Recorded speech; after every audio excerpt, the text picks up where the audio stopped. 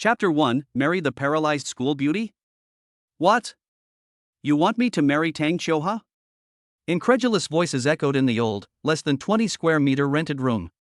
Dong Fengsuan was a recent graduate who had just left the university campus and was deeply experiencing the cruelty of society. At this moment, he was looking at the two uninvited guests in front of him with an expression that was almost like seeing a ghost.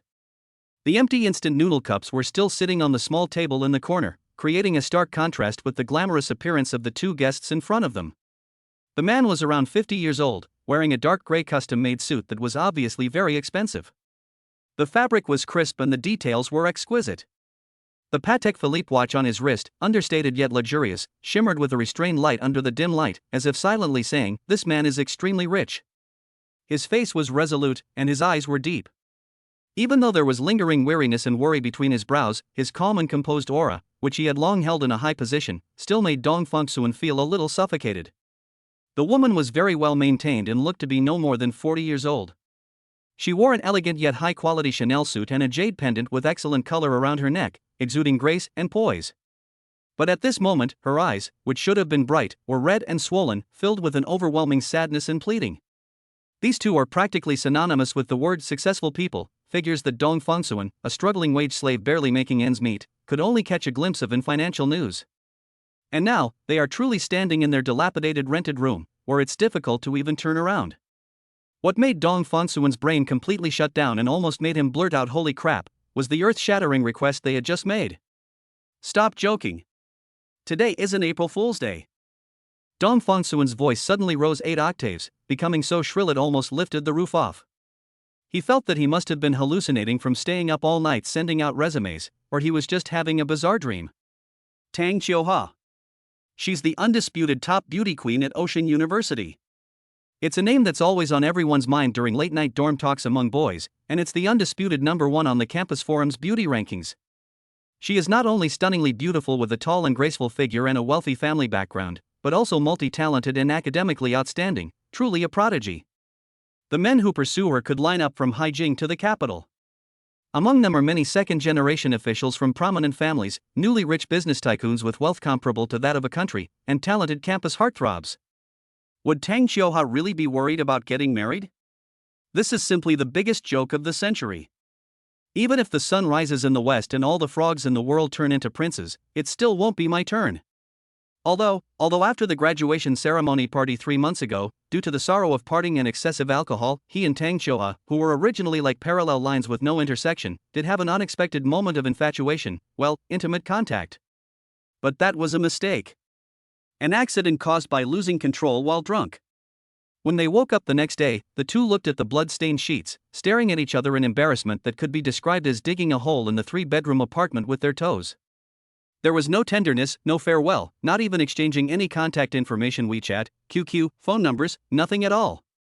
It was as if they had tacitly decided to erase that night from their lives, and from then on, they would never meet again. In Dong Fengsuan's view, he was nothing more than an insignificant, or even unpleasant, interlude in Tang Qiuhua's illustrious life, a chapter that had long since been turned over.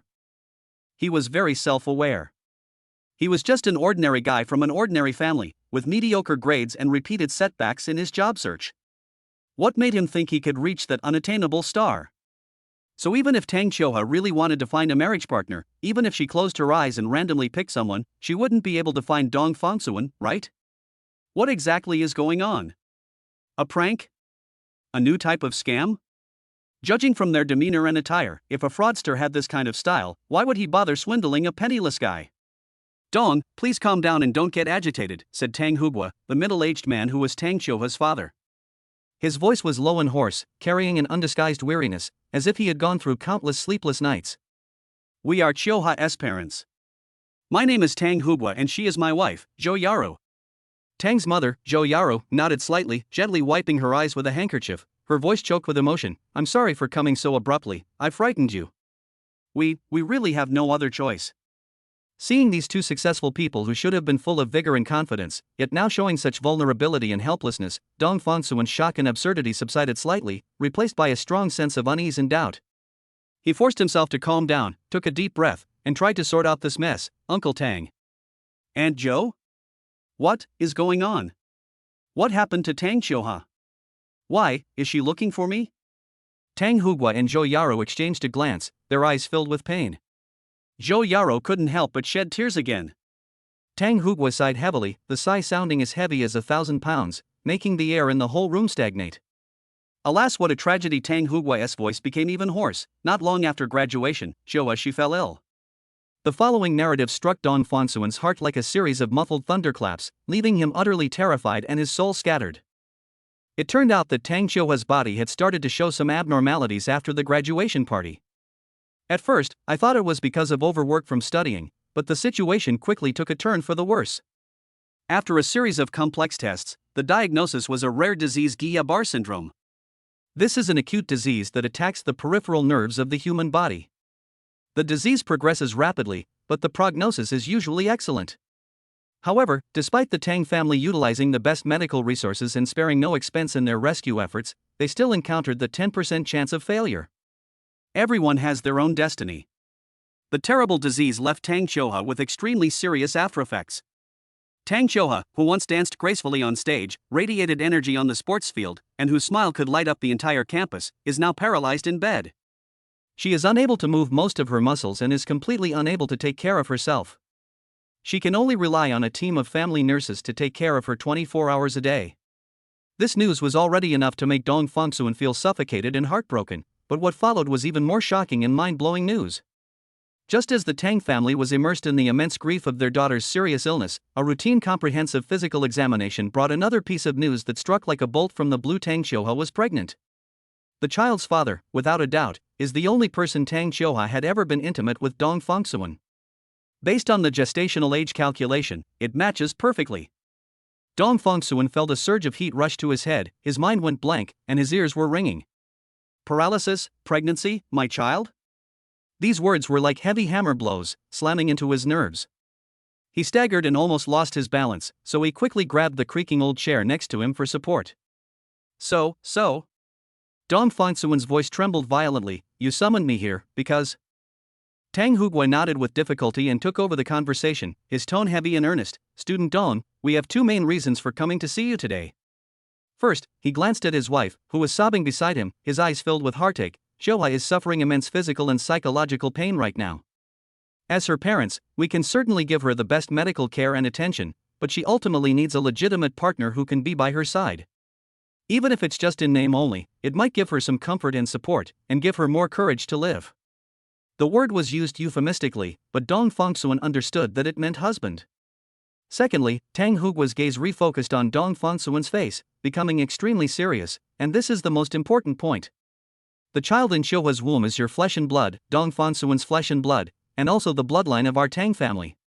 We absolutely will not allow our granddaughter to be born with the stigma of having no father. She should have a complete family, a father recognized by law. Although the law prohibits determining the sex of a fetus, but they have learned through their own channels that the fetus is a female with XX chromosomes. To dispel Dong Fangsuan's doubts, Tang Hugua frankly admitted that before coming to him, they had used their connections to thoroughly investigate Dong Fangsuan's entire resume, background, and interpersonal relationships from birth to the present. We know that your academic performance is not outstanding, you have been out of school for a few months now and still don't have a job, and your family's financial situation is indeed quite ordinary. Zhou Yaro tried to use tactful words, afraid of hurting Dong Fangsuan's self-esteem. However, what we value more is your character. Your parents are honest and upright people who have lived their whole lives, and they have strict family education. From childhood to adulthood, although you haven't achieved anything particularly outstanding, you also have no bad records. You're not the kind of delinquent youth who dyes his hair yellow, rides a motorcycle with a stunt flint and steel, and causes trouble all the time. We are relatively at ease entrusting Qiuhua and our unborn granddaughter to you. Rest assured? A bitter smile appeared on Dong Fangsuan's lips. I am just a young man who has been brutally beaten down by society. I am penniless, my future is uncertain, and I don't even know where my next meal will come from. Now, suddenly, a huge, gold-rimmed cauldron falls from the sky. No, two cauldrons. One mouth is the school beauty who was paralyzed in bed, who was once too dazzling, and with whom he had a one-night stand. The other mouth is the child who was about to be born and is connected to him by blood. This is too heavy a responsibility. It was so heavy that he couldn't even imagine whether his thin shoulders could bear it. Sympathy, shock, bewilderment, fear, and a touch of primal male responsibility. A complex mix of emotions raged within him, causing his expression to shift and making it difficult for him to speak. Agree? That's practically gambling with the rest of my life. Refuse? Looking at the two heartbroken parents before him, thinking of the once bright but now withered girl, and that innocent little life, how could he harden his heart? Seeing the obvious hesitation and struggle on Dong Fangsuen's face, Tang Hugua and Zhou Yara knew that they had to show enough sincerity. The two exchanged a glance and began to state their conditions, trying to use the power of reality to shatter the last line of defense in Dong Fangsuen's heart. Zhou Yara spoke first, her tone carrying the directness of a wealthy woman who solves problems with money. Fangsuen, Auntie knows it's hard for you to accept all this all of a sudden. As long as you are willing to get married to Chioha and stay by her side during her most difficult times until the child is born safely, we can give you a sum of money immediately as startup capital for your new family. She held up one hand and gestured a number, 6 million. Cash. Instantly. 6 million? Dong Fangsuen gasped. His parents worked hard their whole lives and probably couldn't save even a fraction of that amount. For him, this was an astronomical figure. However, this is just the appetizer. Tang Hugua then added, after we get married, we will give you a fixed allowance of 180,000 yuan every month. This money is for your personal use. All household expenses, including Chioha's medical expenses, nutrition expenses, nanny fees, and all expenses for the children, will be borne by us separately. You don't need to worry about a single penny. A monthly allowance of 180,000? Dong Fangsuen felt like his heart was about to jump out of his throat.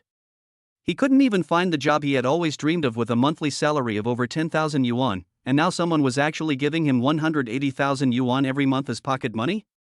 There is also the issue of accommodation. Zhou Yara glanced around the simple rented room, her brow furrowing almost imperceptibly. You definitely can't stay here. We have a detached villa in the Zishanju scenic area. The environment is quiet and the air is fresh, making it perfect for Chioha's recuperation and subsequent rehabilitation treatment. After you get married, you can move in there directly. 6 million in cash. 180,000 in monthly allowance. A luxurious villa in Zishanju. These three attacks were like three heavy bombs, leaving Dong Fangsuen completely disoriented and utterly bewildered. To be honest, being rather ignorant, his understanding of the name Zishanju was limited to Xianwang 3, a popular mobile game, and he never imagined there was a villa with the same name. I am just an ordinary young man who has just experienced the cruel reality of graduation equals unemployment. With a diploma and bachelor's degree from a second-tier university, I struggled to find a job, but most of my resumes disappeared without a trace. I finally got a few interviews, but I was rejected at the last minute. He went to the factory to tighten screws, but he couldn't take it for more than 3 days. He packed up his bucket and ran away. If the other party doesn't come knocking, he's probably already contacting rental cars to deliver food. He knows all too well how difficult it is to be broke. He understands all too well how heavy the pressure of life can be. Now, an opportunity that could instantly grant him financial freedom and allow him to leap across several social classes is right in front of him. If he just nodded and signed a document, all those things that kept him up at night, the rent, the living expenses, the uncertainty about his future, would be gone. All problems will disappear. It would be a lie to say he wasn't moved.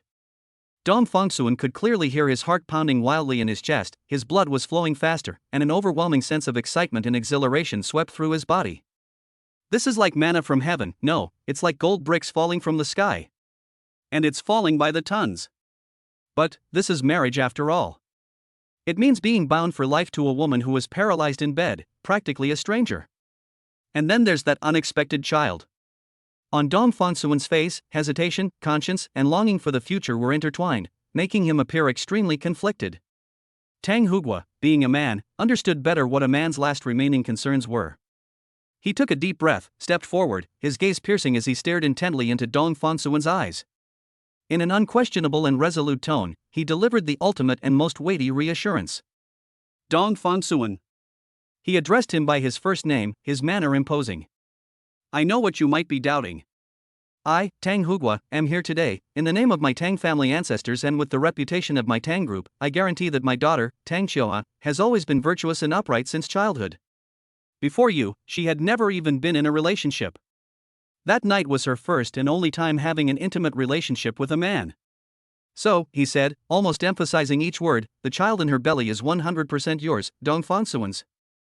There's absolutely no mistake. At this point, Tang Hugua gave his final promise without hesitation. If you still have even the slightest bit of unease in your heart, that's okay. We can understand. After the child is born, you can immediately get the most authoritative and accurate DNA paternity test done. You choose the agency and supervise the entire process. Chapter 2: Getting Married to Her. System Binding. The ultimate temptation of money and luxury homes. The ultimate guarantee of a child's bloodline. Pity for Tang Qiuhe's tragic experience and the inexplicable complex feelings that night. And their extreme dissatisfaction with their current situation and their strong desire to change their fate.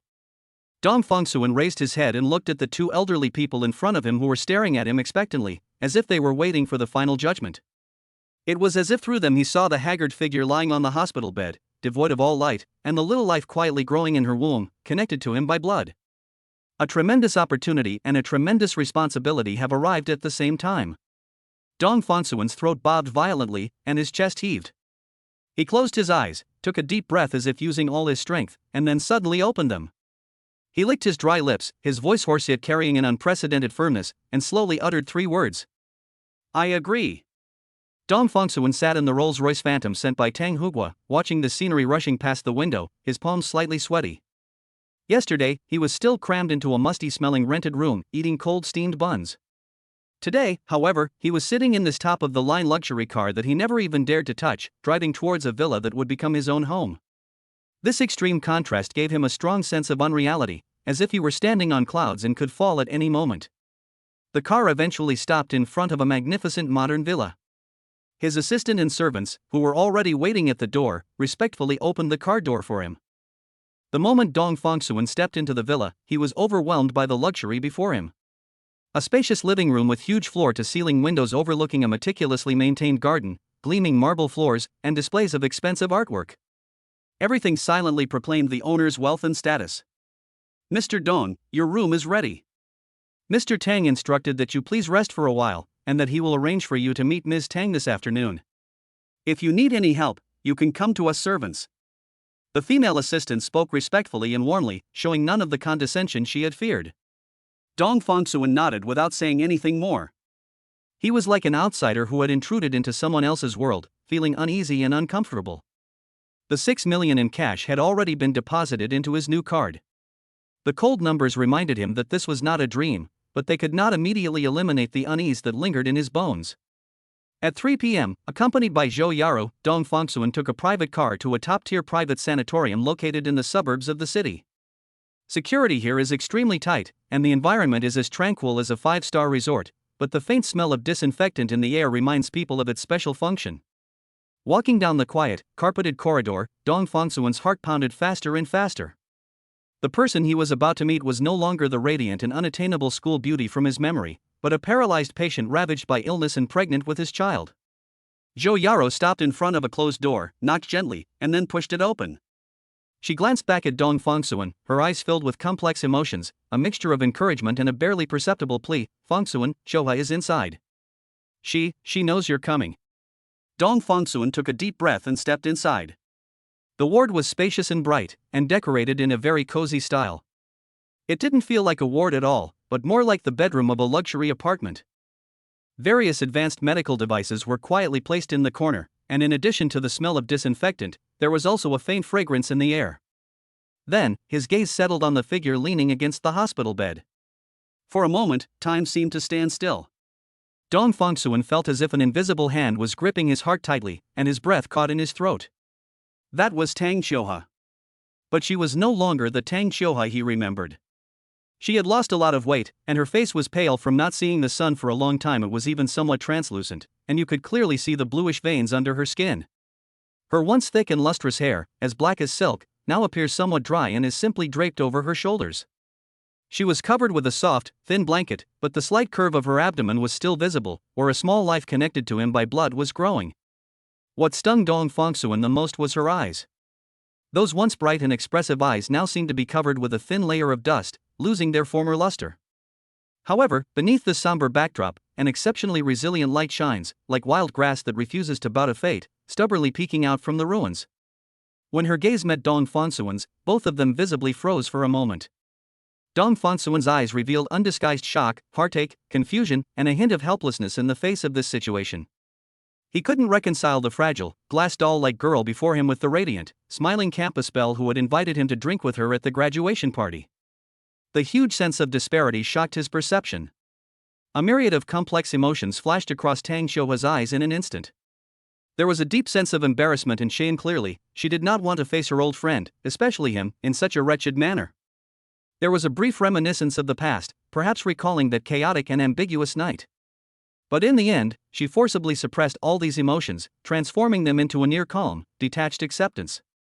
She even tried, with an extremely slight twitch of the corners of her mouth, attempting to force a smile, but the smile was weak and strained, more heartbreaking than tears. "Hello." Her voice was soft and slightly hoarse, yet it struck Dong Fongsuan's heart with exceptional clarity. Dong Fongsuan's throat tightened, and he could only utter a single syllable. He stood there, unsure of what to do with his hands and feet.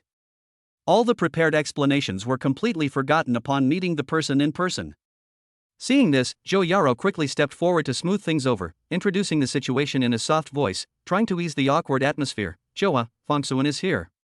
From now on he will be your husband. He is a responsible person and will take good care of you and the baby." The word husband made Tang Xiuhua's eyelashes tremble slightly. She lowered her gaze, stared at the white quilt, and remained silent for a moment before letting out an almost inaudible "hm." The atmosphere during the subsequent meetings was permeated with an indescribable heaviness and awkwardness. Dong Fongsuan racked his brains trying to find some topics to talk about, but found that he knew almost nothing about Tang Xiuhua, and in the current situation, any light-hearted topics about the past or the future seemed inappropriate. Most of the time, Zhou Yaro did the talking, introducing Tang Xiuhua's recent situation and the doctor's advice. Dong Fongsuan listened silently, but his gaze kept drifting towards Tang Xiuhua. Seeing that she needed help to adjust her posture, seeing that she struggled to even raise her hand, seeing the weariness and forbearance she occasionally revealed when her mother spoke, a mix of sympathy, responsibility, and inexplicable sorrow slowly grew in his heart. This girl once had everything he envied, but now she has lost her most basic freedom. He, a passerby in her life, is about to enter her most vulnerable world as her husband because of an accident and a child. Is this right or wrong? A few days later, the day for them to get their marriage certificate arrived, arranged by Tang Xiuhua. This is probably the most unique and silent marriage registration process in history. Tang Xiuhua sat in a specially made wheelchair, pushed by a professional caregiver and Dong Fongsuan. She wore a loose-fitting but still high-quality white shirt, and applied a light layer of makeup to her face in an attempt to conceal her illness, which only added to her fragile appearance. Dong Fongsuan changed into a well-fitting new suit. Clothes make the man, and he looked less naive and more composed. However, his tense expression betrayed the turmoil in his heart. At the Civil Affairs Bureau, their pair attracted a lot of attention. A handsome but bewildered young husband, a beautiful wife in a wheelchair with a slightly protruding belly, and people who look like bodyguards or assistants following behind them. Various speculative gazes were cast upon Dong Fongsuan, making him feel uneasy, while Tang Xiuhua kept her eyelids lowered, revealing no emotion. During the photo session, the photographer diligently guided the groom, saying, "Groom, come closer. Yes, smile. Be happy." Dong Fongsuan stiffly approached Tang Xiuhua, his arm loosely wrapped around the armrest of her wheelchair, trying to force a smile, but his expression showed some confusion and unease. Tang Xiuhua maintained a faint, fragile smile that made one feel she was about to break. Fill out forms, sign, and put fingerprints. The entire process was completed in an almost stagnant atmosphere. Tang Xiuhua's hands were completely immobile, and her mother almost had to hold her wrists to make her handprint. The icy touch sent another shiver through Dong Fongsuan's heart. When Dong Fongsuan finally received the two bright red marriage certificates, looking at the names and photos side by side on them, he felt as if he were holding two scorching hot irons. From then on, Dong Fongsuan and Tang Xiuhua were legally husband and wife. There were no flowers, no blessings, no wedding, only cold agreements, heavy responsibilities, and an unspeakable mix of emotions. After leaving the Civil Affairs Bureau and getting back into the car, the atmosphere remained somber. Tang Xiuhua and Zhou Yaro seemed to understand the feelings of the two young people, and didn't say much. They simply instructed the driver to go directly back to the Zishanju villa. Dong Fongsuan leaned back in the comfortable leather seat, gazing at the rapidly receding street scene outside the window, clutching the brand new marriage certificate tightly in his hand, his mind a complete mess. The past hardships, the present upheavals, and the uncertainty of the future are all tangled together like a mess of knots. As the car passed a busy intersection and waited at a red light, Dong Fongsuan turned his gaze away from the bustling crowd and fixed it on Tang Xiuhe. Meow. A crystal-clear voice exploded directly in the depths of his mind without warning. The system has detected that the host already has a suitable virtuous wife candidate, and the system has bound the host. Chapter 3: Internal Force. Negative initial favorability? Tests showed that Tang Xiuhe, the wife, perfectly met the standards of a virtuous wife. A virtuous wife at home system is now officially integrated. Bound host, Dong Fongsuan. Bound wife, Tang Xiuhe. Status: completely paralyzed, pregnant. Detection indicates that the host and his virtuous wife have a child female, a fetus whose genes perfectly inherit the personality and appearance advantages of Dong Fongsuan and Tang Xiuhe. Reward: basic internal energy 3 years worth. Dong Fongsuan's pupils contracted slightly, his eyes widened in disbelief, and he subconsciously looked around. The other people in the car, Tang Hugua, Zhou Yaro, including the driver and bodyguard in the front seat, did not react at all, clearly not having heard anything. Hallucination? Is he hallucinating because of the immense pressure of embarking on a completely new chapter in his life? The warm airflow did indeed exist within Dong Fongsuan's body. It was not an illusion. It quietly resided deep within the abdomen, then slowly and steadily spread towards the limbs. This flow is not intense, it's more like a gentle immersion. The lingering fatigue and heaviness caused by long hours of staying up late, irregular eating habits, and job hunting pressure are being gradually dispelled by this warm current.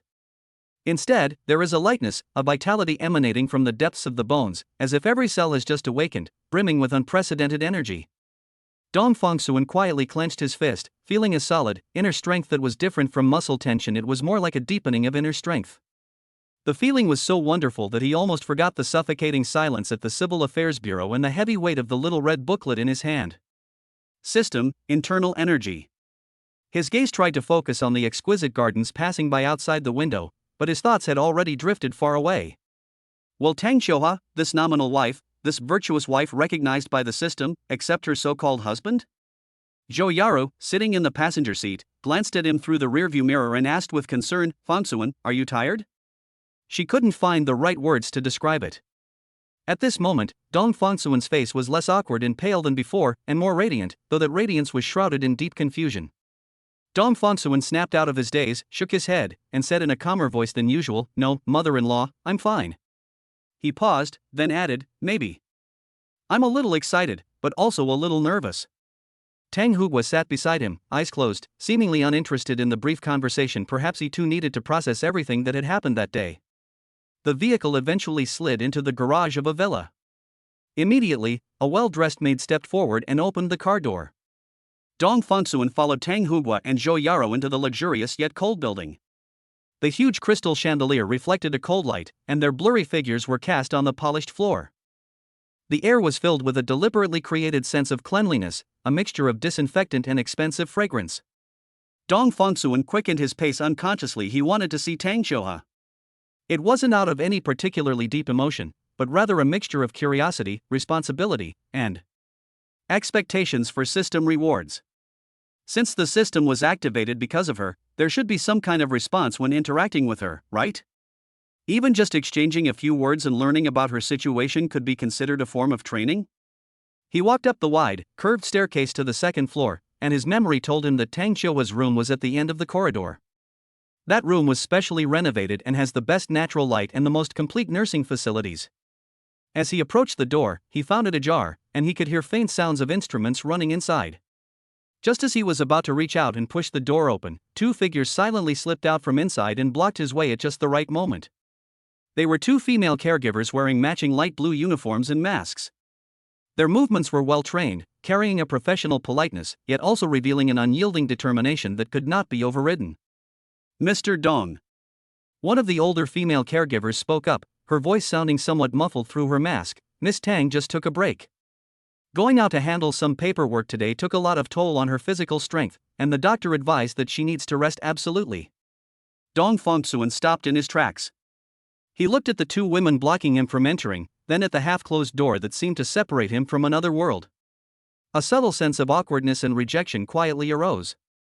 He was her husband, legally, yet he didn't even have the right to enter her room. Dong Fongsuan tried to make his tone sound more natural. "I just want to check on her, I'll be quiet and make sure I don't make any noise so as not to disturb her rest." Another, younger caregiver shook her head, her eyes filled with apology, but her stance remained unwavering. I'm sorry, Mr. Dong. Ms. Tang's physical condition is very fragile right now, and any emotional fluctuation could cause her discomfort. We need to ensure she is in a quiet environment. Please understand our predicament. Understand? Dong Fongsuan looked at them. They are professionals, and their obstruction is based on their responsibility to the patients. This reason is irrefutable. However, having gained 3 years' worth of internal energy, his 5 senses became increasingly acute, and he could vaguely sense that this was at the behest of his father-in-law, Tang Hugua. He couldn't fully trust his husband, who was a self-taught man, and worried that his presence would upset Tang Shoa. Subconsciously, he wanted to maintain a relatively stable situation. This realization left Dong Fongsuan feeling somewhat powerless. Money and villas can be given to him easily, but true acceptance and trust are separated by thick barriers. He stood in the hallway of his own home, but was blocked outside his wife's bedroom door. Dong Fongsuan remained silent for a few seconds. The corridor was quiet, with only the faint sound of gardening being done in the distance. The warmth flowing through his body seemed to sense the stagnation in his emotions, and its flow slowed down. In the end, he nodded and did not insist. Dong Fongsuan knew that he did not yet have enough influence to break the established rules here. Good. He said in a steady voice, then I won't go in. Dong Fongsuan turned to leave, but after a moment's thought, he turned back and said sincerely, please take good care of my wife. If you need anything. If anything happens to her, please let me know immediately. A faint sense of loss, mixed with a clear understanding of one's own situation, permeated the air. The system has bound me to a virtuous wife, but this virtuous wife is like a goddess being worshipped, making it difficult to even get close to her, let alone cultivate feelings. Just as he turned around, about to take a step, that cold, emotionless mechanical voice echoed again without warning from the depths of his mind. Meow. Tang Shoa's favorability rating increased by 3. Current favorability, 47. Initial base value 50. Rewards being distributed. Chapter 4, Just Coveting the Family Fortune? Superpower, Dream Infiltration. Deep within the Zishanju villa, a nearly perfectly transformed nursing ward isolates most of the outside noise. After completing her routine check, the older female caregiver gently tucked the blanket around the person in bed and reported in a low voice, Miss Tang, Mr. Dong has already left. The air purifier emitted a low hum, which, together with the regularly flashing indicator lights of some kind of monitoring instrument, formed the background noise in the room. Sunlight streamed through the huge UV-protected glass windows and filtered through the thin gauze curtains, casting dappled and soft patches of light on the floor, yet it could not dispel the almost stagnant silence that permeated the space. The person on the bed did not move, their gaze seemingly unfocused, fixed on a distant cloud outside the window. A few seconds later, a very soft response rang out, slightly hoarse from someone who hadn't spoken in a long time. Tang Shoa had not actually fallen asleep. Prolonged bed rest made her sleep fragmented, blurring the line between wakefulness and drowsiness. The head nurse's decision to keep Dong Fongsuan out of the room was not at the behest of her father, Tang Hugua. On the contrary, Tang Hugua had privately expressed his desire for his son-in-law to visit more often, hoping it might alleviate his daughter's distress. This obstacle stemmed from Tang Shoa herself. This understanding was a misunderstanding that Dong Fongsuan had not anticipated.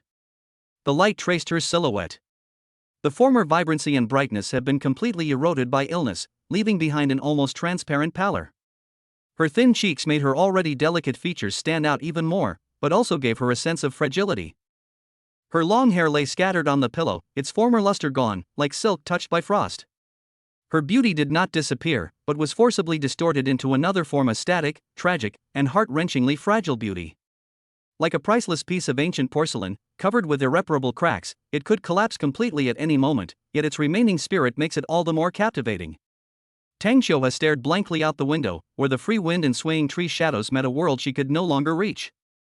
His lips parted slightly, his voice not loud, yet it echoed clearly in the excessively quiet room. It didn't sound like he was talking to the caregiver, but rather like a self-emphasis, a stubborn affirmation. I hate Dong Fongsuan. Guillain-Barré syndrome destroyed Tang Shoa's spinal cord motor function, rendering her limbs unable to respond to the brain's commands, like foreign objects detached from her torso. But the central nervous system that controls language was fortunately preserved, allowing her to express her thoughts clearly. Whether this was a blessing or a crueler torment is unknown. He only married me for money. She said this calmly, without much emotional fluctuation, as if stating a fact that had long been accepted and was beyond doubt. That's all. The caregivers exchanged a helpless look, silently continuing with their tasks without saying a word. They were already used to the young hostess's whispers when no one was around. Tang Xiuhua did not need a response. Her body was confined to an expensive treatment bed, and her soul seemed to be nailed to this unresponsive shell as well. In the silence, memories of the past flashed by uncontrollably, frame by frame, like faded movie clips, with sharp contrasts that mocked the present situation. Once upon a time, her world was a completely different place. It was a world full of rhythm, color, and endless possibilities. She once dreamed of becoming a dancer, not necessarily famous, but simply loving the feeling of expressing emotions through body language and becoming one with the music. From the first time she stood on tiptoe as a child, she fell in love with that light, free feeling, as if she had broken free from gravity. She was the undisputed star of the school's arts festival. Under the spotlight, every spin and every jump was accompanied by the amazed gazes and thunderous applause from the audience. Her light and graceful steps are her musical instrument, her small boat for exploring the world. She envisions owning a small dance studio after graduation, teaching children to dance, and passing on the joy of touching dreams with one's toes. She even secretly imagined that one day she and her husband would dance a dance together under the sunset on a beach, to the rhythm of the waves, a dance just for the two of them. Now, the dream is shattered. Dancing toes? Nowadays, even perceiving their existence is a luxury. Those legs that could once leap in the most beautiful arcs now lie limply on the bed, needing help to perform even the most basic flexion and extension. Tang Xiuhua continued speaking, as if trying to build a wall with her words to separate herself from the man who had suddenly barged into her broken life. This marriage was definitely not based on love. Her eyes were vacant, reflecting the light from the window, but without focus. He's just someone who wants to marry into a wealthy family. Having seen too many sycophants surrounding her family, Tang Xiuhua naturally categorized Dong Fengsuan as one of them. After all, what else is there to covet for someone who is a burden who can't even take care of himself? No one will truly fall in love with a paralyzed girl. These words, trembling almost imperceptibly, touched upon her deepest fears and despair. The stark contrast between her former adoration and her current loneliness and helplessness makes it impossible for her to believe any kindness stemming from this situation. Dong Fengsuan, he won tea now, and he won tea in the future. He is just eyeing the Tang family's assets. Tang Xiuhua repeated, trying to suppress the slight uncertainty that had just flashed through her mind with this conclusion. The 2 words of advice that her nominal husband gave to the caregiver through the crack in the door before he left seemed to have a touch of sincerity in them. This slight wavering was quickly suppressed by Tang Xiuhua's stronger rationality and self-protection mechanism. It must be an illusion, or a clever disguise of feigned sincerity. Meanwhile, in a luxurious bedroom at the other end of the villa, Dong Fengsuan stood in front of the floor-to-ceiling window, the system's cold notification echoing in his mind about the initial negative 50 points of favorability. He instinctively gasped, a chill running down his spine. Negative 50? This is far more than just unfamiliarity or indifference, it almost means disgust? Initial favorability 50? Doesn't this mean Tang Xiuhua hates me? He muttered to himself, his brow furrowed. A huge sense of confusion welled up inside me. Why? Their biggest encounter was that unexpected night, after which they had no further connection. Could it be? Is it because we had an accident during our graduation ceremony when we were drunk? Dong Fengsuan attempted to find the root cause. Was it that incident that made her resentful, believing that she took advantage of someone in distress? Or did she subconsciously attribute all the misfortunes that followed to that wrong beginning and blame herself for it? Various speculations swirled in his mind, but he could not find an answer. That negative favorability rating was like a thorn, pricking the budding anticipation he had just begun to feel after acquiring the system and internal energy. However, before Dong Fengsuan could think it through, the Virtuous Wife System in his mind reacted again, and a new flow of information poured in. Tang Xiuhua's favorability rating increased by 3. Reward issued, Superpower Dream Infiltration. Chapter 5 is the chosen one, and the only one. Superpower, Dream Infiltration? The luxurious guest room was silent, a stark contrast to the turbulent emotions churning within Dong Fengsuan's heart. After the system notification sound fades away, what remains is not nothingness, but a real change that permeates the depths of the soul. He clearly felt that his mental strength was different. This is an experience that is difficult to describe precisely in words. It's amazing, Dong Fongsuan said with some emotion. This is not about sharpening eyesight or enhancing hearing, but rather an internal, cognitive improvement. My mind is like a piece of glass that has been thoroughly cleaned and wiped, becoming exceptionally clear and bright. Problems that used to require a lot of thought can now be solved with a simple change of mind, and the logic becomes clear naturally. The speed and fluency of my thinking far exceed those of the past. Many vague concepts and tangled emotions seem to be easily sorted out. Even more amazing is a new kind of intuition. This intuition is not a mere guess, but rather an instinctive understanding of certain rules deeply rooted in the subconscious. He vaguely grasped that as long as he entered a state of sleep, his consciousness could break free from the constraints of his physical body, lock onto a person within a radius of 500 meters as a target, and delve into that bizarre dream world constructed by the other person's deep consciousness. Nightmares, beautiful dreams, vibrant illusions, twisted fears. All of these seem to fall within his potential scope of exploration. The impact of this realization far exceeded the feeling of gaining 3 years of internal energy before. Although internal energy is miraculous and enhances physical strength, it is still within the traditional scope that he can understand. It can be classified as a kind of profound breathing and chi cultivation exercise, similar to ancient yoga. But this dream infiltrated.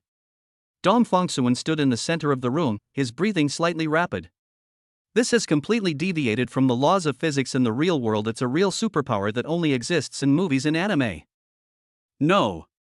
Although both rewards were extremely generous and were opportunities for him to achieve great things or even leap to the top, upon calming down and comparing them, the level of this reward was clearly more than one level higher than the internal energy he had gained over 3 years. Internal energy is used to strengthen oneself, but the superpowered dream infiltration has a significance that goes far beyond simply strengthening oneself. It opens a door to the most private sphere of others, and its potential applications and development value are simply immeasurable. Gathering important intelligence? In dreams, people often shed all pretenses, revealing their truest thoughts and fragments of memory. Whether it's business secrets or personal privacy, these can be inadvertently revealed. How to discern people's true inner thoughts? In reality, one's hypocrisy and daggers may be laid bare under the reflection of dreams. How to reverse a bad impression? If we can find the root cause of the negative emotions in the other person's dreams, we might be able to intervene and guide them in unexpected ways. This ability, if used well, is almost divine. Thinking of this, Dong Fongsuan's thoughts suddenly paused, and his consciousness focused on another detail. Why did Tang Qiuhua's favorability suddenly increase by 3 points when I simply told the caregiver to take good care of her outside the ward? It went from 50 to 47? At the time, he was so engrossed in the system activation and the shock of internal energy that he didn't delve into the details. At this moment, my thinking speed increased, and I re-examined this detail. Suddenly, an idea came to mind. Dong Fongsuan belatedly realized that Tang Qiuhua might not have been asleep at all.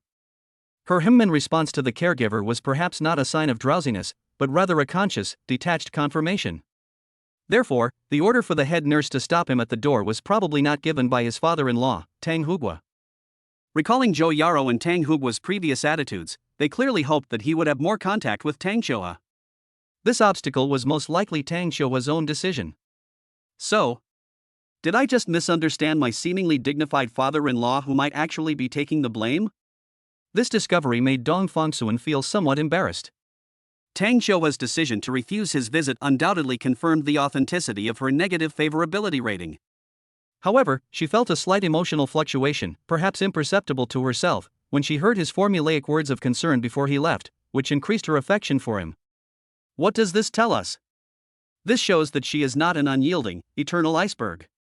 Her heart may be filled with contradictions, with strong rejection and self-protection, but it may also hide a very subtle desire for warmth from the role of her husband.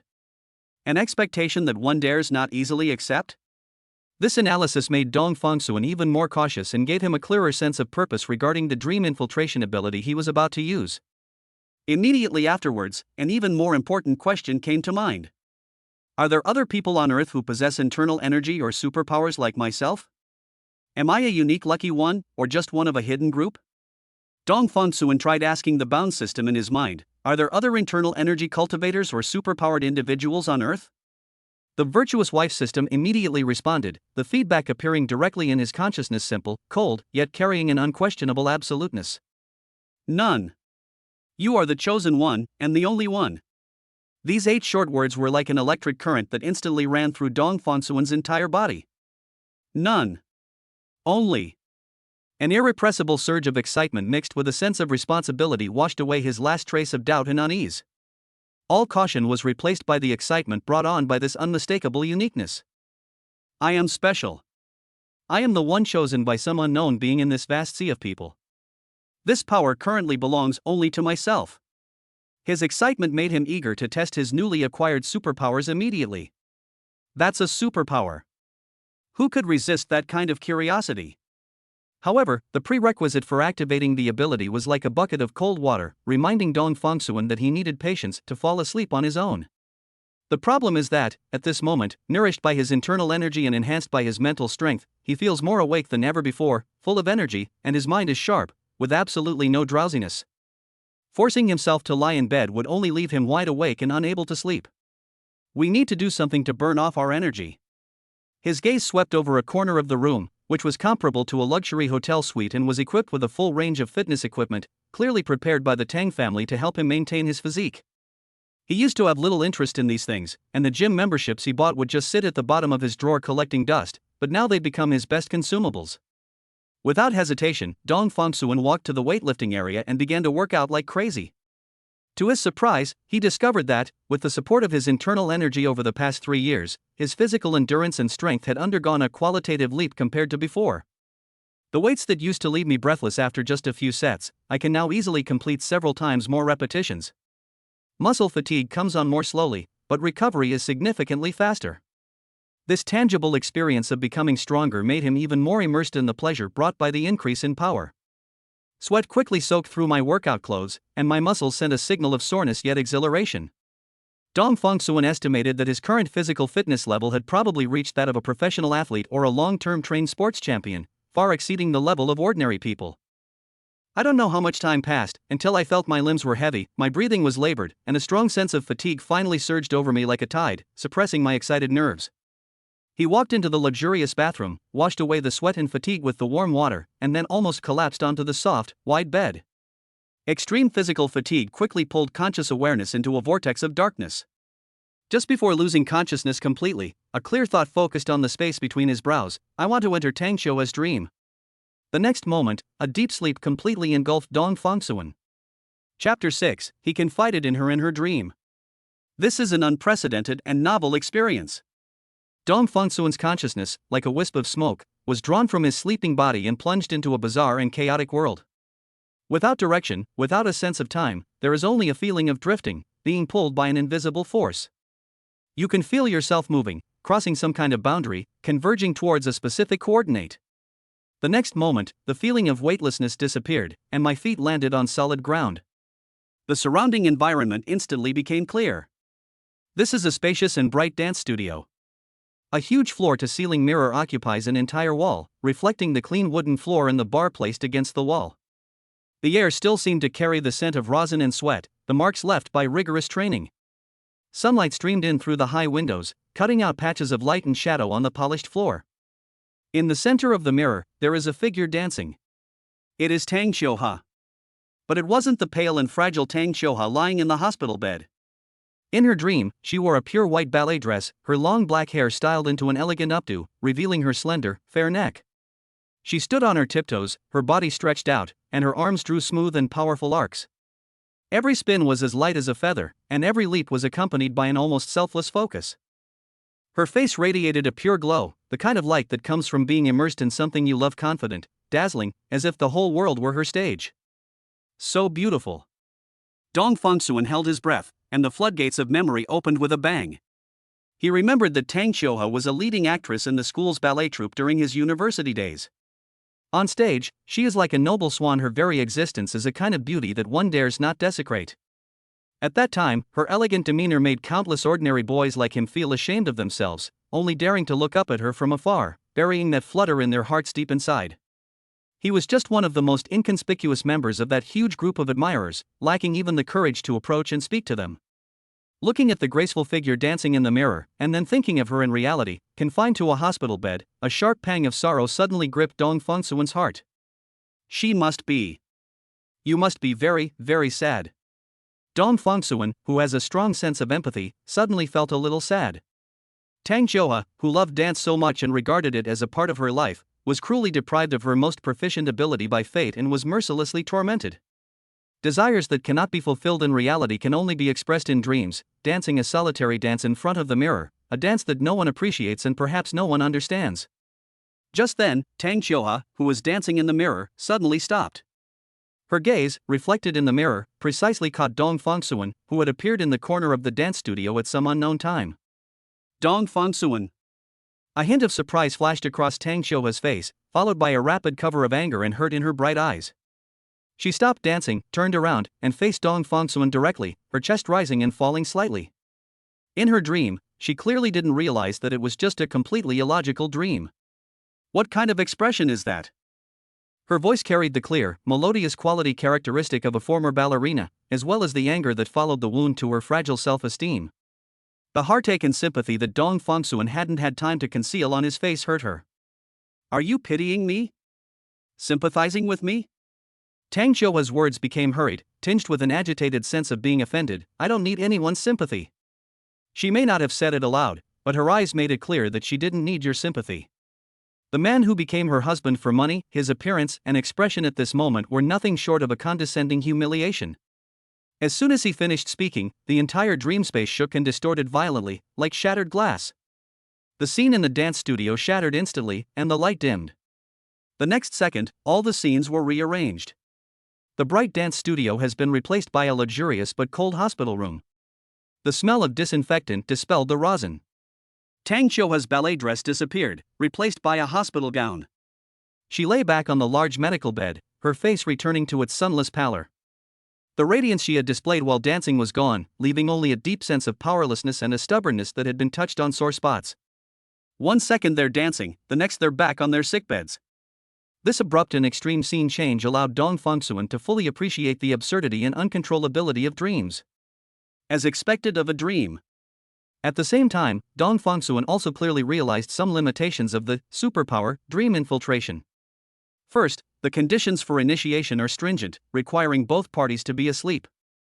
Secondly, he vaguely sensed that the effective range of his ability was limited, only about 500 meters, and beyond that distance he probably wouldn't be able to connect. Third, and most importantly, he is not the master of this dream and cannot change the basic rules and scenes of the dream at will. He is more like a passive witness? No. It's more than just witnessing. A strong thought arose. Although you can't control your dreams, you can participate in them. One's own existence and words and actions can influence the dreamer. Tang Xiuhe's intense reaction when she saw him just now is proof of that. The opportunity is right in front of you. In reality, she keeps people at arm's length, but in this dream, the barriers are weakened. Without hesitation, Dong Fongsuan walked to the bedside. In the dream, Tang Xiuhe seemed to want to dodge, but her body was unable to move, so she could only turn her face away, unwilling to look him in the eye. He reached out and gently but firmly grasped her slightly cold hand, which was outside the blanket. Tang Xiuhe's body trembled almost imperceptibly. In her dream, she tried to pull her hand back, but was powerless to break free. Dong Fongsuan stared at her, their eyes meeting. He suppressed any expression that might be misinterpreted as sympathy, his gaze calm and focused, carrying an unprecedented sincerity. Before the night of graduation, he spoke, his voice exceptionally clear in the quiet ward. I've always admired you and secretly loved you. Your beauty is captivating, your elegance is graceful, your kindness is admirable, your ballet steps are enchanting. I love everything about you. Tang Xiuhe's eyelashes trembled suddenly, and a hint of disbelief flashed in her eyes, but more so, wariness and suspicion. Dong Fongsuan continued, speaking slowly but firmly. Before, I didn't have the courage to confess my feelings to you. But now. He paused, his gaze sweeping over her immobile body before finally settling back into her eyes. Fate has made me your husband and the father of our daughter in this way. I know you don't believe me now, and you even hate me a little. But what I want to tell you today is. Dong Fongsuan emphasized his words and tightened his grip on her hand, as if to convey his determination. I will take on the responsibilities of both roles, and no matter what happens in the future, I will never abandon you. His eyes were burning with an unwavering determination. I swear, I will make you the happiest woman in the world. This is my promise, Dong Fongsuan, a man's promise. Tang Qiuhua stared at him blankly, her wariness and anger like ice meeting the blazing sun, beginning to crack. She seemed to be trying to find traces of hypocrisy in his eyes, but Dong Fengsuan's gaze was open and ardent at that moment. Dreams amplify emotions and weaken the defenses of reason. Perhaps, deep down, she also longed to hear such words, even if it was just a false sense of comfort. Just then, that familiar mechanical voice rang in Dong Fengsuan's mind once again. Meow. Tang Qiuhua's favorability rating increased by 10. Current favorability, 37. Rewards being distributed. Chapter 7, What you think about during the day, you dream about at night? Superpower, a stone-like presence. The morning light, filtering through the gaps in the heavy curtains, was like a dull knife, slowly cutting through the darkness in the ward. It really was a dream. Tang Qiuhua suddenly opened her eyes, a slight throbbing in her chest, the kind of throbbing that comes with waking from a dream. This is quite different from the past few months.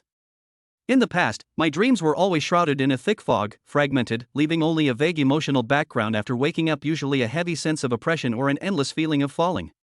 This time, every detail was chillingly clear. The grain of the dance studio's wooden floor, the dust particles floating in the air under the sunlight, the flowing skirt of my own dress as I dance in the mirror, even the complex expression on Dong Fengsuan's face when he suddenly appeared, the warmth from his hand when he held mine, and every word he spoke were all etched into my memory as if carved with a chisel, so vivid as to be unlike a dream. In the past, whenever she woke up from those fleeting dreams that recreated her dance moments, no matter how blurry the dream was, she was always overwhelmed by a tidal wave of despair. Tears would uncontrollably soak her pillow, silently expressing the insurmountable chasm between reality and illusion. But this time, she didn't cry. A strange, dry feeling welled up in her chest. She even managed a faint smile. But there was no sweetness in that smile, only an overwhelming self-mockery. Does what you think about during the day manifest in your dreams at night? She murmured to herself, her voice sounding exceptionally clear and cold in the empty room. I've actually become this kind of person? Even though he's completely ruined and can't even take care of himself in the most basic way, he's still subconsciously weaving this ridiculous story, fantasizing about getting real, pure love? She dissected herself like a judge, every word carrying a sharp sarcasm. Tang Qiuhua, you are truly pathetic. A strong sense of self-loathing welled up inside me. She even had an impulse to raise her hand and slap herself hard, to completely wake up from this absurd fantasy and weak expectation. However, the moment this thought arose, it brought with it a deeper and more powerless sorrow. Her arms and fingers lay quietly beside her, like cold objects that didn't belong to her, unresponsive to the commands her brain sent out. She was once again cruelly reminded by her own body, you are a completely paralyzed person. You don't even have the right to slap yourself. This realization was like ice water poured over her head, instantly calming her down, or rather, making her even more desperate. Dreams are dreams, and reality is reality. She forced herself to build a dam of reason to block even the slightest wavering that might arise from the overly vivid dream. Don't get confused. She recalled a long time ago, probably before she fell ill, when she went with her parents to visit a family friend surnamed Zhao. As the kind-hearted Grandma Zhao held her hand and chatted, she said, "My dear girl, remember what Grandma says, dreams and reality are often the opposite of each other. Don't be afraid of nightmares. Having nightmares is a sign that something good is about to happen." At the time, I thought it was just an old person's casual nagging, but looking back now, it seems like a prophecy. As much as Dong Fengsuan was affectionate and made solemn vows in his dream, how much he probably despised himself as a burden and how unwilling he was to be bound by this marriage in reality. The more beautiful the dream, the more it reflects the paleness and unbearable nature of reality. She closed her eyes, trying to banish the burning gaze and resolute words from her dream. That was just an illusion woven by my pathetic subconscious, a mirage created by my fragile heart's yearning for solace. It must not be taken seriously. Meanwhile, at the other end of the villa, Dong Fengsuan had recovered from the shock of using the dream infiltration technique for the first time. In my mind, the system's explanation of the new reward was crystal clear. Reward issued, superpower, a stone-like presence. Effect, the host can actively activate this ability, reducing their presence to an extremely low level, similar to a common pebble on the roadside, making them highly likely to be unintentionally ignored by surrounding lifeforms including humans and animals. Note, no usage limit, no cooldown time limit, can be turned on off at will. Normal state is no different from that of a normal person. Compared to dream infiltration, which requires both parties to be asleep and has distance restrictions, this new ability is extremely simple and unpretentious, but it has no conditions for use. Use it anytime, anywhere. Dong Fangsuan's heart stirred, and he immediately felt a strong urge to test it. He left his guest room and went to the common area on the first floor of the villa. Early in the morning, the servants were already busy. He aimed at a young maid who was walking by carrying cleaning tools, and silently chanted, "Activate, a stone-like presence." An indescribable feeling enveloped his entire body. He wasn't invisible, his physical form was still there, but it was as if an invisible membrane separated him from the information of his surroundings. The maid walked straight toward him, about to bump into him, but at the last moment she seemed to subconsciously deflect at a slight angle, almost brushing past his shoulder. Her gaze didn't linger on him for even half a second, and she was humming a light tune, completely unaware that she had just almost bumped into the Tang family's son-in-law. Dong Fangsuan was secretly delighted and went to the kitchen again. The slightly overweight head chef was loudly directing his assistants to prepare breakfast. Dong Fangsuan stood at the kitchen doorway and even coughed deliberately.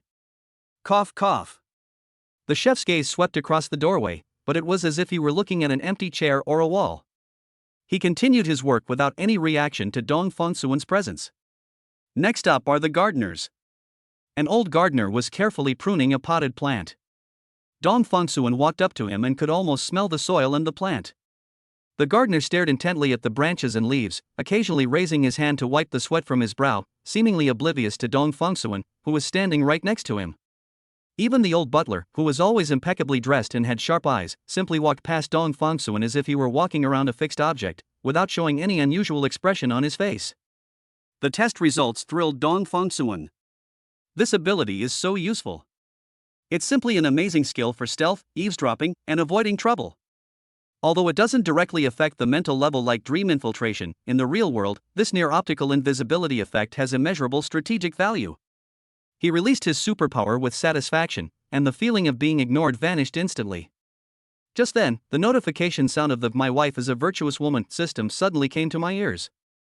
Meow. The favorability rating for the virtuous wife Tang Xiuha has changed. Chapter 8: Unlimited Rewards and Let Him In. Tang Xiuha's favorability rating 3. Current favorability, 40. Ah. Dong Fangsuan's smile froze instantly, as if blown by an invisible cold wind. An indescribable sense of frustration mixed with confusion welled up in my heart. Not long ago, in his dream, his sincere promise had earned him a 10-point increase in favorability. The clear sense of progress made him quite proud, and he felt that he had found a shortcut to her heart.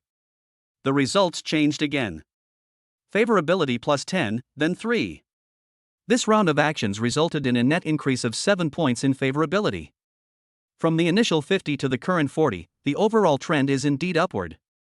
Dong Fangsuan couldn't help but pause, and subconsciously muttered to himself, "Girls' hearts are so fickle, completely unpredictable." The sigh carried a hint of helplessness, mixed with a touch of confusion from someone new to love. However, deep down, he had already vaguely touched the edge of the truth.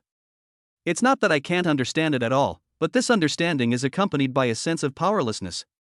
The root cause of Tang Xiuha's fluctuating favorability is probably the huge gap between dreams and reality.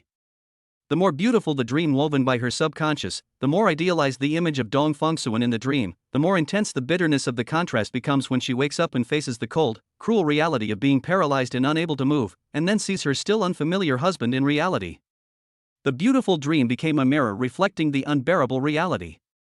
The warm promises in the dream only deepened her perception of the coldness of reality, thus triggering her psychological defense mechanism and causing her favorability to decrease instead of increase. Having figured this out, Dong Fangsuan couldn't help but feel a bit lost and conflicted. He paced back and forth in the spacious yet empty living room, his brow furrowed. The carpet absorbed his footsteps, leaving only the churning thoughts in his mind. We must find a way to break this cycle. We can't let the favorability rating fluctuate repeatedly for this reason. After racking my brains and pondering deeply, an idea suddenly ignited like a spark in the darkness. That's right. Dong Fangsuan suddenly stopped in his tracks, his eyes regaining their sparkle. Next, as long as I make the same promise to her in real life and prove the vow in the dream with my actions, then wouldn't I be able to make up for the goodwill she lost because of the perception that dreams are the opposite of reality? In fact, because the reality of fulfillment might be even more effective and elevate the effect than in a dream. This idea instantly ignited his fighting spirit. Although the road ahead is still fraught with challenges, at least there is a clear direction now. As gamers often say, if you can see a health bar, you can kill even a god. As long as I can see the favorability progress bar, I don't need to guess or speculate. Compared to the initial abyss of 50 favorability, it has improved a lot now, reaching a level of 40. Dong Fongsuan optimistically cheered himself up, trying to dispel the slight gloom brought by the 3. He reassured himself, the ability stone-like presence is very useful, but it's okay if it gets replaced or taken back. There'll definitely be a better one next time. Ha! Suddenly, Dong Fongsuan realized a crucial point he had previously overlooked. He quickly tested it. Needless to say, the 3 years of internal energy I obtained earlier has already been completely integrated with me. The newly acquired, superpower, stone-like presence, is still under my control, showing no signs of disappearing or being taken back. This means the reward is permanent? An even bolder hypothesis has emerged. He immediately focused his attention and asked the system, what will be the rules for calculating rewards in the future? Is it like this, where rewards are issued with each upgrade, and the rewards are held permanently? Or is it that rewards earned only when the favorability rating is negative will not be taken back? For example, if Tang Xiuhua's favorability towards me reaches the maximum value of 100 one day in the future, but drops back to 80 points due to some misunderstanding or event, will I be able to get a second reward when the favorability rises back to the range of 100 from 80? Meow. The Virtuous Wife at Home system responded immediately, concisely, and domineeringly. Absolutely. The second, the third, the countless times you obtain rewards within the same favorability range, with no upper limit. The My Wife is a Virtuous Woman system has no restrictions. There is no penalty for decreased favorability. Furthermore, under any circumstances, as long as the Virtuous Wife Tang Xiuhua's favorability towards the host increases regardless of whether that value has been reached before, the host will immediately receive the corresponding reward. Dong Fongsuan was completely shocked by the extravagance of this system. This is really very good. Whether it's a couple or a married couple, who doesn't argue and have conflicts? It's normal for favorability to drop occasionally. The system's response just now means that it's practically a treasure trove that can be refreshed infinitely. There is no punishment mechanism whatsoever, only an unlimited reward mechanism. Even if the relationship encounters setbacks in the future and the favorability drops, as long as it can be raised back up, you will receive a reward. Overwhelmed with joy, Dong Fongsuan quickly forced himself to calm down. The system's generosity is a good thing, but it must not lead to complacency or opportunism. Regardless, the current 40 favorability rating is a stark reality, a bucket of cold water reminding him that he has a long way to go. They're a married couple, after all. This negative favorability rating is incredibly frustrating no matter how you look at it. He sighed and refocused on the most pressing issue at hand. Let's set a small goal first, raise Tang Xiuhua's favorability to 0 points. At the very least, we need to break the ice on a relational level. So, what should we do? Send flowers? The idea was rejected as soon as it popped into his head. During her university years, countless suitors proved that Tang Xiuhua was not interested in flower offensives. Give her ballet-related props that she likes?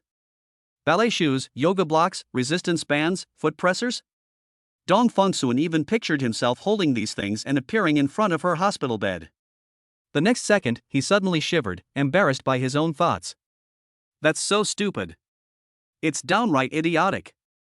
He muttered a curse to himself, even if my emotional intelligence isn't particularly high, I would never do something so idiotic as to rub salt into someone's wounds.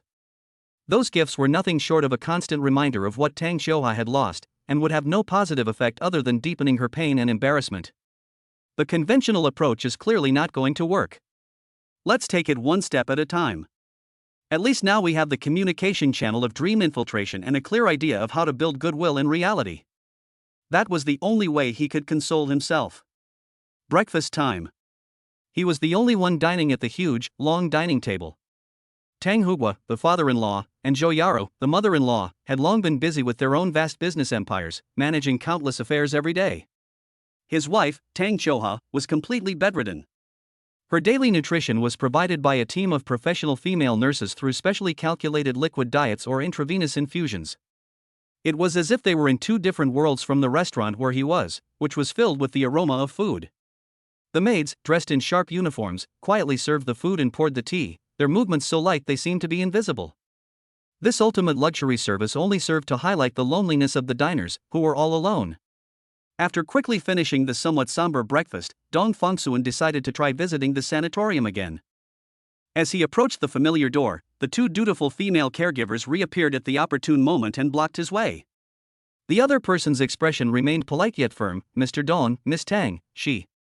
Suddenly, a slightly weak voice came from the half-open door, interrupting the nurse's words. "Let him in." Chapter 9, Prophecy Dream, and My Husband.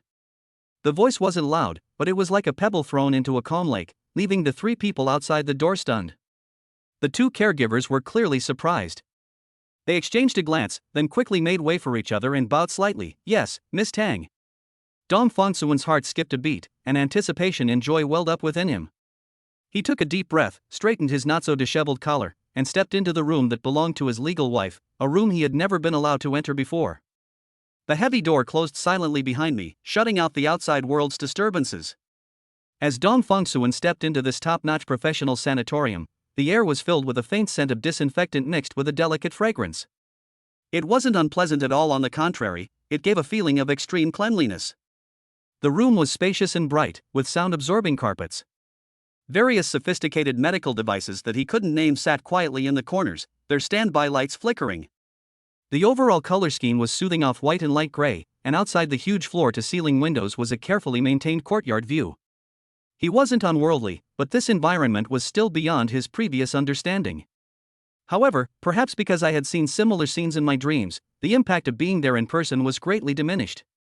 His gaze did not linger on the expensive facilities, but went straight to the medical bed in the center of the room, which had been adjusted to the most comfortable angle.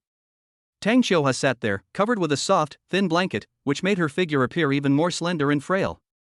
Sunlight filtered through the window curtains, softly outlining the contours of her profile. Her skin, long deprived of sunlight, was porcelain white, with a fragile, translucent quality. Her once vibrant and lively spirit has been worn down by illness, yet strangely, it has settled into a static, pitiful, and fragile beauty, like a fine porcelain piece that has been accidentally dropped into the mortal world and covered in dust. She seemed to sense his presence. Her long eyelashes fluttered, and she slowly turned her face. Those once bright and sparkling eyes were now veiled in a thin mist, unfocused, yet still clear. She looked at him without flinching or showing excessive emotion, but calmly, with a hint of imperceptible aloofness, met his gaze.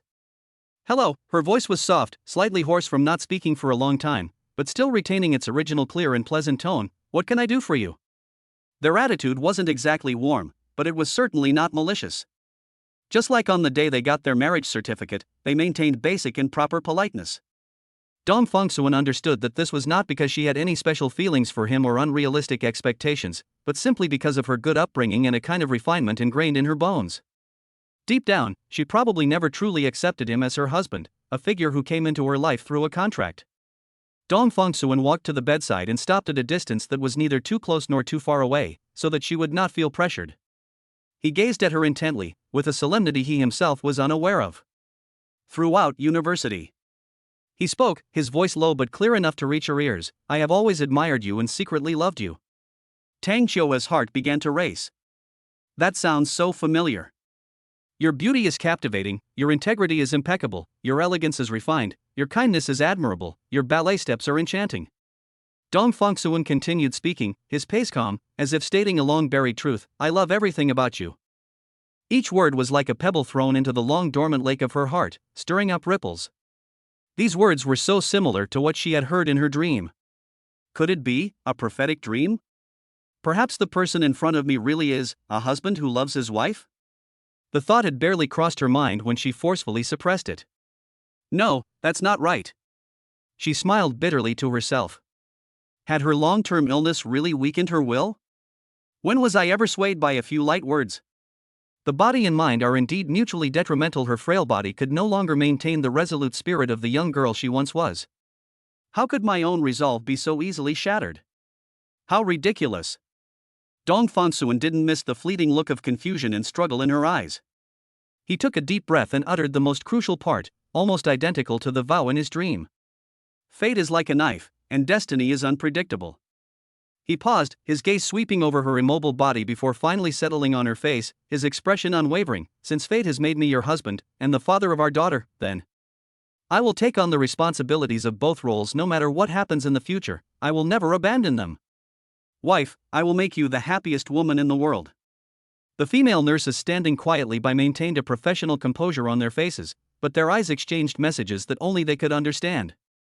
Based on their understanding of the Tang family heiress's temperament, such a straightforward, even somewhat naive and clumsy, vow would probably be unlikely to move her heart, which had been frozen by reality. They are highly trained and perfectly conceal all their judgments and emotions under a proper expression, avoiding any situation that might embarrass the person involved. However, after hearing these words, Tang Qiuhua, lying on her sickbed, slightly widened her eyes, her pale lips opening silently as if she wanted to say something, but she couldn't utter a single word. And in dreams. Almost unanimous statements. Although there were some minor adjustments, the core meaning and the resolute tone were almost identical. At this moment, the boundary between reality and dreams becomes blurred. Her heart, which was encased in layers of solid ice and had almost stopped beating, seemed to be touched by a tiny flame. The ice was too thick, and the flame too small to melt everything, but it brought a genuine warmth that had been almost forgotten, a faint tremor of hope. She opened her mouth, instinctively wanting to say no, wanting to maintain her last bit of pride in defense, and let him leave. But the words rolled on her tongue before she swallowed them back. A tremendous sense of exhaustion, mixed with an indescribable complex emotion, swept over her. Is it a cruel twist of fate? She had to admit that her previous determination to draw a clear line and never open her heart to anyone seemed so pale and powerless at this moment, like ice and snow under the sun, quietly melting away, leaving almost no trace. Understood. Tang Qiuhua finally uttered those 3 words softly, then closed her eyes, seemingly unwilling to let anyone, including herself, glimpse the faint, fragile light that had rekindled in her eyes, as fragile as a candle flickering in the wind. She looked at Dong Fongsuan, her voice soft but filled with obvious weariness and estrangement. My husband, let's end our conversation here today. I'm a little tired. Meow. A virtuous wife at home system naturally provided feedback. Chapter 10, Tang Qiuhua's illness, and external release of internal energy. He's gone. Inside the room, Tang Qiuhua slowly opened her eyes, gazing at the soft band of light on the ceiling, her expression empty and complex. She still didn't really like Dong Fongsuan. A man who appears when she is at her lowest point, and who is most likely after the Tang family's wealth, is unlikely to win her genuine affection. Love? That's too extravagant for her current broken body and life, it's simply a pipe dream. But his words, which sounded almost like a vow, kept echoing in my ears. Even if there was an element of performance involved, and even if there might have been considerations related to money, the fact that he could say such things at least shows that he has the most basic sense of responsibility. That's good. What more could one ask for in a wife who is paralyzed in bed and whose future is bleak? Even the most devoted children will eventually tire of caring for their parents after a long illness. How much more so would a couple with no emotional connection? He was able to fulfill his responsibilities as a father to the innocent child in her womb and give the child the care it deserved. This was the best outcome she could hope for right now. Rational thinking, like ice water, quickly extinguished the slight ripples caused by those words. She forced herself to calm down, avoiding indulging in any unrealistic fantasies. Fantasy is like sugar once tasted, the bitterness of reality only doubles. She can't take another blow. When Guillain-Barré syndrome was first diagnosed, didn't the doctors confidently say that the cure rate was extremely high, the prognosis was good, and 90% of patients would not have any sequelae? But what was the result? Despite the Tang family mobilizing all available resources, bringing in the world's top medical teams, and using the most advanced equipment and medications, she has still irreversibly become what she is today. A completely paralyzed person who is unable to take care of himself. Her case was so unique that it had deviated from the typical Guillain-Barré syndrome, and was thus helplessly and somewhat research-orientedly defined by the medical experts as Tang Qiuhua disease. She was well aware of the rarity and difficulty of treating a disease named after an individual. Hope is slim, almost non-existent. As for Dong Fongsuan, although he is her legally recognized husband, she dares not expect him to fall in love with her, who is flawed, pale, and ugly. Perhaps in the future, when he feels he has gained enough wealth from the Tang family, he might even begin to despise and loathe her as a burden. However, as long as Dong Fongsuan can remember his promise today, fulfill his responsibility as a father, and give his daughter complete fatherly love, that's already very good.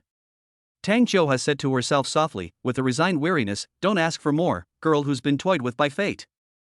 You should be content. Meow. Just as Dong Fongsuan had taken a few steps and hadn't had time to savor the complex emotions brought about by this encounter, the familiar notification sound in his mind rang out again, carrying a sense of entitlement. Tang Xiuhua's favorability rating increased by 15. Current favorability, 25. Reward issued, 10 years worth of internal energy. Plus 15. Dong Fongsuan stopped abruptly, almost instantly holding his breath. The overwhelming joy erupted like a volcano, instantly overwhelming all other thoughts. He clenched his fists tightly, barely managing to suppress the cheer that was about to burst out. This is the biggest single surge in favorability ever.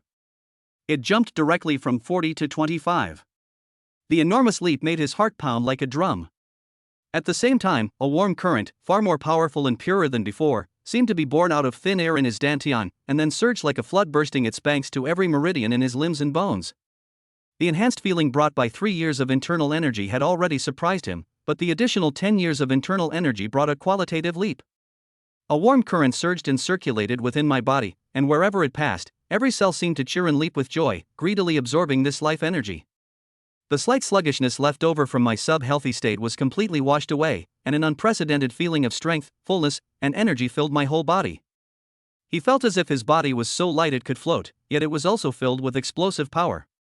His senses became exceptionally sharp, and he could even clearly hear the faint conversations in the distance of the corridor. At this point, the total amount of internal energy he had accumulated within his body had reached 13 years. This number may not sound earth-shattering, but Dong Fongsuan clearly felt that he was very strong. This is a powerful feeling that surpasses the physical limits of ordinary humans. He couldn't help but ask himself, "System, with my current internal energy of 13 years, what level would I be considered on Earth?" The system responds quickly and directly. Aside from Dong Fongsuan, there isn't a single human on Earth who possesses even half a year's worth of internal energy. It never existed before, it doesn't exist now, and it never will. The host is the only person on the entire planet Earth to possess internal energy. Without any reference points, please explore the specific skill level yourself. Despite having suspected it beforehand, Dong Fongsuan was still stunned by the system's affirmative answer. I am unique, an extraordinary being walking among mortals. He took a deep breath, trying to calm his turbulent emotions, and nodded. He started walking, intending to take a stroll in the courtyard to process the series of surprises. After walking only a few dozen steps along the cobblestone path, Dong Fongsuan, immersed in the flow of power within his body, suddenly raised his hand as if struck by a flash of inspiration. He subconsciously pointed at the leaves of an ornamental plant by the roadside, trying to concentrate a trace of his inner strength at his fingertips, and then very slightly hooked it outward. The next moment, his eyes widened, and his face was instantly filled with immense surprise. The emerald green leaf trembled slightly, without any wind, but unmistakably so. Although the magnitude is so small as to be almost imperceptible, it is by no means an illusion. I can actually project my internal energy externally? Dong Fongsuan was overjoyed. After possessing 13 years of internal strength, quantitative change indeed led to qualitative change. This means that one's power is no longer limited to the body, but can influence the external world. Of course, Dong Fongsuan's excitement wasn't solely due to his increased strength. I remember that many martial arts novels, comics, and movies feature internal energy which has a certain healing effect on injuries. Science can't make Tang Xiuhua stand up again, but perhaps metaphysics can? These past few days, Dong Fongsuan had occasionally worried that Tang Xiuhua might suddenly take her own life due to depression and despair, which caused him some anxiety. However, he was now a little more at ease. Even if internal energy can't cure it, it doesn't matter. At least it can give people a glimmer of hope and prevent them from taking their own lives. Chapter 11: Suicidal Thoughts. A secret to take to the coffin. The door closed silently behind him, leaving only Dong Fongsuan's own footsteps and slightly hurried heartbeat in the corridor. Before the joy of success could be fully digested, a lingering worry quietly surfaced in my mind. Tang Xiuhua's condition remains worrisome. She is not only the virtuous wife bound by the system, but also his legal wife, and the mother of his unborn daughter. If Tang Xiuhua remains immersed in despair, and one day completely loses her will to live, Dong Fongsuan dared not think too deeply about it. Excessive pessimism and despair can itself trigger extreme situations such as sudden cardiac death, and there are medical precedents for this. He opened his palm, and with a slight thought, a wisp of invisible and intangible yet clearly perceptible warm energy slowly gathered and swirled in his palm. This is internal force, a high-density bioenergy, but it seems to be more than just energy. In the process of merging with it, Dong Fongsuan instinctively realized that this power seemed to have a peculiar idealistic characteristic. What does it mean to release internal energy externally? The answer seemed to be directly imprinted in his mind. Its effectiveness largely depends on the user's intention. If one harbors evil intentions and intends to harm, it can transform into a sharp blade that can break bones and destroy life. If one harbors good intentions and intends to help, it can also become a life-giving rain that nourishes the body and heals wounds. This realization arose naturally without anyone needing to teach it. This realization was like a ray of light, dispelling most of the anxiety in his heart. To verify this idea, he quietly activated his superpower, stone-like presence, instantly blending his figure and aura into the surrounding environment, reducing his presence to an absolute minimum. Like an invisible ghost, he easily slipped into the spacious area of the villa, comparable to the kitchen of a five-star hotel. My gaze swept over the aquarium, where some live fish and shrimp swam around, meant for daily consumption. He selected 2 fish that were similar in size. Extending his index finger, he focused his mind on one of the lines, and a wisp of internal energy pierced through his body like a fine needle, carrying a barely perceptible chill. The fish, which had been leisurely wagging its tail, suddenly stiffened, then turned belly up and floated motionless on the surface of the water, its life force vanishing instantly. Dong Fongsuan's pupils contracted slightly, and he felt a chill run down his spine. Using internal energy for attacks is both silent and extremely deadly, making it perfect for professional assassins. He turned to another fish beside him. This fish looked unwell, swimming slowly, with half of its body tilted to one side. It was clearly sick. Dong Fongsuan extended his finger again, this time with a gentle and healing intent, slowly channeling a wisp of warm and soft internal energy into the fish's body. A miracle occurred. The sickly fish stopped tilting at a speed visible to the naked eye, and its scales seemed to regain a luster. It swung its tail violently, nimbly circling in the water, regaining its vitality, and even looking more energetic than the other healthy fish next to it. Dong Fongsuan felt much more at ease. He then found spare chickens and ducks from the kitchen and repeated the similar test, with the same result. Benevolently guided internal energy can indeed stimulate vitality and heal injuries, but firstly, it is not very effective in treating external injuries and cannot help wounds scab over quickly. Secondly, the transmitted internal energy seems to be temporary. The internal energy itself will quickly dissipate and will not leave behind a seed of internal energy in the body of the person being treated that can grow on its own. It really is a unique law of my own. He muttered to himself, completely confirming the idealistic nature of internal energy. This ability was practically tailor-made for the current situation. Now, he is no longer a student, nor does he need to struggle to make a living or desperately search for a job. His time has suddenly become incredibly abundant. Dong Fongsuan first transferred 2 million yuan to each of his parents' bank accounts.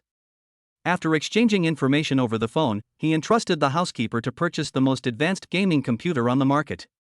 The processor is an Intel Core i9 14900K, the graphics card is a 5090, the memory is 16 terabytes, the configuration is fully upgraded, and it has a complete set of top-of-the-line water cooling equipment. This set of equipment was something I had always dreamed of but could never afford due to my lack of funds. Now, Dong Fongsuan tries to pass the time by playing games. He tried to immerse himself in the bizarre world of Black Myth, Wukong, experience the dazzling storyline of Honkai Impact 3, seek thrills in the action-packed combat of Honkai Impact 3, and also engage in the battlefield conquest of Mount Blade and the grand campaigns of Total War. However, no matter how exquisite the visuals or how captivating the storyline, none of them could truly calm him down at this moment. Dong Fongsuan's thoughts kept drifting to the figure lying in the sanatorium. Releasing internal energy outward does have a therapeutic effect, but whether it will be effective for Tang Qiuhua is hard to say. Dong Fongsuan took a swig of ice-cold cola. The carbon dioxide bubbles exploded in his throat, but they couldn't erase the thoughtful look between his brows. From what my father-in-law means. The disease she suffers from, Tang Qiuhua disease, is a rare and isolated neurological disorder. Modern medicine is helpless. Can this kind of idealistic internal force reach the root of the problem? Dong Fongsuan shook his head, unable to be certain. But one thing was absolutely clear to him. One thing is certain, I cannot tell anyone about the existence of the system.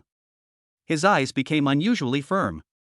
Neither my wife, nor my daughter, nor even my biological parents, can I ever tell them. The system is the only secret I'll take to my grave, he emphasized again in his mind.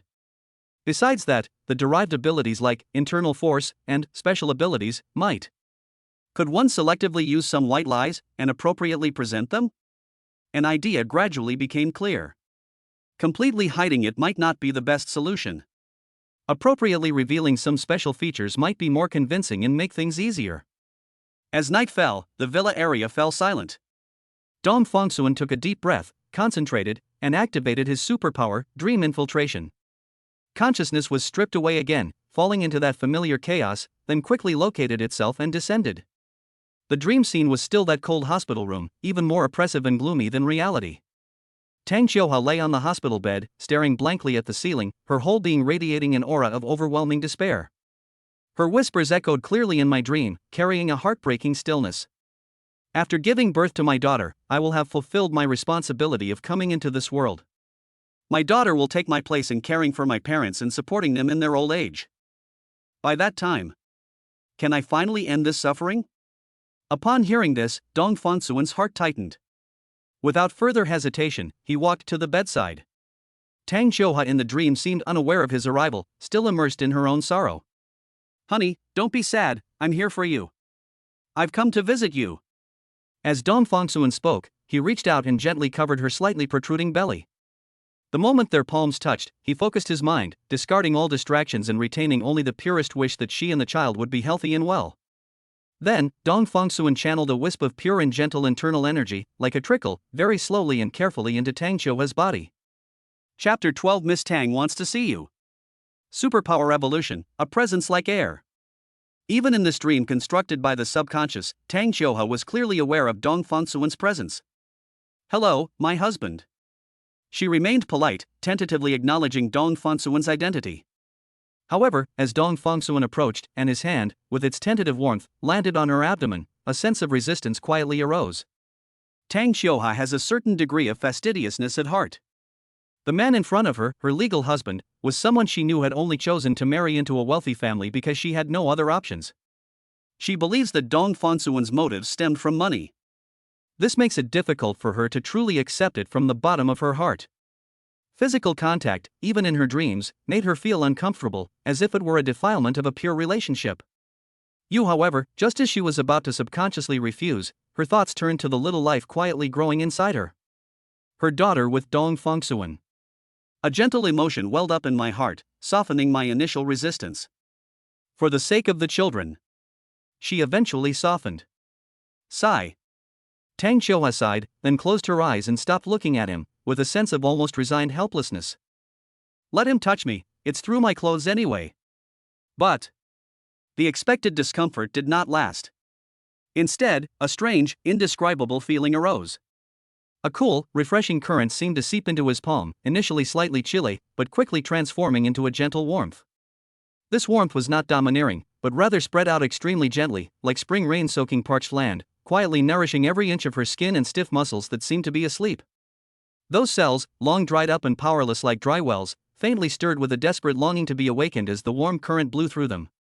The feeling was so unfamiliar, yet it carried a comforting quality that was both alluring and unforgettable. On the other side of the dream, Dong Fongsuan focused intently on slowly channeling a wisp of pure internal energy into his body, harboring a subtle, almost imperceptible expectation. He was well aware of the characteristics of internal energy within his own body. It was an inexhaustible and renewable source of power. However, once it leaves the body and enters other life forms, it will quickly dissipate if it is not used for instantaneous destruction or damage. It can only serve as a highly efficient one-time healing energy and cannot take root and grow. A bold idea flashed through his mind: why not try moving a finger? Maybe a miracle will happen. He hoped that this idealistic power could create a medical miracle. Tang Xiuhua caught his silent expectation. She silently tried to move her fingers, even her toes, which had long been disconnected, using all her willpower. However, she was met with a deathly silence and a sense of powerlessness, as if the instructions issued by her brain had vanished into nothingness halfway through. She shook her head almost imperceptibly, her voice in the dream carrying a hint of weariness. "No, I can't move my fingers or toes." Dong Fongsuan's heart sank slightly, and the sense of disappointment brought by unmet expectations was clearly discernible. So that's how it is. Internal energy couldn't cure Tang Xiuhua's complete paralysis. He realized that this deep damage to the nervous system was probably beyond the reach of his current level of internal energy nourishment. But then I thought about it again. It's hard to say. This is a dream. In reality, who knows? A tiny, persistent flame of hope still flickers. Unlike his slight despondency, Tang Xiuha's mood was slightly rippled. Although I still couldn't move my limbs, the feeling of being enveloped by warm air and my cells seemed to be quietly activated was so real and so comforting. The physical state and the mental state always influence each other. She clearly felt that as long as she came into contact with Dong Fangsuan, her physical discomfort would be significantly reduced, and even her depressed spirit seemed to be illuminated by a ray of light, becoming a little lighter. Even the slightest change was like a refreshing rain in the desert for her, who had been confined to her sickbed for so long. The dream has just ended. The morning light shone through the curtains, bathing the room in a soft, warm hue. Tang Xiuha slowly opened her eyes. Instead of calling for a nurse immediately, she quietly gazed at the gradually brightening sky outside the window and pondered for a long time. The strange feeling of her body being nourished by a warm current in her dream seemed to linger slightly after she woke up, making her feel less heavy when she woke up on other days. An absurd yet alluring thought popped into my head uncontrollably. Would the feelings in my dream repeat themselves in reality, just like the things he had said before? The thought had barely crossed her mind when she rationally suppressed it. How could I have such delusions? Is he terminally ill and completely confused? But that fleeting sense of comfort remained etched in her memory like a brand, stirring up an indescribable longing within her. After struggling internally for a long time, shyness and reserve were finally overcome by the candlelight of hope. Tang Xiuha took a deep breath and, though her voice was soft, she clearly instructed the nurse standing beside her, "Go and ask my husband to come over. I want to see him if he's not busy." Meow. Virtuous Wife Tang Xiuha +5. Current favorability 20. Reward issued, Superpower Evolution. Superpower, a stone-like presence. Superpower, a light-like presence. Dong Fangsuan clearly sensed the change in his own abilities. After activating his superpower, he looked at GTA 5 running on the screen, but he had no interest in getting into it. He let the NPCs do their own thing, holding the mouse and lost in thought. If the power of the martial arts worldview isn't enough, what about the fantasy worldview? Tang Xiuha is my wife and the mother of my daughter who is still in her womb. I will not let her continue to be depressed like this. Who knows, maybe in the future I'll receive some kind of cutting-edge technology reward that will actually help her stand up again. I have a system, you know. Thump. Thump. There was a knock on the door. "Please come in." The head nurse of Tang Xiuha's medical team pushed open the door and entered. "Hey, where is everyone?" She stared at Dong Fangsuan, but it was as if she saw thin air. She completely ignored his presence. There was clearly movement in the room. Dong Fangsuan immediately deactivated his superpower, presence like air, and waved his hand. The head nurse was startled and instinctively took a half step back, but quickly regained her composure. "Hello, Mr. Dong." She was highly professional, polite, and methodical. "Mr. Dong, Miss Tang would like to see you." "Of course, if you are unable to come, I can wait quietly outside." Dong Fangsuan threw down the mouse and immediately replied, "What could possibly happen to me? I play games every day." She actually agreed to see me? Excellent. Very good. Let's go. Arrive at the top-tier sanatorium. They came to Tang Xiuha, who was completely paralyzed. Tang Xiuha blushed and said shyly, "Would you like to touch our child?" As soon as she said it, she secretly cursed herself for being shameless and immediately closed her eyes. Chapter 13, Affection +15. Rewards issued. Dong Fangsuan felt a slight sinking feeling in his heart as he looked at Tang Xiuha with her eyes closed. She wouldn't even glance at him. This silent rejection, like a tiny thorn, gently pricked him. However, this feeling came quickly and went quickly. He quickly adjusted his mindset. She is the mother of her own daughter, a fact that the system has verified, more reliable than any paternity test. Moreover, she was imprisoned and completely paralyzed, and despite her immense wealth, she faced a medically hopeless future. It's only natural to feel down and find everything unpleasant. Dong Fangsuan believes that sincerity can move mountains. How long have I been living in Zishanju? Her favorability rating has only gone from 50 to 20, a full 30 points increase. This shows that effort is effective, but it just requires more time and patience. Thinking of this, Dong Fangsuan's mood improved, and he stopped worrying about Tang Xiuha's closed eyes.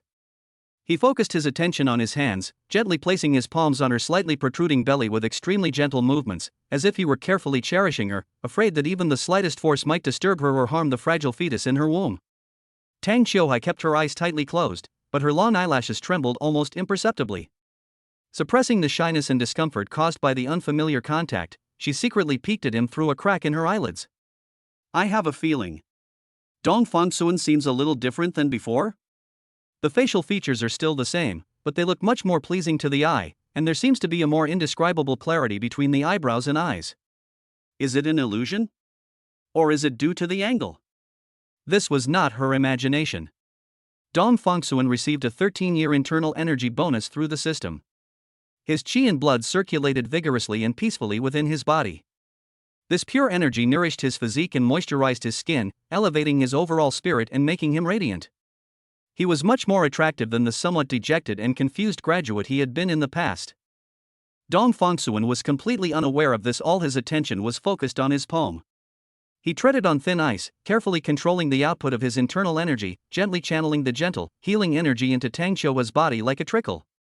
He dared not input too much, filled with awe at the reaction of this unfamiliar power within another's body, fearing that too much might lead to unpredictable consequences. He simply maintained this subtle and continuous transmission, carefully observing Tang Qiuhua's complexion and physical reactions while meticulously sensing the trajectory of his internal energy flowing within her body. I felt a mix of trepidation and unrealistic anticipation. After all, a dream is a dream, and reality is reality. Could things that are impossible in dreams be different in reality due to some unknown opportunity? Maybe. Could a miracle really happen? Time passed slowly, and fine beads of sweat even appeared on Dong Fongsuan's forehead. He had almost exhausted his internal energy, and only when he felt his steps were becoming weak did he have to slowly withdraw his hand. The result was disappointing. Tang Qiuhua remained lying there quietly, unable to get up or even move a finger. The paralysis that plagued her, known as Tang Qiuhua disease, remained as steadfast as the strongest shackles. Internal force may bring some superficial, comfortable sensations, but it cannot reach the deep, fixed nerve damage. Looking at his empty hands, Dong Fongsuan felt a surge of disappointment that was hard to hide. As expected, it still doesn't work? However, in stark contrast to him, Tang Qiuhua's heart was filled with a long-lost, almost overflowing excitement. Really? That strange feeling was exactly the same as in the dream. No, it was even clearer and more vivid than in the dream. A gentle warmth emanated from where his palm touched her, dispelling some of the lingering heaviness and coldness, making her stiff limbs seem to relax a bit. She could feel her previously haggard face regain some warmth, and her previously drowsy mind became clearer and more invigorated. This slight improvement in her physical condition was like a timely rain after a long drought for her. At this moment, Tang Qiuhua was convinced of a fact: as long as she came into contact with Dong Fongsuan, her physical condition would improve significantly. Why?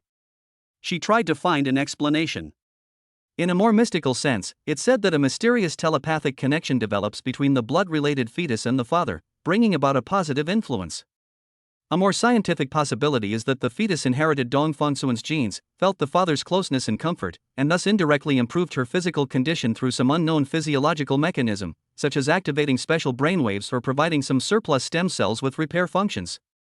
Or is it simply a matter of compatibility between human magnetic fields? Whatever the reason, this genuine feeling cannot be faked. This made her feel as if she could see a faint but real glimmer of light in the boundless darkness. Just then, the head nurse, who had been waiting quietly, stepped forward and reminded him in a respectful but unquestionable tone, "Mr. Dong, it's time for Ms. Tang's routine deep treatment and testing." Tang Qiuhua suffers not only from the severe sequelae of Guillain-Barré syndrome, but also from the only known case in the world named after her, Tang Qiuhua disease, which has led to her complete paralysis.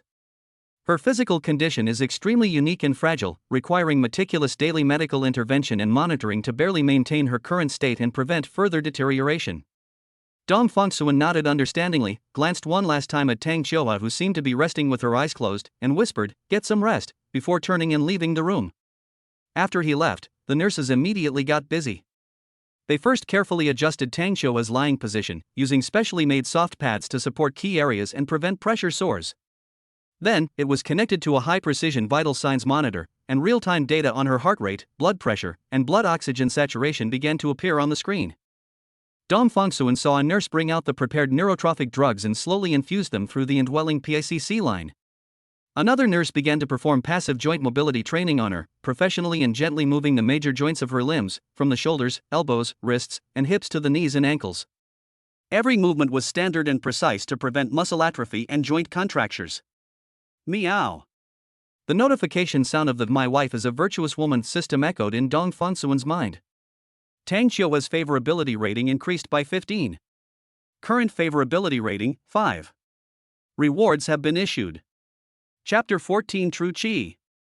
Father-in-law and mother-in-law, it's all thanks to you. Reward, core extraordinary energy sublimation. Internal force True Qi. The moment the cold, mechanical voice fell into his mind, Dong Fangsuan's body trembled violently, as if an invisible force had exploded deep within him. The internal energy that was originally flowing gently in the meridians suddenly became heavy and condensed. It's like a loose wisp of mist being forcibly compressed and refined by an invisible giant hand, removing the dross and retaining the essence, ultimately transforming into strands of purer and more textured energy. If the previous internal energy was like a floating, unpredictable flow of air that needed to be deliberately guided, then the true energy that has now condensed is more like a real, substantial liquid energy with a certain weight, tightly and powerfully dormant in the dantian and meridians. The total internal energy accumulated over 13 years seemed to have been somewhat depleted during the sublimation process, but the quality of the concentrated true energy underwent a dramatic change. The most direct feeling was circulation. When he circulates his internal energy, he still needs to be distracted to guide it, and there is a slight sense of it dissipating. He will inevitably become exhausted after a long battle. Once the true qi is activated, it immediately displays its extraordinary characteristics. It seems to possess a certain spirituality, circulating freely and endlessly within the meridians. An unprecedented, almost inexhaustible sense of endurance arose spontaneously. If before it was like running while carrying buckets of water, now it's like connecting to a never-ending river. Besides this astonishing increase in endurance, Dong Fangsuan was even more eager to know whether the sublimated true qi would bring a new breakthrough in treatment effects. The thought of Tang Qiuhua's pale and fragile face, and the child in her womb with whom he shared blood, made his heart burn. I'll try to find her again tomorrow. Hope, like wild grass, grew wildly in my heart, bringing an indescribable sense of exhilaration. Dong Fangsuan suppressed the urge to rush to the sanatorium immediately and decided to familiarize himself with this new power first. Back in his bedroom, which was comparable to a presidential suite, he tried to immerse himself in the virtual world of his top-of-the-line computer. Crackling sounds. The crisp sound of his fingertips tapping on the keyboard and the ever-changing light and shadow on the screen could no longer fully capture his attention. His anticipation of true energy constantly pulled at his thoughts, making it difficult for him to concentrate on enjoying himself. As evening approached, the maid knocked softly on the door to inform us that dinner was ready.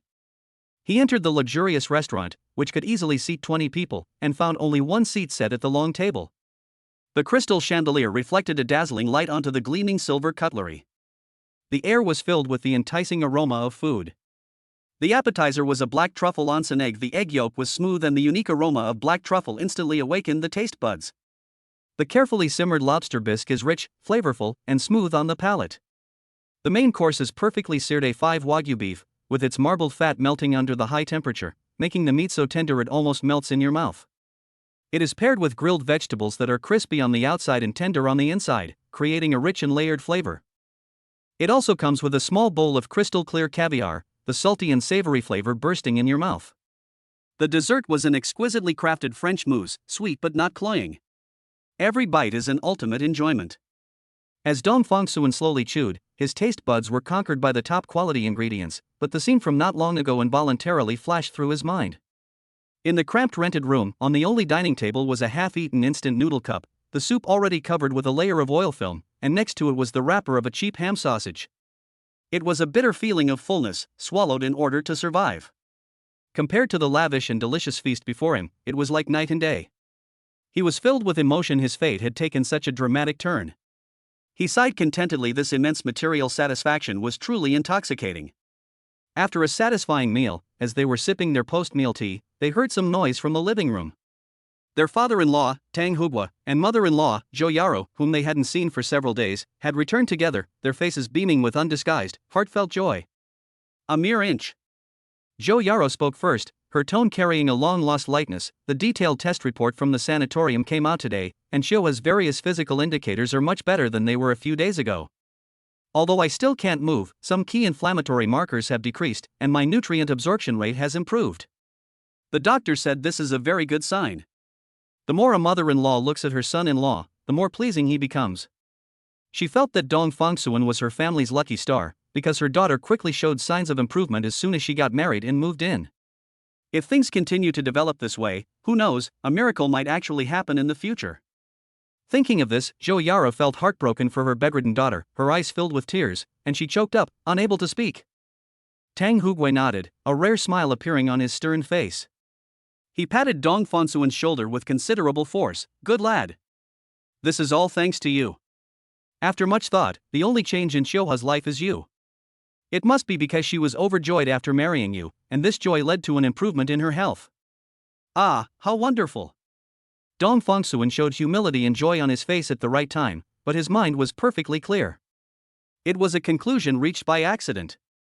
The father-in-law and mother-in-law attributed the improvement to the psychological comfort brought by the marriage to bring good luck, but they did not know that the real hero was the extraordinary energy that he transferred into Tang Xiuha's body with the intention of healing. Although it could not cure the strange Tang Xiuha disease at present, it obviously had a miraculous effect on improving her basic physical condition. Tang Hugui looked at him, his eyes filled with a mixture of appreciation and expectation. After a moment of contemplation, his tone became more solemn. Son-in-law, seeing that you and Xiuha get along well, we are relieved.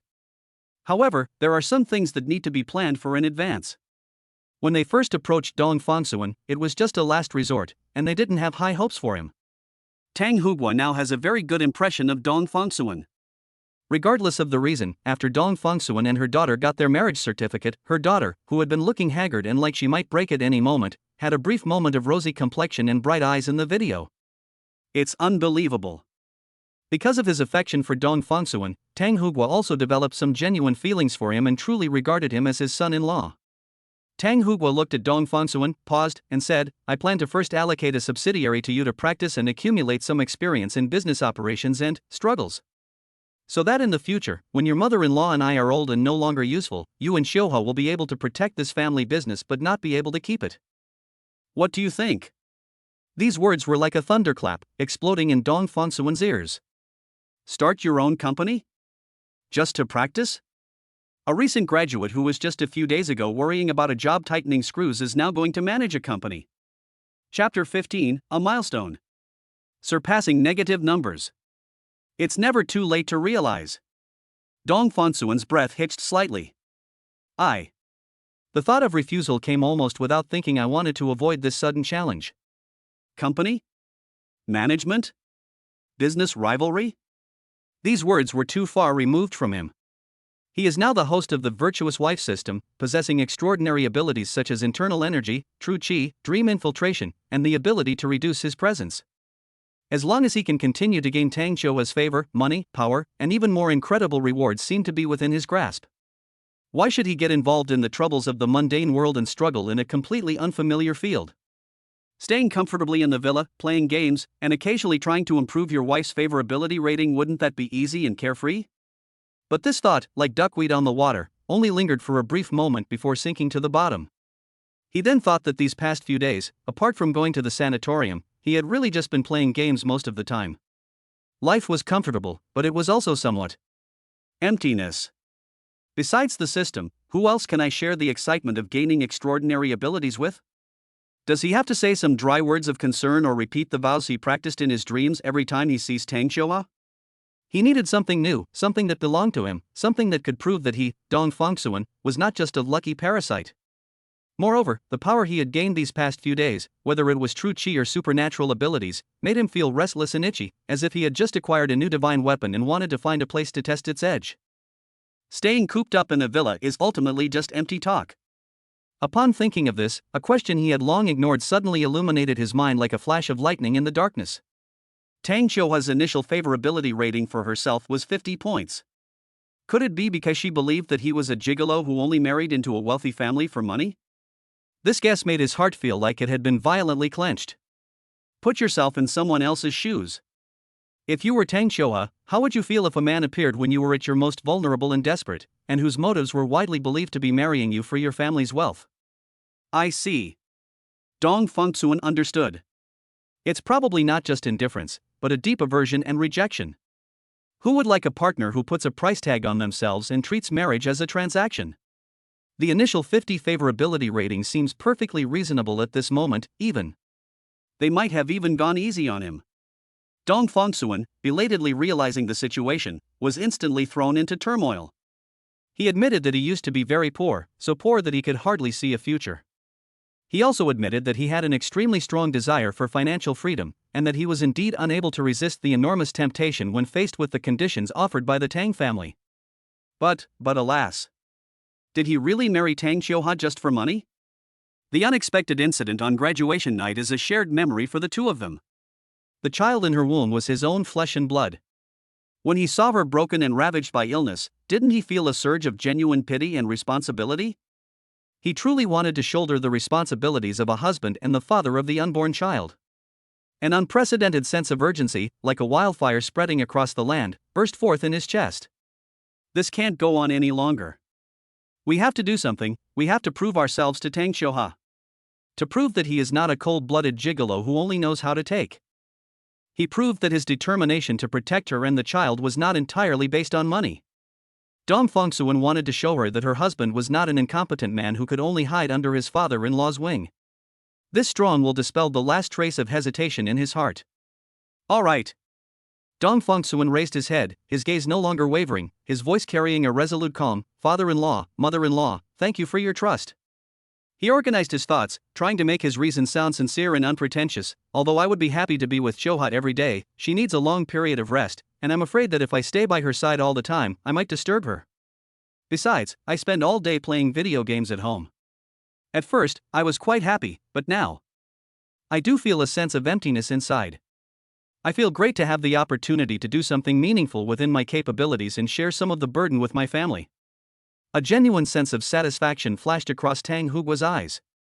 He patted Dong Fongsuan's shoulder heavily, this time with more approval. Good.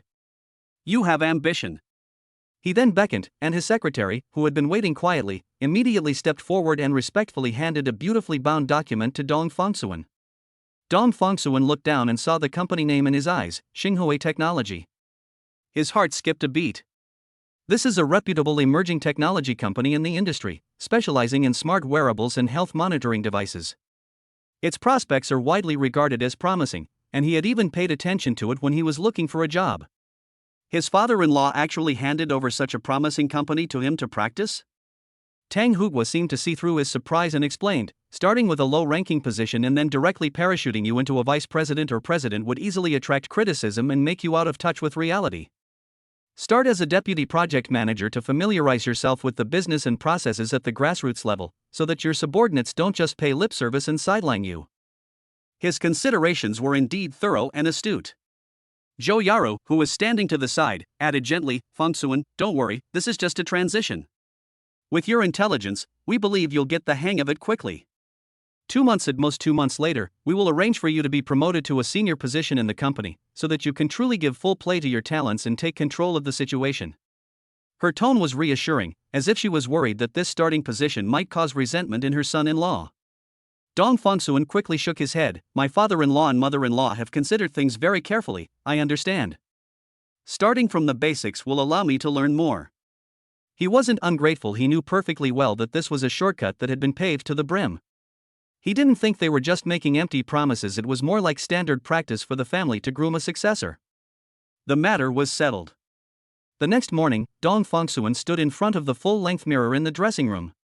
In the mirror, he had taken off his usual casual clothes and put on a well-tailored dark gray suit, with the buttons of his white shirt fastened to the collar and a dark pattern tie hanging neatly down. Her hair was also meticulously styled by a professional stylist, making her look less youthful and casual, and more sophisticated and composed, befitting a professional. The unfamiliar attire made him feel somewhat uncomfortable, but deep inside, a new kind of power was surging within him. He arrived at the door of the sanatorium, took a deep breath, and then pushed the door open and went inside. Tang Xiuhua remained seated on the bed, sunlight streaming onto her pale face. Upon seeing the completely transformed Dong Fongsuan, something seemed to flash across her eyes extremely quickly, so quickly that it was impossible to catch it. Dong Fongsuan walked to the bedside, a forced, natural smile on his face, and said in a light tone, Wife, I'm going to work today. Although I wanted to use my inner energy to treat her immediately, time was a bit tight, and I was afraid that I might make a mistake in the chaos and accidentally hurt my wife and daughter, so I decided to do it when I got back in the evening. He paused, then said to his wife, as if it were an ordinary husband's instruction, when I come back tonight, I'll bring you something nice to eat. Dong Fongsuan's voice carried a youthful energy of trying to start a new life, as well as an awkward anticipation of wanting to share this change with her. Tang Xiuhe looked at him quietly without responding immediately. After a few seconds of silence, she simply gave a very soft which was enough to indicate that she understood. However, at this very moment, meow. The familiar notification sound rang cheerfully in Dong Fangsuan's mind. Tang Xiuhe's favorability rating increased by 5. Current favorability rating, 0. Rewards being distributed. Chapter 16 The Great Detective? Eavesdropping openly. Reward issued, Aura of Power and Majesty. When you try to project authority, no one dares to joke around in your presence. 0. We've made a breakthrough. Finally, it's no longer a negative number. Dong Fangsuan's heart skipped a beat, and an indescribable joy and excitement surged to his head, making it almost impossible for him to control the expression on his face. I didn't pay any attention to the reward of those mere 5 points of favorability, treating it as a trivial bonus. He forcibly suppressed his turbulent emotions, only looking at Tang Xiuhe with a gentler gaze, and said softly, "Then you should rest well, I'll come see you again tonight." Xinghui Technology's office building stands in the heart of the city, where land is incredibly valuable. Dong Fangsuan stood downstairs, took a deep breath, straightened his tie, and stepped inside. The receptionist, who had already been notified, smiled impeccably and personally led him to the project office on the 12th floor. Along the way, every employee they encountered cast curious, inquisitive, or subtly evaluative glances their way, which were quickly replaced by perfectly appropriate professional smiles and nods of greeting. Dong Fangsuan couldn't understand what was behind that smile, but he could sense an invisible distance between them. The project manager, a middle-aged man surnamed Wang, was already waiting at the entrance of the office area. He was slightly overweight, with his hair neatly combed and a broad smile on his face. He stretched out his hands from afar, saying, "Oh, Manager Dong. Welcome, welcome. We've been waiting for you. It's an honor for our project team to have you here." His hand was clenched tightly, and he shook it vigorously. The warmth in his voice was almost overflowing. But Dong Fangsuan felt that the smile was like an exquisite mask etched on the face, with little real warmth in the depths of the eyes. Manager Wang personally led him to a private office. It wasn't large, but it was bright and clean, and all the necessary office facilities were provided. "Manager Dong, this is your office. Please let me know if you need anything, and don't hesitate to ask." He patted his chest and assured them, then brought out a stack of personnel documents. "This is the list of your team members and their basic information. Please familiarize yourself with it first. Don't rush things with work, take your time." After exchanging pleasantries for a while, Manager Wang finally left, gently closing the door behind him. The office fell silent instantly. Dong Fangsuan sat in the large office chair, looked around, and a sense of unreality washed over him once again. Just a few days ago, he was an unemployed young man with no job prospects. Now, he has become a middle manager at this well-known technology company. He picked up the stack of personnel documents and started flipping through them. He had 7 men in total, including himself. Zhang Wei is a key technical member with extensive experience, responsible for core code modules. He has a somewhat stubborn personality, isn't very good at communication, and reportedly doesn't respect leaders without a technical background. Zhao Chang is a front-end developer. He is energetic and has a strong learning ability. He is a bit impulsive, and his code may occasionally contain minor errors. Sun Lei, a back-end developer, is hardworking and reliable, a true workhorse in the team. However, he lacks innovation and is accustomed to following established procedures. Li Lily is a UI designer with excellent aesthetic sense and meticulous work skills. She is somewhat introverted and hesitant to express her opinions. Zhou Min, test engineer, is a newcomer who is conscientious and responsible. However, she lacks experience and sometimes misses the key points. Xian Xiao, product assistant, has good communication and coordination skills. He's a bit sly and likes to gossip. This is the team he will be leading in the future, the members of Group B in the company. Dong Fangsuan rubbed his temples, feeling a bit stressed. A small stack of documents awaiting processing was already piled up on the desk. He took a deep breath, picked up the top one, and began to flip through it. These are project progress reports, resource request forms, and routine expense reimbursement approvals. The content is not complicated. He was initially quite nervous, as he had no relevant work experience and was afraid of showing his incompetence and being looked down upon. He focused intently, reading each word carefully and deliberating repeatedly before cautiously signing his name or writing down simple comments. 1, 2, 3. As time passed, Dong Fangsuan's brows gradually relaxed, replaced by a sense of unbelievable absurdity. Is this what middle management does? The overwhelming chaos and helplessness he had anticipated did not materialize at all. These documents are easy to process, with clear logic and well-defined requirements, requiring almost no difficult decisions. He even thought that he could find any junior high school graduate with normal intelligence and good literacy, train them for a day or two, and they could handle the jobs he was in charge of. In less than half an hour, all the files on the desktop were processed and neatly stacked to one side. Dong Fongsuan leaned back in his chair, staring blankly at the empty desk, feeling somewhat lost. Is that all there is to it? What should he do for the remaining 7 hours? Am I just going to sit here, staring blankly at the computer, or keep playing games? A profound sense of emptiness and boredom washed over me. This is far from his expectations of proving himself and shining his light and heat. No, I can't just sit here like this. A thought flashed through my mind. He remembered his almost forgotten superpower. With a slight thought, the presence as light as air quietly activates. A strange sense of detachment enveloped him. He felt as if he had become part of his surroundings, no longer the center of attention. He stood up and walked out of the office as if nothing had happened. Outside in the common office area, employees were busy, with the sounds of keyboards clicking and hushed discussions filling the air, but no one paid any attention to him, as if he were just a passing breeze. He headed straight for the men's restroom. Just as he reached the door, he heard faint voices coming from inside, interspersed with a few low laughs. His ears twitched slightly as he caught a few keywords. Dong Fongsuan, parachuted in, could they be setting us up?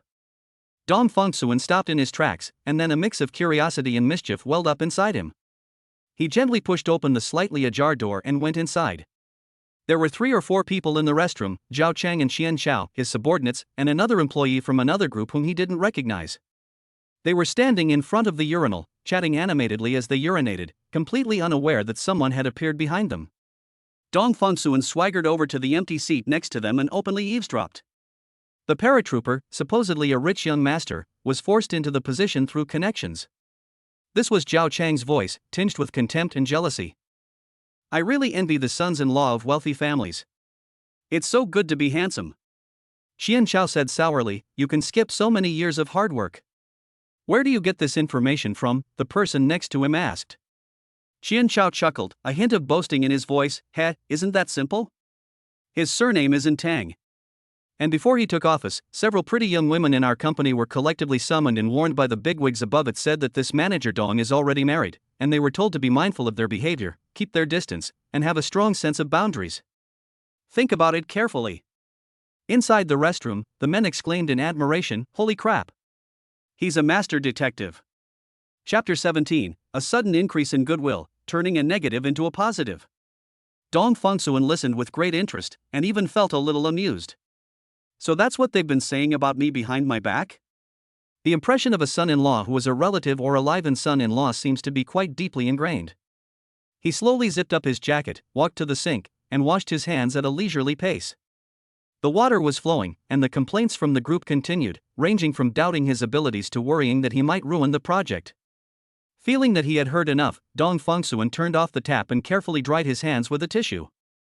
Then, he silently recited the command to dispel the superpower that made him feel like air. Almost instantly, the air in the toilet seemed to freeze. As Zhao Chang was shaking the water droplets off his hands, his eyes inadvertently swept across the mirror and he saw the face reflected there, the very face that had just been standing next to them, now smiling at them with a half smile, the very face they had been discussing, Dong Fongsuan. Zhao Chang froze, his eyes wide open and his mouth agape, as if someone had suddenly grabbed his neck. Xian Xiao was admiring himself in the mirror, fixing his hair, when he saw Dong Fongsuan reflected in the mirror. The smug look and gossipy expression on his face, as if he knew everything, froze instantly, and the color drained from his face in a flash, leaving it deathly pale. The guy from another group next to me had an even more exaggerated reaction. He was probably facing away from Dong Fongsuan when he suddenly turned around and found the very person they were arguing about standing behind him with a smile. He was so startled that he let out a short ah, and his legs went weak, almost causing him to fall into the urinal behind him. Luckily, he reacted quickly and braced himself against the wall, barely managing not to sit down, but his trouser legs were still inevitably splashed with some unclean water droplets. A deathly silence. Only one faucet that wasn't turned off properly was still dripping, making a creepy sound. Several seconds passed before Qian Xiao was the first to react.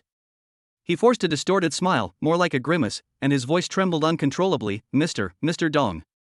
When did you come in? We didn't see you.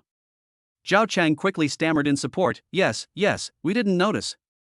Dong Fongsuan precisely tossed the crumpled paper he had used to wipe his hands into the trash can by the door, his face still bearing that seemingly easygoing smile. His gaze slowly swept over the faces in front of him, which were filled with expressions of "I'm doomed" and "I want to crawl into a hole in the ground," lingering for a second longer on the employee from another group whose trouser leg was wet. "Oh," he drawled, sounding particularly relaxed, as if he were just saying that the weather was nice today. "I've been here for a little while. I saw you guys having a great time chatting, so I didn't want to interrupt." These words, spoken lightly, struck the ears of several people like a thunderclap. The expressions on their faces were priceless, a mixture of terror, shame, and utter embarrassment, as if they wanted to bury themselves on the spot. Zhen Chao, who had just been analyzing things so logically as if he had grasped the core intelligence, now had a face as gray as a cement floor, and his legs were trembling slightly uncontrollably. Finally, Zhao Chang, the youngest and seemingly the least mentally prepared, spoke with a clear sob in his voice, which was barely audible. "Mr. Dong. I'm sorry. We really didn't know you were here. We were just talking nonsense without thinking. Please don't take it seriously, please don't take it to heart." Looking at his subordinates who were terrified, Dong Fongsuan's initial smugness at his successful prank faded, replaced by a somewhat complicated feeling. He found it a little funny, a little helpless, and at the same time, a feeling he had never experienced before, as if he could completely control the situation. "Why are they so afraid of me?" he wondered. "If I found this job through my own abilities, without any connections, would I also be like them, afraid of losing this well-paying job if I said the wrong thing?" He couldn't help but think of his own anxiety when he was job hunting. Thinking about it, he suddenly remembered the reward he had received that morning for only 5 points of favorability. Aura of power and majesty. So that's how it is. He suddenly realized. Everything the system gives you is definitely not free. I underestimated it before. Dong Fongsuan waved his hand, trying to keep his tone calm. "It's all right, don't be nervous. I'm not one to hold grudges. From now on, as long as everyone works hard and doesn't cause trouble for me behind my back, we can treat each other the same way we always have." Upon hearing this, the group felt as if they had been granted a pardon, and breathed a huge sigh of relief. They looked like prisoners who had been spared the death penalty, their faces filled with gratitude. Dong Fongsuan didn't say anything more and turned to leave the restroom. It took a while after he left for the few people in the restroom to recover. They looked at each other and saw lingering fear in each other's eyes. Just now, the pressure was too strong. Zhao Chang wiped his forehead and realized that he was covered in cold sweat. "Me too, my back feels completely soaked," Xian Chao said, still shaken. "Is he really just a young master who's here to gain experience?" "I don't think so," another person muttered quietly. "I've never encountered anything like this in my entire life. I've never been this cowardly even when I was caught talking bad about the big boss behind his back." The employee from another group, whose trouser legs were still wet, echoed with a puzzled look. Dong Fongsuan ended a day in which he hadn't actually done any real work, and felt somewhat wistful. No wonder rich people say that going to work is easy and not tiring, and they can do more than 996 or 007. With this kind of work intensity every day, I could work 365 days a year and not feel tired. It's like taking a vacation every day. On his way home from get off work, he deliberately took a detour, bought a plate of Sichuan-style spicy chicken that looked very appetizing, and also carried a large bottle of iced cola before having his personal driver take him back to his ridiculously luxurious villa in Zishanju. He carried the food into the sanatorium with great enthusiasm, wanting to share it with Tang Qiuhua. Of course, he wanted to eat it himself too. Despite her sickly appearance, Tang Qiuhua forced a smile. "Then I'll just eat a little bit." "Pity." The head of the nursing team was very polite but also firmly prohibited the two from dining together. Given Ms. Tang's current health condition and dietary arrangements, she absolutely cannot consume such highly stimulating foods. She has specially prepared nutritional meals. For her and the fetus's sake, please. Dong Fongsuan didn't listen very carefully and was somewhat disappointed, but that was understandable. "All right."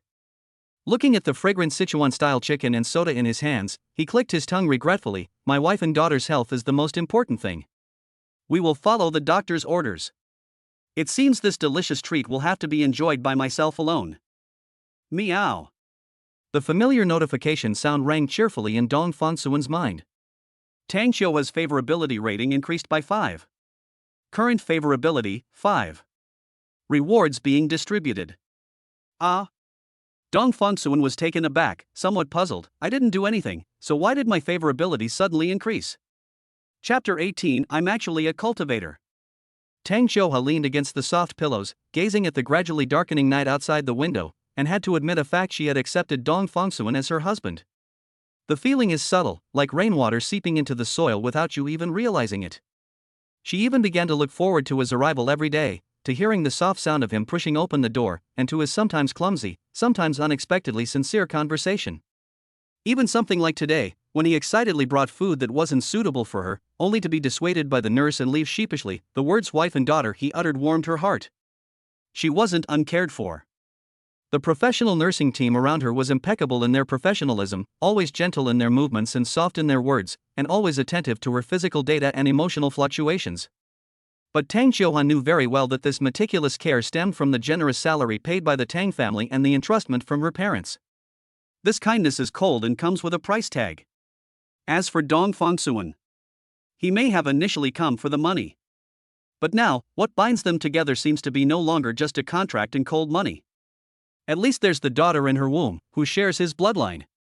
Besides, during this time, his seemingly naive yet earnest promises, and the changes he brought about that made her feel inexplicably comfortable. This connection is far more complex than a purely monetary relationship, and a little warmer. She took a deep breath, forcing herself to calm down from this nascent warmth. The gentlest knife can cut the most painfully. Tang Xiuhua, you can't let yourself get carried away. You can't afford to lose anymore. Just as Tang Xiuhua's mindset was subtly changing, Dong Fengsuan, who had just returned to his luxurious bedroom, was bewildered by a voice that suddenly rang in his mind. Reward issued, basic flight skill. Basic flight technique allows levitation and flight at low altitudes. Currently, the maximum levitation height is no more than 3 meters, and the flight speed is equivalent to an average person taking a walk. The effect can be enhanced as strength increases or higher level rewards are obtained. Plus 5? Dong Fengsuan blinked, feeling a little confused. He didn't do anything just now. The nurse stopped him, and he obediently gave up his plan to feed the chicken with Sichuan peppercorns and sugary drinks. How did my favorability rating increase by itself? Could it be? Did she realize the sincerity of her own words? My wife and daughter's health is the most important thing? I can't figure it out. But he quickly put that doubt behind him. After all, an increase in favorability was a good thing. Dong Fengsuan's attention was immediately drawn to the new reward. Flight. Even the lowest level, which can only fly 3 meters off the ground and slowly like taking a stroll, is still flying. Which human being can resist the temptation to take off without considering external factors? He was itching to try it out. But he remained rational. It definitely wouldn't work in the villa. It would be too easy to be discovered. He held his breath and focused intently, first activating his presence like air ability to its maximum. That familiar sense of detachment, of being one with the environment, enveloped him once again. Like an invisible shadow, he carefully avoided the hidden surveillance cameras in the corridors and courtyards, and silently arrived at a secluded corner of the garden behind the villa. The area is shaded by trees and dimly lit, making it an ideal place for testing. Following the key points of the technique that appeared in his mind, Dong Fengsuan tried to mobilize the true energy in his body. Unlike internal force, true qi is more condensed and requires more precise mental guidance to control. He concentrated, imagining the airflow lifting him up beneath his feet. At first, he didn't feel anything, but gradually, he felt his feet become lighter, as if there was an invisible air cushion between the soles of his shoes and the grass. He tentatively reduced the pressure on his feet, and his body actually slowly lifted off the ground. 10 centimeters, 20 centimeters, 50 centimeters. Finally, he stabilized himself about 1 meter in mid-air. This feeling is absolutely wonderful. Unlike jumping, this is a continuous suspension that is free from the Earth's gravity. He tried to take a step forward, and his body really did float forward slowly, as if walking on an invisible ground. The pace wasn't fast, just like an ordinary person taking a stroll after dinner, but the sense of freedom and the perspective of looking down at the flowers and plants below made him so excited that he almost shouted out loud. He practiced clumsily yet excitedly for a while in this small corner of the garden, until he felt somewhat mentally exhausted, before slowly descending. Although it was just low altitude, slow flight, it still required a considerable amount of physical strength, internal energy, and mental focus. After landing, he suppressed his excitement and used his supernatural ability again to sneak back to his room silently. The night grew deeper. Dong Fongsuan lay on the soft bed, but he wasn't sleepy. The slight increase in his favorability towards Tang Xiuhua during the day, as well as his successful test of his flying skills, put him in a state of subtle excitement. He realized that he hadn't had a chance to use his inner energy to nourish her body today. Perhaps. Go now? He closed his eyes, concentrated, and activated superpower, dream infiltration, again. His consciousness traveled through time, and after a familiar feeling of weightlessness, he arrived in Tang Xiuhua's dream. This dream scene was unlike any he had ever seen before. It was no longer a depressing hospital ward, nor a dance studio filled with regrets, but rather a university classroom. The afternoon sun streamed through the window, casting dappled shadows on the blackboard, and the air seemed to still carry the scent of chalk dust. Tang Xiuhua, dressed in a simple white shirt and jeans, sat by the window, head down, reading a book. Her profile was serene and beautiful. Dong Fongsuan walked over quietly and sat down in the empty seat next to her. In her dream, Tang Xiuhua looked up and saw him. She didn't seem surprised, she just smiled faintly. This time, she didn't resist or question, her eyes held a calm acceptance. "You've come," she said softly. Dong Fongsuan nodded, without saying anything more, and simply reached out and gently covered the back of her hand that was resting on the desk. The movements were gentle, and filled with tenderness. He guided the warm and gentle internal energy within him, like a gentle stream, into her body very slowly and carefully. He could feel that Tang Xiuhua in the dream was relaxing slightly, and even letting out a soft, comfortable sigh. She looked down at their clasped hands, and suddenly, her right index finger, which was originally unable to move in reality, trembled very slightly. Although it was just a response from a dream, Tang Xiuhua's face instantly lit up with immense, unbelievable joy. Those beautiful eyes, always tinged with sorrow, shone with an astonishing brightness, as if they were filled with starlight. Being able to move even one finger is better than being completely paralyzed. Even though it was just a dream, it gave her a long-lost sense of control over her body. Overwhelmed with happiness. The man who brought her happiness decided to tell a white lie. "I wanted to get along with you as an ordinary person, but I didn't expect to be misunderstood in return. Now, I'm not pretending anymore, I'm coming clean. I, Dong Fongsuan, am actually a cultivator." Chapter 19. Didn't you drink enough Mangpa soup? The Two's Secret Code. The logic of dreams is naturally chaotic. Although it was a university classroom, Tang Xiuhua clearly knew that she was completely paralyzed. But this brief, illusory activity still gave her unparalleled comfort and joy. Tang Xiuhua blinked. "Are you kidding me?" Seeing the pure smile on her face, Dong Fongsuan's heart softened a little. He maintained the motion of channeling his inner energy, and said in a half-joking, yet somewhat mysterious tone, "You might not believe it. When I was a child, I felt that I probably drank less of the Mangpa soup when I was reincarnated. I was going through a rough patch when I was looking for a job, and it was the lowest point in my life. Suddenly, I had some memories from my past life." Dong Fongsuan paused, observing her reaction, and continued, "In my past life, I was not an ordinary person, but an extremely powerful cultivator. It's the kind of thing that can fly, disappear into the earth, and move mountains and overturn seas. Pity. Later, I failed to transcend the tribulation, and had no choice but to reincarnate into this 21st century, where I married you." Hearing these bizarre words, Tang Xiuhua raised her eyes to look at him, a faint smile spreading across her beautiful eyes. That smile dispelled the melancholy that had lingered between her brows for years, making her appear exceptionally charming.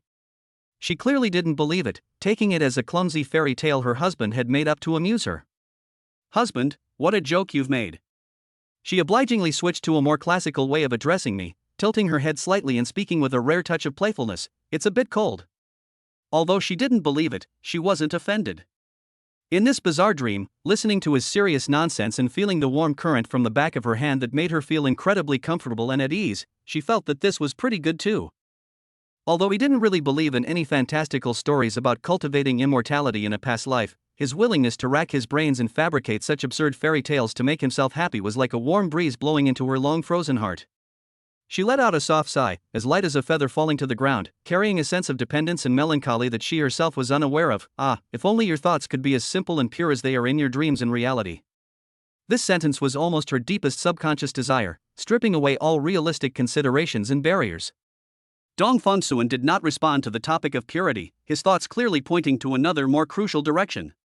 He gazed at her, his eyes deep, as if trying to see into the very depths of Tang Qiuhe's soul. You know perfectly well that you are dreaming, your consciousness is so clear, yet you haven't yet awakened from the dream. Don't you feel that something is wrong with this whole thing? Tang Qiuhe was slightly taken aback by his question. Then she blinked her long eyelashes, revealing an expression that said, "This is normal." She explained softly, "Lucid dreams are not common, but they are not unheard of. I dreamt about this many times when I was a child. The most memorable time was when I dreamt that I became the world's greatest dancer, spinning and leaping on a stage in front of a huge audience." Her voice carried a faint trace of memories, and her eyes brightened for a moment, but quickly dimmed again, pulled back by the weight of reality, her tone carrying a resigned self-mockery. "However, dreams are just dreams, they're all fake, and they're often the opposite of reality." She waved her hand weakly. This subtle movement, which could be easily accomplished in a dream, only served to highlight the cruelty of reality. You see, like now, in my dream I feel like I can move my hands and feet. Although it's very slight, it feels so real. Dreams are illogical, chaotic, and unreal. But when dawn breaks and I wake up from the dream, I am still trapped in this body, unable to do anything, a useless person. She spoke the last two words very softly, yet they carried a heart-wrenching weight. Dong Fengsuan's expression grew increasingly serious. He leaned forward, his gaze sharp. He posed a question that was enough to shake Tang Qiuhe's understanding. Do you think that the promises I made to you in the dream and later in your hospital room were just coincidences? These words struck Tang Qiuhe like a thunderclap. Is it not a coincidence? The striking overlap between dream and reality. The high wall in her heart, built by reason and despair, was violently struck by these words, and a clear crack appeared. The absurd claims about Mengpa soup and immortal cultivators are now spreading like vines along the cracks. Reason was shouting, "This is absurd," but deep in the heart of emotion, a faint but stubborn flame was ignited, a yearning for a miracle, an unspoken expectation that a way out of the desperate predicament might be found. Seeing the obvious wavering and struggle in her eyes, as well as that fragile light that had been rekindled, Dong Fengsuan knew the time had come. Instead of applying pressure, he provided a specific verification method. "How about this?" Dong Fengsuan softened his tone. "Say a number, any number will do, one that has special meaning to you, or one that comes to mind. Let's treat this as a secret code just between the two of us." He looked intently into her eyes and, word by word, posed the hypothetical scenario that would determine their future. "If, when you wake up from this dream, I am in reality, standing by your bedside, and I can accurately deliver this code to you, what will you think then? Infiltrating someone else's dream. This goes completely beyond the scope of hypnosis or any known scientific phenomenon." The idea was so bold and outlandish that Tang Qiuhe's heart skipped a beat, and she almost stopped breathing. If he can actually do that, what does that mean? It means that her husband possesses incomprehensible power. This suggests that all of Dong Fengsuan's seemingly nonsensical remarks may have concealed an astonishing secret. And her body, which medicine has declared dead for her, perhaps. Is there really still any hope of saving him? The immense shock left Tang Qiuhe's mind blank for a moment, followed by a surging wave of shock, fear, and a hint of ecstatic joy at escaping a desperate situation. Under the impact of this giant wave, all the previous suspicions and misunderstandings about him being money-driven seemed insignificant and not worth mentioning. She stared at him blankly, as if she were seeing this man for the first time. After a long while, as if she had made up her mind, she softly opened her mouth, but what she uttered was not a simple string of numbers, but a line of poetry with profound meaning. The west wind ages the waves of Dongting Lake, and overnight the Siang River goddess's hair turns white. Drunk, she is unaware that the sky is reflected in the water, and her boat is filled with dreams that press down on the Milky Way. Her voice was soft, with a sickly hoarseness, yet it clearly conveyed the ethereal and slightly melancholic mood of the poem. Dong Fengsuan was clearly taken aback, a hint of embarrassment flashing across his face. He scratched his head and said sheepishly, "This poem. I haven't memorized it, it's too long, I can't remember it." Chapter 20, I recited a poem last night. Tang Qiuhe, huh? She hadn't expected Dong Fengsuan to react this way. Before Tang Qiuhe could respond, Dong Fengsuan immediately perked up and said earnestly, "It's okay. When I get back later, I'll immediately look it up on the computer and memorize it perfectly." Seeing his expression shift from astonishment to earnest assurance, a strange contrast to the reclusive master image he was trying to create, Tang Qiuhe couldn't help but burst out laughing. Although her smile was weak, it genuinely dispelled some of the gloom between her brows. She gave Dong Fengsuan a strange look, her tone surprisingly relaxed and teasing. "Is this how I subconsciously perceive you? The you I dreamt about was so interesting. This humor contained awkwardness, sincerity, and a genuine quality that she couldn't help but find endearing. Human hearts are made of flesh and blood. How could one not feel if someone treats them well? I'm not some bad girl with an NPD vampire personality. Dong Fongsuan also laughed, a smile that carried the satisfaction of a successful plan and a hint of barely perceptible tenderness. He knew that the bridge of trust had begun to be built. So, he looked at her intently, and said firmly, "See you in the morning." The dream shattered. Dong Fongsuan woke up in his own bed. Meow. The system notification sounded cheerfully in his mind. Tang Qiuhua's favorability rating increased by 10. Current favorability, 15. Rewards being distributed. Reward issued, superpower enhancement. Dream infiltration, dream mastery. You are no longer merely a visitor to dreams, but a weaver of dreams. You can freely construct, modify, and dominate the dream worlds of others, and even your own. Where your thoughts lead, dreams take shape.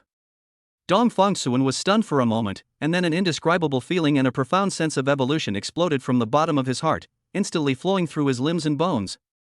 Dream control. First, the range of his abilities has expanded to a circle with a radius of 3 kilometers centered on himself, which is a significant increase. Secondly, it is no longer limited by the fact that both you and the target are asleep, and can be activated at any time. Furthermore, it is no longer a simple infiltration, and one is no longer a passive bystander or a cautious participant. This means power.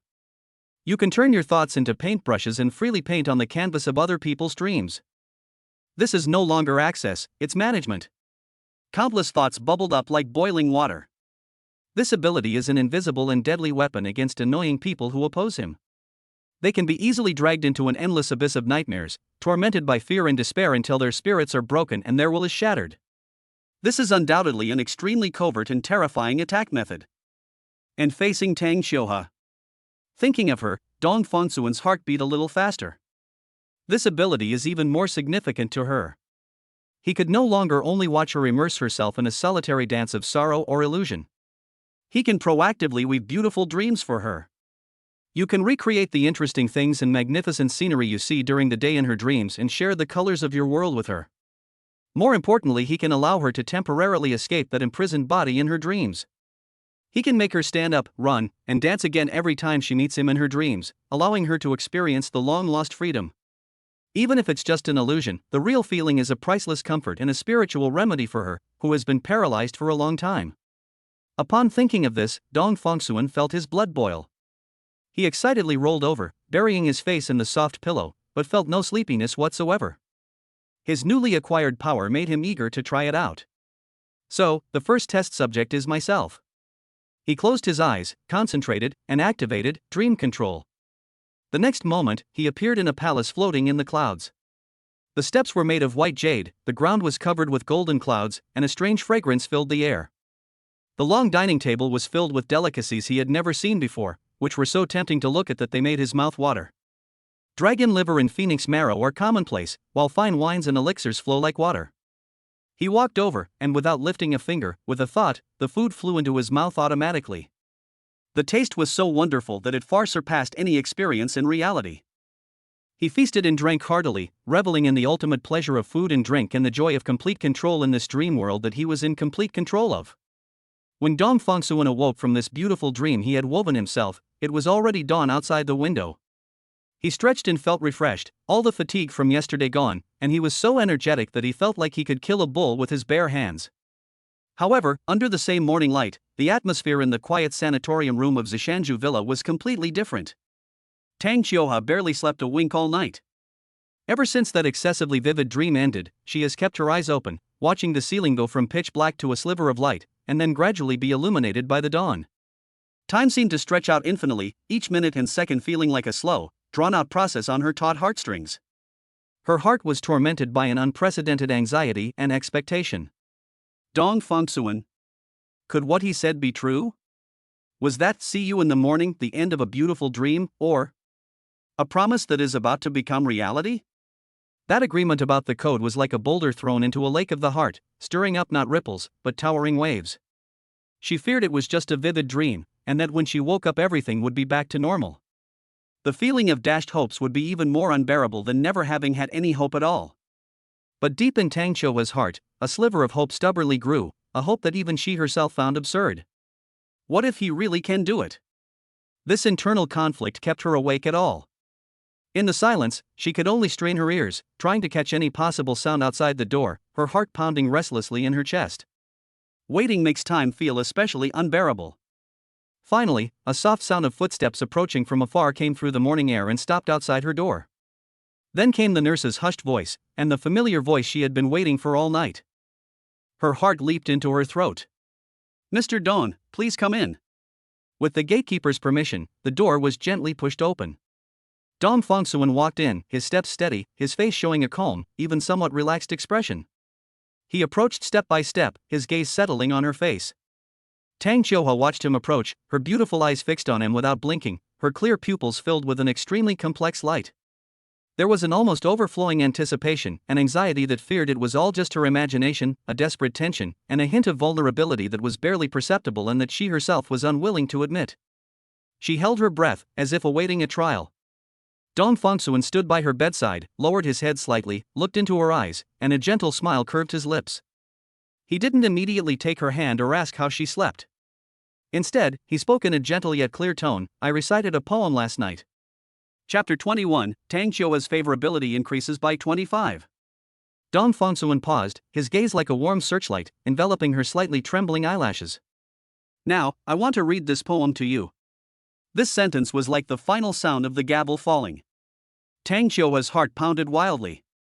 The female nurses all felt that this son-in-law who married into a wealthy family had low emotional intelligence and was clearly not the type to make girls happy. He even had a bookish air about him, seemed a bit dull and wooden. Even telling fairy tales is 10 times better than reciting poems, right? However, everyone felt that Dong Fongsuan was a very honest person and not annoying. They're much more reliable than the smooth-talking types. Tang Qiuhua stared intently at Dong Fongsuan, her anticipation growing stronger. Dong Fongsuan didn't keep anyone in suspense or tease them. He recited directly, "The west wind ages the waves of Dongting Lake, and overnight, Xiangjuan's hair turns white."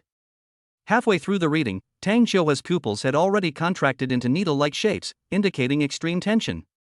"Drunk, I knew not that the sky was reflected in the water. My boat was filled with dreams that pressed down on the Milky Way." When Dong Fongsuan recited the last line of the poem clearly and without a single mistake, time seemed to freeze in Tang Qiuhua's world. It wasn't a hallucination. It's not a coincidence. He really. I said it.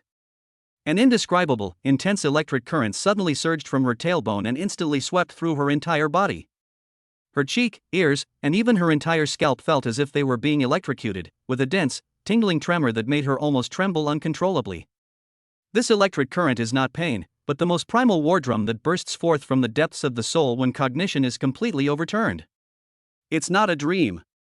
Last night's dream contained those bizarre conversations, the agreement about the secret code, and the absurd talk of Mengpo's soup and immortal cultivators. It's all true.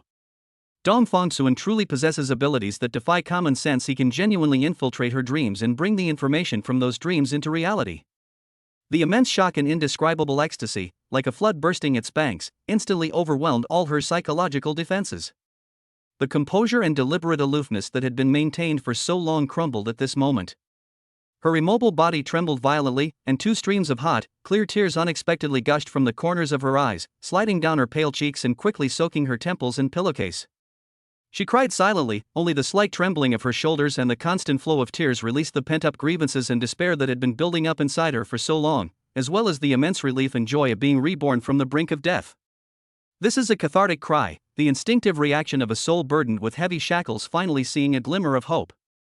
However, her sudden, silent, and intense tears appeared to the nurses who were watching her closely. The head nurse immediately frowned, her face filled with disapproval and worry. She stepped forward, her tone still maintaining professional politeness, yet she still sternly warned Dong Fongsuan. "Mr. Dong." Her voice broke the silence in the room, "Please be careful. Ms. Tang is currently very emotionally vulnerable and needs positive and warm encouragement and companionship. Please do not recite poems like this, which are clearly too sorrowful and carry a sense of desolation and decline, to her in the future. This is not good for her mental health or physical recovery at all." Her judgment was reasonable. Anyone who has received 9 years of compulsory education, upon hearing images such as the west wind ages her and Xiang Jun's hair turns white overnight, and then considering Tang Qiuhe's current situation of being bedridden, would easily assume that she was touched by the melancholy in the poems, which stirred up painful memories, leading to overwhelming sorrow. This guy is so inconsiderate. He's practically rubbing salt into the patient's wound. This was the sentiment shared by almost all the nurses present. Don't. Just then, Tang Qiuhe choked up and used all her strength to utter a weak but clear sound, interrupting the head nurse. Through her teary eyes, she looked in Dong Fangsuan's direction, her voice hoarse from crying and filled with a heartbreaking plea. I want him to stay with me a little longer, don't let him leave. Upon hearing this, the nurses' faces immediately showed an even more complex expression, a mixture of helplessness, pity, and even a hint of sorrow for their misfortune and anger at their lack of resistance. They exchanged glances. Look. This poor girl was completely manipulated by a poem that fit the occasion. After being severely manipulated, her self-confidence completely collapsed. Even the slightest resonance made her so dependent. But how could they know?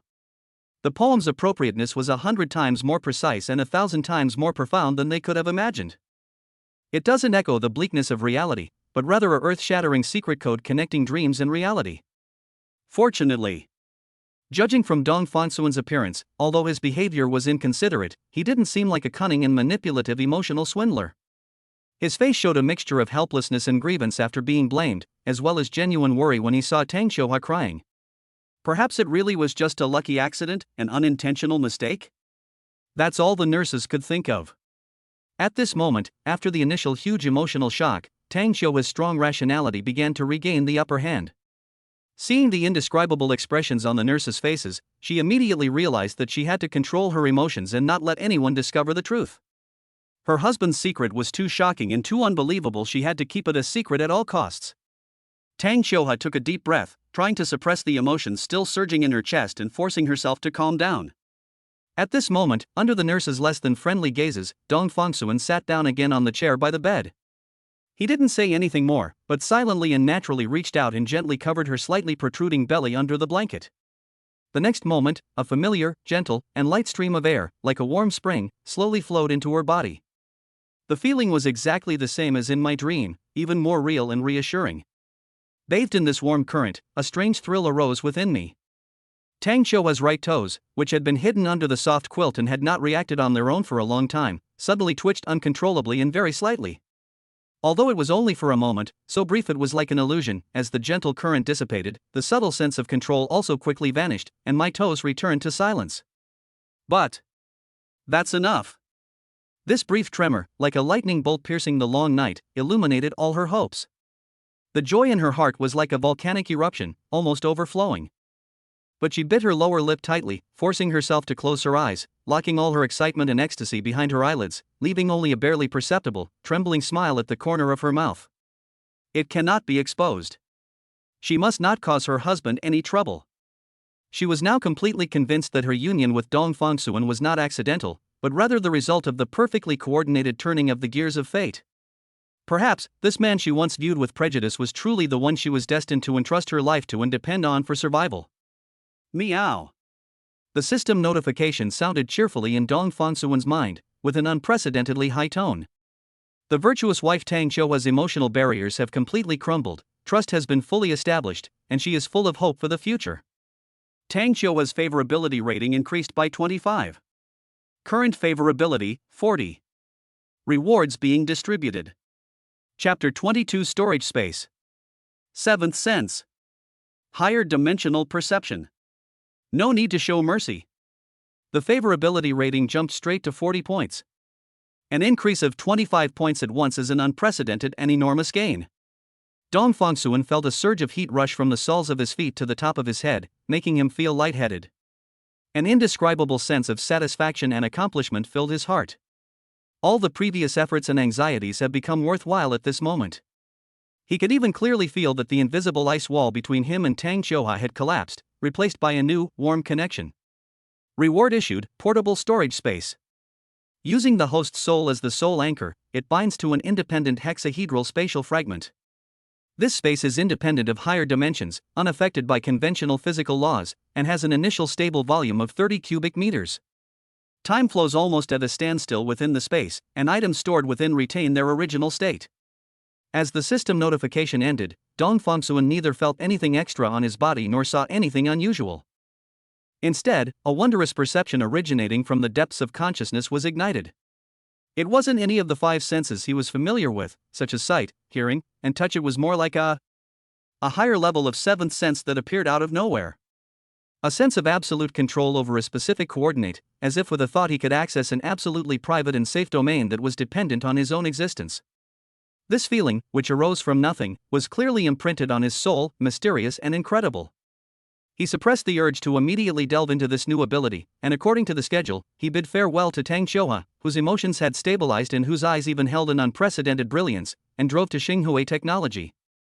Sitting in his spacious office, Dong Fongsuan immediately locked the door and confirmed that there were no hidden surveillance devices in the room. He took a deep breath and focused his attention on the newly formed seventh sense.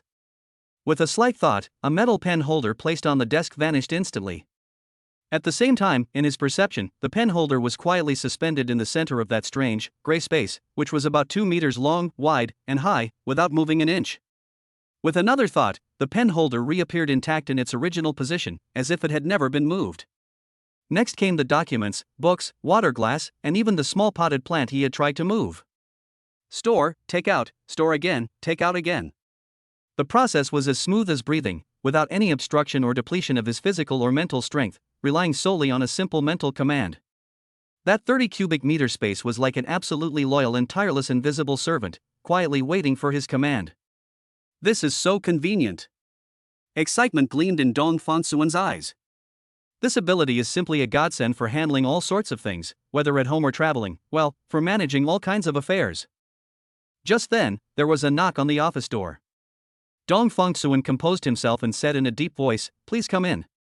Xian Chao and Zhao Chang entered. As soon as the two entered, they quickly closed the door, their faces showing obvious anxiety and worry. "Boss." Xian Chao lowered his voice and asked urgently, "I heard you just accepted an order from me, Sihan?" Zhao Chang quickly nodded in agreement, his face showing a look of utter alarm. "We absolutely mustn't accept it. That guy is a notorious two-faced scoundrel, always saying one thing to your face and doing another behind your back. We've worked with him for so long, we know him too well. He's definitely up to no good this time, he's trying to sabotage you." "Yes, yes, yes." Xian Chao added, his tone indignant, "That mourner was wicked, incredibly cunning. They often sell people out, and the people involved are still foolish enough to count the money for them. Last time, Xiao Zhang from the project team fell for his trick. After losing the lawsuit, he's still appealing and going through a second trial. In short, Ms. Han is definitely not a good person, you'd better be careful." Only after being reminded by them did Dong Fongsuan fully snap out of his excitement about gaining new abilities. He picked up the document that Miss Ham had personally delivered and began to carefully read through it. This is indeed a very important order, involving the supply of key components for the company's next phase of core products. The partner is a well-known industry giant with extremely stringent requirements and a tight delivery schedule. Some of the technical parameters have even reached the current industry limit. If this order goes wrong, it won't just be a matter of huge compensation, it will also seriously affect the company's new product launch plans and even shake market confidence, with unimaginable consequences. After reading the document, Dong Fongsuan understood. He raised his head and looked at his two subordinates who were looking at him with concern. Instead of showing fear, a calm smile appeared on his face. "I want to cancel the order," he said calmly. "Huh? Why, boss?" Xian Chao and Zhao Chang were both stunned. Missy Han used an open strategy. Dong Fongsuan tapped the document lightly with his fingertip. "He threw this toughest bone at me, and I didn't even dare to try. If I just returned it, wouldn't that be telling everyone that I, Dong Fongsuan, am afraid of challenges and am an incompetent nepotism? Although I was indeed parachuted in, I still have my own temper." Dong Fongsuan paused, his eyes sharpening, "And if I fail to do it, and he takes over as a firefighter, even if he can only achieve the same level as me, or even just a little better, public opinion will turn in his favor. At that point, the little bit of prestige I've just built up in the company will completely collapse. I really don't believe in this nonsense." As the only possessor of internal energy on Earth, the only extraordinary being, he possesses a system and incredible abilities such as true chi, storage space, and dream control. If he can't even secure a potential partner for a typical health technology product development project, then his claim of being the only one is really beneath him. As for the source of Miss Han's malice, he could figure it out with his toes. It was nothing more than interests, status, and power. Without his parachute appointment, given Miss Han's abilities, experience, and the connections he had secretly cultivated, it wouldn't have been impossible for him to climb to his current position as the company's head within a year. My presence was undoubtedly blocking his path. No need to worry. Dong Fongsuan waved his hand, his tone carrying a detached calmness. It's just a slight breeze, it won't capsize the boat. After kindly persuading the still worried Qian Chao and Zhao Chang to leave, Dong Fongsuan's calm expression instantly turned into a hint of coldness. He sat back in his office chair and closed his eyes. Since the opponent had already made their move, and their malice was so obvious, there was no need for him to hold back. Perfect timing, his dream infiltration ability had been upgraded to dream control. Even better, the new ability was no longer restricted by the target being asleep. He concentrated his mind, his thoughts like invisible tendrils, instantly transcending spatial barriers and locking onto Miss Ham, who was sitting smugly in his office. Ability activated. The next moment, Dong Fongsuan's consciousness descended into a hazy, gray space constructed by Miss Han's subconscious. He did not reveal his form, but instead, like a supreme god, indifferently gazed down below. In the dream, Miss Han was in a state of extreme excitement and distortion.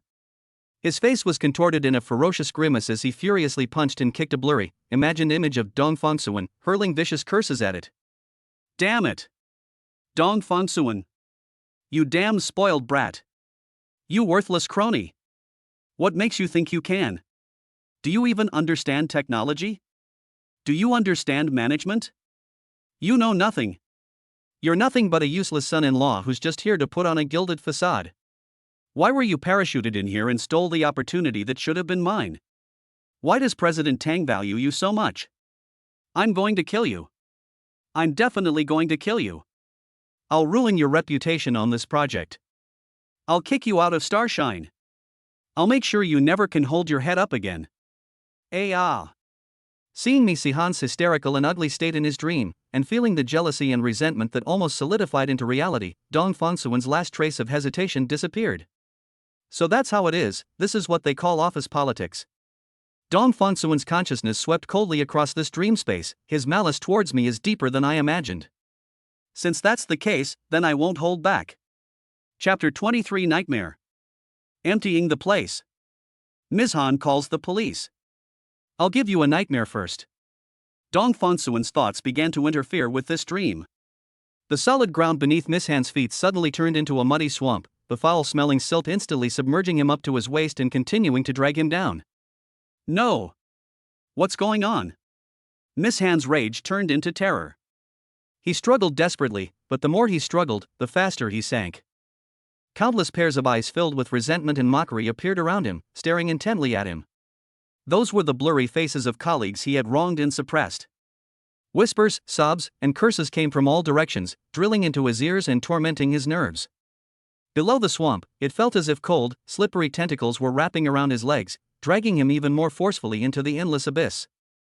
The feeling of suffocation, fear, and despair overwhelmed him like a tidal wave. He tried to scream, but no sound came out. They wanted to escape, but couldn't move. He could only watch helplessly as he was swallowed by darkness, experiencing the all-pervasive mental torment. And this is just the beginning. In the time that followed, Dong Fongsuan acted like a ruthless director, orchestrating a series of bizarre yet deeply disturbing scenarios for him: betrayal by everyone, disgrace, and utter destitution. He wanted to let Ms. Ham experience the consequences of his malice in his dreams. After a long period of torment, a cold smile curled at the corners of Dong Fongsuan's lips. Ms. Ham was tormented by nightmares. This was just the appetizer. The real return gift is yet to come. With a slight thought, his presence-like air ability quietly activated, making him seem to blend into the light and shadow of the office, his presence dropping to an absolute minimum. He slipped out of the door silently, like an invisible ghost, without attracting the attention of anyone in the public office area outside. Instead of immediately going to find Miss Ham, he first went to the employee break room, then turned a corner and headed straight for the company's monitoring room. In the monitoring room, a staff member on duty was yawning and staring at the screen with boredom. Dong Fongsuan's consciousness, like an invisible needle, gently pierced the other's mind, forcing him into a dream. The staff member on duty tilted his head, leaned back in his chair, and instantly fell asleep. Dong Fongsuan's gaze swept quickly across the densely packed surveillance screens. Wearing gloves, his fingers awkwardly operated the control panel, turning off the operating indicator lights of more than a dozen cameras. These cameras covered all the routes and key areas of his planned operation. After doing all this, Dong Fongsuan left silently, just as he had come. Now, the real show begins. He arrived at an empty fire escape, focused his mind, and activated low-level flight technique. His body lifted slightly off the ground, maintaining a hovering height of about 1 centimeter, as if being lifted by an invisible airflow, gliding forward silently. This kind of low-altitude flight is not only much faster than walking, but more importantly, it leaves no footprints. He moved like a true ghost, traversing the corridor. If we could find some evidence of his underhanded dealings, or the company's core secrets, things would be much easier. He pressed the power button, the screen lit up, and soon a login screen appeared that required a password. Dong Fongsuan. He tried entering several common default passwords or combinations of numbers that might be related to Miss Ham, and unsurprisingly, they were all wrong. I'm completely lost. I'm not a hacker, I don't know how to crack passwords. He scratched his head, feeling a wave of helplessness. Despite possessing extraordinary abilities, he was somewhat helpless in the face of such technical barriers. He suddenly realized that he should indeed learn some programming and hacking skills in his spare time, as they might come in handy someday. Are we just going to let it go like this? Did we come all this way for nothing? Looking at the office filled with the atmosphere of Misihan, Dong Fongsuan suddenly had an idea. Since we can't find any important intelligence, then let's go for something more direct and ruthless. Dong Fongsuan thought for a moment, then a malicious smile appeared on his lips. Then, as if he were browsing his own warehouse, he began to shop around in the office. With a thought, the desk vanished. With another movement, the boss's chair vanished. Filing cabinet? The cabinet and the files all vanished. Computers, monitors, telephones, decorations, sofas, coffee tables, even the waste high-potted plant in the corner. All gone. It was as if he possessed an invisible, incomparably greedy vacuum cleaner, leaving nothing but desolation in its wake. In just a few minutes, the office, which was originally full and showcased the owner's status and taste, became empty, leaving only bare floors and walls, and light fixtures on the ceiling. Having done all this, Dong Fongsuan was satisfied. He once again used his flying and invisibility abilities to leave the now empty office as if he had never been there. A few hours later, when Miss Ham, having cleared his head, was about to return to his office to rest, the sight that greeted him as soon as he unlocked the door left him frozen in place. Empty, empty? How could it be empty? He rubbed his eyes violently, even wondering if he was still stuck in that damned nightmare. But the cold, empty reality before him ruthlessly shattered his illusions. Who did this? Misihan roared in shock and anger, his voice echoing in the empty room, sounding particularly shrill. No one responded. Nobody knows the answer. Even many company employees cast gloating glances their way. Miss Ham immediately dialed the police. I've called the police, nobody's leaving. Chapter 24 Wife, this is like containing Mount Sumeru in a mustard seed. The police arrived quickly and conducted a thorough investigation, the results of which left Miss Ham feeling utterly devastated. The door lock was intact, with no signs of tampering. The windows were locked from the inside, and there were no signs of intrusion. That's impossible. Miss Han nearly went berserk on the spot. You guys conspired together, didn't you? How much money did you receive from Dong Fongsuan? But most importantly, when reviewing the surveillance footage, it was discovered that the cameras in the relevant area were operating during the time of the incident. They all happened to malfunction and didn't record any footage. The on-site investigation only yielded Miss Ham's own footprints and fingerprints. Everything points to one conclusion: Miss Ham orchestrated this farce himself. Perhaps he's trying to frame someone? The investigation ultimately came to nothing and was left as an unsolved case. But this incident was a huge psychological blow to Miss Ham. He felt as if he were being watched by an invisible, terrifying adversary. The other party was able to empty his carefully guarded office without him even noticing. He became paranoid, seeing everyone as someone sent by the mastermind, and feeling that the entire company was hostile towards him. The initial high morale that had been fueled by the desire to use all sorts of insidious means to completely destroy Dong Fongsuan was instantly extinguished, as if a bucket of ice water had been poured over it. In its place came a chill that lingered in his heart and a lingering fear. He was a little scared. Inside the Zishanju villa, a sanatorium room. As night deepened, the lights outside the window gradually came on. Tang Xiuhua lay motionless on the bed, like a goddess carved from a stone waiting for her husband, her eyes vacant as she stared at the deep night outside the window. Her heart was in turmoil, like a tangled ball of hemp thread. "It's already 8 o'clock," she murmured silently. It was late at night, and Dong Fengsuan still hadn't gone home. "He's outside. He didn't call back to let me know he was safe. Has he encountered some kind of danger?" The thought had barely crossed her mind when she dismissed it. "No, it won't happen. In his past life, he was a cultivator who could fly and escape into the earth. Even if my magic power hasn't fully recovered, it should be more than enough to deal with ordinary people in this country where guns are strictly controlled. So, is it because of myself? Is he finally getting tired of it? Tired of her being a bedridden burden who needs constant care? So you're going to abandon her? Or is it? Did he meet a better, healthier, more vibrant, and more suitable girl as a partner outside?" The thought of this possibility gripped her heart like an invisible hand, a surge of bitterness, grievance, unease, and an indescribable panic washing over her, threatening to overwhelm her. The little confidence and joy that had just been built up because of that secret became shaky at this moment. She couldn't help but let her mind wander, and her mood gradually slid towards depression and loss. A dark shadow slowly settled over her bright eyes. On the other side, Dong Fengsuan, who had just sent off the police who had come up empty-handed and was feeling smug and had finally gotten his revenge, suddenly heard a system notification in his mind. Meow. Tang Xiuhua's favorability rating 5.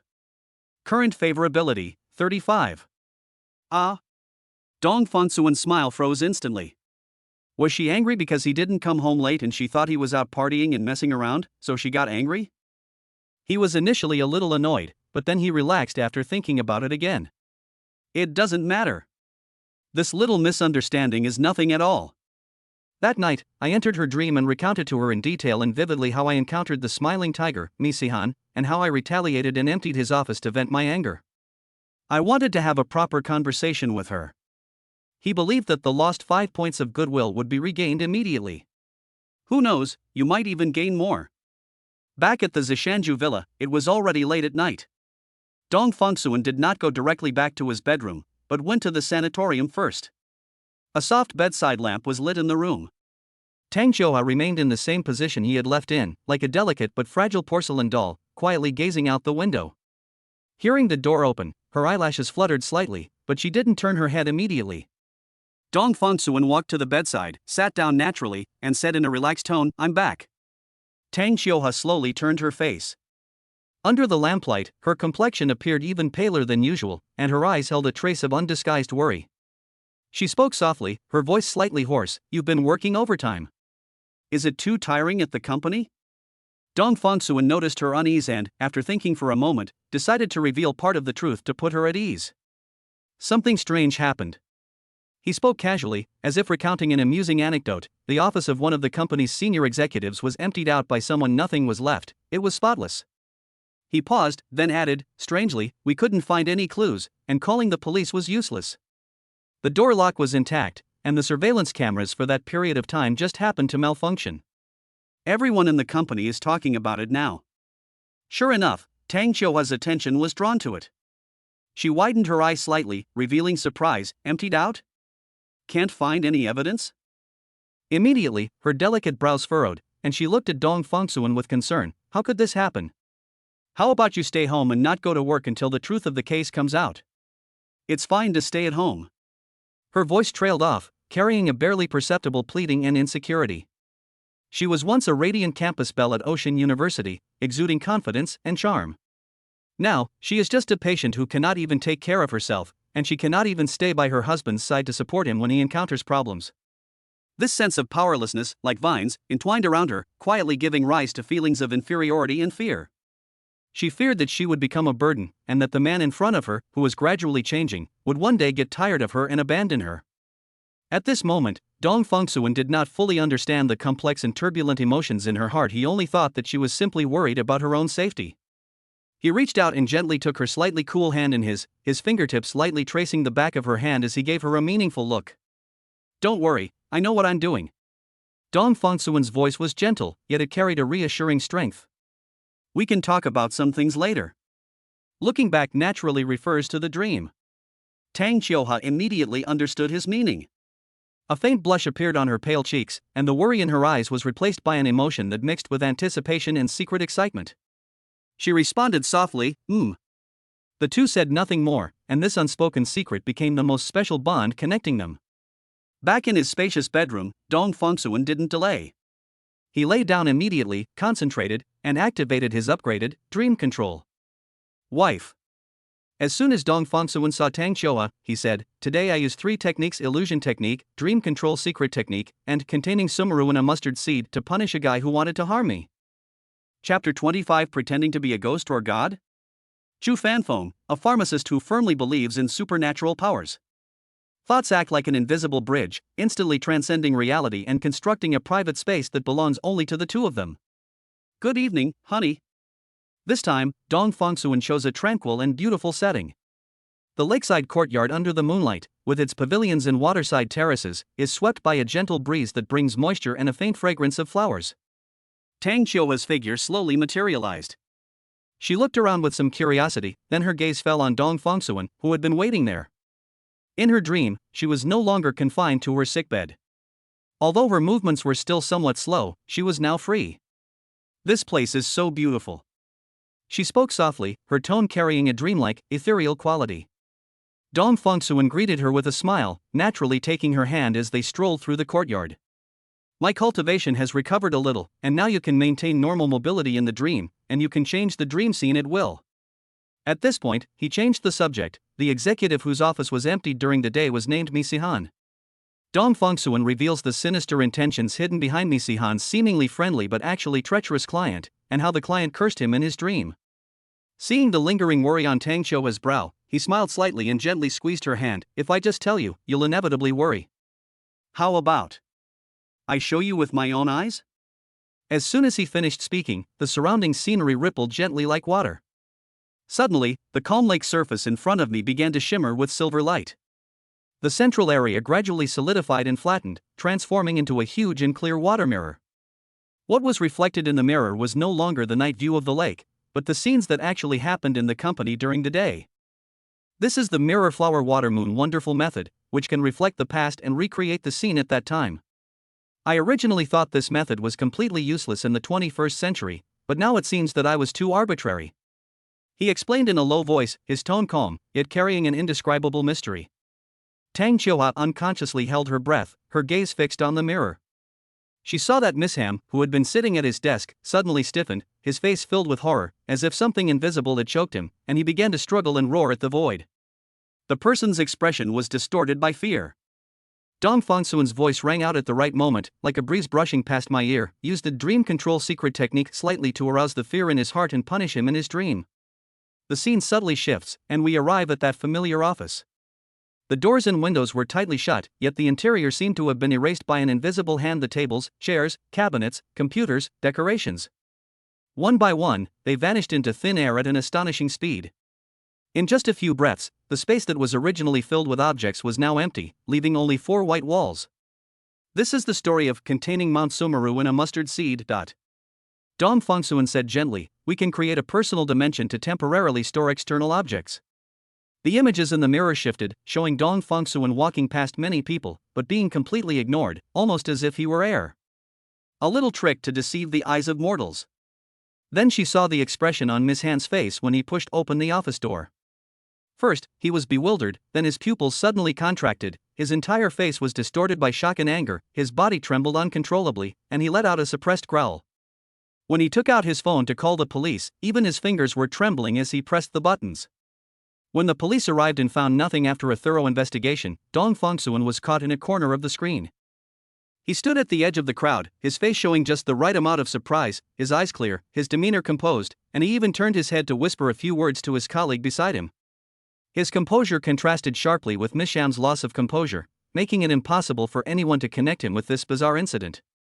Tang Qiuhua turned her head and looked at Dong Fongsuan. The last bit of suspicion and unease in her heart caused by his late return dissipated like morning mist. Instead, there was a deep-seated sense of peace and a touch of pride born for him. The water reflection gradually faded, and the shimmering light returned. Tang Qiuhua remained silent for a long time. What she had just seen was beyond her comprehension. That wasn't just hearsay, but a near-personal testimony. She watched as her husband, with unimaginable skill and effortless ease, punished the malicious person, doing so cleanly and without leaving a trace, and afterwards remaining completely nonchalant. Look at how shocked and angry he was after calling the police, and how he couldn't find any results. Dong Fongsuan finally couldn't hold back any longer and said with obvious delight, "This guy is paranoid and thinks everyone in the company wants to harm him." Tang Qiuhua sighed, "It's hard to tell the difference between such a despicable person and someone who isn't genuine." If you hadn't been able to enter his dreams and know his true feelings, you probably would have fallen for his tricks. After discussing how to deal with backstabbers in the workplace, Tang Qiuhua's thoughts clearly shifted to a more crucial issue. However, getting rid of the people who are causing trouble is only the first step. To truly gain a foothold, we still need to win over that difficult major client and successfully complete the order. This is where you prove your ability and skill, leaving others speechless. Dong Fongsuan nodded. This was precisely the problem he was about to face. That major client is named Chu Fanfeng, and his order requirements are extremely demanding. Have you heard of that name? Chu Fanfeng? A knowing glint flashed in Tang Qiuhua's eyes. I met him once when I was a child. He is the second young master of the Chu family, it is said.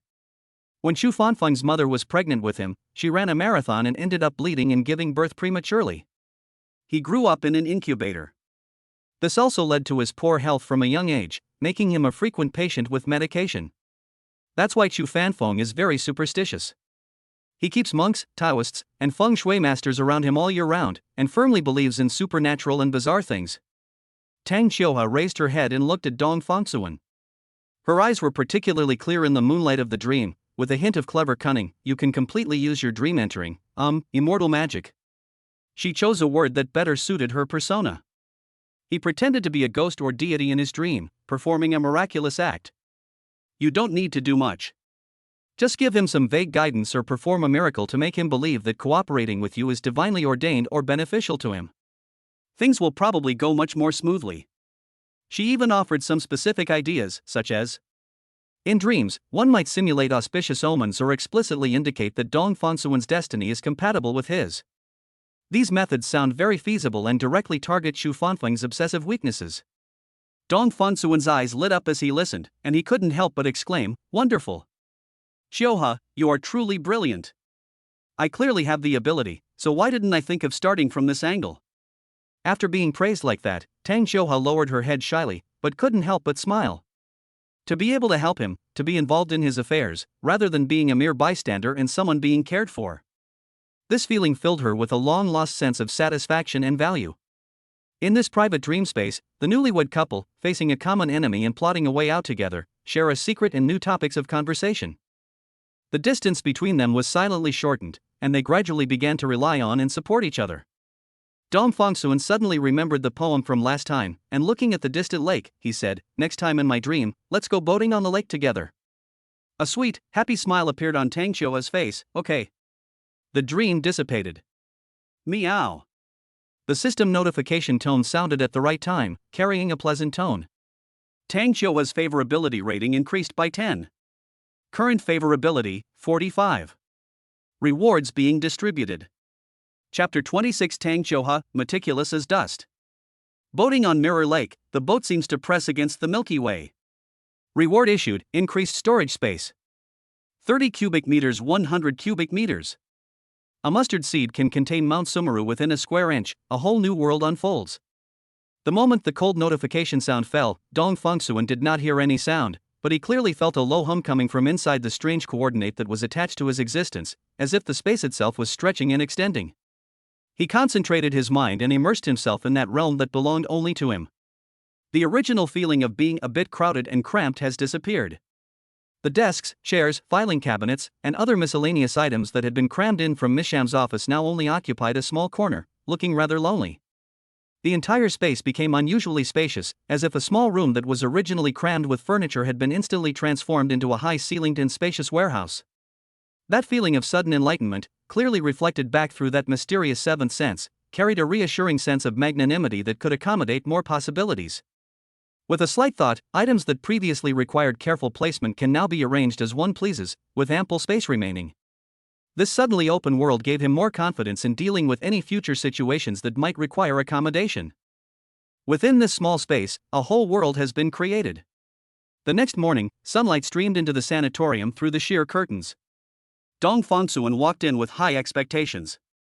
His improved strength boosted his confidence, and he couldn't wait to see if the healing effect of his true qi had also made significant progress. As usual, he sat by the bedside, gently took Tang Qiuhe's hand, and gently channeled his more refined and controlled internal energy into her body. However, the result made his heart sink slightly. In terms of treatment, there doesn't seem to be the huge breakthrough that was expected. Tang Qiuhe's body was still firmly imprisoned by that strange Tang Qiuhe disease. She concentrated all her energy, and in the end, only the ring toe of her right foot, hidden under the blanket, curled up very slightly before relaxing weakly again. As before, he could only use the brief moment before his true energy completely dissipated to complete a trivial action. The faint sense of disappointment brought on by dashed hopes had just begun to surface when it was instantly dispelled by another, stronger, and more wondrous sensation. Just as he channeled his true energy into her body and carefully sensed its flow, a faint yet vibrant echo was clearly transmitted to his perception through the connection of the true energy. It's that child. He saw it. Not with the eyes, but through that mysterious true energy, I sensed in her slightly protruding belly, that tiny, curled-up life. What made his heart tremble even more was that the little girl seemed to sense his presence and, through her mother's belly, rather impolitely kicked the spot where his true energy was being sensed with her little feet. The feeling was so clear, so real, carrying an indescribable, blood-related throbbing. In that instant, Dong Fongsuan felt as if his heart had been gently scratched by the softest feather, or as if it had been completely enveloped by warm spring water.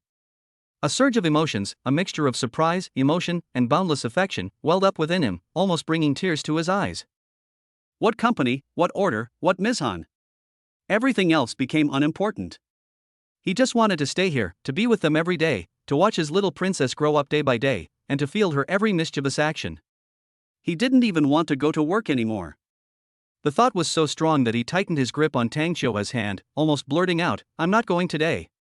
But he swallowed the words back down his throat. He looked at Tang Qiuhe's pale yet serene and gentle profile, recalling the sparkling eyes in her eyes when she offered him advice in his dream last night. If he stays at home all day, and the two of them just stare at each other, over time, even the deepest feelings will probably become bland. Moreover, he needs some outside experiences and observations to have endless things to say to her in his dreams, and he can't bear to lose the joy of sharing each other's worlds like a romantic relationship. Distance makes the heart grow fonder. The wisdom of our ancestors still holds true. More importantly, a man must have his own career in battlefield. Even if this career is just a trial given to him by his father-in-law, and this battlefield is just a small project department, it is still the foundation upon which he stands, and the source of his confidence to stand upright beside her. "I'm going to the company," he finally said softly, a hint of lingering reluctance in his voice. Tang Qiuhe seemed to sense his emotional fluctuations, and gently hummed in agreement, her gaze tender. Within the company, Miss Sham's situation was truly miserable. The mysterious eviction of his office not only made him the laughingstock of the entire company, but more fatally, it also caused the disappearance of many of his privately held important client documents and future project plans, resulting in a near devastating blow to his career. Like a gambler who has lost everything, he spared no expense in hiring a well-known private investigator and even openly pointed his suspicions at Dong Fongsuan. However, the results of the investigation left him utterly devastated. Neither the on-site investigation nor the tracking of Dong Fongsuan's whereabouts could find the slightest evidence. Dong Fongsuan's life trajectory was so simple as to be almost transparent, without any abnormalities. The detective could only conclude that it could not be confirmed that he was related to Dong Fongsuan. The series of blows had already left Miss Ham distraught, and in the days that followed, every time he stepped into the company, he would uncontrollably fall into extremely realistic and terrifying nightmares. Whether in the break room, the conference room, or even in full view of others, he might suddenly turn pale and break out in a cold sweat, as if he had seen something extremely terrifying. His nerves were completely worn out, his face was sallow, his eyes were sunken, and he was incoherent all day long, looking at everyone as if they wanted to harm him. Fear, like a venomous snake, coiled tightly around his heart. He finally couldn't hold on any longer. That day, with dark circles under his eyes and unsteady steps, he walked into the personnel department and handed in a resignation letter. The once spirited and ambitious Mizhan, who was trying to seize control of the company, is gone. Instead, there was a pathetic creature, utterly defeated, who just wanted to escape this ghost place as quickly as possible. He didn't even dare to look at Dong Fongsuan. When he handed in his resignation, his voice was low and trembling slightly, almost obsequious. "This problem is now completely solved. That evening, Dong Fongsuan returned to the villa and, as usual, had a brief, tacit exchange with Tang Xiuhua in front of the nurses. The truly in-depth heart-to-heart talks took place in my dreams. Night fell. A sweet dream came over me. Boating on Mirror Lake, the boat seems to float above the Milky Way. This scene is exactly as described in the poem. Tang Xiuhua looked at Dong Fongsuan, who was rowing the boat for her, tidied the messy hair on his forehead, and then said, "I have nothing else to do while lying in bed all day, so I asked the nurse to play some audiobooks for me to listen to." She paused, her tone becoming somewhat serious. "I've listened to some ancient Taoist texts, such as the Qingming Dream Tai Xian Gong, as well as the Dream Observation Accomplishment Method of Esoteric Buddhism, and some related strange tales." Dong Fongsuan looked at her with some surprise. "I heard a story. It is said that Chen Tuan, the ancestor who drew the Taiji diagram during the 5 dynasties and early Song dynasty, attained enlightenment in a dream. He could sleep for days on end, without breathing, and was even mistaken for a corpse by a woodcutter and almost buried." She raised her eyes and looked at Dong Fongsuan, a clear look of worry in her eyes. "Although I don't know if your dream entry technique also has such a flaw, or similar consumption. However, it's always better to be careful when using these abilities outside." Dong Fongsuan was stunned. He had never thought about this question. "I always thought that my control over dreams was incredibly powerful and I could do whatever I wanted, but I overlooked the risks or costs that any power might have." Even though Tang Xiuhua was bedridden, she was still paying attention to these things for him, consulting ancient books, and worrying about his safety. A warm feeling suddenly welled up in his heart, making his throat feel a little choked up. He held her hand, his gaze intense, his voice filled with sincerity and emotion. "Wife, you were so thoughtful. I hadn't considered that at all. I've taken your advice to heart, and I'll definitely be more careful in the future." This feeling of being cared for and thoughtfully looked after made him feel very warm and at ease. Meow. The system notification sounded at just the right moment. The virtuous wife, Tang Xiuhua, provides effective warnings out of concern for the host's safety, further deepening their emotional bond. Tang Xiuhua's favorability rating increased by 5. Current favorability, 50. Rewards being distributed. Chapter 27. I need all his information within 30 minutes. Reward issued, V1 Superpower Electromagnetic Interference. You can actively generate and control an invisible electromagnetic field. Within this field of influence, any electronic signal and device will become an extension of your will. You can accurately sense the location and status of all monitoring devices, leaving them nowhere to hide. You can also interfere with, paralyze, or even temporarily destroy the normal operation of designated electronic devices at will. A hint of surprise flashed across Dong Fongsuan's eyes, which quickly turned into genuine joy. This ability came at just the right time. With a slight thought, a completely new and keen perception of the surrounding electromagnetic environment naturally emerged. Without needing to see with his naked eye, he could sense the faint standby signal of the smart home hub in the corner of the bedroom, the data flow in the network cable buried inside the wall, and even the occasional electromagnetic fluctuations released by cars speeding by on the distant street outside the window. The whole world seemed to have gained another layer of information that could be interpreted in front of him. If only I had this ability sooner. He couldn't help but think of the time he dealt with Ms. Han. Why would anyone need to go to the monitoring room and risk manually turning off the cameras? He just needs to walk under those cameras as if nothing happened, and they will immediately go blind temporarily. This was practically the perfect tool to support his various unconventional actions. In the future, no matter what extraordinary methods you use, you won't have to be constantly on guard against hidden surveillance cameras in any corner, worrying about being filmed and uploaded to the internet, causing a huge uproar. My sense of security increased dramatically. He couldn't wait to start the test. I picked up the phone on the table, focused my mind on it. The phone screen, which had been running smoothly, suddenly started flickering wildly as if there was a connection problem, and then abruptly went black. No matter how many times I pressed the power button, there was no response. The phone only restarted as if waking from a deep sleep after he removed the interference. Next, the same thing happened with the laptop next to it. The system froze and crashed with a blue screen due to the interference. The effect is immediate, and it is so easy to control that you can interfere with whichever you want, with the range and intensity seemingly adjustable. For just 5 points of favorability, you get such a useful and powerful ability. This deal is really worth it. However, amidst the joy, a question also arose in my mind: superpowers, special abilities, and now there's V1 superpower. The system seems to have categorized these forces into different types based on their names. Could it be that they are not from the same origin, but rather come from different world rules or power systems? Why is this distinction necessary? With so little information, making wild guesses was pointless, so he shook his head and suppressed his curiosity for the time being. The most important thing right now is to enjoy the benefits of increased strength, and enjoy the warmth of home and the joy of steady career advancement. My wife's favorability rating has reached 50. He thought to himself, effort always pays off. From the initial bone-chilling 50 to the current warm positive 50, a leap of a full 100 points. Behind this figure lies his journey from being a disliked and suspected money grubber to gradually winning her heart. He recalled her intelligence when she analyzed Mithril's conspiracy for him, and her careful advice when she worried about the side effects of his abilities. She is not a block of ice that cannot be warmed. A warm feeling welled up in Dong Fonsuan's heart, filled with immense certainty. Instead, they will care about my career, cherish my health, and worry about me encountering petty people. A good wife. As the ancients said, a virtuous wife is better than 10,000 acres of fertile land. Now, Dong Fongsuan has realized the significance of those words. The feeling of being cared for and accepted is comparable to the fulfillment and joy brought by system rewards. With this good mood, he went to the company feeling refreshed. After efficiently processing his daily documents, he checked the time and instructed the driver, go to the Cloud Peak golf course in the west of the city.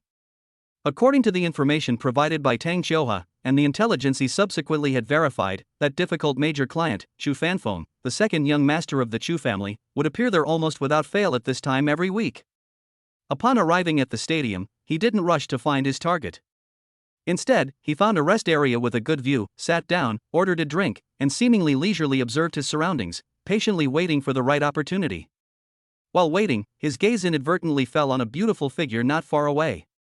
The man was dressed in a well-tailored white tracksuit, with an upright posture, and was walking and talking with several people who looked like business partners, clearly in a dominant position.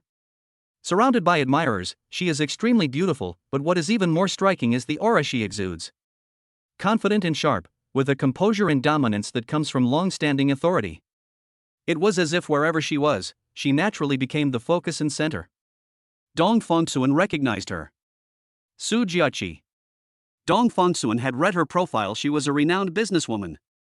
He controls several large companies with businesses spanning multiple fields such as high-end manufacturing, new energy, and biotechnology. Each of these is a capital and technology-intensive industry, demonstrating his considerable strength. A promising potential partner, Dong Fongsuan concluded. It is said that Su Jiaqi has a keen eye and superb skills, and is a top figure who has truly carved out a place for himself in the business world through his own abilities. Seemingly noticing Dong Fongsuan's gaze, Su Jiaqi also glanced in his direction. Their eyes met, and a knowing look, tinged with a hint of disdain, flashed in Su Jiaqi's eyes. Another one trying to become Aliven's son-in-law? Su Jiaqi looked Dong Fongsuan up and down, and misunderstood. He's not bad-looking. He hasn't had any plastic surgery or makeup. He's quite my type. Unfortunately, I would rather remain single for the rest of my life than marry a man who doesn't love me. Given her status and appearance, she encountered far too many men trying to get her attention in various situations. Among them are some pretty boys like Dong Fongsuan who are confident in their good looks. She almost subconsciously categorized Dong Fongsuan into that group as well. However, just as she was about to look away, she stopped. The look in this man's eyes. Something's not right. Unlike others, he didn't flinch or try to flatter or fawn over her after making eye contact. His gaze was calm, even carrying a hint of scrutiny. Dong Fongsuan met her gaze without flinching, his pupils seemingly possessing an indescribable clarity and confidence? It is a kind of composure and confidence that comes from the depths of one's heart and does not depend on external things. This kind of look is extremely rare among all the different kinds of people Su Jiaqi has met. Su Jiaqi pointed at Dong Fongsuan and said to her secretary, I need all the information about this person within 30 minutes. Chapter 28. She didn't think she would lose to a woman who was paralyzed in bed. Su Jiaqi's initial contempt vanished instantly, replaced by curiosity. She quietly gave a few instructions to her assistant beside her.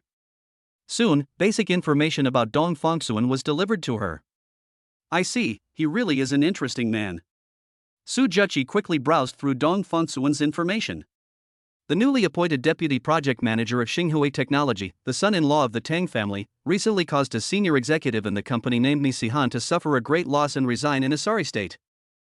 The information was brief, but combined with the fleeting impression she had just caught, Sujuchi had already sketched out a preliminary picture in her mind. She turned her gaze back to the young man sitting there quietly. Upon closer inspection, his appearance was indeed outstanding, with incredibly good skin, smooth, fair, and almost poreless, radiating a healthy, lustrous glow. Although Dong Fongsuan was not ugly, he was far from being considered a handsome man.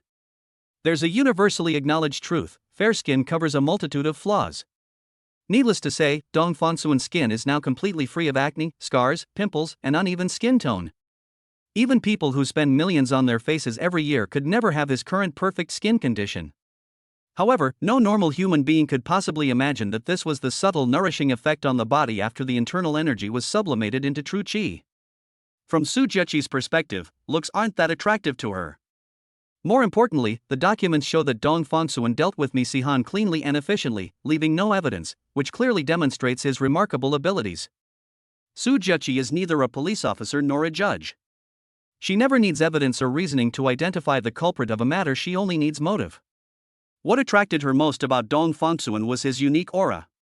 Calm and reserved, yet with a hidden sharpness, he was completely different from the men she usually met, who were either timid or arrogant.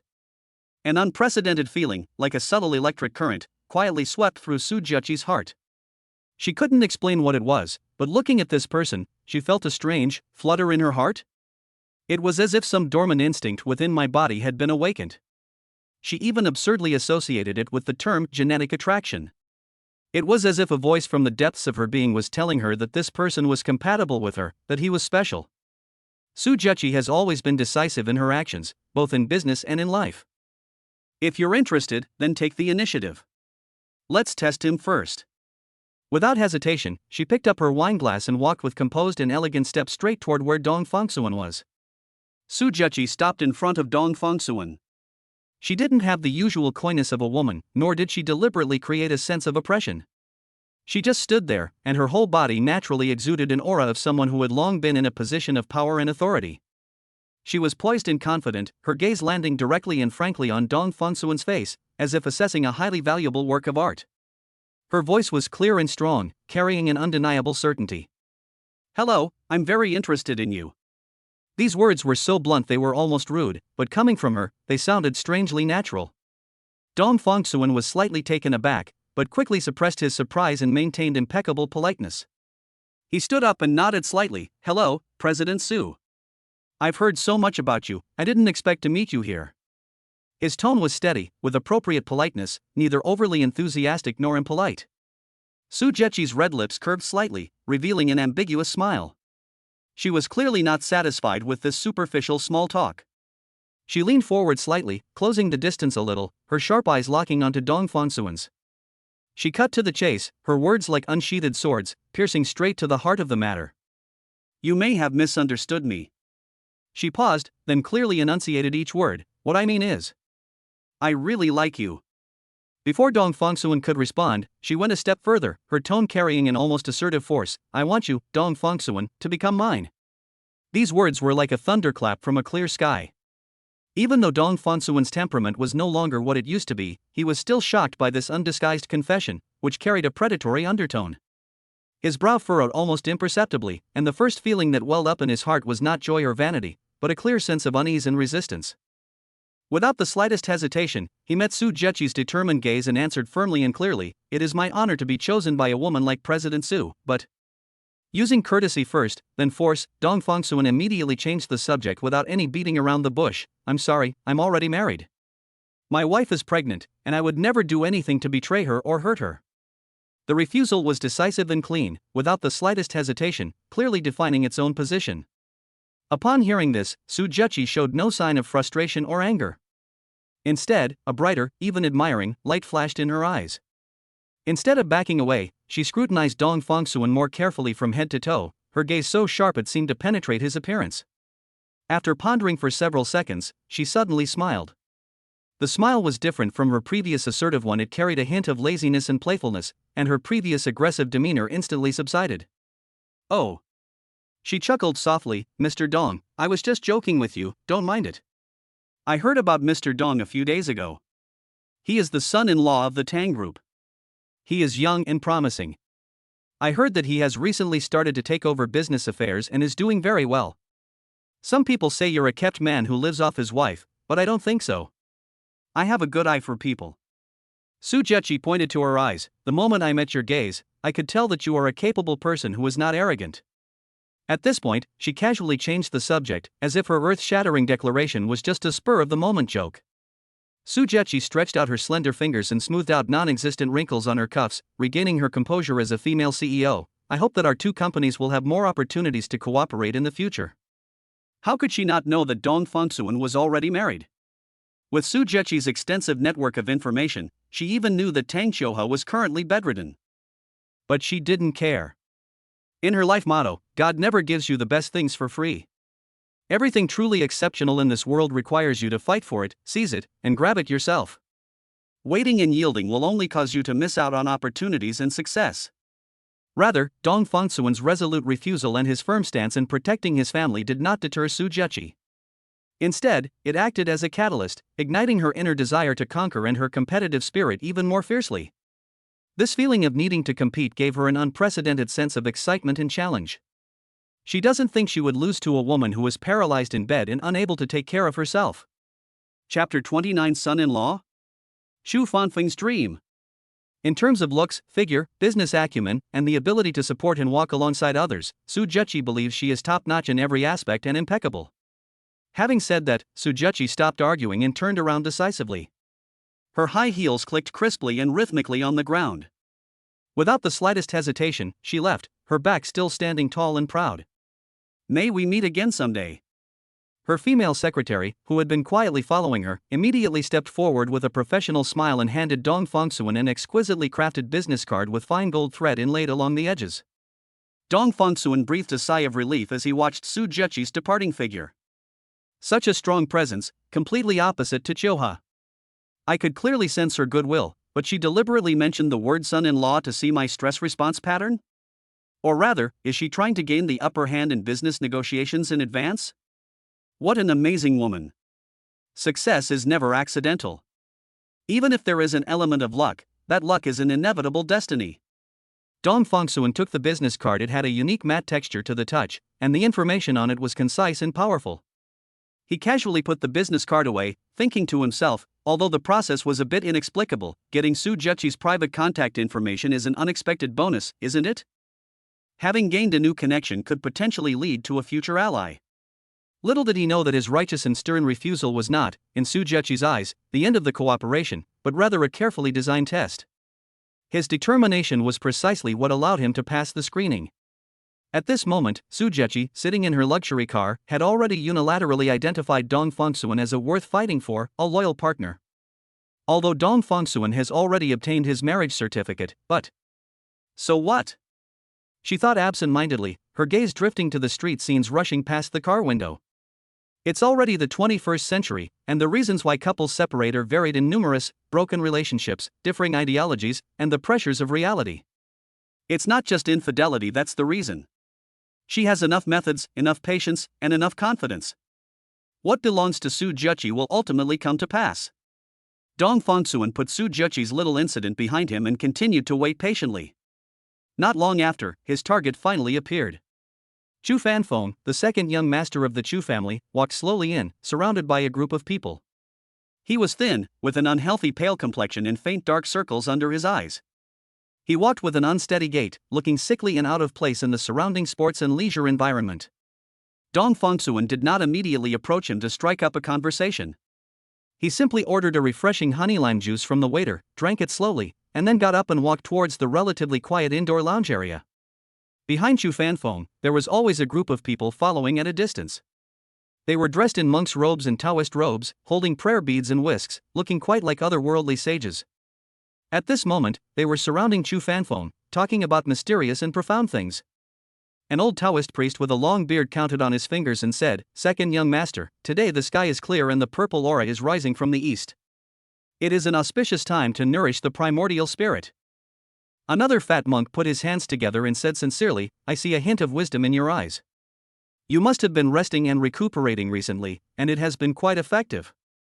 They used various obscure professional terms to describe Chu Fanfeng's slightly pale complexion today as a period of dormancy before a complete transformation, and interpreted his current fatigue as a slight ripple caused by the interaction of qi with the heavens and earth. Chu Fanfeng listened quietly, his face expressionless. He knew better than anyone else. My weakness, which I was born with, was because my mother insisted on running a marathon while she was pregnant with me, which caused me to be born prematurely before I was fully developed. His congenital deficiencies, like an invisible shackle, bound him tightly from the moment he was born. But Chu Fanfeng didn't blame his mother. The marathon was the only thing his mother loved. He didn't blame his father. His father had a huge family business to manage, so it was inevitable that he would neglect it. He even felt that this might be his fate, a trajectory written from birth. His eldest sister takes care of the family business, so he, being sickly, doesn't need to do anything. The enviable Chu Fanfeng, the second young master, actually harbors a simple, almost humble dream hidden deep within his heart. To become a healthy person like everyone else. He dreams of running and jumping on the basketball court without any burden, feeling the exhilarating sensation of sweating profusely. Chu Fanfeng dreams of going skiing and experiencing the speed and passion of speeding down a snow-capped peak. Even Chu Fanfeng would be content if he could climb a few flights of stairs without getting out of breath, or swim back and forth on the beach like an ordinary person. However, all modern science can do is use expensive drugs and sophisticated instruments to barely maintain the normal functioning of his fragile body, like carefully protecting a delicate piece of porcelain, but unable to make it tough. Chu Fanfeng can still be tormented by a minor cold and still cannot withstand even slightly strenuous exercise. Each expectation was met with a disappointment. In the corners that real-world medicine cannot reach, he can only turn his attention to those ethereal metaphysical theories. He also knew that 9.5 out of 10 of the monks and Taoist priests surrounding him, who were saying auspicious words to him, were charlatans who were all talk and no action. Their seemingly profound words, when broken down, are mostly empty and meaningless. But so what? For the Chu family, supporting this group of people is just a drop in the ocean. They can at least offer some emotional value, saying nice things that make people feel temporarily better. In a world long shrouded in illness and helplessness, this false comfort became a glimmer of light for him to catch his breath. He swung his club and tried hitting a few balls. His movements were fairly standard, but just a few moves were enough to make him feel a tightness in his chest. His breathing became uneven, and a familiar, deep-seated fatigue quickly spread through him. Today, I feel exceptionally tired. Dong Fongsuan found a comfortable sofa, sat down, closed his eyes, and seemed to be resting. On the other side, Chu Fanfeng managed to swing a few more clubs, and beads of sweat appeared on his forehead, and his breathing became slightly rapid. He waved his hand, indicating to his companions that he needed to rest, and then walked to a nearby deck chair to lie down and rest. Meanwhile, in the rest area, Dong Fongsuan's lips curled into a very faint smile. Chu Fanfeng's body had just sunk into the soft cushion and he had just closed his eyes when, almost instantly, his consciousness was dragged into darkness by a deep weariness. Chu Fanfeng's breathing quickly became even and long. Superpower Dream Control activated. Chapter 30, a poem pointing to Dong Fongsuan. A guidance from a dream within a dream. Chu Fanfeng's dream began with a white mist filled with a strong medicinal smell. In his dream, he was no longer the second young master of the Chu family who had to deliberately slow down even his breathing. He felt an unprecedented lightness, as if he had been freed from heavy shackles. He can run now. Ha ha ha. Chu Fanfeng laughed like a landlord's silly son. He stomped his feet powerfully on the ground, the wind whistling in his ears, his lungs expanding, inhaling the scent of grass and sunshine, no longer the smell of disinfectant in the ward. Awesome. This is so enjoyable. He ran freely toward a shimmering lake in the distance, where the coolness he had longed for awaited lay.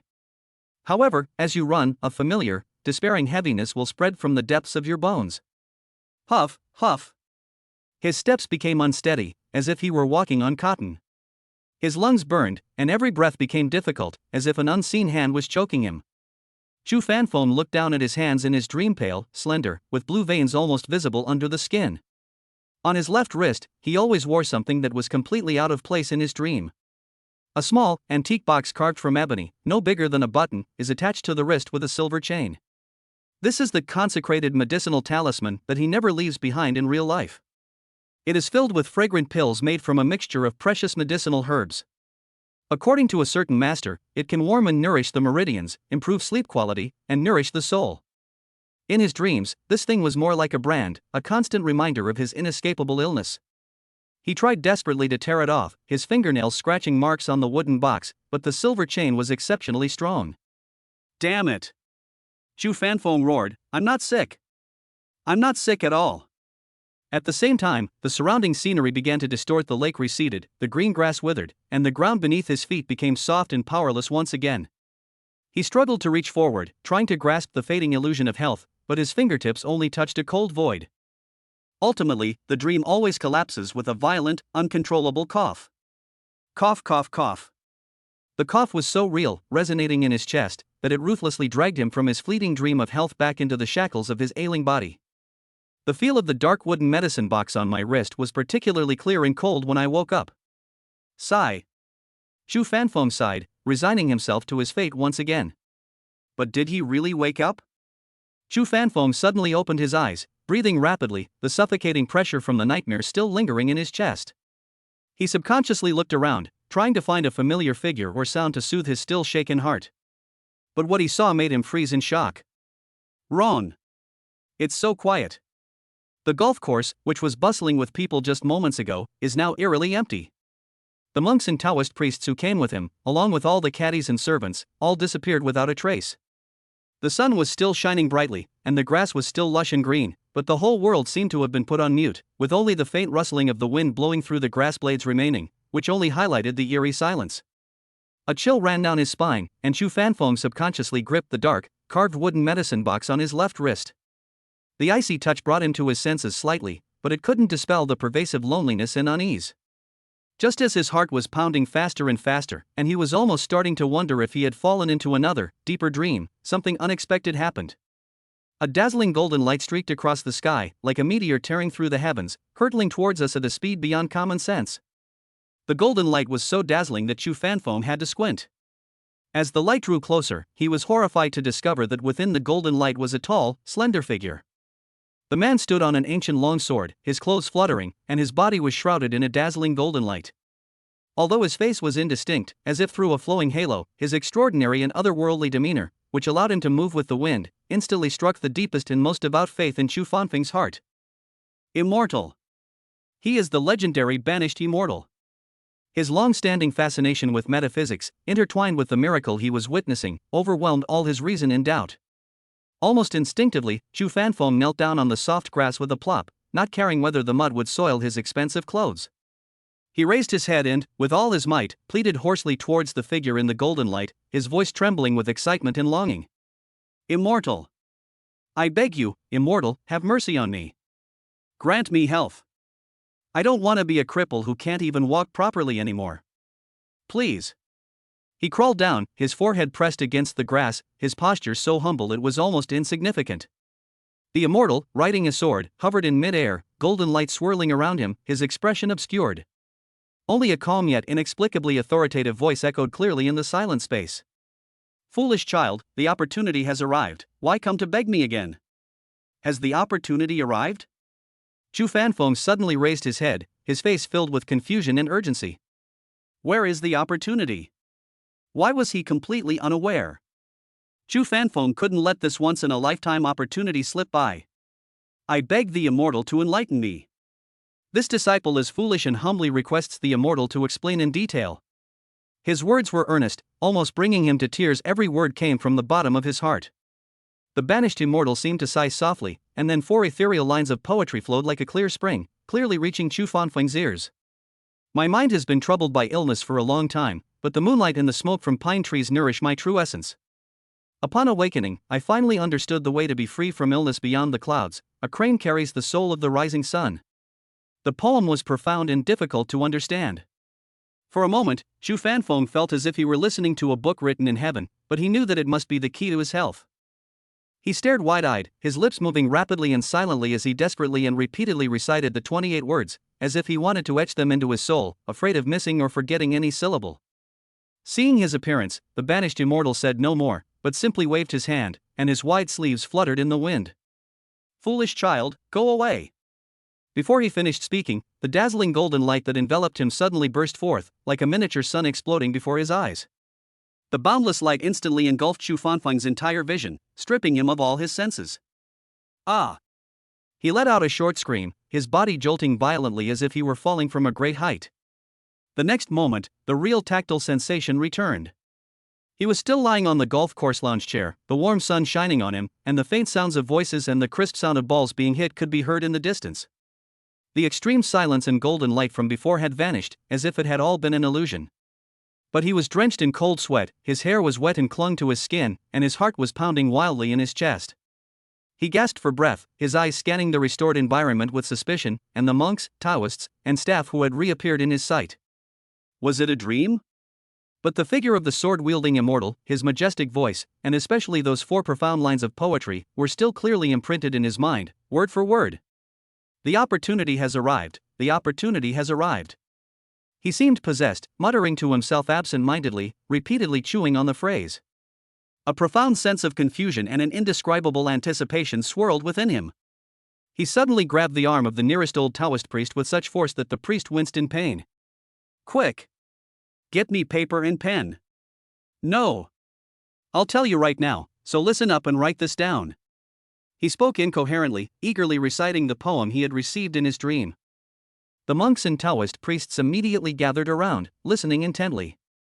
After listening, they looked at each other in bewilderment, and then each quoted classical texts. Some people use Buddhist Zen koans to interpret it, while others use Taoist alchemical formulas to explain it, making it sound very eloquent and logical. But as Chu Fanfeng listened, his brows furrowed more and more tightly. "Wrong. You are all wrong."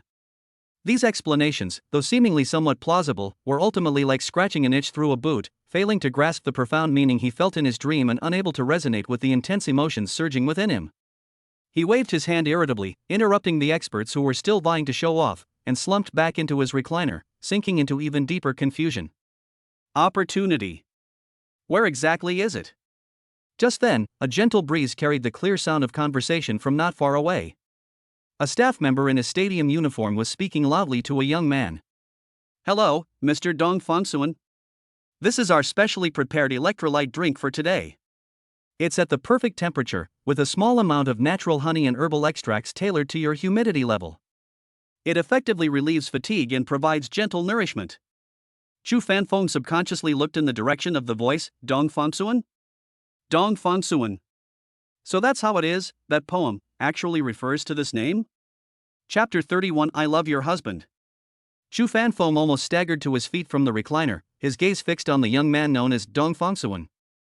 His heart pounded wildly in his chest, a mixture of his long-held desire for health, the bizarre dream he had just experienced, and a near-blind intuition this person might be the opportunity he had been waiting for. Those 4 profound lines of poetry still lingered in my mind, and the whispered phrase, "the opportunity has arrived," was like a spell. He didn't have time to think about the logic behind it. For someone who had been struggling with illness for too long and was almost drowning, he would grab any straw that seemed to be a life-saving opportunity without hesitation, even if that straw came from an absurd dream. He strode towards Dong Fongsuan, even ignoring the slight fatigue that arose in his body from the hurried movements. He was about to speak, trying to get to know the other person in a way that was as polite as possible yet warm. However, before he could utter the first syllable, Dong Fongsuan seemed to have eyes in the back of his head, or as if he had just unconsciously glanced around, and his gaze naturally fell on him. A perfectly timed look of surprise crossed Dong Fongsuan's face, which quickly turned into a friendly smile as he greeted them first. "Chu Fanfeng?" His tone carried a hint of familiarity, as if he had just bumped into someone who wasn't a complete stranger. "What a coincidence, I didn't expect to run into you here." Chu Fanfeng paused, his prepared words caught in his throat, turning into pure astonishment. "You know me?" He asked himself. Although he was born into the Chu family, he was the second son and had a poor health, so he had always lived a secluded life and appeared in public very few times. Most of the attention and discussion from the outside world focuses on his capable older sister, who was in charge of some of the family's core businesses. How could Dong Fongsuan recognize him at a glance? Could it be a professional con artist who has been watching me for a long time? New tricks used by fraud gangs? How do they manipulate their dreams? That's not scientific.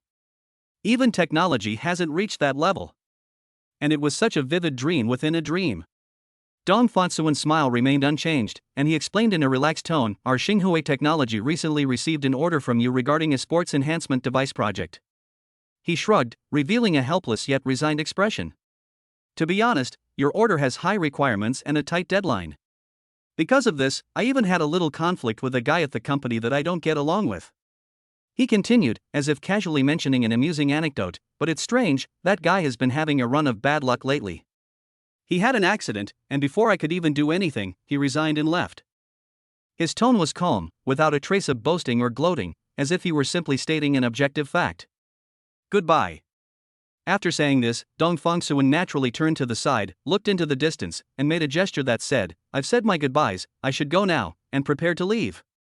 His nonchalant and seemingly selfless demeanor was like a shot of adrenaline, deeply affecting Chu Fanfeng's heart. It's so different. This is completely different from the monks and Taoists who surround him all day long, racking their brains to say auspicious words and trying to get benefits from him. Dong Fongsuan's words and actions exude a sense of purity.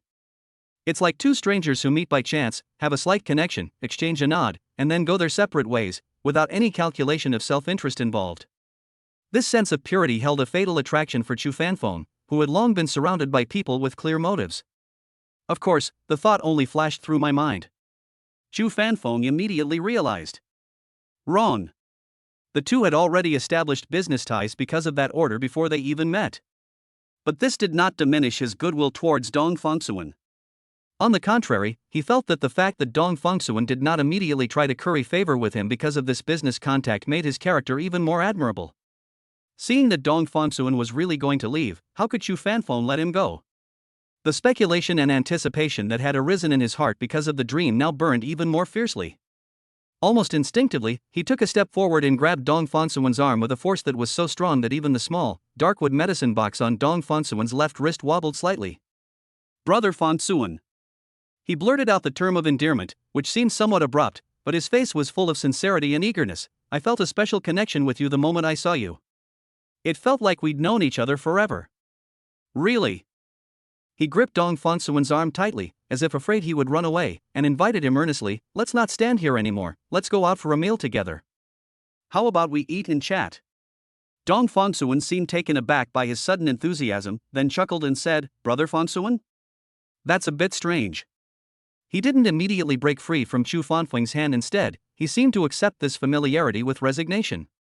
At the very moment of physical contact, unnoticed by anyone, a gentle and pure stream of true energy, like a trickle, quietly flowed through Dong Fongsuan's arm and into Chu Fanfeng's body. Chu Fanfeng was focused on trying to persuade the other person to stay when suddenly, a strange feeling spread from the point of contact between the two. It was a kind of gentle warmth? No, it's not just warmth. It was more like a vibrant energy, gently brushing over his perpetually cold limbs and nourishing his meridians, which he always felt tired and weak. His pale, bloodless cheeks, at a speed visible to the naked eye, showed a faint but real blush. What he found even more unbelievable was that a cool autumn breeze blew by, and normally, he would have had an itchy throat and couldn't help but cough a few times. But at this moment, he felt no discomfort at all. On the contrary, he felt the wind blowing on his face with an unprecedented freshness and comfort, as if even his breathing had become exceptionally clear and smooth. Although the change was subtle, it was nothing short of earth-shattering for Chu Fanfeng, who had been tormented by illness for a long time and was extremely sensitive to any abnormality in his body. It's true. The guidance from the immortal in my dream was real. Dong Fongsuan was his benefactor. It is the key that the poem implies, which can bring about the method of no illness and allow him to regain his soul of the first son. Overwhelmed by immense joy and certainty, he was so excited that his hand gripping Dong Fongsuan's arm trembled slightly. Not surprising at all. Chu Fanfeng's enthusiasm instantly soared to its peak, his eyes burning so intensely they could almost ignite the air. "Brother Fongsuan, please give me this much face. I know a top-notch Chinese restaurant that's not open to the public. The head chef is a retired master chef who has served at state banquets and has won countless international gold awards. The environment is also absolutely quiet and elegant. We definitely need to have a good talk." He practically dragged him along, as if he wouldn't give up until Dong Fongsuan agreed. Looking at his completely different mental state and his noticeably improved complexion, Dong Fongsuan understood. A hint of helplessness, as if he couldn't refuse such a kind offer, appeared on his face. Finally, he nodded and said, "All right, then I'll accept your kind offer." Meanwhile, inside the sanatorium of Zishanju Villa, Tang Qiuhua was quietly listening to an audiobook when her personal cell phone screen suddenly lit up, showing that she had received a new message. The sender's name on the message was none other than General Manager Su. Tang Qiuhua's brows furrowed almost imperceptibly. She had no personal relationship with this Mr. Su, and in fact, they were completely unfamiliar with each other. Tang Xiuha gestured to the nurse next to her to bring her phone closer and opened the message. The message was brief, yet it struck her like a cold needle, catching her off guard. Your husband is a loyal man, unmoved by beauty, and I like him very much. Chapter 32 Hidden Worries. Miracle. Panacea True Chi. That text message, like a cold, venomous snake, suddenly burrowed into Tang Xiuha's peaceful world. Without any prior cause or consequence, only this solitary sentence, carrying a naked provocation and a certain declarative meaning, glaringly remained on the phone screen. The content of that message echoed in Tang Xiuha's mind. A loyal person is unmoved by beauty and likes. Should I be happy? He rejected a woman who confessed her feelings to him, but Tang Xiuha's eyes were gloomy. She stared blankly out the window, pondered for a long time, and then whispered to the nurse beside her, "Investigate this President Su. I need all her information." After the initial shock, Tang Xiuha took a deep breath and encouraged herself. Dong Fangsuan is her husband and the father of the child in her womb. He had experienced his most unbearable and desperate moments, yet he still chose to stay, fulfill his responsibilities, and even warm himself little by little in his own way. Didn't that text message also admit it? He's a loyal person. She believed him. However, this confidence, which stemmed from self-comfort, did not last long. As detailed information about Su Zheqi arrived one by one, Tang Xiuha's heart felt like it was being clenched tighter and tighter by something after carefully reviewing it. Su Zheqi. She is a few years older than me, but far from the age of 30. She has a striking appearance, the kind of beauty that is both aggressive and assertive. I am but a fleeting ephemera, blooming briefly before withering away. Su Zheqi, on the other hand, is like a bright and dazzling blooming rose. The other person has a tall and graceful figure, a healthy curve sculpted through long-term self-discipline and exercise. Ability. It is truly outstanding. At a young age, she took charge of several large enterprises and wielded considerable influence in the business world, truly a powerful woman standing at the top of the pyramid. In terms of family background, wealth, and the potential to support a partner and walk side by side, Su Zheqi is proficient in everything and excels in everything. Tang Xiuha, of course, believed in Dong Fangsuan's character. Dong Fangsuan might not betray them willingly, nor would he be swayed by beauty. The problem is, what about myself? A completely paralyzed person who is bedridden all day long, unable to take care of even the most basic life, and needs others to feed, clean, and turn over. A burden that cannot even offer a hug, and for whom even a walk side by side has become a luxury. This version of myself is really. Is she still good enough for him? Does she deserve this man who is gradually demonstrating extraordinary abilities and whose future is destined to be extraordinary? This thought, like a vine, once it took root, began to entwine wildly around her heart, tightening its grip and bringing waves of suffocating pain. As luck would have it, the audiobook playing nearby was playing a melancholic pop song, and the lyrics reached her ears clearly. There is a kind of love called letting go, giving up forever for love. If staying together means you have to give up everything. These lyrics, when heard at this moment, seem like the cruelest mockery and allusion to her situation. Tang Xiuha abruptly closed her eyes, her long eyelashes trembling violently, forcefully pushing back the surging sourness. She didn't want anyone, not even her closest nurse, to see her vulnerable and disheveled state at that moment. A profound sense of powerlessness and self-doubt overwhelmed her like a tidal wave. Meanwhile, on the other side of the city, inside a top-notch Chinese restaurant that never opens to the public. Brother, the prices here are probably the highest in the city. Am I being sincere, buddy? Xu Fanfeng said. The environment is extremely tranquil, with antique-style pavilions and towers nestled in a serene waterside setting. The sounds of string and wind instruments were faint, and the air was filled with a gentle, comforting aroma of sandalwood and tea. The waiters, dressed in simple tang suits, moved with light steps and precision as if they had rehearsed 1,000 times, without making any unnecessary noise. One exquisite dish after another was served, each dish boasting top-notch color, aroma, and flavor. Xu Fanfeng and Dong Fangsuan sat facing each other, chatting happily. Xu Fanfeng was overjoyed and excited. He felt as if he had been reborn. In the past, I would feel bloated and have difficulty digesting food after only a few bites, and I would feel short of breath and tired after talking for a long time. But today, not only did he have a much better appetite, but he also chatted with Dong Fangsuan about all sorts of things for so long without feeling tired at all. His spirits were stronger than ever before, and his cheeks had a healthy rosy glow. This was nothing short of a miracle for him. Actually, it's the nourishing effect brought about by the non-linear transmission of the vital energy in the all-purpose ointment. Brother Fongsuan, let me tell you, in the past, I probably wouldn't have been able to lift my chopsticks after eating this meal. Today is really so different.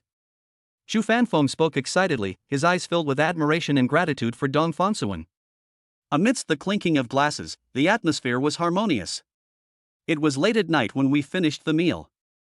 Chu Fanfeng remained in high spirits, pulling Dong Fongsuan along for a walk on the veranda outside the private room to refresh himself.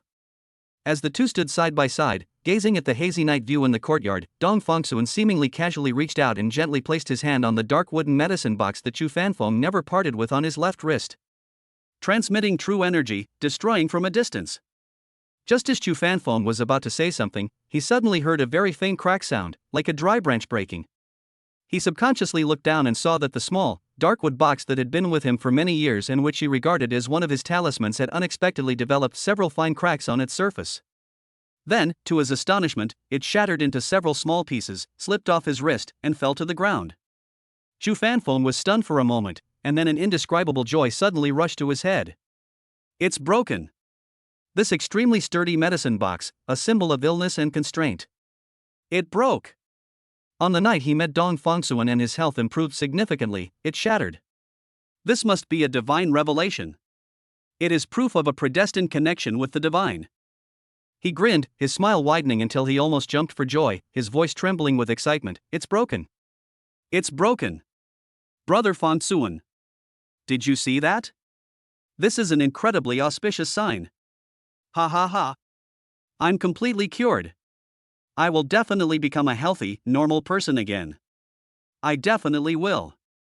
He was so immersed in immense joy and boundless anticipation for the future that he didn't notice Dong Fongsuan beside him, whose smile froze instantly, a look of astonishment flashing in his eyes.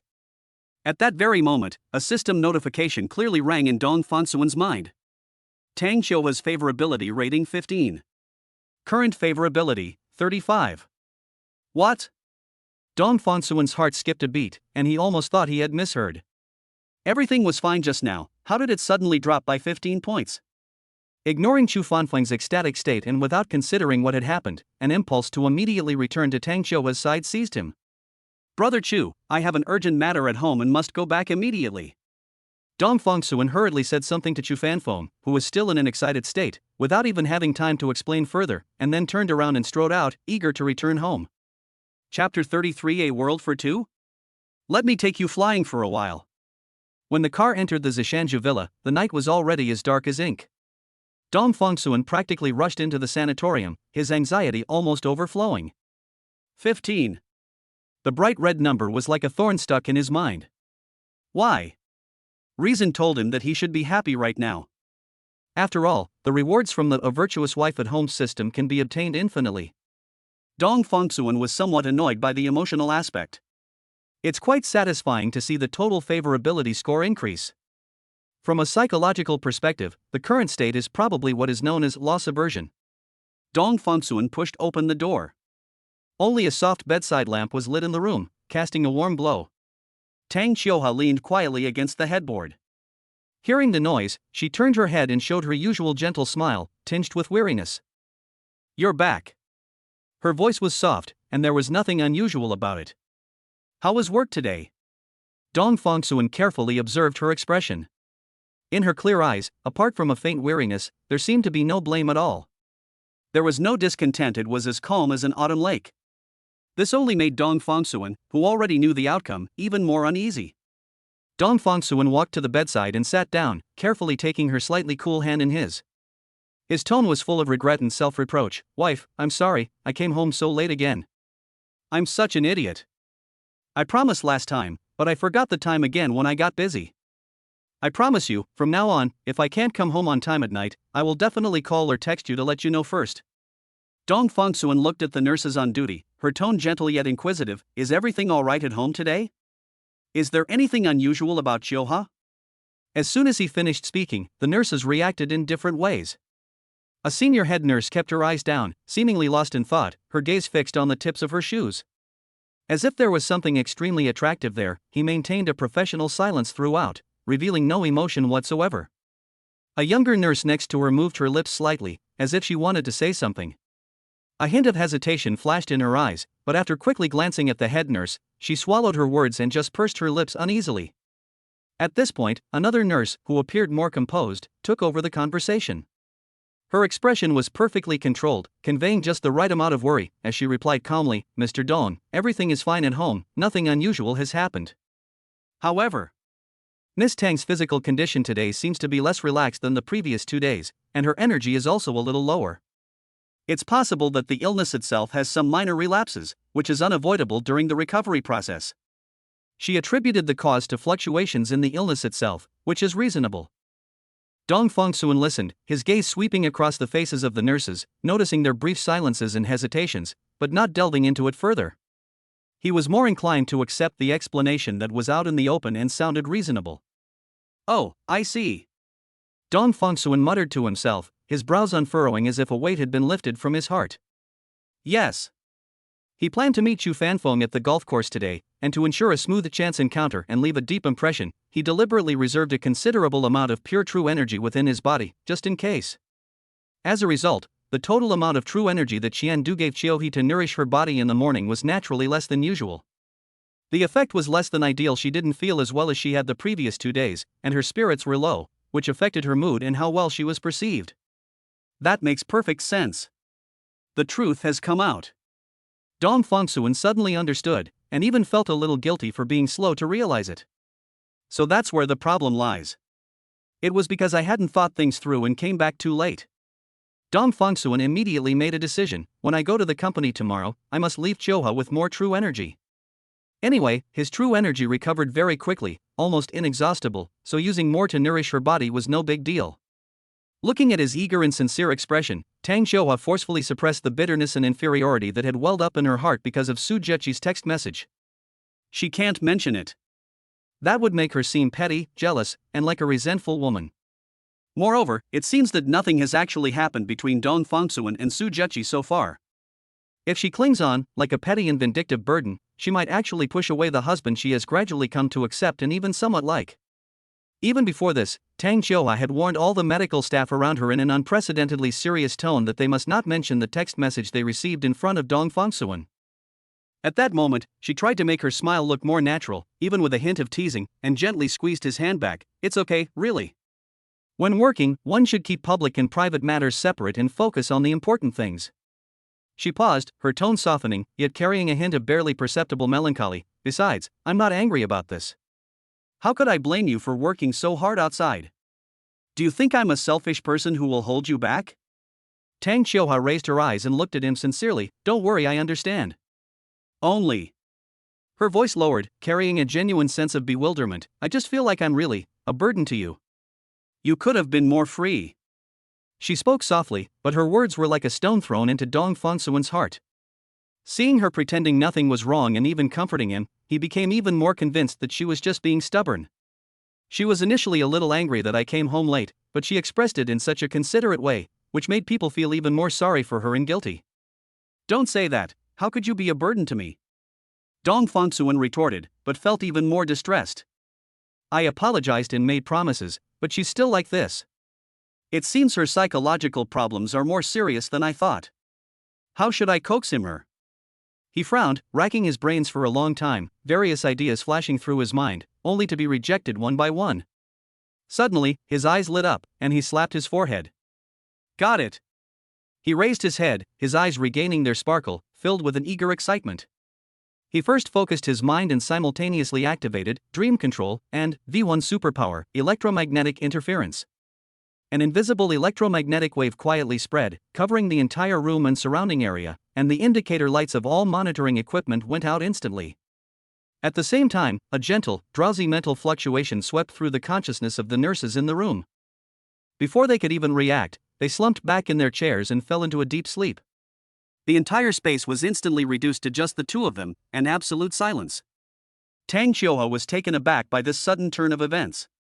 She looked at the nurses who had suddenly fallen asleep, then at Dong Fongsuan, her beautiful eyes filled with doubt. "What's wrong with you?" Dong Fongsuan revealed a slightly mysterious smile. "Let them have a sweet dream. Let them rest for a while. Dong Fongsuan leaned down, getting closer to her, his voice low but unable to hide his excitement. We, husband and wife, can finally truly enjoy some rare time alone together. You've been lying here all this time. Even though you're being taken good care of, you must get bored and restless after a while, right? As he spoke, he reached out and gently lifted Tang Qiuhua, along with the thin blanket, into his arms. Dong Fongsuan looked into her eyes and said softly, "Let me take you flying for a while." Chapter 34 Enchanting. Dreamy talk. I'll wait for you. Fly? Tang Qiuhua's pupils dilated suddenly, thinking she had misheard. She's been trapped in this body for so long that she needs help even to turn over. The word fly sounds like something unattainable. But the next moment, she remembered Dong Fongsuan's self-narration in her dream, and his incredible abilities. Cultivators can fly, it seems. That makes sense, doesn't it? The idea was absurd, yet it possessed a fatal allure. Take off. The moonlight, like mercury spilling onto the ground, silently filled every corner of the ward, coating the cold medical equipment with a soft, shimmering glow. Tang Qiuhua felt Dong Fongsuan's arm pass through the back of her knees, and a strange feeling of weightlessness suddenly came over her. Her heart clenched, then he lifted her steadily, freeing her from the bed that had borne so much of her helplessness and pain.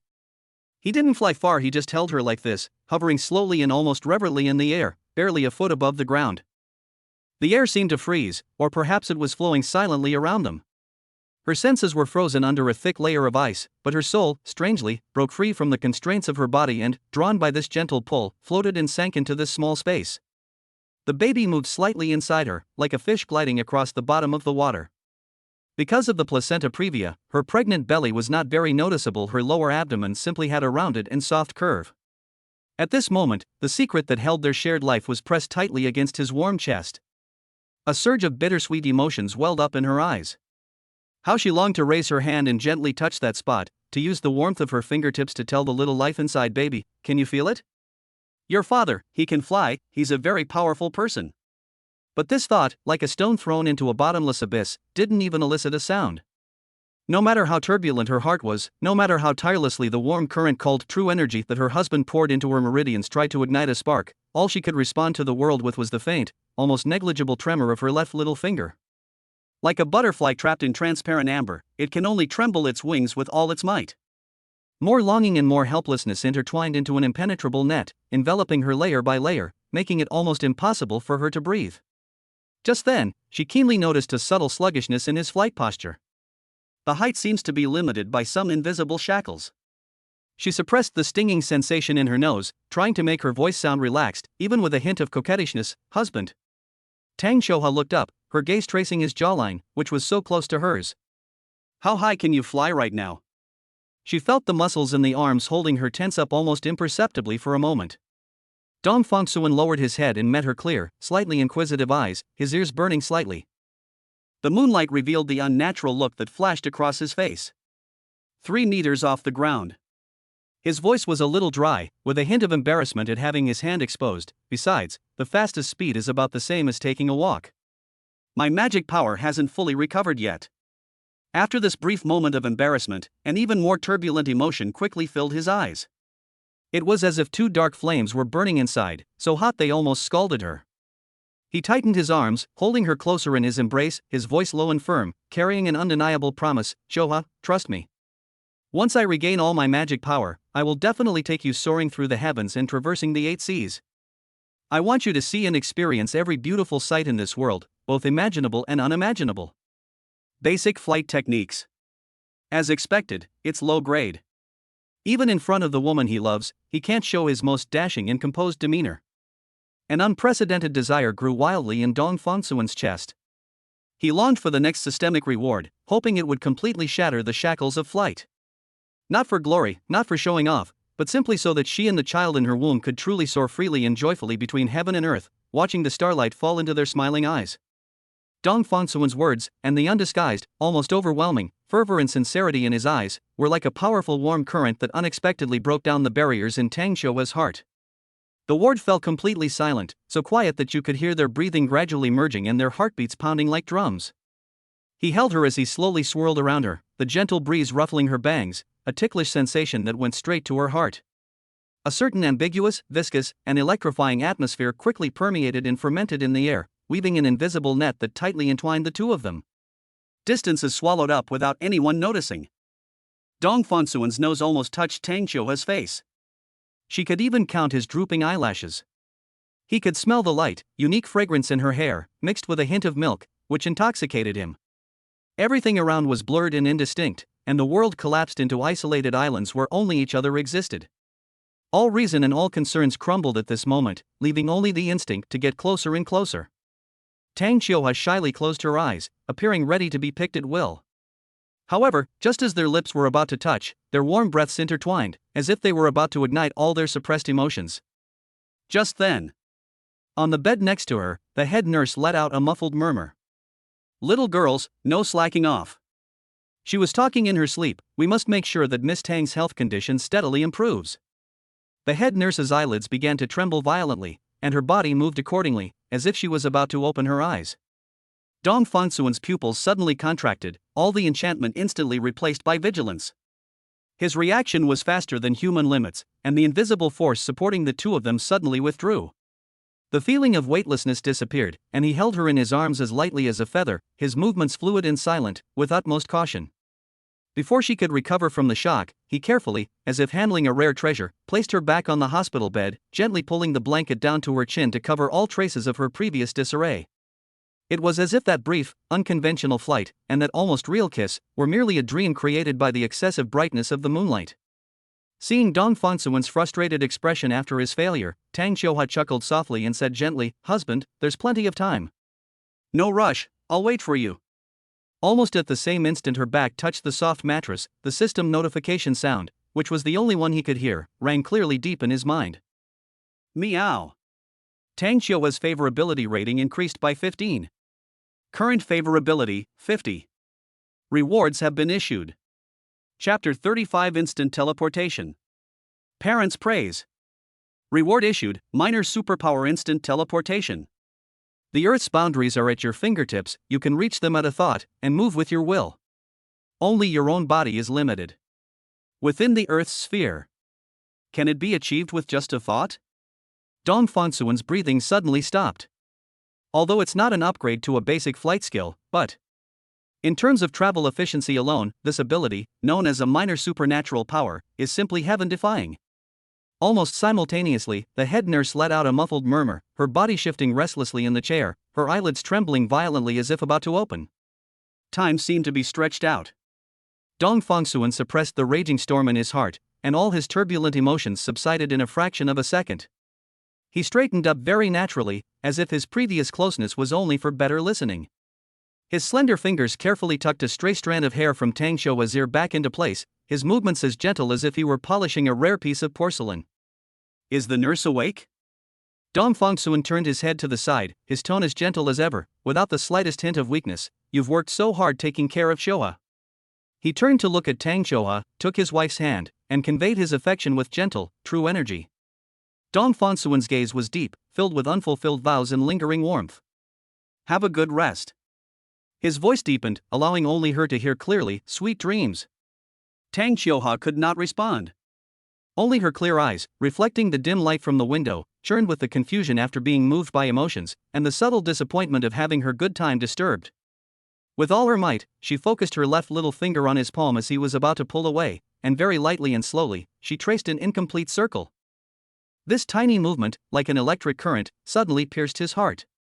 He leaned down, and this time, his warm lips solemnly landed on her smooth, slightly cool forehead. This was a kiss devoid of lust, a mark, a promise, a silent declaration of protection. Turning away, the heavy soundproof door closed silently behind me, briefly separating the two worlds. The corridor was deserted. Dong Fonsuan did not head towards the elevator, but instead slipped into the fire escape.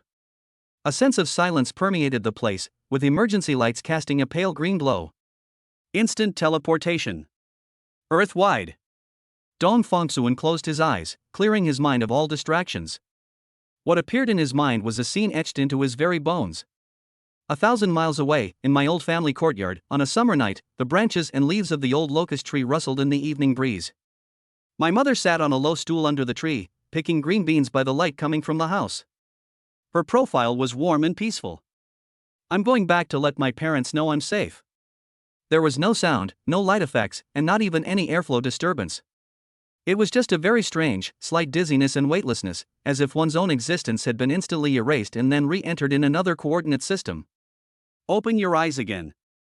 The familiar air, carrying the earthy scent of his hometown and the fragrance of night-blooming jasmine, forcefully filled his lungs. Dong Fongsuan was standing outside the gate of his old home. The night was deep and all was quiet, except for the window of my parents' bedroom, which, like a tired but determined eye, shone with a warm, dim light. They're really back. My heart pounded like a drum, not because of my extraordinary abilities, but because of the overwhelming waves of trepidation I felt as I approached home. He gently pushed open the half-closed, creaking courtyard gate, and like a child sneaking out to play and returning home, he tiptoed onto the familiar, slightly uneven bluestone slabs. He stopped as he approached the window that let in the light. Wearing his reading glasses, my father was patiently polishing the wooden handle of a hoe under the lamplight, his movements slow and meticulous.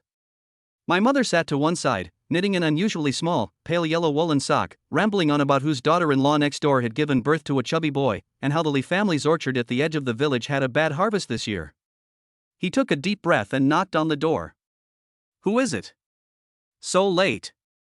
The mother's voice was wary as footsteps approached. "Mom, it's me, Dong Fongsuan." The door was suddenly pulled open. The mother's surprised face appeared in the light. The father also put down his work, stood up with the support of the table, his face filled with disbelief. The father, who looked like an old farmer, started with his habitual cursing. "You little brat, what are you doing back here? In the middle of the night? Did you run away because of debts? It's all right, Dad will help you pay off your debts. If you really can't pay them back, we'll just farm in the countryside. Being a defaulter isn't so bad. We can still live." The mother gave the father a reproachful look, then grabbed Dong Fongsuan's arm with surprising force. She looked her up and down, her eyes filled with pure joy and immense confusion. "I didn't hear a car either?" Dong Fongsuan's lie almost slipped out, his heart pounding heavily in his chest. "The company had an emergency and sent a car to take me to the city, but I took a taxi back." He turned around and tightly grasped his mother's hands, which were rough and calloused from years of hard work, yet exceptionally warm. As he was ushered into the house, his mother's gaze immediately and precisely locked onto the wedding ring on his ring finger, and the wrinkles on her face smoothed out, like a blooming autumn chrysanthemum. "Great! That's wonderful! Now that you're married, I can finally relax." She lowered her voice, as if sharing a huge secret. "Your father and I were worried that you would be tricked into going abroad and having your kidneys cut off, but now we can finally breathe a sigh of relief. I've looked at Shoha's photo over and over again. She's beautiful. She's not the petty, delicate type. She looks like a lady from a respectable family. Look at her eyebrows and face, she looks like she is blessed and kind-hearted, unlike some girls.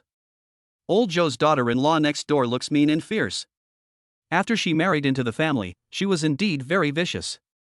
She was always arguing and fighting with her mother-in-law. Xiao Zhou is being cursed by his cronies every day, who call him a bastard." The mother murmured with satisfaction, "Thank God, you found a good wife. You mustn't mistreat her. We're just looking forward to holding our big, healthy grandson soon, so we can help you take care of your child." The father remained silent, simply pushing a freshly brewed, scalding cup of strong tea in front of him, his cloudy eyes revealing an undisguised smile and anticipation. Listening to her mother's description of Tang Xiuhua as healthy, energetic, and blessed, Dong Fongsuan felt as if her throat was being tightly blocked by a wad of water-soaked cotton. He didn't correct the fact that the unborn child was his granddaughter, nor did he reach for his phone because there wasn't a single family photo in it that matched the parents' current imagination. The pale, stiff body on the hospital bed, needing machines to sustain its life, was so cruelly diametrically opposed to the image of a lucky wife and full of vitality described by her parents, causing Dong Fongsuan's heart to spasm with pain. He remembered the photos he had sent to his parents. That's a photo of Tang Xiuhua during her time at Ocean University. Under the cherry blossom tree, she wore a simple white shirt and a beautiful long skirt, her smile radiant and youthful, almost bursting out of the photographic frame. She seems like a completely different person from the one now confined to her sickbed. A mixture of bitterness, pity, and a heavy sense of responsibility weighed on his heart like a lead weight. "Dad, Mom, don't worry." Dong Fongsuan heard a sense of responsibility in his own voice that even he found unfamiliar. "I will make Xiuhua and the child happy. The whole family will be all right." Chapter 36 Peace Buckle Group Photo? Company status rising. After sitting for less than an hour, amidst his parents' reluctant gazes and their admonitions of "be careful on the road and come back often," he once again stepped into the deepest darkness before dawn. I turned the corner and confirmed that no one was around. Dong Fonsuan's thoughts were focused on the cold metal bedside lamp in the bedroom of the Zishanju villa. Go back. The feeling of weightlessness returned. In the blink of an eye, the tranquil darkness of my hometown was replaced by the false prosperity of the city at dawn. He stood on the thick, soft carpet in the villa's bedroom. Outside the window was a cold, artificial starry sky, the room so empty that he could hear the echo of his own heartbeat. The following day, Xinghui Technology. As soon as Dong Fonsuan stepped out of the elevator, his assistant hurriedly came up to him, his face still showing signs of nervousness. Vice President Dong, the second young master of the Chu family has been waiting in your meeting room for almost 40 minutes. Chu Fanfo? Why did he come? Dong Fonsuan's eyebrows twitched slightly as he walked towards the reception room. As you push open the door, a faint scent of medicine mixed with the aroma of expensive incense wafts out. Chu Fanfeng was wrapped in a thick, high-quality cashmere blanket, sinking into the sofa. His face was as pale as a piece of paper that had been crumpled repeatedly, and his lips were bloodless. Even though the room was warm as spring, he still curled up slightly, revealing a deep-seated aversion to the cold. Hearing the door open, he looked up. His eyes, which had become unusually deep and even a little neurotic due to long-term suffering from illness, suddenly burst forth with an almost thirsty light the moment he saw Dong Fonsuan. Brother Fonsuan. He struggled to sit up, the blanket slipped down slightly, revealing his thin shoulders, and his movements were accompanied by a suppressed, phlegmy gasp. Dong Fonsuan quickly stepped forward and gently stopped him with a gesture. Young Master Chu, there's no need to be so polite. Why did you come so early? Are you feeling all right? Chu Fanfeng spoke quickly, but his breathing was uneven, pausing to catch his breath after every few words. Brother Fonsuan, about that order you mentioned yesterday. I went back and checked. It turns out I was confused because of my illness, and the things my subordinates handed me were things I signed without thinking. A hint of annoyance and urgency appeared on his face. This is simply absurd. Those conditions are too harsh, and the time frame is inhumanly tight. I came here today specifically to revise the contract. He gestured to the lawyer standing behind him like a shadow. The lawyer immediately and respectfully handed over the new draft document. You decide on the conditions, set them as leniently as possible. Deadline? Indefinite postponement is fine. Everything is up to you, Fongsuan Ge. His words carried an unquestionable, almost ingratiating generosity. These remarks left the core project team members who had followed in looking at each other in disbelief, almost unable to believe their ears. Chu Fanfeng is known in the industry as difficult to deal with, suspicious, and obsessively meticulous about details. Now they're actually taking the initiative to come to our door, trying to turn an order that we could have firmly controlled into a gift that's almost a one-sided transfer of benefits? What kind of magic did this newly appointed Vice President Dong possess? Chu Fanfeng seemed completely unconcerned about the probing and shocked gazes around him. He leaned forward with difficulty, getting closer to Dong Fongsuan, and lowered his voice, which carried an obvious dependence and vulnerability. Brother Fongsuan, let me tell you the truth. Chu Fanfeng took a breath. I don't know why, but whenever I'm with you, I feel. The tightness in my chest has dissipated a lot, and I feel an indescribable sense of ease and warmth throughout my body. But as soon as I leave you and go back, I'm back to my old self in less than half a day. No matter what medicine I take, it's like throwing stones into the sea. I feel uncomfortable all over. The transferred true energy has been exhausted, that's how it is. Even Tiger Balm is still oil, and an oil lamp that has burned out will naturally not continue to shine. Chu Fanfeng's pale cheeks flushed with an unnatural red from excitement, as if he were somewhat embarrassed, yet he solemnly took out a small sandalwood brocade box from his inner silk pocket. Open it, and inside is a jade safety buckle with excellent translucency and exquisite carving. Brother Fongsuan. His eyes held an almost superstitious plea. I have a presumptuous request. Could you please take a picture with me? I want to shrink the photo down and put it in this class to wear close to my body, as a talisman to ward off evil spirits and bring peace of mind, and also to share in your good fortune. His humble demeanor was completely unlike that of the second young master of the Chu family, who came from a top-tier wealthy family. The meeting room was so quiet you could hear a pin drop. All the staff held their breath, their gazes toward Dong Fongsuan shifting from initial scrutiny and curiosity to a mixture of awe, admiration, and bewilderment. For Chu Fanfeng to lower himself to this extent, this goes beyond ordinary business cooperation skills. It's simply the ability to turn lead into gold, and even to subtly win people's hearts. The project team's biggest potential crisis, before it even officially erupted, was already vanished without a trace amidst these seemingly relaxed and casual conversations. Chu Fanfeng even became the strongest ally in Ally. And Dong Fengsuan's position in Xinhui technology was quietly and firmly established amidst this silent shock, becoming unshakable. Dong Fengsuan calmly met Chu Fanfeng's eager and uneasy gaze, his mind clear as a mirror. This is undoubtedly the result of the psychological suggestion from the other party's immortal dream power, and the combined effect of the true energy that one has transferred into the dream. Dong Fengsuan showed no sign of smugness, his face remained that reassuring, warm smile. He nodded slightly to Chu Fanfeng. Since young Master Chu believes in this, it's just a photo. If it can put your mind at ease, it's my honor. The two entered the office together. An invisible and intangible wave quietly spread out from Dong Fengsuan's center. Buzzing. V1 super electromagnetic interference activated. The target was precisely locked, the custom-made luxury mobile phone camera that Chu Fanfeng held tightly in his hand. Its control is so subtle and precise that it seems as if only an invisible veil of distortion and disorder, perceptible only to the flow of electrons, has been placed over the lens sensor. Come on, Fengsuan, look here. Chu Fanfeng had no doubts, and his pale face radiated an unusual glow because of this small ritual. He struggled to get closer to Dong Fengsuan, his arm trembling slightly from weakness, but he still held his phone high, pointing the camera at the two of them. Dong Fengsuan obediently turned slightly to stand beside him, his gaze calmly fixed on the small lens. With a sincere and joyful smile, Chu Fanfeng pressed the virtual shutter button on the screen with his thumb. Click. The crisp analog sound effects stood out clearly in the quiet office. Chu Fanfeng, filled with anticipation, lowered his eyes and looked at the preview image on the screen. Chapter 37 Healing Experiment. The Guinea Pig, Chu Fanfeng. Chu Fanfeng's smile froze on his face. This. He didn't see the precious group photo he had envisioned, a talisman for him. On the screen, there was only a frantically jumping, screaming, meaningless gray-white snowflakes in distorted colored patches. Dense and chaotic, as if it had glimpsed some indescribable void, completely swallowing and shattering the two possible figures, leaving no trace. Chu Fanfeng's smile froze instantly, as if frozen in ice. What happened? He muttered to himself, his fingers frantically swiping and clicking on the screen, exiting the camera app, restarting it, and focusing. He could even clearly see Dong Fengsuan's composed figure in the lens. Press the shutter button again.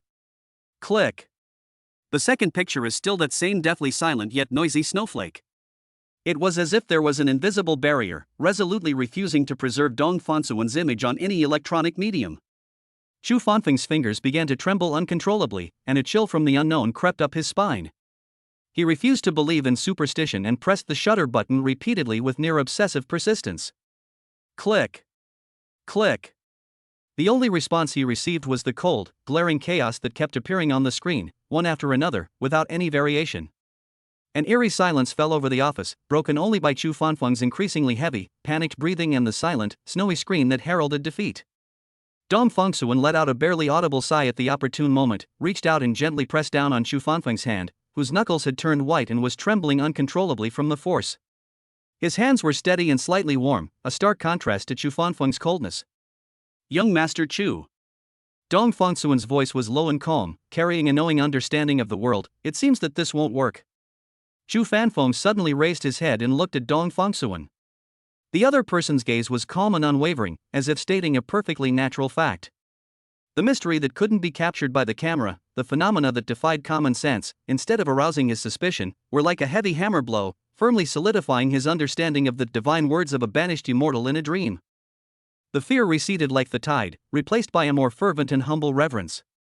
His hand holding the phone fell limply to his side, and he forced a fawning, fearful smile. I understand, Brother Fengsuan. I was presumptuous, I was abrupt. A person of your stature is so extraordinary, so elusive, how could such ordinary iron and mortal implements possibly perceive or imprison you? Chu Fanfeng no longer insisted on taking a photo together. Instead, he carefully held the jade safety buckle in his palm and pressed it against his chest, as if guarding a priceless treasure. It's as if in this way, one can more directly feel that extraordinary, invisible protection. Dong Fengsuan said no more, but withdrew his hand, his gaze sweeping over the phone screen that was still stubbornly flashing snowflakes.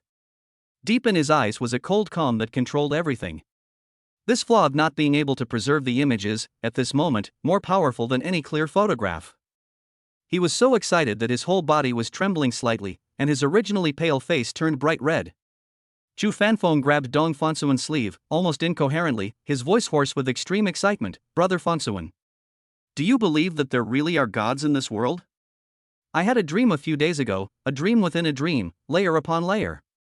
I saw a white-robed sword immortal, arriving bathed in light, who said to me. Before he could finish speaking, Dong Fangsuan raised his hand, gently placing his index finger to his lips, making a shushing gesture. The office fell silent instantly. Dong Fangsuan's gaze was profound, as if it could penetrate his soul, and his voice was deep and carried an undeniable power. A matter is accomplished in secrecy, and ruined by leaks. He paused, each word striking a chord in Chu Fanfeng's heart. If the secrets of heaven are revealed, the opportunity will vanish, and it will be difficult to achieve anything again. After interrupting Chu Fanfeng's eager outpouring, his tone shifted to a seemingly distant yet subtly meaningful admonition. No matter what you encounter or what insights you gain, remember to keep it to yourself and never mention it to anyone. Dong Fangsuan shook his head slightly, a cryptic smile curving his lips. In this world, few people believe in these supernatural and bizarre tales, they only cause trouble. Although he said he didn't believe it, his calm and steady demeanor, his knowing gaze, and the subtle, unspoken understanding in his tone as if only kindred spirits could comprehend all conveyed a strong signal to Chu Fanfeng. He not only believed, but he might even have had similar, or even deeper, experiences. Chu Fanfeng seemed to have been enlightened, and instantly fell silent, his eyes bursting with an incomparably bright light. He nodded vigorously, as if accepting some sacred mission, and patted his chest while lowering his voice to assure him, I understand, Brother Fangsuan, don't worry. These words, once spoken by you and heard by me, will never be known to a third person. I won't tell my parents, my sister, or anyone else. He even added with a touch of boldness that seemed out of place with his frail health, my friends in the martial arts world are too kind to call me the discreet young master. A barely perceptible smile flickered in Dong Fangsuan's eyes, but he said no more. He casually placed his hand on the edge of the desk, and with a slight thought, a wisp of pure and gentle true energy quietly entered Chu Fanfeng's body from a distance. Chu Fanfeng was still excited when he suddenly felt a warm current slowly rising from his dantian, like the warm sun in winter, quickly flowing to his limbs and bones. The cold, stinging pain that had lingered deep in my joints for years seemed to be somewhat dispelled by this warm current. The throat, which had felt like it was being choked by an invisible hand, suddenly felt much lighter, and breathing became smoother than ever before. This long-lost, almost healthy sense of ease almost brought him to tears. He took a few deep breaths greedily, his face glowing with a rare radiance for someone so frail. The look in his eyes as he looked at Dong Fangsuan was no longer just awe, but also filled with unwavering gratitude. Dong Fangsuan ignored him and began to deal with the pile of documents on the desktop.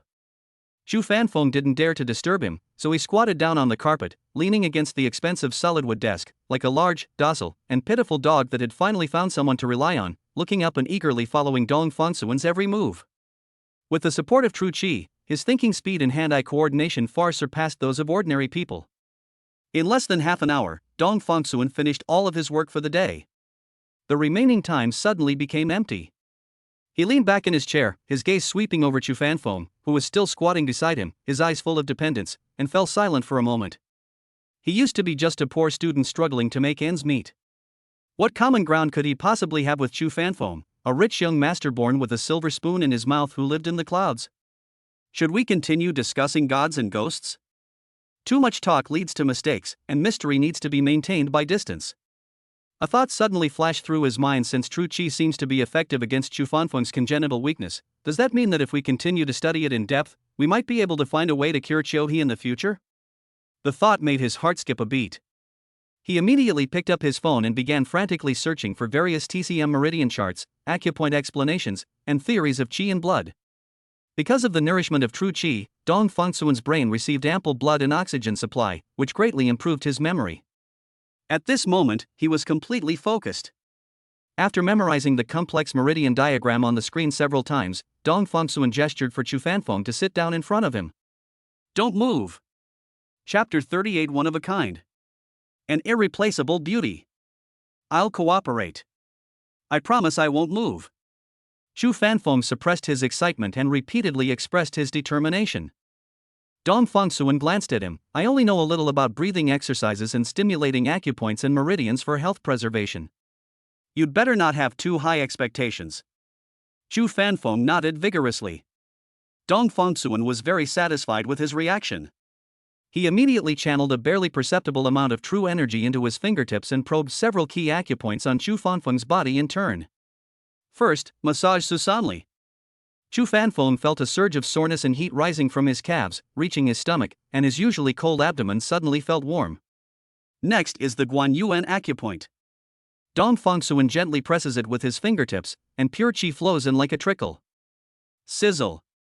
Chu Fanfeng felt as if a small heater had been lit in his waist and abdomen, and most of the coldness he had since childhood was dispelled. Then there are the Jiang and Mingmen acupoints on the Du Meridian.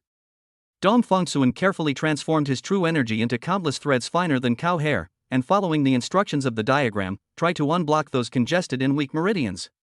Like a novice encountering precision instruments for the first time, he cautiously yet boldly explored the field, relying on his exceptional perception and powerful energy source. Chu Fanfeng closed his eyes tightly, his body trembling slightly. You call this a little bit of knowledge? Brother Fongsuan, you're practically a know-it-all. It wasn't a painful tremor, but an extremely pleasurable shiver. He felt like a parched, cracked piece of land that had finally received the nourishment of sweet rain. His limbs, which had been heavy as lead, became light, and the pent-up feeling in his chest that had been there for years completely dissipated. A vibrant sense of health, which he had only vaguely remembered from his childhood, returned to his broken body. When Dong Fongsuan gently circulated his hand Juyin pericardium meridian, Chu Fanfeng suddenly opened his eyes, which were glistening with tears. He tried to stand up and jumped twice on the spot. Although his movements were still a bit clumsy, he no longer felt the shortness of breath and palpitations that he used to experience. Elder brother. His voice was trembling with tears, yet filled with ecstatic joy. I'm cured? I feel like I can run a marathon right now. The long-awaited freedom from the torment of illness made him as happy as a child who was eating candy for the first time. Seeing the changes in him, Dong Fongsuan felt a great sense of accomplishment. He's not completely healed yet, so don't push yourself too hard. He still needs to recuperate slowly. This experience not only verified the enormous potential of qi therapy, but also taught him a great deal of practical knowledge about traditional Chinese medicine. Interest truly is the best teacher. Evening, at Zishanju Villa. Dong Fongsuan didn't let the driver drive, he teleported back home instantly. He walked hurriedly, his heart already in the sanatorium. However, at the very corner, he almost bumped into the two of them. Looking up, I saw my father-in-law, Tang Hugua, and my mother-in-law, Zhou Yaro. When Zhou Yaro saw him, her eyes immediately curved into crescents, and her face showed undisguised joy. Fong Cun is back? Her voice was gentle and soft, with a hint of a smile. You must be tired after a long day at work. You seem to have lost some weight again. I've asked the kitchen to make you some soup tonight, so you should nourish yourself properly. That look was that of a mother-in-law looking at her son-in-law, growing more and more satisfied with him, radiating heartfelt approval and care. Dong Fongsuan felt a warmth in his heart and was about to speak when Tang Hugua, who was standing to the side, cleared his throat. His face was calm, his gaze as still as a deep well.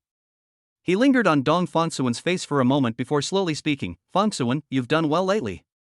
I've heard about Xinghui technology and the matter of the second young master of the Chu family.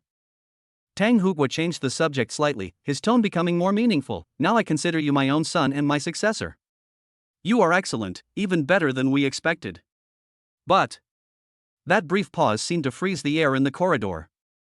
It is precisely because of this excellence that it is inevitable to attract unwanted attention. Tang Hugua's gaze was sharp, as if it could pierce through people's hearts. The outside world is full of temptations. I hope you can control yourself. These words left Dong Fongsuan stunned, his mind blank for a moment. Excellent? Attracting attention? What do these words have to do with me? Dong Fongsuan even felt like laughing. His deepest self-image in his subconscious is that of a poor boy who was unemployed after graduation, worries about the cost of his next meal, and lives in a cheap rental apartment with no future in sight. That humble image of a loser, cowering in a corner, is etched into his very bones and cannot be easily erased. How could anyone possibly be interested in me? Dong Fongsuan blurted out almost subconsciously, Dad, you're overthinking it. His tone even carried a sense of unbelievable absurdity. I'm already married to Chioha, and we're almost having a child. I'm not some eligible bachelor anymore. A thought suddenly flashed through his mind. Could it be because of Su Jechi's joke at the golf course last time, which was a joke testing his business skills, that was relayed to his father-in-law by some busybody? Yes, very likely. Su Jechi's bright and flamboyant face appeared in my mind. To be fair, she is indeed very beautiful, capable, and comes from a prominent family. She is undoubtedly the center of attention. However, in Dong Fangsuan's heart, his wife, Tang Xiuhua, who was lying on the hospital bed, pale and fragile but with clear eyes, and the mother of his daughter, was the only one in the world and an irreplaceable beauty. What a youth cannot obtain will ultimately trap him for life. I was once that humble boy who hid in a corner of the crowd, secretly looking up at the dazzling campus belle of Ocean University on the stage. That cautious, unrequited love that lasted throughout adolescence was a secret buried deep in my heart, a moonlight that I could never have. How kind fate has been to me now. This bright moon was not only held in his hands, but also connected to him by blood, together giving birth to a brand new life. His dream came true in a way he had never dared to hope for. Dong Fangsuan was already grateful enough, so why would he take the initiative to break this perfect, divinely bestowed arrangement? Absolutely impossible. He looked at Tang Hugua with an open and unwavering gaze. Tang Hugua took in all his reactions, but his face remained worried. You're a good boy, but people's hearts are fickle, I've seen too much. Zhou Yaro gently patted Tang Hugua's arm, interrupting his speech. The mother-in-law looked at Dong Fangsuan, her tone gentle and full of trust. All right, we know what kind of person Xiao Fangsuan is. Go check on Xiuhua, she seems to be in good spirits today. Dong Fangsuan breathed a sigh of relief, smiled gratefully at his mother-in-law, stepped aside and walked past them, his steps becoming more hurried as he headed towards the sanatorium. Behind her, Zhou Yaro took her husband's arm and whispered reproachfully, You just worry too much.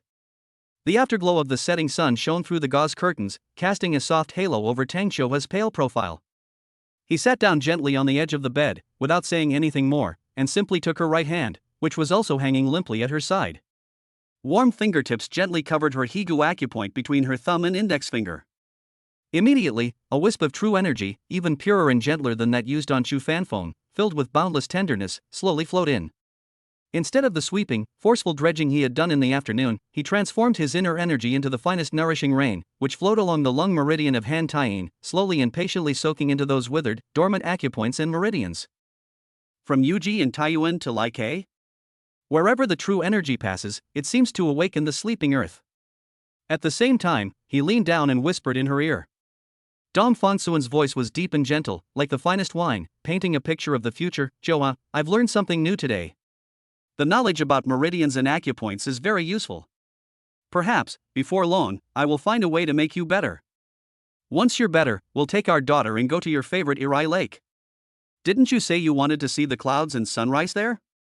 We can take lots and lots of photos by the lake, just the three of us. We also need to go to that small town at the foot of the Alps that you're curious about. He talked on and on, his words of love and promises intertwined, outlining a clear and moving blueprint for the future. Guided by his words, the true energy seemed to take on the warmth of emotion, flowing even more deeply. Tang Xiuhua listened quietly, unable to respond, only a single tear silently sliding down her cheek and quickly disappearing into her pillowcase. However, just as Dong Fangsuan's true energy circulated to the vicinity of the Shunmen acupoint on her Han Shaoyin heart meridian, he keenly sensed that the fingertips of all 5 fingers of her left hand, which had been covered by the blanket, were simultaneously trembling very faintly, but definitely present. Although as subtle as the fluttering of a butterfly's wings, it clearly conveys a struggling desire to respond. Almost at the same moment, the system notification in my mind arrived as expected. Meow. Tang Xiuhua's favorability rating increased by 10. Current favorability, 60. Rewards have been issued. Chapter 39 Prenatal Checkup? Lack of companionship. A 2-level advancement in flight capability. Reward issued, skill enhancement. Basic flight skills, intermediate flight skills, advanced flight skills. Beneath the vast sky, driven by will, riding the wind, reaching speeds comparable to a passenger plane, soaring straight up to the highest peaks. Skipping the intermediate level and jumping straight to a double level? Even though Dong Fangsuan's temperament had become much calmer, he couldn't help but feel his heart surging with excitement. A surge of emotion mixed with surprise and disbelief rushed to his head. Most civilian airliners cruise at around Mach 0.8, or about 800 kilometers per hour. I can fly that fast? Without relying on external aids, a mortal body can actually achieve this level of skill. A sudden thought occupied Dong Fangsuan's entire mind. I must show off my divine power in front of Xiuhua. It's not some low-altitude hovering trick, but the real thing, taking her out of gravity and into the freedom of blue skies and white clouds. Let her see with her own eyes just how amazing the man she entrusted to her is. However, this impulse was quickly suppressed by reason. Advanced flight techniques, achieving speeds comparable to passenger planes, and altitudes reaching thousands of meters? This is no child's play. I must first have complete control over the process to ensure that everything is foolproof. The flight must be as smooth as walking on the ground, without the slightest turbulence or shaking, so that she and her unborn child do not suffer any risk. His mind was made up he needed a clear sky. Meanwhile, the VIP area of the obstetrics and gynecology department of the most upscale private hospital in the city center. The air was filled with the mixed scent of disinfectant and a faint fragrance. Tang Xiuhua lay on a portable hospital bed, surrounded by a luxurious team of nurses, as they slowly made their way down the spotless corridor. The dean, vice dean, and several department heads personally accompanied him, their faces bearing just the right amount of respectful smiles, occasionally exchanging a few words in hushed tones to ensure that every step was flawless. Ms. Tang, please rest assured that all the equipment is the latest import, and our expert team will conduct the most detailed evaluation for you. Please let us know if you need anything.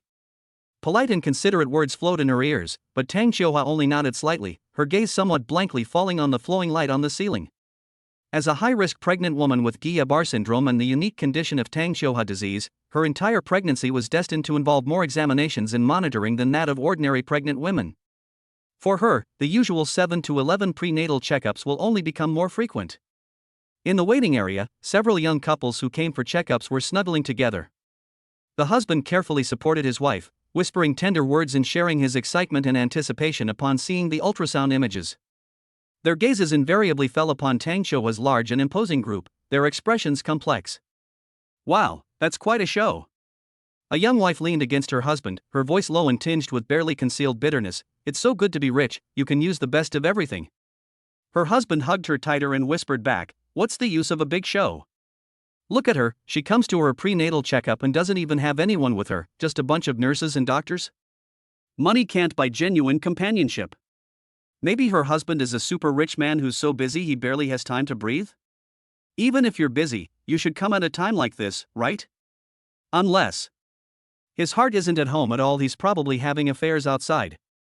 The sound, though soft, was like a tiny needle tip, precisely piercing the silence of the VIP area and penetrating Tang Xiuhua's seemingly calm heart. The head nurse frowned slightly and gestured for a team member to politely ask the group to keep their voices down so as not to disturb others. Tang Xiuhua remained expressionless, as if those words were nothing more than a passing breeze. Those words stirred up memories she had deliberately buried deep inside. The crucial NT ultrasound, blood tests for Down syndrome screening, detailed anomaly scans. Every time, she was like this, lying in a hospital bed, surrounded by a professional team, but the one person who should have been by her side was missing. She knew that this was not Dong Fonsuan's fault. He had his own reasons, and he had his own troubles to face and resolve. He, a new father, may not even fully understand the significance of prenatal checkups for a pregnant woman, especially one in her situation. Tang Xiuhua never asked for it. A hard shell of pride and inferiority prevented her from asking for companionship. But she is also a woman. She also hopes that her husband can share the thrill of hearing her child's strong heartbeat. I also hope that when she sees that blurry yet adorable little figure on the screen, someone can join her in painting a picture of what the future will look like. She also hopes that when the doctor tells her that everything is fine, a pair of warm hands will hold her tightly, conveying strength and reassurance. A lack of security, like an undercurrent in deep water, carried the silt of inferiority and surged wildly in her heart. She couldn't stop her mind from racing. Fear gripped her heart like vines. She was afraid that her damned Tang Xiuhua disease, which even the medical community couldn't cure, would be passed on to her unborn daughter, like a curse of fate. This heavy worry was amplified infinitely during the lonely prenatal checkup. On the other side of the city, high in the sky, Dong Fonsuan activated superpower, presence like air, and V1 superpower, electromagnetic interference, his figure seemingly blending into the azure sky. He hovered 1,000 meters in the air, the strong airflow brushing against his body, but it was easily neutralized by the invisible barrier of true energy around him. This is advanced flight technology. With a slight thought, his body shot out like an arrow, the city beneath his feet instantly shrinking into a dense model of building blocks, and the winding rivers resembling shimmering ribbons. The clouds rushed past us, sometimes as soft as cotton wool, sometimes as magnificent as icebergs. Several migratory birds happened to be flying by, and were startled by his sudden appearance and speed, scattering in all directions and letting out clear cries, as if protesting against this uninvited guest who had disrupted the order of the sky. Cool. He freely adjusted his speed and angle, sometimes climbing vertically, feeling the slight resistance of breaking through the airflow. Sometimes it swoops down, and then gracefully pulls up when it approaches a certain height, drawing a perfect arc. He needs to be familiar with every situation to ensure that every future undertaking is like walking on flat ground. The sense of freedom and control he felt while soaring through the sky filled him with boundless pride. Just then, Tang Xiuha's favorability rating 5. Current favorability, 55. The notification sound suddenly rang in my mind, carrying a chill. Dong Fengsuan paused slightly in his flight and blinked. It's gone down? He frowned, but quickly relaxed. Perhaps Xiuha was in her room, looking out the window, and was reminded of sad things, which made her feel a little down? My mom says that pregnant women often experience mood swings and are prone to feeling melancholic or sentimental. He didn't think too much about it, he just planned to spend time with her when he got back and surprise her with his newfound abilities to dispel her melancholy. After testing it for a while to ensure that the flying technique was as easy as his own and more stable than he had imagined, he was finally satisfied. With a thought, his figure disappeared from the sky in an instant. Zishanju Villa. Dong Fengsuan's figure appeared directly in the quiet corridor, carrying a hint of the crisp air from high above. He strode toward the sanatorium, pushed open the door. The bed was empty, except for the neatly made sheets. Dong Fengsuan paused for a moment, then turned around and came out, just in time to meet the steady-looking butler. "Where is Xiuha?" he asked. The butler stopped, his face calm, but an indescribable look flashed in his eyes, as if to say, "You finally remembered." He bowed slightly, his tone respectful yet carrying a subtle hint of reminder. "Madam has gone to the hospital for a prenatal checkup, sir." Dong Fengsuan subconsciously repeated, his face showing genuine confusion. "Prenatal checkup? What is that? Which hospital is it in?" There are countless men who can mishear a large anomaly scan as a large plate of chicken, and Dong Fengsuan is just one of them. After all, times are changing too fast. When Dong Fengsuan's parents had him, they had never heard of prenatal checkups, so it was only natural that they couldn't teach him about them. Upon hearing this, the butler's eyes twitched slightly, and he remained silent for 2 seconds, seemingly organizing his thoughts. "Mr. Dong, it's understandable that you're a first-time father and unfamiliar with these specific procedures." The housekeeper looked at the belatedly aware Dong Fengsuan with a face full of unspeakable emotion. "But Miss Tang's situation is special, and each examination is crucial, as it concerns the safety of her and the child. You should take the initiative to learn a little about it." Chapter 40 Wife, let me show you a magic trick. The housekeeper's words were simple yet carried immense weight, pressing the weight of the word prenatal checkup heavily on Dong Fengsuan's heart. "So that's how it is," Dong Fengsuan murmured. The explanations about fetal development monitoring, maternal health assessment, and risk warnings were like fine needles, piercing through the barriers he had previously built due to ignorance. He pictured Tang Xiuha lying alone in a hospital bed, being wheeled into various diagnostic instruments, surrounded by professional medical staff, but missing her husband who should have been there to support her. A burning sense of guilt instantly gripped him, making his throat tighten. "I'm such an idiot." He was so focused on testing his new skills that he forgot his most basic responsibilities as a husband and father.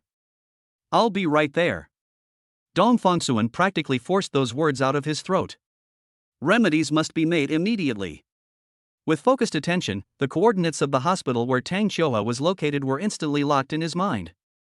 The next moment, a slight dizziness from the spatial shift washed over him, and he found himself in an empty disabled toilet stall in a hospital. Inside the examination room, the air was cold, with only the low hum of the instruments as they operated. Tang Xiuha lay quietly on the examination bed, letting the female doctor and nurse skillfully operate various probes and sensors on her abdomen. Her gaze was fixed on the ceiling, but her thoughts had already drifted far away. The image of Su Zheqi's bright, confident, and aggressive face kept appearing in her mind uncontrollably in the document. The woman's appearance was like a stone thrown into a stagnant pond, completely disrupting the peace she was trying to maintain. She suddenly realized with absolute clarity that she had a strong, possessive desire for Dong Fengsuan that she could not share. Just thinking about Dong Fengsuan's business dealings with Su Zheqi, about their possibly pleasant conversations, even. Her heart felt as if it were being tightly gripped by an invisible hand, a mixture of bitterness, suffocation, and an indescribable sense of panic. Not just Su Zheqi, any healthy, outstanding woman who can stand shoulder to shoulder with him could become the source of her inner torment. Tang Xiuha had no idea. The beauty and charisma of strong women are often admired and aspired to by young women. Traditional men like Dong Fongsuan have a rather ordinary view of so-called outstanding women, regarding Su Jechi only as a potential business partner, without any romantic feelings in their hearts. The problem is, just imagining that scene made Tang Xiuhua feel a sharp pain in her heart. But she would never voice these dark thoughts that would make her seem so petty and wretched. That would become the rope that binds his wings, and a stumbling block in his career. If that were the case, I would truly become a burden to him, a complete drag on his shoulders. This made her feel even more desperate than the physical paralysis. The fetus is developing very well and is very healthy. The female doctor's gentle voice interrupted her thoughts. Ms. Tang, your physical condition has been much more stable than before. Although the conditions for a natural birth are still not met, the expected risk factor for a cesarean section has been much lower than our initial assessment. This is a stroke of luck amidst misfortune. A glimmer of light finally pierced through the darkness in Tang Xiuhua's heart. The fact that her child was all right was her greatest comfort. After the examination, she was carefully wheeled out of the examination room by the nurse. As soon as the door opened, a familiar figure came into view. Dong Fongsuan was waiting outside, his face showing the urgency and weariness of his journey that he hadn't had time to fully conceal. He strode forward and tightly grasped her cold and weak hand, his warm palm instantly enveloping her. His voice was a little hoarse, and his eyes were filled with a compensatory eagerness. When you get home later, don't go straight back to the sanatorium. Would you like to spend some time in my bedroom? He paused, looking intently at her. It's just the two of us, we should have some time alone together. After he finished speaking, he seemed to remember the professionals next to him, turned around, and asked the medical team and the attending female doctor in a sincere tone, "Doctor, is it okay?" Just for a little while. The medical team's attention all fell on Tang Xiuhua. She felt the warmth and strength from Dong Fongsuan's palm, and seeing the unmistakable expectation in his eyes, a crack seemed to appear in the icy field of her heart. She was very curious about what his usual living environment was like, and she also greedily wanted to have more of his time to herself and learn more about the parts of him that she had never been a part of. I want to go see it too, she heard herself say softly, with a hint of barely perceptible longing. The female doctor adjusted her glasses, a knowing yet slightly teasing smile appearing on her face. Of course, proper emotional relaxation is beneficial for pregnant women. But her gaze lingered on Dong Fongsuan's face for a moment, and her tone became serious and direct. Remember, absolutely no sexual intercourse. Considering Miss Tang's current physical condition, as her husband, you must be patient and restrained, understand? These words were like a thunderclap, instantly flushing Tang Xiuhua's pale cheeks with a shy blush, even her ears burning. Dong Fongsuan was also taken aback for a moment, then chuckled and quickly assured him, "Okay, thank you for the reminder, doctor. We will definitely follow your advice." So it was a misunderstanding. He touched his nose, feeling both amused and exasperated. Do I look like a horny guy? In fact, yes. Although Dong Fongsuan now has his body nourished by true qi every day, and his skin and complexion are in very good condition, making him more handsome than before, it is precisely because of his abundant and vigorous qi and blood that he always gives people a feeling of high fighting spirit and overflowing desire. The female doctor only glanced at him and immediately sensed that Dong Fongsuan was a husband who couldn't control his impulses, which was why she gave him special instructions. Back at the Xishan residence villa, Dong Fongsuan carefully teleported Tang Xiuhua, wheelchair and all, to his bedroom. This was the first time Tang Xiuhua had entered his private space. The room was simpler than she had imagined, not dirty or messy. There was a faint, refreshing scent in the air, unique to Dong Fongsuan, coming from the bed sheets and the clothes hanging there.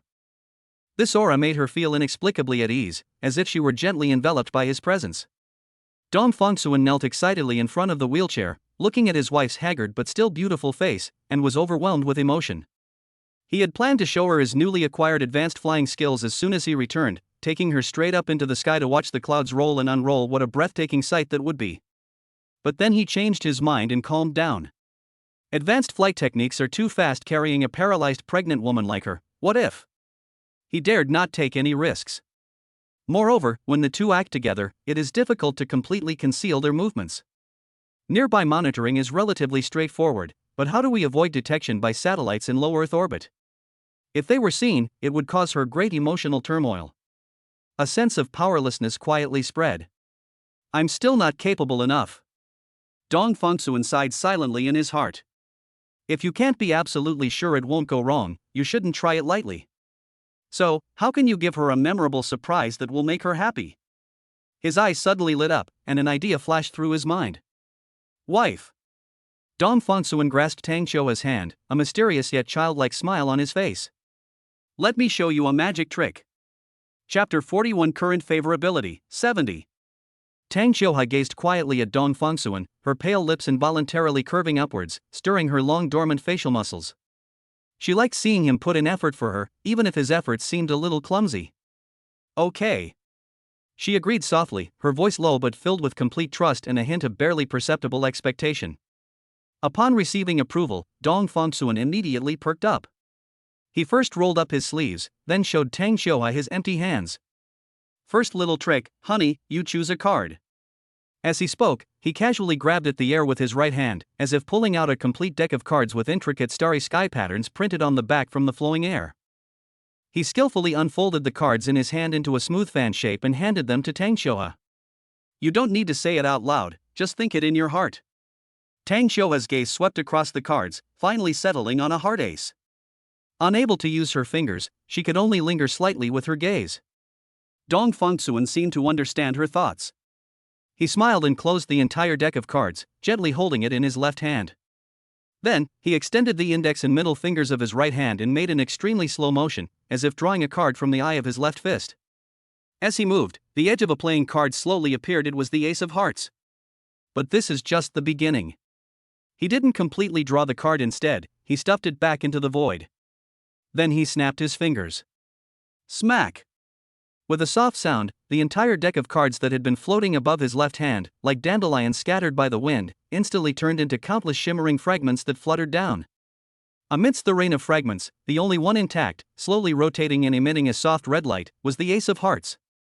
It seemed to come alive, flying lightly to Tang Xiuha's eyes and remaining still, the red heart-shaped pattern appearing to pulsate slightly. A genuine look of surprise flashed in Tang Xiuha's eyes. Amazing. She looked at the floating red Ace of Hearts and felt her heartbeat seem to synchronize with it. Dong Fongsuan was very satisfied with her reaction, and he cleared his throat. The second magic trick requires a small prop. He showed his empty hands again, then pinched them together with his thumb and forefinger as if he were holding onto something. He gently blew into the air, and a coin shimmering with silver light appeared out of thin air at his fingertips. He placed the coin on the back of his left hand and then covered it with his right hand. The classic coin penetrating trick, he explained, but we can do something different. He slowly moved his right hand away, and the coin was still there. But when he covered it again and moved it away again, the coin was gone.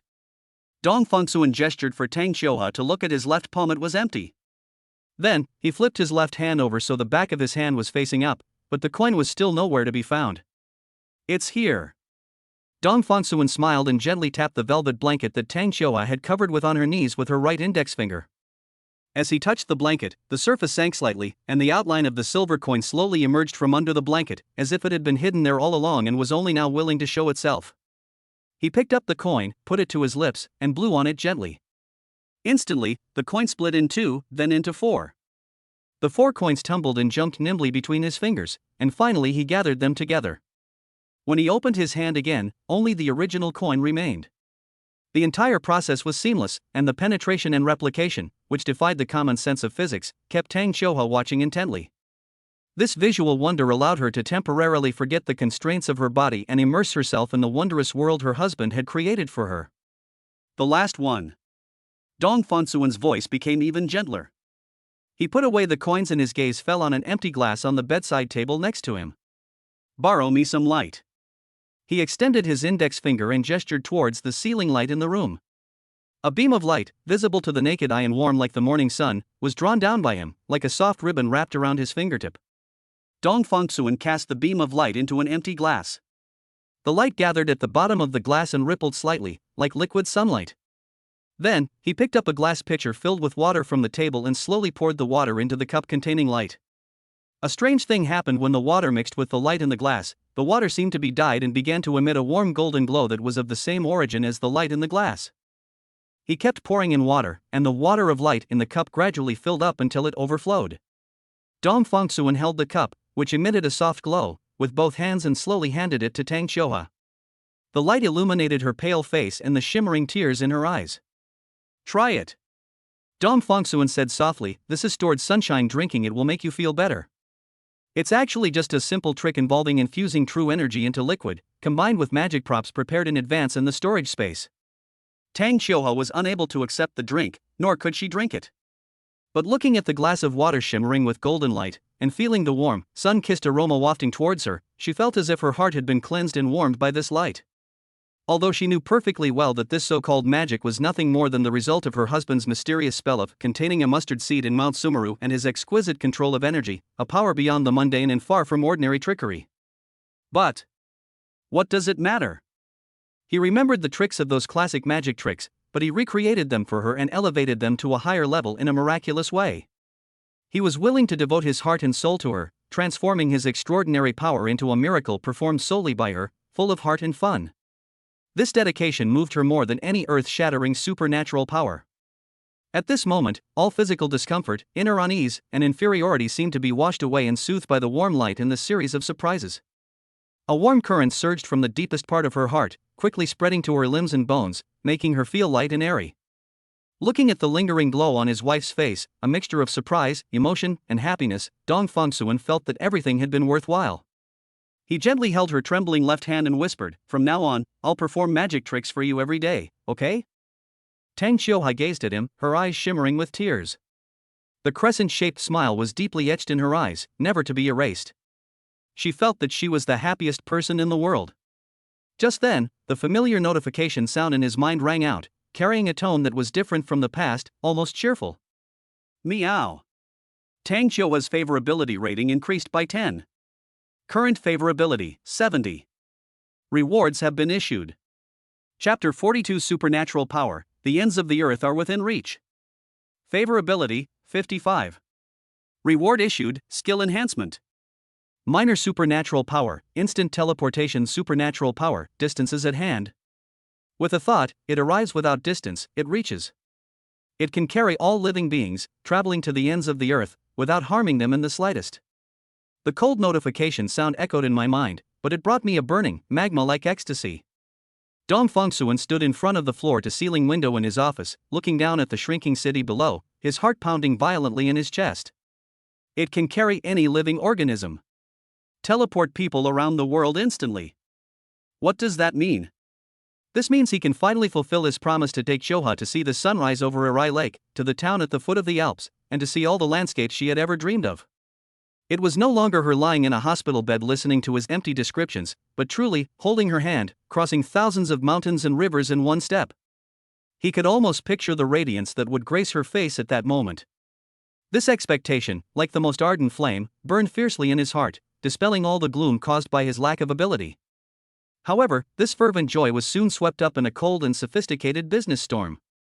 The location was a large business negotiation reception following an international summit. The crystal chandelier cast a dazzling light, and the air was filled with the aroma of expensive perfumes, cigars, and vintage wines. The attendees were all impeccably dressed and elegantly poised, yet their conversations were fraught with tension and conflict. Each of them controls staggering wealth and resources, and has a brilliant track record worthy of being written into business schools as a classic case study. If it weren't for Dong Fengsuan's swift and decisive actions at Xinghui Technology recently, which successfully resolved a series of thorny projects and established a solid relationship with the Chu family, thus greatly enhancing his prestige within the company and making him the true leader, he wouldn't even have been qualified to step into this venue. Holding a wineglass, he moved through the crowd, engaging with elites from all walks of life with impeccable manners and composure. He secured several preliminary agreements and established bridges for potential future collaborations, reaping considerable rewards. But beneath this glitz and glamour, he always maintained an inner clarity and detachment. Su Juqi was undoubtedly one of the most dazzling figures at the event. She is like a cheetah in the night, elegant, sharp, and with an undeniable aggressiveness. Surrounded by numerous business people trying to strike up conversations and seek cooperation, she handled them with ease, chatting and laughing, but her gaze would occasionally sweep across the direction where Dong Fengsuan was, like a precise radar. Finally, she found a moment to slip away from those around her and gracefully walked towards Dong Fengsuan. She held a glass of beautifully colored red wine in her hand, her steps swaying with elegance. "President Dong, congratulations. I heard that Xinghui has recently secured several major projects." She smiled radiantly, her voice possessing a unique magnetism. President Su is well informed. Dong Fengsuan raised his glass in acknowledgement, his tone calm and polite, like a businessman. The two clinked glasses and took a small sip. Just as Dong Fongsuan was about to end the brief exchange of pleasantries, Su Jueqi seemed to trip over something, stumbled, and the glass of red wine in her hand spilled directly onto the front of Dong Fongsuan's expensive suit. The deep red wine spread rapidly, leaving glaring stains on the white shirt and dark suit. "Oh dear. I'm so sorry, Mr. Dong. I was so careless." Su Jueqi exclaimed in surprise, her face filled with just the right amount of annoyance and apology. She immediately put down her wineglass, and before Dong Fongsuan could react, she took out a silk handkerchief from her handbag, leaned forward without saying a word, and personally wiped the wine stains off his chest. Her movements were quick and focused. She tilted her head slightly, so close that Dong Fongsuan could clearly smell her strong perfume and see her curled eyelashes and a fleeting, unapology-filled glint in her eyes. At that very moment, in some hidden corner, a barely audible shudder sounded. Click. A scene of a business elite accidentally spilling wine and the man intimately bending down to wipe it up has been captured forever. Dong Fongsuan took a half step back without making a sound, avoiding her hand. "It's all right, President Su, I can handle it myself." He remained polite, but with a noticeable distance between him and others. Su Jueqi didn't press the matter further, readily withdrawing her hand while maintaining her impeccable smile. "I'm truly sorry, I will definitely come to apologize in person another day." Dong Fongsuan said no more, nodded slightly, and turned to walk towards the restroom. He didn't take this little incident too seriously, treating it as an accident or some kind of test from Su Jueqi. "I've heard that these successful people and those in positions of power all have their own secret little circles, unknown to outsiders. Perhaps it takes passing certain tests to become one of the big shots true insiders?" But Dong Fongsuan didn't care. The only superhuman on earth has no need to join those groups. Inside the Zishanju villa, a sanatorium room, Tang Xiuhai is receiving her daily muscle massage, accompanied by a nurse. Her phone was on the bedside table next to her when the screen suddenly lit up. It was an anonymous MMS message. The nurse helped her open it. The nurse was very tactful and didn't even look at the contents. In Tang Xiuhai's field of vision, a highly clear photograph instantly filled the screen. The backdrop is a glamorous cocktail party, where her husband, Dong Fongsuan, stands tall and proud. The woman named Su Jueqi was pressed close to him, leaning slightly forward, holding a handkerchief in her hand, intimately wiping his chest. The photo's angle is extremely clever, perfectly capturing the concern on Su Jueqi's face and the excessively close distance between the two. Tang Xiuhai's gaze was fixed on the screen. My heart felt like it was being gripped tightly by a cold, rusty giant hand, and then twisted violently. A sharp, stinging pain instantly pierced through her limbs and bones, making it almost impossible for her to breathe. The provocative text message Su Jueqi sent that day, the gossip she heard at the hospital, and the inferiority and unease that had been growing wildly in her heart like a poisonous vine, all of these were completely ignited and detonated by this photo at that moment. He stood there, radiant with light, standing next to that equally dazzling woman, and it seemed. They are a perfect match, a handsome man and a beautiful woman. And what about myself? A paralyzed man who cannot even take care of himself, a burden who needs to rely on his and his parents' enormous wealth to survive. What else could she give him besides the child in her belly? She couldn't even straighten his collar when he needed it. An overwhelming sense of sorrow and despair engulfed her like a tsunami. The nurse noticed something was wrong with her and called out worriedly, "Miss Tang?" Tang Xiuhai did not respond, but slowly closed her eyes, as if that would shield her from all the harm caused by the photo. The party finally came to an end. Dong Fongsuan got into the car on his way home and rubbed his throbbing temples. Although there were some minor hiccups along the way, today's gains were substantial, expanding my network and paving the way for the future. He was in a fairly good mood, and had even begun to plan in his mind where he should take Xiuhai for the first time after the Tianya Ruzichi ability stabilized. Just then, the system notification sounded out without warning, as cold as the winter wind. Meow. Tang Xiuhai's favorability rating 15. Current favorability level 55. Chapter 43 Honeymoon. A trip to Greenland. The slight relief on Dong Fongsuan's face instantly froze. It dropped again? This time it's at 3 p.m. Unlike his previous baffling experiences, this time he was able to pinpoint the trigger that ignited the crisis almost immediately. During the business meeting, under the watchful eyes of many people, Su Jueqi's ambiguous act of accidentally spilling wine and then personally wiping it up was eventually caught by someone and somehow reached Xiuhai. A mixture of anger and impatience welled up inside me. Su Jueqi. Dong Fongsuan certainly didn't think this woman would be interested in him. He just felt that the other party's business methods were not very fair and aboveboard, and were rather unpleasant. But at this moment, it is pointless to blame others. The most important thing is to make amends and to immediately soothe Choha's sensitive and fragile heart. Dong Fongsuan took a deep breath, suppressed all distracting thoughts, and drove home at top speed without violating traffic regulations. He went straight back to the Zishanju villa, not even having time to change out of the suit that smelled faintly of alcohol and unfamiliar perfume, and strode towards the sanatorium. Pushing open the door, the room was dimly lit. Tang Xiuhua lay quietly on the hospital bed with her eyes closed. Her thick eyelashes cast a light shadow under her eyelids, making it impossible to tell whether she was asleep or awake. But Dong Fongsuan could sense the oppressive silence surrounding her.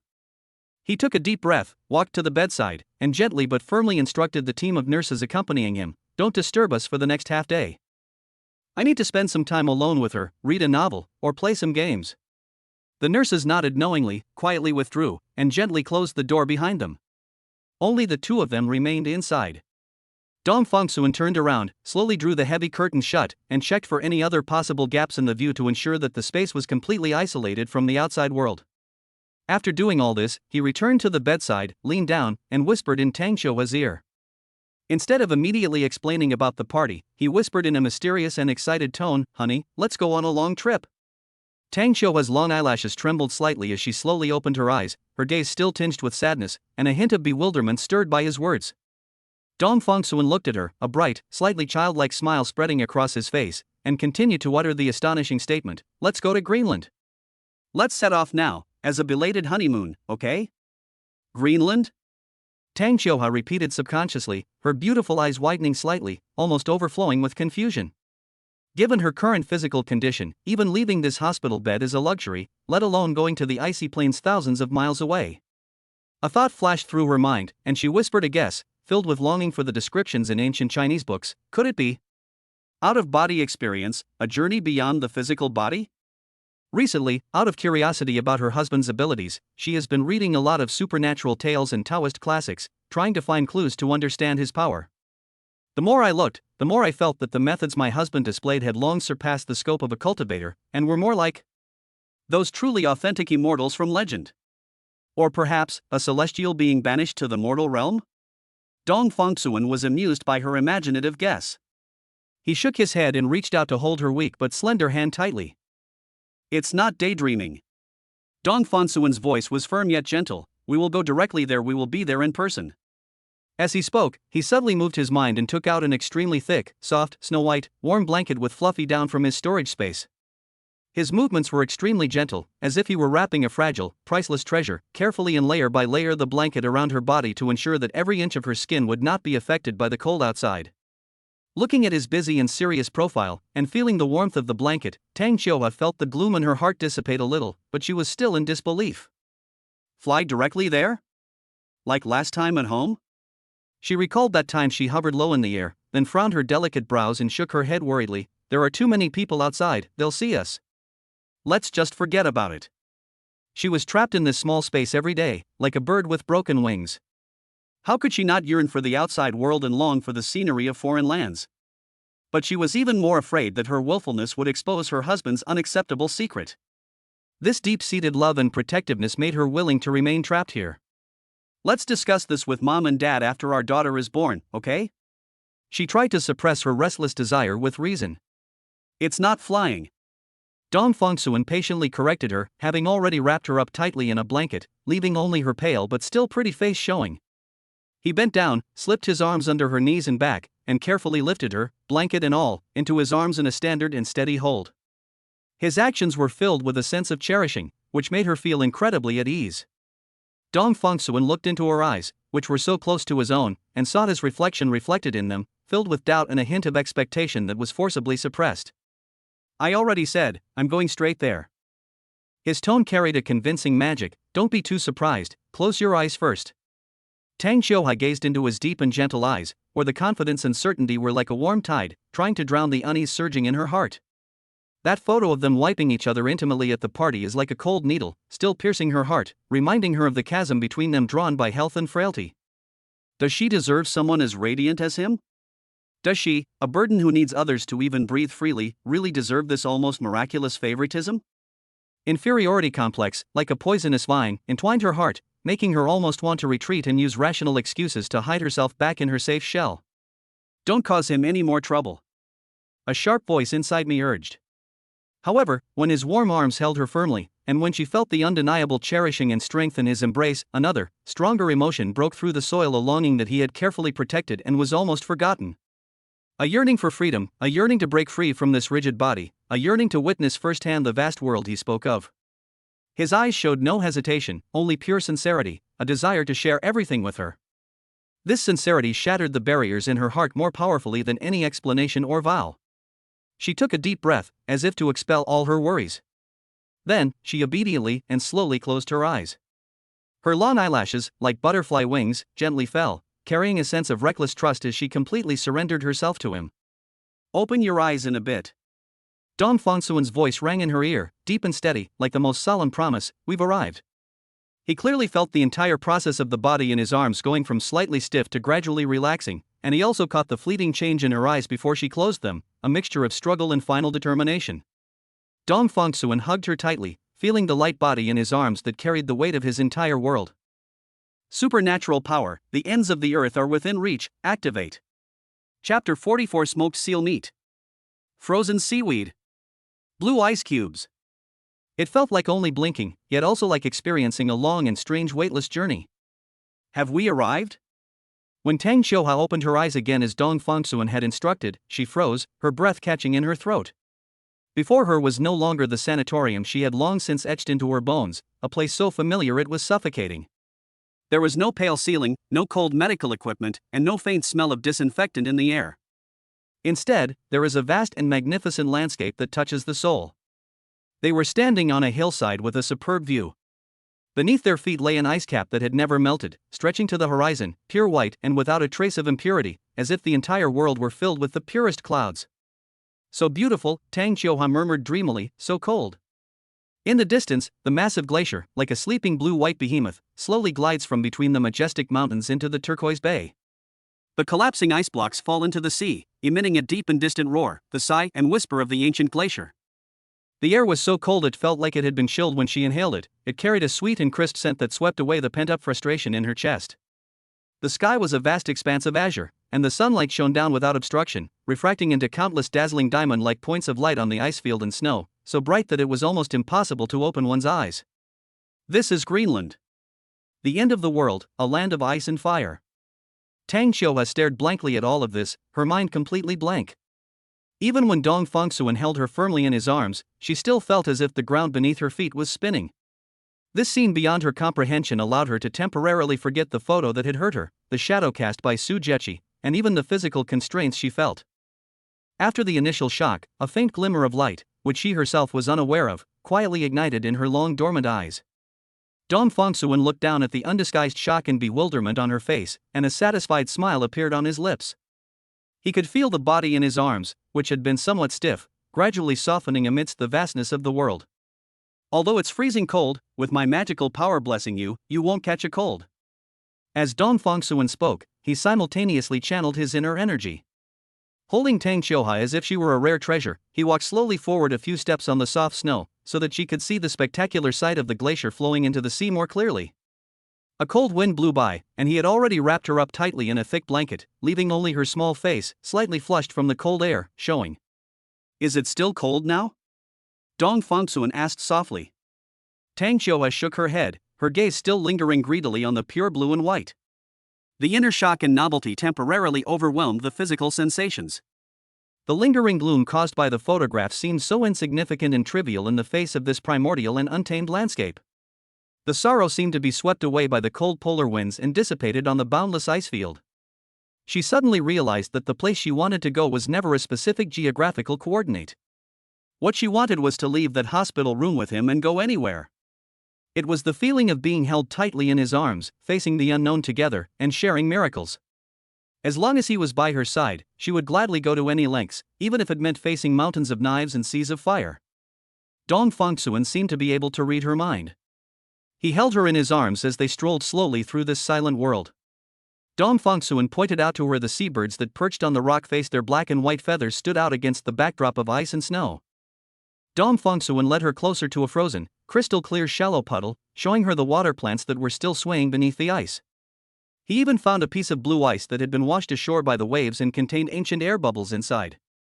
He carefully picked it up and placed it in front of Tang Qiuhua, letting her feel the cool touch that had transcended millions of years. Try this. As if by magic, Dong Fongsuan used his inner energy to slightly heat a small piece of smoked seal meat that he had borrowed from the local fisherman, shredded it into very fine strips, and carefully fed it to her mouth. The flavor was rich with smokiness and the saltiness of the sea, a rugged taste she had never experienced before. He then brought her a small spoonful of cool, sweet snow water to moisten her dry lips. Tang Qiuhua obediently accepted his feeding. The novel taste experience, coupled with the dazzling scenery before her eyes, finally stirred up joyful ripples in her long-dormant heart. A long-lost, pure sense of joy flowed through her chest.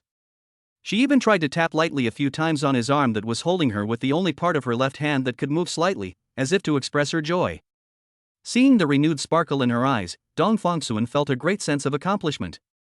He began planning for the future with great enthusiasm. This is just the beginning. Qiuhua, you wait, we'll be going to so many places in the future. We want to go to Antarctica to see penguins in the aurora, to lie on the dunes in the Sahara Desert and watch the Milky Way, and to Siberia to experience the vast snowfields. Go to the northern wilderness of Canada to track polar wolf packs, go to the Amazon rainforest to hear howler monkeys, and go to the Australian outback to see the Red Desert. Go to the Qinghai Tibet Plateau to touch the sky, go to the Mongolian grasslands to ride horses. And those remote islands, like Kelgaron Island, we'll go there too.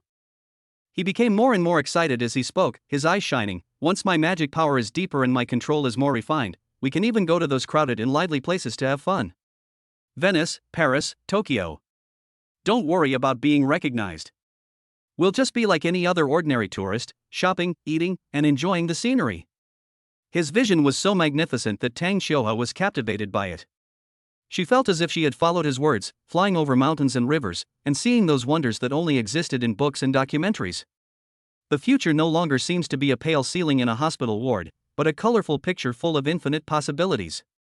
After an unknown amount of time, the sky gradually darkened, and the polar twilight took on a dreamlike pinkish-purple hue. Dong Fongsuan tightened his embrace and said softly, "We should go back." A hint of reluctance flashed in Tang Qiuhua's eyes, but she still nodded obediently. A thought arose. The space shifts again. The familiar atmosphere of the sanatorium wafted over me. The curtains remained drawn, as if they had never left. Dong Fongsuan gently placed Tang Qiuhua back on the soft hospital bed and carefully covered her with a blanket. Just then, as instructed, the nurses pushed open the door on time to carry out their routine care. When their gazes fell on Tang Qiuhua's face, they were all stunned for a moment, and then a mixture of surprise and joy appeared on their faces. This woman, who was always pale and had a hint of melancholy in her eyes, now had a relatively healthy blush on her cheeks. More importantly, the corners of her mouth were slightly upturned, her eyebrows and eyes were gentle, and her face had a genuine, serene, and knowing smile that they had never seen before. That smile was like the first ray of sunshine after the snow melts, warm and dazzling. Almost simultaneously, a pleasant notification sound rang in Dong Fongsuan's mind. Meow. Wife's favorability plus 10. Current favorability, 65. Rewards have been issued. Chapter 45 Alchemy. The first pill. Reward issued, Alchemy skill. Transforming the essence of plants and trees, seizing the wonders of nature. The method and approach are the same, yet the effect is 100 times greater than that of humans. The cold notification sound echoed in my mind, but it brought a burning heat that was enough to make my blood boil. Dong Fongsuan suddenly stood up from his office chair and paced back and forth in the empty office a few times before barely managing to suppress the turmoil in his heart. Holy crap! After pretending to be a shaman for so long, I've suddenly acquired the true arts of cultivation. What is alchemy?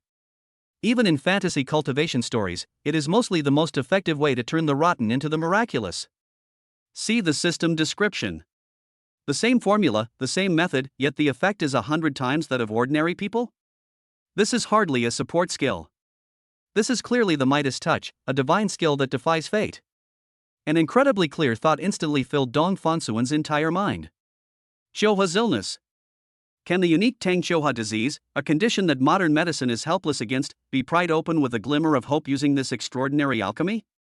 But this ecstasy lasted only a moment before being extinguished by the cold water of reality. Alchemy is merely an amplifier, a seemingly heaven-defying talent, but it comes without any specific medicinal formulas or knowledge. It's like giving someone a top-tier culinary talent but no recipes. Hope lies ahead, yet it is shrouded in mist. But this fog of uncertainty only fueled Dong Fangsuan's inherent stubbornness. If there's nothing readily available, then he'll find it himself and learn it himself. From that day on, Dong Fangsuan's life was divided into two distinct parts.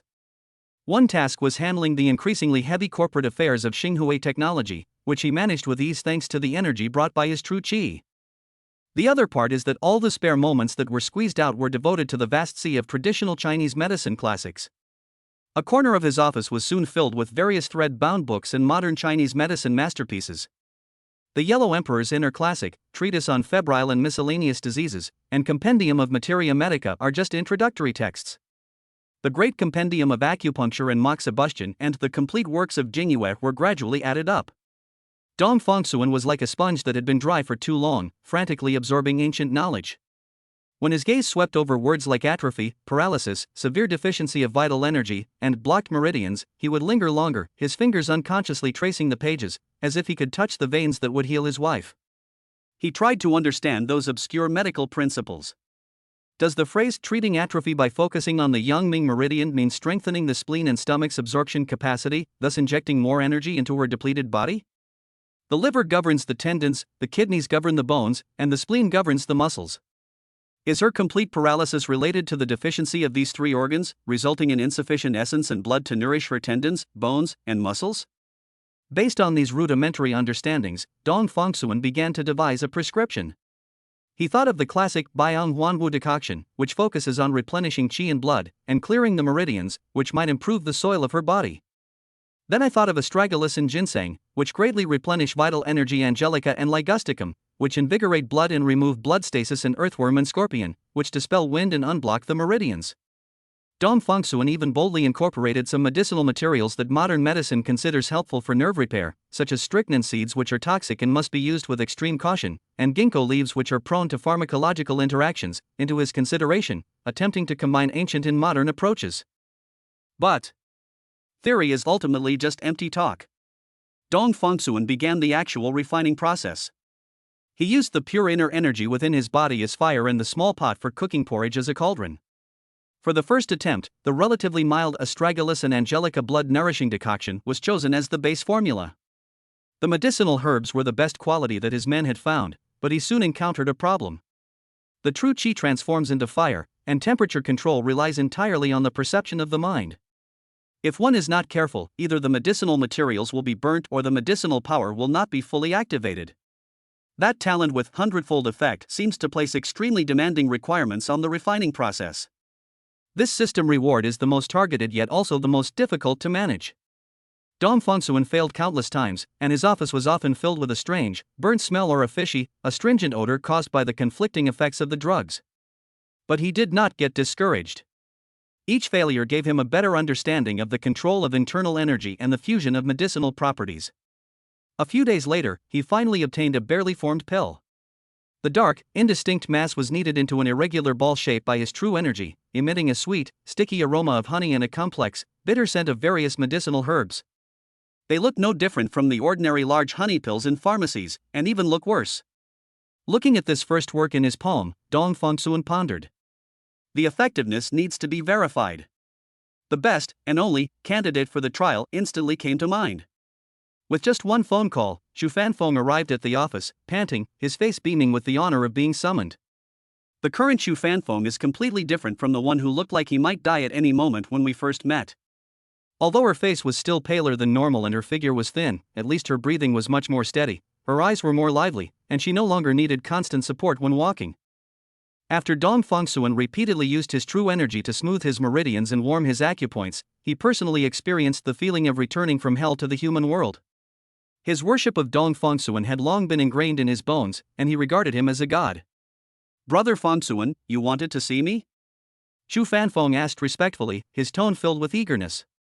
Dong Fangsuan opened his palm, revealing the unassuming black pill. "I've recently become interested in pharmacology, so I casually made a little gadget that can improve health. Do you dare to try?" He paused, then deliberately reminded me, his tone calm but earnest. This is just a small experiment of mine. The pharmacological effects are unpredictable, so don't have too high expectations.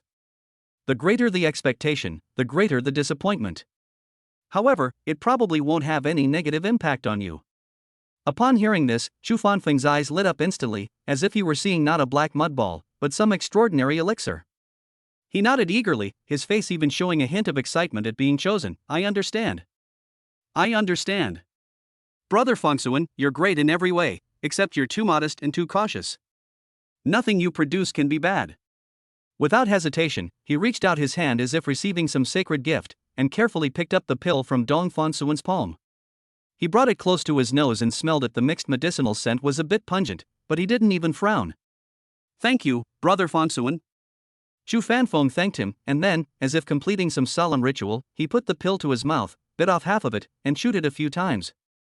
The taste was indeed not good, bitter with a strange sweetness, but he stubbornly forced his neck and swallowed it with difficulty, mixed with saliva. Then, he swallowed the remaining half as well. He closed his eyes, seemingly trying to sense the changes inside his body. Dong Fengsuan looked at him quietly, his face calm, but his heart was far from as calm as it appeared. What kind of effect will this elixir, into which he poured his heart and soul and hopes, bring? Is this a way to save Choha, or just another failed attempt? Chapter 46 Miraculous Medicine. Paralysis and Atrophy. A task for Chu Fanfeng. Chu Fanfeng struggled to swallow the rough-tasting pill, his throat dry and tight. He quickly grabbed the water glass on the table and gulped down several mouthfuls before he could barely swallow it. Dong Fengsuan pointed to the sofa next to him. Wait quietly for half an hour, pay close attention, and tell me immediately if anything seems unusual. Chu Fanfeng sat down as instructed, and did not feel any different. However, he felt a faint warmth rising in his stomach, as if he had drunk a bowl of warm ginger tea. But soon, the warmth was no longer gentle. It seemed to be infused with life, turning into countless surging hot currents, like a river bursting its banks, rushing towards his limbs and bones. This was not the controlled, gentle feeling he was familiar with when Dong Fengsuan channeled his true energy into him, but a more primal, domineering, and overwhelming force that almost shattered his long ailing body. He clenched his fists instinctively. Fine beads of sweat instantly appeared on his forehead and neck, but they were not sweaty sweat instead, they were sticky, oily, and greasy sweat. He could clearly feel that his meridians, which were usually cold and withered like branches, were being forcibly opened and widened by this violent medicinal power. A strange sensation mixed with intense soreness, numbness, and swelling made him almost groan. Holy crap! I'm hallucinating from the medication. The flirtatious words that were on the tip of his tongue were swallowed back by Chu Fanfeng. Although he was the extravagant and unrestrained second young Master Chu, he dared not be presumptuous in front of Dong Fengsuan. The blood seemed to flow several times faster, and the heart pounded heavily and powerfully in the chest cavity, delivering unprecedented streams of vibrant, oxygen-rich heat to the very extremities of the body. His face, which was always shrouded in a gloomy aura, was now visibly flushed with a healthy rosy blush, like parched land receiving rain after a long drought. This pill, which should essentially be called the Astragalus and Angelica blood-nourishing pill, was showing its hundredfold efficacy in an almost brutal way, immediately and dramatically affecting him. Half an hour later, the effects of the medicine gradually subsided. Chu Fanfeng suddenly stood up from the sofa, his movements so swift that even he was startled. He moved his hands and feet in disbelief, and the usual feeling of sluggishness and weakness, as if he were carrying an invisible weight, had largely dissipated. Instead, he experienced a sense of lightness and power that he only vaguely remembered from his childhood. Although it was far from the level of an ordinary person, it was a world of difference compared to his previous self. He looked down at his hands, which were no longer trembling slightly, and touched his warm cheeks. An indescribable joy erupted in his chest like a volcano. He turned abruptly to face Dong Fengsuan, so excited he was almost incoherent. My God! Brother Fengsuan! This is simply a miracle drug. I feel like I've been reborn. Overwhelmed with gratitude and shock, his eyes welled up with tears. The next moment, he did something that surprised even Dong Fengsuan. He took a step back, straightened his clothes, and then bowed deeply to Dong Fengsuan with utmost solemnity. Brother Fengsuan! I can't thank you enough. My life, Chu Fanfeng's life, is yours from now on. What kind of miraculous medicine is this?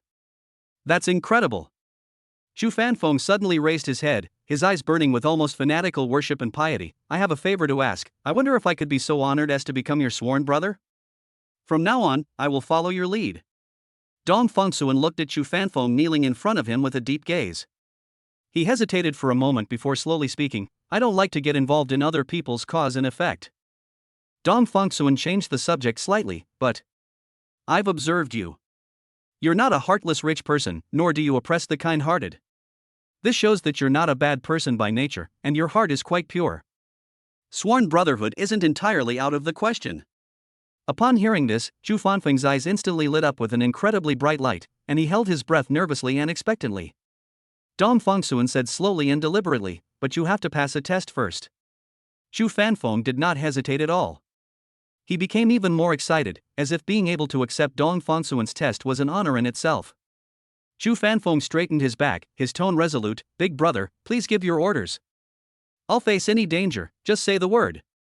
Dong Fongsuan nodded slightly. You should have investigated me, right? A barely perceptible hint of unease flashed across Zhu Fanfeng's face as he honestly admitted, yes. My family, especially my eldest sister, put your information in front of me after we first met. He had read the document repeatedly. On paper, Dong Fongsuan's experience was that of a lucky ordinary man who achieved a leap in social class through a marriage contract. Zhu Fanfeng was certain that the more this was the case, the more it demonstrated Dong Fongsuan's unfathomable depth. Everything that can be traced must be a carefully crafted disguise. The real him is completely different from the mediocre image portrayed in the materials. Putting everything else aside, just the way Dong Fongsuan calmly gazed at him at that moment, the invisible majesty he exuded, which made his heart tighten and was even more terrifying than the gaze of a tiger, was something that no ordinary person could possess. Dong Fongsuan was not surprised by his reaction and directly stated his purpose. My wife suffers from an illness that modern medicine cannot cure. Therefore, I intend to try to treat her through my own means. He mentioned several classic approaches and famous prescriptions from ancient Chinese medicine: 4-by syndrome and Wei syndrome. For example, the tiger stealing pill, which focuses on nourishing the liver and kidneys and strengthening muscles and bones, requires leopard bone, prepared Rehmannia root, and tortoise shell that have been aged for a sufficient period of time. Or, the modified Biang Huanwu decoction, which focuses on invigorating qi and blood circulation and relieving atrophy, requires extremely high-quality wild astragalus, which must grow in a specific region and be old mountain astragalus of sufficient age. Its medicinal effects are far superior to those of ordinary cultivated varieties. There are also formulas like Dahuo Luodan that are extremely complex, requiring large quantities of medicinal materials such as musk, bezoar, and agarwood. Each ingredient must be carefully selected, and some of them are not suitable for pregnant women. Some materials, such as rhinoceros horn, are even more difficult to obtain due to legal protection. I need you to help me collect these medicinal herbs. Dong Fongsuan listed a list in a light tone, but said in a serious tone, the age must be sufficient, and there must be absolutely no trace of adulteration or artificial cultivation. It must be a pure, natural, wild, authentic medicinal herb. Some of these may be extremely rare, and you need to do your best. After listening, Zhu Fanfeng showed no reluctance, but rather seemed to have received an extremely glorious mission. He immediately patted his chest and assured him, don't worry, brother. I've got it covered. Even if I have to search the whole world, I'll definitely gather all these medicinal herbs for you. Zhu Fanfeng understood the role that his family's vast network of connections and resources could play at this time. Then, Zhu Fanfeng acted swiftly and decisively. He used the Zhu family's global business connections, collectors' networks, and even underground auction houses, sparing no expense, all to acquire top-quality medicinal herbs that met Dong Fongsuan's demanding requirements. Meanwhile, Dong Fongsuan's status at Xinghui Technology was quietly changing as he demonstrated his abilities, and Zhu Fanfeng offered unreserved support. If he was merely a senior manager with the opportunity to take over the company before, now he is gradually becoming the true, undisputed power holder of the company. He had mountains of important documents requiring decisions, meetings were coming one after another, and the number of projects that required his personal attention and promotion was increasing. His workload was incomparable to when he first joined the company. His increasingly busy work schedule inevitably reduced the time he could spend with Tang Xiuhe. That evening, he returned to the Zishanju villa and, as usual, went to the sanatorium. Looking at his wife's peaceful sleeping face, he almost blurted out the good news that he was looking for a treatment for her and that there was already progress, wanting to see her surprised smile. But he swallowed the words back down his throat. He recalled what he had once said to Zhu Fanfeng, a matter is accomplished in secrecy, and ruined by being revealed. Chapter 47, an antique used as a furnace, fueled by lightning-struck jujube wood heartwood in dark, golden nanmu charcoal. True energy is running low. What if I ultimately fail? If we give her hope now, but the result is not as expected. Wouldn't that be like making her suffer the pain of falling from the clouds? It's all for nothing, and it will only erode her trust in herself. Dong Fongsuan decided to give her a perfect surprise once everything was in place. However, his absent-mindedness these past few days did not escape Tang Xiuha's notice. In her view, although Dong Fongsuan was physically beside her, his mind seemed to have wandered far away. While talking to her, he would occasionally answer work calls, handling official business with a calm and composed tone. When she tried to share her feelings about seeing birds flying outside her window that day, he only kept his eyes on his phone screen, his fingers rapidly typing replies to emails, responding absent-mindedly. Okay, you decide. Just then, Dong Fongsuan's phone screen lit up with a message from Chu Fanfeng, Big Brother. Most of the items on your list have been collected. Only a few extremely rare ingredients are still being confirmed in terms of distribution channels, but we can definitely get them within 7 days. Dong Fongsuan's eyes instantly lit up with barely suppressed joy, and he quickly typed a reply, "Thank you for your hard work." That heartfelt excitement stood in stark contrast to his perfunctory attitude when facing him earlier. Tang Xiuha quietly watched the undisguised radiance on his face, a radiance ignited by external information. The island in her heart, already teetering on the brink of collapse, seemed to be slowly sinking into the cold seabed. Without me, his world is actually wider and more wonderful. A voice echoed softly in her heart, tinged with indescribable sorrow. Besides being a burden to him, taking up his time and energy, what else can I give him? Hormonal fluctuations during pregnancy already made her emotionally sensitive, and now she amplified every little sign as evidence of her anxiety. But she was, after all, the kind and understanding Tang Xiuha. Even though it felt like a huge rock was pressing on her heart, making it hard for her to breathe, she didn't show it at all. She simply turned her face slightly into the shadows, not wanting her own low mood to affect his seemingly rare good mood. Unbeknownst to her, almost at the same moment her heart sank to its lowest point, a chilling notification sounded in Dong Fongsuan's mind. Meow. Tang Xiuha's favorability rating 5. Current favorability, 60. Is it because I've been busy with work lately and neglected her? Seeing the favorability rating on the system panel drop again, Dong Fongsuan did not fall into unnecessary anxiety or confusion as he had in the past. This time, the truth became clear to him almost instantly. Considering her recent silence and my occasional lapses in concentration while I was with her, the answer is self-evident. He has recently devoted himself to studying medicine and feels that he has benefited greatly, and has also gained a deeper understanding of the relationship between the human body and emotions. Dong Fongsuan is now very clear that pregnant women's emotions are affected by hormones, and the fluctuations are often quite intense, sometimes making them appear sensitive. Some even exhibit characteristics similar to those of bipolar disorder, experiencing periods of heightened emotions followed by inexplicable periods of depression and low mood. But, Dong Fongsuan calmly reflected, when I was with her in the sanatorium just now, I did seem a little absent-minded, as if I was just going through the motions. Recalling how I was responding to her while also handling work on my phone, a clear sense of annoyance rose in my heart. Knowing the reason was one thing, but her own actions undoubtedly exacerbated her anxiety. From now on, I need to focus more on spending time with them. It's not enough to just be physically present. The following day, Dong Fongsuan bid farewell to Tang Xiuha and, as usual, used his pure and gentle true energy to carefully nourish her and the fetus in her womb. He felt the faint life force feedback transmitted back by the little life before setting off for the company. As soon as I arrived downstairs at the company, I saw Chu Fanfeng already waiting there, accompanied by a group of rather conspicuous people. Several monks in robes and several Taoist priests with their hair tied up stood on either side, all with lowered heads and respectful postures. However, when they occasionally glanced at Dong Fongsuan, their eyes held an indescribable scrutiny and fear. That look in his eyes clearly said, this boy's cultivation is unfathomable. Clearly, Chu Fanfeng had given them a stern warning beforehand, so no one dared to jump out at this time and do anything foolish like provoking Dong Fongsuan or trying to compete in terms of cultivation level. After all, the results speak for themselves. The Chu family had previously consulted countless renowned doctors and experts to treat Chu Fanfeng, but all to little avail. But Dong Fongsuan did it. Furthermore, according to Chu Fanfeng's private revelation, his extremely controlling eldest sister specially arranged for the most comprehensive physical examination. After a joint consultation by several renowned doctors from home and abroad, not only were no illegal drug substances found in Chu Fanfeng's body, ruling out the possibility of stimulants, but all indicators showed that his physical condition was steadily improving. In any case, this is enough to prove that Dong Fongsuan is a truly capable person and should not be underestimated. Big Brother. Chu Fanfeng came forward, his face beaming with barely suppressed excitement. "We've found most of what you wanted. Please take a look." He led Dong Fangsuan to a quiet room that had been prepared temporarily. Inside, several antique sandalwood chests had been opened. An elderly monk stepped forward, clasped his hands together, pointed to the medicinal herbs in the box, and began to introduce them in a calm voice. "Master Dong, please look, this is wild Zeton astragalus, which has grown for over 300 years in the secret realm of southern Yunnan.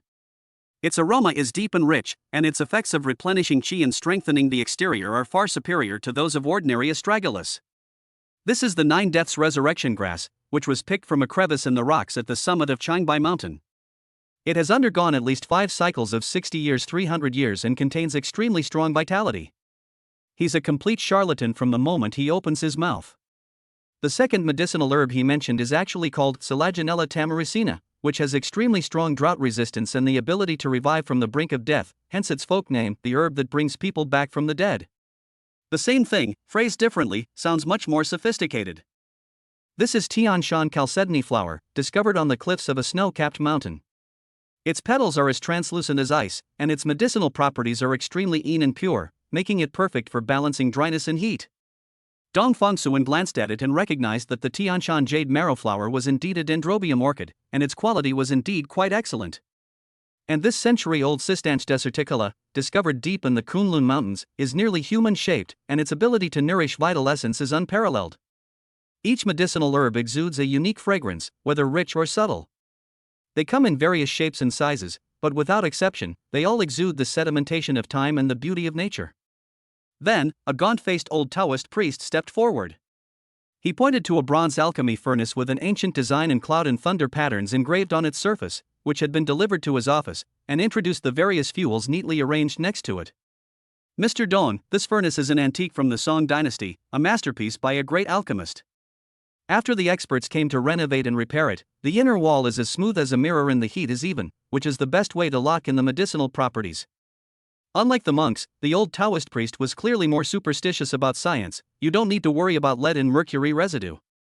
Our Taoist temple has invited chemical experts to conduct rigorous testing and screening using scientific equipment, and there is absolutely no trace of toxic substances left. As for fuel, I have prepared 2 kinds for you.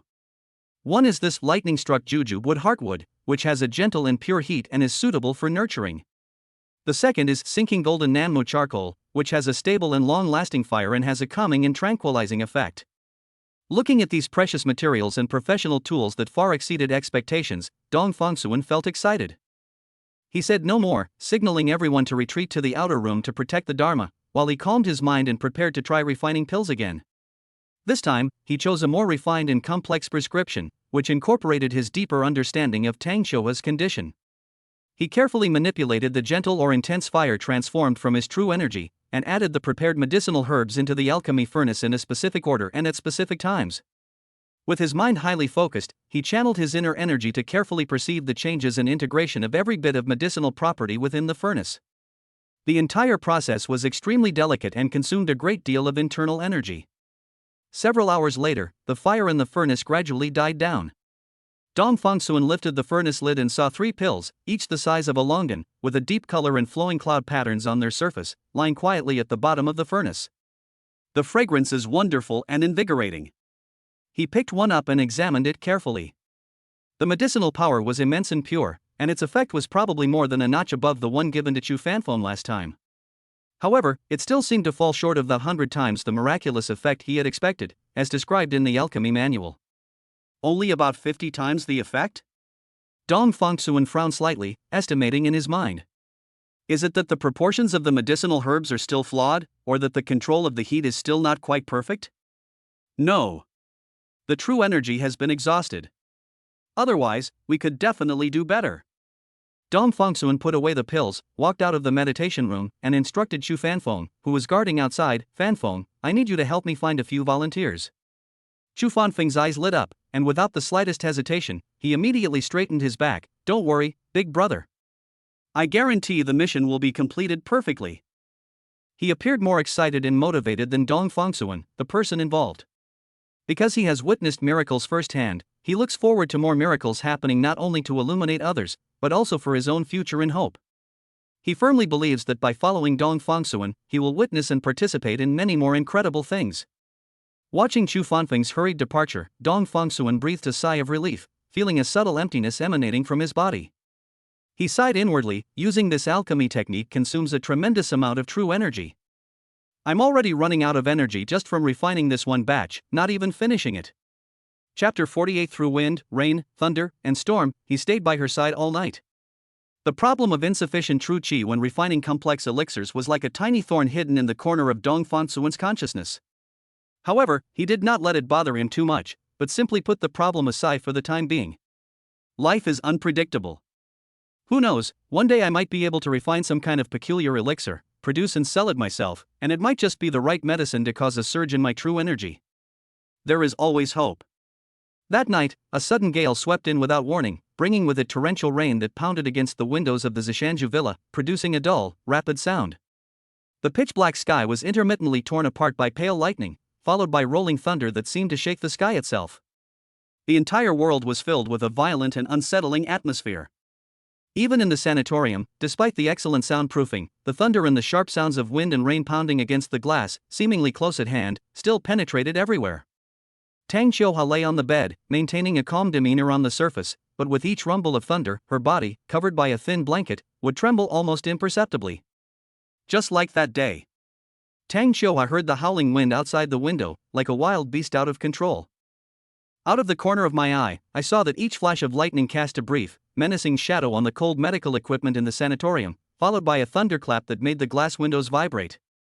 Despite the bright lights in the room, the presence of several experienced female nurses, and even a retired and rehired female chief physician with extensive knowledge, Tang Xiuhua felt an overwhelming chill seeping from her very bones as she lay on the large hospital bed. I feel insecure. Not at all. Fear, like countless fine vines, silently tightened around her heart, closing in tighter and tighter until it almost suffocated her. Anxiety and trepidation churned and surged within her empty chest, finding no way out. An indescribable sense of unease, mixed with despair, weighed heavily on her soul. Because she will never forget that day. That day, the sky was also a leaden gray, and the wind was howling, with lightning and thunder. At first, she just felt a little tired, and her hands and feet were slightly numb, as if countless tiny needles were pricking her. Tang Xiuhua initially thought it was just pregnancy symptoms or simply a lack of rest.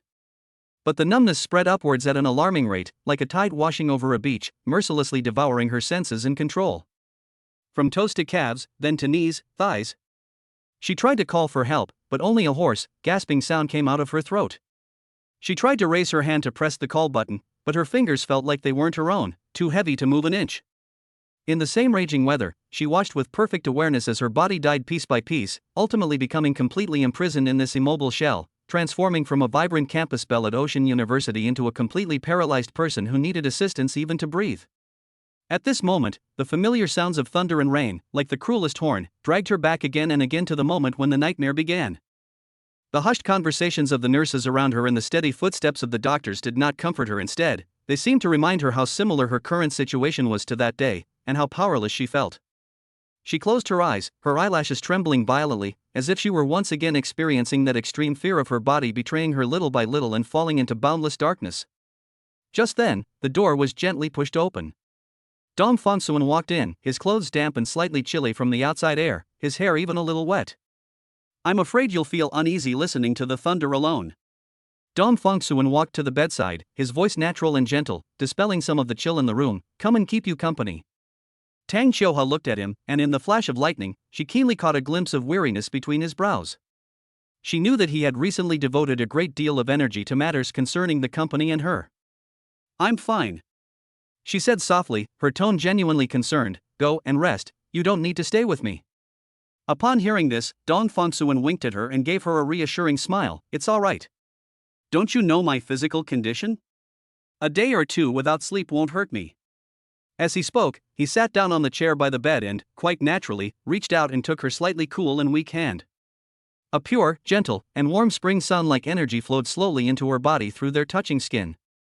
The warm current meandered gently, dispelling the chill and subconscious fear brought by the thunderstorm, and bringing an indescribable peace and comfort. Holding her hand, Dong Fangsuan's thoughts drifted to the question of the elixir. The pills given to Chu Fanfeng for testing were indeed effective, proving that the direction of alchemy was correct. But the situation with Autumn Lotus is completely different. She was not only a patient, but also a pregnant woman carrying his child. Any medication applied to her had to be carefully considered in terms of its potential impact on the fetus, and could not be taken lightly. Moreover, Chu Fanfeng was born weak and had blocked meridians, while Qiuhui suffered from neurological paralysis. Since the causes were different, the approach to medication naturally needed to be adjusted and could not be simply applied to one another. He was immersed in repeatedly deliberating and weighing the specific prescription, his mind flashing through countless names, properties, and meridians of medicinal herbs, as well as the subtle changes that might occur when they were combined. How could he clear her blocked nerves and nourish her withered meridians without harming the fetus? This problem occupied his entire mind. Time slipped away quietly as I pondered. When he finally snapped out of his highly focused flow state and subconsciously looked out the window, he realized that the wind and rain had stopped some time earlier, and the sky was turning a pale white. It was already dawn. He looked down and realized that, without realizing it, he was still holding her hand tightly, and the hand in his palm was much warmer than the one last night. Tang Qiuhui had fallen into a deep sleep at some point, her breathing even and her face serene, as if even in her dreams she was at peace. Just then, Tang Qiuhui's long eyelashes fluttered a few times, and she slowly opened her eyes. After the initial confusion of waking up dissipated, the first thing she saw was Dong Fangsuan's figure still guarding her bedside. He kept holding her hand, his posture seemingly unchanged from before she fell asleep the night before, as if he hadn't left her side for a single moment all night.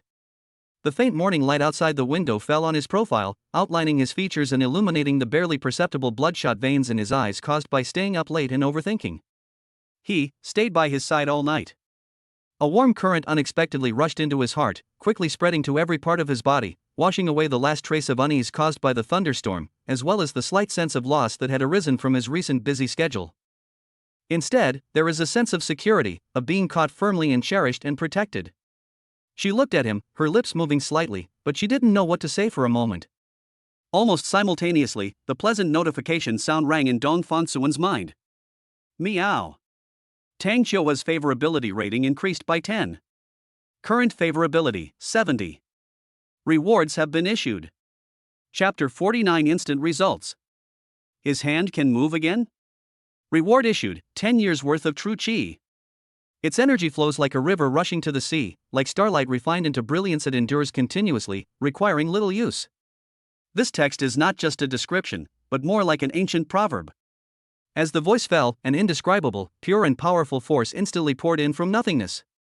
Dong Fangsuan could even clearly hear certain delicate, previously unopened barriers within his body being gently yet firmly breached by this torrent, emitting subtle sounds like ice cracking.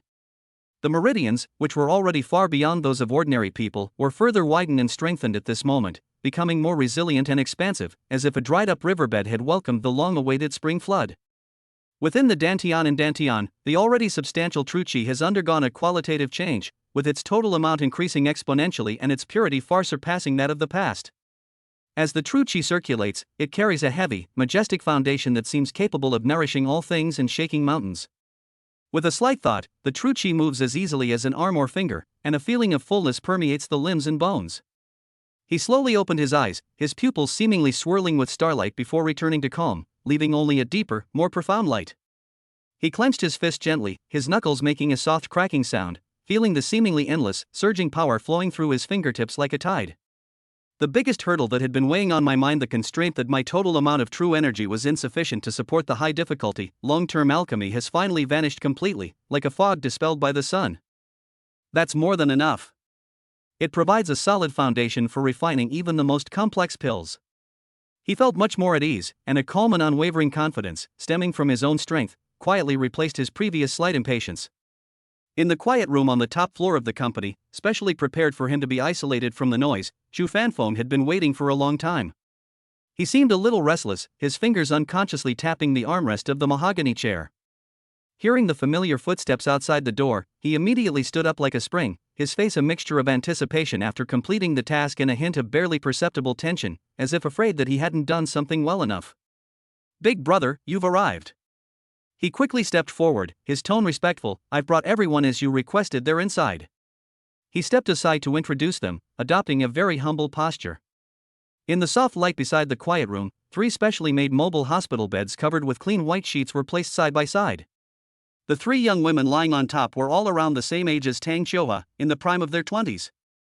Their expressions varied. One stared blankly at the ceiling, as if she had already accepted her fate. The other had her lips slightly pursed, and a faint, flickering hope remained in her eyes, like a candle burning in the wind. The last one had a furrowed brow and his fingers unconsciously gripped the sheets beneath him, revealing his anxiety and unease. What they had in common was that they all exhibited varying degrees of limb paralysis, as if their vitality was imprisoned within their bodies by invisible chains. In order to find these three volunteers with similar symptoms, relatively clean backgrounds, and willingness to sign extremely strict confidentiality agreements, Xu Fanfeng obviously used a lot of connections and methods, and may even have made promises that ordinary people would find hard to refuse. Dong Fengsuan calmly swept his gaze over the three women, like an experienced old farmer examining different types of soil, and had already made a preliminary assessment of their conditions. He didn't exchange any pleasantries, but simply nodded slightly to Xu Fanfeng before walking straight into the adjacent alchemy room, which had been temporarily converted but was equipped with top-notch ventilation and security measures. With this surging, ocean-like true energy as a strong backing, the refining process became smoother than ever before. He selected a complex prescription that he had deduced multiple times based on a deep understanding of Tang Xiuhua's condition, focusing on unblocking the meridians and nourishing the nerves. With focused intention, pure true energy surged from the palm of his hand, transforming into an invisible yet extremely hot furnace fire. This fire precisely controlled the precious medicinal herbs that had been so hard to come by, causing them to tumble, purify, fuse, and react within the ancient alchemy furnace. The essence of the medicinal herbs is extracted little by little, intertwined, repelling and attracting each other, and finally achieving harmony at some mysterious balance point. In less than half an hour, the fire in the furnace gradually died down, and a more concentrated medicinal fragrance spread out. Dong Fengsuan lifted the furnace lid and saw three pills, each the size of a longan, dark brown in color like aged pu'er tea, with subtle dark gold cloud patterns flowing on their surface, lying quietly at the bottom of the furnace. The fragrance was enticing, yet strangely it carried a refreshing and invigorating quality, as if it could pierce through all gloom. He handed 3 pills to 3 volunteers to take. Just then, he keenly noticed a detail that he had previously overlooked. One of the volunteers was not only paralyzed in all 4 limbs, but it seemed that the muscles in his throat were also affected. When he swallowed the small pill, he struggled to stretch and contract his neck, and his face showed pain. It took a lot of effort to swallow it. Taking supplements is actually a real issue. Dong Fengsuan seemed to be deep in thought, his brows furrowing almost imperceptibly. Next time, perhaps we can make the pill smaller, or dissolve them in warm honey water first, which would make them easier to feed and lessen their pain. He silently kept this detail of the practice that needed improvement in mind, knowing that medical skill lies not only in prescriptions, but also in the humanistic care shown in these subtle details. The effects of the pills are immediate, but vary significantly depending on individual constitution and the severity of the illness. After the first volunteer took the medication, he closed his eyes and concentrated for a long time before slowly opening them. He shook his head blankly and said in a low, hoarse voice, "I'm sorry. I didn't feel any change." Her eyes looked even dimmer than before. The second volunteer's eyes, which had been dull and lifeless, gradually began to light up with a faint glow. She tried to move her lips with some excitement, her voice soft but tinged with exhilaration. I feel like my mind is clearing up a lot. It's been like a fog has been hanging over me. Also, that inexplicable heaviness and fatigue in my body seems to have lessened a bit." She felt uncertainly, but her mental state had visibly improved. About an hour after the third volunteer took the pill, her right arm, which had been hanging limply at her side like a lifeless branch, trembled slightly, as if she had been electrocuted. Then, under the watchful eyes of everyone, the entire forearm slowly, with obvious trembling, lifted little by little off the pristine white bed surface. Although it only lifted less than an inch and held up for a few seconds before falling back down weakly, this incredibly clear and spontaneous movement was like a thunderclap in the silent room. My hand." The volunteer stared at his arm in disbelief, his voice suddenly rising, filled with uncontrollable sobs and ecstatic joy, tears welling up instantly. "I can move it." Chapter 50: A Miracle Doctor? A monopolized key medicinal herb. The other 2 volunteers witnessed this almost miraculous scene, and their eyes instantly blazed with intense longing, even tinged with a hint of jealousy. They spoke almost simultaneously, their voices trembling with tears, pleading, "Miracle Doctor. Please, give us her medicine too. We want the effective one." Dong Fengsuan didn't like the title of Miracle Doctor because it made him feel like a charlatan. "Don't rush." Seeing the burning urgency and despair in their eyes, Dong Fengsuan remained unmoved.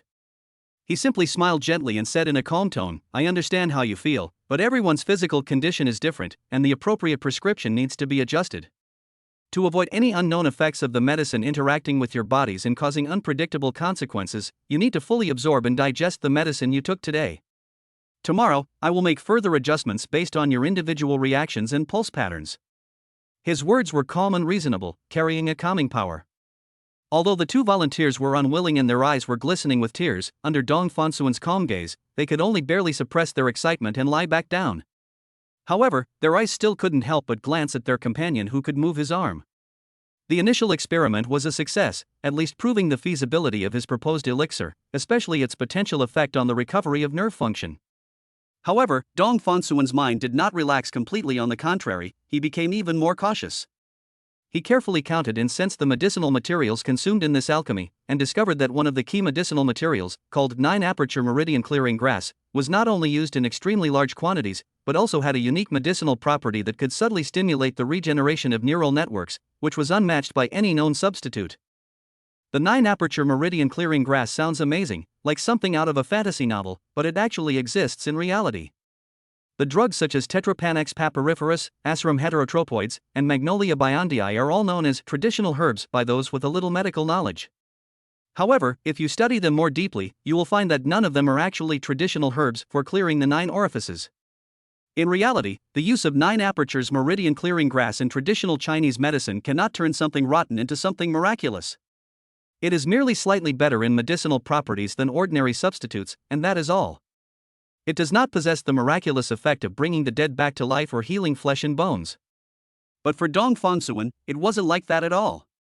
He has alchemy skills provided by the system, which can make all the pills he refines have 100 times the efficacy. Striving for excellence, even in small ways, can lead to drastically different results.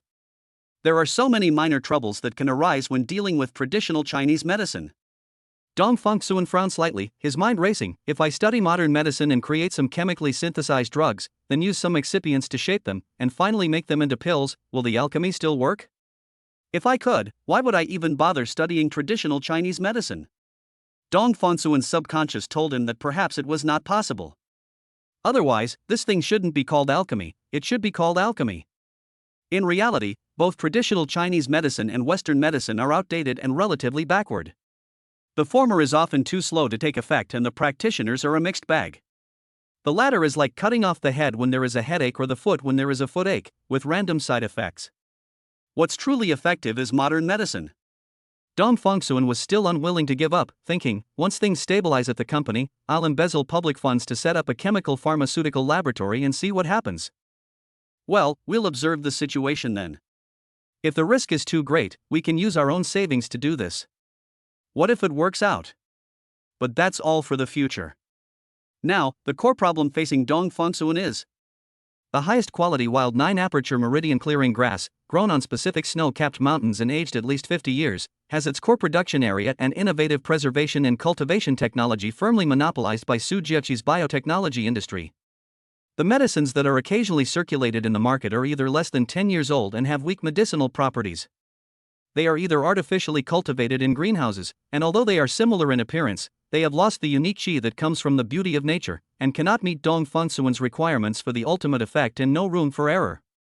To treat Xiuhua's illness, the best treatment must be used. There is no room for compromise on this point. Dong Fonsuan looked at Chu Fanfeng, who was standing to the side, and directly raised the most pressing issue at hand. Fanfeng, what about the high-quality source of this 9-aperture meridian opening grass? Chu Fanfeng's face immediately showed obvious difficulty, even with a hint of resentment at being deliberately made difficult. Big brother, Su Jiaqi knows that we urgently need this thing right now, and that ordinary goods are not good enough for you, so she deliberately blocked it. Under normal circumstances, given the influence of our Chu family, or even if we were willing to pay 3 or 5 times the market price, there would be absolutely no problem. But the person in charge on her side sent a message, in an arrogant tone, saying that if you want to obtain the top-grade 9 apertures meridian clearing grass in a long-term and stable manner, you need to talk to Ms. Su Jiaqi in person. She wants to meet with you privately. He is the person in the world who is most unwilling to let Dong Fonsuan and Su Jiaqi meet. This reluctance even exceeded Tang Xiuhua's possible worries, and also exceeded Dong Fonsuan's own aversion to the matter. Deep in his heart, he had long regarded Dong Fonsuan as the benefactor destined to save him from the prophecy, an opportunity, and his greatest secret that he alone could not allow outsiders to see. He almost obsessively wished that Dong Fangsuan would always be seen by the world as an ordinary person who rose to power by luck, while only he knew the extraordinary, profound, and unyielding spirit hidden beneath that ordinary exterior. But his remaining rationality also made him clearly aware that the matter at hand concerned his sister-in-law's recovery.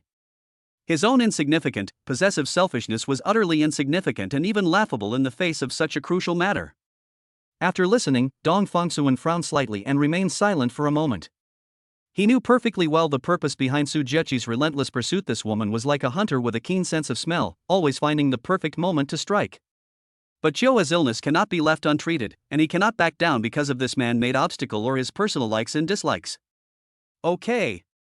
He finally made his decision, his tone calm and unwavering, revealing no emotion, as if he were simply deciding on a routine matter. Since she wants to talk, then let's talk. You can arrange a time. Looking into Dong Fangsuan's calm yet unfathomable eyes, Chu Fanfeng knew that there was no turning back now. He was extremely unwilling, as if some treasure had been taken away from him, but he could only reluctantly take out his phone. Chu Fanfeng found the number he was extremely reluctant to contact, took a deep breath, and then, with a stiff tone, almost squeezed out each word, arranged a time to meet Dong Fangsuan at a highly private tea room. After hanging up the phone, Chu Fanfeng hung his head, looking as if he had lost a battle. He genuinely didn't want someone as shrewd and capable as Su Zheqi to have too much contact with Dong Fangsuan. If the two of them get along well, wouldn't the Chu family's influence and network of connections become replaceable?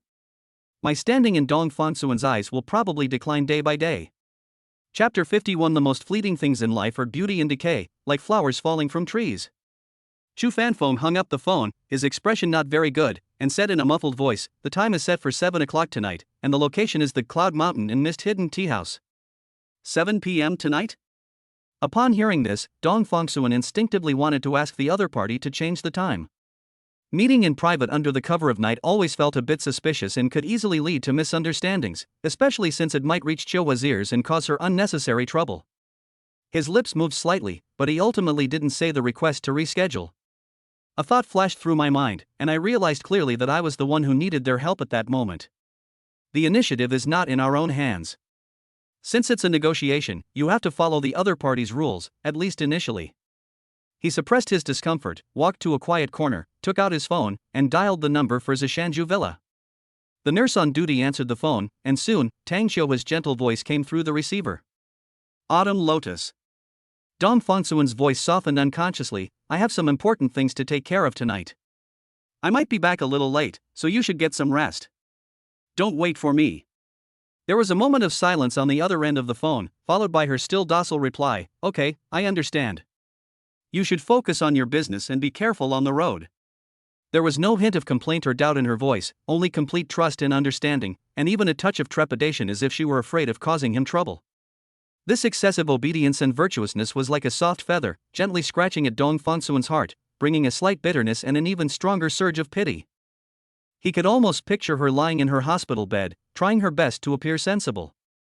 This made Dong Fangsuan even more determined to cure her at all costs, so that she could stand up again and walk and run freely.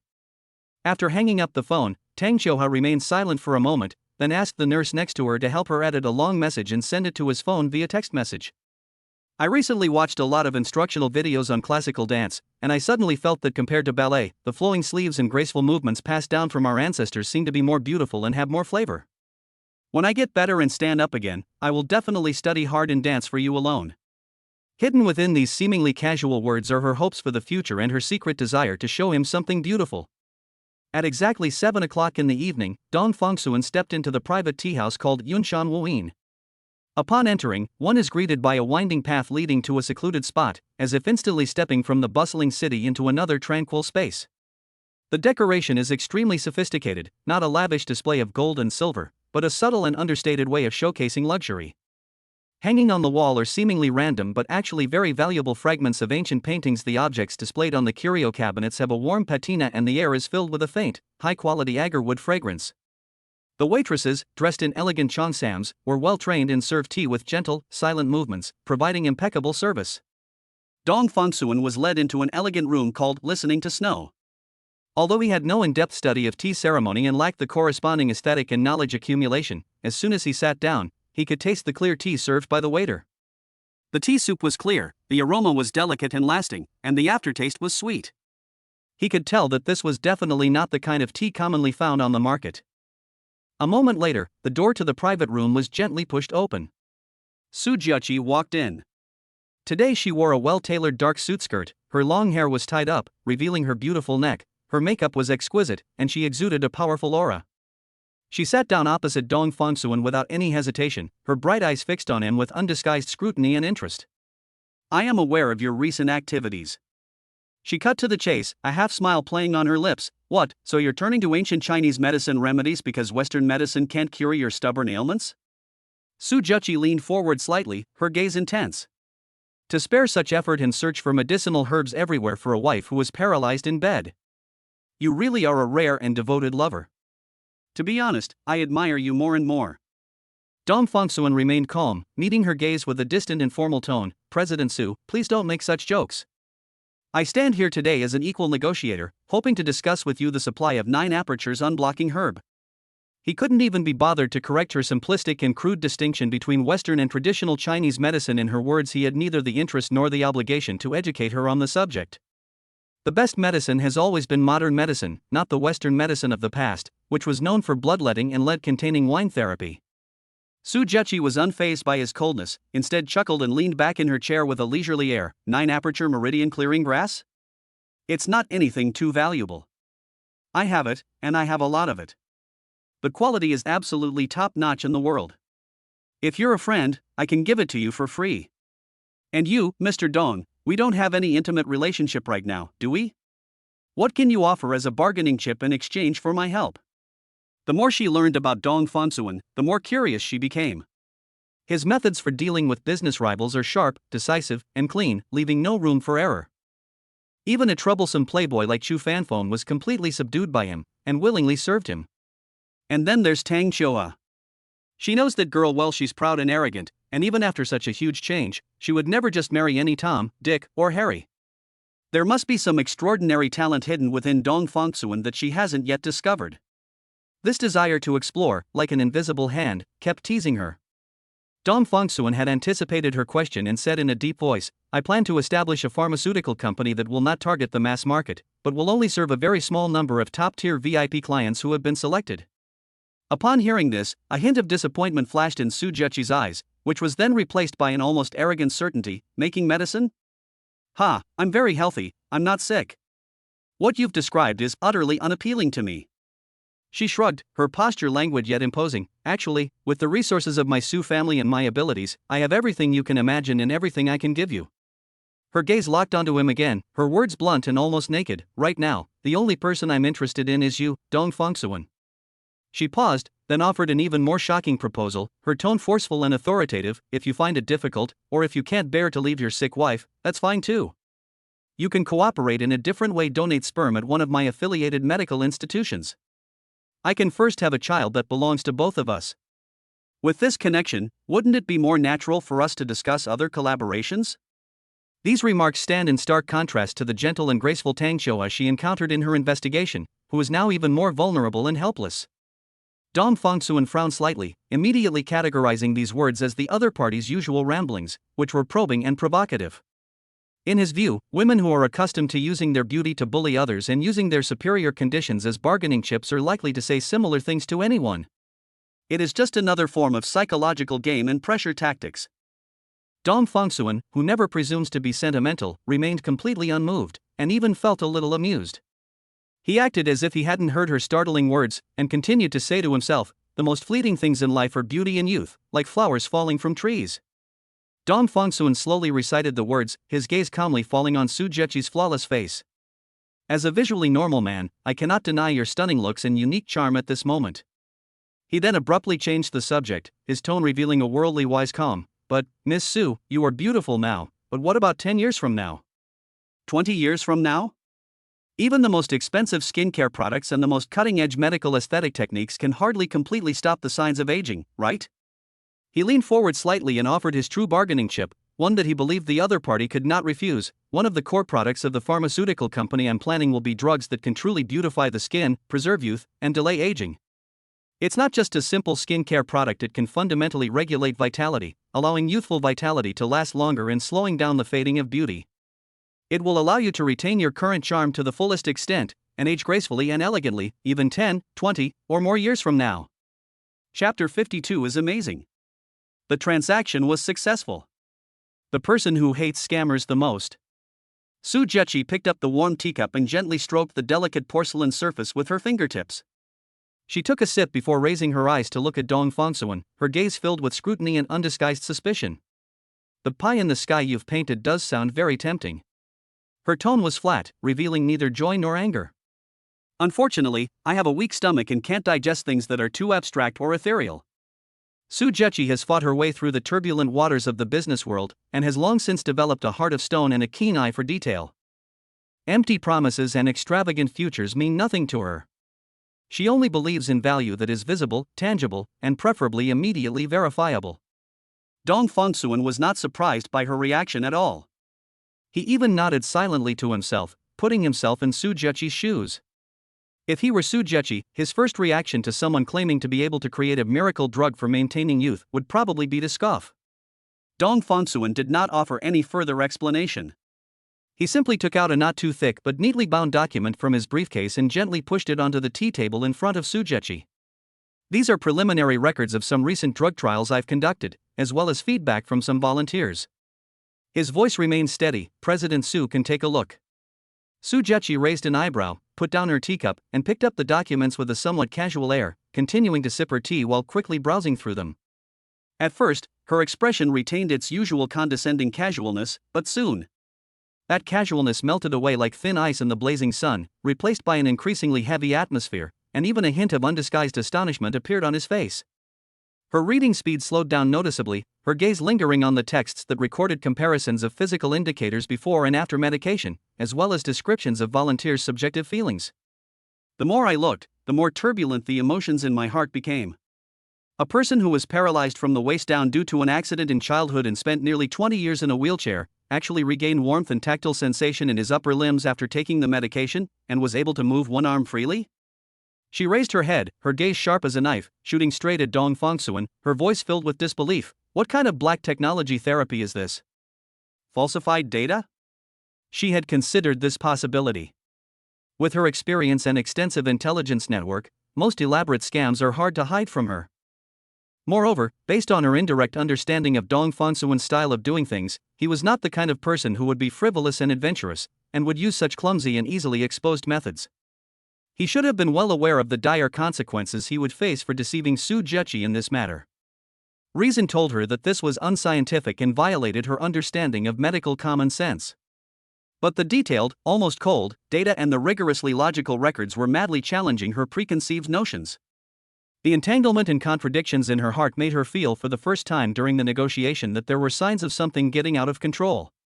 Dong Fongsuan clearly caught the wavering in her eyes and tone. Instead of immediately answering the question about the cutting-edge technology, he took out a small, smooth white jade bottle from his briefcase. The bottle had no label on it. "These are pills that I refine myself." Dong Fongsuan placed the jade bottle next to the documents. Its original purpose was to help Brother Fanfeng improve his congenitally deficient body. "I came in a hurry today and just grabbed one with me." He gently pushed the bottle forward. "President Su can send it to any top-tier institution that you deem reliable for a comprehensive chemical composition analysis. Or, have someone you trust try it and experience the effects for yourself." Su Jechi stared at the elegant white jade bottle, her eyes flickering. Just a few seconds later, she suddenly reached out and grabbed the bottle. Smack! He pulled out the stopper and poured the only pill inside the size of a longan, dark brown in color, and seemingly unremarkable, into his palm. "No need for that." Before she could finish speaking, under Dong Fongsuan's slightly surprised gaze, she unhesitatingly put the pill into her mouth and chewed it a few times. The taste wasn't pleasant. It was a mixture of strong herbal bitterness and a strange aftertaste. She frowned slightly, then picked up the teacup in front of her and took a big gulp, swallowing the remaining medicine residue and taste in her mouth. After the pill entered the stomach, there was no special feeling at first. But in just 1 or 2 minutes, an indescribable warm current slowly rose from the dantian and quickly flowed to the limbs. It wasn't just simple warmth, it was more like a deep nourishment, as if parched land had been moistened by spring rain. The fatigue accumulated from days of high-intensity work was gently wiped away as if by an invisible hand, leaving my mind exceptionally clear and my senses seemingly sharper. Most noticeably, her hands and feet, which were usually quite cold, were now feeling a comfortable warmth. The change is so clear, so real, that there is no room for doubt. That's amazing. Sujechi sat there, feeling the changes happening inside her body that defied all her previous understanding, and her heart was shocked like never before. This was completely beyond her understanding of medicinal effects. She decided to go back and get a blood test and a full body checkup. But now, when Sujechi looked up at Dong Fongsuan again, her expression had completely changed. The previous scrutiny, skepticism, and arrogance were replaced by an extremely complex mix of shock, inquiry, and increasingly intense curiosity. This woman's ability to stand firm in the business world demonstrates extraordinary decisiveness. After a brief moment of shock, she quickly suppressed all her turbulent emotions, looked intently at Dong Fongsuan, and spoke with a resolute tone, carrying an undeniable force. All right. Dong Fongsuan, I trust you this time. From today onwards, it's not just the 9-aperture meridian clearing grass. Any other medicinal materials you need for making medicine, just ask, and all my channels will supply you with unlimited quantities, free of charge. I will never refuse to do anything within my ability.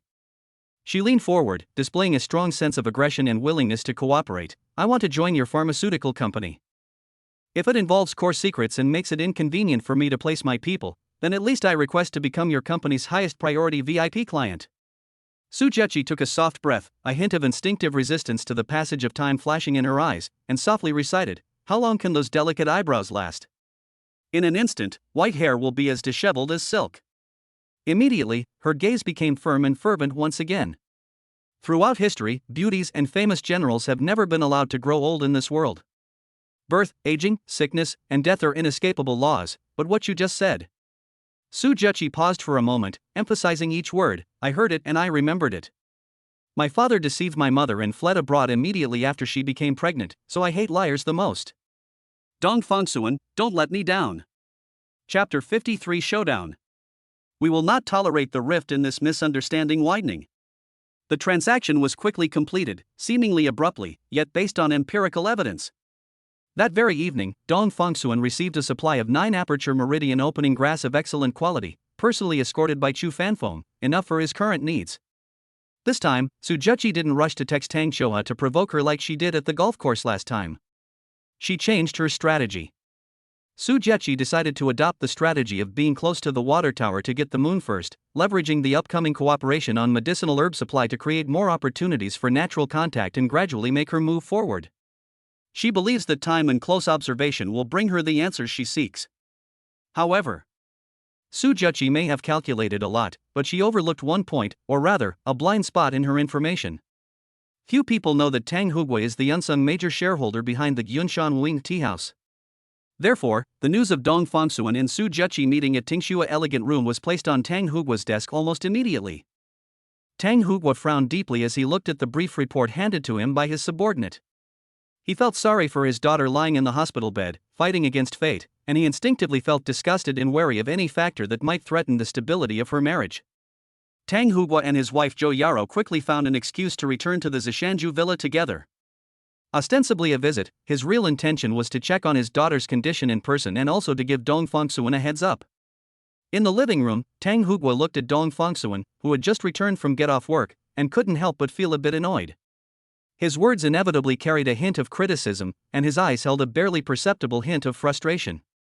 Dong Fongsuan, however, assumed that his father-in-law had encountered some unpleasant things at work and brought his temper home. He grew up in such an environment. His parents worked hard outside and would sometimes unintentionally vent their frustrations on him when they came home. He was already used to it, and even felt that this might be the norm for many families. He silently resolved that no matter how much pressure or grievance he encountered outside, he must never bring those negative emotions home and vent them on his wife and daughter. Although he didn't say anything and maintained a respectful expression, his overly calm and almost submissive attitude made Tang Hugua feel even more uncomfortable, but he couldn't directly lash out. But after actually meeting Dong Fongsuan, Tang Hugua saw his reaction and realized that he had been overthinking things. Dong Fongsuan's eyes were sincere and pure, without the slightest hint of guilt. Tang Hugua trusted his judgment of people. The father-in-law breathed a sigh of relief and left with his mother-in-law, feeling at ease. However, although Tang Hugua and Zhou Yaru tried their best to hide it from their daughter and didn't say anything unnecessary, Tang Qiuhua was an extremely intelligent and sensitive person. Her parents' sudden visit, the hesitant and displeased look in her father's eyes when he looked at Dong Fongsuan, and the subtle oppressive atmosphere in the living room all made her keenly aware that something was wrong. She found an opportunity to summon her trusted old butler, who had always served her, and asked him in a low voice to dial a few numbers and inquire about the matter tactfully. Tang Qiuhua listened quietly, her face expressionless, but her already pale lips seemed even paler. She lowered her eyes, her long eyelashes casting a faint shadow on her pale cheeks, obscuring the complex emotions that flashed across her eyes. These messages, like a block of ice, suddenly and unexpectedly entered Tang Qiuhua's chest, freezing her limbs and bones stiff. It turns out that the important matter Dong Fongsuan mentioned was a private meeting with Su Zheqi at the secluded Yunshan Wuyin tea house. The words important things sounded jarringly ironic at that moment. Perhaps the word private meeting would be more appropriate to describe the situation at the time? The relatively secluded, elegant room, the tranquil atmosphere, the fragrant aroma of tea, and that bright, flamboyant woman who was determined to have him. Are they really just talking about business? Nothing happened? No. Don't let your mind wander. Tang Qiuhua suddenly closed her eyes, as if trying to dispel the sharp, angular images that involuntarily surfaced in her mind. She exhaled a deep, labored breath, heavy with the smell of medicine, trying to suppress the fear in her heart, and with all her might told herself, I believe him. She remembered his clumsy but sincere promise. She recalled the tenderness with which he carefully held her as they flew. She recalled his silhouette as he stayed up all night by her bedside. I remember the glint in his eyes when he talked about the future. The trust built up little by little is like a fragile dam, trying to hold back the tide of doubt. Emotionally, she was willing to bet everything on his character and believe that he would not betray her. But rationality, like a cold, venomous snake, coiled around her heart, flicking its tongue and whispering incessantly. It reminded her that she was a burden who couldn't even take care of herself, a paralyzed person who needed others' pity to survive. Su Zheqi, on the other hand, is healthy, excellent, strong, and radiant, possessing everything she has lost, as well as the vitality she longs for but can no longer attain. Isn't it perfectly normal and logical that he would be attracted to a woman like that? The bitter taste spread in my mouth, even more unbearable than the strongest medicine. Lying here, besides taking up his time and energy, besides binding him with this broken body and the unborn child, what else can I give him? Tang Qiuhua felt as if she had become superfluous, an obstacle preventing him from reaching a wider horizon. Su Zheqi is indeed very outstanding. So outstanding that even jealousy feels like an overreaching act of presumption, leaving only a deep-seated inferiority complex and helplessness. Her mind was a complete mess, with various thoughts colliding with each other like runaway carriages. In the end, all the chaos and pain converged into a sharp question, repeatedly piercing her crumbling sanity. Why did he lie to me? If her husband had nothing to hide, why couldn't he honestly tell her that he was going to see Su Zheqi? Why define that meeting as a vaguely defined important matter? Could it be all his previous vows of eternal love, his meticulous care, and his seemingly affectionate promises were just a carefully planned performance? A long and cruel scam targeting this poor wretch? She bit her lower lip hard, tasting a faint metallic flavor, which prevented the choked sob from escaping her throat. Meanwhile, Dong Fongsuan was in the company's temporary alchemy room, having spent the entire night without sleep. The flames beneath the alchemy furnace were sustained by his pure true energy, reflecting on his focused yet slightly weary face. He focused intently on sensing every change in the medicinal properties within the furnace, carefully controlling the heat and eliminating all distractions related to negotiating the medicinal materials. He had only one thought in his mind, to quickly refine a pill that would be effective for Qiuhua, so that she could suffer less. Just as the sky began to lighten and the pills in the furnace were about to take shape, that familiar notification sound, with a sharp, untimely tone, exploded in his mind. Meow. Tang Qiuhua's favorability rating 15. Current favorability, 55. Ah. Dong Fongsuan's hand, which was controlling the flames, trembled violently, causing the furnace fire to flicker and nearly ruin the nearly perfected pill. He quickly composed himself, but his face was filled with astonishment and confusion. 3 p.m. This wasn't just ordinary mood swings, nor was it sadness caused by hormonal fluctuations during pregnancy. This was clearly what happened that could shake her trust in him. The change in the numbers was like a cold alarm bell, instantly waking him up. Without much deduction, he connected this to his meeting with Su Zheqi last night. His intention was not to worry her, but he overlooked the possibility of the news leaking and underestimated how this might be interpreted in her sensitive state of mind. That was no longer normal business socializing, but a private rendezvous filled with ambiguity and the possibility of betrayal? The misunderstanding must be cleared up, there's no time to lose. The faint light of the completed pills illuminated the furnace. Dong Fongsuan, without bothering to carefully nurture them, quickly placed the 3 newly made pills, still warm from the furnace, into a jade bottle. His eyes were bloodshot, and his face showed a mixture of exhaustion from staying up all night and anxiety after learning that his favorability rating had plummeted. He didn't pause for a moment. Supernatural power, the ends of the earth are within reach, activate. Target, Zishanju Villa. I must see Chioha immediately and explain everything clearly. Dong Fongsuan would never tolerate this rift based on misunderstanding continuing to widen between husband and wife until it became irreparable. Chapter 54, Favorability plus 20. Current favorability, 75. Dong Fongsuan almost jogged through the quiet corridor of the villa. The morning sunlight shone through the tall glass windows, casting dappled shadows on the floor, but it couldn't penetrate the gloom in his heart. The door to the sanatorium was gently pushed open, making a soft sound, as if afraid of disturbing the person inside, or perhaps a reflection of his own cautiousness. Inside, Tang Chioha had already woken up and was being adjusted into a lying position by a nurse. The morning light outlined her delicate and fragile features. Hearing the noise at the door, she almost subconsciously, with an almost instinctive speed, tried to pull up the corners of her mouth, attempting to create a gentle and docile smile, no different from her usual one. But that smile was like oil paint barely floating on the surface of water, stiff and deliberately maintained, while deep in his eyes lay an unconcealable gloom, a mixture of hurt and fear. The forced calmness pierced Dong Fongsuan's heart more than the tears that flowed directly. Without any hesitation, he strode to the bedside, not even caring that there was a nurse present, and knelt down on one knee, bringing his gaze level with hers. This posture conveyed a humble and earnest desire to communicate. Dong Fongsuan reached out and gently grasped her cold, unresponsive hand, his gaze sharp and honest as he met her eyes, which were trying to look away. Autumn Lotus. Dong Fongsuan's voice was hoarse from not sleeping all night, but it was exceptionally clear, and every word carried weight. I did go to Yunshan Wuing Tea House last night and met Su Jechi. He keenly sensed that the hand in his palm had stiffened almost imperceptibly, and the fingertips had even curled up slightly, as if resisting some kind of invading chill. But I'm going there. He immediately followed up, his tone becoming more serious, carrying an eagerness to explain himself and a hint of annoyance at his plans being disrupted and his good intentions backfiring. My original intention was to give you a surprise that would truly make you happy. Tang Chioha's eyelashes trembled violently, like the wings of a startled butterfly.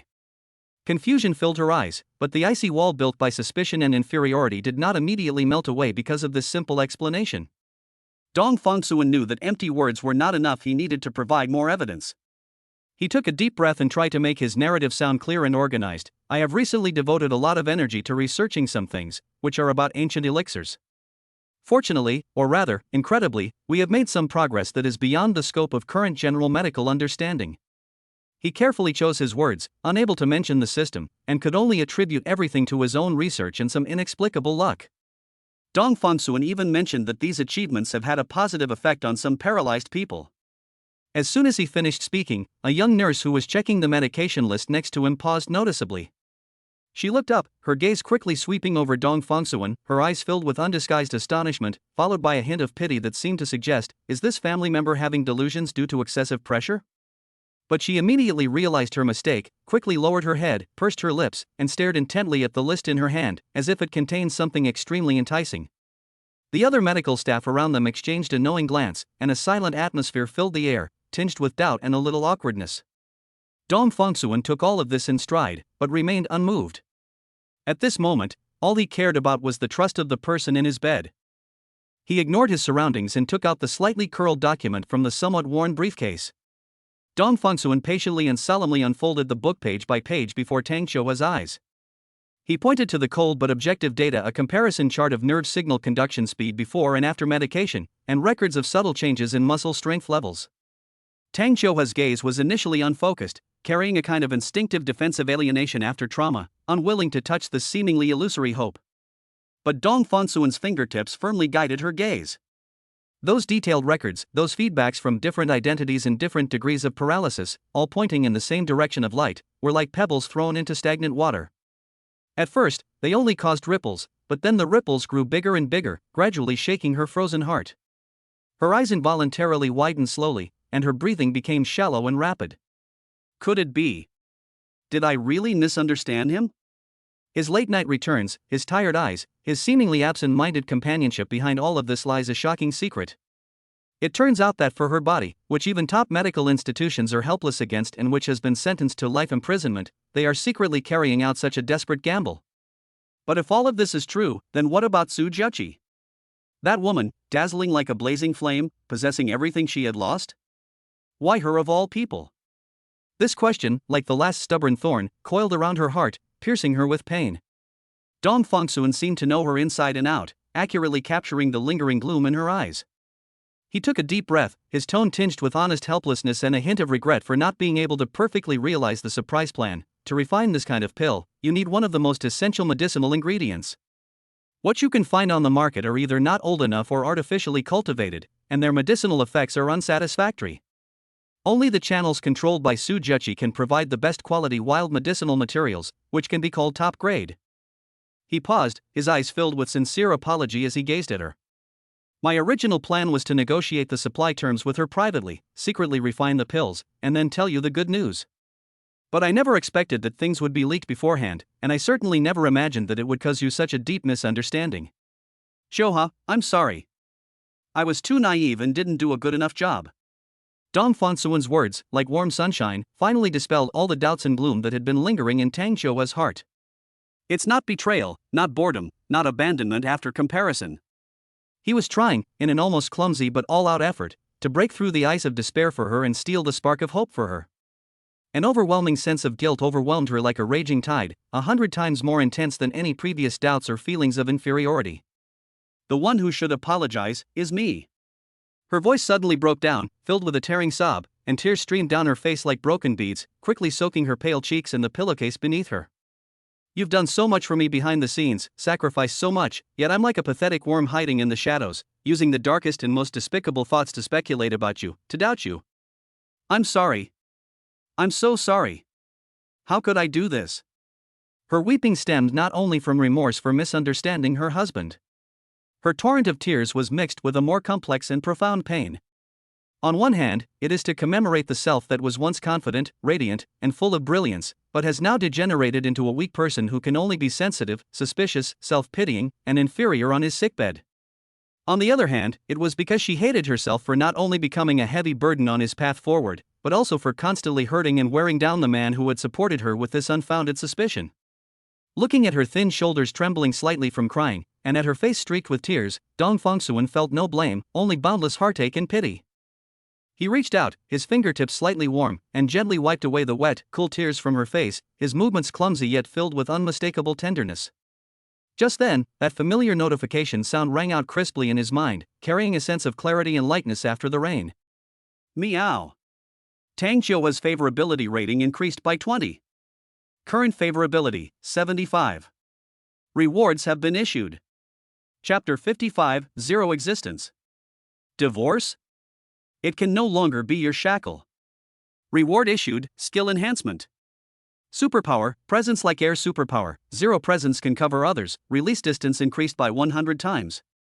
Even if a person's presence is captured by surveillance devices, the viewer's perception will be distorted, subconsciously causing them to ignore or forget all traces within the range of the device's effect. This effect is no longer limited to itself, it can temporarily extend to cover a designated target, with its effective diameter expanding to 200 kilometers. A series of cold, clear pieces of information flowed into my mind, carrying a heavy, almost tyrannical feeling of rewriting the rules of reality. Dong Fongsun paused slightly as he wiped away his wife's tears, a hint of extreme surprise flashing deep in his eyes. Covering others? A diameter of 200 kilometers? This means that from now on, he can easily take Qiuhua anywhere to relax, without worrying about being caught by anyone's gaze or modern surveillance equipment. They can truly be free and untraceable. But this ability, that's ridiculously strong. This is not just concealment, it's practically being forcibly erased from the cognition of the entire world within a certain scope. If he wanted, he could even make a building, a street, or even a small town temporarily disappear from everyone's perception in full view of everyone, artificially creating a ghost area with no sense of existence. Is this the qualitative change brought about by a one-time increase of 20 points in favorability? It's like unlocking a crucial access lock. Whenever he feels like it, he seems capable of creating an urban legend or supernatural event that could be recorded in history. This power was terrifying, and it made him even more aware of the weight of the responsibility on his shoulders. He calmed his mind and silently activated his superpower Existence Zero. An invisible force field, seemingly capable of distorting light and perception, quietly unfolded around him, gently enveloping him and Tang Xiuhua on the hospital bed. To the nurses around them, the two of them seemed to become transparent in an instant.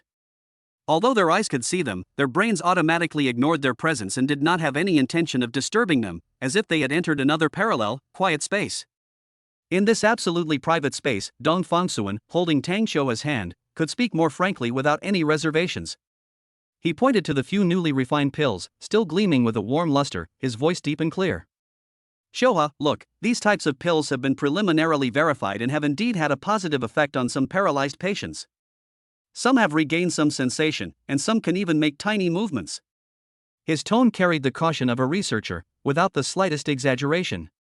But you are different from them. You are not only paralyzed, but also pregnant with our child, and you also suffer from the unique Tang Xiuhua disease. Your physical condition is too special and too complicated. He looked at her with a serious expression, his determination unwavering. Therefore, these drugs that are meant for ordinary people to try cannot be given to you directly. I must tailor-make one just for you, finding the most precise and safest formula that is uniquely yours. This will take time and more attempts. I absolutely cannot risk your and the child's safety. As Tang Xiuhua listened to his detailed explanation, feeling the heavy sense of responsibility and careful care in his words, a mixture of warmth and sorrow welled up in her heart. She responded softly, her voice thick with a nasal tone, I know. I know everything. Thank you for everything you've done for me. But you also promise me you won't overwork yourself, okay? Take care of yourself. Her concern was like the softest feather, gently brushing against his tense nerves.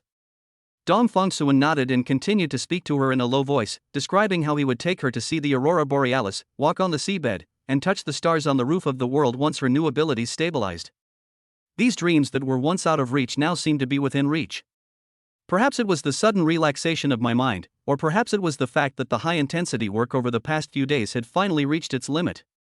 The internal energy and mental strength consumed by alchemy, the mental strain of handling company affairs, dealing with the troubles brought by Su Jechi, and the intense emotional fluctuations during the misunderstanding clarification just now. All of these things combined were like the last straw that broke the camel's back. His voice gradually faded, and he leaned against the sofa by the bed, holding her hand. In the midst of these soft whispers, he fell into a deep sleep without warning. His breathing became long and heavy, his brows were not fully relaxed even in his sleep, and there were dark shadows under his eyes. A company document, half open and awaiting approval, slipped from his loose hand and fell silently onto the carpet. Tang Xiuhua tilted her head, gazing quietly at his sleeping face. Her gaze slid from his tired brows and eyes to his chin with its new stubble, and finally landed on the scattered documents. How much did he sacrifice for himself? She had been so absorbed in her own pain and suspicion that she had selectively ignored his increasingly gaunt face and the growing bloodshot eyes. A realization, sharper and more painful than when she learned of his secret rendezvous with Su Jechi, pierced her heart like an ice-cold dagger. Time flowed by in silence. Dong Fangsuan slept very soundly until the sun began to set, and the orange-red light shone through the gaps in the curtains, casting warm spots of light on his face. Only then did he move slightly due to his uncomfortable position, his eyelashes fluttering, as if he was about to wake up. Just as he opened his eyes, his vision was still somewhat blurry and not yet fully focused.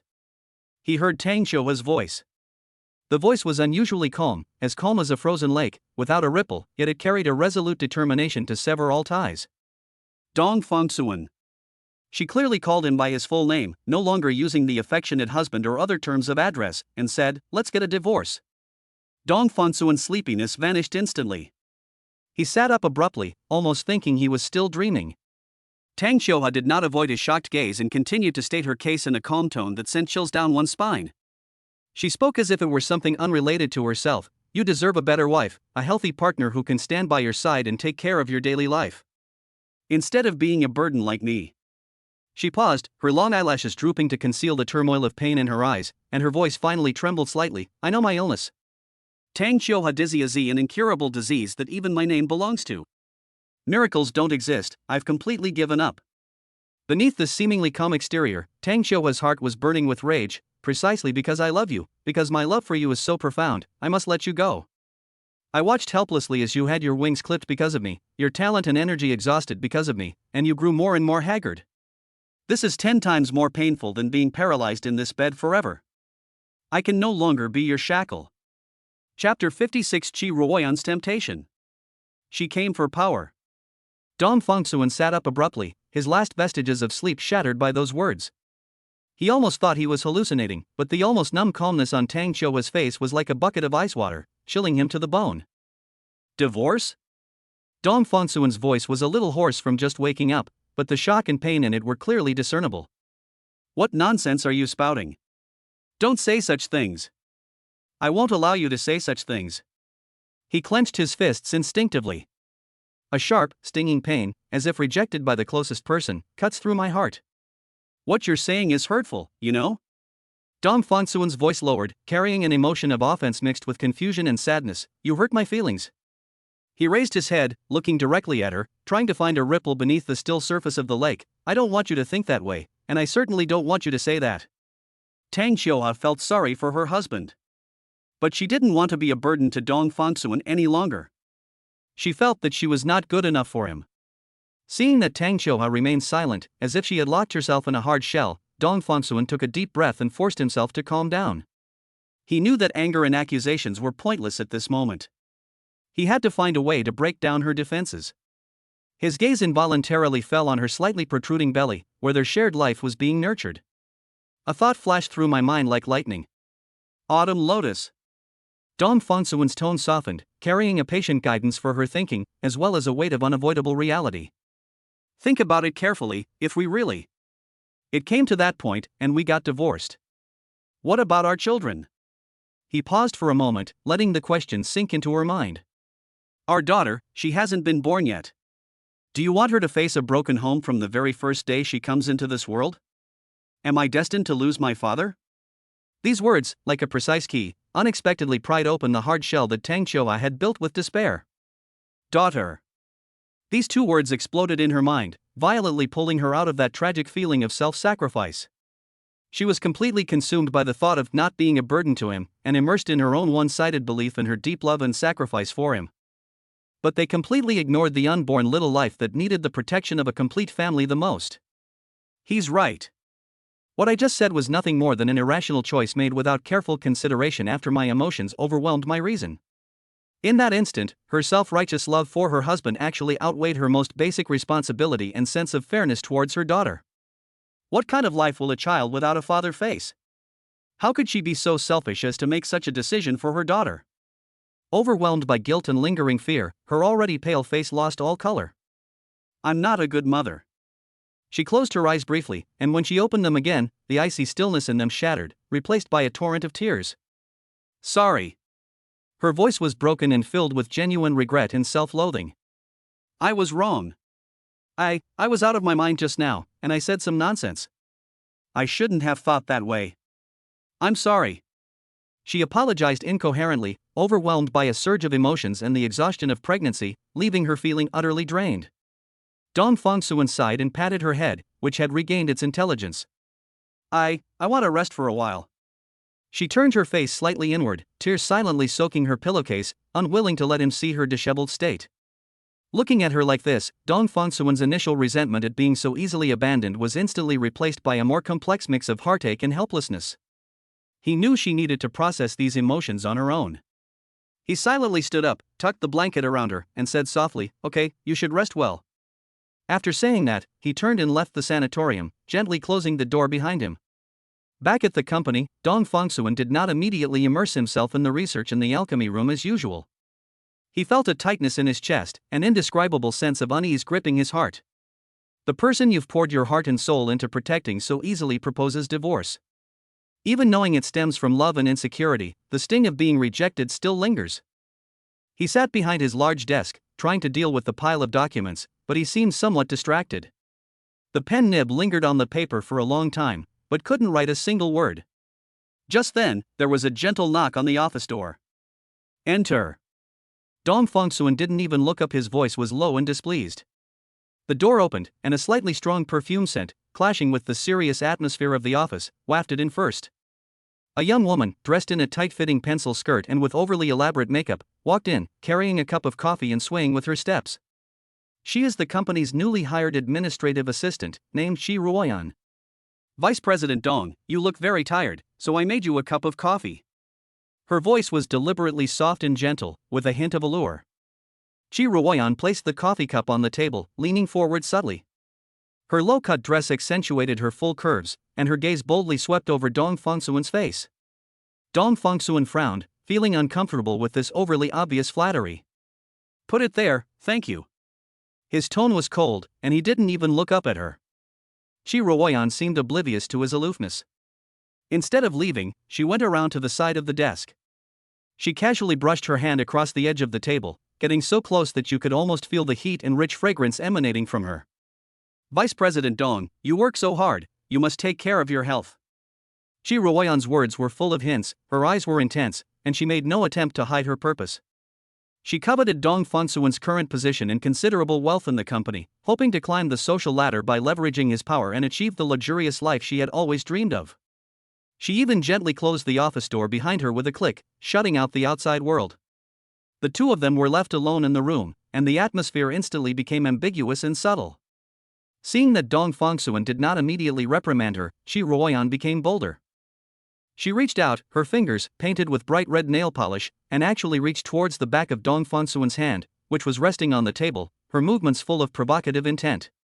Shi Ruoyan blinked her long eyelashes and lowered her voice even further. Some things don't actually need to be done personally, they can be shared with someone more thoughtful.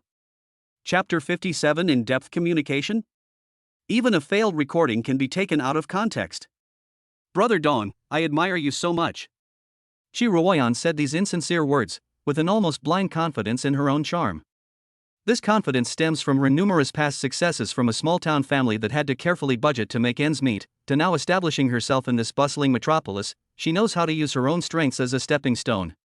She had seen all sorts of men and knew that her young, full body, coupled with her perfectly timed glances, was enough to break down many seemingly strong defenses. Dong Fengsuan glanced at her sideways. That's it? Shi Ruoyan's goal is realistic to the point of being ruthless, to get rid of a life where she has to depend on others, seize every opportunity, and climb up to a man who can bring her a good life and a respectable status. The young, powerful, and well-connected Vice President Dong in front of her is undoubtedly the most ideal target she can reach at present. Shi Ruoyan smiled and said, "Of course not, we can have a more in-depth discussion." Perhaps. More than once? She dreamed of becoming one of Dong Fengsuan's own people. Even if it was just a secret relationship, it would be enough for her to rise to the top and live a life surrounded by luxury goods and envious glances. Sitting behind his large desk, Dong Fengsuan could clearly smell the cloying, overly sweet perfume scent in the air, which seemed out of place in the office. He was a man with perfectly normal physiological functions. Faced with such a direct and bold temptation, his blood flow did indeed change subtly at a certain moment, and his heartbeat unconsciously quickened a bit.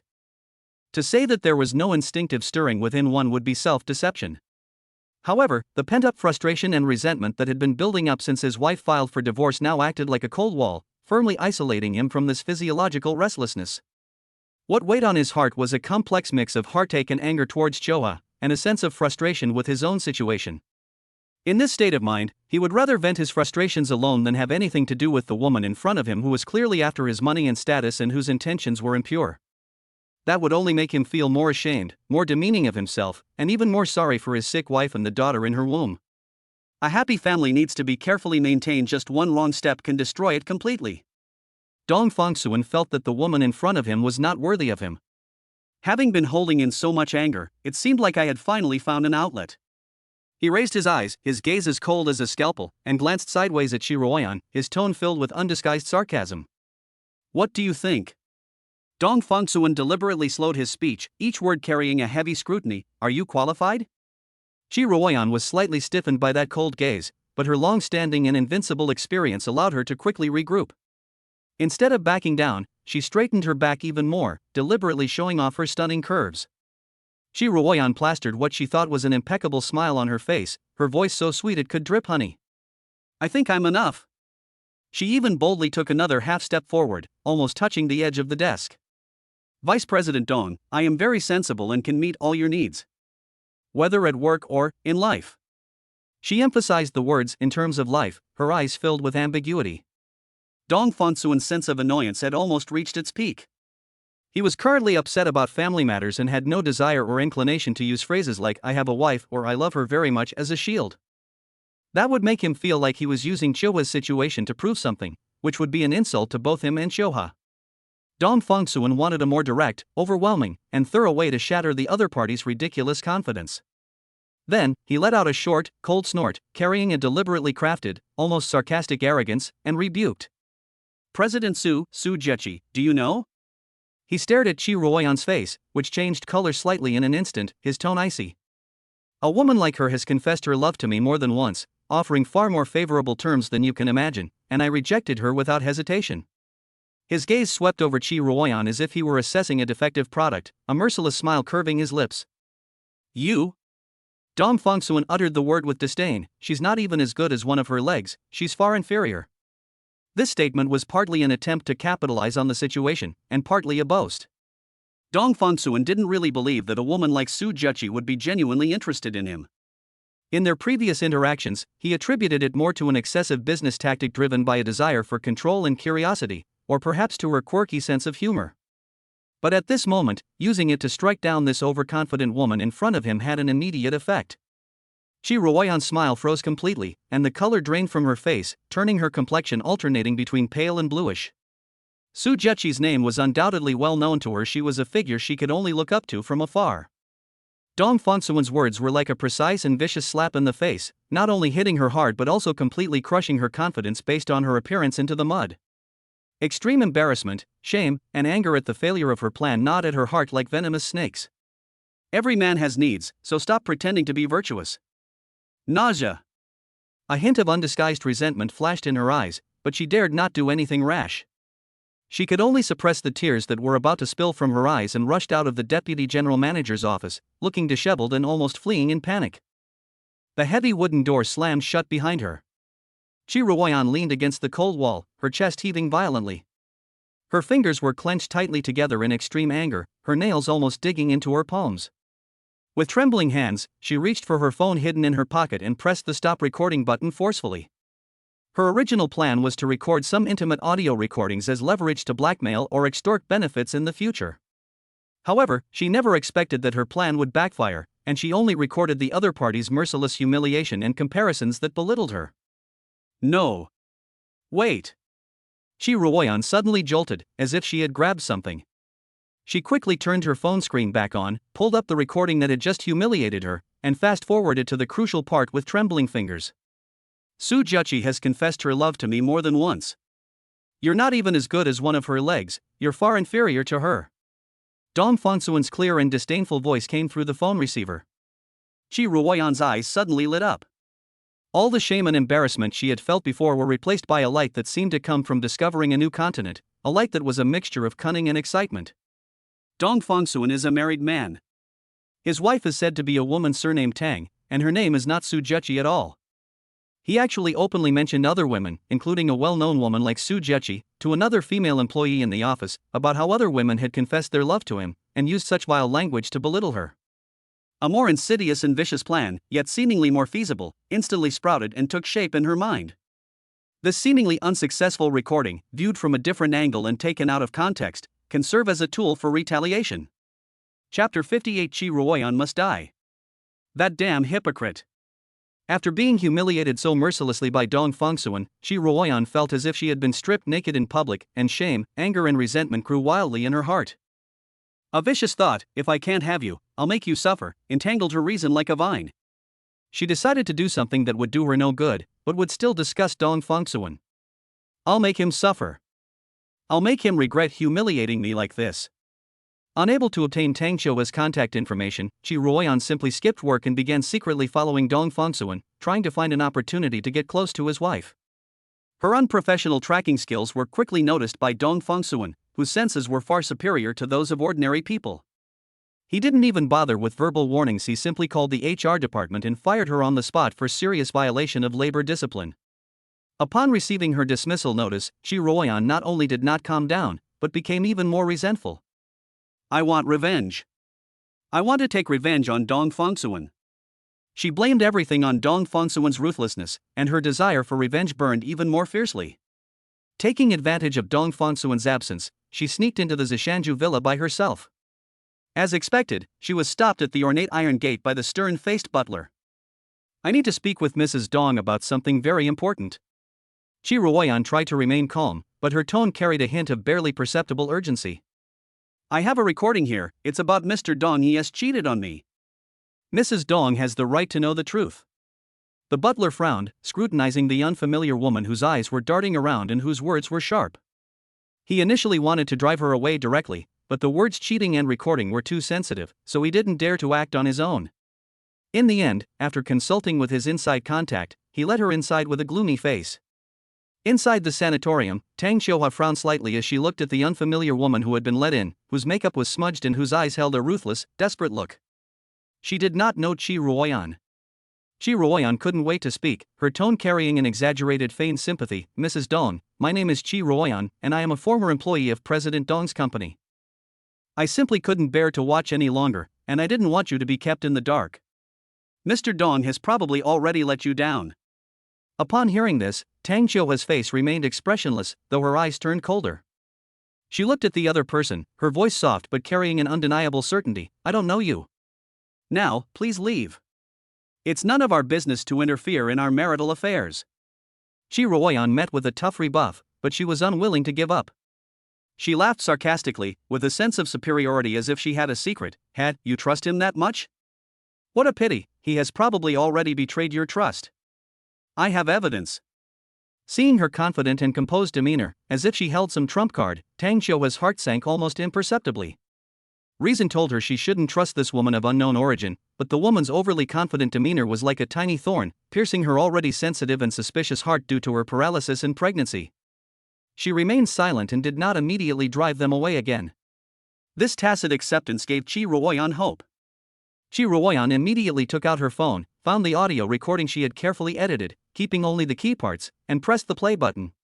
Dong Fongsuan's clear, cold voice, filled with undisguised contempt, resounded throughout the sanatorium. "Su Juqi confessed her love to me. You're not even as good as one of her legs, you're far inferior to her." The recording abruptly ended there. The air seemed to freeze. Tang Xiuhua's face lost some color in an instant.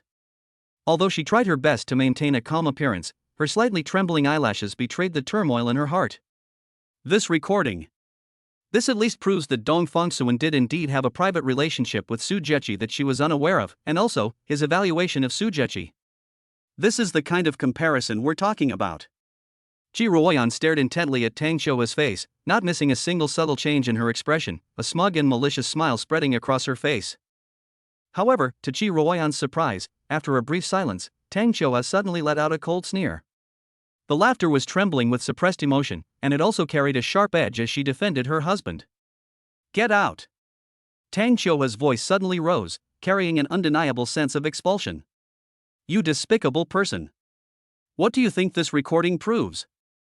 This just proves your shamelessness and despicable nature. This proves that you were resentful and angry after your attempt to seduce my husband was rejected. If I weren't bedridden, I would slap you right now." Her words lashed at Chi Ruoyan's face like a whip. "You must have felt terrible after being rejected by my husband, right? Is that why you came here barking like a mad dog? Now, get out of here right now."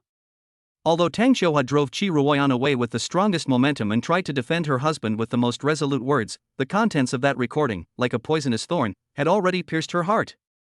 Doubt, unease, and a deep sense of inferiority stemming from her own circumstances surged up again like a tide, shattering the little sense of security she had just built up. Almost at the same time that Chi Ruoyan was invited out of the Zishanju villa by the housekeeper. While in his office, Dong Fongsuan was suddenly struck by a notification sound. Meow. Tang Xiuhua's favorability rating 15. Current favorability, 60. His heart tightened suddenly, and a bad premonition gripped him instantly. Before he could think about it, his phone vibrated and he received a text message. The sender was a nurse in Tang Xiuhua's convalescent team. Dong Fongsuan now has a lot of liquid funds at his disposal, and he has gradually come to understand the necessity of exchanging money for information and loyalty at certain critical moments. He has also developed some of his own informants. The text message was concise. "Mr. Dong, a strange woman just barged in, showed your wife a recording, and spread rumors that you were having an affair. The lady is very angry and has already asked us to kick the people out, but the lady's mood seems to be very bad. Dong Fonsuan's face instantly darkened as he looked at the text message. He immediately realized where the sudden drop of 15 points in favorability came from. Shi Ruoyan, you deserve to die.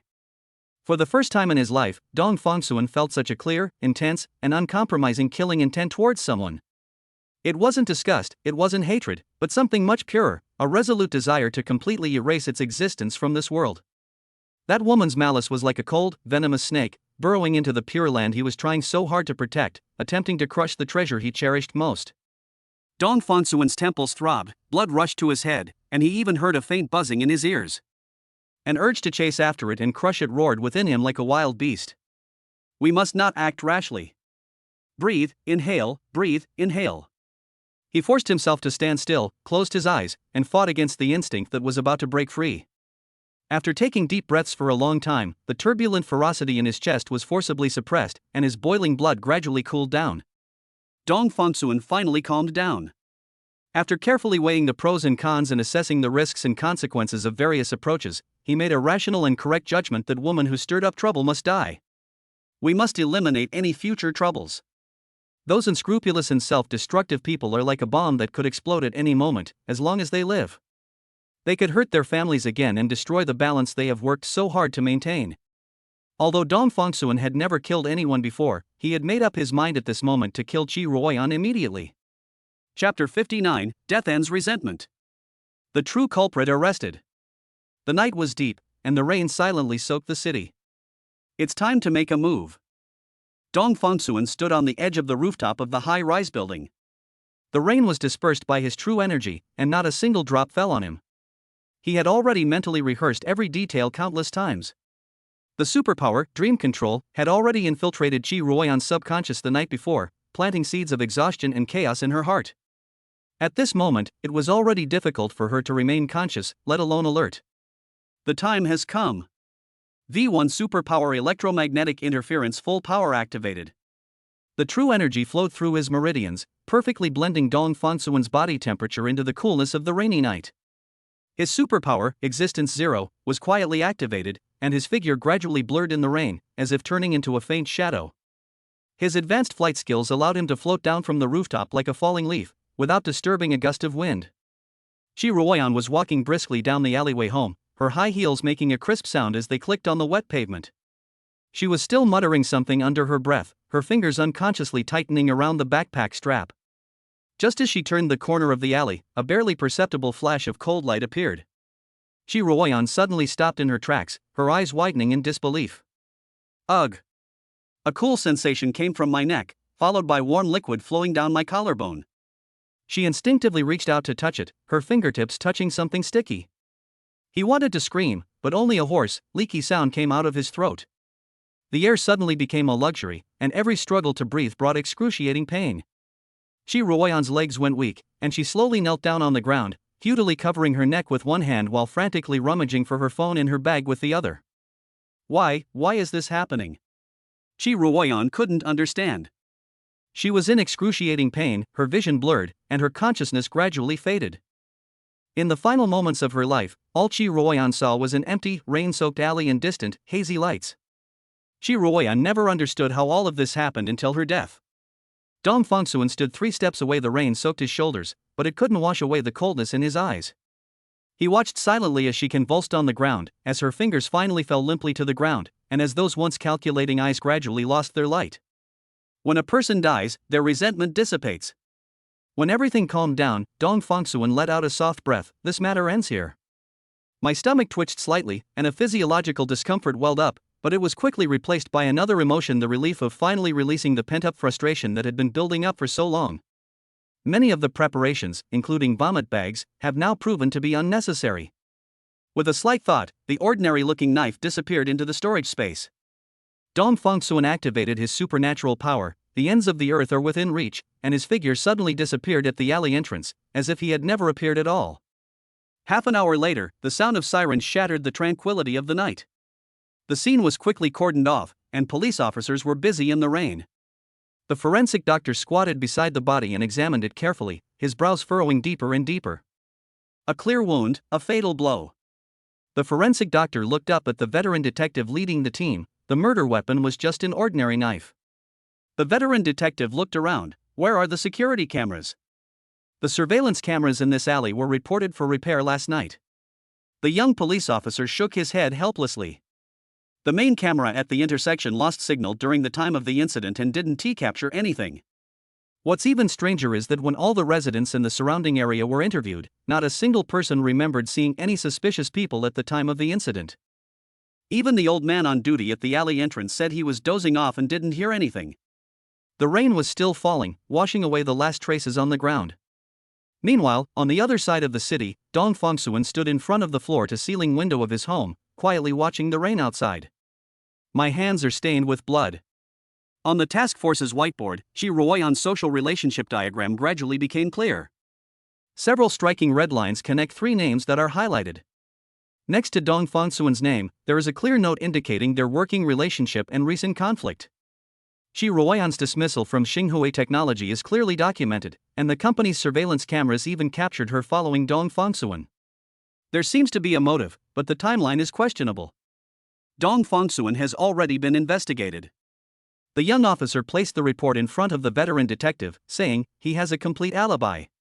He couldn't have been at the scene at the time of the incident. The veteran detective stared at the report, his fingers unconsciously tapping on the table. Everything was too perfect. However, in a society governed by the rule of law, evidence is essential for handling cases. Just as their investigation reached a stalemate, two other leads surfaced.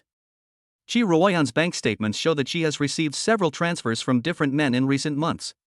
After further investigation, the police came to the attention of two men. One was a middle-aged business owner who ran a building materials business, and his wife's family was very influential. Chi Ruoyan has been pressuring him more and more lately, even threatening to confront his wife. The other is a young bartender who frequents nightclubs and has a criminal record for fighting. Neighbors reported that they heard them arguing fiercely in the hallway the night before the incident, with Chi Ruoyan threatening to make him get what he deserves.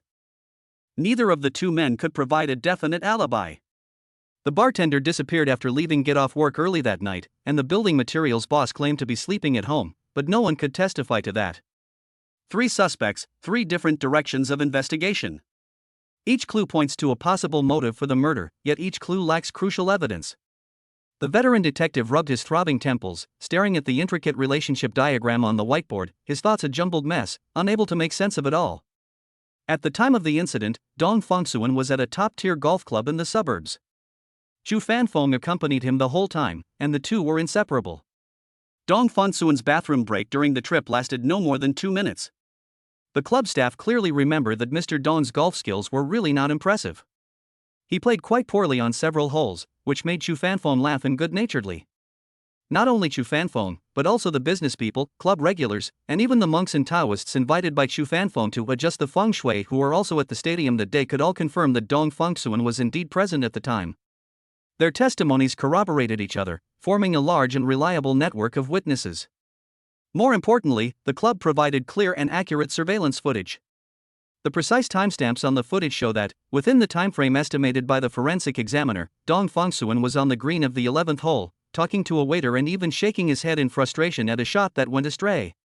The physical distance of tens of miles, coupled with this irrefutable evidence of time, constitutes a perfect alibi. After a thorough investigation, the police had no choice but to rule him out as a suspect, politely asked him to leave, and informed him that he was free to move around for the time being. As he walked out of the police station, Dong Fongsuan muttered under his breath, "What bad luck." Chu Fanfeng, who had been waiting outside, immediately came forward, followed by a group of friends and subordinates who had come to welcome him and boost his morale. "Brother, you've been wronged." Chu Fanfeng said indignantly, "I've seen many women like Chi Ruoyan. He has a wicked heart and causes trouble everywhere, but he doesn't know that my elder brother is protected by great fortune. If you try to stage an accident with malicious intent, you'll get bad luck and suffer a lot of misfortune. Now look what happened, they've run into a murderer. Karma." His words were resolute, his face filled with righteous indignation for Dong Fongsuan. He never even considered, nor could he have considered, that the elder brother he spoke of was the real murderer. In fact, the time of death estimated by modern forensic technology is a range, not accurate to the second. This brief window of time was more than enough for Dong Fongsuan, who possessed the supernatural ability to make distant places seem close at hand. He could easily have used the brief moment he went to the restroom to carry out an impossible assassination in full view of everyone, and then returned to the court as if nothing had happened. Logically, this case should have remained an unresolved mystery. But to everyone's surprise, just a few days later, the local police held a press conference to announce that the case had been solved and the real culprit had been successfully arrested. Chapter 60 Chu Fanfun's blind and fanatical worship. Dong Fongsuan turned off the TV news, his fingertip lingering on the remote control for a moment. The images from the police report are still haunting me. The wanted fugitive, responsible for 6 deaths, calmly confessed to murdering Chi Ruoyan in front of the camera. Every detail matches perfectly: motivation, timing, method. It's as perfect as a meticulously rehearsed script. Dong Fongsuan walked to the window and looked at the endless stream of car lights below. This was strange. The case was closed much faster than anyone could have imagined, as if an invisible hand was pulling the strings behind the scenes. Why did that wanted criminal admit to a murder case that had nothing to do with Dong Fongsuan? Was it due to pressure, or is there another hidden reason? But Dong Fongsuan quickly suppressed these doubts. Since someone was willing to take the blame, and it was a villain who deserved to die anyway, Dong Fongsuan naturally had no psychological burden. That's how the world is sometimes absurd yet full of perfectly timed coincidences.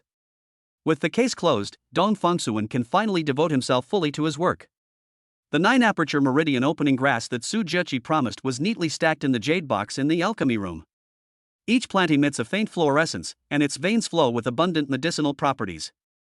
This is the most crucial ingredient in refining the youth preservation pill, and it's also the bargaining chip in the deal between Dong Fongsuan and Su Zheqi. Dong Fongsuan was well aware of the rules of interpersonal relationships, especially when dealing with intelligent people like Su Zheqi. One-sided demands are unsustainable. Only mutual benefit and win-win cooperation can ensure a stable partnership. In the alchemy room late at night, Dong Fongsuan was concentrating intently on a batch of pills that were about to be completed. This time, the prescription is more complicated than ever before. It blends the gentle warmth of Ganoderma lucidum, the purity of snow lotus, and the vitality of shark pearl powder. Each medicinal herb is priceless, and the slightest mistake can ruin all previous efforts. The first 3 furnaces all failed. The first batch, due to slightly excessive heat and conflicting medicinal properties, only resulted in a clump of charred residue when the furnace was opened. At the crucial moment of condensing the pill in the second batch, a slight fluctuation of true energy caused the pill, which was about to take shape, to shatter instantly. The third batch of pills successfully condensed, but the medicinal effect was mediocre, far from achieving the 100 times effect that Dong Fongsuan had expected. Dong Fongsuan was not discouraged. He sat cross-legged in front of the alchemy furnace, closing his eyes and recalling the details of each failure. The true energy circulates within the body, sensing the subtle interactions and mutual restraints between the medicinal herbs. Suddenly, Dong Fongsuan had a flash of inspiration. Perhaps he shouldn't blindly pursue a balance of medicinal properties, but rather use the 9 apertures meridian clearing grass as the main ingredient, with Dong Fongsuan's other medicinal materials as supplementary ingredients, to form a progressive cycle of medicinal power. After the recipe was readjusted, the 4th batch began. This time, Dong Fongsuan was extra careful. The true energy transformed into countless threads, precisely controlling the temperature of the furnace fire. Fine beads of sweat appeared on Dong Fongsuan's forehead, but he dared not be distracted in the slightest. Inside the alchemy furnace, various medicinal liquids slowly fused together under the guidance of true qi, emitting a 7-colored light. Just as the elixir was about to take shape, a sudden change occurred. The medicinal properties inside the furnace suddenly fluctuated violently, and it looked like the same thing was about to happen again. Dong Fongsuan made a decisive move, biting his fingertip and dripping a drop of blood containing pure true energy into the furnace. This is an extremely risky approach. The slightest mistake could ruin the entire batch of pills. But a miracle happened. The moment the blood entered, the agitated effects of the medicine suddenly calmed down. All the medicinal liquids blended perfectly, condensing into 3 pills the size of longan fruits. The elixir was pure white, with iridescent rainbows shimmering on its surface, and emitted a delightful fragrance. Dong Fongsuan let out a long sigh of relief. Dong Fongsuan didn't even need to find someone to test the medicine. The surge in his true energy allowed him to clearly perceive the perfectly integrated medicinal properties within the pill. Dong Fongsuan's intuition told him that the batch of pills was successful, and the effect far exceeded his expectations. 3 days later, Chu Fanfeng brought Su Zheqi back to that secluded tea room. The atmosphere this time was completely different from the last time. Dong Fongsuan pushed a white jade box in front of Su Zheqi. Inside the box lay a translucent white pill, shimmering with light and emitting a wonderful fragrance. As agreed, this is the initial completion of the youth preservation pill. Dong Fongsuan said calmly, theoretically, it can slow down aging and preserve youthful appearance. Su Zheqi's gaze lingered on the pills for a long time. She had witnessed Dong Fongsuan's methods and personally experienced the magic of Dong Fongsuan's body-regulating pill. But the elixir before us deals with a far more profound realm confronting time. This is the thing that all those standing on high ground care about most, yet are most powerless to change. Her fingertips gently brushed across the warm surface of the jade box, but she did not immediately pick up the pill. This usually decisive and strong woman showed obvious hesitation for the first time. Desire and caution were intertwined in her eyes.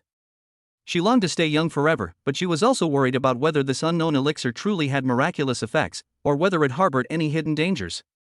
After all, this is a problem that even modern technology cannot solve. The tea room was quiet, with only the faint sound of traffic coming from outside the window.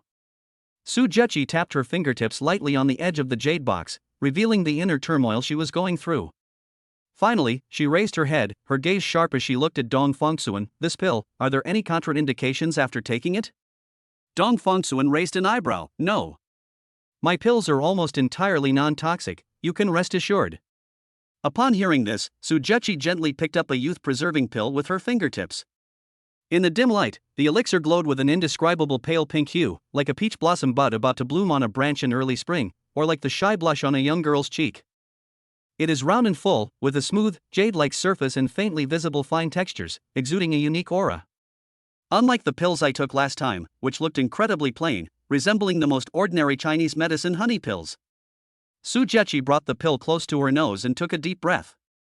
A delicate herbal fragrance instantly filled the air, interspersed with a faint hint of rose, not strong, but enough to soothe the soul. The fragrance seemed to penetrate the dust of time, reaching the depths of the soul, bringing a sense of peace, as if one were in a valley where the morning dew had not yet dried. Chu Fanfeng's face was now filled with undisguised excitement and a hint of impatience. He took a sudden step forward, staring intently at Su Zheqi. You woman, you're just being pretentious. Chu Fanfeng's words were like a sharp blade, directly piercing the other party's hesitation, without the slightest bit of roundaboutness or politeness. He didn't give the other party a chance to refute him at all, and his hand was already impatiently reaching for the pill, his fingertips almost touching it. The movements were urgent and decisive, as if the elixir were the most precious treasure in the world, and could not be delayed for even a moment. Chu Fanfeng almost interrupted, saying, if you don't believe me, then let me try the medicine. Su Zheqi figured it out. The other party was not acting out of spite, but rather exhibiting a near-blind, fanatical worship that went beyond trust. Chapter 61 Husband, I really love you. Crackling sounds. Outside the window, torrential rain pounded against the glass windows of the tea room, making a continuous pattering sound, as if the whole world was shrouded in a white curtain of water. Rainwater poured down from the eaves like a waterfall, splashing up countless muddy droplets on the ground. Looking out at the rainy scene, Chu Fanfeng, in an attempt to ease the slightly tense atmosphere, recited half a line of a Song Dynasty poem he had somehow heard. Dark clouds, like overturned ink, fail to obscure the mountain's white rain, like leaping pearls, scatters wildly into the boat. He didn't actually remember everything, but he felt it was appropriate for the occasion. This was indeed an unprecedented downpour. The intensity and volume of the rain far exceeded the scale of Dong Fongsuan's operation that night. It was as if the Milky Way had burst its banks, and someone was pouring water down directly from the clouds. Under the dim sky, visibility became extremely low, and vehicles on the street crawled along with their hazard lights on. Dong Fongsuan seemed not to hear Chu Fanfeng's words.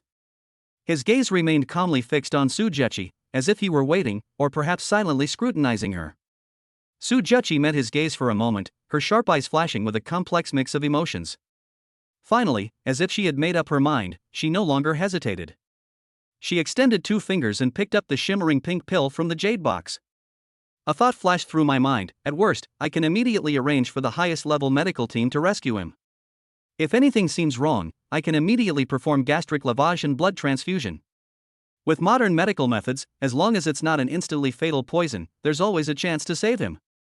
Unless Dong Fongsuan put paraquat, a potent poison, inside. But he had absolutely no need or motivation to do so, which violated the mutually beneficial foundation they had just established. Moreover, based on her observations over this period of time, Dong Fongsuan did not seem to be the kind of person who would cruelly destroy a woman without reason. The pill entered her mouth without the expected bitterness. Instead, it had a strange, sweet taste that transformed into a warm, soothing current that slid down her throat without needing to be swallowed. Almost immediately, Sujechi clearly sensed the difference. An indescribable feeling of comfort rose from my abdomen and quickly flowed to my limbs and bones, as if parched land had been nourished by sweet rain. She subconsciously raised her hand to touch her cheek. The skin seemed to have become more delicate and smooth, full of elasticity.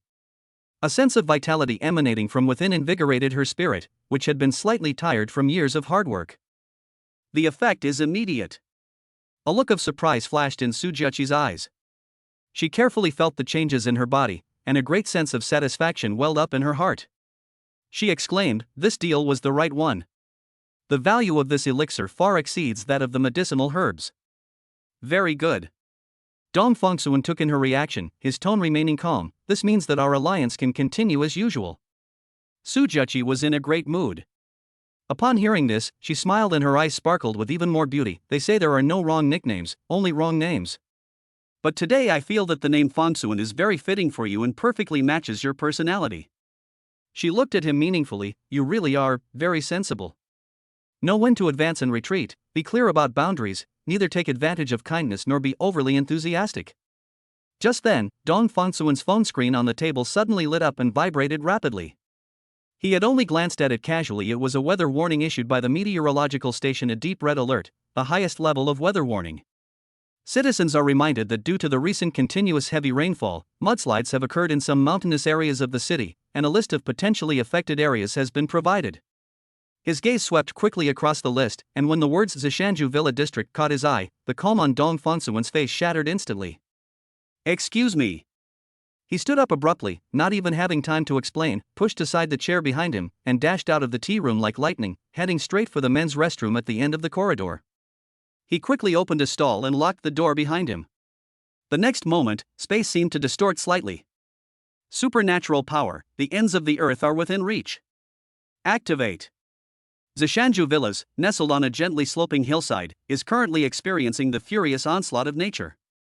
Above the hillside, the rain-soaked soil finally lost its last bit of cohesion. Mud, soil, and rain mixed with rocks and broken wood, transforming into a massive, earthy, brown torrent, like a giant beast awakening, roaring and surging as it poured down toward the villa area below the mountain. Trees were uprooted, and boulders tumbled in the mudflow, making a chilling crashing sound. Inside the villa, the previously orderly medical team was suddenly thrown into chaos. The piercing alarm, the deafening roar outside the window, and the violent tremors underfoot threw these professionals, who usually work in sterile environments, into a panic. Some people screamed and tried to run away, some frantically searched for hiding places, and some were so frightened that they collapsed to the ground. Their professional expertise is limited to the medical and health field. When faced with the earth-shattering power of nature, they are no different from ordinary people. Fear gripped everyone, and the instinct for survival drove them to scatter and flee. In the extreme panic, no one remembered that in the special care ward on the first floor of the villa, there was a patient who was completely unable to move on his own.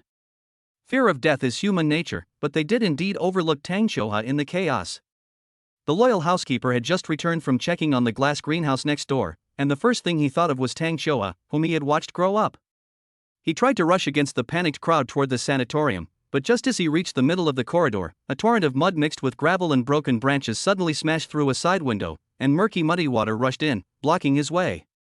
The gale-force winds and torrential rain lashed down on him, making him unsteady on his feet and powerless. He could only watch helplessly as the direction of the sanatorium was blocked by the raging mud and wind. Inside the sanatorium, Tang Shoha lay alone on the hospital bed. The huge floor-to-ceiling windows were shattered by the raging mudslide and gale-force winds outside, sending shards of glass mixed with icy rain and foul-smelling mud splashing in. The instruments inside the room crackled from short circuits, and the lights flickered on and off. Looking at the apocalyptic scene before her and listening to the roaring sounds outside the window that sounded like wild beasts, she strangely didn't feel much fear or despair. A deep, heavy sense of guilt replaced all other emotions. She was a mother, yet she couldn't protect the child in her womb. Dong Fongsuan had not yet exhausted her internal energy. With difficulty, she raised her left hand, the only part of her body that could move slightly, and gently placed her fingertips on her swollen belly, feeling the throbbing of the little life inside. "I'm sorry, baby, mommy may not be able to bring you into this world to see the starry sky and the sea that daddy described." She turned her head and looked out the broken window at the chaotic storm that seemed to be swallowing everything. A sorrowful yet relieved smile slowly appeared on his pale face, as if he were saying a final farewell to someone far away through the raging storm. With all her might, Tang Qiuhua whispered to the distant horizon, her voice so faint it was almost drowned out by the wind and rain, "Husband, I think I'm going to die. I'm sorry, I should have been nicer to you.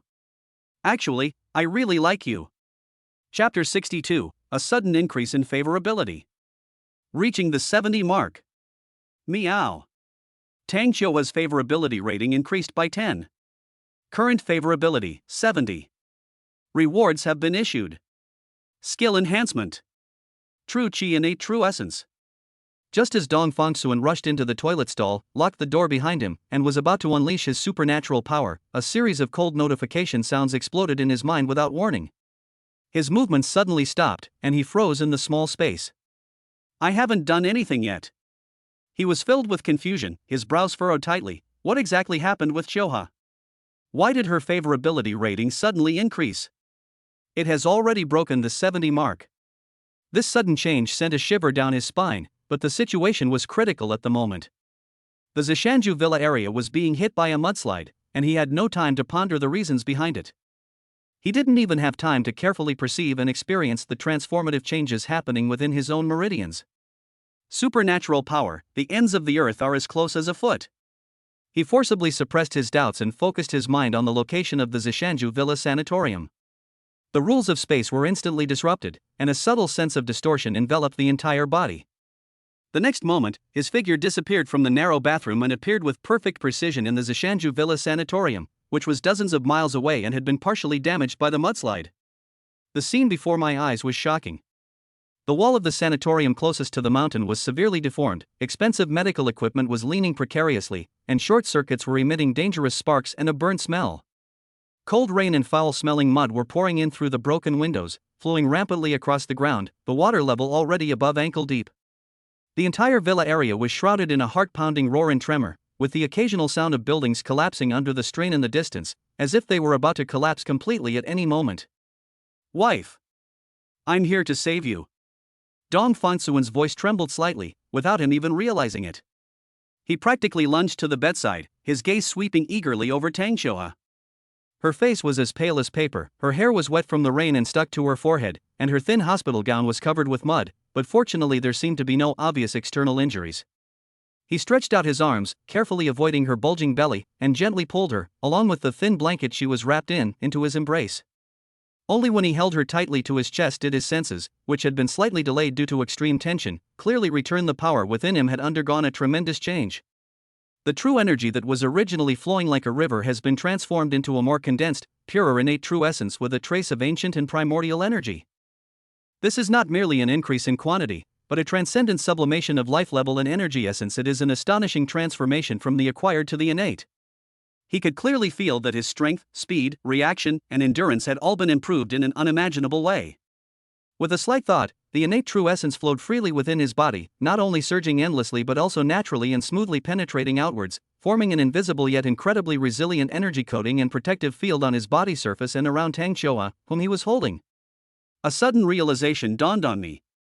If one wields a weapon, even just the most ordinary wooden sword, it will become indestructible and incomparably sharp after being infused with innate true essence.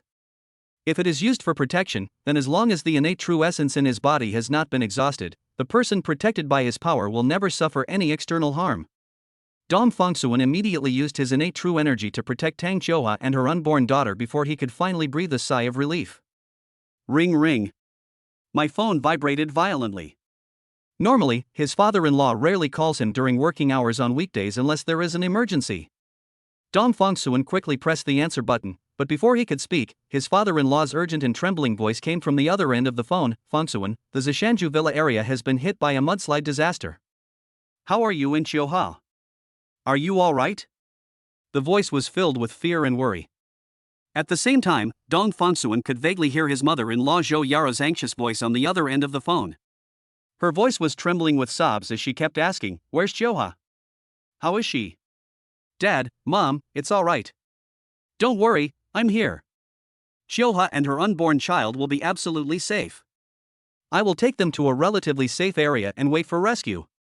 The voices of my father-in-law and mother-in-law came from the other end of the phone.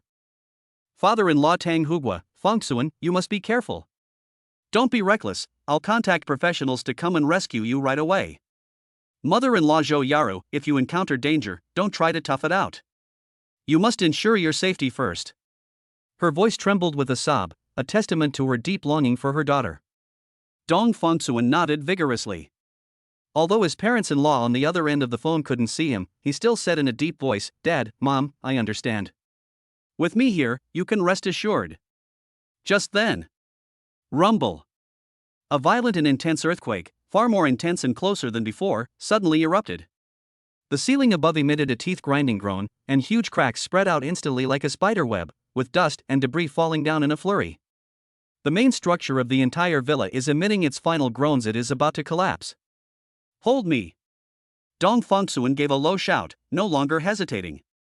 He gently pressed Tang Qiuhua's head onto his shoulder, and his innate true energy surged with unprecedented intensity, forming a perfect oval-shaped protective shield that firmly protected him, his wife, and the child in her womb. The next moment, he grabbed her and suddenly exerted force, crashing into the already shattered window covered in mud like a cannonball. Bang! The remaining glass and window frame were smashed open by the immense force, and the two figures, enveloped in a fierce protective shield of innate true energy, charged into the chaotic torrential rain and raging mudslide outside the window. Just as they rushed out of the villa and their bodies took to the air. Snap! A bolt of lightning, incredibly bright and seemingly capable of tearing the entire sky apart, soared through the heavens like a giant dragon of gold and silver. The dazzling light that burst forth in that instant forcibly dispelled the gloom of the rainy night, illuminating the world in a stark white. It was in that fleeting moment of lightning that the old butler, who had disregarded his age and frailty and exerted all his strength to finally rush against the flow of people and through the mud to the vicinity of the main residential area, managed to raise his head with difficulty and witness a scene he would never forget. Is this real? The old butler let out a dreamlike sigh.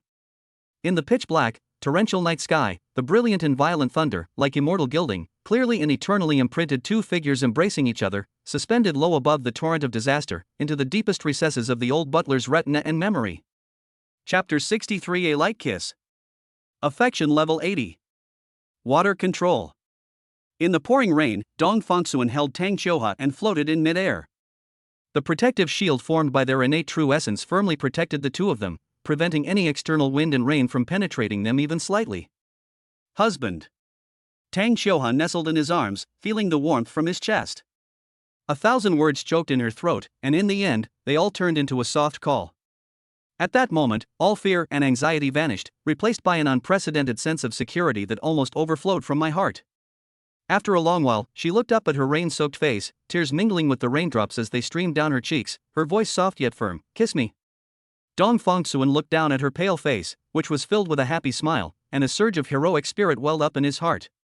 Being able to protect his wife and daughter during such a natural disaster gave him an unprecedented sense of confidence. He leaned down and placed a gentle kiss on her cool lips. Even amidst natural disasters, nothing could interrupt their interaction. Meow. Tang Qiuhua's favorability rating increased by 10. Current favorability, 80. Rewards being distributed. The system notification sounded in his mind, but Dong Fongsuan had no time to pay attention to it at the moment. His gaze suddenly froze on something not far away. Amid the mudslide, the old butler was struggling to trek towards the main house. The muddy water had reached his waist, making each step incredibly difficult. Clearly, while everyone else was fleeing for their lives, this old man chose to go against the flow, wanting to go back and rescue Miss Tang. Dong Fongsuan's heart skipped a beat. In his haste, he used his abilities to save people, completely unaware that the old butler had witnessed the whole scene. What to do? Now activate the superpower, zero existence, no trace eradication? But the old steward had clearly seen through it all. It was too late to mend the fence after the sheep were lost. Splash! Another mudslide surged in, instantly engulfing the old housekeeper completely. The old man struggled to surface, but grew increasingly weak under the onslaught of the mudslide. If left unchecked, the old butler will surely die. In this way, no one will know your secret anymore. Moreover, from this angle, Tang Qiuhua, who was in his arms, could not see the old housekeeper's dangerous situation at all, so she would not have too much psychological burden. This thought only lingered in Dong Fongsuan's mind for a moment. No! Loyalty should never be betrayed. Dong Fongsuan's eyes sharpened, and he immediately made a decision. The old steward was in danger because he was saving his wife. If even such a loyal servant could stand by and watch someone die, who would truly be loyal to him in the future? As for the issue of supernatural abilities being exposed, as long as the system isn't exposed, everything will be fine. At worst, we can just bring out the reincarnation of immortal cultivators excuse again. A lie repeated 1,000 times becomes the truth. Since we've already been seen, we might as well go with the flow. In a flash, Dong Fengsuan scooped up Tang Qiuhua and swooped down. His advanced flight techniques, combined with the release of his innate true energy, made him as fast as lightning.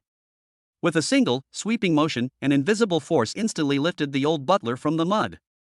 The old butler hovered in mid-air, still shaken, his cloudy old eyes filled with disbelief. Having lived to such an old age, he believed he had seen his share of storms, but he had never experienced anything so extraordinary. The three landed slowly on a high ground not far away. The terrain here was higher, temporarily avoiding the threat of mudslides. Looking around, all that could be seen was churning mudflows, and trees and houses were no match for the roar of nature. Only the small hill where they stood remained steadfast amidst the wind and rain. The phone was dialed again. A square inch.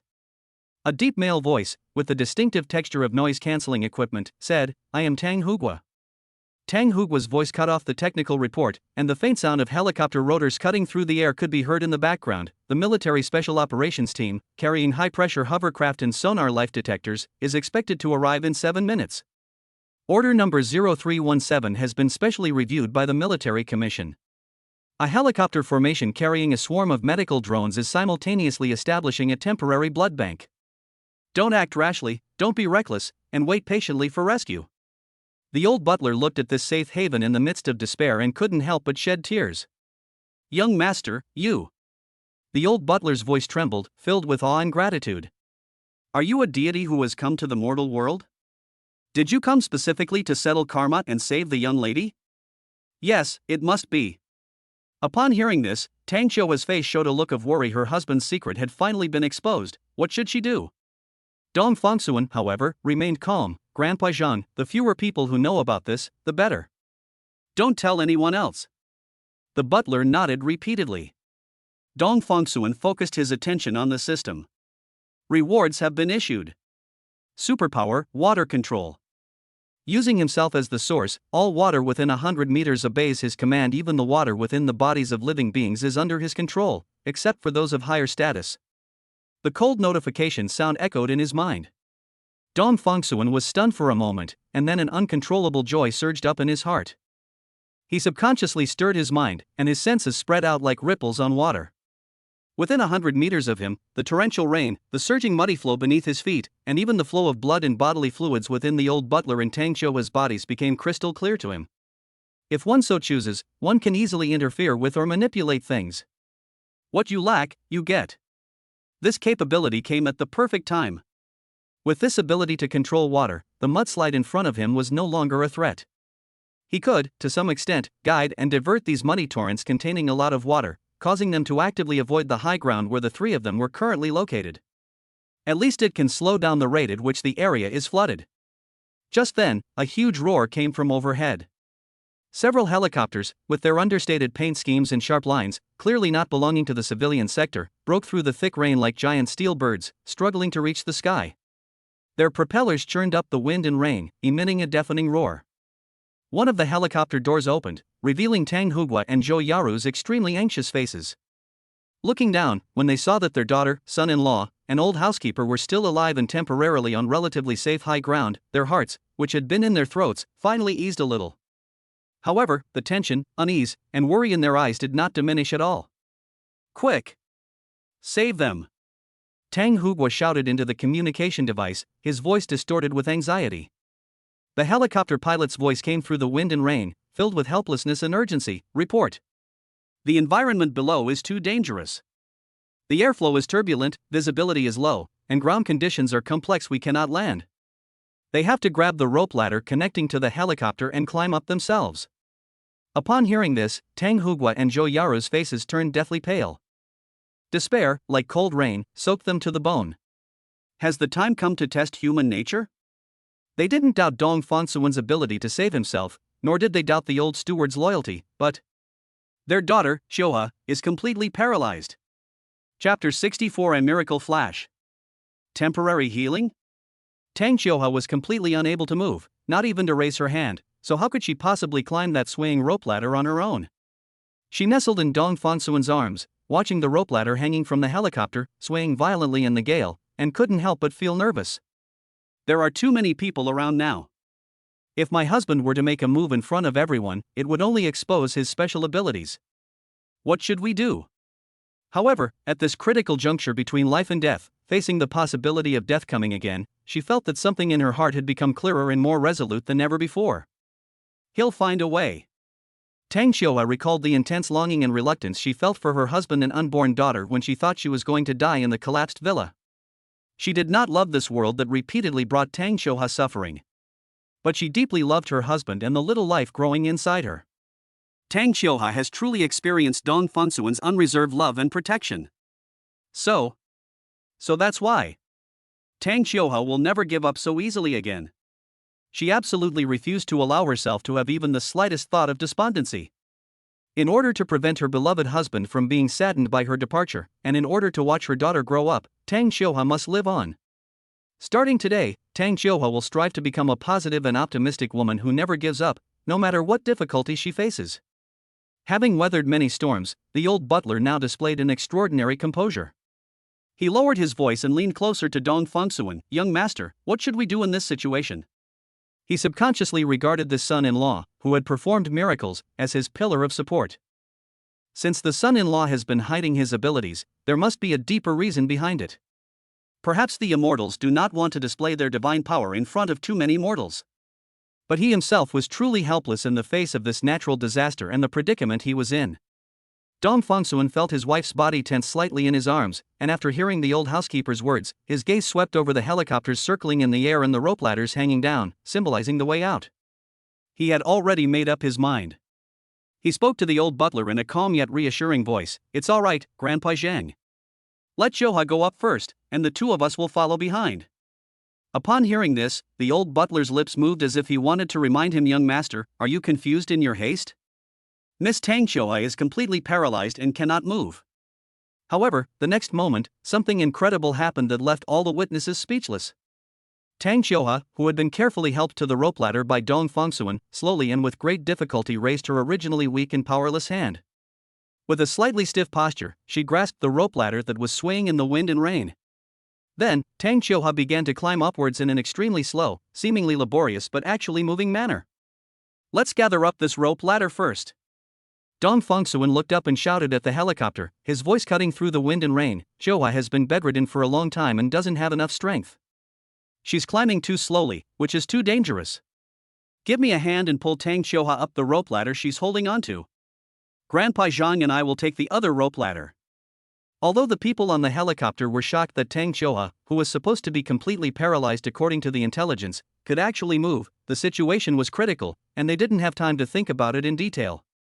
They quickly followed Dong Fangsuan's call and began to gather the rope ladder where Tang Xiuhua was, and stretched out their hands to help her.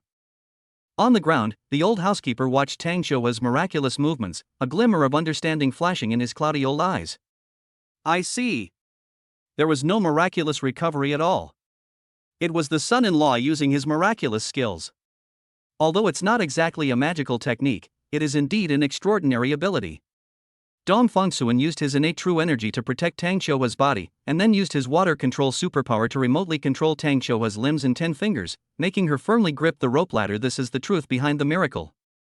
The principle behind it seems simple, but only Dong Fangsuan has mastered it. Dong Fangsuan and the old housekeeper grabbed onto another hanging rope ladder one after the other, and climbed upward steadily and laboriously in the raging wind and rain, eventually safely boarding the other two helicopters. The relatively dry and quiet environment inside the cabin contrasted sharply with the dramatic changes outside, making one feel as if they were in another world. Inside the cabin where Tang Hugua and Zhou Yaru were, they immediately hugged their daughter tightly as she was being pulled aboard. Zhou Yaru's tears instantly burst forth. She cupped Tang Xiuhua's face in her hands, her voice trembling with emotion. "Xiuhua, your hand, you moved just now. You grabbed the ladder. Is this the potential of humankind? Did you see that, Lao Tang? Your daughter." The three helicopters quickly regrouped, left the danger zone, and landed in a safe area. Tang Hugua's face was still full of disbelief and ecstasy as he patted Dong Fangsuan's shoulder heavily. His eyes were red-rimmed, and he stammered, "Good. Good. Fangsuan, what happened? Has Chiu-ha recovered?" They thought they had witnessed a medical miracle, that their daughter's body, which had been given a death sentence, had finally seen a turnaround. That sudden hope was like a spark bursting forth in the darkness, instantly igniting all their expectations. However, this exhilarating surprise did not last long. When the helicopter began to stabilize slightly, Zhou Yaro tried to help her daughter find a more comfortable position, only to discover Tang Qiuha's arm remained limp, like a puppet without its strings, and no matter how softly she called out, her fingers could not move an inch. The action of grabbing the rope ladder and struggling upwards just now seemed like a brief and beautiful dream shared by everyone. The atmosphere froze instantly. That miraculous light shone for only a moment, like the most dazzling fireworks in the night sky, illuminating the world when it bloomed, but leaving behind a deeper loneliness and darkness after it extinguished. Like the ephemeral beauty of the night blooming cereus, it vanishes in an instant. A profound sense of loss overwhelmed Tang Hugua and Zhou Yaro like an icy tide. Looking at their daughter's still pale and quiet face, and at her imprisoned body, their hearts felt as if they were being clenched tightly. They carefully observed their daughter's expression, fearing that she might not be able to withstand the huge psychological gap after falling from this brief peak of hope and would fall into even deeper despair again. Zhou Yara held her daughter's cold hand, her voice choked with sobs, but she tried her best to remain calm. "Qiuha, it's okay, take it slow, we're not in a hurry. It's good that we're safe and sound today. To be alive is the greatest fortune." Tang Hugua took a deep breath, suppressing the bitterness in his heart, and said in a deep voice, "There's a long future ahead. Dad believes that one day." Dong Fangsuan interrupted his father-in-law, saying, "Qiuha will get better." He declared firmly, "I promise." Chapter 65, Favorability 85. Signs of premature birth? To their surprise, Tang Qiuha's face did not show the collapse or despair they had expected. She even slightly curved the corners of her mouth into a weak smile that carried an unprecedented calm and anticipation. "Dad, Mom, I'm fine." Tang Qiuha's voice was soft, yet exceptionally clear. "To be alive, to be with you all like this, to feel Fang Cun beside me. It's already very good, really." Her gaze softened and fell on her swollen belly, which seemed to hold endless warmth and strength. "Not to mention." Tang Qiuha's voice was filled with a bright hope, "I still have my daughter, and this husband who loves me. I am already luckier than many people." She gently raised her head, her eyes sparkling with maternal radiance and anticipation for the future, as if the brief miracle and the subsequent loss had never shaken her heart. "The little one in my belly has inherited my and Fangsuan's genes, so he must be very cute, right?" As the last dark cloud outside the window dissipated, the long-awaited sunlight streamed through the glass into the bedroom, dancing on Tang Qiuha's pale face. She squinted slightly, savoring the warmth, and a gentle smile unconsciously curved her lips. Time flies. Dong Fangsuan was sitting on the edge of the bed, carefully massaging her weak calves. His movements were very light, his fingertips applying just the right amount of pressure, gently releasing his innate true energy so as not to hurt her while effectively promoting blood circulation. "How are you feeling today?" he asked in a low voice, his gaze fixed on her legs. Tang Qiuha answered softly, her gaze gently falling on his focused profile, "Very good. The child is very quiet today, probably sleeping in." Dong Fangsuan stopped what he was doing and gently placed his palm on her protruding belly. A moment later, a smile appeared in his eyes. "No, she's just teasing you. She even kicked me just now." Mornings like this have become their daily routine for the past few months. Since that devastating mudslide, life seemed to have truly returned to peace. But beneath this peace lay an ever-deepening emotional bond between the two. Tang Qiuha no longer often fell into self-doubt and depression as before, but learned to cherish every minute and second of the present. She would listen attentively to Dong Fangsuan's daily experiences and feel heartfelt joy for every small achievement he made. Dong Fangsuan also noticed that in the past few months, the favorability rating indicated by the system has remained stable at a reassuring level, without any further sharp drops like before. During this period, the current favorability index slowly rose to 85 points. V1 super electromagnetic interference has also been upgraded to, due to system rewards. V2 superpower strong electromagnetic interference. This gentle, enduring warmth is more reassuring than any grand, dramatic vow. At the same time, Dong Fangsuan's pharmaceutical business is developing at an astonishing pace. With the strong support of his father-in-law, Tang Hugua, his pharmaceutical company has already taken shape. Tang Hugua not only invested a large amount of money, but also used his decades of accumulated connections to smooth out various aspects of the company. From the establishment of the laboratory to the drug approval process, professionals provide support and guidance. Fangsuan, you can do it with confidence. During a family dinner, Tang Hugua solemnly told him, "Now I understand, you and Xiuhua are truly in love. As your father, who else should I support if not you?" Dong Fangsuan's mother-in-law, Zhou Yaru, treated him like her own son. Leveraging her years of experience in the pharmaceutical industry, she personally built a professional operations team for her son-in-law. From CFO to marketing manager, every key position was filled by a carefully selected talent. "Mom knows you're not interested in this," Zhou Yaro once told him during an inspection of the company. "Leave these trivial matters to us." With the full support of his parents-in-law, Dong Fangsuan was able to devote all his energy to the research and development of elixirs. With the 100-fold efficacy of his alchemy skills, he quickly gained influence within certain circles. Although his meridian-clearing and rejuvenating pill was kept strictly secret from outsiders, it had already become a legend in upper-class circles. Those paralyzed patients who had been given a death sentence by medicine actually experienced miracles after taking his pills. The first person to witness this miracle was retired cadre Chen Guoliang. This once influential figure in politics has been bedridden for 3 years due to a car accident. After taking the elixir for 3 months, he was able to stand up again with the help of a walking aid. Little Dong. Old Chen was so moved that tears streamed down his face. He held Dong Fangsuan's hand tightly and said, "I, Chen Guoliang, will remember this kindness for the rest of my life.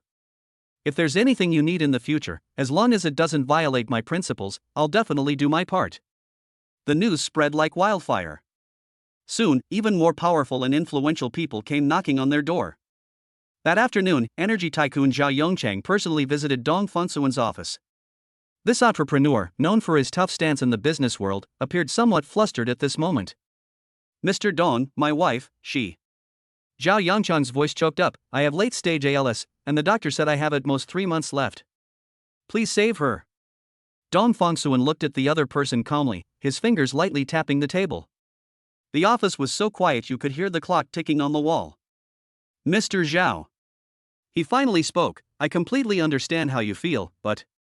Dong Fangsuan stood up, walked to the window, and looked at the rows of buildings in the distance. "My wife is about to give birth. Her current situation is very special, and I must stay with her throughout the process. Anything else can only be put off." Zhao Yongchang stepped forward eagerly. "Mr. Dong, price is not a problem. Name your terms as long as you're willing to make the move." Dong Fangsuan turned around. "This has nothing to do with the price. In my heart, nothing is more important than the safety of my wife and children." After seeing off the disappointed Zhao Yongchang, Dong Fangsuan sat alone in his office, lost in thought. Over the past few months, he has gradually adapted to the rules of the game in this circle. He used to think that as long as he treated others with sincerity, he would gain respect. Later, he realized that in this world, sometimes keeping a distance can actually earn more respect. Especially after his father-in-law helped him resolve several troublesome matters, he understood a principle even more clearly. When you have resources that others desperately need, being overly humble can be seen as weakness.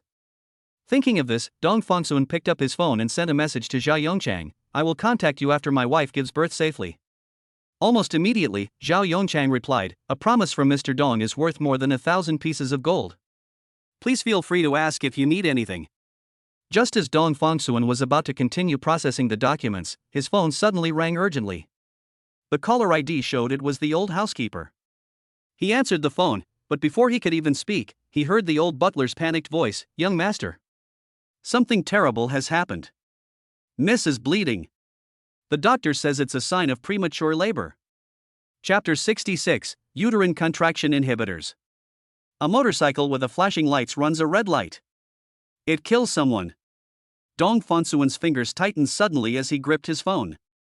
The devastating news from the receiver was like a cold needle, suddenly piercing his heart and making him gasp for breath. Bleeding? Signs of premature labor? Uncle Zhang, explain yourself. What exactly is going on? Dong Fangsuan's voice unconsciously rose, filled with barely concealed urgency, a stark contrast to his usual composed and strategic demeanor at the company. A faint scraping sound came from the other end of the phone, as if the old butler was handing the phone to someone next to him. Immediately afterwards, a calm, professional, but also somewhat solemn female voice came over. Mr. Dong, hello, I am Dr. Shin Jingru, Ms. Tang's current attending physician. Shin Jingru is a highly respected retired chief physician. She had already received offers from top-tier hospitals to rehire her, but Zhou Yaro offered her even better terms and comprehensive respect for her daughter, which is why she was invited to take charge of Tang Xiuhua's prenatal care. Her qualifications and abilities were the best guarantee of excellence in this field. Mr. Dong, please calm down. Dr. Shin Jingru spoke at a steady pace, but her words were precise and serious. Ms. Tang did indeed show signs of premature labor with bleeding, accompanied by irregular contractions. We immediately administered intravenous ritidrine hydrochloride, a tocolytic agent, along with sedatives and hemostatics. The bleeding has been initially controlled, the frequency of contractions has also slowed down, and the patient is currently in a relatively stable condition.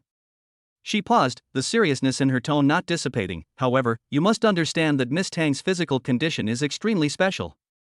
Her pre-existing condition, Tang Xiuhua disease, which led to her weakened physical function, coupled with the various potential risks brought about by long-term paralysis, made this premature birth crisis far more complex and dangerous than that of an ordinary pregnant woman. Our entire medical team has never encountered such a challenging combination of cases before. Dong Fangsuan's heart sank further with her words. He understood what Dr. Shin Jingru meant. In the medical field, Tang Xiuhua is almost an isolated case, and there is no mature solution to follow. This also reminded him of the convalescent team that had been dismissed before. On the day of the mudslide, when disaster struck, those medical staff who were usually highly paid and incredibly professional chose to save themselves in the face of life and death, leaving Tang Xiuhua, who was completely unable to move, alone in the dangerous villa. This incident became a lingering shadow and nightmare in the hearts of Tang Hugua and Zhou Yaro. Emotionally speaking, Tang Hugua and Zhou Yaro could understand those people's choices. After all, just because someone is paid to work doesn't mean they should be expected to risk their life in times of crisis. But rationally, especially as parents, they cannot accept it, let alone forget it. For several days in a row, they were awakened by nightmares, deeply tormented by the lingering fear. Therefore, they decisively dismissed the original team and, at great expense, used their connections to build the new team led by Dr. Shin Jingru, which has a cleaner background, higher professional competence, and prioritizes patients' lives in emergencies. All of this contrast highlights Dong Fangsuan's invaluable contribution during that disaster. Because Tang Xiuhua had instructed that the matter be kept secret, the old housekeeper was vague, only saying that the son-in-law saved the young lady, without revealing any specific details. Therefore, in the eyes of Tang Hugua and Zhou Yaro, their son-in-law Dong Fangsuan's sense of responsibility, composure, and ability to turn the tide at critical moments were simply flawless. They were increasingly grateful that their daughter had found such a support. I understand, Director Shin. Dong Fangsuan forcibly suppressed the turmoil in his heart, his voice regaining its outward composure, but he spoke extremely quickly. Please keep the situation stable, I'm coming right away. After ending the call, his first thought was to use his supernatural power, the ends of the earth are within reach, to instantly teleport to his wife's side. However, he was at the company at the moment, and there were still many clients waiting to negotiate outside the office. Even the private toilet stalls were full due to the large number of visitors. Under the watchful eyes of everyone, he was unable to perform his attack. After forcing himself to calm down, Dong Fangsuan took a deep breath and pushed open the office door. He ignored the clients and subordinates outside who wanted to greet him, and quickly instructed his assistant, I have an urgent matter, all appointments are postponed. Dong Fangsuan strode towards the elevator, went straight down to the garage, got into his car, and urgently said to the driver, to the hospital. As fast as you can. The driver didn't dare to delay and immediately started the car, driving into the traffic. Dong Fangsuan leaned back in his chair, his brows furrowed, his inner anxiety almost consuming him. He kept looking at his watch, feeling that every second was passing incredibly slowly.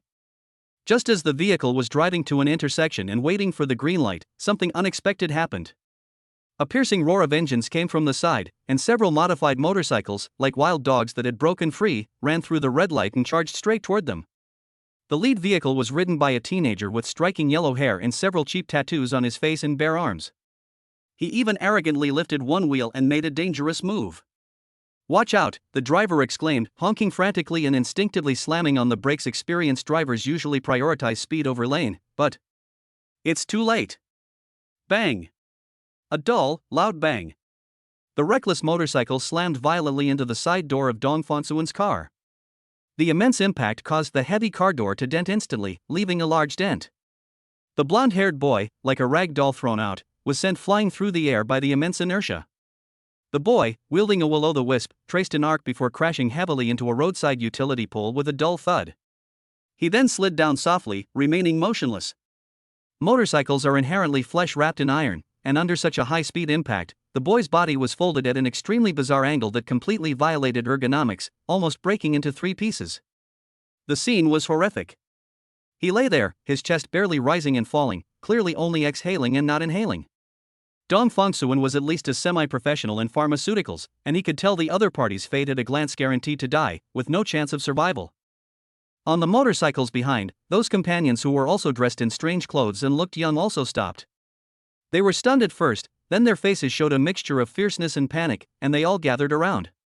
Some people went to look at the blonde-haired boy, while others rushed towards Dong Fongsuan's car, shouting and cursing, and pounding on the car window. Most stereotypes in the world have a basis in fact. They sped and ran a red light, yet they were still arrogant and defiant. Get out of the car. You son of a bitch, get out of the car. You killed someone, do you know that? You murderer. Chapter 67 Shoha, don't be afraid, I'm here. Dong Fongsuan, already frantic with worry because his wife was in danger, was now completely enraged by this group of lawless thugs who disregarded traffic rules and the safety of others. An overwhelming surge of violent energy rushed to his head. Shut up, all of you. Dong Fongsuan suddenly pushed open the car door, stepped out, and roared. The afternoon sun was blinding, reflecting the suppressed, cold glint in his eyes, a light that could almost freeze the air. If you bark again, I'll kill you all. The usually gentle and kind Dong Fongsuan lost all reason and went completely mad. The acrid smell of burning tires mingled with the stench of blood, creating a nauseatingly sweet and pungent odor that weighed heavily on everyone's chest. The group of thugs with dyed hair and wearing tight pants surrounded them, their faces twisted with arrogance and feigned shrewdness. They poured out vulgarities like sewage, trying to cover up their inner cowardice with their loud voices. Although Dong Fongsuan could kill all these will-o'-the-wisps with his bare hands in less than 3 seconds, but Dong Fongsuan eventually calmed down and did not commit a crime in the street. The gentle, refined words burst from between Dong Fongsuan's teeth. You little bastards who were born of fathers but raised without fathers, get out of here. Short, cold, with a metallic, friction-like texture. As soon as he finished speaking, an invisible force suddenly erupted from him. It wasn't a sound, nor was it the wind, it was a heavy pressure that acted directly on the mind, like an undercurrent at the bottom of the deep sea, instantly seizing the heart of every provocateur. The arrogance on the thugs' faces froze instantly, then shattered, turning into undisguised fear. They suddenly found it difficult to breathe, as if an invisible boulder was pressing on their chests, and a chill ran down their spines. Instinctively, they staggered backward, and the curses that were about to be uttered were stuck deep in their throats, turning into strange, hoarse sounds. Almost at the same moment, a more substantial blow struck. The screens of the cell phones that were being held up, recording videos or taking photos, as well as the cameras brought by some reporters, suddenly lit up with a blinding white light without warning, followed by a subtle but clear cracking sound from inside.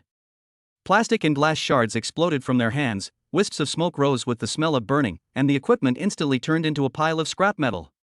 The onlookers screamed, instinctively dropping the scalding hot remains in their hands, their faces filled with bewilderment and panic. Dong Fongsuan remained oblivious to all of this. He didn't even glance at the twisted wreckage of the motorcycle and the dark red seeping from beneath it. The murderous intent surging in his chest was like boiling magma, scorching his reason. The lives of these scoundrels are as insignificant as dust compared to what he cares about right now. He wished he could completely erase the noise and malice of the entire street.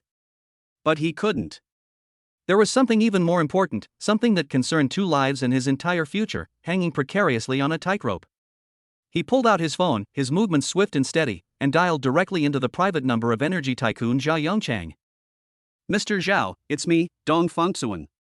His voice was devoid of any pleasantries, as cold and hard as iron.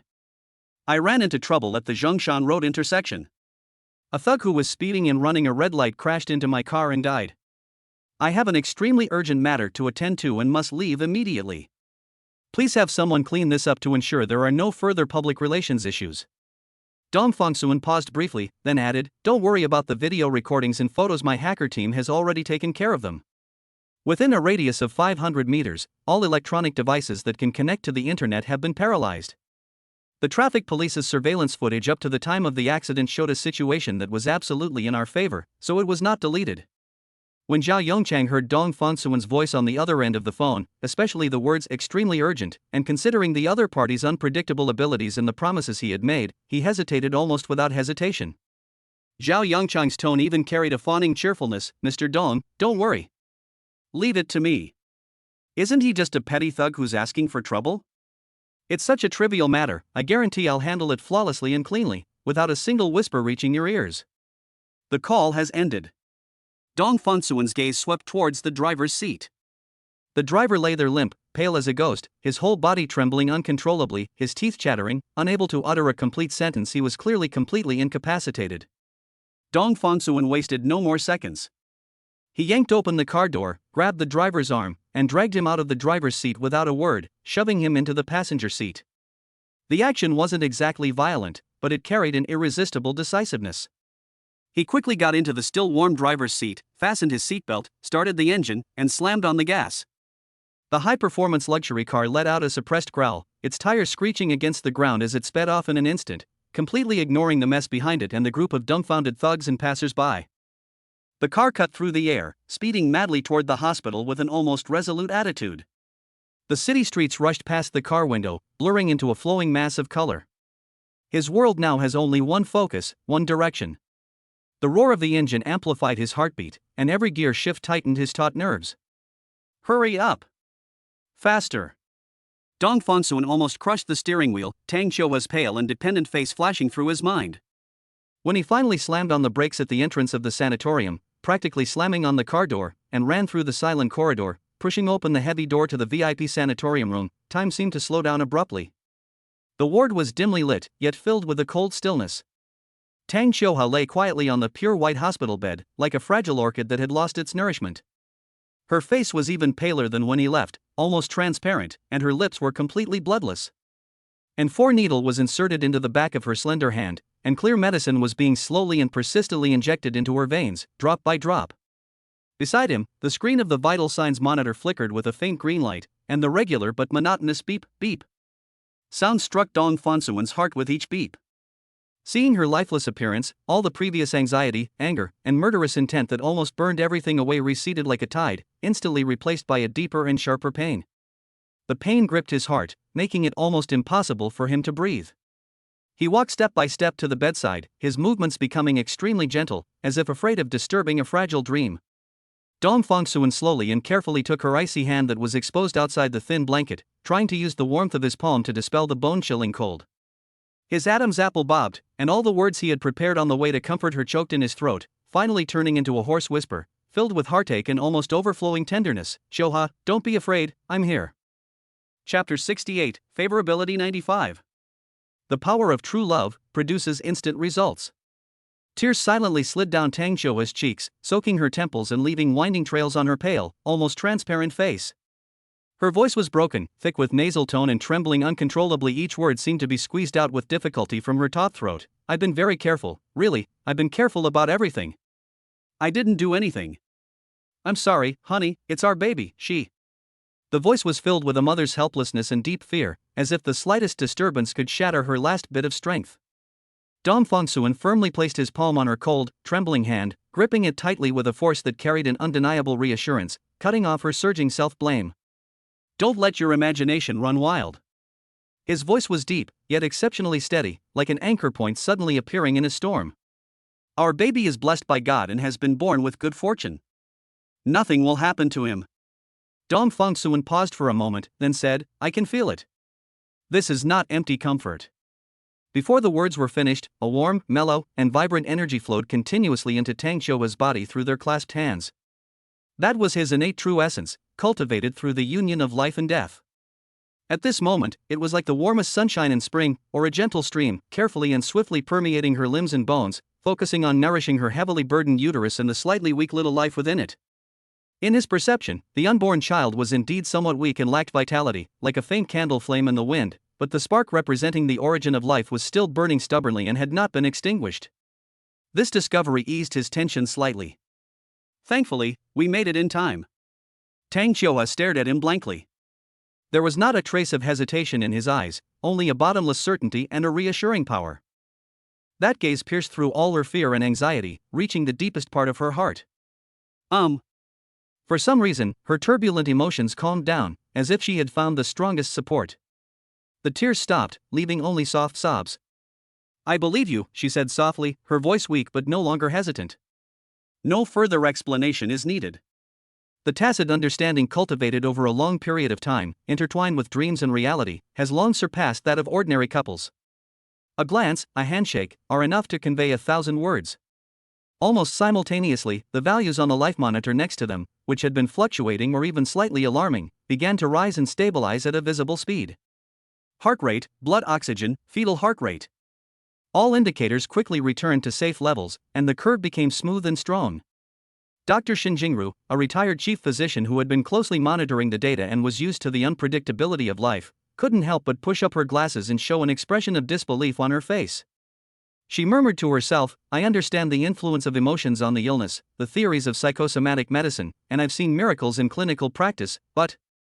She raised her head, her gaze sweeping back and forth between Dong Fongsuan and Tang Qiuhua, before finally letting out a heartfelt exclamation. "The effect is too immediate. Could this be the legendary power of true love?" Tang Qiuhua felt a little embarrassed by what she said, and a rare, very faint color appeared on her pale face. She lowered her eyelashes slightly, and the corners of her lips curved into a shy yet slightly proud smile. "As long as my husband is by my side." Tang Qiuhua's voice was soft yet clearly audible. "I feel especially at ease, and I'm not afraid of anything anymore." In modern medicine, there is a well-known term called the placebo effect. At this moment, all the medical staff in the ward, whether experienced doctors or young nurses, all turned their attention to Dong Fongsuan. His gaze was complex, filled with inquiry, but even more so with amazement, as if he were observing a walking, human-shaped placebo. Standing a little distance away, Tang Hugua, the father-in-law, and Zhou Yaro, the mother-in-law, exchanged a glance and whispered to each other. "What a wonderful son-in-law, there's no one better than Fong Cun." Zhou Yaro was filled with emotion, tears still wet on her face, and said happily, thinking about Zhao's son-in-law, "He's arrogant and doesn't care about his wife.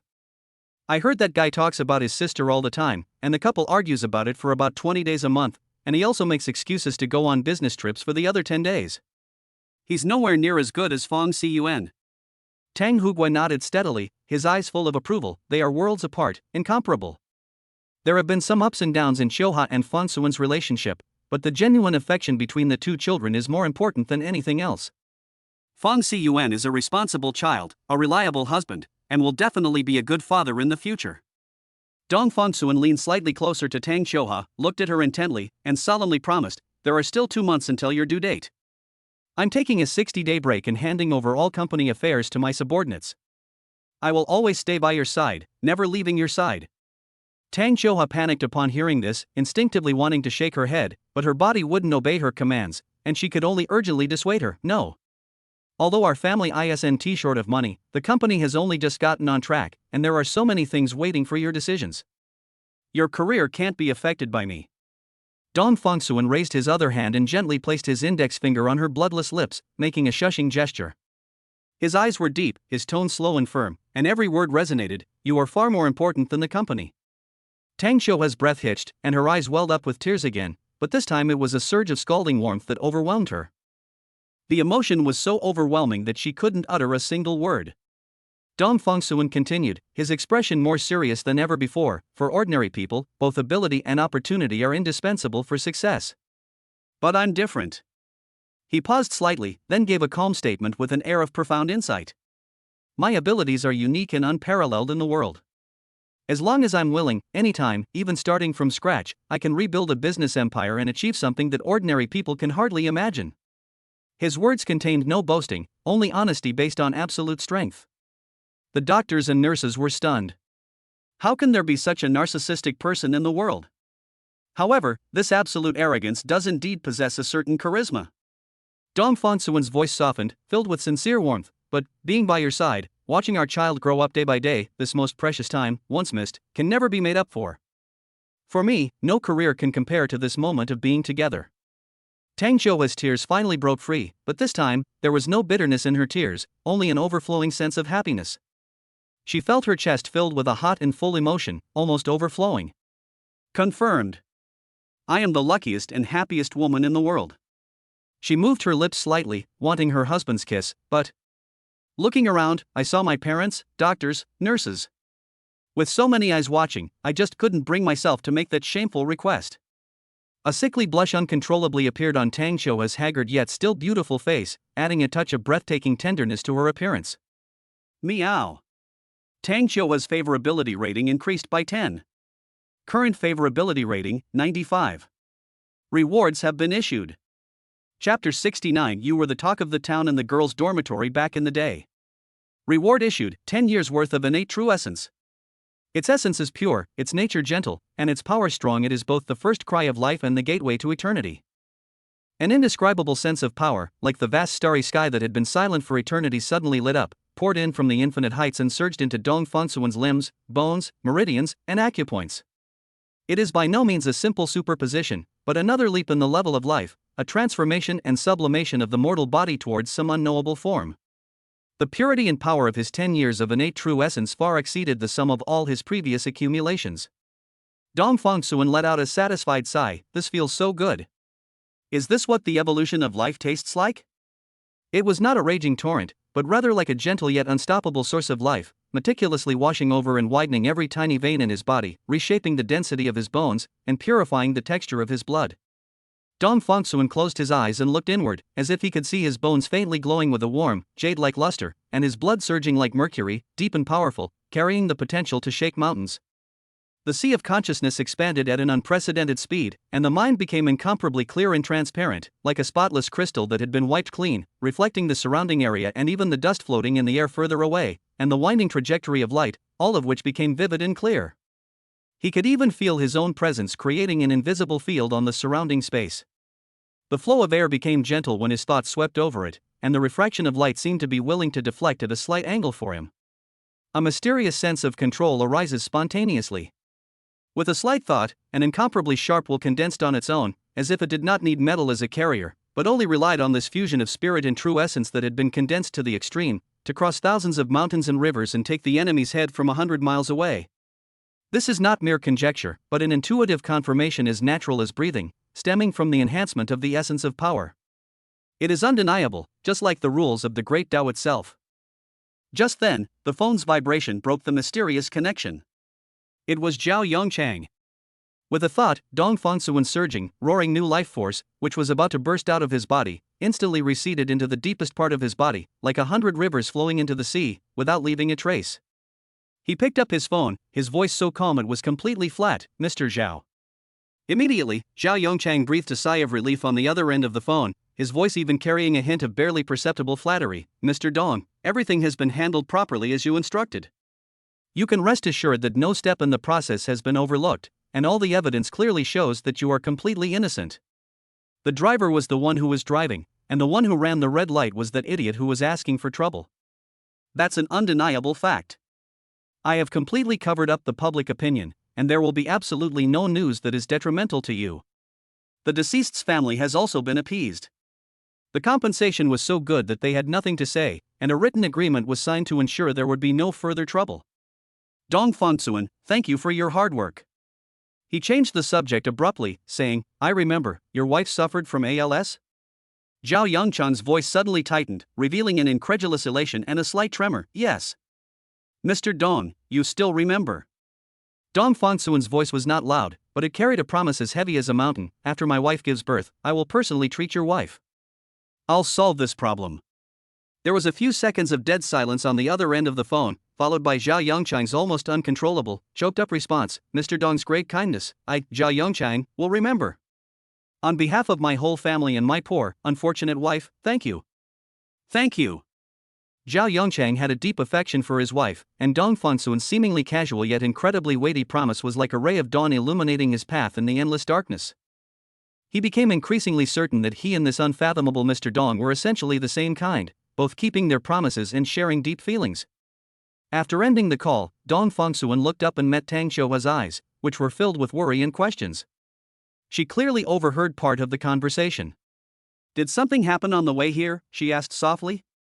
Dong Fangsuan sat back on the edge of the bed, gently placing his hand on her high, protruding belly, his movements natural and full of protectiveness. It's not our fault that something unexpected happened. His tone was gentle, carrying a calming power that could soothe any anxiety. You know me, I always follow the rules. Some reckless guy sped through a red light and crashed into our car. He paused briefly, carefully examined her face, and saw that although there was worry between her brows, her breathing was still relatively steady, before continuing to explain gently, "I didn't say it right away because I was afraid that you would be anxious if you heard it, which would affect your health and the baby. You seem to be in good spirits now, and our little one is doing quite well too." Before he finished speaking, a small force suddenly lifted the belly under his palm, the movement clear and powerful. Dong Fongsuan was slightly taken aback, then chuckled softly, his voice filled with the surprise of his first experience and an indescribable joy. "Heh, this little guy seems to have quite a temper. He even had the strength to kick me." He looked up and gave Tang Xiuhua a smug smile. "This personality trait comes from me. Don't let my gentle and refined demeanor fool you, I actually have a bad temper when I wake up. Back in school, many of my roommates were afraid of being woken up by me." Tang Xiuhua smiled, her beautiful eyes curving into two crescent moons, and said coquettishly, They have absolutely no self-awareness.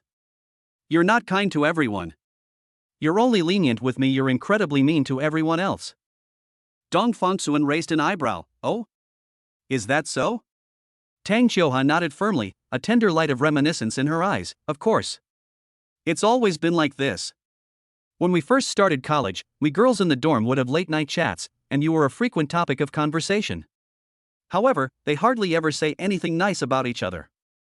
Upon hearing this, Dong Fongsuan immediately became interested. "I thought I was just a nobody, but it turns out I was the subject of conversations during the girls' dormitory late-night talks?"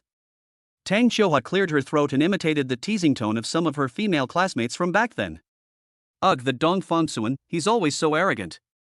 What's he so proud of? He's so annoying." "Exactly. He always has that cold, poker face, like nobody's good enough for him. It's infuriating just looking at him. What a waste of that face. He's a classic example of someone destined to be single forever. Someone like him will never find a girlfriend." Dong Fongsuan listened to these old accusations without taking them seriously. Instead, a hint of interest appeared in his eyes as he pressed on, "And what about you? Back then, didn't you say a few words of justice for me?" Chapter 70 Good men don't exist in the market. Tang Xiuhua's lips curved into a sly smile, her eyes sparkling with a mischievous light, like a kitten that had stolen a piece of dried fish. "Yes." Her voice was languid and deliberately drawn out, with a slight upward inflection at the end, stirring one's heartstrings. Dong Fongsuan cooperated by pursing his lips and making an exaggerated expression of distress, his brows furrowing together. How could anyone possibly guess that? "Tell me honestly, did you participate in my denunciation meeting?" Tang Xiuhua blinked her still clear and beautiful eyes, which seemed to hold the light of shattered stars. She stopped teasing him and honestly revealed the answer, though her tone carried a hint of embarrassment, as if she had unearthed a diary hidden deep in a drawer from her youth, with a touch of shyness yet an irresistible excitement to share. "Back then, actually. A little bit of a Chunibu middle school syndrome." She lowered her eyelashes slightly, her thick lashes casting a small fan-shaped shadow under her eyes. Dong Fongsuan's curiosity was piqued. Tang Xiuhua seemed to be carefully choosing her words, her fair cheeks flushing slightly, like peach petals in early spring. "When others ask me what I think of you, my assessment is..." She took a deep breath, as if reciting some profound proverb, with a touch of shy reminiscence and a hint of youthful spirit. "Cattle and sheep always travel in herds, only wild beasts are accustomed to wandering alone." Dong Fongsuan grinned. "Ha! My wife has a discerning eye. She knew I was different from everyone else so early on. Actually, at that time, I was nothing." Tang Xiuhua said with a smile. "At the time, I felt that we were probably the same kind of people, both of us who were unwilling to follow the crowd and disdain to blend in with the crowd. I think people who are independent but not socially anxious are not aloof, but rather have a clear understanding of the world." She raised her eyes, glanced quickly at Dong Fongsuan, and then lowered them again. "So I secretly observed you for quite a while." The last sentence, almost as if held in her mouth, carries the shyness of a girl's secret feelings being revealed. Upon hearing this, Dong Fongsuan's eyes revealed a knowing smile, a smile like a pebble thrown into a lake, rippling gently in his deep eyes. He deliberately dragged out the words, with a clear hint of sarcasm. "Oh? And then? After observing me for so long, are you disappointed to find that I'm just an ordinary male classmate who can't do anything and has a bad temper? Has your beast image of me been shattered?" "No, that's not true." Tang Xiuhua immediately retorted, her voice rising slightly with urgency, carrying a focused recollection and an undeniable seriousness. "I think you're just very good at hiding it, concealing your true self. It's because my attention always unconsciously focuses on you that it wasn't until the night of the graduation party that I. As the conversation reached its most crucial point, she abruptly stopped. What happened next was too private and too unexpected. It was the starting point where their fates intertwined, and also the secret garden hidden deep in her heart. The hazy nights, the smell of alcohol, the uncontrollable heartbeats, and the unexpected entanglement at the end. She simply couldn't bring herself to say it. If she could, she would cover her burning cheeks with her hands. Unfortunately, Tang Xiuhua couldn't even complete this simple action. So she could only close her eyes tightly and shyly, her long eyelashes trembling slightly like the wings of a startled butterfly, trying to use this self-created darkness to isolate herself from her shyness and her heart pounding like a drum. In this quiet moment, where ambiguity and warmth intertwined, the air seemed to be filled with a sweet and slightly intoxicating atmosphere. "Wife, you are so beautiful." Dong Fangxuan was somewhat lost in thought. Thump! Thump! Thump! The door to the ward was knocked on gently but firmly, the rhythm clear and polite, breaking the idyllic atmosphere inside. Dong Fangxuan suppressed his seductive expression and regained his usual composure and calmness. He quickly composed himself and said in a steady voice, "Please come in." The door was gently pushed open, and an elegant, slender figure walked in, seemingly radiating an aura of light. The person who came was Chu Fanfeng's older sister, Chu Daolin. The Chu family's genes are undoubtedly excellent. The younger brother, Chu Fanfeng, is known in the industry for his handsome and dashing appearance, and the older sister is equally outstanding in appearance, truly a beauty. She was not the kind of striking, aggressive beauty, but rather an elegance and nobility cultivated through good upbringing and generations of privilege. Her features were so exquisite that they resembled a meticulously painted masterpiece by a top artist. Every line was perfectly placed, and together they created a natural harmony and beauty that left no room for criticism. As she approached, a delicate, light fragrance, neither too sweet nor too faint, quietly filled the air. The scent was like a secluded orchid after the rain, mixed with a hint of crisp cedar wood, unassuming yet possessing a strong presence that was impossible to ignore. As the eldest daughter of the Chu family, whom they have been cultivating and on whom they have placed high hopes, Chu Daolin has always presented herself as poised, elegant, and decisive in her actions.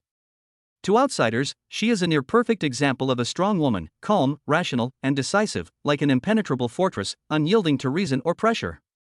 She is often compared to Su Juqi, another renowned businesswoman. However, the real her is completely different from the image that the outside world has of her.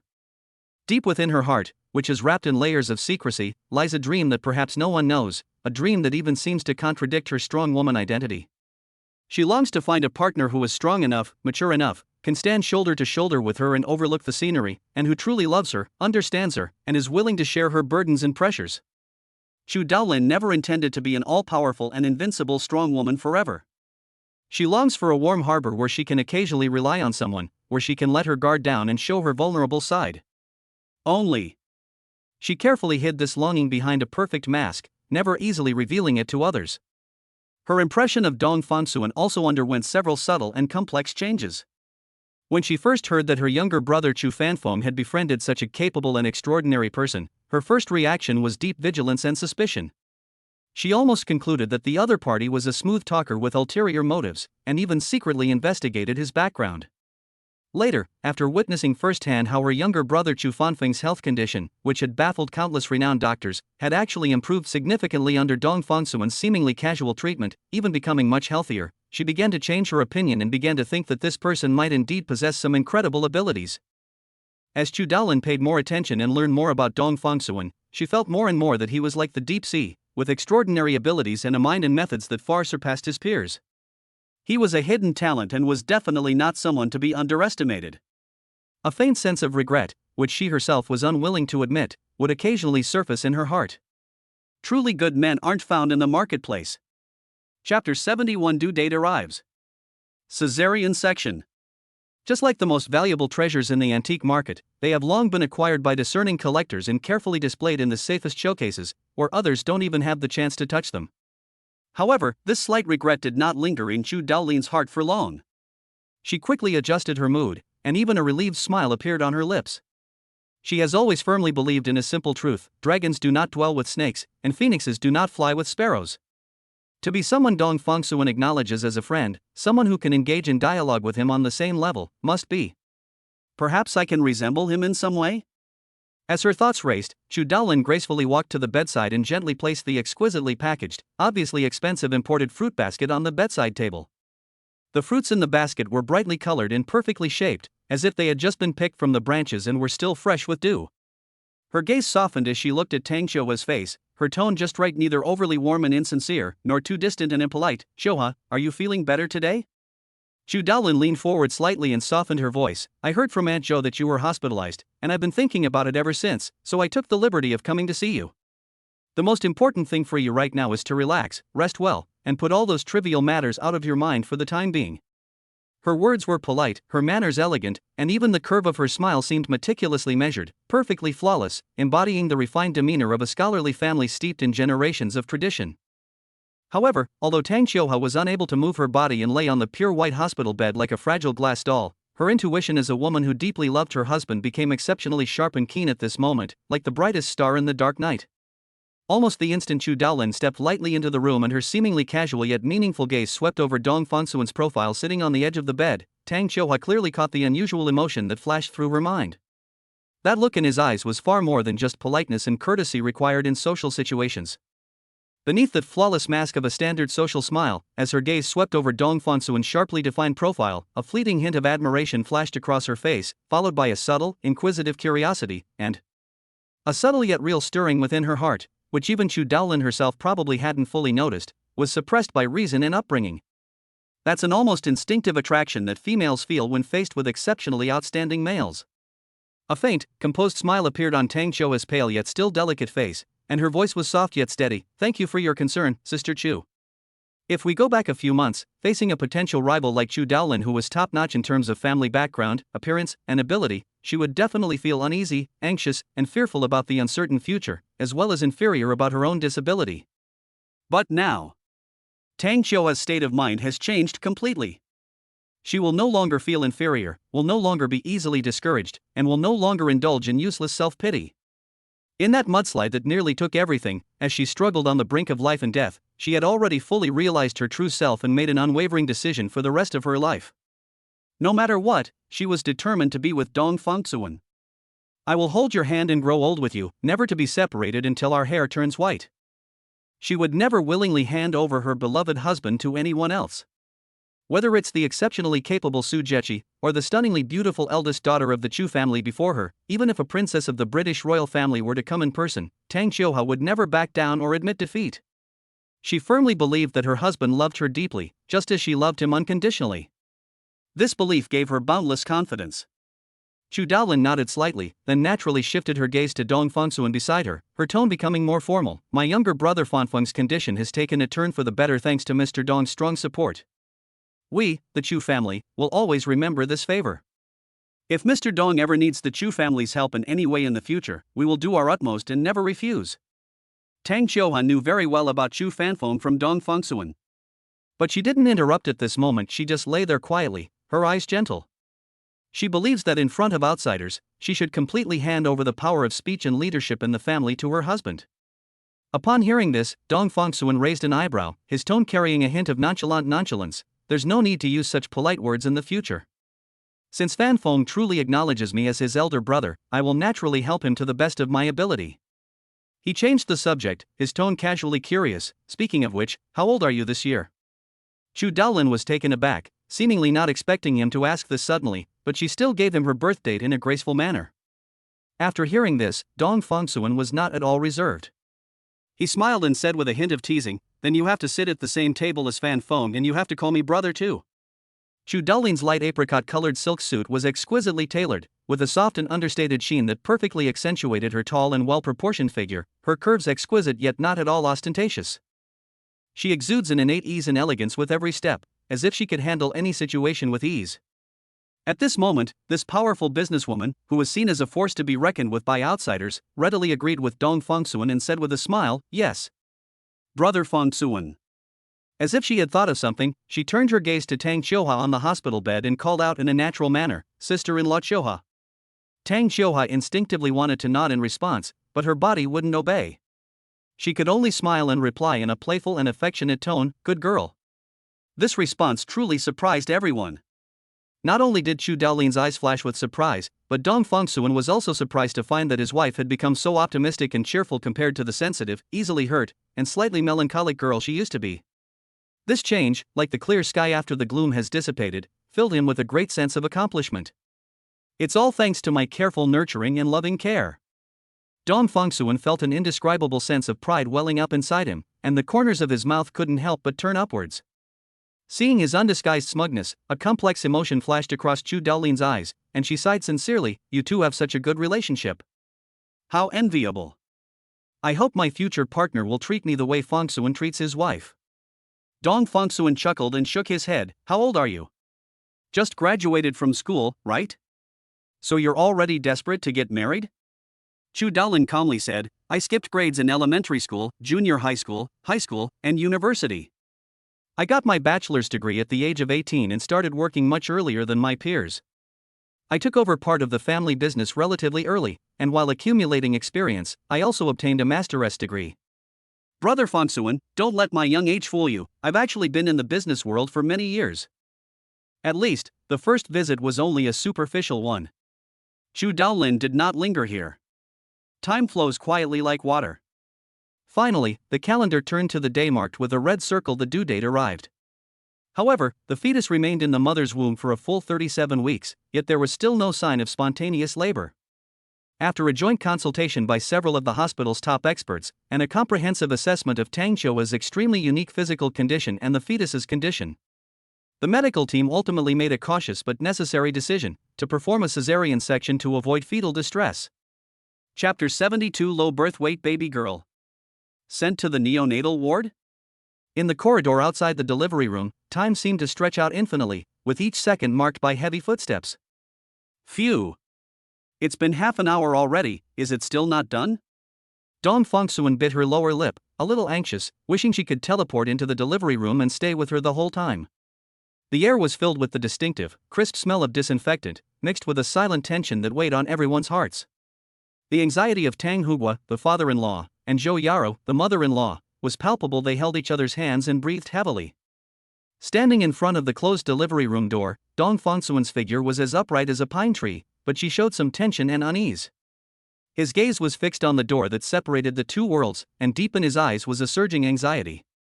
Chu Daolin and her brother Chu Fanfeng quietly stayed by his side. Chu Daolin was still dressed appropriately, but a hint of seriousness appeared between her brows. She would occasionally glance at Dong Fongsuan's resolute profile, her lips would move slightly, but in the end she would say nothing, simply offering silent support in her quiet companionship. Chu Fanfeng seemed somewhat uneasy, his young face filled with concern. He wanted to say something to ease the atmosphere several times, but felt that any words would be inadequate at this moment, so he could only follow his sister's example and remain silent. From the other end of the corridor came hurried and slightly disordered footsteps. Dong Fongsuan's parents had arrived, looking travel-worn. The two elderly people's faces were etched with the weariness of their journey, but even more so with a deep sense of worry and anticipation. Mother Dong rushed forward, grabbed her son's arm, and asked in a trembling voice, "Fongsuan, how is your wife now? How long have you been inside? There's a traffic jam. That driver is terrible." The old mother kept nagging about trivial matters, distracting Dong Fongsuan's attention.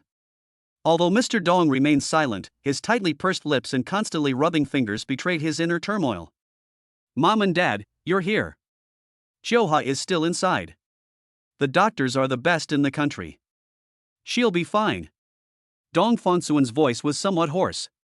He took his mother's cold hand in return, offering a silent comfort. On the other side, Zhao Yongchang also stood quietly in the corner. This energy tycoon, who wields immense influence in the business world, now wore a pure, almost devout prayer, devoid of his usual strategic brilliance. He unconsciously clasped his hands together, murmuring softly, as if to himself, yet also to everyone in the corridor, "Please, everything goes smoothly, please, stay safe." He had never met Tang Qiuhua in the delivery room before, but his concern was extremely sincere. Because he deeply loved his wife who was suffering from ALS, he placed all his hopes, the only glimmer of hope for his wife's recovery, on Dong Fongsuan. The harmony and stability of Dong Fongsuan's family is closely related to his own happiness. Su Juqi did not come today. She already knew that Tang Qiuhua was giving birth today, but she didn't plan to participate. On the one hand, out of sight, out of mind, the deep-seated feelings in her heart made her unwilling to witness this perfect scene, lest it only increase her sadness. On the other hand, it stems from her inherent pride.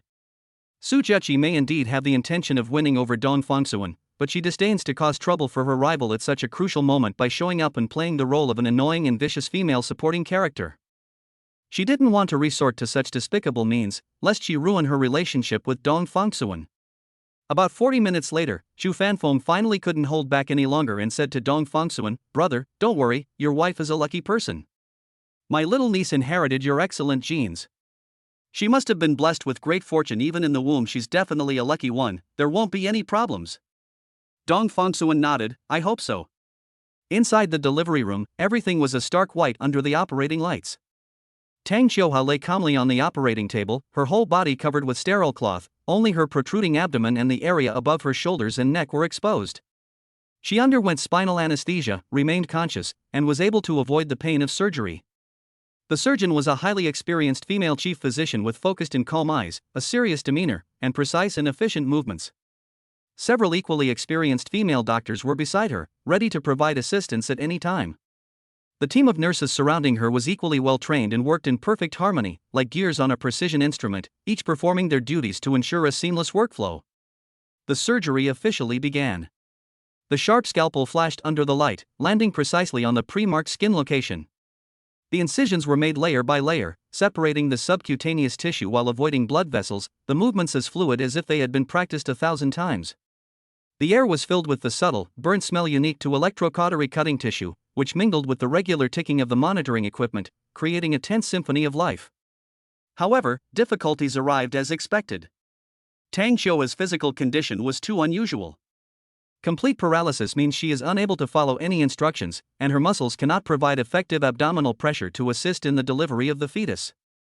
What's even more challenging is that her unique Tang Xiuhua disease makes her body's response to medication and surgical stimulation completely unpredictable using conventional medical experience. Her physiological indicators were like walking on a tightrope. Any slight fluctuation could trigger a chain reaction. Medication use must be approached with extreme caution. The anesthesiologist stared intently at the data on the screen, adjusting the dosage and flow rate of the anesthetic and vasoactive drugs with extreme precision based on Tang Xiuhua's real-time bodily feedback, much like carefully steering a ship in a storm. The use of medication made the surgeon feel like he was walking on thin ice.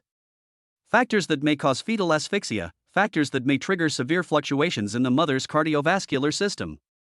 Fine beads of sweat appeared on the surgeon's forehead, which were quickly wiped away by a nurse standing nearby. Her eyes remained sharp, and her hands moved without the slightest hesitation. Relying on her years of accumulated experience and almost intuitive judgment, she worked closely with the entire team, carefully avoiding every possible risk. They were like digging out a priceless treasure buried under a fragile layer of ice, each movement gentle and precise, for fear that the slightest tremor would ruin everything. Time passed by, second by second.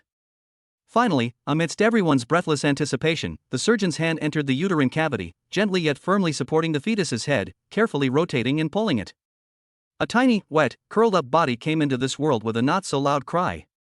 "Congratulations, it's a little princess." The nurse quickly took the newborn and performed routine cleaning, suctioning, and warming, her movements swift and gentle. "Ha! 2,490 grams. That's low birth weight, but only 10 grams short." Tang Xiuhua overheard a younger female nurse asking the surgeon 2 questions in quick succession, and her crying was a little soft, muffled. "Shouldn't we check her lung function? Should we take the baby to the neonatal ward?" Chapter 73 Favorability 100. Ji Meng Do Do Yu Yu? Newborns need to be observed in the NICU for at least 3 days for comprehensive vital sign monitoring and data collection. Every day, Tang Xiuhua holds her phone tightly, repeatedly checking every test result listed on the hospital's dedicated app. From basic heart rate and respiration to minute fluctuations in blood oxygen saturation, every tiny change in the numbers tugs at her heartstrings. The app's list of services included blood test. Tang Xiuhua's worries surged like a tide. The protective instincts and anxiety of a new mother brought tears to her eyes, and her voice choked with emotion. And then there's the blood test. So tiny, yet they have to prick you with a needle. I'm so worried about her, afraid she'll be in pain, afraid she'll cry. Dong Fangsuan is a typical action-oriented person. Seeing his wife so worried, he immediately said, "Don't just stare at your phone and guess. I'll go and check for you myself." I'll video call you right away so you can see our daughter with your own eyes. His mind raced, and he instantly planned out the route. With zero activation of supernatural abilities, one can perfectly conceal their form. The release of innate true essence forms an invisible barrier, isolating all possible pathogens. Further enhanced by the supernatural ability of the ends of the earth are within reach, one can instantly cross distance barriers. Dong Fongsuan was confident that he could come and go as swiftly as the wind, without making a sound, and would never let anyone notice. Tang Xiuhua quickly spoke up to stop him, her voice pleading, "No. Husband, let's listen to the doctor. There's always a reason why rules are set. I just want you to stay here with me." She desperately needed the sense of security that came from having him by her side, even if it was just to see him. Seeing her like this, Dong Fongsuan immediately gave up the idea, sat down on the edge of the bed, took her hand and solemnly promised, "Okay, I'll listen to you. I'm not going anywhere. I'll sleep on this little sofa in the ward for the next few days, staying here with you and our daughter." However, the mother's worries never ceased. Just as she had calmed one situation down, Tang Xiuhua thought of a new one. She frowned, her voice tinged with uncertain panic. "Fong Cun, you said? Could our little baby have been switched? Or what happens like in the movies, where you get taken away by human traffickers posing as medical staff?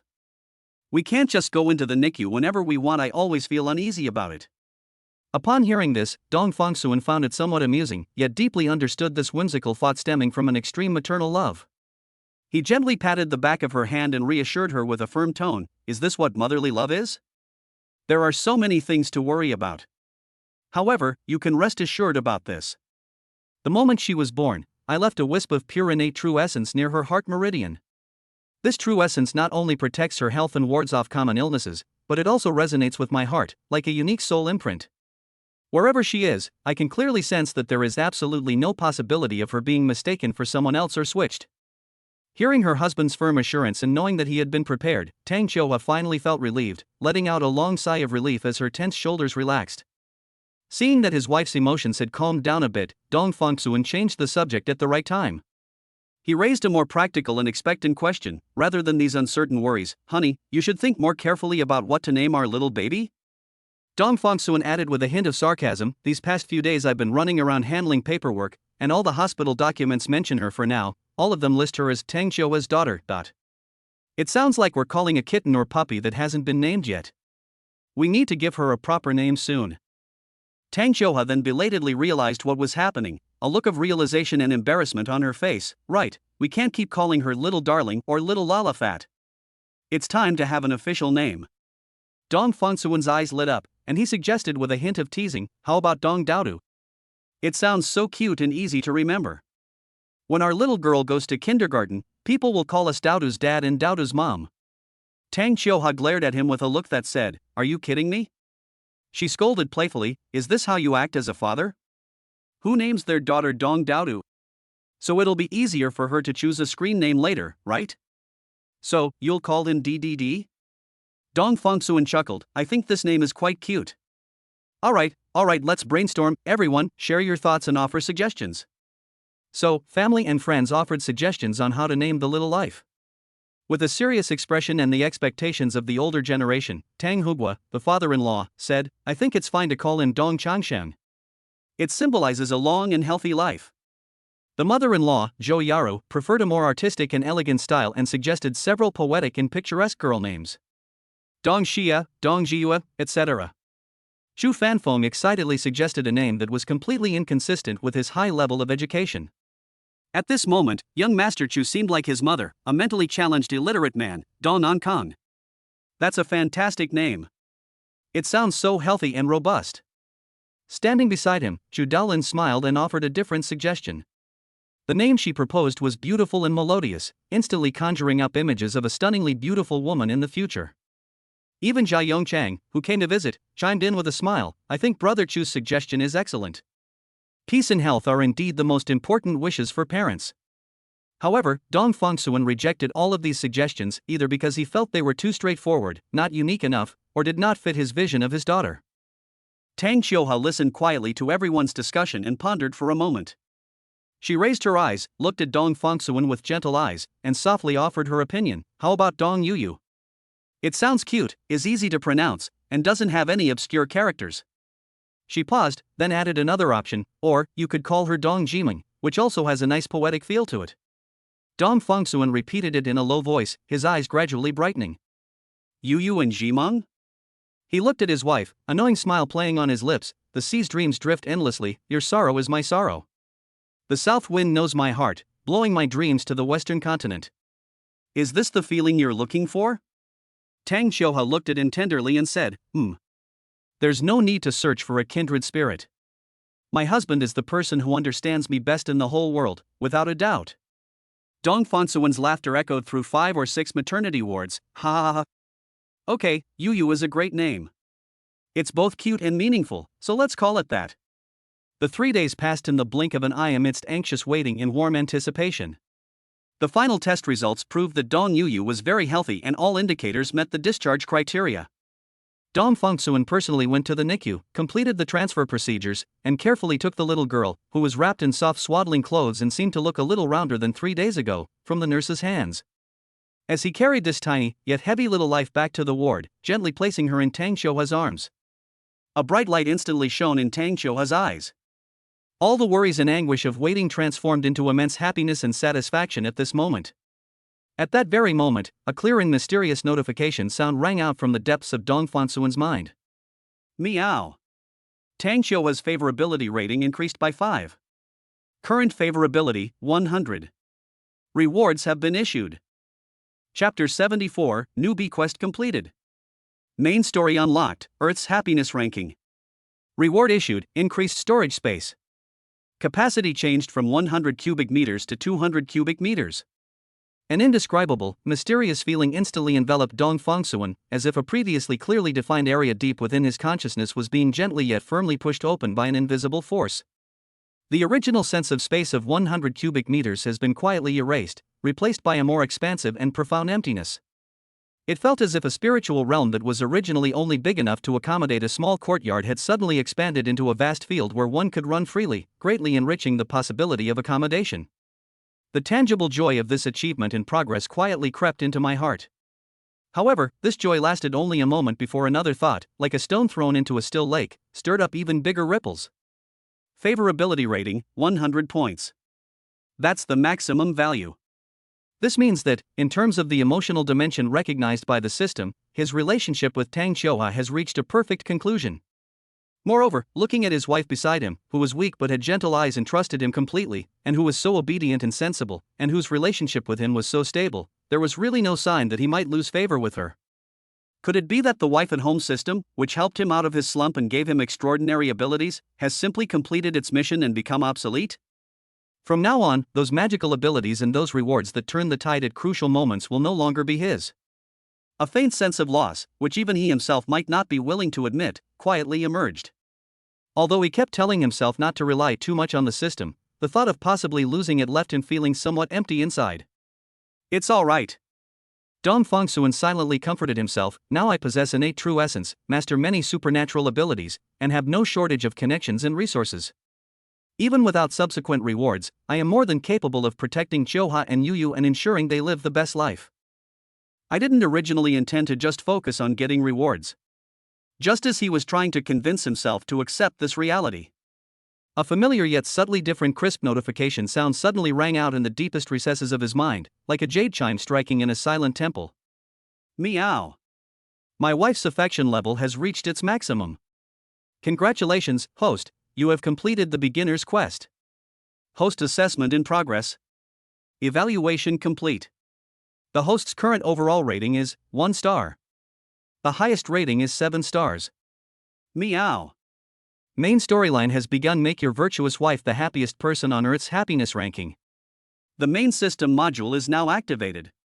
From this day forward, for any gains, progress, or advancements your virtuous wife makes, the host will receive 10 times the reward corresponding to the extraordinary realm. A series of messages flooded his consciousness like a rushing river, and Dong Fongsuan stood there stunned, his mind and spirit shaken. He needs time to process this sudden and unexpected information. New player quests? Main storyline unlocked? Overall rating, 1 star? Maximum, 7 stars? The main module functionality has been activated. And then there's that crucial new rule. Can Shoha receive 10 times the reward in the corresponding extraordinary realm for any achievement, progress, or improvement she makes? Dong Fongsuan stood there for a long time, his deep eyes flashing rapidly, like a galaxy in motion, deducing countless possibilities. He finally managed to digest and understand the earth-shattering changes brought about by the system's advancement. For example, if Shoha learns cooking and makes progress, he can receive feedback 10 times greater than her progress in the extraordinary fields of food or creation and nourishment. If she studies painting and grasps the wonders of color and artistic conception, he might be able to make a huge improvement in areas such as illusion, mental framework, or domain depiction. If she practices dance and her posture and rhythm become more graceful, he may benefit greatly in terms of body movement, speed, and even spatial awareness. About. Is that what you mean? This is no longer a simple exchange of favorability, but rather a deep binding of his wife's growth with his own extraordinary path, forming a unique symbiotic and feedback mechanism. Every advancement his wife makes becomes a stepping stone for him to climb to even greater heights, and a boost tenfold. A square inch? Tang Shoha keenly noticed the brief but profound change in his expression and aura, a state of confusion and enlightenment that seemed to come from a violent impact on his soul. She asked softly, "What happened to you just now?" Sudden enlightenment? Dong Fongsuan came to his senses and his gaze fell on Tang Shoha, who was paralyzed in bed but had given birth to his daughter. His eyes softened considerably. He nodded and said, following her words, "That's about right." He held her hand, his tone carrying a hint of barely perceptible excitement and solemnity. "I was thinking, now that Dong Yuyu has safely come into this world, could I give you the pill I prepared for you a long time ago?" He gazed into her eyes, his voice filled with encouragement and expectation. "Perhaps you will soon be able to feel your legs again and stand up again." Tang Shoha's breath hitched, and her eyes suddenly burst forth with an incomparably dazzling light, the light of a long-buried desire that had been buried deep in her heart for far too long being suddenly ignited. Excitement and immense anticipation washed over her like a tidal wave, making her almost tremble. However, this wave of excitement came and went quickly. She quickly forced herself to calm down, and the light in her eyes was replaced by a deeper, more resolute maternal glow. She gently shook her head, her voice weak but exceptionally clear. "Let's wait a little longer." She looked at the empty crib to the side, where its little owner was about to arrive, and said in a gentle but firm tone, "I'm afraid there might be some special ingredients in the pills that could mix into breast milk and be bad for Yuyu's little body if she drinks it. We cannot take any risks." No further words are needed. This simple sentence perfectly captures the selfless and great nature of maternal love. For the sake of her child, she willingly postponed her desire to stand up again once more. Dong Fongsuan was deeply moved. He squeezed her hand tightly and nodded emphatically, "Yes. I'll listen to you." So, for the next 3 days, Tang Shoha persisted in breastfeeding. Every day, they need to use a breast pump to painstakingly prepare several bottles of precious colostrum, which Dong Fongsuan personally runs to carefully and safely deliver to the NICU to feed their little baby. The 3 days passed in the blink of an eye, filled with anticipation and careful care. Finally, the day arrived. Dong Fongsuan went to the NICU again, signed a bunch of documents confirming discharge and follow-up care instructions, and completed all the formalities. He carefully took his precious daughter, who was wrapped up tightly and whose little face was the only part of her body, from the nurse's hands. When he carried this light, soft little life in his arms and walked back to the ward step by step, finally placing her safely in Tang Shoa's side, his tense heartstrings finally relaxed completely. Only then did he truly find a moment of peace. He lowered his head and carefully, with a touch of curiosity, examined his great contributor, whom he had been working so hard to finally meet. Looking at that small nose, slightly open and closed eyes, and the vaguely familiar outlines of the ears and mouth, Dong Fongsuan couldn't help but take a breath. He let out a soft, astonished whisper, "Hiss. This little thing has a nose and eyes, and it looks quite like me." Dong Fongsuan raised his head and looked at Tang Shoha, whose eyes were full of gentle smiles, his tone filled with the wonder of a creator. Absolutely amazing. Chapter 75 Happiness Index plus 10. Command Ability, Satisfaction. Divine Weight Loss Technique. Tang Shoha couldn't help but chuckle at his silly appearance. A weak smile spread across her pale face as she gently scolded, "Normal people have noses and eyes, okay? What kind of strange description is that?" Her gaze then fell back to the tiny swaddled baby beside her, her eyes instantly softening to an unbelievable degree, as if she had fallen into a myriad of stars, sparkling with a crystalline and blissful light. "Little guy, he's so tiny," she murmured, her voice filled with the amazement of becoming a new mother and a kind of reverent caution. "I really want to hold her, to feel her warmth and weight for myself. But then I felt she was too fragile, like the most exquisite glass vessel." I was afraid I'd be clumsy and hurt her with the slightest bit of force. Dong Fongsuan wanted to reply, "Don't worry about being clumsy, because you can't move at all." But the words, once on the tip of his tongue, were chewed up and swallowed back down. Although my emotional intelligence isn't particularly high, saying something like that is a bit idiotic. Tang Xiaohua had no idea what bizarre ideas her husband was having. She let her thoughts wander, speaking her deepest feelings as if to herself. As she spoke, her eyes uncontrollably welled up with tears, glistening in them. It was not sadness, but a natural expression of overflowing emotions. Now, my husband and daughter are both by my side. She turned her head slightly to look at Dong Fongsuan, her voice slightly choked, yet filled with an indescribable sense of satisfaction and peace. This feeling is so good. Behind this simple sentence lies the stark contrast between the boundless, cold loneliness of being completely paralyzed in bed and the warmth surrounding you now. Back then, the hospital bed was a prison that confined her, but now, the same hospital bed has become a haven that holds all her happiness because of the two dearest people beside her. The moment she finished speaking, a clear and mysterious notification sound rang out from the depths of Dong Fongsuan's consciousness. Meow. The happiness index of virtuous wife Tang Xiaohua increases by 10 points because of the satisfaction of being with her husband and daughter. Current ranking on the planet's happiness list, 2,198,300. Rewards being distributed. Dong Fongsuan was taken aback by the sudden system notification, but his attention was then drawn to the ranking. 2,008,300? He almost couldn't help but blurt out his complaint. Are you kidding me? My wife is absolutely the happiest and most content person in the world right now, without a doubt. How could someone radiating such inner peace and joy only rank in the top 2 million? The authority of this list is highly questionable. But he then thought that happiness is, after all, the most subjective and idealistic feeling. Everyone's standards and experiences are different, so perhaps the evaluation system of this list can never be absolutely objective. In any case, the current system reward mechanism has changed. It is no longer linked to a fixed favorability value, but is closely connected to Xiaohua's dynamically changing happiness index. Moreover, improving the happiness index has become a new main task. There is no need to rush, we can take it slowly and steadily. Rewards have been issued. Command ability, satisfaction. An indescribable fragment of strange rules, carrying a sense of perfection and saturation, flowed silently into the depths of Dong Fongsuan's perception, transforming into an instinct within him. This ability is quite peculiar. Its effect is to directly influence the target's physiological perception. Regardless of whether the stomach is actually full of food, it can make the person feel a sense of fullness, both mentally and physically, that I am full and can't eat anymore. It can even create a sense of languid comfort and satisfaction after a meal. This. Dong Fongsuan was speechless for a moment. The abilities rewarded by this system are truly unique. While it may seem powerful, it cannot be directly used for combat or crisis resolution. It is merely a niche special ability with a limited scope of application. While it may seem weak, in certain situations, such as when dietary control is needed or when dealing with special occasions, it can indeed produce unexpected and unique effects. At the very least, this can definitely be considered a truly miracle weight loss technique.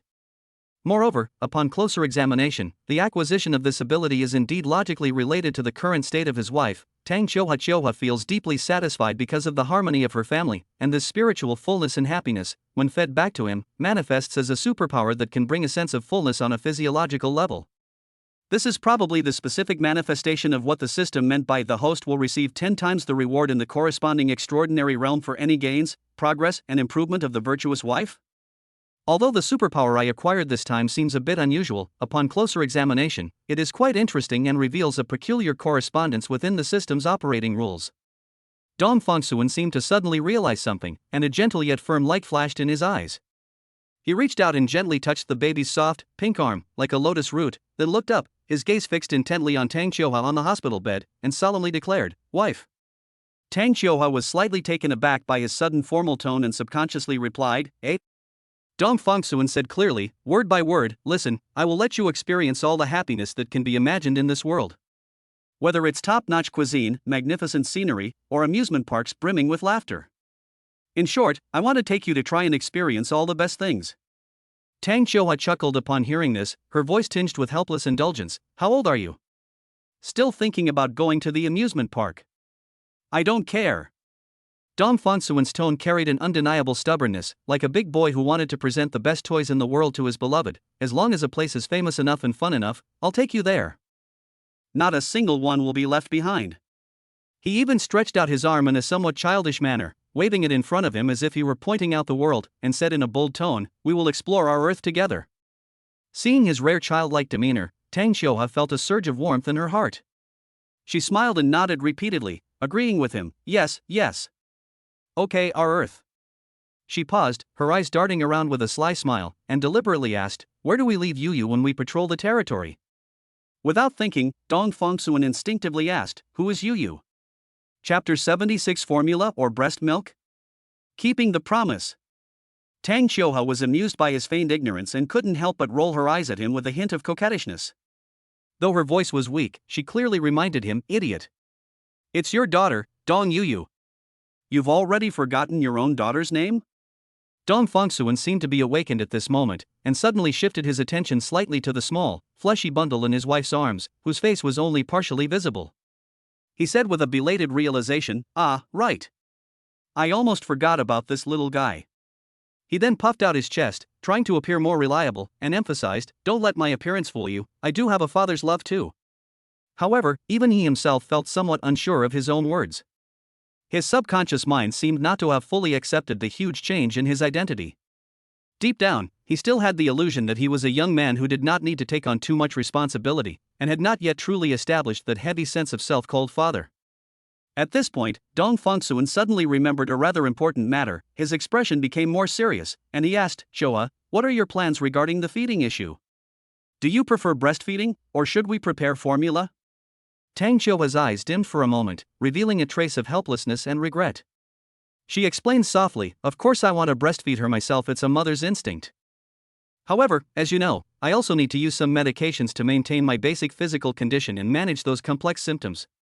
She paused, her tone revealing undisguised disappointment. "Some of these medications will inevitably remain in breast milk, and there's no way to completely remove them. For Yu's health, my breast milk. It cannot be used to feed her." These words carried a subtle sadness, a mother's inability to provide her child with the most natural food. Seeing her dejected appearance, Dong Fongsuan reached out with heartache and gently stroked the top of her head, his movements as tender as if he were handling a rare treasure. He comforted me firmly, saying, "Don't be sad, don't worry, I'm here for you.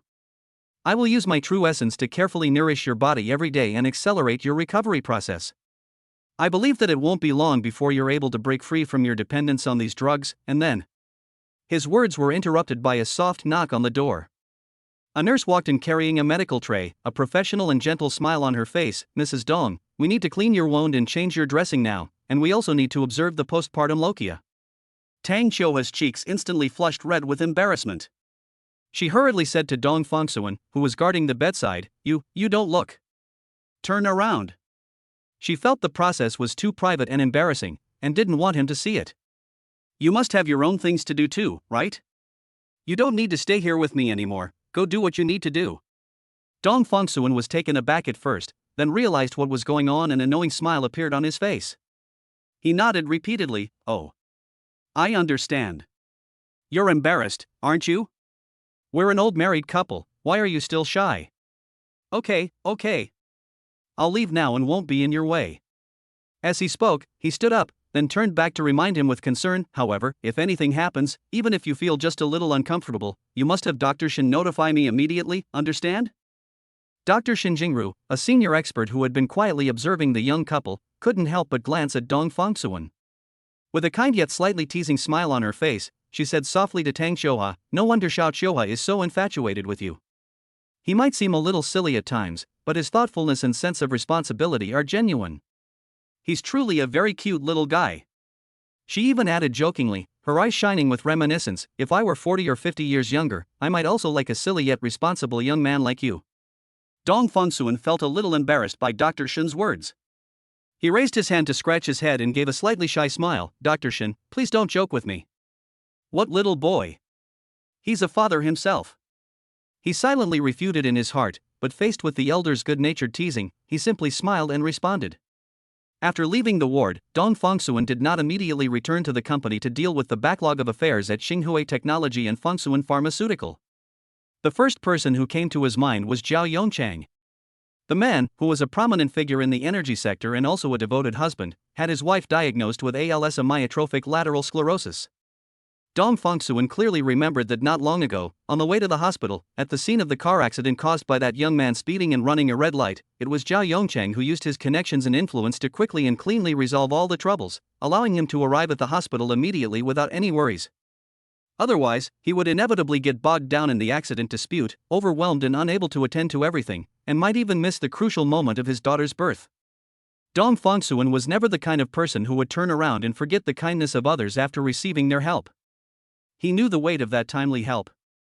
Dong Fongsuan had solemnly promised Zhao Yongchang that once Xiuhua's delivery was settled, he would immediately begin treatment for his wife.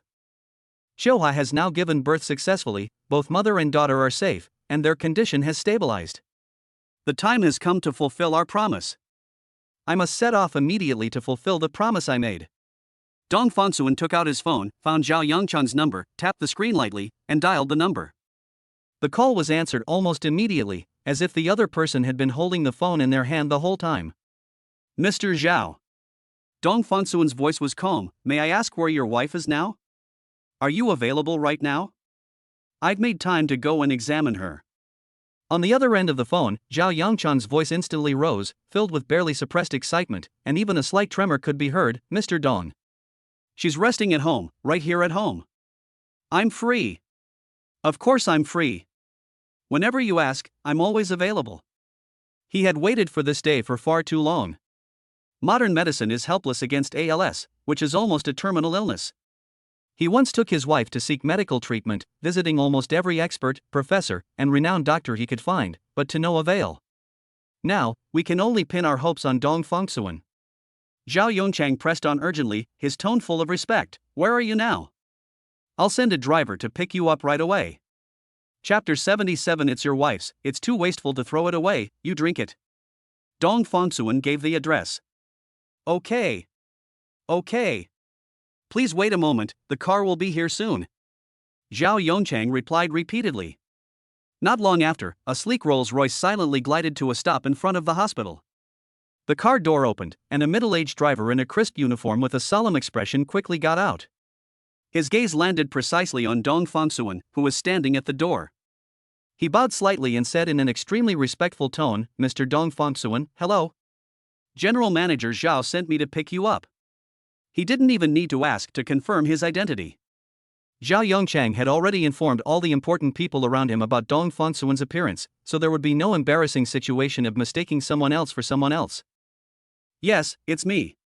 Dong Fongsuan nodded slightly, without any further pleasantries, and went straight to open the car door and get in. The vehicle smoothly drove away from the city, through the hustle and bustle, and finally into a quiet area with a rustic charm. The residences here are not the opulent mansions one might imagine. Instead, they possess a rustic charm that feels like a return to simplicity. The car slowly came to a stop in front of a courtyard that was unremarkable in appearance but covered a large area. Several vegetable plots have even been set up around the courtyard, where seasonal vegetables are grown, creating a lush and green atmosphere. Zhao Yongchang seemed to have just arrived, or perhaps he had been waiting there beforehand. He hurried out of the house to greet him, his face showing barely concealed nervousness and immense anticipation, his voice trembling with excitement. Mr. Dong. You finally arrived. He led Dong Fongsuan into the house, explaining, my wife has some mobility issues, and her main activity area is on the first floor. I specially arranged the sunniest room for her as her bedroom and living room. In a warm and tidy room, Dong Fongsuan met Zhao Yongchang's wife, the woman suffering from ALS. She was in a wheelchair, around 50 years old. The marks of time and the torment of illness made her look somewhat haggard, and her appearance was ordinary, at least to outsiders, not particularly stunning. However, the look in Zhao Yongchang's eyes was filled with an undeniable sincerity and deep love. He looked at his wife, his gaze softening as if lost in memories, his voice unconsciously lowering, filled with deep emotion. Mr. Dong, to be honest, back then, we went through a very difficult period, which could be described as a great famine. He began to slowly recount that long-forgotten past, speaking at a slow pace, yet with great emotion. At that time, I was almost desperate. Xinlan saved her only food rations for me, while she herself became swollen from hunger. If it weren't for her, I might not be where I am today, and our family might not exist. He recounted the moments of sharing joys and sorrows and supporting each other through thick and thin, without flowery words, only simple and genuine emotions. Dong Fengsuan listened quietly, and even with his resolute character, he couldn't help but be moved at this moment. He nodded slightly inside. Indeed, true friendship is revealed in times of trouble. Upon hearing Dong Fengsuan's words, even Zhao Yongchang, a tough man who had dominated the business world and seen countless storms, couldn't help but have his eyes redden instantly. Tears streamed down his face, and his voice choked with emotion. Yes. Life is finally better now, and I've become somewhat successful, so I'm thinking of letting her enjoy a better life. But who would have thought that Xilan would fall ill? This illness came on so suddenly and violently. She suffered and endured most of her life with me, and just when she was starting to recover, she hadn't even had a single day of peace. Those tears were filled with the heartache of helplessness and deep self-blame. Dong Fengsuan's gaze fell once again on the patient named Guo Xinlan. She sat quietly in her wheelchair, her body thin, with obvious muscle atrophy in her limbs and dull skin. Her breathing seemed shallower and more rapid than normal, and the muscles in her head and neck appeared weak, requiring the support of a special headrest in her wheelchair. This is ALS, a disease that cruelly robs people of their ability to move, but usually preserves their cognition and sensation. He didn't say anything more, stepped forward, squatted down slightly in front of Guo Xinlan, and said gently, "Madame Zhao, please relax, let me take your pulse." Guo Xinlan obediently, and helplessly, raised her hand slightly. Dong Fengsuan extended 3 fingers and gently placed them on the Cun, Guan, and Qi points of her thin wrist, seemingly performing a traditional Chinese medicine pulse diagnosis. However, at the same time, a subtle yet incredibly pure innate true essence, almost imperceptible, quietly entered Guo Xinlan's body through his fingertips, like the most skillful probe. This vital energy flowed slowly along her meridians, meticulously examining the atrophied nerves, stiff muscles, and lifeless motor neurons within her body. Wherever the true essence passes, it not only detects the source of the disease, but is also like a warm spring of life, gently nourishing those tissues that have been eroded by the disease for a long time and are almost exhausted, bringing a faint trace of vitality and warmth. To avoid appearing too shocking, Dong Fengsuan took her pulse for a moment, then pretended to reach out and gently press and massage several important acupoints on her arm, shoulders, and neck, while secretly using his true energy to clear the blocked meridians. However, even this insignificant nourishment of true essence is like a timely rain after a long drought for a sick body that has been in a withered state for a long time. Almost immediately, Guo Xinlan let out a very soft, incredulous sob. Her cloudy eyes widened suddenly, her face filled with extreme shock and disbelief. She felt a faint but real warmth, something she hadn't felt in a long time, flowing deep within her cold, stiff limbs. A sense that had been dormant for many years was being quietly awakened. She trembled and, extremely slowly, tentatively raised her hand, which had been hanging limply at her sides. Although the movements were still difficult and slow, they were indeed performed by her own will, with almost no external physical assistance.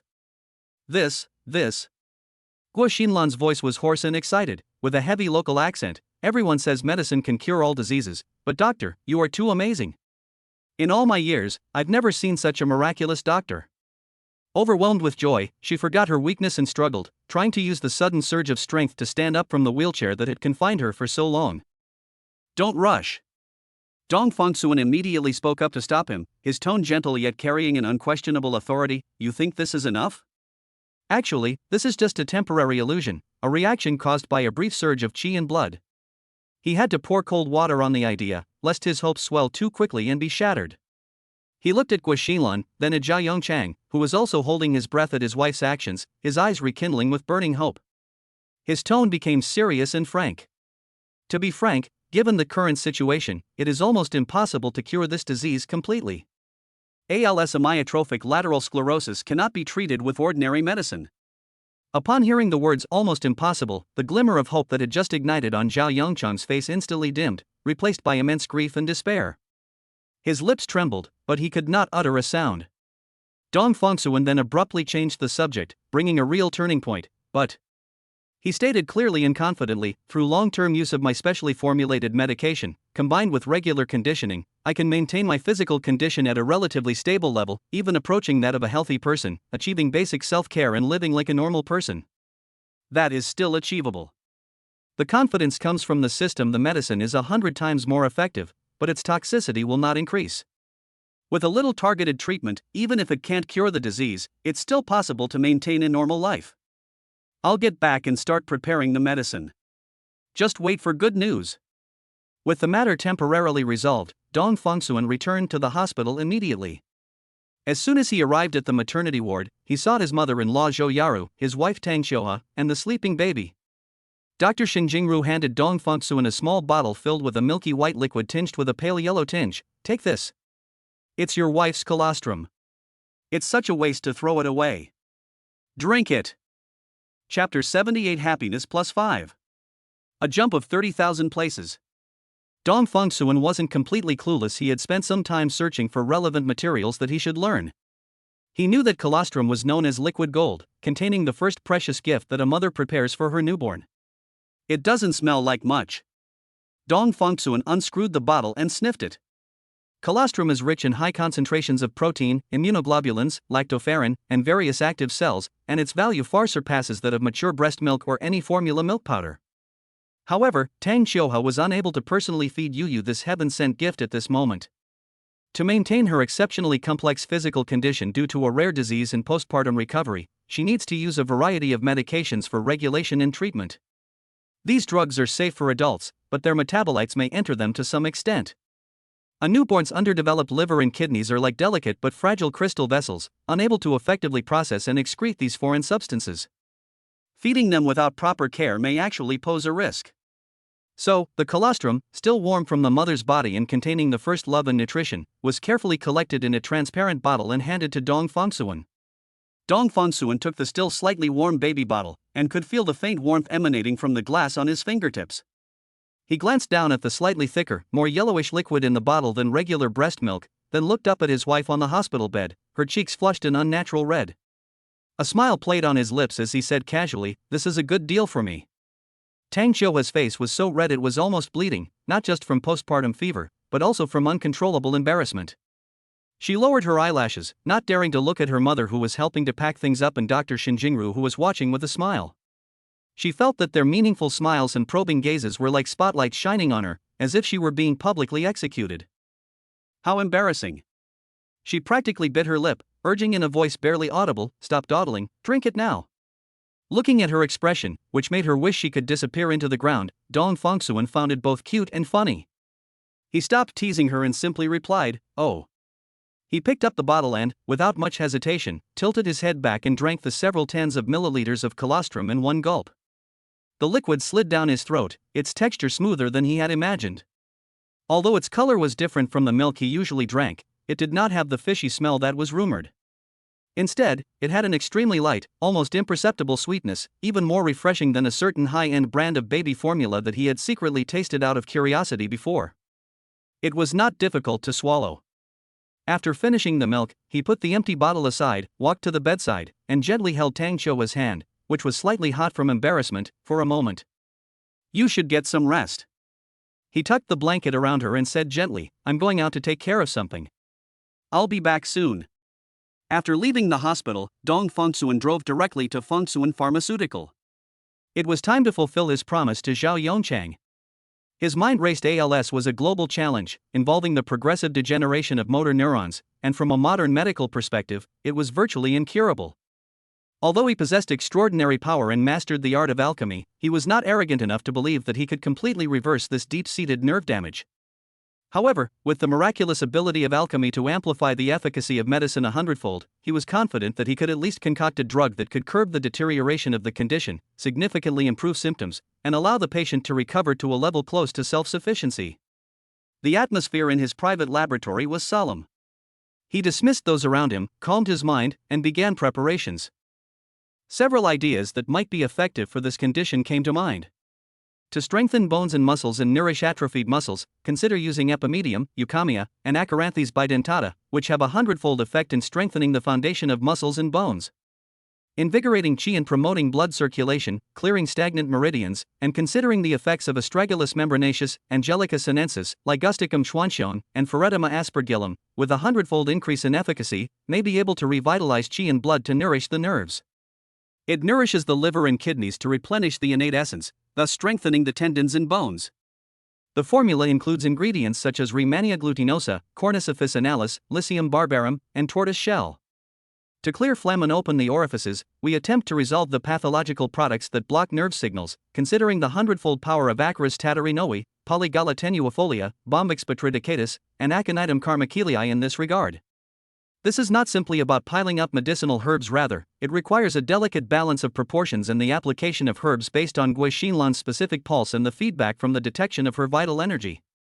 It is even necessary to use one's own innate true essence as a guide during the alchemy process to harmonize the medicinal properties and direct its hundredfold power precisely to the atrophied nerves and stiff muscles, so as to avoid the violent medicinal power damaging its fragile foundation.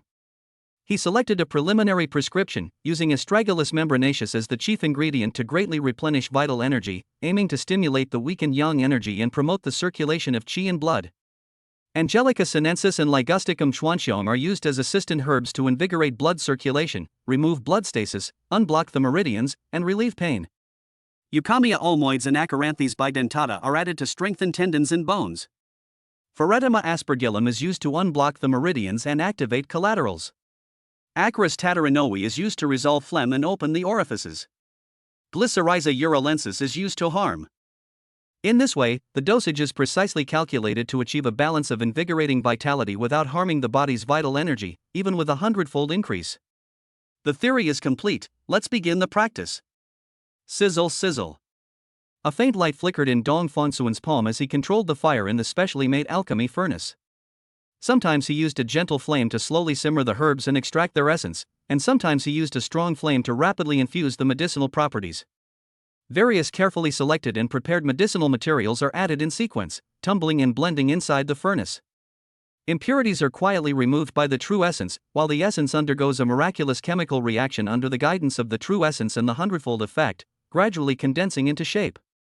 A rich yet not pungent medicinal fragrance filled the air, and a faint light emanated from within the alchemy furnace. After an unknown amount of time, the fire in the stove gradually went out. Dong Fongsuan reached out and patted the furnace wall. 3 pills, each the size of a longan, dark brown in color, with faint dark gold patterns on their surface, and emitting a warm luster and a refreshing medicinal fragrance, fell into the jade bottle he had prepared beforehand. The elixir is complete. He did not send the pills out immediately. As a precaution, he summoned his assistant and instructed him to contact a team of volunteers who had signed a strict confidentiality agreement to arrange preliminary efficacy and safety tests for the next day. Although he was confident in his medicine, he still needed to complete the necessary procedures. This was to be responsible to the patients and to protect his own reputation. Having just finished arranging everything and preparing to take a short break, the familiar notification sound rang out again from the depths of my consciousness. Meow. The virtuous wife Tang Xiuha's happiness index increased by 5 points because of her husband's strange drink.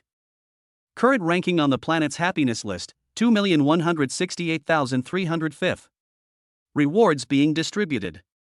Dong Fongsuan was slightly taken aback, then realized what was happening and a wry smile appeared on his face. Wow! A mere 5 points in the happiness index caused his ranking to skyrocket from 2,198,300 to 2,168,305. This means that, just because of these 5 happiness points, his ranking directly surpassed that of nearly 30,000 competitors. Is this the legendary 1 point can kill thousands of people? The competition for the happiest place on earth seems to be quite fierce. This peculiar ranking mechanism is quite remarkable. Putting aside the amusing rankings for the moment, Dong Fongsuan focused his attention, filled with curiosity and anticipation, to see what kind of reward the system would give him this time, based on Xiuha's small happiness caused by the strange drink. Chapter 79. The time has finally ripe. The meridian clearing and marrow restoring pill. Reward issued, super taste. The tongue, like a clear mirror, reflects the flavors of all things to the heart. If the mind is calmed, it becomes a silent string, waiting to be plucked and awakened. An indescribable coolness, like melting snow in early spring, quietly seeped into the depths of Dong Fongsuan's tongue and then spread throughout his entire mouth. Super perception? Not bad. Dong Fongsuan felt like a superhuman in disguise, his abilities in all aspects gradually surpassing human limits. The tongue was like a fine instrument that had been covered in dust, which was gently wiped clean, revealing the extremely sensitive sensor underneath. He clearly realized that the threshold of his taste buds had been greatly lowered by some force, while his ability to distinguish the layers of flavor had been elevated to an unbelievable level. What's even more amazing is that this extraordinary sensitivity seems to be entirely under the control of one's own will. When he shifted his attention away, the intense sensory stimulation subsided, and his mouth returned to normal. Dong Fongsuan immediately understood, isn't this the God's tongue? He also watched the anime series Food Wars in his spare time. I now seem to possess that exaggerated sense of taste that allows me to discern the origin of ingredients, the cooking temperature, and even the chef's mood. For the A Wise Wife at Home system, this ability is worth 5 points of happiness index. Did we underestimate it? Unfortunately, the earth beneath our feet is neither a gourmet world where culinary skills determine victory, nor a strange universe where cooking techniques are revered as the supreme power system. Otherwise, based solely on this super taste, Dong Fongsuan would confidently declare himself to be a one-of-a-kind genius in the entire culinary world, enough to make any top chef pale in comparison. Because of drinking the colostrum of the autumn lotus, I gained extraordinary abilities related to it, including a super sense of taste. Dong Fongsuan felt that since completing the so-called newbie task and advancing in the system, the logic behind the distribution of these rewards seemed to have become more appropriate and reasonable, and there was always a subtle correspondence between them and Chiohua's state and his behavior. However, he still had some doubts. To appease Chiohua, he made up a story about being a cultivator. Now that he has the system and his abilities are becoming increasingly superhuman, the road ahead still seems shrouded in mystery, and he doesn't know where to begin to truly embark on that path, in order to truly fulfill this lie and become a genuine cultivator in the traditional sense. Let's put these distant thoughts aside for now. Right now, there are more important things to do. The volunteer tests on the pills quickly yielded results. Feedback shows that the pill is remarkably effective in improving muscle strength and relieving nerve stiffness, far surpassing any existing medication. Side effects do exist, mainly manifested as a certain degree of mental excitement. Some subjects reported difficulty falling asleep or shallow sleep, but these symptoms disappeared quickly after discontinuation of the drug, and no other obvious adverse effects were observed. For patients suffering from ALS and whose mobility is increasingly deprived, the ability to regain some control over their bodies is a negligible and perfectly acceptable side effect, which is limited to sleep disturbances. After receiving the accurate test report, Dong Fongsuan dialed Zhao Yongchan's number. On the other end of the phone, Zhao Yongchan's voice was filled with barely suppressed excitement and urgency, indicating that he would come over immediately to pick up the medicine. When Zhao Yongchang arrived at Fongsuan Pharmaceutical and took the exquisite jade bottle containing 3 dark brown pills from Dong Fongsuan, his hands were trembling slightly. He clutched the jade bottle tightly, as if holding all the hope for his wife Guo Xinlan's rebirth. His repeated thanks were somewhat incoherent due to his overwhelming emotions. He didn't even have time for pleasantries before hurriedly saying goodbye and rushing to his car, eager to get home as soon as possible. Back in that idyllic courtyard, Zhao Yongchang practically ran into his wife's room. Guo Xinlan remained quietly seated in her wheelchair, her eyes displaying their usual calm, along with a hint of bewilderment at her husband's agitation. Xinlan. Medicine. The medicine Mr. Dong gave me. Panting, Zhao Yongchang carefully presented the jade bottle to his wife, his voice hoarse from running in excitement. Mr. Dong instructed that we take 1 pill every other day. This is our 3-month supply. He said, "Don't worry, traditional Chinese medicine may take a little longer to show results, let's be patient." His words came to an abrupt end. As he spoke, Wei Xinlan's hands, which had been limply resting on the armrests of her wheelchair, suddenly twitched very slightly, but with a firm, undeniable movement. It wasn't an unconscious spasm, but a slow yet resolute bend with a clear intention. Guo Xinlan herself was stunned. She lowered her head and looked at her fingers in disbelief, as if they were something that had just grown and belonged to someone else. She tried again, moving her index finger, then her middle finger. The movements were still clumsy and slow, yet incredibly realistic. Yongchang, my hand. Her voice was filled with immense shock and a hint of sobbing. Zhao Yongchang held his breath instantly, his eyes wide open, staring intently at his wife's hand, afraid that this miraculous sight would disappear in the blink of an eye. The next 2 hours felt like a slow, vivid dream to the couple. With Zhao Yongchan's support and encouragement, Wei Xinlan began to try more movements. From flexing and extending her fingers, to rotating her wrists, and then attempting to raise her arms. Every tiny bit of progress brought tears to their eyes. Finally, after countless attempts and being drenched in sweat, Guo Xinlan gripped the armrests of the wheelchair tightly with both hands, strained her waist, and her legs trembled. She actually managed to lift herself up little by little from the wheelchair that had confined her for so long. She stood up. Although her body was hunched over, her legs trembled like withered leaves in the wind, and she moved as slowly as a centenarian, taking each step with great difficulty and needing Zhao Yongchang's full support to maintain her balance. This was a world of difference from her previous state of being completely paralyzed in a wheelchair and unable to even lift her fingers on her own. It was a complete transformation. ALS is indeed incurable at present, a fact that Zhao Yongchang is well aware of. But seeing his wife stand up again on her own, even if only for a moment, even if she was walking with difficulty, was a miracle that shook his soul. It was a bright light of hope that suddenly shone in the darkness. Unable to contain his overwhelming joy and gratitude any longer, he carefully helped his wife back into her wheelchair to rest, and then, with trembling hands, dialed Dong Fonsuan's number. Mr. Dong. Mr. Dong. As soon as the call connected, Zhao Yongchan's voice trembled with excitement, clearly choked with emotion. Xinlan. Xinlan has stood up. She can stand up. Although it's still very difficult, but she really did stand up. Thank you. Thank you so much. You are the greatest benefactor to our whole family.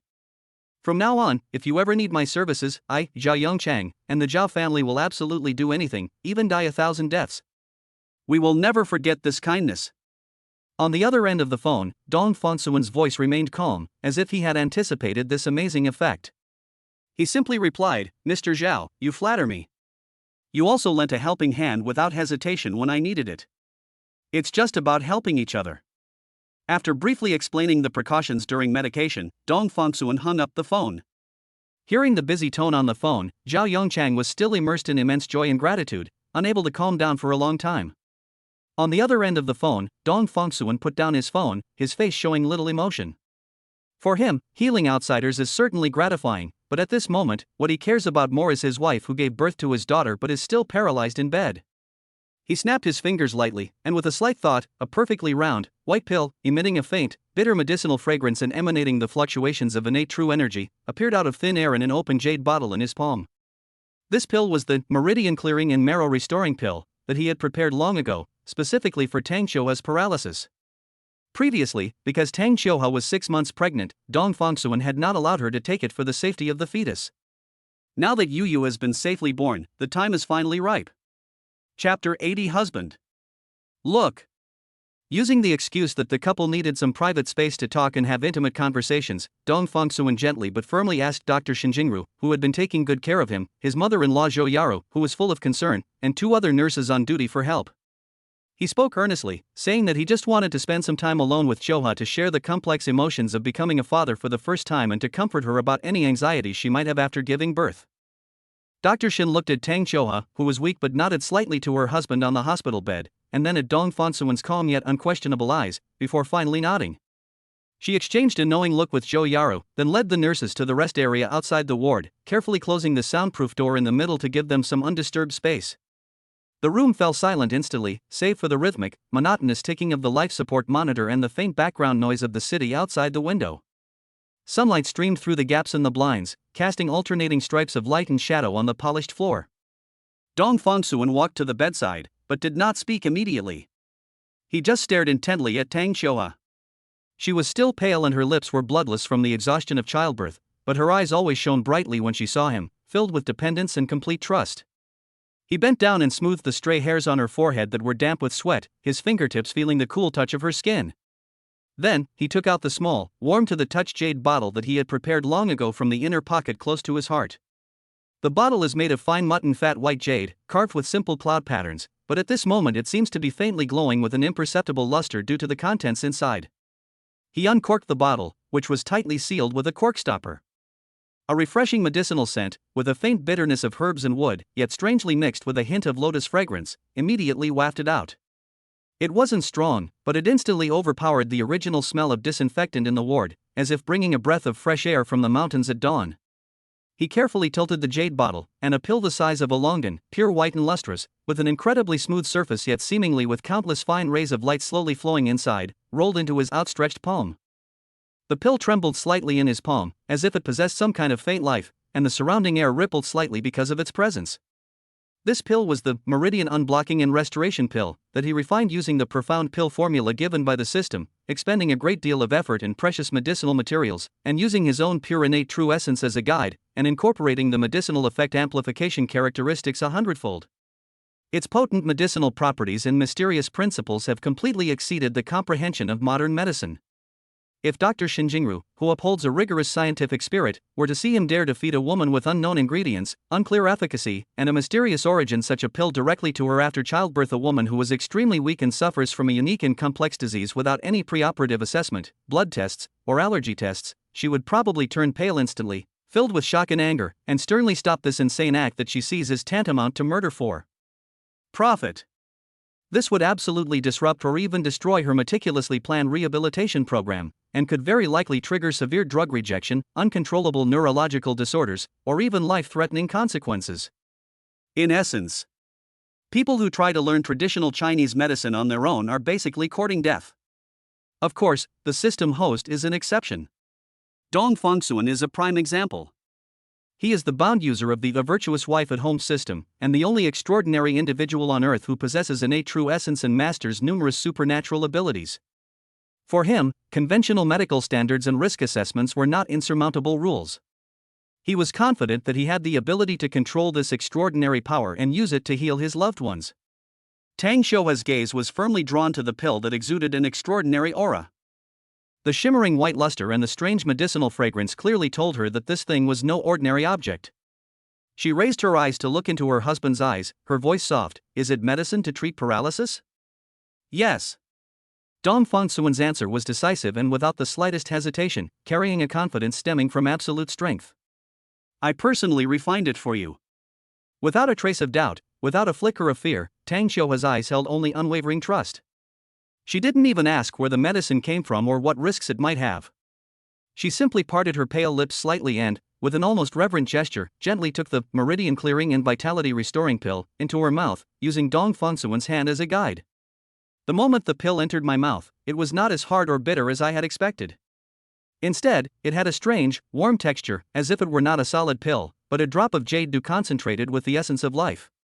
Almost the instant it touched the saliva in her mouth, it dissolved on its own, transforming into a gentle yet powerful warm current. The warm current was not as scorching as flames, but rather like the thawing stream in early spring, carrying the vitality to awaken all things. It gently slid down her throat, and then, without being domineering, it seeped in with incredible speed, flowing into her long parched and nearly withered limbs and bones. Every tiny meridian and every stiff joint, bathed in this warm current, emitted subtle tremors, yearning for new life. After taking the medication, there was a long and agonizing wait. Dong Fongsuan sat down on the chair by the bed, tightly holding Tang Xiuhe's cold and weak hand, transferring his body heat and strength to her. His gaze, like the most sophisticated radar, was fixed on her legs and feet, which had been dormant for too long and were covered by a soft down comforter. The ward was eerily quiet, with only the rhythmic ticking of the medical equipment and the intertwined breathing of the two people. Time seemed to be held back by a sticky substance, making each second feel exceptionally long. About half an hour later, just as Dong Fongsuan was beginning to doubt whether the medicine would work on Xiuhe's special constitution, the end of the quilt, which had been as still as stagnant water, near Tang Xiuhe's ankle, suddenly twitched very slightly and uncontrollably. The sound was very faint as the flutter of a butterfly's wings, but in the silence where you could hear a pin drop, it was as clear as a thunderclap in their hearts. Tang Xiuhe almost immediately sensed this long-lost, unfamiliar throbbing from deep within her body.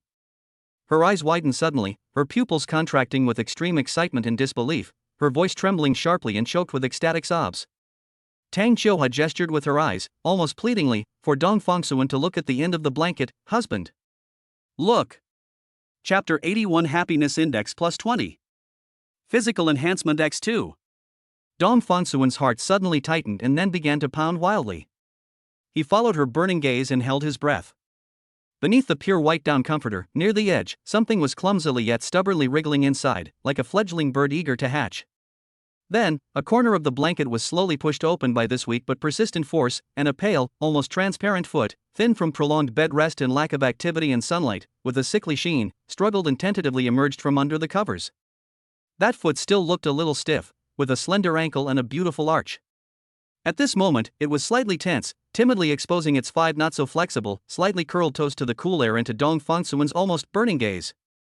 Although Dong Fongsuan wasn't a foot fetishist, her toes were truly as beautiful as delicate flower petals. It can really move now. Tang Xiuhe's voice was completely soaked with tears, trembling with sobs, yet bursting with an irrepressible, radiant smile. Like a little girl who had just discovered she possessed magic, she concentrated all her energy trying to control the foot that had been out of her control for too long and seemed to no longer belong to her. Look. Look. It's really moving. Excitedly and intently, she tried again and again, using her mind to drive the foot that had re-established a faint connection, making various simple movements that were nothing short of miracles to her. struggling to hook those rounded big toes, trying to clumsily separate the 5 toes a little, or simply, very slowly, wiggle those thin soles up and down. Every movement was stiff and awkward, far from smooth and natural, and the strength of her muscles was pitifully weak. But it was a real, autonomous movement that was achieved by the instructions issued by her own brain and transmitted through the reopened neural pathways. However, seeing his wife's ecstatic and tearful appearance, Dong Fongsuan felt a surge of pity and joy for her, but also a less than satisfactory assessment. The treatment effect was far inferior to what he had previously observed in ordinary paralyzed volunteers, where the medication significantly improved limb mobility and restored muscle strength. Not only does it take longer to take effect, but the flexibility and strength of movement are also inferior, and the degree of recovery is more limited and difficult. Tang Xiuhua's Tang Xiuhua disease, a rare disease with only one case in the world, coupled with the severe sequelae of Guillain-Barré syndrome, is indeed much more difficult to treat than ordinary nerve damage or muscle atrophy. This elixir, imbued with his painstaking efforts and extraordinary power, was already considered miraculous, yet it failed to immediately create a miracle on her that astonished the world.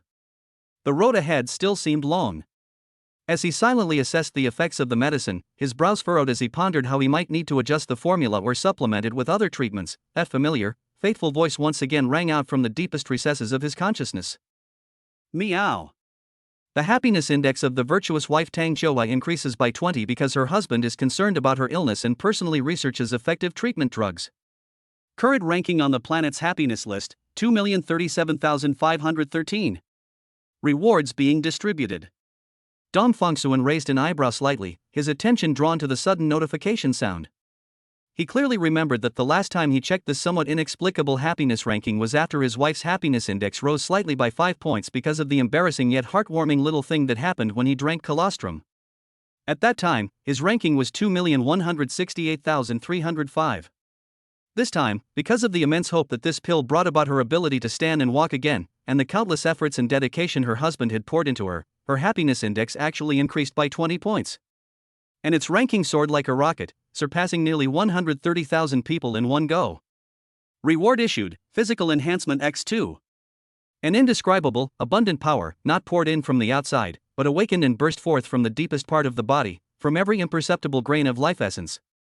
It was as if some ancient shackle, which we were born with but had always been dormant, had been quietly unlocked. Dong Fongsuan clearly heard a deep rumble, like thunder rolling across the earth, emanating from within his body. It was not a sound, but a resonance triggered by a leap in the level of life. The bone density increased rapidly in silence, the texture became finer and tougher, and it faintly showed a kind of warm and lustrous luster like jade polished over thousands of years, yet it contained a strength far exceeding that of diamond. Muscle fibers are reorganized and condensed in a way that transcends ordinary understanding. Each muscle strand seems to be infused with the power of a dragon, no longer merely a carrier of power, but more like power itself. The speed of blood flow did not increase, but it became heavier and more viscous, like mercury slurry that had been surging deep in the Earth's veins for millions of years. With each heartbeat, the blood containing terrifying energy was pumped to every part of the body, bringing a sense of power that was almost explosive, yet perfectly controllable. The internal organs seemed to be coated with an invisible radiance, becoming more resilient and full of endless vitality. With every gesture, there is no need to consciously mobilize strength, because strength itself is contained in every breath and every tiny movement, as natural as an extension of one's own limbs. He felt as if he had transformed into a moving mountain, a breathing ocean, as stable as the earth when silent, and capable of unleashing an overwhelming tide of energy with a mere thought. Dong Fongsuan stood still, carefully contemplating the earth-shaking changes, feeling slightly surprised. He had thought that as his wife's condition improved, the system would reward him with some kind of medical-related superpower, such as the healing power that could soothe all pain with a thought. However, upon further reflection, this makes perfect sense. Thanks to his efforts, his wife's health improved significantly, and her dormant vitality was rekindled, giving her a glimmer of hope for breaking free from her confinement and moving towards recovery. This vigorous and enhanced vitality he brought directly fed back to him, manifesting as a doubling of his most direct and fundamental physical strength. Just then, my phone suddenly vibrated. It was a message from Chu Fanfeng, brother. Something's happened. Chapter 82, Crushing Steel with Bare Hands. Xiao Chenui's treacherous scheme died before it was even. Bathroom. V2 superpower full electromagnetic interference. With a slight thought, Dong Fongsuan conjured a heavy, standard industrial steel ingot with a cold, hard metallic luster in his palm. The steel ingots, with their sharp edges and uniform texture, are a symbol of the industrial age. Human flesh and blood, kept at a constant temperature of 36.5 degrees Celsius, could not possibly surpass steel created by chemical reactions at thousands of degrees Celsius under normal circumstances, but he casually closed his 5 fingers, without exerting any force, yet the hard steel ingot, which required heavy machinery to forge, groaned softly in his palm like hot butter, visibly deforming and collapsing. A superhuman physique. Steel isn't much better than clay. With a flick of his fingers, Dong Fongsuan caused the flattened steel block to obediently roll and rub under his fingertips.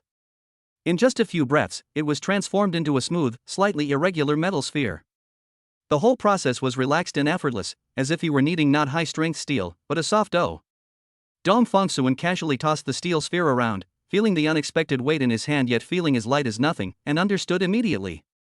This is far beyond the reach of human physical abilities. It is a truly extraordinary physique that transcends the boundaries of the mortal realm, a manifestation of power concentrated to its extreme. If this were in a comic book, it would probably be worthy of being called a god among men. With such power, I should shoulder more responsibility and bring a better future to my earth.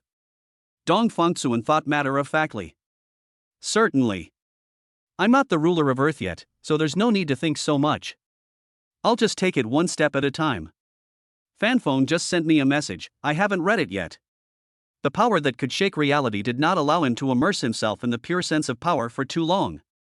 A series of hurried footsteps interrupted his thoughts. Chu Fanphone pushed open the door, panting, his young face filled with anxiety and indignation. Big brother. Something's happened. Before Chu Fanphone could even catch his breath, he blurted out urgently, it's that bastard Xiao Chenaway. He somehow managed to get his hands on some of our leaked samples, hid in the lab doing reverse engineering, and now he's even managed to preemptively register a patent for a similar formula. They even went so far as to claim that we were the infringers. He grew angrier as he spoke, his fists clenched tightly. This is blatant robbery. Brother, this matter cannot be left like this. I'm going to call my older sister right now. If she gets involved, using the Chu family's connections and legal resources, she can definitely make that bastard Xiao Chenaway pay dearly and make him return everything he stole, with interest. Upon receiving this news, Dong Fongsuan did not show the anger or anxiety that Chu Fanphone had expected. Instead, he chuckled softly, a smile devoid of warmth, filled only with a disdainful and icy contempt, as if looking down upon ants. He waved his hand, his tone terrifyingly calm. No need to trouble Doreen, I can handle this little thing myself. Xiao Chenaway's past experiences can be described as a history of ruthless scheming and maneuvering. With his cleverness and unscrupulous behavior, he amassed considerable illicit profits in the business world, but also made countless enemies. He never believed in long-term cooperation or honest business practices. He only believed in fast, accurate, ruthless, and securing profits first. Xiao Chenaway's future goal is to build his own business empire that can disregard the rules, and he doesn't care whether the means are honorable or not. His vile personality led him to regard cunning and plunder as a skill and the achievements of others as easy prey to be slaughtered. At this moment, he sat smugly in his spacious but tasteless office, swirling the red wine in his hand, looking at the patent registration documents he had just received, with an undisguised smug smile on his face. Dong Fongsuan, what are you still doing with this pretentious hunger marketing? You haven't even established the most basic patent barrier. That's incredibly stupid. Now let's see how you play this game. Xiao Chenaway seemed to see a huge market and wealth beckoning to him, while the victim whose gains he had stolen could only watch helplessly. However, his good mood didn't last long. Soon, feedback from the laboratory and the market came like a bucket of cold water. The so-called same pill that they hastily produced based on the reverse engineering results had negligible effects, almost nothing at all, and was worlds apart from Dong Fongsuan's miraculous original product. The higher the expectations, the greater the disappointment. Those clients and partners who were attracted by Xiao Chenaway's initial promotion and had high hopes were instantly ignited with anger after experiencing this huge gap. Questions, accusations, demands for compensation, and even threats to cancel the cooperation flooded Xiao Chenaway like a tidal wave, instantly jeopardizing his seemingly stable situation. Xiao Chenaway went from initial smugness to panic. He tried to remain calm and reassure the enraged crowd, claiming that it was just a minor flaw in the early stages of production and that they were working hard to improve it. But privately, he was sweating profusely, his mind racing as he tried to think of a solution. Conventional methods were clearly too late. A crazy and despicable thought quickly took root and swelled in his mind. Go and steal the genuine pills from Dong Fongsuan. Use genuine products to deal with the immediate crisis and stabilize customers, and then claim to the outside world that the effect is fluctuating due to limited production capacity. Once the thought arose, it clung to his heart like a poisonous ivy. Not only that, but an even more vicious and thorough idea followed, causing a ruthless glint to flash in his eyes. If you're going to do something, do it all the time. At worst, we can have someone kidnap Dong Fongsuan's newborn daughter. He had just become a father, and the baby was his biggest weakness. At that time, I'm not afraid that Dong Fongsuan will obediently hand over the formula and all the genuine products. The more Chiu Chenowei thought about it, the more feasible the plan seemed. A twisted and ferocious smile even reappeared on his face, as if he had already gained absolute control. Just as he was indulging in his despicable fantasies, believing he had found a fatal way to turn the tide, a voice as cold as if it came from the deepest hell sounded behind him without warning, carrying a hint of mockery, but containing even more boundless killing intent. A very good plan, clear thinking, and despicable methods, very much in line with your consistent style, Chiu Chenowei. Too bad, you won't live to see tomorrow. Chiu Chenowei's smile froze instantly, and the color drained from his face at a visible speed. He turned around abruptly, his pupils shrinking to the size of pinpoints in extreme horror. Dong Fongsuan had silently appeared inside the heavy door of his office, leaning against the doorframe, looking at him with a leisurely air, as if he were looking at a dead man. Chapter 83: The Death of Chiu Chenowei.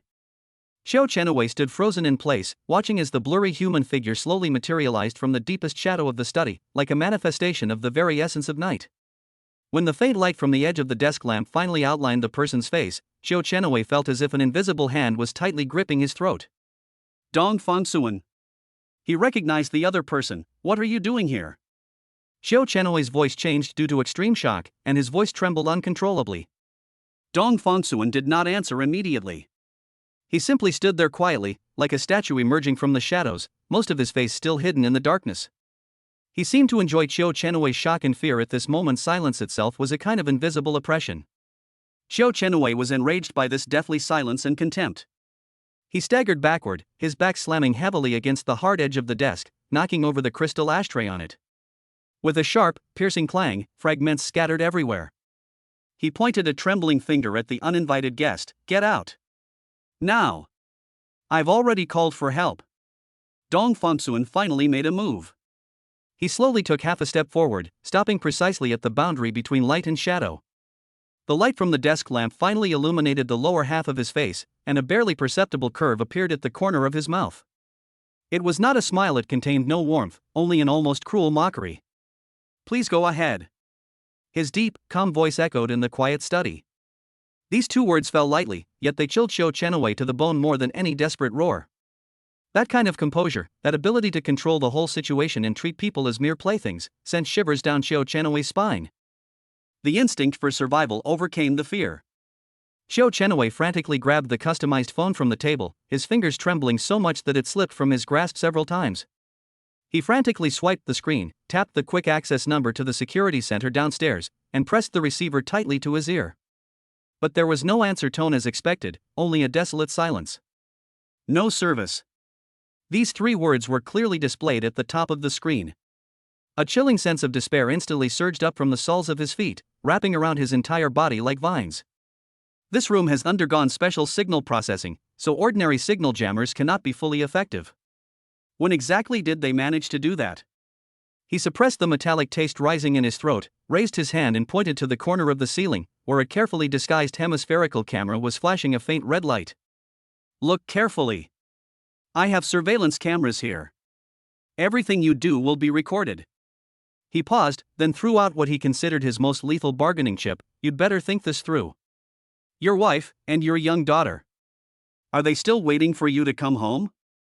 Chiu Chenowei hoped to see a hint of hesitation, a trace of concern for family, in the other person's eyes. However, he was disappointed once again. Dong Fongsuan didn't even look up at the camera. He simply took another step forward, completely immersed in the glow of the desk lamp. The instantaneous closeness created an invisible sense of oppression that almost suffocated Chiu Chenowei. These are your last words? The last trace of color drained from Chiu Chenowei's face. The shadow of death had never loomed over him so vividly. Extreme fear breeds distorted courage. Chiu Chenowei suddenly stood up straight, his facial muscles contorted, and he let out a near manic grin. You think you've got me cornered? He growled hoarsely, "I'm a martial arts expert too. I've trained in Sanda for many years." Before he finished speaking, he had already kicked away the obstructing chair, lowered his center of gravity, and assumed a standard offensive stance. With a roar to embolden himself, he lunged at Dong Fongsuan like a trapped beast, delivering a vicious right straight punch that gathered all his strength straight at the opponent's face. What happened next completely overturned Xiao Chenwei's decades-long understanding of power. Faced with his incredibly swift and powerful punch, Dong Fongsuan didn't even move his feet. He simply raised his right hand and opened his palm. The expected dull thud of a fist striking flesh did not occur. His strike, imbued with the full power of his body, was completely and effortlessly enveloped by a seemingly ordinary palm. The fist struck the opponent's palm with a sound as soft as a sigh. Xiao Chenwei's sinister smile froze instantly. He could clearly feel that his fist had struck an indestructible alloy, and all the impact vanished without a trace the moment they made contact. Before the horrified thought could even finish processing, an indescribable, terrifying force, purely designed for crushing, suddenly surged from the palm that was holding his fist. He clearly heard the terrifying sound of his hard finger and metacarpal bones being crushed and ground. That wasn't the sound of a tree branch breaking, but the sickening cracking sound of multiple bones shattering simultaneously under immense force. Ah! Xiao Chenwei let out a shrill scream that was completely inhuman. The excruciating pain, like a raging tsunami, instantly overwhelmed all his consciousness. He watched helplessly as his right hand deformed, twisted, and collapsed within that terrifying palm, eventually becoming a blurry mass of flesh and blood barely covered by skin. He curled up and slumped down, his left hand clutching his bloodied and mangled right wrist, emitting intermittent groans. His mind went blank, with only one wildly swirling thought remaining: this is definitely not human power. Dong Fongsuan released his hand, as if he had only done a trivial thing. He looked down at Xiao Chenwei, who was lying on the ground convulsing, and slowly shook his head, his eyes filled with an almost nihilistic indifference. "You're not the first person to die at my hands. But your performance has certainly disappointed me." These words, like a final death knell, completely shattered all of Xiao Chenwei's remaining psychological defenses. He realized that any resistance was futile. Now, the only way to survive is through complete surrender. With his still functioning left hand, he gripped Dong Fongsuan's trouser leg tightly, tears streaming down his face. "Please, spare my life. I was wrong. I'm not human. I'll give you all my money. My company. My stocks. My real estate. Everything is yours. I will disappear immediately. Never to be seen again. Please remember I still have family at home." His cries were sincere and heartbreaking. He was willing to pay any price for a glimmer of hope. However, Dong Fongsuan simply listened quietly, looking down at the body twisted with fear and pain at his feet. "Your family is not my family. I don't care whether they live or die." Dong Fongsuan's face remained expressionless until Xiao Chenwei's wailing turned into a desperate sob, at which point he finally made a move. He slowly squatted down, level with Xiao Chenwei's unfocused gaze. Then, Dong Fongsuan grabbed Xiao Chenwei by the neck. That hand was cold and powerful, and its texture was not like flesh and blood, but more like a pair of iron clamps forged from fine steel. "Well." Xiao Chenwei's pleas for mercy came to an abrupt halt, turning into a futile struggle. His legs kicked the carpet weakly, and his left hand frantically scratched at the motionless arm. Xiao Chenwei's eyeballs bulged horribly due to lack of oxygen, and were covered with broken blood vessels. He stared intently at Dong Fongsuan's face, which was so close to his own. On that face, there was no excitement of killing, nor any pleasure of revenge, only a bottomless, utterly despairing calm. Click! A soft, yet remarkably clear sound of bones cracking rang out. Xiao Chenwei's struggles ceased instantly. The last glimmer of light in his bulging eyes quickly dimmed, dissipated, and solidified into a deathly gray. His body went completely limp and he stopped moving. Dong Fongsuan released his grip, stood up, and looked down at the corpse at his feet that had just lost its life. Only his steady breathing could be heard in the room. The taste of righteous revenge is so sweet, it's intoxicating. But as the intense sensory shock slowly subsided, the cold logic of reality once again took over his mind. Killing your enemy may bring you pleasure, but properly handling the aftermath is the only way to ensure that this pleasure doesn't backfire on you. Dong Fongsuan's mind raced. "I've got it." Chapter 84. How can raising a child not drive you crazy? Dong Fongsuan stared expressionlessly at the lifeless body on the ground. With a slight thought, the enormous storage space, a full 200 cubic meters, quietly opened, like a hole connecting to nothingness. "Let's go." Without the slightest hesitation, he tossed Xiao Chenwei's body in as if it were an insignificant piece of junk. The space rippled slightly before returning to calm, as if nothing had ever happened. The next moment, his figure swayed slightly, and his supernatural ability, Heavenly Horizon as close as a foot, was activated. The surrounding scenery faded and distorted rapidly, as if oil paint had been wiped away by an invisible giant hand, and the smell of disinfectant in the hospital was instantly replaced by the salty, humid sea breeze. The endless roar of the Pacific Ocean filled my ears, and beneath my feet lay the deep, breathtakingly dark blue sea. As far as the eye could see, the sea and sky merged into one, and the nearest land was far beyond the horizon. Farewell, Xiao Chenwei. This is the true domain of the ocean, where sharks occasionally slash at the surface with their dorsal fins, and massive predatory fish cast dangerous shadows in the deep waters. He took the corpse out of his storage space again, and without even looking at it, casually tossed it into the boundless eddy. A heavy object falling into the water only creates a small ripple before being swept away by a powerful ocean current and quickly sinking into the dark abyss where sunlight cannot reach. Before long, the ocean's cleaners will naturally remove all traces. Xiao Chenwei, the smug commercial thief who had been plotting to kidnap an infant not long ago, has vanished from the face of the earth without a trace. Xu Daolin and Su Zheqi, who had already mobilized their family's resources and were eager to use a series of ruthless business and legal means to ruin Xiao Chenwei's reputation and bankrupt him, and also to demonstrate their abilities and value to Dong Fangsuan, received reports from their subordinates almost simultaneously about Xiao Chenwei's mysterious disappearance. The two women, holding the phone, listened to the anxious and fearful description on the other end, and were both stunned for a moment. They vanished without a trace, neither alive nor dead? Just as they were preparing to strike and teach their opponent a lesson, their target vanished without a trace in a way that completely defied business rules and even common sense. It felt like a punch delivered with full force to empty air, leaving them with a strange sense of absurdity and an even stronger curiosity. Dong Fangsuan's life seemed to have returned to a brief period of peace. However, this calm was soon replaced by another, more concrete and grueling war. Why is it so difficult to take care of this baby? With dark circles under his eyes that were almost comparable to those of a panda, Dong Fangsuan looked at the tiny, soft creature in the cradle that seemed to have an inexhaustible thirst for energy and uttered a question from the depths of his soul. Xiaohai is still weak and bedridden. Although her body is gradually improving under the care of medicine and she can move her toes slightly, she is still far from being able to take care of herself and needs to rest more often. Tang Xiuhua originally suggested hiring several professional and reliable postpartum nannies and maternal and infant care specialists to share the burden, but Dong Fangsuan was extremely unwilling at the time. He always felt that outsiders weren't doing enough, and his deep-seated desire for control and protection, fueled by his extraordinary abilities, made him unable to entrust his fragile daughter to strangers. Especially recently, when he occasionally browses short videos on his phone, he often sees horrifying images of nannies secretly abusing babies, which has deepened his concerns and paranoia. Seeing his resolute attitude, Tang Xiuhua didn't press him. Instead, with a hint of schadenfreude, she smiled and said, "Then you should try it out for a few days. If things really get too difficult, we can always find more people." Dong Fangsuan didn't believe it at the time. He thought to himself that he was the only superhuman on Earth with innate true energy and a physique comparable to a Superman. How could he not handle a little baby who only knew how to eat, drink, poop, pee, and sleep? As a result, reality dealt him a heavy and continuous blow.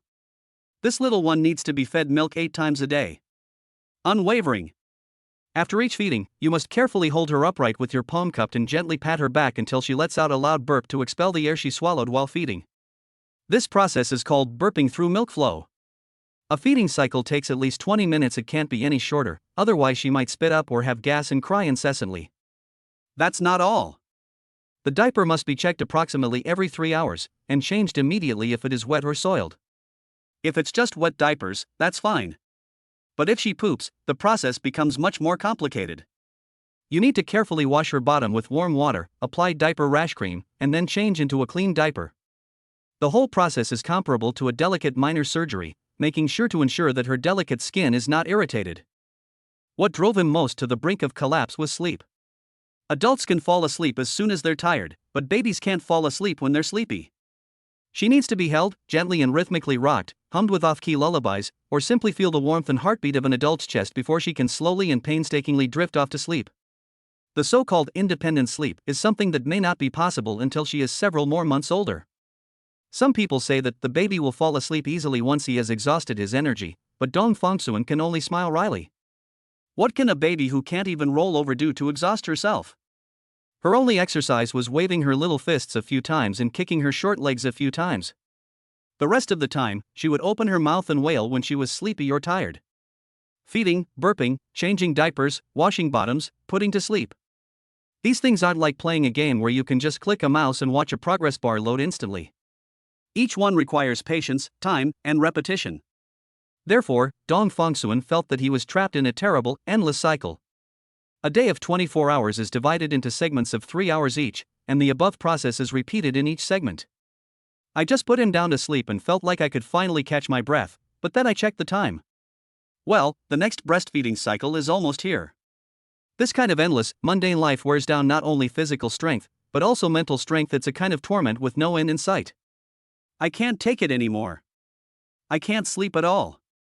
That day, Dong Fongsuan finally couldn't hold back any longer. With his hair all messy, he loudly complained to Tang Xiuha, who was lying on the bed, looking at him with a smile, though she was weak. I'm practically a superhuman, right? My physical strength and energy are more than 10 times stronger than the average person. But I feel like I can't hold on much longer. He slumped in his chair, his eyes vacant, muttering to himself, how did those ordinary parents manage to persevere? This is absolutely inhuman torture. He now understands why so many young people are unwilling to have children.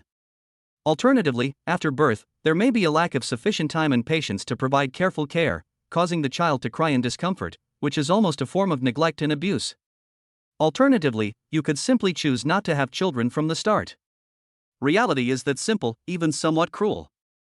Parents who can persevere through such hardship and take such meticulous care of their children can, in a way, truly be called saints. People are still too kind and too responsible. Seeing his disheveled and pitiful appearance, Tang Xiuha finally abandoned her spectator's mentality and softly suggested, now you know how powerful it is, right? Taking care of a child is bound to drive you crazy. Let's find some of the best reputed maternal and infant care specialists in the industry. We can install more high-definition surveillance cameras, so there are no blind spots in the room. This way, someone can share the burden, and we can see the child's situation at any time. It's much better than you having to bear it all by yourself. Chapter 85 Dong Fongsuan's Method. The in-laws problem? This time, Dong Fongsuan didn't resist. He nodded heavily, as if all his strength had been drained away, his voice hoarse, okay, I'll listen to you. Otherwise, we really wouldn't be able to live a normal life. He became completely obedient and gave in. Extraordinary physique and innate true energy seem to have lost their purpose in the face of the mundane tasks of childcare that require extreme patience and repetitive labor. Let alone handling company business, even if he took a full day off work to take care of this little darling, he would feel like he was on the verge of collapse. Just as he was exhausted in preparing to contact a professional caregiver, his father-in-law Tang Hugua and mother-in-law Zhou Yaro arrived together. The two elderly people did not have the usual joy of visiting their granddaughter on their faces. Instead, a faint cloud of sorrow hung over them, as if they had something they were reluctant to talk about. The father-in-law rubbed his hands together, looking at his son-in-law who looked tired but still tried to keep up his spirits. He spoke with a mixture of hesitation and expectation, son-in-law, we've all heard about your new pharmaceutical company. I wonder if there are any medications suitable for elderly people like us? Dong Fongsuan's father-in-law, Tang Hugua, has been quite troubled lately. He rubbed his stiff fingers and said with obvious fatigue and helplessness, as people get older, sleep becomes rare. Lying in bed, my mind was racing with all sorts of chaotic thoughts, like a movie playing in my head. I tossed and turned, unable to fall asleep, watching the sky gradually lighten with the first hint of dawn. It was an unbearable feeling. He looked at Dong Fongsuan, a hint of barely perceptible expectation in his eyes. I heard that the pills you make are very effective. I wonder if any of them can help people get a good night's sleep. Zhou Yaro, the mother-in-law standing to the side, also sighed softly, subconsciously touching the noticeably fuller flesh around her waist, a slight embarrassment on her face. I can eat and sleep well, but this weight. I don't know what's wrong with me lately, but it's been growing upwards like it's been inflated. I dare not take those diet pills indiscriminately. The side effects are terrifying. Compared to those products from outside whose origins are unknown, we have more faith in the abilities of our own people. Her tone was full of unwavering trust in Dong Fongsuan. Faced with the elderly couple's request, Dong Fongsuan smiled calmly, waved his hand, and said in a relaxed and confident tone, Dad, Mom, this is nothing, it's easy to handle. He paused, his gaze sweeping across the two elders' faces with a reassuring calmness. In my opinion, your symptoms haven't reached the point where you need to take specific medication. All medicines have side effects, it's best to avoid taking them if possible. So, if you can come over once a day when you have some free time, I'll give you a light massage to improve your blood circulation and balance your internal systems. These problems will naturally subside. Upon hearing this, Tang Hugua, the father-in-law, and Zhou Yaro, the mother-in-law, both showed expressions of doubt. Massage? They've tried massage therapy before, but the effects were so-so, just temporary relaxation. Could it really cure insomnia and suppress appetite? The son-in-law's words sound a bit too far-fetched. Dong Fongsuan noticed their doubts but didn't explain further. He simply smiled and said, "Why don't you try and see? Dad, lie down on this sofa, relax, and close your eyes." Tang Hugua lay down as instructed, and although he was grumbling to himself, he still obediently closed his eyes. Dong Fongsuan stood beside him, her hands seemingly casually placed on his temples and forehead, gently massaging them. On the surface, it was just a soothing head massage technique, but in reality, on a level that no one could perceive, Dong Fongsuan had already quietly activated a trace of the superpower of dream control, like the finest embroidery needle, guiding his father-in-law's chaotic thoughts to calm down. At the same time, the power of the command ability satisfaction, which brings contentment and peace, also transformed into an invisible warm current, seeping into Tang Hugua's sea of consciousness with his seemingly ordinary fingertip press. But in just over 10 minutes, something amazing happened. Tang Hugua's slightly furrowed brows slowly relaxed, his tightly pursed lips loosened, the rhythm of his chest rising and falling became longer and more steady, and a soft, even snore emanated from his nose. He actually fell into a deep sleep, his face as peaceful as that of a carefree baby. Zhou Yaro watched in stunned silence, almost unable to believe her eyes. His insomnia had been quite severe lately, but his son-in-law solved it by massaging him a few times? When it was Zhou Yaro's turn, Dong Fongsuan's technique was slightly different. He made her sit upright, and gently massaged several acupoints on her back with both hands, while secretly and precisely controlling the intensity of his satisfaction ability. Before long, Zhou Yaro couldn't help but exclaim in surprise, "Amazing! So amazing! Fongsuan, you don't know, I don't know what's wrong with me lately, I always feel hungry, no matter how much I eat, I feel like I'm never full, I have such a strong craving, I want to eat something from everything I see." She touched her stomach, her face full of disbelief, "But after you pressed it for a while, I feel very satisfied, my stomach is warm and full, and I don't want to eat anything at all." That agonizing craving seemed to vanish instantly. Lying on the hospital bed, Tang Xiuhe watched this scene with a smile. At this moment, she couldn't help but speak, her tone teasing and relaxed, "Mom, isn't this great? You only lose weight when you're hungry, that's the truth. Those who always say they gain weight even from drinking water are mostly lying, or they're secretly adding sugar and milk tea to their water." She blinked and continued to laugh, "Otherwise, why is there a saying that to lose weight, you have to give up the bad habit of lying? Think about it, how could someone who can truly control their eating and not eat anything extra all day long not lose weight? If someone could gain weight without eating, wouldn't that be a perpetual motion machine? Simply cutting off fat would generate a continuous source of energy, benefiting all of humanity." Dong Fongsuan was amused by his wife's playful words. He picked up the conversation and gently reminded his mother-in-law, "Although Qiuhua's words are exaggerated, the principle is the same. However, Mom, you still need to supplement your diet with a balanced amount of nutrition before you come over each day to ensure your body's basic energy needs are met. For example, you can eat some light vegetables and a moderate amount of high-quality protein, such as chicken breast and fish." Okay, Mom will listen to you." Zhou Yaro was now completely convinced of her son-in-law's abilities and nodded repeatedly, her face beaming with a relaxed smile after resolving the issue. The three chatted casually for a while, creating a warm atmosphere. About an hour later, Tang Hugua, who was lying on the sofa, slowly woke up. He sat up, stretched vigorously, and felt refreshed. His mind was clearer than he had in a long time, and his body felt much more relaxed. He couldn't help but exclaim, "I slept so well. It feels like I've made up for all the sleep I missed. Your technique is absolutely amazing." However, the ease and joy on his face did not last long. His brows, which had just relaxed, slowly furrowed again, and a faint cloud of worry, clearer than when he arrived, enveloped him. He glanced at his daughter, then at his son-in-law, hesitated, and finally sighed, his voice low and filled with obvious worry. "Fongsuan, there's a reason why we've been feeling unwell lately and so irritable. Actually, there's been some trouble on our in-laws' side lately, which has made us feel really bad. We didn't know how to tell you, so we've been keeping it all inside." Chapter 86, Preferring Sons to Daughters? Severing the father-son relationship? Tang Hugua, the father-in-law, sighed deeply, his voice hoarse with fatigue. To be honest, my insomnia has worsened recently, and the root of the problem lies in a phone call I had with my father-in-law a few days ago. He paused, seemingly choosing his words carefully, a barely perceptible shadow of gloom flashing across his eyes, and his tone turned somber, judging from the implication in his words. They still hoped to have a grandson, believing that only boys could carry on the family line and continue the ancestral worship. As for the granddaughter. He didn't finish his sentence, but everyone present understood the meaning behind his unfinished words.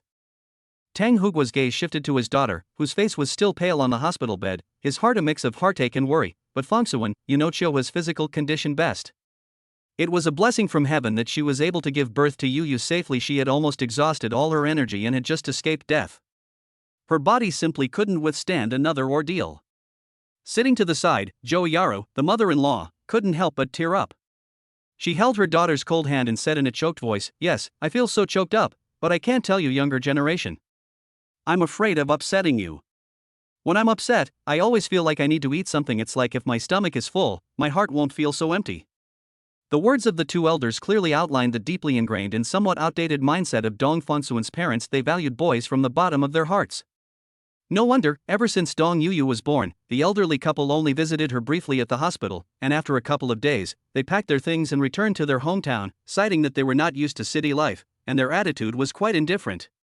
If it were a grandson, they would probably stay no matter what, busy themselves with taking care of him. Upon hearing this, Tang Qiu's face did not show much surprise. She simply lowered her eyelashes slightly, her long eyelashes casting faint shadows on her pale cheeks, making it impossible to see the emotions in her eyes. Perhaps she had already sensed something from her in-law's previous attitude, or perhaps she was currently focusing more on her weak body and the young daughter in her arms, leaving her no time to care about anything else. However, Dong Fongsuan's reaction was completely different.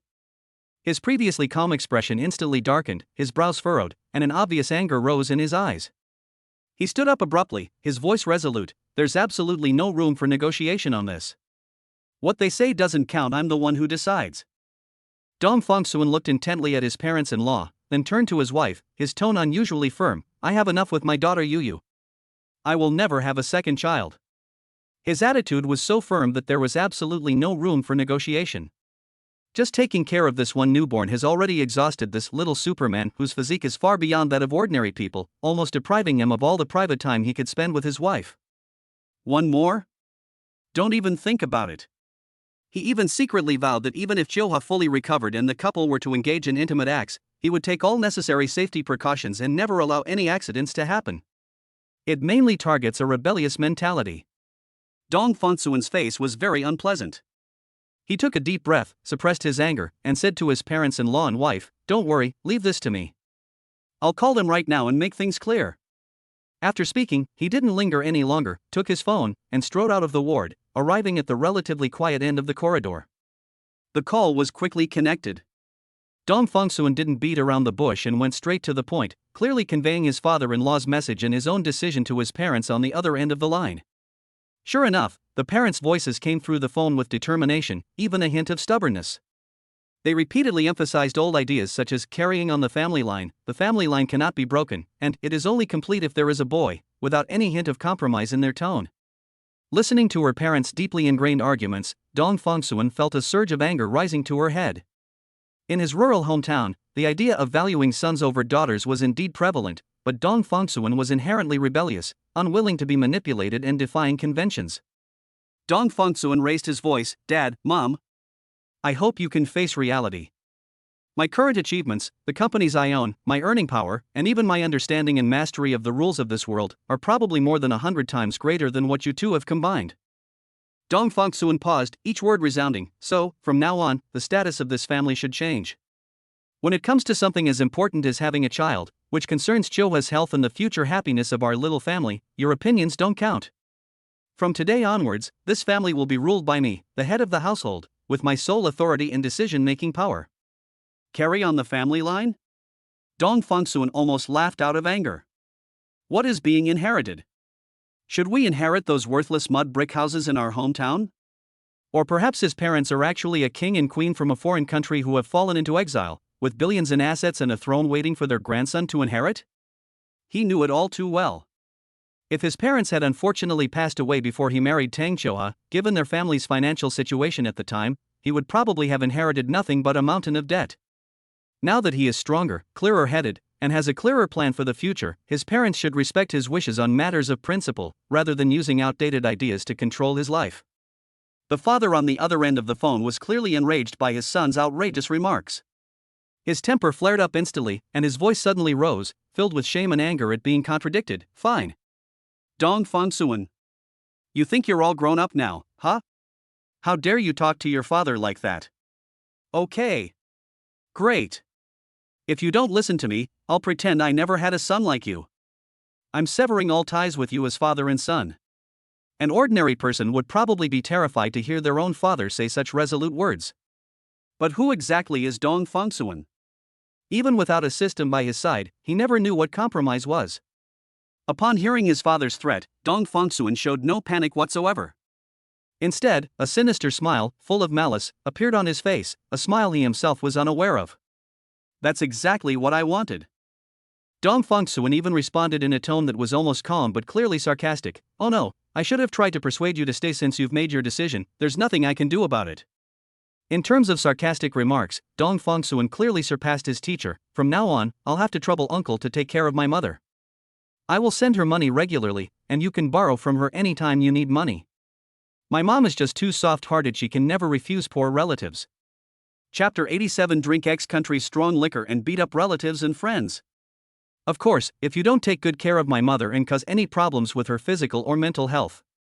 Dong Fongsuan's voice carried a hint of coldness. I will immediately send someone to bring her over to live with me, so she can enjoy a peaceful and comfortable life. I will hire 7 or 8 professional caregivers for my mother, like maids in ancient times, to take care of her daily life 24 hours a day, ensuring that she is comfortable. She doesn't need to cook, sweep, do laundry, or wash dishes. All the housework is done by others. She can enjoy a life of leisure, spending her time playing mahjong and dancing. When it comes to being sarcastic and cunning, Dong Fongsuan, who has been experienced in the business world for a long time and has seen all kinds of situations, is obviously much more skilled than his father, who has spent his whole life in his hometown. And the even more ruthless Dong Fongsuan deliberately added at the end, my mother has worked hard all her life following you, uncle, and suffered a lifetime of grievances. It's time for her to enjoy her retirement, don't you think? This seemingly polite but actually threatening approach, especially the use of the term uncle, perfectly conveyed the sense of alienation and sarcasm. Really? Before Mr. Dong could erupt again on the other end of the phone, Mrs. Dong's voice hurriedly cut in. Dong Ma fell for the scheme to sow discord. Oh, listen to this. It's the son who knows how to care for his mother. He understands how hard it is to be a mother. Her voice carried a clear hint of relief and favoritism. Old Dong, why are you yelling? Can't you talk to your son properly? What skills do you have?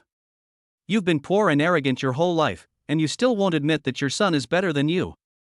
Since you know in your heart that you are far inferior to your son, then don't try to control him and make him as useless as you. She immediately turned the gun around and spoke into the microphone with an incredibly loving tone. My dear son, don't work too hard outside, and please take care of your health. Mom just wants you to be healthy and safe. My granddaughter is wonderful, she's so cute. If you don't want to have a second child, then don't have one. Mom supports you. Upon hearing this, Tang Choha, who was in the ward, couldn't help but chuckle. I had been thinking of waiting for the right opportunity to try and persuade my husband and in-laws to stop their relationship from getting so strained, but then I thought again. My husband is better at solving problems than I am. He knows what he's doing and doesn't need anyone's advice. Tang Choha felt a pang of emotion. Her in-laws had spent far more time with her husband than she had, yet their understanding of him was less than a tenth of hers. Even less. Is this what they mean by meeting someone for the first time and feeling like old friends even after a long time? Tang Choha noticed it the moment she saw Dong Fongsuan in college. This is a man who is extremely unruly at heart. He may be poor or down on his luck, but he will never submit to anyone or be manipulated by others. When oppressed, one must immediately resist tenfold. In short, the innate anti-PUA holy body. I was blinded by my own limited perspective back then, but looking back now. When the parents found Dong Fongsuan in the rented room and offered him such generous terms, any peer in the same situation would have agreed without any hesitation, right? But what about him? He hesitated for a long time before finally agreeing because of himself and his child. I'm such an idiot. At first, I actually thought that my husband was only after my money. After listening to the conversation between Dong Fongsuan and his parents, his father-in-law Tang Hugua and mother-in-law Zhou Yaro looked somewhat worried. At least 90% of people don't handle the relationship between their extended family and their nuclear family well. Once a crack appears, can it be repaired? Outside in the corridor, Dong Fongsuan was still arguing with his father. Old man Dong spoke with the stubbornness of someone from a poor, remote village. A girl who can't give birth to a boy isn't a good girl. Now that you have money, divorce your wife and marry someone else. Hearing this, Tang Hugua and Zhou Yaro felt somewhat uneasy and worried. Tang Xiuha, however, remained calm and composed. She believed her husband wasn't the type to be easily manipulated. She firmly believes that Dong Fongsuan is more opinionated than anyone else. Just as expected. Dong Fongsuan sneered repeatedly, "Are you trying to teach me how to do things? Uncle, I remember you don't have Alzheimer's, do you? You haven't already forgotten, have you? I hate it when relatives point fingers at me. If they push me too far, I won't show them any mercy." Old man Dong's words, which were on the tip of his tongue, came to an abrupt halt. After a long pause, he finally stammered, "You little brat, how dare you say that? 3 years ago, on New Year's Eve, he dared to hit your third uncle and eldest uncle at the dinner table. You little bastard, you really have no regard for your own family. The two families have completely cut off contact with our family now. They hate me to the core, saying that I don't know how to raise my son and have raised a rebellious son. Are you satisfied now that you're always talking badly about our family behind our backs?" Old man Dong initially thought that Dong Fongsuan calling him uncle was just a way of showing off. He had been an honest and upright man all his life, and a good man who believed in the principle of spare the rod and spoil the child. How could he have raised such a bad boy as Dong Fongsuan? But at this point, he suddenly panicked. Dong Fongsuan can do things that others can't do with incredible ease. Dong Fongsuan, who was admitted to university at the age of 18, became the pride of his family. At the family reunion dinner when he was 19, Dong Fongsuan was forced to drink by his relatives that night, so he overturned the table and ruined a table full of delicious food. Dong Fongsuan even yelled, "You dare to force me to drink because you look down on my father," like a broken record. His howls could be heard for miles around, while he beat up his uncles who had watched him grow up. At that time, Dong Fongsuan was acting like a drunkard, holding back no strength at all, and was going all out to kill. Afterwards, he even pulled out a kitchen knife and chased after his uncle and third uncle, hacking at them. After slashing the man away, the brat laughed while holding the knife, perfectly sober and showing no signs of drunkenness. They're utterly heartless. Suddenly, old man Dong became a little scared. Dong Fongsuan laughed even more heartily, as if he had remembered something happy. "It's not my fault, uncle. I already said it was the alcohol and their own problem. I can't drink alcohol, but because they look down on me and think I have no say and no authority in the family, they insist on persuading me to drink so they can establish their authority. And I have terrible drinking manners, so it's normal for me to act crazy when I'm drunk, right?" At this point, Dong Fongsuan, in the extremely standard tone of a male news anchor from CCTV's Xinwen Lianbo, a popular Chinese evening news program, solemnly and deliberately drew out his words, as if he were advertising, and exclaimed, "Drink X country's strong liquor, beat up your relatives and friends." For the vast majority of the new generation of young people who hate their relatives to death, this is the best marketing slogan for Jinzhou. Besides, Dong Fongsuan said without any hesitation, "Uncle, you were my father for decades, and you raised me well. Without you, I wouldn't be who I am today." "Oh, right." He changed the subject, "Mom, you can lend money to my uncle, but don't lend too much." Did you hear what he just said? That a man with money should divorce his wife and remarry? Was he talking about me? He was clearly talking about himself. I'm not one to stir things up, but I think this is probably what he really felt and he just let it slip. Dong Ma's furious roar echoed throughout the entire floor through the microphone. "He dares? I'll castrate him right now." Chapter 88 Happiness Index plus 15. 1.99 million. From the other end of the microphone came old man Dong's indistinct explanation, mixed with dull thuds, like fists landing on thick flesh. Immediately afterwards, a sharp, ear-piercing cracking sound rang out, and pots and pans shattered with a crashing sound, as if it were about to break the telephone line as well. In the background noise, Dong's mother's shrill voice pierced through the chaos, yelling that she was going to find scissors to cut off someone's manhood. At the height of this noisy family battle, Dong Fongsuan simply turned his head slightly, held the receiver a little further away, and said in a calm, almost indifferent tone, even with a hint of laziness, "Mom, you go ahead and do your thing, I'll hang up now." As soon as he finished speaking, he decisively cut off the communication. The ward instantly returned to silence, with only the faint sounds of traffic outside the window and the soft ticking of the medical equipment. Dong Fongsuan held the phone, his fingertips feeling a little cold. Human emotions are incredibly complex, like a tangled mess of knots. Do my parents love me? The answer is yes. No human being could fool Dong Fongsuan's perception with acting skills. But from the time he could remember, his family was characterized by darkness and noise. Physical abuse was commonplace, and oppression was considered a natural educational method. The two parents treated their family as an endless battlefield. My father, who was always honest and upright in front of the world, couldn't wait to play the role of a domineering and tyrannical feudal patriarch once the door was closed. His authority and temper were specifically used to deal with his family members, making him a prime example of someone who had mastered the art of being a bully at home. As for his mother, her resentment was like a boiling volcano, erupting violently every now and then, crying out, "I was blind to marry you," and cursing, "I'll take you down with me sooner or later, and kill your whole family." Those extreme and desperate words were like cold daggers, piercing Dong Fongsuan's young eardrums time and time again, and also damaging all his imagination of a warm family. Day after day, year after year, he grew up immersed in this environment. At first came fear, then numbness, and finally, he forged a hard armor, deeply concealing the true turmoil within his heart. Today, he is no longer that helpless child. He has grown up, transformed, and become a woman's husband and a father of a young daughter. This dual identity gave him unprecedented power, but also made him keenly aware of the responsibilities he had to bear. Dong Fongsuan absolutely cannot allow her own family to repeat the mistakes of her family of origin. Therefore, no matter what kind of farce his parents staged or what they said, it no longer mattered to him. The creator of order and the maintainer of rules must be oneself. Anyone who tries to challenge this, whoever they may be, has absolutely no room for compromise.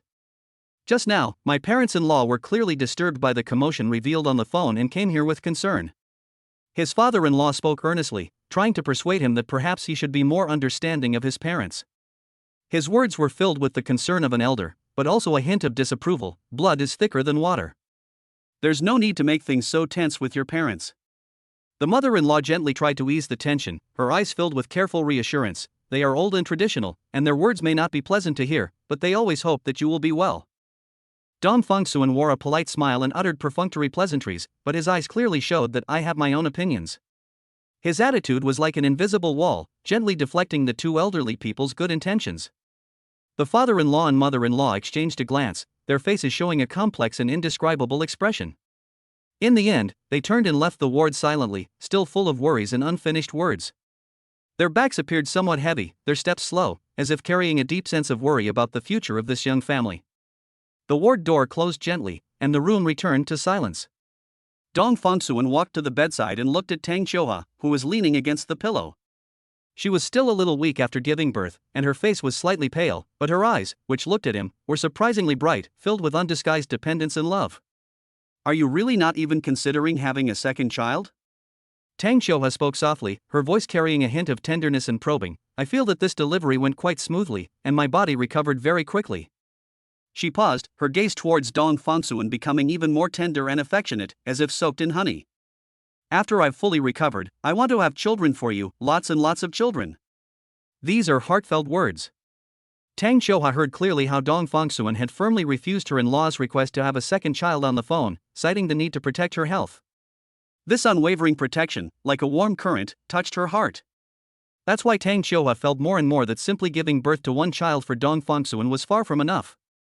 She loved him to the core, and wished she could offer him the best of everything in the world, including a group of children who shared their blood. In her mind, a clear blueprint had already been drawn up. Ideally, the next child should be twins, a boy and a girl, to complete the Chinese character for good.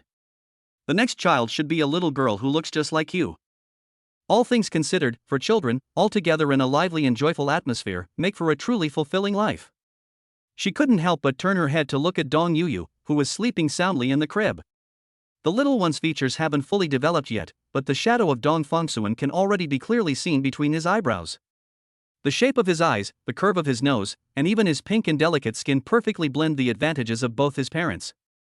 As Tang Xiuhua looked at the picture, an even stronger thought welled up in her mind. she wanted to have another smaller version of herself, a pretty and cute little girl, but preferably with a personality like her father, resilient, decisive, and knowing how to protect herself, so that she wouldn't be easily bullied. Dong Fongsuan gazed at his wife's face, which was exceptionally beautiful because of her love, and a flutter of emotion did indeed pass through his heart. The instinct to reproduce, the desire to continue each other's lives, and the unreserved devotion in his wife's eyes all made him waver for a moment, and a certain restless thought quietly emerged. But he quickly regained his senses, and reason, like ice water, extinguished the nascent flame. He leaned down and gently pinched Tang Qiuhua's cheek, his tone deliberately light and teasing, "But we still want some alone time. Having a few more little third wheels would be such a mood killer." Tang Qiuhua was amused by him and realized that her insistence on having a baby just now was indeed a bit of a love-struck tantrum, and she was almost persuaded by him. She went along with his words and offered a solution in a coquettish tone: "We can ask Grandpa and Grandma and Grandpa on the maternal side to help take care of things, so we can enjoy some alone time together occasionally." Upon hearing this suggestion, Dong Fongsuan's smile faded slightly. He straightened up and stated his position directly without any attempt to conceal his feelings: "I have complete confidence in leaving Grandma to take care of them. As for the other three, let's forget about them."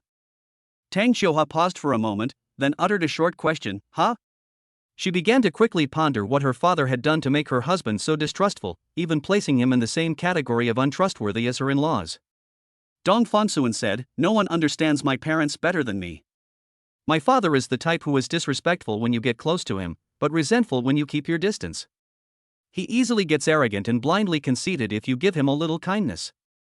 We must strictly control the extent of our interactions. If we leave the child in his care, something bad will happen sooner or later. My mom is straightforward, slow-witted, and easily trusts others. To put it bluntly, someone as naive as her might even fall for human traffickers. My father-in-law is very career-oriented and busy with work. No matter how careful he is, he will inevitably make mistakes sometimes. I really can't rest easy considering the three of them as backup options for taking care of the child. As for Grandma, she definitely can't manage to take care of several children by herself. She's getting old and her energy is limited." Meow. The virtuous wife Tang Qiuhua's happiness index increases by 15 because the host stood up for her in-laws. Current ranking on the planet's happiness list, 1,995,001. Rewards being distributed. Chapter 89: Dream Domination. A trip for two. Tokyo, Kakawa Dori. The last ranking was 2,027,513, and this time it has improved by 32,512 places. Reward issued: Skill Enhancement. Dream Control, Dream Domination. Dong Fongsuan could feel that some kind of constraint had been shattered. The dream control that he had once had as easy as his own arm had now transformed into a more advanced method: dream domination. It's no longer about infiltration and guidance, but about absolute domination. Within a radius of 100 miles, the dreams of all the sleepers appear in his consciousness like stars. He can easily connect these dreams into a network, arbitrarily alter their joys and sorrows, and even completely annihilate them with a single thought, or create a brand new dream kingdom from nothingness. This immense power to control the sleep of all beings made him feel as if he had transformed into a deity of the night itself. Dong Fongsuan slowly opened his eyes, and the countless dreamlike images in his eyes receded like a tide. He felt this qualitative leap, and a sense of enlightenment rose in his heart. He looked down at his sleeping wife and daughter beside him, his voice as soft as a whisper. This time, Qiuhua didn't really gain anything, make any progress or improvement, did she? Therefore, what he received was not a reward 10 times the amount corresponding to her progress. This means that after the beginner tasks are completed, the system's reward mechanism has become more complex and diverse. The increase in the happiness index, along with the wife's own growth, has now become a dual path to trigger rewards. A new line of gold text quietly appeared in my field of vision. The host's current overall rating is 2 stars. The highest rating is 7 stars. What is the significance of this star rating? Dong Fongsuan asked himself the question. The system remained silent, offering no response. He frowned slightly, then relaxed. Forget about that for now. An improvement in the essence of power is always a real good thing. Time flies, and 2 months have passed in the blink of an eye. The sunlight was just right in the bedroom. Tang Qiuhua leaned against the specially made bed, her hands and fingers, which were originally stiff as withered wood, were now trying to reach for a fairy tale book lying on her lap, albeit with a slightly awkward but determined effort. Her toes were also twitching slightly under the thin blanket, trying to curl up. For the past 2 months, she has been taking special pills carefully crafted by Dong Fongsuan, which contain 100 times the medicinal effect. Her nerves, which were originally tightly imprisoned by the disease, are gradually regaining control over the extremities of her body. Although she is still far from being able to take care of herself, and can only make slight movements with her hands and feet, it is a world of difference compared to her initial state of complete paralysis where even blinking was difficult. She is more than 10 times better. Correspondingly, Dong Fongsuan received repeated physical enhancement rewards during this period due to the continuous improvement in his wife's health. With each doubling and layering of his physical constitution, he felt as if his body was forged from some kind of immortal metal, his flesh and blood containing explosive power, and his bones indestructible. Sometimes, he even has an absurd yet intense urge to fly directly into space and personally test whether he can survive in a vacuum. Their daughter, Xiao Yuyu, has grown up a bit. The 2-month-old baby, having shed the red wrinkles of a newborn, has perfectly inherited the excellent genes of her parents and reveals stunning beauty. Her face was exquisitely beautiful, her eyes were like obsidian immersed in water, clear and bright, and her long eyelashes fluttered. She looked like a meticulously crafted doll, so cute that it made one's heart flutter. At this moment, Dong Yuyu was lying in the crib next to her, waving her little fists and making meaningless babbling sounds. Dong Fongsuan leaned down to look at his daughter, his face filled with undisguised pride. Look at those eyebrows, that nose, she's perfectly inherited our good looks. Very good. Tang Xiuha's gaze fell gently on her daughter, with a hint of barely perceptible regret. It's a pity she can't speak yet, she can't even say the simplest words like daddy and mommy. Dong Fongsuan chuckled and gently tapped his wife's fingers as she worked hard to move them. Your expectations are too high. It will take at least another 6 months for him to learn to speak. Our child, as long as she is healthy, safe, happy, and grows up well, there's no need to push her to be a tiger parent so early. The so-called tiger parenting refers to an educational approach where parents are incompetent, have accomplished nothing in their lives, and choose to give up on themselves. Therefore, they desperately try to motivate their children, forcing them to learn ahead of schedule and engage in excessive competition, ultimately driving them to their own demise. Tang Xiuha gently shook her head, her eyes filled with tender anticipation. I don't want to push my child too hard, I just really look forward to the day I hear her call us dad and mom. That will definitely be the most beautiful sound in the world. Dong Fongsuan changed the subject, sounding somewhat eager. The comprehensive monitoring system at home has been set up and can be checked by you and me at any time. The professional maternal and infant care team we hired at high salaries has fully adapted to the environment in the past 2 months. Their character and professional skills have been tested and they are quite reliable. So, he leaned slightly forward, looking intently at his wife. Let's go on a trip. Just the 2 of us. How about going to Japan? Let me show you some authentic Japanese food and give you a change of pace. Tang Xiuha's eyes lit up instantly, as if stars had fallen into them. She blinked hard to show her agreement. Okay. Sure. Then she carefully added, but please don't eat seafood. I'm worried about the nuclear contamination there, which could affect any children we might have in the future. People change, right? My husband doesn't want to have children now, but what if he changes his mind later and wants a 2nd, 3rd, or even 4th or 5th child? There's no time to lose. Dong Fongsuan carefully handed her precious daughter to the most experienced maternal and infant care specialist in the lead, and repeatedly reminded her of the precautions. Once everything was arranged, he returned to his bedroom, locked the door behind him, and ensured complete isolation, creating an absolutely private space. Then, he reached out and firmly embraced Tang Xiuha's waist. Supernatural power, the ends of the earth are as close as a foot. With a single thought, the laws of space vibrated and twisted around him. The destination is a foreign city thousands of miles away. Tokyo. The next moment, the surrounding scenery peeled away and reformed like a shattered mirror. There was no dizziness from high-speed movement, no oppressive feeling from passing through a tunnel in the blink of an eye. They were standing in a quiet alleyway, having gone from a bedroom filled with the smells of milk and disinfectant. The air was filled with unfamiliar language, and a faint, damp scent mingled with the aroma of food wafting from afar. A gentle evening breeze carries the coolness unique to the city. They were standing in an area called Kokagawa Dori in Minato Ward, Tokyo, with the brightly lit Roppongi Main Street not far away. Chapter 90. In ancient times, King Yu of Zhou played with the feudal lords by lighting the beacon fires. Now, Dong Fongsuan's nightmare shrouds Tokyo. In the night, Roppongi in Tokyo is a tapestry of neon lights and teeming with people. Dong Fongsuan, with Tang Xiuha in his arms, stood at the edge of Jichuan Road, gazing at the dazzling and bustling world before them. This is my first time in this place. With a slight thought, an invisible and intangible wave quietly spread out from him, like the finest veil, gently covering the two of them. Superpower, Existence 0, activated. In an instant, the bustling crowd around them seemed to simultaneously forget their existence. The gazes directed at them became unfocused and blank. Even if someone's eyes swept over where they stood, they would glide away without any hindrance, leaving no impression. They were still standing there, but they had been temporarily erased from the perception of those around them. That strange feeling again. Tang Qiuhua nestled in his arms, murmuring softly. She could clearly see the expressions on pedestrians' faces, hear their laughter and conversation, and even smell the aroma of food wafting from roadside stalls, but she and he seemed to be inside a transparent protective bubble, becoming mere observers. This way you feel more comfortable.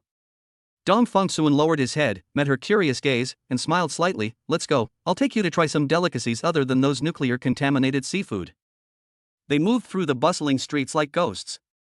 Within the realm of zero, they can freely touch objects and taste food, while those around them will only think that the objects have moved on their own, or that a small piece of food has disappeared out of thin air, causing some confused whispers, but they will never suspect the people who are right next to them. They stopped in front of the fragrant tamagoyaki stall. Dong Fengsuan took one, carefully blew on it to cool it down, and fed it to Tang Qiuhua's lips. She took a small bite. The outer layer was crispy, the inside soft and chewy, and the egg mixed with the sauce brought a unique flavor. She squinted her eyes in satisfaction. The two lingered in an exquisite wagashi shop. Dong Fengsuan picked up an elegantly shaped strawberry daifuku. The soft and chewy skin, the sweet but not cloying red bean paste, and the slight tartness of the fresh strawberry blended in Tang Qiuhua's mouth, making her cheeks blush, as if she had tasted the concrete form of happiness. They even listened quietly for a long time to a street performer playing the shamisen as they passed by. The mournful yet resilient music flowed through the night, and Tang Qiuhua listened intently, tears of emotion welling up in her eyes. Dong Fengsuan looked at the artist, whose clothes were rather thin, and a thought struck him. That night, this hard-working artist will have a warm and sweet dream. In his dreams, he would perform in a packed concert hall, with the audience captivated. After the performance, he would be surrounded by thunderous applause and flowers. He will experience a tremendous sense of satisfaction from being recognized, and upon waking, he will be filled with the strength to continue moving forward. However, the bizarre and dazzling city nights are never without shadows. In a relatively secluded corner, the two witnessed a man in a suit roughly shoving a young man who appeared to be his subordinate, spewing out profanities like venom, doing everything he could to insult him, all because the young man had made a trivial mistake. The young man lowered his head, his shoulders trembling, and dared not offer the slightest resistance. Tang Qiuhua frowned, her eyes revealing clear reluctance and disgust. Workplace bullying. Dong Fengsuan's eyes turned slightly cold. He took no real action, but the power of the dream had silently enveloped the abuser. Tonight, an endless nightmare awaits this arrogant man. He will relive in his dreams the scenes of being publicly humiliated, crushed by authority, and abandoned by everyone. The pain he inflicts on others will be reflected back in his own dreams tenfold or 100-fold. He will experience the deepest powerlessness and fear, until his soul trembles. This was not a means of killing, but rather a casual form of punishment. In a relaxed and carefree manner, the virtuous attain beautiful dreams, while the wicked reap evil consequences. They are like deities walking among humans, silently manipulating the threads of fate and maintaining a delicate balance. Tang Qiuhua, held firmly in Dong Fengsuan's arms, tilted her head slightly and looked at the seafood izakayas along the way that displayed huge crab and lobster models. A trace of genuine regret flashed in her eyes. Her delicate index finger unconsciously caressed Dong Fengsuan's palm, the subtle touch carrying a hint of itch and dependence. What a pity! Her voice carried a soft sigh. So much seafood, it looks so delicious, but I don't dare to eat any of it. Tang Qiuhua's tone lowered. I'm worried about nuclear contamination causing deformities in our offspring. She paused, her voice tinged with rare indignation. Didn't they say that Japan's indiscriminate dumping of nuclear wastewater would only pollute their own seas? The oceans are interconnected. Ocean currents will carry these pollutants to every corner of the world. All countries and all people will be affected and implicated. By doing this, they are dragging all of humanity down with them. Human civilization might truly be destroyed and perish because of this. Dong Fengsuan felt the delicate caress on her palm and listened to her worries about the future and the next generation. He tightened his arms around her, pulling her closer to his chest, and said in a steady voice, Actually, there's no need to worry too much about this. One Yu is enough for us, we don't plan to have any more. However, Dong Fongsuan changed the subject, his eyes sharpening like a drawn blade. However, the indiscriminate dumping of nuclear wastewater is indeed disgusting. He looked up, his gaze seemingly piercing through the concrete jungle of the city, reaching into the distance. How can my Earth be allowed to be destroyed so casually? Dong Fongsuan suddenly had a whimsical idea. He lowered his head, looked at his wife in his arms, and his eyes gleamed with eager anticipation. Let's go and be messengers of justice. Just as King Yu of Zhou played with the feudal lords by lighting the beacon fires in ancient times, Dong Fongsuan's nightmare now haunts Tokyo. No. How can you make such a comparison? My wife is 100 times better than Bo Si. Tang Qiuhua's eyes lit up instantly, like stars that had been ignited. All the regret and resentment were replaced by a feeling mixed with excitement and anticipation. So they've really come to inspect the territory? Her tone was teasing yet full of trust. What are your plans? How can I help you? Despite her physical limitations, she longed to participate and stand shoulder to shoulder with him, even if it was just a tiny bit of strength. Dong Fongsuan sensed the change in her emotions, and his resolve to act became even stronger. He explained, Japan and South Korea have always been fertile ground for all sorts of superstitions, cults, and superstitions. And I happen to be best at playing tricks. I intend to send this land a prophecy about nuclear wastewater. His voice lowered, carrying a prophetic chill, intimidate them, and make those who orchestrated and condoned the dumping of nuclear wastewater into the ocean pay an equal price in endless nightmares. Let them witness firsthand the terrible consequences of their own actions. Dong Fongsuan did not choose violent destruction, as that would have been too lenient on certain individuals. He wanted to use what they feared most deep in their hearts to deliver the heaviest blow on a spiritual level. Without further delay, Dong Fongsuan, carrying Tang Qiuhua, used his supernatural ability of the ends of the earth are within reach to easily find and enter a luxuriously decorated penthouse apartment that was currently unoccupied. The heavy curtains automatically drew shut, blocking out the outside lights. He carefully placed Tang Qiuhua on the soft leather sofa, making sure she was comfortable. Are you ready? Tang Qiuhua nodded vigorously, her eyes following him closely, filled with complete trust and support. Dong Fongsuan walked to the center of the room and closed his eyes. No further preparation was needed. Consciousness surged forth like a tidal wave, completely merging with the newly ascended power. Superpower, dream domination, full power activated. Centered on this luxurious room, invisible ripples spread out with unprecedented intensity and scope, instantly covering the most prosperous and central golden area of Tokyo, spanning hundreds of miles. It was not gentle guidance, but rather an irresistible and forceful control. In an instant, the consciousness of all intelligent life forms in this area was forcibly dragged away from the anchor point of reality by a vast and mysterious force and pulled into a dream dimension dominated by Dong Fongsuan's will. Chapter 91 Tang Qiuhua, he is the embodiment of justice and the nemesis of evil. Whether it's an office worker sleeping soundly at home, a person drowning their sorrows in a bar, a police officer on duty at a police station, a wealthy person enjoying themselves in a mansion, or even an otaku taking a nap in their cozy home. At this moment, they were all trapped in a nightmare of being controlled by Dong Fongsuan. Within the dream dimension, a replica of Roppongi in Tokyo is frozen in a bizarre way. The neon signs were still flashing, the street screens were playing advertisements, and the evening breeze seemed to still be blowing, but all living things that were walking, talking, and laughing seemed to have been paused. They stood frozen in place, maintaining the posture from a second ago. The office worker holding a coffee cup, the student bending down to tie his shoelaces, the couple cuddling together, and even the pet dog being held in its owner's arms, all remained motionless. The entire bustling street was instantly transformed into a lifelike yet lifeless wax museum. At first, I was at a loss. People forced into dreams are not even aware that they have detached themselves from reality. They suddenly found themselves unable to control their bodies. Their minds were working, their senses were receiving information from the outside world, but their muscles wouldn't obey them. A panic stemming from instinct spread silently. What's wrong? My body. I can't move? Huh? Why did I stop? Mom, I can't walk anymore. A flash mob event? I've never heard of that.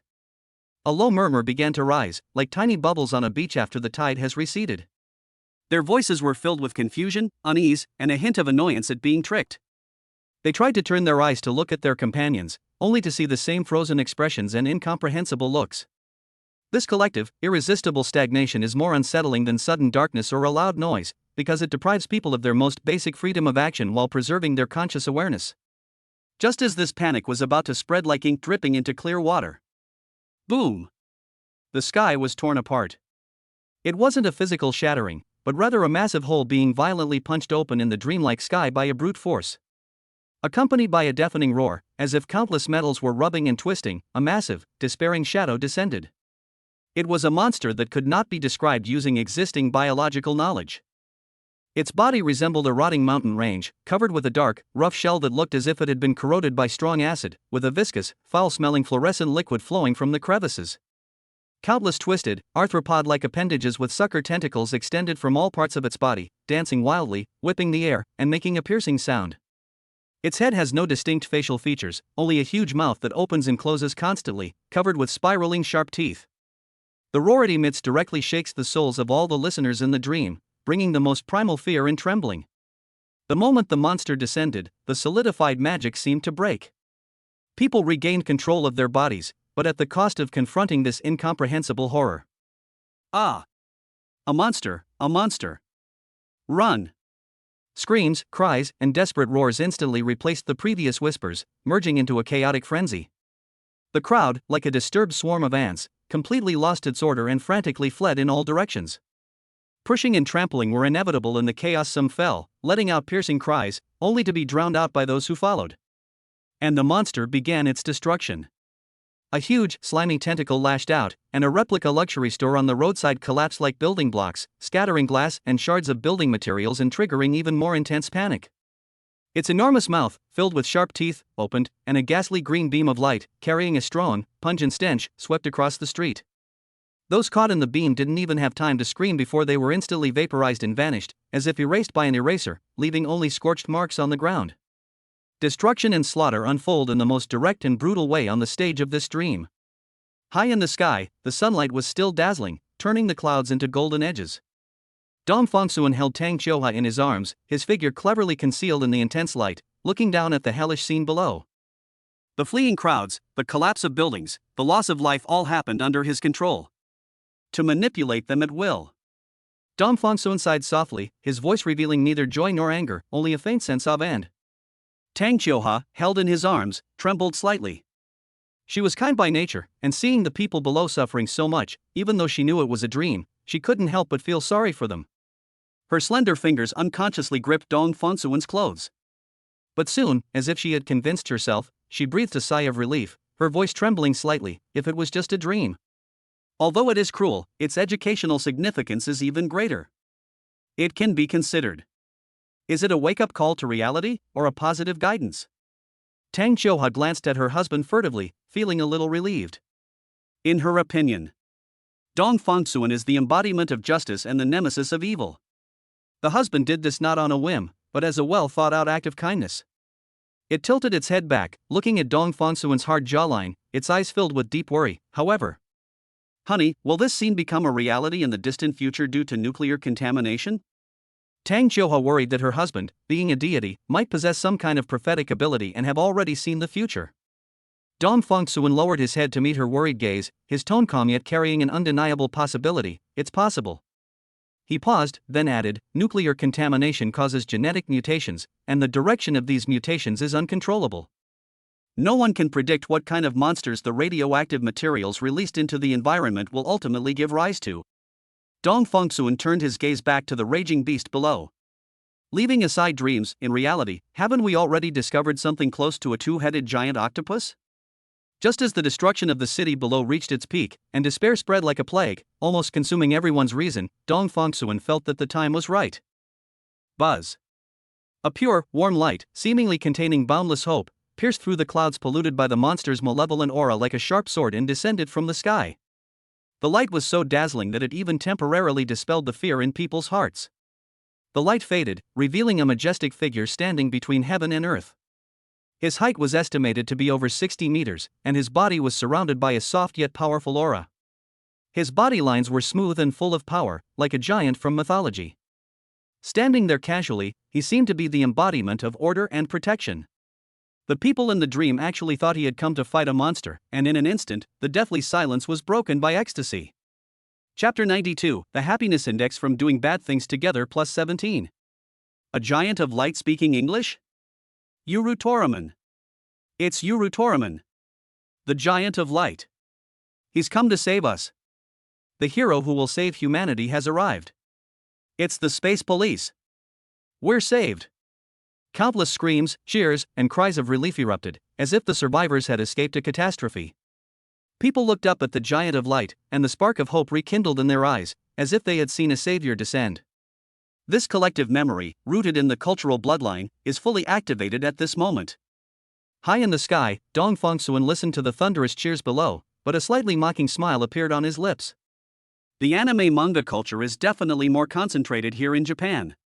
Dong Fongsuan whispered to Tang Qiuhua in his arms, apart from the height, this giant of light is completely different from the Ultraman I remember. His voice turned cold, so, they're going to be disappointed. Under the watchful eyes of everyone, the giant bathed in light did not immediately rush towards the monster as people expected. He simply lowered his head slightly, as if looking down upon this ravaged land and humanity, as insignificant as ants yet full of hope. Then, he spoke. What was emitted was not the powerful battle cry or Japanese encouragement one might imagine, but rather fluent, standard BBC-style English. The voice was majestic and cold, like a divine pronouncement, resounding deep within the minds of every creature in the dream world. A sinful nation that recklessly dumps nuclear pollution, destroys the beautiful Earth's environment, and damages the upper limit of human civilization's potential should be destroyed. That towering giant of light, speaking in perfect BBC-style English, pronounced the destruction of the land of evil. The voice, like a divine pronouncement, carried an unquestionable authority and crashed into the depths of the soul of every person forcibly entered into a dream. However, the expected grief and indignation of shared hatred or the quiet of sudden awakening did not appear immediately. Instead, there was an even more eerie and bewildering stillness. The vast majority of residents in Tokyo's Roppongi area were baffled by this extremely abrupt use of English. Many people looked up, mouths agape, their faces still flushed with elation and hope, before being overwhelmed by a bewilderment that they couldn't understand but were deeply moved by. Even Tang Qiuhua, who was being held in Dong Fongsuan's arms, couldn't help but laugh at this unexpected scene. The slight pity I felt earlier because of the horrific scene below was largely overshadowed by this absurd sense of dislocation. She gently tugged at Dong Fongsuan's sleeve and asked in a low voice, her tone tinged with barely concealed amusement, "Why use English?" Dong Fongsuan lowered his head, meeting her smiling eyes, and a rare look of embarrassment appeared on his face. "I don't speak Japanese." This simple reason instantly dismantled the solemn atmosphere that had just been like a divine judgment. A crisp notification sound rang out in Dong Fongsuan's mind. Meow. The virtuous wife Tang Qiuhua's happiness index increased by 17 because the host joined her in doing a bad thing that was beneficial to Earth's civilization. Current ranking on the planet's happiness list, 1.93 million. Dong Fongsuan raised an eyebrow, his attention drawn to the ranking. An integer. I remember the last time I checked, it was 1,995,001. The magnitude of this jump in ranking seems to suggest that the accumulation of happiness index is not a simple linear relationship. Rewards being distributed. The notification sounded again, but he didn't pay attention to what was being distributed. His gaze returned to the dreamlike stage below. The real show is just getting started. While countless people were still bewildered by the incomprehensible English verdict, the giant who was supposed to represent light and hope did something that completely stunted everyone's thinking. Instead of rushing towards the monstrous creature that was still rampaging and radiating the malice of nuclear contamination, he slowly lowered his body and stood shoulder to shoulder with the hideous monster. Then, under the gaze of millions of terrified, stunned, and incomprehensible eyes, the giant of light raised his arm, which was radiating a holy aura, clenched his fist, and then he slammed a powerful punch into a towering skyscraper next to him. Boom! A deafening roar, even more devastating than the destruction caused by a monster, rang out.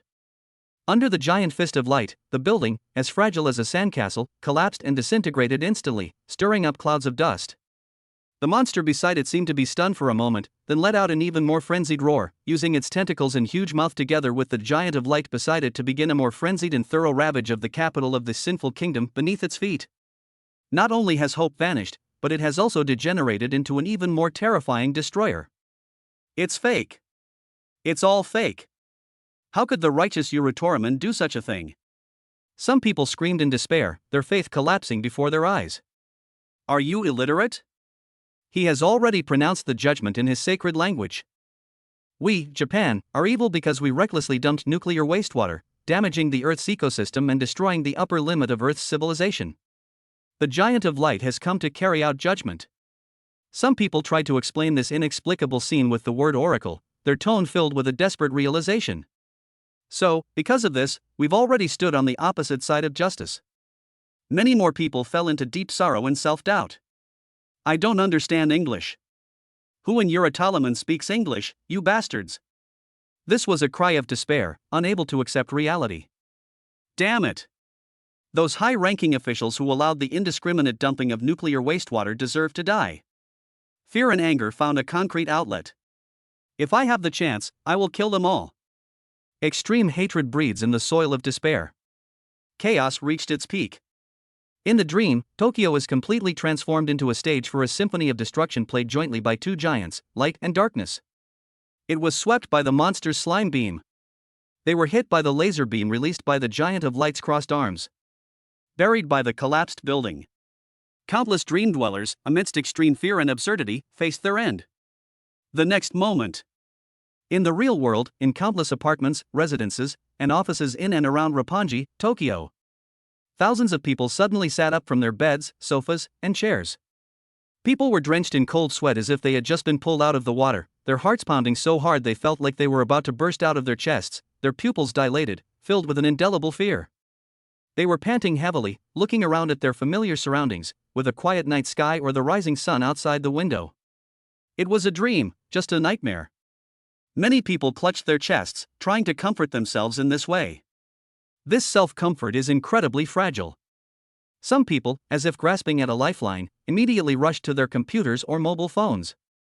Their fingers trembled as they frantically shared and described their absurd and bizarre experiences on various online platforms such as 5ch Forum, Yahoo News comment section, and Girls Channel. Some people, still reeling from the shock, abandoned their usual motto of trying not to disturb others and shouted in the street to vent their emotions of surviving the ordeal. Hey! Did you dream about it too? That English-speaking you Toraman.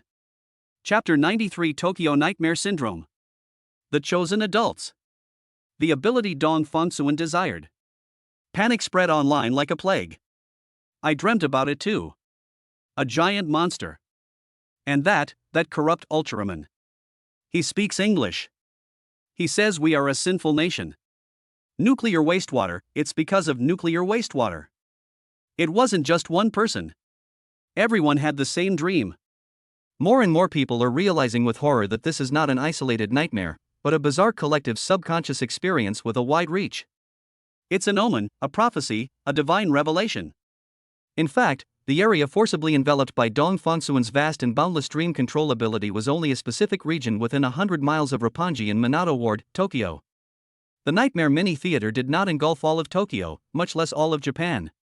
However, the dissemination of information, especially such bizarre and impactful collective experiences, has never been bound by physical boundaries. When those who experienced it firsthand wake up from their nightmares, covered in cold sweat and with indelible memories, and spread their experiences through social media, forums, and word of mouth, the nature of the matter begins to undergo a strange transformation. The subconscious human desire for specialness and being chosen ferments and swells in the hearts of some people. More and more outsiders who were not in the Roppongi area, or even in Tokyo, began to claim with certainty that they had also entered that terrifying dream at the same time and witnessed the rampage of the giant beast and the pronouncement of the giant of light. They embellished the details, vying to compare the realism and horror of their dream experiences. Some people want to use this to show off and highlight their own superiority. Some people indulge in delusion, believing themselves to be the chosen adults.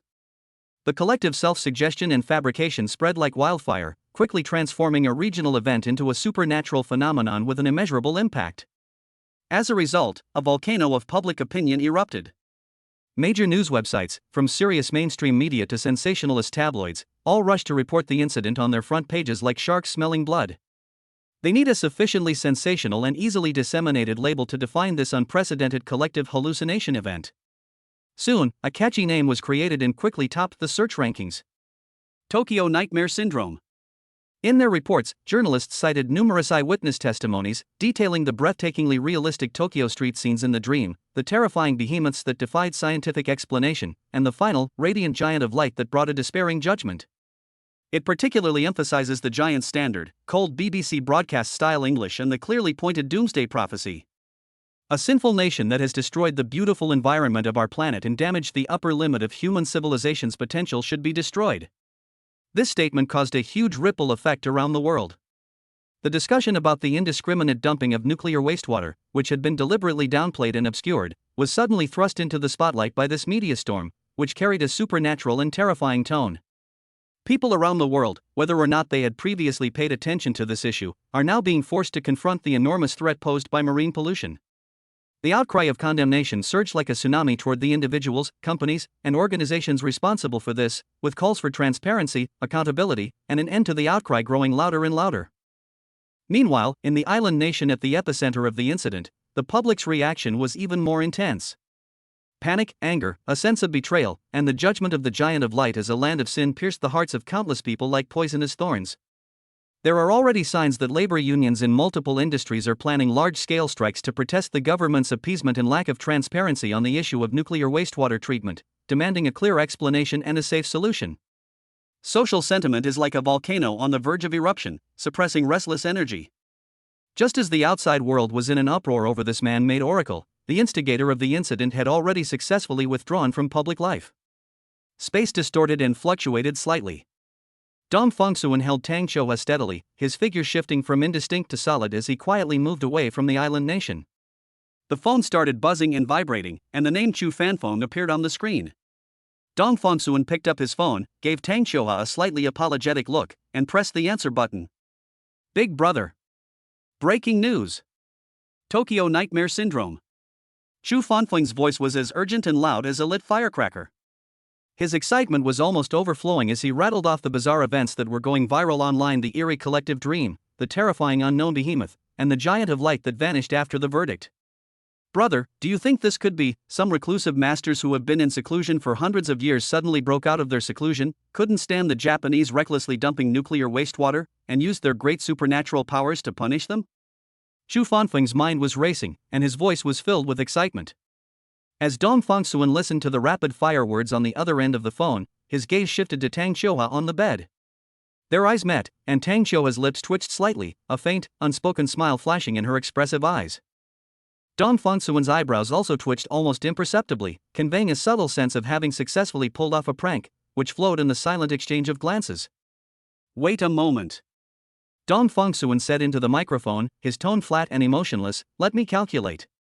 He didn't put down his phone, nor did he make any calculations. He simply maintained the posture of answering the call, his gaze still lingering on Tang Qiuhua. Tang Qiuhua even playfully tapped Dong Fongsuan's hand very lightly and quickly with the index finger of her left hand, which had just regained some strength, as if urging him to continue this little lie. After a moment of silence, Dong Fongsuan spoke into the phone in a tone that carried a hint of understanding mixed with a touch of "it's nothing special." I did not sense the presence of any like-minded individuals. He paused, as if carefully choosing his words, judging from the residual aura, it is most likely just a remnant illusion array left over from the spring and autumn and warring states periods. It is ancient, its energy is unstable, and it was only occasionally triggered by certain modern electromagnetic fluctuations or geological changes. The content of the illusion array was also drawn up by the participants themselves based on their memories and fears. At least, looking at the entire Japanese archipelago. Dong Fongsuan deliberately slowed down his speech. Currently, there is no aura of any origin similar to mine. However, he subtly shifted his tone, leaving a suggestive opening, but the primordial energy of heaven and earth fluctuates from time to time, and there may be more than one similar ancient relic. In the coming years, similar phenomena may be unexpectedly triggered in other parts of the world. Chu Fanfeng on the other end of the phone visibly gasped, then his excited voice, as if he had suddenly realized something and glimpsed a part of the truth of the world, came through. I understand. I understand, brother. The path of cultivation requires exceptional spiritual roots and talents, making it a one-in-a-million journey. It's possible that for several generations, and over hundreds of years, the world has accumulated enough, not a single true cultivator could emerge. Don't worry, I understand the importance of this. Chu Fanfeng's tone became serious, even tinged with worry. Big brother, things are tense these days, you must be careful and keep a low profile, and take good care of yourself. If you need any errands or chores, just let me know. Hearing Chu Fanfeng's self-constructed expression of unwavering loyalty, a faint smile flickered across Dong Fongsuan's eyes. No problem. Dong Fongsuan responded, said nothing more, and hung up the phone. Rewards have been issued. He felt he was already quite capable and had no other desires, so he just glanced at it casually. But Dong Fongsuan's interest was piqued upon seeing it. This ability is perfect. It's exactly what I've been looking for. Chapter 94, Accidentally Entering the Imperial Family. VX Superpower, All Language Master. Reward issued, VX Superpower All-Knowing Language Master. The notification sound rang out from the depths of my consciousness, and what followed was not a surge of immense power, but a profound and mysterious enlightenment about the essence of communication. It was as if some innate barrier had been silently dismantled. Dong Fengsuan instantly understood the core of this ability. It was not learning and memorizing, but assimilation and resonance. When he communicates with any intelligent being, his language system will flow naturally and synchronize with the other's language patterns, just like Mercury. This will eliminate all barriers caused by language, dialect, or even subconscious symbols. From then on, language was no longer a barrier, but a bridge that allowed for unimpeded communication. Dong Fengsuan let out a long, slow breath, as if a heavy burden had been lifted, and the corners of his mouth couldn't help but turn up in a smile. Great, now I don't have to learn anything, he muttered to himself, with an almost childlike elation. His long and meticulously planned list of future projects also included projects that required a significant investment of time and energy to master: Japanese, German, French, Korean, Italian, Russian. Now, he can easily erase these projects with a single thought, freeing him from all worries. This system reward is a godsend for lazy people. However, amidst the joy, a slight sense of regret arose in my heart. Currently, he is in China, surrounded by familiar local accents, and cannot find anyone who speaks a foreign language to test this amazing ability. This makes him extremely eager, like a child who has received a new toy but has no playmate. Tang Xiuhua, standing to the side, had a faint look of worry shrouding her beautiful brows. She gazed out the window at the azure sky, her eyes seemingly trying to pierce through the atmosphere and see the man-made celestial bodies orbiting the earth. Husband. Tang Xiuhua's voice was soft, but with a clear concern. I'm a little worried about the satellite probe's imaging. What if a high-precision satellite happens to detect the anomaly and leave evidence? She turned her head, her clear eyes fixed on him. Wouldn't it be bad for you if we were exposed? Dong Fengsuan walked to her side, took her right hand, which was still recovering, and felt a reassuring warmth from his fingertips. At least I don't have to worry about this trip to Tokyo. His tone was calm and carried a convincing power. We acted quite cautiously, and the probability of being detected was extremely low. At this point, Dong Fengsuan paused, acknowledging the validity of his wife's concerns. However, your concern is indeed a possibility that needs to be addressed. What if one day, a reconnaissance satellite happens to capture the moment I'm using my abilities? What should I do then? He frowned slightly. The current V2 super-powerful electromagnetic interference has a coverage area and intensity that are far from sufficient to interfere with low Earth orbit satellites. A pang of regret swept through him, and Dong Fengsuan clicked his tongue lightly. I was originally planning to take you to see more places this month, like European castles and African grasslands. It seems that it needs to be put on hold for now. He looked at Tang Xiuhua, his eyes gentle yet firm. After I've cultivated properly and regained more of my magic power, ensuring everything is foolproof, then we'll go out and have some fun. Let's travel the world together. Perhaps it was the special elixir he personally refined, containing 100 times the medicinal efficacy, that nourished him day after day, playing a fundamental role, or perhaps it was the pleasant mood and distance from bloom during this period that activated his dormant genetic potential. A miracle quietly descended on a peaceful morning. That day, Tang Xiuhua woke up naturally from her sleep. The morning light shone through the gaps in the curtains, casting soft spots of light on her eyelids. As usual, she tried to concentrate and give commands to her left arm, which was like a sleeping glacier. This time, the feedback was no longer a faint nerve tingling or muscle tremor, but a clear, coherent, and subtle yet real sense of power that spread from the shoulder blade all the way to the fingertips. Incredibly and slowly, she lifted her entire left arm from under the covers, her fingers slightly spread in the air. Although the movement was slow and stiff, it was completely driven by her will. A tremendous surprise surged through her body like a warm current. She almost trembled as she reached for her phone on the bedside table with her right hand and immediately dialed Dong Fengsuan's number. Husband. When the call connected, her voice, choked with uncontrollable sobs and overwhelming joy, burst from her throat. My entire left hand. My entire left arm. I can move it all. At that time, Dong Fengsuan was still in the washroom, splashing cold water on his cheeks to dispel the last trace of sleepiness. Upon hearing the voice from the phone, he froze, then an overwhelming surge of joy washed over him like a tsunami. He didn't even have time to wipe the water droplets off his face. He casually tossed the towel onto the mirror and his body burst through the door like an arrow. The supernatural power of heaven and earth was activated instinctively, instantly erasing spatial distance.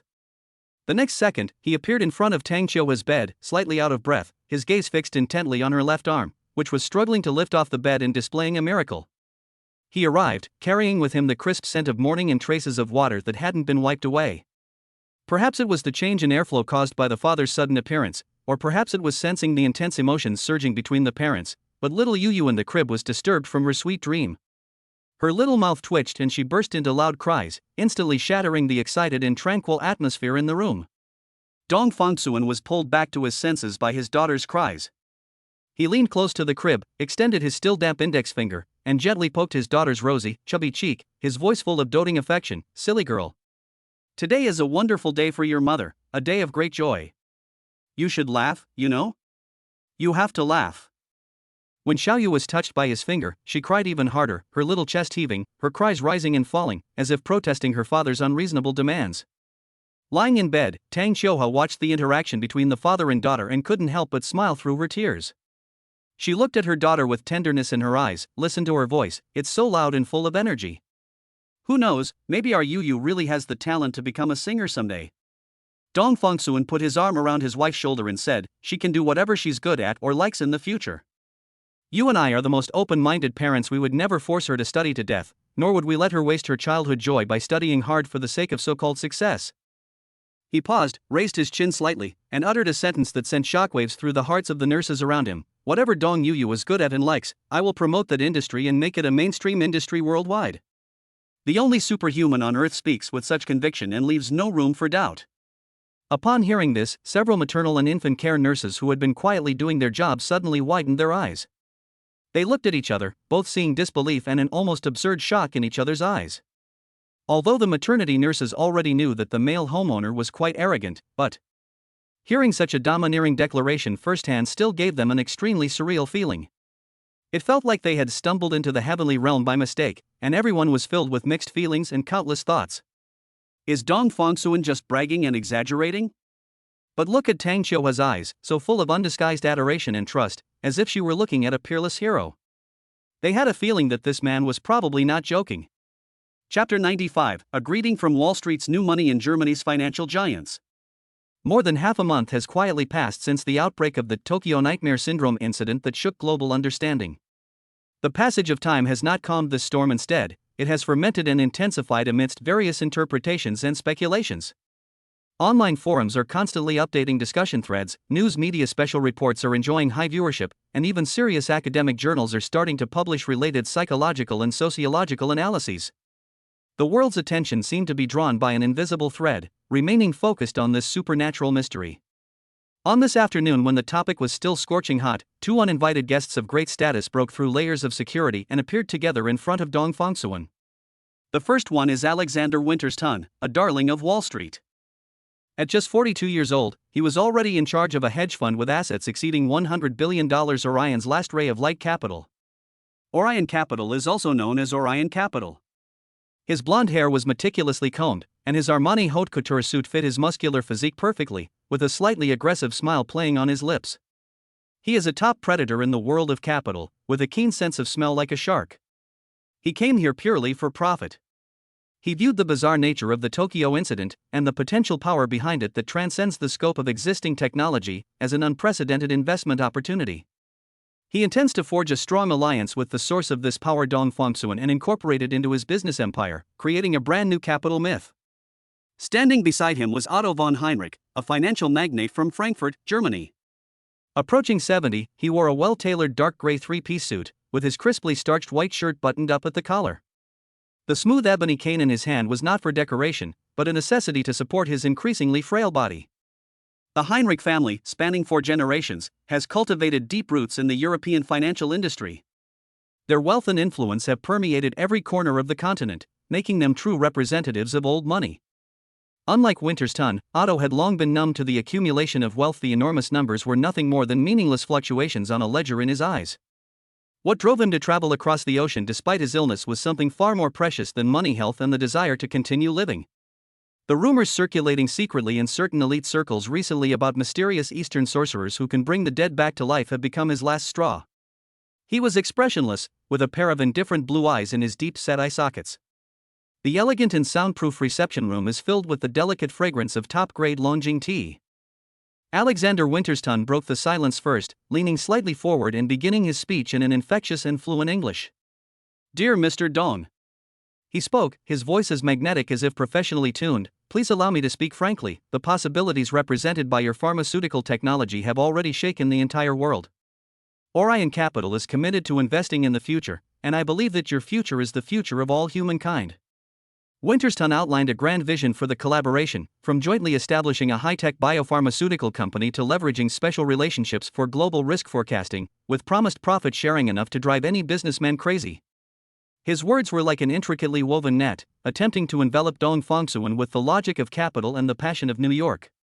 Dong Fongsuan sat calmly in the main seat of the rosewood armchair, his fingertips gently stroking the rim of the warm porcelain cup, his expression as still as water. As Winterston spoke fluently in English, a thought subtly moved him, and VX superpower, all language mastery silently activated. He instantly assimilated, analyzed, and completely mastered the other person's language system.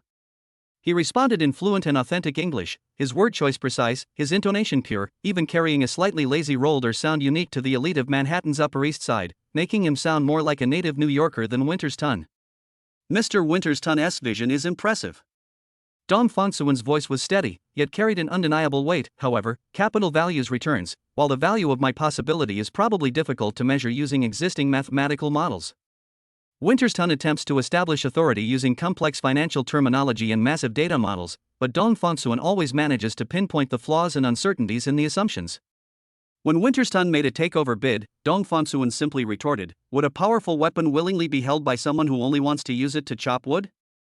When the other party tried to use global channels and resources as leverage, Dong Fongsuan smiled slightly. "The channels you mentioned, do you mean those logistics that are blocked by customs in various countries, or those connections that I need to personally visit to open up?"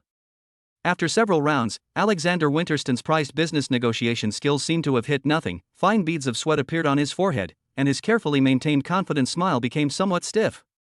He found himself completely at a disadvantage, not only failing to gain any advantage, but also constantly making concessions under the seemingly casual yet relentlessly pressing questions from the other party.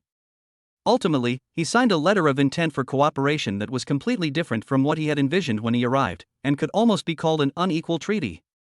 Dong Fongsuan contributed his technology as equity, thus gaining absolute control and the majority of the profits, while Orion Capital played a role that was almost like a fund provider and channel distributor. Winterston left with a complicated expression. He achieved his goal, but not entirely. The door to the reception room closed gently, leaving only Dong Fongsuan and the ever-silent Otto von Heinrich inside. The air seemed to freeze instantly, becoming even heavier. Otto remained seated upright, his hands resting steadily on the silver ornament at the top of his cane, his chin slightly raised, maintaining the pride and aloofness ingrained in the bones of a Germanic nobleman. He didn't rush to speak, a nameless impatience and irritation churning deep within him. In Otto's view, every minute of his time was priceless, capable of determining the success or failure of cross-border mergers and acquisitions, and influencing the economic lifeline of small countries. Now, to have to waste his time on such a young Asian man, waiting for a medical miracle, felt like an absurd waste. Otto didn't have high hopes for this trip. His motivation stemmed more from an instinctive fear of impending death and a last-ditch effort. Dong Fongsuan took in the anxiety and disdain hidden beneath the other person's indifferent exterior, but did not get angry. He slowly raised his eyes, his gaze calm as still water, and looked at the old man opposite him, who was as icy as a glacier. "Hello, Mr. Otto," Dong Fongsuan said with a smile. "I'm planning a trip to Germany with my wife soon." The moment their eyes met, Dong Fongsuan subtly activated his aura of power and majesty. There was no wind, no unusual phenomena, but an invisible pressure, vast as an abyss and towering as a mountain, suddenly descended, filling every inch of the reception room. Otto von Heinrich's gaze, which had been scrutinizing and slightly impatient, suddenly narrowed the moment it met Dong Fongsuan's eyes. He felt as if an invisible hand was squeezing his heart, and his breath caught in his throat. Chapter 96, Wife watching short videos can increase happiness index by 8. Facing Dong Fongsuan, Otto had a novel feeling that he had never experienced in his decades of experience in the financial world and in the face of countless powerful enemies. It's as if you're standing alone in an endless wilderness, gazing up at the vast starry sky. All your achievements, glory, and wealth seem so pale and laughable under this gaze, as vulnerable as a sandcastle.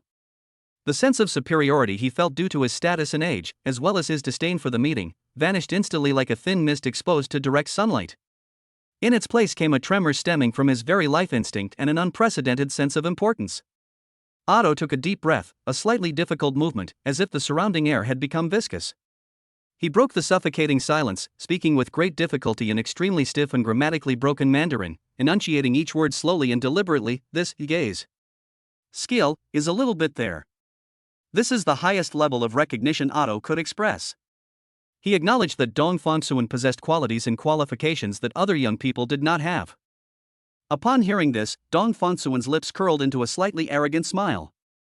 This time, he didn't respond in Mandarin, but instead activated VX superpower all-language communication again. A fluent and pure accent, imbued with the elegant tone of a classical Berlin court noble, flowed naturally from Dong Fongsuan's mouth. It's not just a little, but a great deal. The language switch was completely unexpected, so smooth that it was as if he had been thinking and talking in this language his entire life. His standard pronunciation, exquisite vocabulary, and profound understanding of the subtle nuances of German instantly gave Otto the illusion of being in the presence of a highly respected professor of Germanic linguistics, or even more. This groundbreaking and perfect German language completely stunned Otto von Heinrich. He suddenly opened his cloudy blue eyes wide, the wrinkles on his face becoming as deep as if carved by a knife due to extreme shock, and the mask of aristocratic composure he had maintained was completely shattered. The word choice and sentence structure have a touch of classical German, like a vintage wine from the Rhine. That's the taste. Otto instinctively released his grip on his cane, leaned forward slightly, and blurted out in a moment of embarrassment, "Your German is superb. Incredible. Even better than most native speakers. Mr. Dong, did you ever study in Germany?" This was the only logical explanation that could come to mind. Dong Fongsuan did not directly answer his question about the past, but continued to speak calmly in his impeccable German. "In addition, Mr. Otto von Heinrich." He paused slightly, his gaze landing squarely on the other person's face. "When you have a request, it's best to show the right attitude." Otto sat up straight, his expression serious. "You're right, I was too arrogant. I am willing to pay 8 million yuan to settle this medical bill. If the treatment is effective enough. 8 million yuan each time."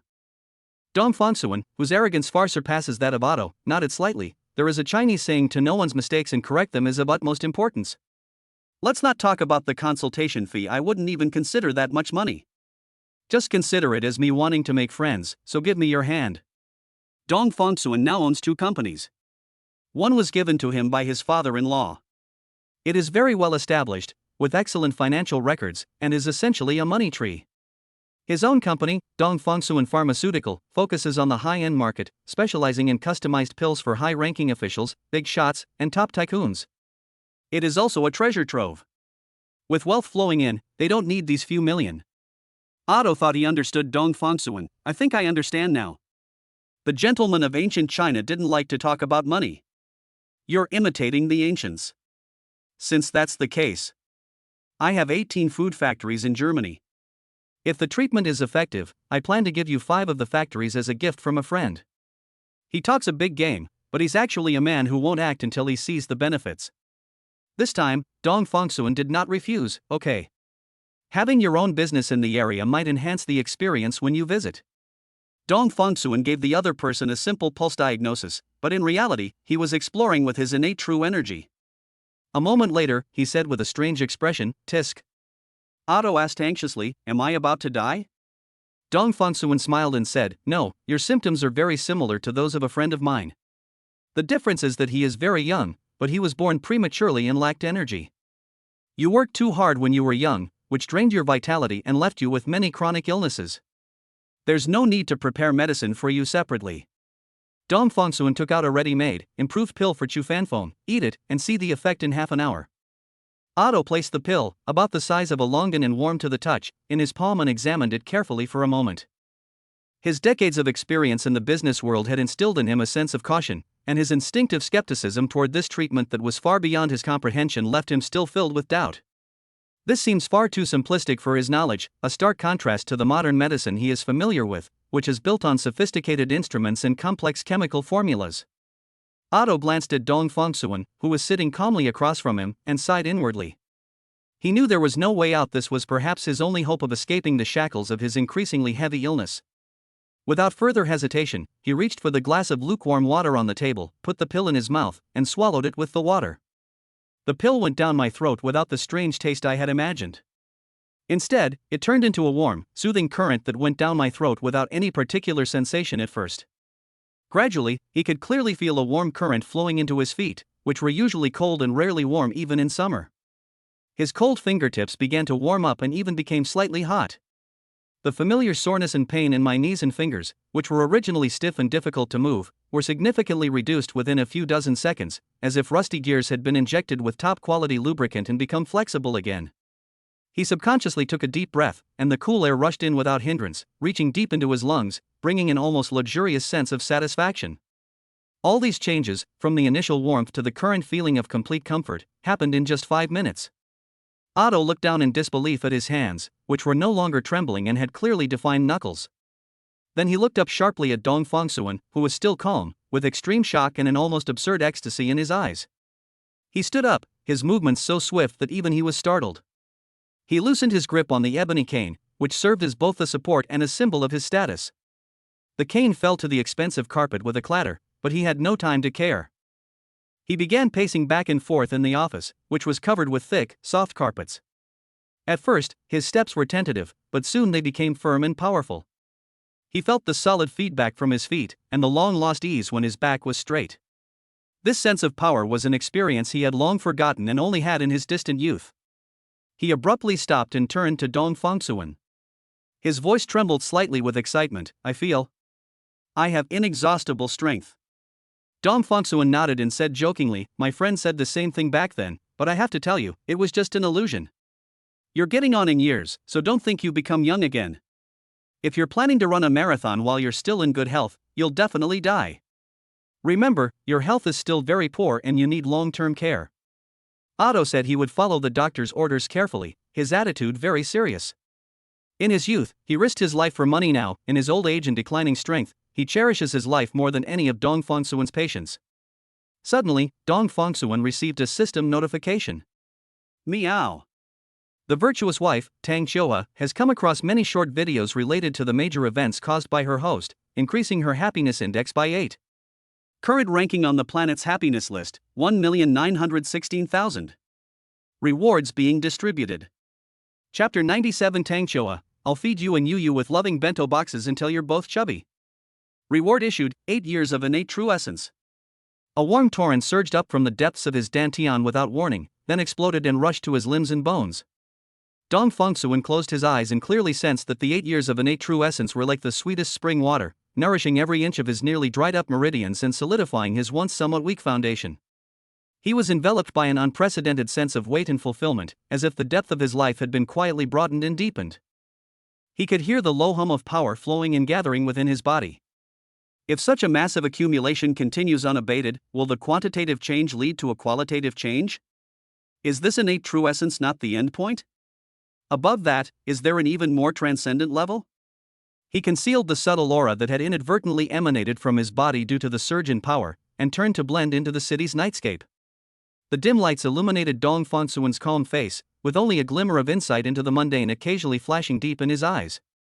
As his strength continued to grow, Dong Fongsuan felt that many of his hidden true natures were gradually being revealed.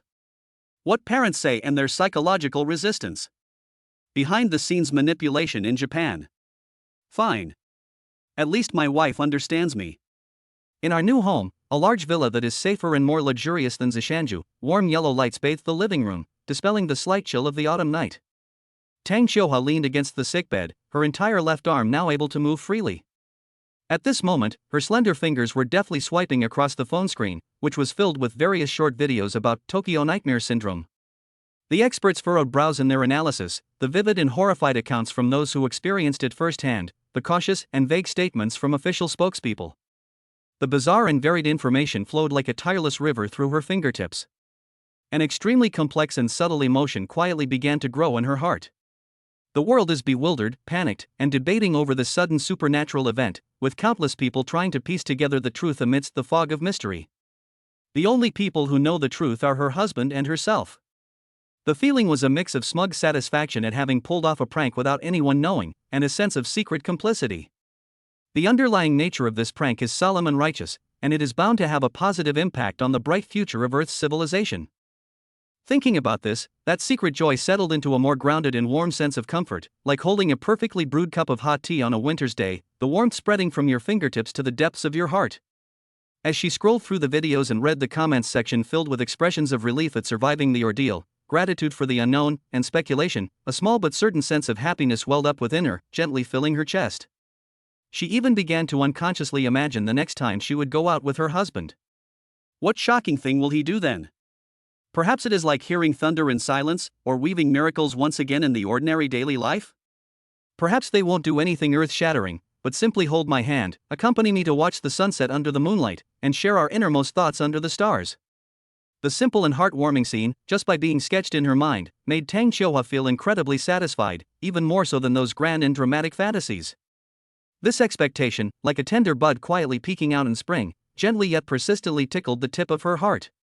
Besides keeping a close eye on the aftermath of the Tokyo incident, her phone screen is filled with all sorts of detailed cooking tutorial videos. From how to cut radishes into even, thin shreds, to how to master the fleeting perfect heat when pan-frying steak, from the secrets to home-style stir-fries full of warmth and flavor, to exotic dishes presented like works of art. She watched with intense focus, her eyes sparkling with eager anticipation. A clear and heartwarming plan gradually took shape and became more complete in her mind. When her arms were fully healed and she could move freely, she would definitely prepare a loving lunchbox for her husband every day. The thought was simple and beautiful, and it brought a faint, vibrant blush to her pale cheeks, causing the corners of her mouth to unconsciously turn up, outlining an incredibly gentle curve. When Dong Fengsuan pushed open the door and entered, Tang Xiuhua immediately raised her head, her eyes sparkling with a bright and dependent light, as if stars had fallen into them. She couldn't wait to share her hopes for the future with him. Once both my arms are healed, I'm going to cook delicious meals for you and you every day. I'll fatten you all up. Upon hearing this, Dong Fengsuan's eyebrows twitched almost imperceptibly, deliberately revealing a perfectly measured hint of distress, his tone carrying an obvious sense of humor. You won't be handsome if you get fat. No way. Tang Xiuhua immediately retorted, her bright eyes widening as she stared intently at him. Even if my husband gains weight, he'll still be a chubby handsome guy. He'll be very cute. In her eyes, everything about him was good. This is a perfect example of the saying, beauty is in the eye of the beholder. Her gaze lingered on his sharply defined face, filled with undisguised admiration and an almost proud possessiveness. He's got the potential. He has sharp features and an outstanding presence. Even if he gains weight in the future, he'll still look composed. Dong Fengsuan's eyes finally overflowed with laughter. He walked over and sat down beside her, taking her intact left hand in his very natural way. He felt her warm body temperature and delicate touch through his fingertips. Perfect. He mentioned it casually, as if he were talking about a trivial everyday matter. I met an old German gentleman, Otto von Heinrich. During our conversation, he mentioned that one of his partners was planning to organize a large-scale food tasting competition in Hangzhou. I'll tell him so we can be judges. Hangzhou? Food? Tang Xiuhua was clearly taken aback, feeling a bit comical. Chinese cuisine boasts a vast and diverse culinary landscape, with a constellation of brilliant stars. The numbing spiciness of Sichuan and Chongqing cuisine is exhilarating, the delicate freshness of Cantonese cuisine is refined and meticulous, the knife skills of Huaiyang cuisine are superb, and the noodles of northwest China offer a full range of flavors: sour, sweet, bitter, salty, and spicy. The local flavors are so diverse and delicious that it's hard to tell which is better. But in the lists of foodies who jokingly criticize Hangzhou cuisine, it always seems to be ranked last, right? In particular, the famous yet controversial Westlake vinegar fish has been the subject of countless jokes and anecdotes online. Tang Xiuhua smiled, her eyes curving into beautiful crescents. It's said that any fish that's made into Westlake vinegar fish will die with its eyes wide open. That sounds so exaggerated. I don't know if it's just a blatant attempt to smear it. Dong Fengsuan immediately understood and followed up on her words, saying, everyone says Westlake fish and vinegar sauce is terrible, but I refuse to believe it. Shall we go and try it together? Chapter 98: Desecrating Food? Gangnam-style Korean. Although Tang Xiuhua found it somewhat ridiculous, she still readily agreed. Okay. Let's go together. Even if it's a cooking contest, as long as her husband is by her side, it will definitely be a fun and novel experience, right? Tang Xiuhua was filled with anticipation, as if she could already see the strange and wonderful dishes on the field. Then it's settled. Dong Fengsuan also had some pride and didn't want to lose face in front of his wife. After all, in his wife's eyes, he has always been an omnipotent person, so he naturally needs to show professionalism and confidence as a judge in this competition. So, he made preparations in advance. With the system reward of a super sense of taste, Dong Fongsuan did some research and within just a few days became one of the world's top food connoisseurs. In terms of professional expertise alone, he could even be considered the world's #1 gourmet.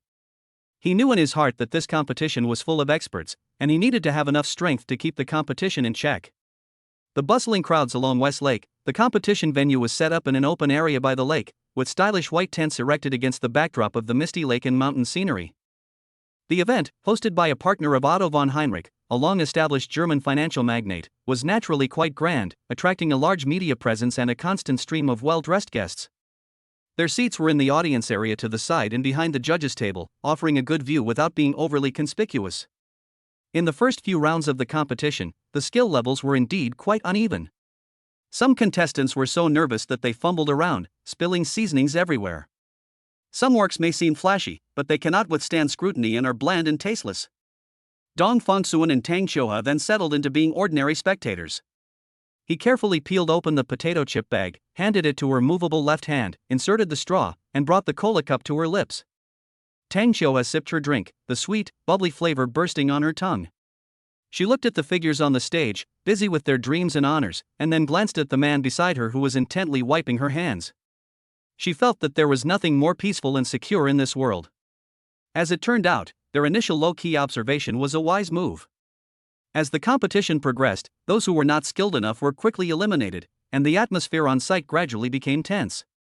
When the host announced the finalists, even viewers who weren't familiar with the sport could feel the tension that was about to erupt. In the final round, only 4 chefs remained, from Germany, South Korea, China, and Japan. There were no unknowns among them. Every single one of them was a renowned champion with outstanding achievements. German chef Carl Schmidt, known as the sculptor of taste on the Rhine, is tall and serious, with every move exuding Germanic precision and rigidity. His resume is filled with accolades from major European culinary awards. At this moment, he was meticulously checking the tools, his eyes revealing his seriousness about the competition.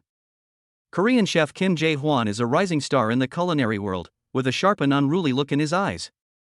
He is known for combining traditional Korean cuisine with Western cooking techniques and has won many awards in international competitions. At this moment, he stands with his arms crossed, chin slightly raised, and his eyes are full of provocation as he scans his opponents, as if he is declaring his strength to everyone. Hangzhou chef Chen Jianping, hailed as a poet on the tip of the tongue in the industry, is an ordinary middle-aged man who is the inventor of many groundbreaking and innovative dishes. Japanese chef Yuichi Yamamoto, known as the soul of sushi, is the heir to a legendary sushi restaurant in Tokyo. At this moment, however, he seemed somewhat dejected, a layer of gloom shrouding his brows. He stood silently behind the control panel, as if isolated from the surrounding noise, immersed in his own world. The theme of the final was integration and innovation, requiring contestants to create dishes that represent their culinary philosophy and embody the spirit of East-West fusion within a limited time, using a specified selection of local ingredients. The match began, and the atmosphere instantly became intense. Carl Schmidt approached the task with utmost care, skillfully combining traditional Bavarian flavors with Hangzhou's bamboo shoots and crabs. He was meticulous in every step of the process, as if he were crafting a precision instrument.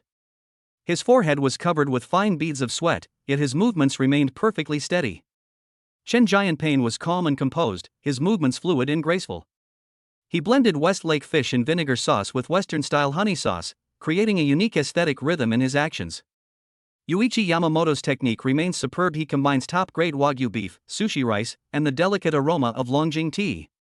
His skill seems impeccable, but the melancholy in his eyes lingers. After finishing the dishes, he stared blankly at the food on the plate, his whole being exuding a sense of weariness and existential unease. Kim Jae-hwan was undoubtedly the most active player on the field. His movements were expansive and highly performative, presenting the intense flavors of Korean chili sauce and fermented seafood in a striking way. Flames would occasionally rise from his pot, eliciting gasps from the audience. He always wore an extremely arrogant smile, as if the championship was already in his grasp, as if he were showing off his unique skills to everyone. The tasting and scoring session has finally arrived.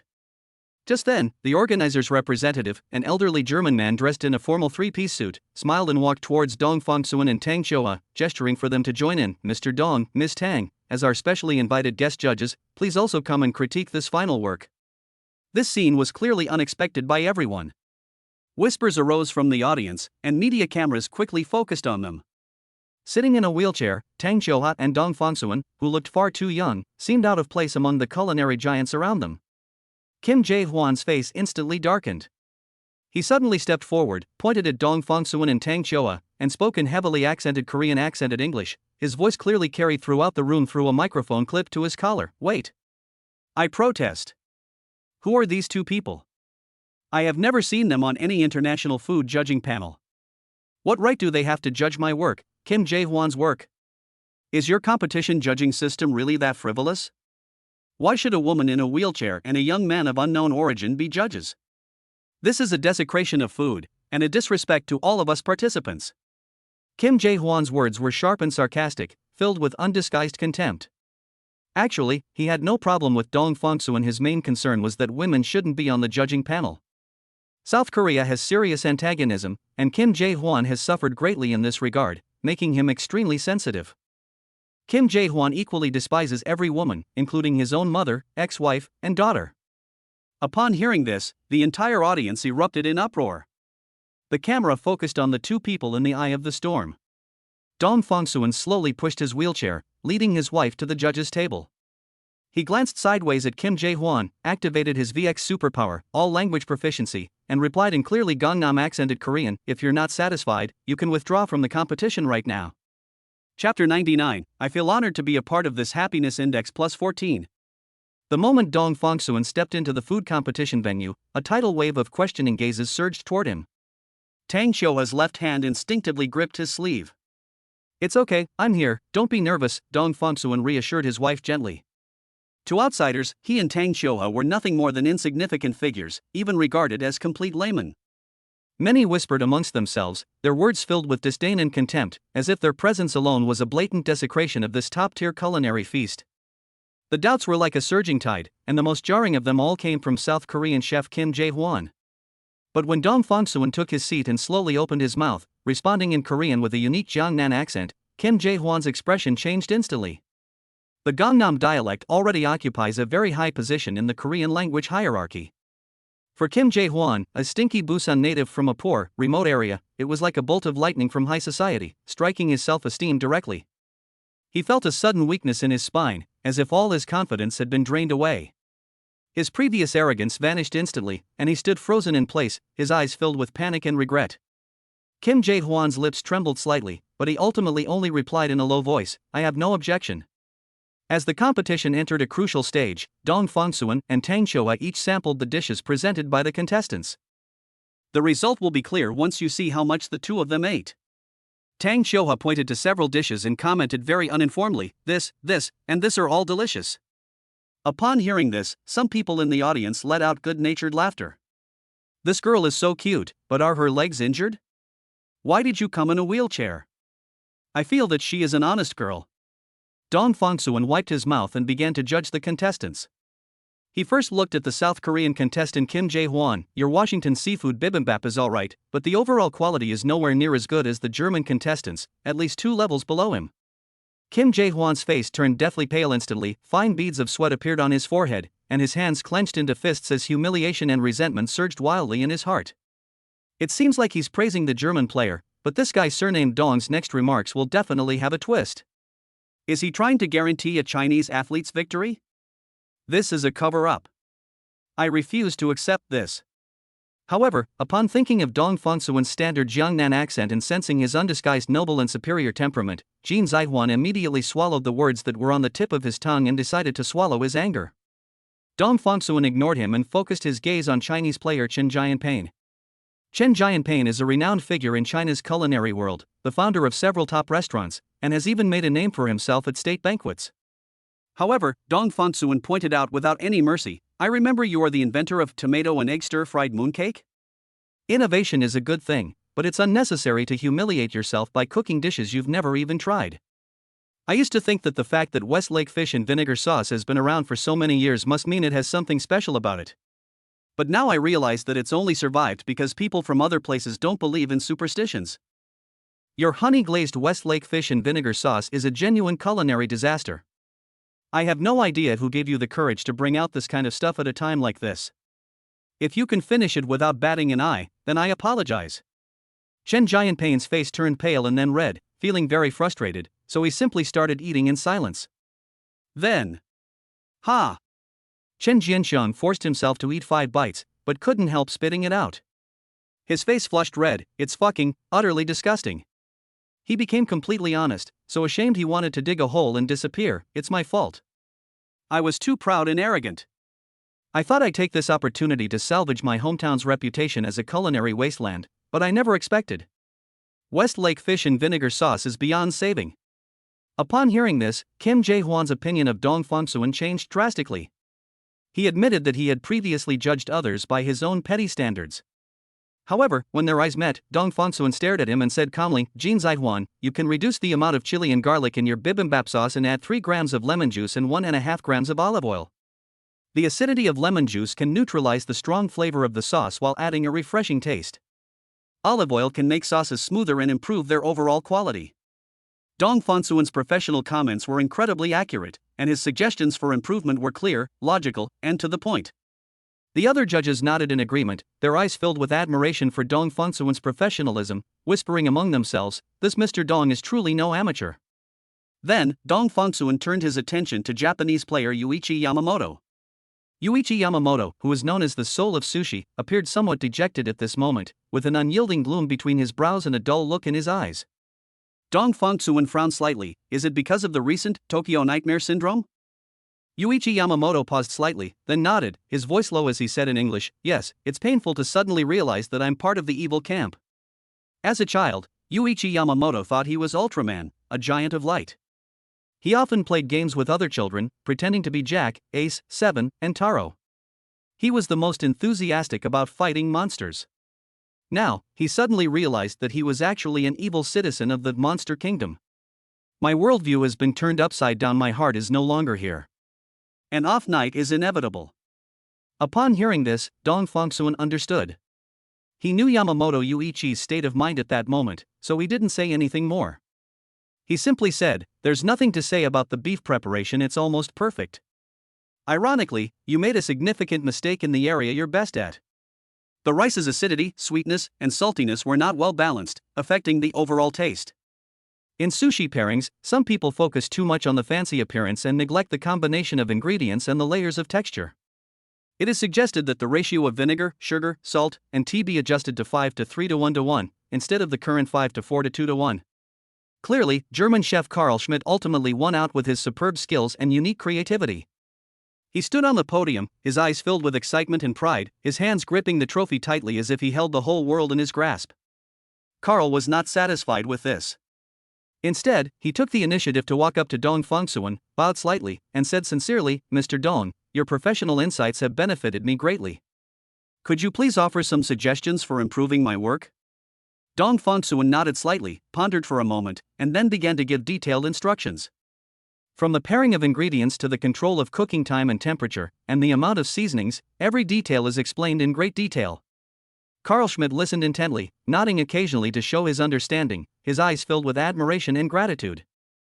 Following Dong Fongsuan's suggestion, Carl Schmidt made the Bavarian-style braised bamboo shoots with Hangzhou crab again. When the dish, exuding an enticing aroma, was presented to everyone again, everyone was amazed. The judges, who were already full, insisted on eating every last bit of his second dish and gave it high praise.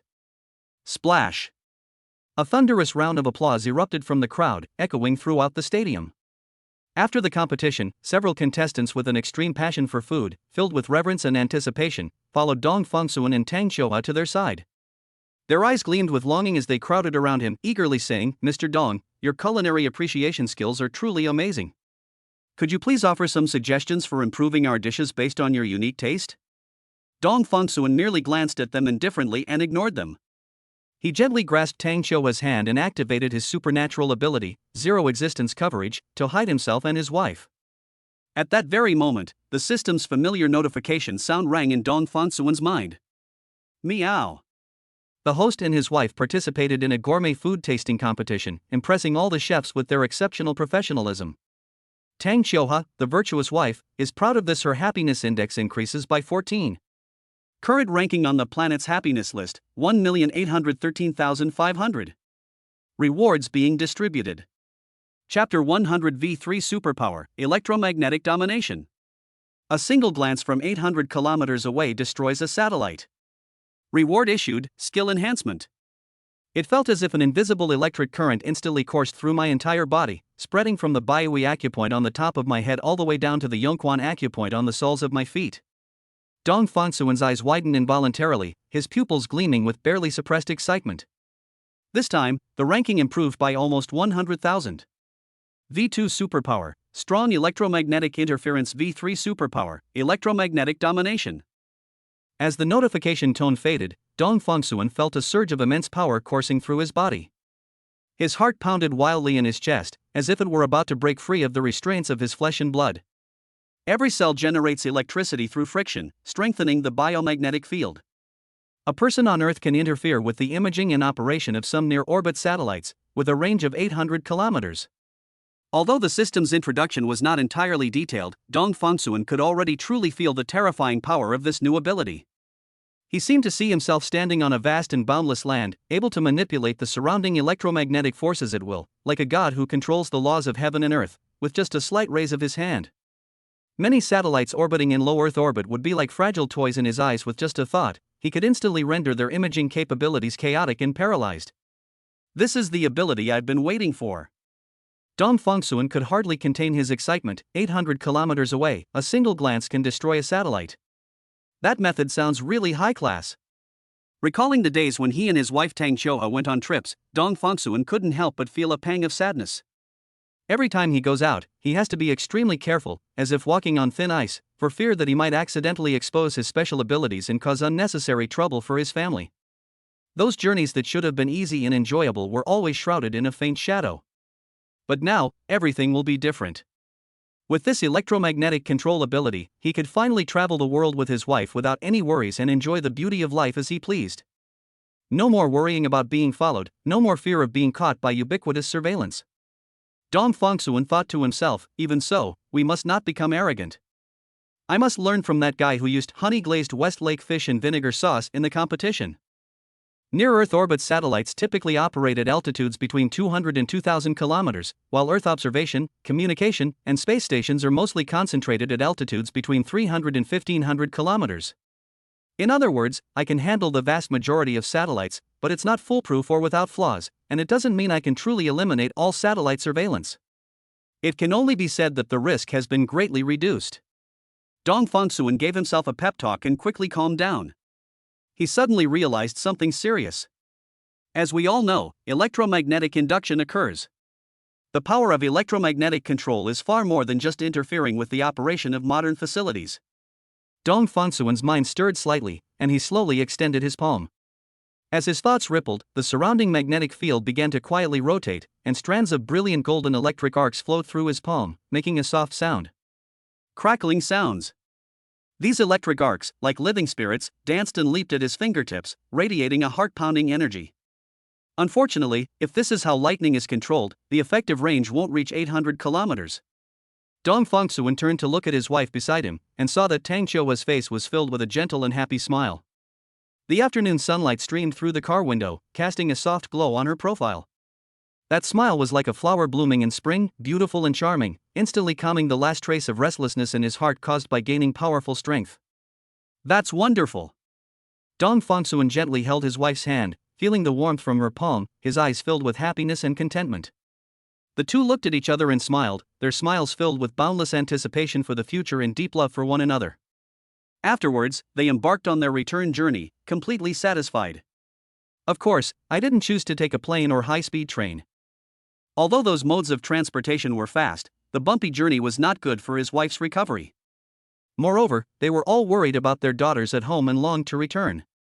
Dong Fangsuan gently used his supernatural power. The ends of the earth are within reach, and in an instant, the surrounding scenery began to distort and blur, before quickly becoming clear again. In the blink of an eye, the two had crossed thousands of mountains and rivers and returned to that familiar and warm home. Night fell slowly, like a giant black curtain, enveloping the entire city. The city's neon lights flickered in the darkness, like stars twinkling in the night sky. Looking at his wife's slightly tired yet content expression beside him, Dong Fongsuan felt a pang of heartache. Xiuhai never uttered a single complaint. She always silently endured the pressure, even when she was unwell. She always forced a smile, afraid of adding to her burden. "Come on, honey, I'll take you out for a stroll," Dong Fongsuan said gently, his eyes filled with tenderness and care. The voice was so soft, as if afraid of disturbing the tranquil night. Tang Xiuhua was slightly taken aback, then a hint of surprise flashed in her eyes. She also looks forward to taking evening walks with her husband. Especially on such a quiet night, how romantic it would be to stroll hand in hand with your loved one on the street. Although he is still physically limited and can only use a wheelchair, but as long as I'm with my husband, everywhere is sweet. I wanted to buy you a cup of mango pomelo sago haven tea. You've been craving it for a long time? Dong Fongsuan continued. He knew that his wife had been hesitant to drink due to doctor's orders, and had been suppressing her cravings for the sake of her health. But in his view, Tang Xiuhua had suffered so much, so what was wrong with occasionally having something sweet? As long as you don't drink it every day, it won't have a significant impact on your health. A look of emotion flickered in Tang Xiuhua's eyes. She nodded gently, her left hand clenched tightly. The evening breeze carried a slight coolness, gently brushing against my cheeks, which was very pleasant. The shops on both sides of the street were brightly lit, and the aroma of various delicacies wafted through the air. The aroma of roasted chestnuts, the sweet scent of roasted sweet potatoes, and the milky fragrance wafting from the nearby milk tea shop intertwined to create a symphony of the night. Tang Xiuhua's face was filled with a happy smile as she and Dong Fongsuan enjoyed this rare moment of peace and warmth. The streetlights cast long shadows of the two people, and every now and then, pedestrians returning home at night would pass by them, casting kind glances. However, the next moment, a sound like firecrackers exploding came from not far away. Bang! A bullet, like a black lightning bolt, carrying deadly intent, pierced the night sky and aimed precisely at Dong Fongsuan's forehead. The sharp, piercing sound of bullets tearing through the air was particularly jarring in the quiet night. Tang Xiuhua subconsciously looked in the direction of the sound. She watched helplessly as the bullet approached at an incredible speed, and then it was embedded between Dong Fongsuan's eyebrows. The strong smell of gunpowder filled the air, instantly turning her face as pale as paper. Tang Xiuhua stared wide-eyed in horror, as if the blood in her body had frozen at that moment. Due to the intense emotional fluctuations, her right hand, which had been completely unresponsive, began to tremble slightly uncontrollably. Husband. Chapter 101 Happiness Plus 12. The sense of security brought by the thunderous attack. Dong Fongsuan raised his right hand, his index and middle fingers precisely catching the second bullet aimed at the back of his head. Sizzle. Golden sparks crackled around him, and the metal bullet was slightly warm between his fingers, carrying a strong smell of gunpowder. He released his fingers, and the bullet fell to the ground with a crisp sound. He then gently rubbed his temples with his fingertips where another bullet had just struck, leaving only a tiny red dot. Fine, he told Tang Xiuhua in a calm voice, as if discussing the moonlight that night. A bullet of this caliber can't penetrate my defenses. Before Tang Xiuhua could react, she felt the surrounding air suddenly become viscous. The streetlights flickered twice and then went out completely. The lights along the entire street seemed to have been switched off by an invisible hand, plunging into darkness one after another. The night fell into an eerie silence. How is this possible? A low exclamation came from behind the green belt, and a dark figure staggered out. He frantically pressed the one-button SOS on his watch, but there was no response. Dong Fongsuan didn't even look in that direction. He simply squeezed Tang Xiuhua's hand gently. Wait me a moment. His figure suddenly disappeared from beside the wheelchair, and the next second he was standing in front of the dark figure. The attacker was so frightened that he took 2 steps back, nearly dropping his modified shotgun. The attacker's voice trembled. What? I don't know you at all. His eyes darted around frantically, searching for an escape route. I'm hunting, and there are often wild cats and dogs around here at night. I misjudged you. I thought you were a stray cat. Dong Fongsuan simply looked him up and down, muttering to himself, the corpse is talking. Those eyes seemed to glow in the darkness, making the attacker feel like he had nowhere to hide. How did you get here? And I really didn't mean to. The attacker continued to argue, cold sweat beading on his forehead. Dong Fongsuan suddenly moved. His movements were so fast that they left only a blur, his right leg sweeping seemingly casually. Snap! The crisp sound of bones cracking was particularly jarring in the quiet night. The attacker collapsed to the ground, clutching his twisted and deformed calf, letting out a piercing scream. His face was contorted with pain, and his eyes were bloodshot. I'm going to kill you. He screamed and roared, "Why didn't those 2 shots hit you? You deserve to die." He actually underestimated his marksmanship. The truth is, it hit, but didn't break through the defense. "Excuse me," Dong Fongsuan said slowly, "I kicked your leg just now. I thought it was just a pebble I accidentally bumped into on the side of the road." This nonchalant attitude thoroughly enraged the attackers. "You're dead. Do you know who I am?" "You." A slap interrupted him. Dong Fongsuan's slap wasn't hard, but it precisely silenced all the attackers' curses. The attacker was stunned, seemingly never having been insulted like this before. Tang Xiuha, in her wheelchair, gripped the armrests tightly, her eyes fixed on the ground, trying her best not to make a sound. She didn't want to be a burden to her husband at this time. Strangely, looking at Dong Fongsuan's tall and straight back, feeling the invisible electromagnetic field around her, with her hair floating on her shoulders, the fear in her heart was gradually replaced by a strange sense of security. "Name, identity, reason?" Dong Fongsuan asked in a cold and dismissive tone. The attacker, neck stiff, still tried to maintain his last shred of defiance. Dong Fongsuan did not give him a chance. He stretched out his finger, and a wisp of blue electric arc suddenly leaped onto his fingertip, coiling and dancing as if it were alive. The arc of electricity flickered and landed on the attacker. The attacker immediately convulsed and let out a suppressed whimper. It wasn't a deadly electric current, but it precisely stimulated every nerve ending in him, bringing waves of tearing pain. He tried to scream, but found the sound stuck in his throat. He wanted to pass out, but his mind was unusually clear. "I'll say it.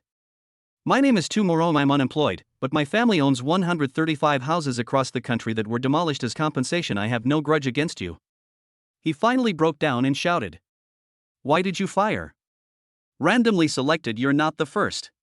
As long as I bump into you when you go out at night and you don't look like an important person, I will." Tu Morome suddenly widened his eyes, as if he recognized something. "Wait. You're Dong Fongsuan? I've seen your picture before." Dong Fongsuan's eyes turned completely cold. He could have simply ended the life of this scoundrel who treated human life like dirt, but a glance at his wife's worried gaze made him change his mind. Randomly taking the lives of innocent passers-by. Dong Fongsuan's voice was deep and solemn, echoing in the night wind. "Such evil deeds are unforgivable." Tu Morome looked at him in horror and tried to back away, but the excruciating pain from her broken leg prevented her from moving. "In order to purify and protect this world. For kindness and justice. I will now act on behalf of heaven." Dong Fongsuan, like a judge, slowly raised his hand. Sizzle. Blue, white, and gold arcs of electricity suddenly converged in his palm, emitting a faint crackling sound. These electric arcs intertwined, growing brighter and brighter until they finally transformed into a dazzling and terrifying ball of lightning. "I will investigate your parents." Dong Fongsuan's voice was icy. "They are to blame for raising a son like you. If they are guilty, I will send them to the underworld to join you." Tu Morome's pupils dilated with fear, and he opened his mouth but could not utter a sound. The 3-colored electric arc suddenly erupted, completely engulfing Tu Morome. There was no explosion, only the hum of energy and the faint sound of flesh jarring. The electric arc flickered for a few seconds before gradually dissipating, leaving only a charred remains on the ground, still in its final, struggling posture. The night breeze carried away the burnt smell from the air. Dong Fongsuan waved his hand gently, and the surrounding streetlights gradually lit up, and the hustle and bustle of the city returned in the distance, as if nothing had happened. He turned and walked back to Tang Xiuha's side, his cold expression instantly melting away, and he transformed back into the gentle husband he once was. He knelt down and gently took his wife's cold hand in his. "It's all right now." Dong Fongsuan's voice was as gentle as if she were coaxing a child. "Let's go home." Tang Xiuha nestled into his arms, feeling his steady heartbeat, and finally relaxed completely. She had never witnessed such a scene before, but she was not afraid. On the contrary, she felt incredibly at ease. As Dong Fongsuan ended the life of another human being in front of his family for the first time, he gently patted his wife's back, but his gaze was fixed on the deep night in the distance. "Ordinary bullets will definitely have little effect on yourself. I'm practically indestructible now, but what if the target is the wife? Yes, and my daughter Yu. If they are targeted by bad people, how should they prevent and counter them? Meow." In self-defense, the host swiftly and decisively annihilated the inherently evil, gun-wielding villain. The virtuous wife, Tang Xiuhua, witnessed the entire process and felt instantly relieved, her happiness index increasing by 12. Current ranking on the planet's happiness list, 1,739,500. Rewards being distributed. Chapter 102 Wife, don't you think I'm cruel?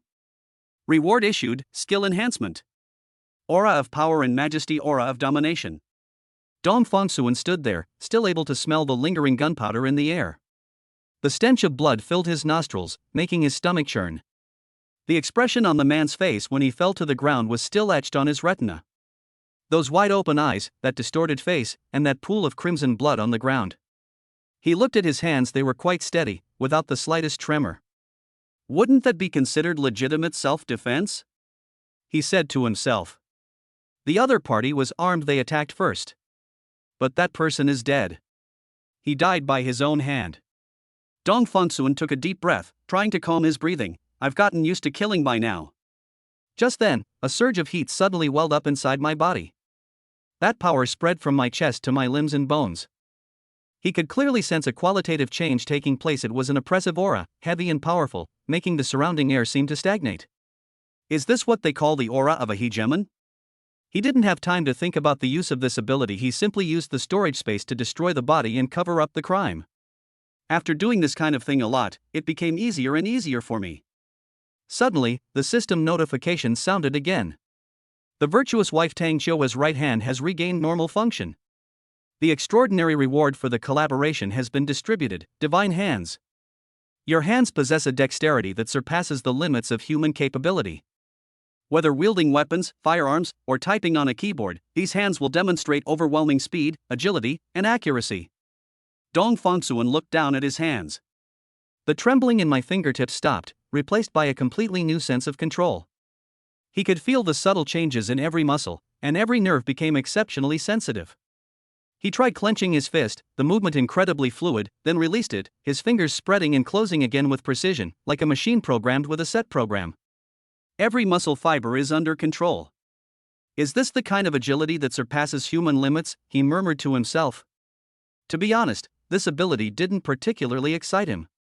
Maybe playing games will be more fun in the future, and the controls will be smoother, but he really wasn't in the mood to think about that right now. His mind was filled with the images from earlier, the man lying on the ground, the pool of blood, and his own blood-stained hands. He turned to look at Tang Xiuhua. She sat in a wheelchair, trembling all over, her face pale, her forehead covered in cold sweat, and her lips bloodless. But her eyes were bright as she stared at her right hand, her gaze filled with shock, disbelief, and a hint of joy. Seeing you in danger, I got so excited that my hand suddenly healed. As Tang Xiuhua spoke, her right hand moved. My fingers were trembling, and my movements were clumsy and awkward, but I was definitely moving. Dong Fongsuan walked over and squatted down. He reached out and took Tang Xiuhua's hand. The hand was warm, damp with sweat, but you could feel its real touch, you could feel her presence. Xiuhua, his voice was a little hoarse, are you all right? Tang Xiuhua did not answer immediately. She stared at her hands, her fingers slowly opening and closing. She tried once, and then again. Each movement was difficult, but tears welled up in her eyes. You can move your right hand now too. Her voice was soft. Fongsuan, we'll get better and better, right? As Dong Fongsuan watched her clumsily move her fingers, a sudden wave of bitterness welled up in his heart. He knew what this meant for Tang Xiuhua. She has been deprived of her freedom for far too long since she became paralyzed. It was a miracle for her to regain control of her body, even if it was just one hand. As long as it can move, that's good. Dong Fongsuan said in a low voice, take your time, don't rush.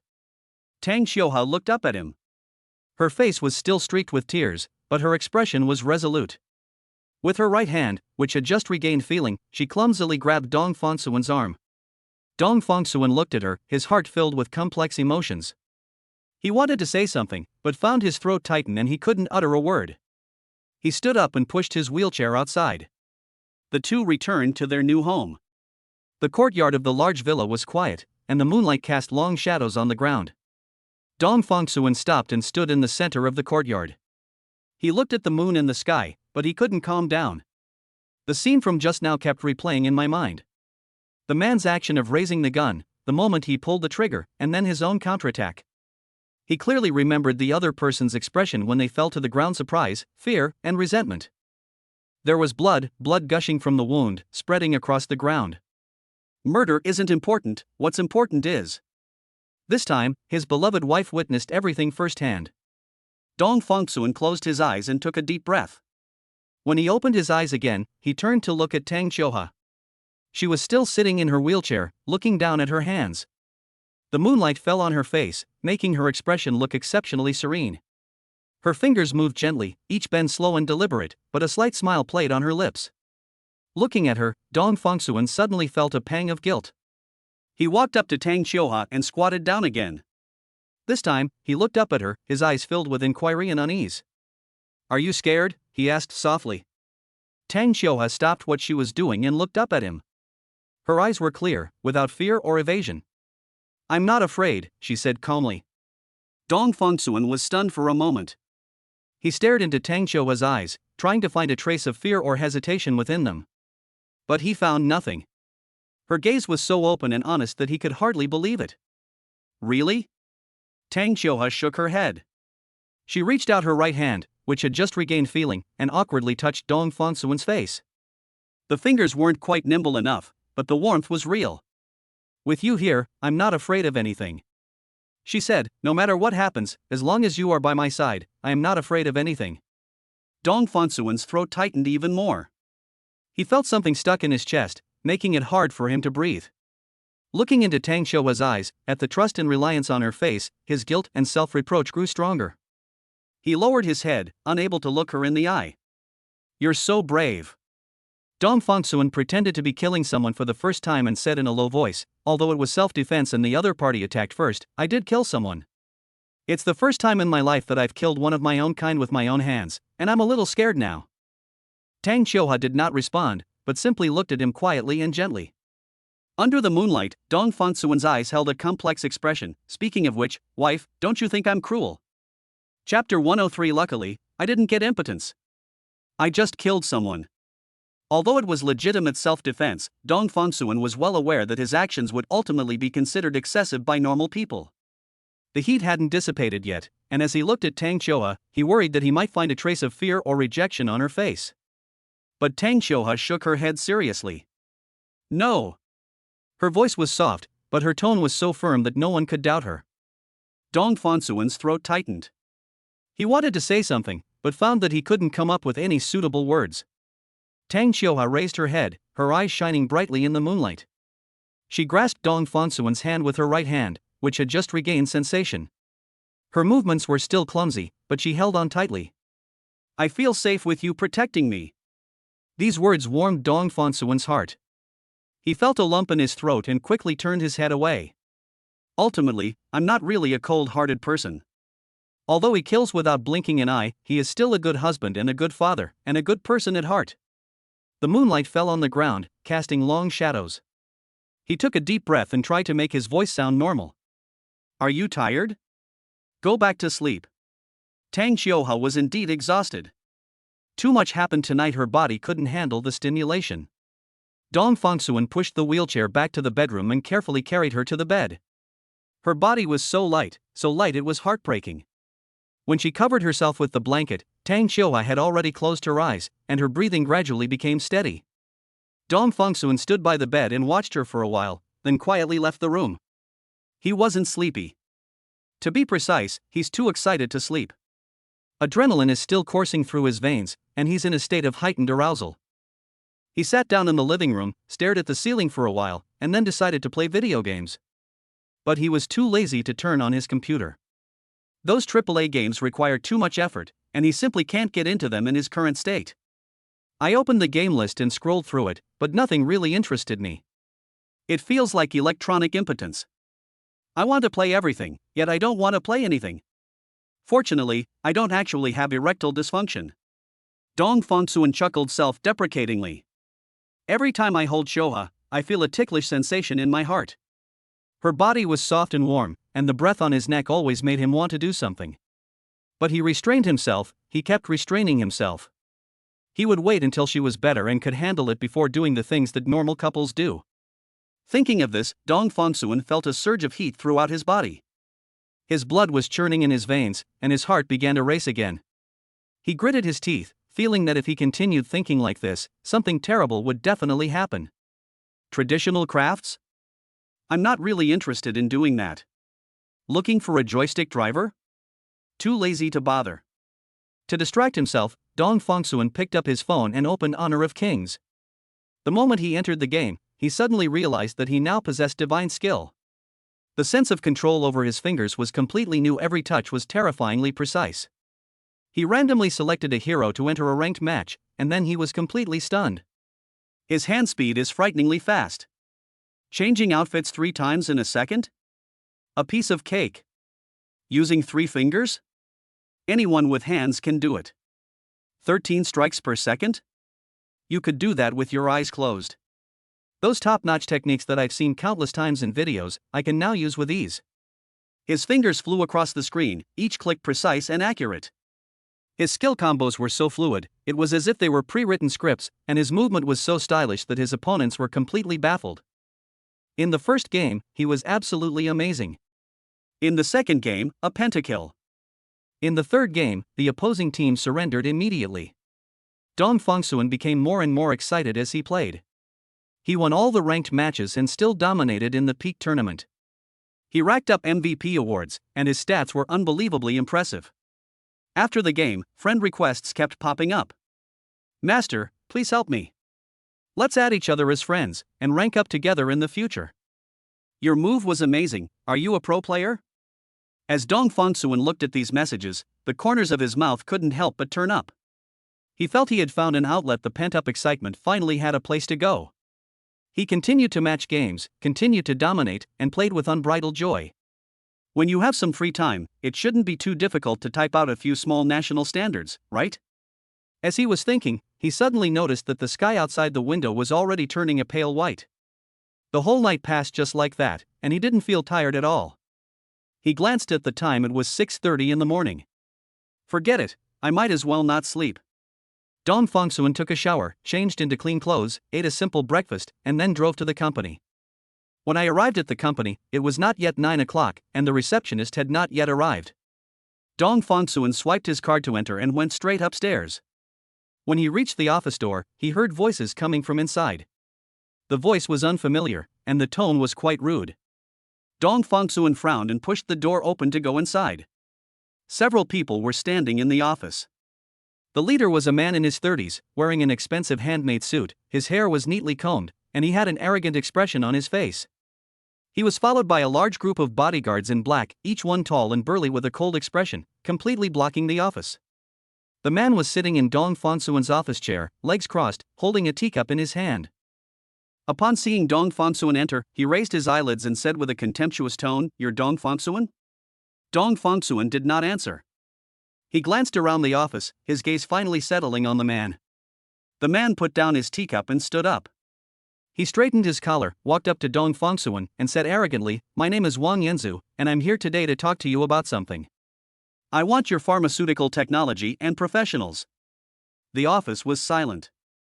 The bodyguards stood there expressionless, the atmosphere oppressive and suffocating.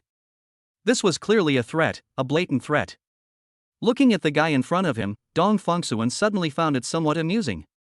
Another person trying to steal the company's pharmaceutical technology, just like Zhou Chenwei. However, Zhou Chenwei has more faith in the law and patent rights after all, he is a law-abiding citizen. The person in front of me clearly believed in something else entirely, fists, violence, and the power behind them. Dong Fongsuan smiled. He sized up Wang Yanzu, his smile clearly mocking. Where did this Tom, Dick, and Harry come from? Wang Yanzu's expression changed instantly. He clearly hadn't expected Dong Fongsuan to react this way, and his expression immediately turned gloomy. But Dong Fongsuan didn't care at all. Even without considering the help from Chu Fanfeng, Su Jechi, and others, just looking at the power of his wife's family, not just anyone has the right to jump in his face and act wildly. This kind of person doesn't even deserve his serious attention. He leaned against the doorframe, arms crossed, his eyes full of disdain. The resentment that had been building up since last night finally found an outlet. He stared at Wang Yanzu, his smile growing wider. Finished? Then get out. Chapter 104 Terrifying. The intimidating background. Dong Fongsuan looked at the arrogant Wang Yanzu in front of him and a mocking smile appeared on his lips. He had seen too many of these self-important rich kids, each one thinking they could do whatever they wanted just because they had powerful connections. You want me to get out? Wang Yanzu said in a matter-of-fact tone, I'm magnanimous and will forgive you for now. The last chance. I want your pharmaceutical technology and professionals. His behavior made it seem as if he could get anything in this world if he wanted it. Dong Fongsuan chuckled lightly, his voice full of disdain. Where did this stray dog come from? How dare you bark and howl in front of me, Dong Fongsuan? I'll break all your legs. Wang Yanzu's expression changed instantly. He has been pampered and spoiled since childhood, and has never suffered such humiliation before. Especially in front of so many bodyguards he brought, this was practically a slap in the face. What did you say? Wang Yanzu's voice rose several octaves, his eyes widened, and the muscles on his face trembled slightly. He stared intently at Dong Fongsuan, as if trying to etch that face into his mind. There's a reason why they're so excited. When he was a child, he stole his grandfather's offerings and his father actually broke his leg, which left him with some psychological trauma. It's perfectly reasonable for them to have a stress response at this moment. Dong Fongsuan maintained his nonchalant demeanor, not even changing his posture. He said slowly, I said I'd break your legs. Can't you understand human language? Wang Yanzu was furious. You're asking for it. Dong Fongsuan precisely hit his sore spot. He waved his hand, and his bodyguards immediately surrounded him. A large group of people surrounded Dong Fongsuan. Each of them was burly and strong, clearly trained in martial arts. Wang Yanzu sneered, today I'll see if you can keep up this stubbornness. Dong Fongsuan didn't speak, he just stood there quietly. His gaze suddenly changed, transforming from a nonchalant look into an unfathomable coldness. The next second, an invisible sense of oppression erupted from him.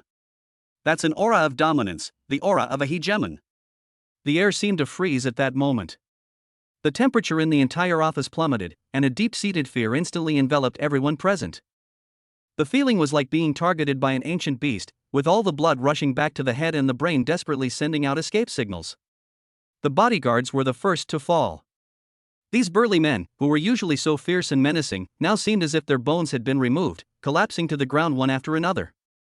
Their faces were deathly pale, their lips trembled, and their eyes were filled with terror. Several of them even convulsed uncontrollably, uttering incomprehensible whimpers. Wang Yanzu's situation is even worse. He felt real death. The instinctive fear left his mind blank, his legs felt as heavy as lead, and then he lost all strength. He collapsed to the ground, limp and weak, a wet patch quickly spreading across his crotch. He wet his pants. Wang Yanzu has lived for over 20 years and has never been so humiliated. Warm liquid dripped down his trouser leg, the wet sensation making him want to die. But he couldn't even move a finger, let alone stand up. He could only lie paralyzed on the ground, helplessly experiencing this humiliation. Dong Fongsuan withdrew his imposing aura, his expression as calm as if nothing had happened. He walked up to Wang Yanzu, looking down at him with indifferent tone. Do you still want my pharmaceutical technology now? Wang Yanzu opened his mouth, but found that he couldn't even utter a word. His throat felt like it was blocked by something, and he could only utter broken syllables. The fear hadn't completely subsided, and his body was still trembling uncontrollably. But soon, fear turned into anger and humiliation. Wang Yanzu gritted his teeth, veins bulging on his face.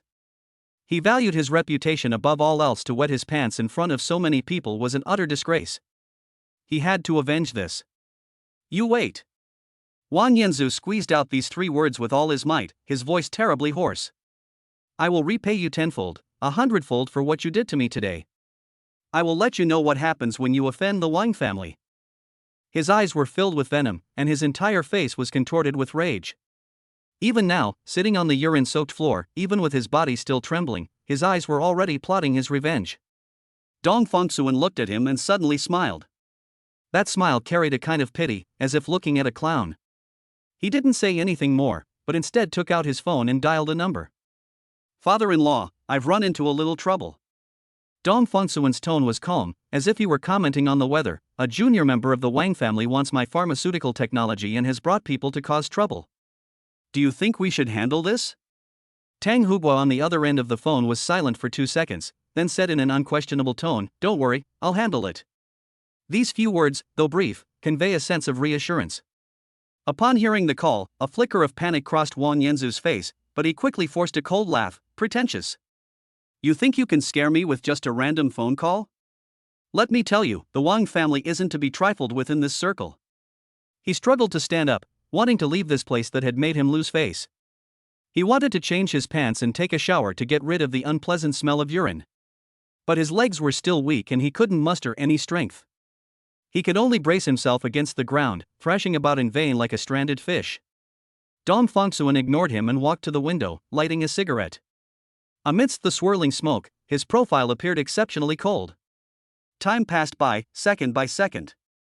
The office was eerily quiet, save for Wang Yanzu's heavy breathing and the bodyguard's painful groans. The air was thick with the stench of urine and an atmosphere of fear, making it feel oppressive.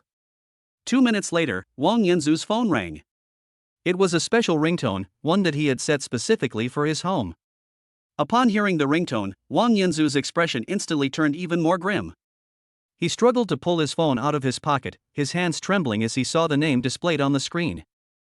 He is his father. Wang Yanzu hesitated for a moment, but still pressed the answer button. Rebellious son. The person on the other end of the phone launched into a tirade of angry words, their voice so loud that even Dong Fongsuan could hear them clearly. Do you know who you've messed with? Do you know you almost got the entire Wang family into trouble? Wang Yanzu had never heard his father speak in such a tone before. The voice, filled with anger and fear, made his heart sink, and an ominous premonition welled up inside him. Dad, I just want to prove myself. Wang Yanzu was interrupted before he could finish speaking.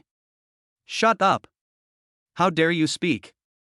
Father Wang's voice was almost a shout. Do you know who Dong Fongsuan is? He's the son-in-law of the Tang family. The Tang family, do you understand? The Tang family that we can't even get close to. Chapter 105. She's turning the tables. An invitation to Antarctica. Wang Yanzu's face turned deathly pale instantly. The Tang family, a top-tier family in the entire circle, is someone the Wang family simply cannot aspire to. I just received a call from Tang Hugua. Mr. Wang's voice calmed down a little, but it was still filled with anger. He keeps calling me personally. Do you know what that means? If it weren't for the proper conduct the Wang family has maintained over the years, and if I hadn't immediately made my stance clear, the Wang family would probably be finished by now. Wang Yanzu opened his mouth wide, but couldn't utter a single word. He suddenly realized that he had kicked a hornet's nest, and the hardest kind at that. Apologize to Mr. Dong now, immediately. Whatever he wants, you must agree to it. Do you hear me? Wang's father commanded. But Dad, I'm here with him. Wang Yanzu looked at his soaked pants and felt extremely embarrassed. I don't care where you are or what suffering you've endured. Mr. Wang said mercilessly, you brought this all on yourself. Now you'd better pray that Mr. Dong won't hold a grudge, otherwise not only you, but the entire Wang family will be in trouble. After saying that, the phone was hung up. Wang Yanzu was stunned, holding the phone. Just moments ago he was plotting revenge, but now all his resentment and anger were extinguished as if doused with a bucket of cold water. The arrogance in his eyes when he looked at Dong Fongsuan was gone, replaced by fear and regret. He struggled to move his body, trying to stand up, but his legs remained weak. Finally, he could only kneel on the ground and say in an almost pleading tone, Mr. Dong, I was blind to your greatness and offended you. It's my fault, it's all my fault. His previous arrogance was gone. At this moment, Wang Yanzu was like a shrimp whose shell had been peeled off, revealing its weak interior. Dong Fongsuan flicked his cigarette ash, glanced at him indifferently, and said nothing. Just then, Wang Yanzu's phone rang again. This time it was the head of the Wang family, who was also his grandfather. Wang Yanzu answered the phone, but before he could speak, he heard an old but authoritative voice on the other end, give the phone to Mr. Dong. Wang Yanzu quickly held the phone in both hands and handed it to Dong Fongsuan. His hands were shaking so badly that he almost dropped the phone. Dong Fongsuan took the phone and put it to his ear. Hello. Mr. Dong, I am Wang Qingye, the head of the Wang family. The voice on the other end of the phone was very polite and humble. What happened today was due to our Wang family's poor discipline, which caused our child to offend you. This was our mistake, and on behalf of the Wang family, I sincerely apologize to you. The apology was very sincere, without the slightest hint of perfunctoriness. Wang Qingye knew very well what offending the Tang family's son-in-law meant. Having lived for so many years, he knows all too well that there are some people in this circle who should absolutely not be messed with. I have prepared an apology, which will be sent to your company later. Wang Qingye continued, in addition, I will personally visit you to apologize in person. This child has caused you so much trouble, I'm so sorry. Dong Fengsuan listened to these words and exhaled a puff of smoke. He knew that the Wang family was truly afraid, otherwise they wouldn't have gone to such lengths. He thought for a moment and then said, there's no need for apologies. Just keep an eye on your kids and make sure they don't embarrass themselves in public again. Wang Chengye responded repeatedly, his voice full of gratitude, definitely, definitely. Mr. Dong, you are very generous. Our Wang family will remember this. If you need any help in the future, please don't hesitate to ask. Dong Fengsuan hung up the phone and tossed it back to Wang Yanzu. Wang Yanzu caught the phone, looking as if all his strength had been drained away. He knew he was doomed, utterly and completely. He had not only lost face, but had almost implicated his entire family. He'll probably never be able to hold his head up high at home again. Brothers and sisters, there's no room for us to turn things around. Dong Fengsuan didn't look at him again and walked straight out of the office. Behind him came Wang Yanzu's suppressed sobs and the sounds of his bodyguards struggling to get up. But none of this concerns him anymore. After dealing with this minor incident, Dong Fengsuan was in a good mood. He returned to his desk, turned on his computer, and began handling other tasks. Soon, he remembered Tu Morong, who had randomly shot and killed the wrong person the night before and was killed by him in retaliation. His subordinates had already sent over the investigation results. Dong Fengsuan opened the document and began to read it carefully. Tu Morong's parents were indeed very wealthy, owning several companies with assets totaling several billion yuan. But they weren't wealthy families, they were just nouveau riche who got rich by luck. The two of them didn't have any bad deeds, but they spoiled their son from a young age, which made Tu Morong so lawless. After reviewing the information, Dong Fengsuan seemed to be deep in thought. The biggest problem with these nouveau riche is their short-sightedness and their love of money. Don't you understand the principle that spoiling a child is like killing him? If you use the right methods, it's not difficult to bankrupt them. He picked up his phone and dialed Chu Fanfeng's number. Brother Fanfeng. Dong Fengsuan cut to the chase, saying, find some professional swindlers to trick Tu Morong's parents. Just let them go bankrupt, a small punishment will serve as a warning. Don't go too far. Chu Fanfeng laughed on the other end of the phone, okay, leave this to me. I'll make sure they suffer heavy losses, but not to the point of being completely cut off from their livelihood. Okay, then I'll leave it to you, Dong Fengsuan said. Don't worry. Chu Fanfeng assured him, at most 1 month, I guarantee they'll be bankrupt. After hanging up the phone, Dong Fengsuan stretched. All the minor troubles at work were resolved, he could finally relax. He checked the time, it was already evening. I've had a long and eventful day, it's time to go home. Dong Fengsuan packed his things and drove back to the new villa. This villa was recently purchased, it's luxuriously decorated, has a beautiful environment, and is significantly larger than the previous villa in Zishanju. The old butler remained diligent and conscientious, always impeccably dressed in a suit. Each floor is staffed with well-trained maids who come and go in a constant stream. As soon as he entered, Dong Fengsuan saw Tang Xiuhua sitting in a wheelchair, with Xiao Yuyu lying on a baby mat next to her. The little guy is waving his arms and trying to roll over.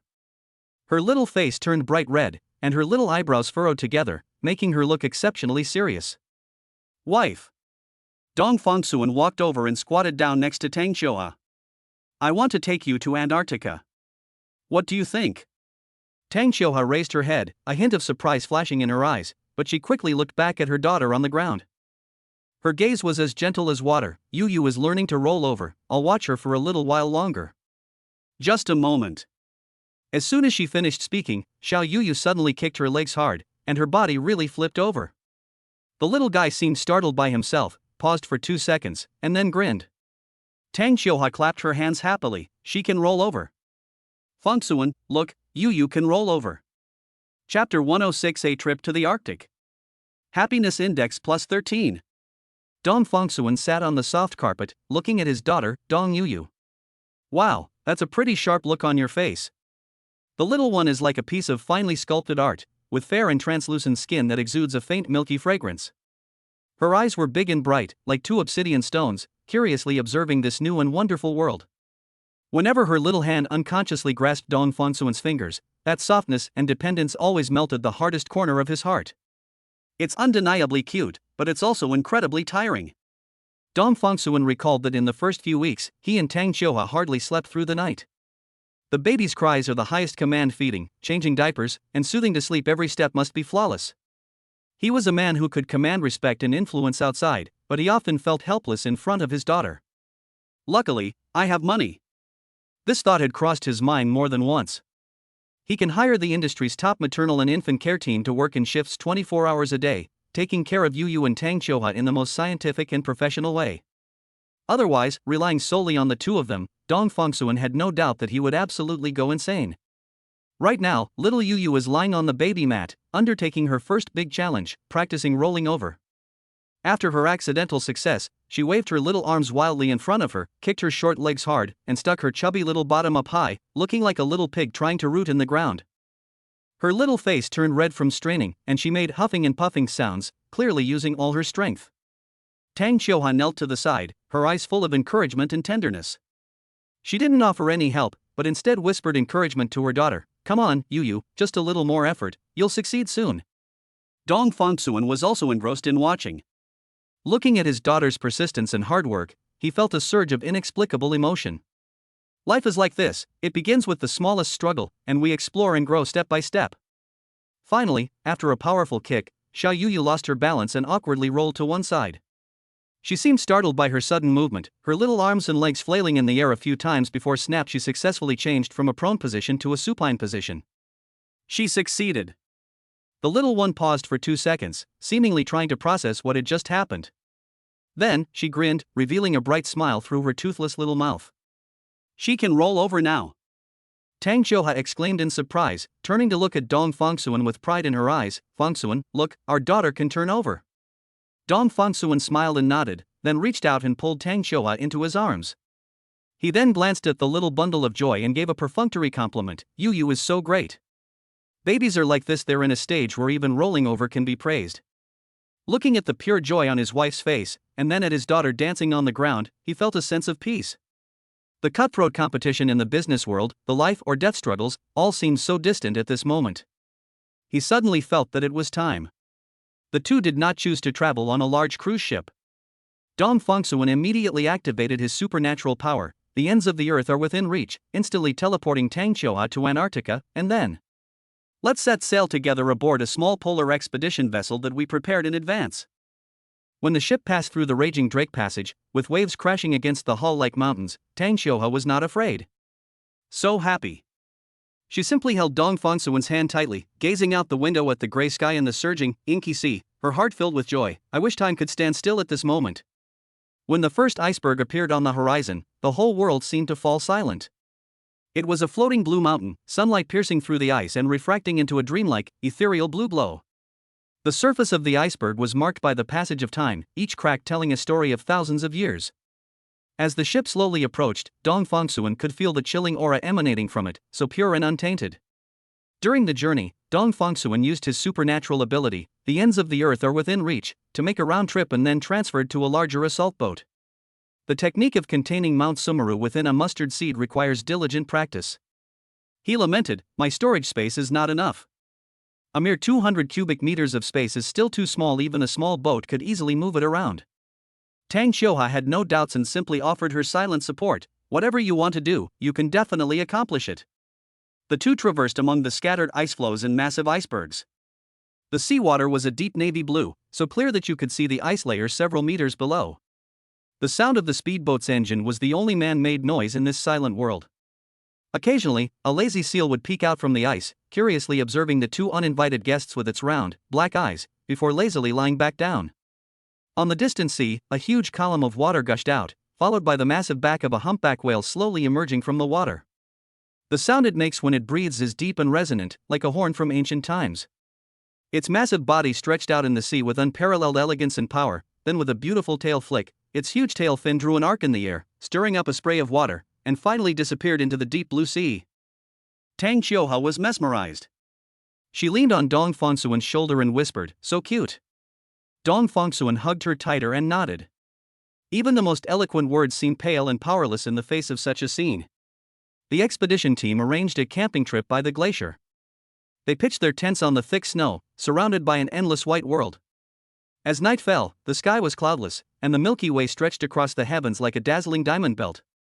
The countless stars were breathtakingly bright, seemingly within reach. In the stillness of the night, a series of deep rumbling sounds emanated from the interior of the massive glacier in the distance. That was the sound of an iceberg breaking apart, like distant thunder, or the heartbeat of a giant. Suddenly, a deafening roar resounded as a block of ice, as tall as a skyscraper, broke off from the edge of the glacier and crashed into the sea with tremendous force, creating waves tens of meters high. The sound shook our eardrums and our souls. Dong Fengsuan and Tang Xiuhua stepped out of the tent, looking at the brand new ice wall left after the collapse, feeling the irresistible power of nature.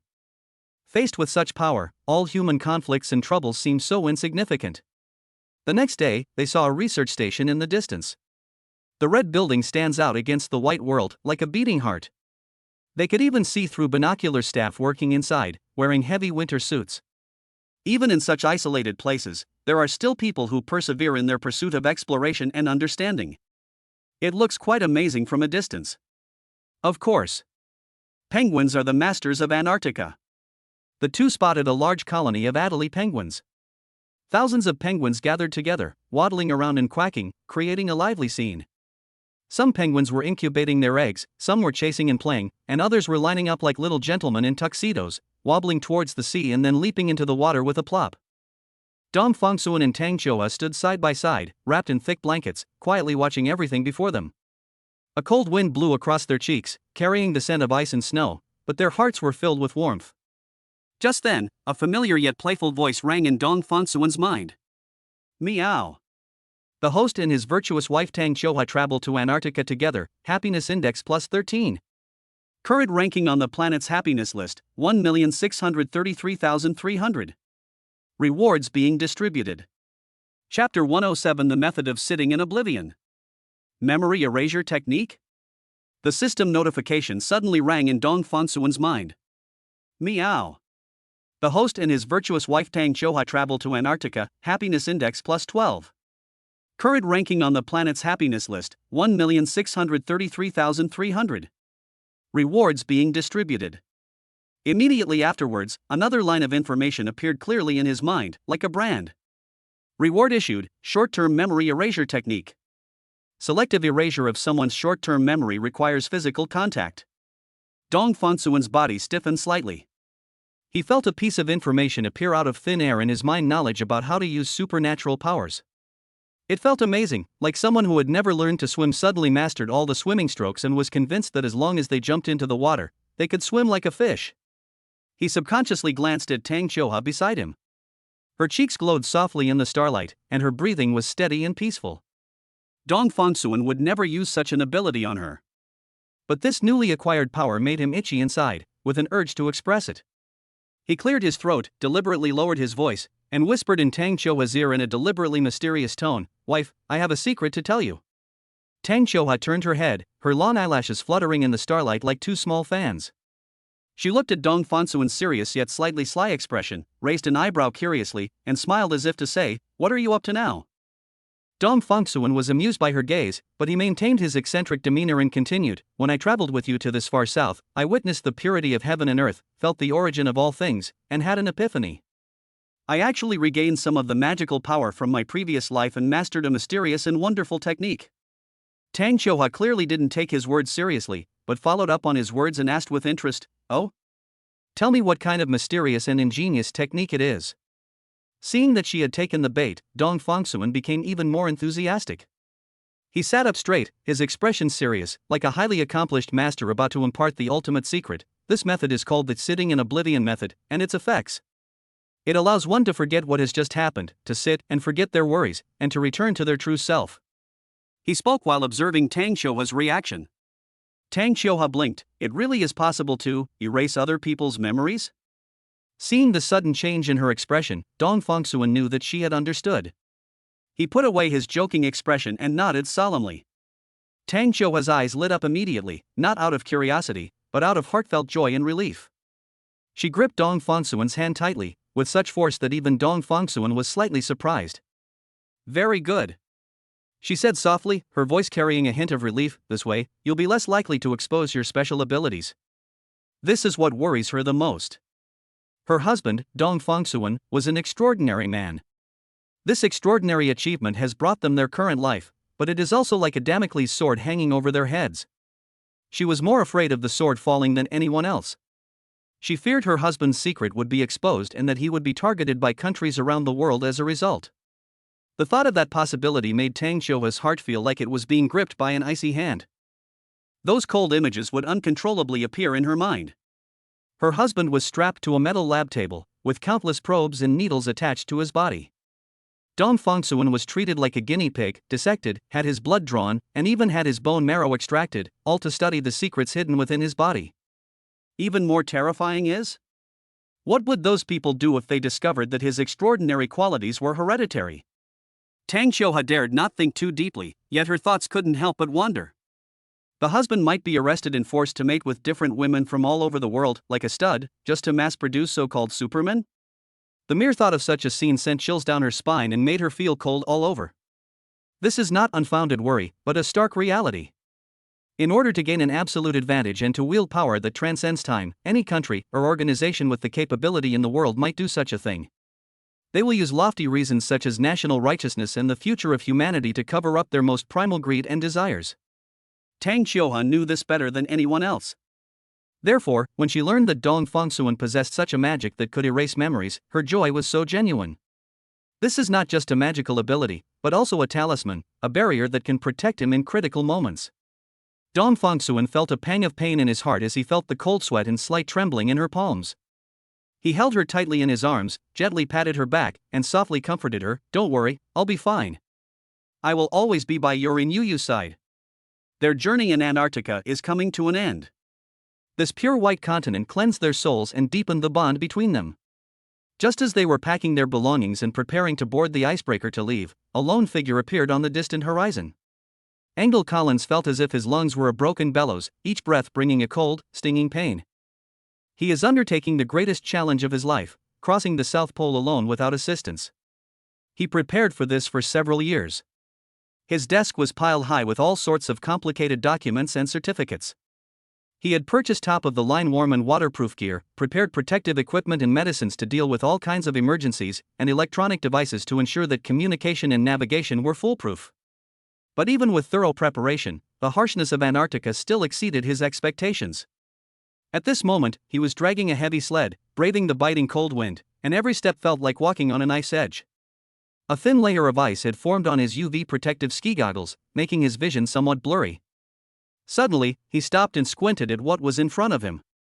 On the vast, boundless snowfield, two blurry black dots appeared. His first reaction was to be wary.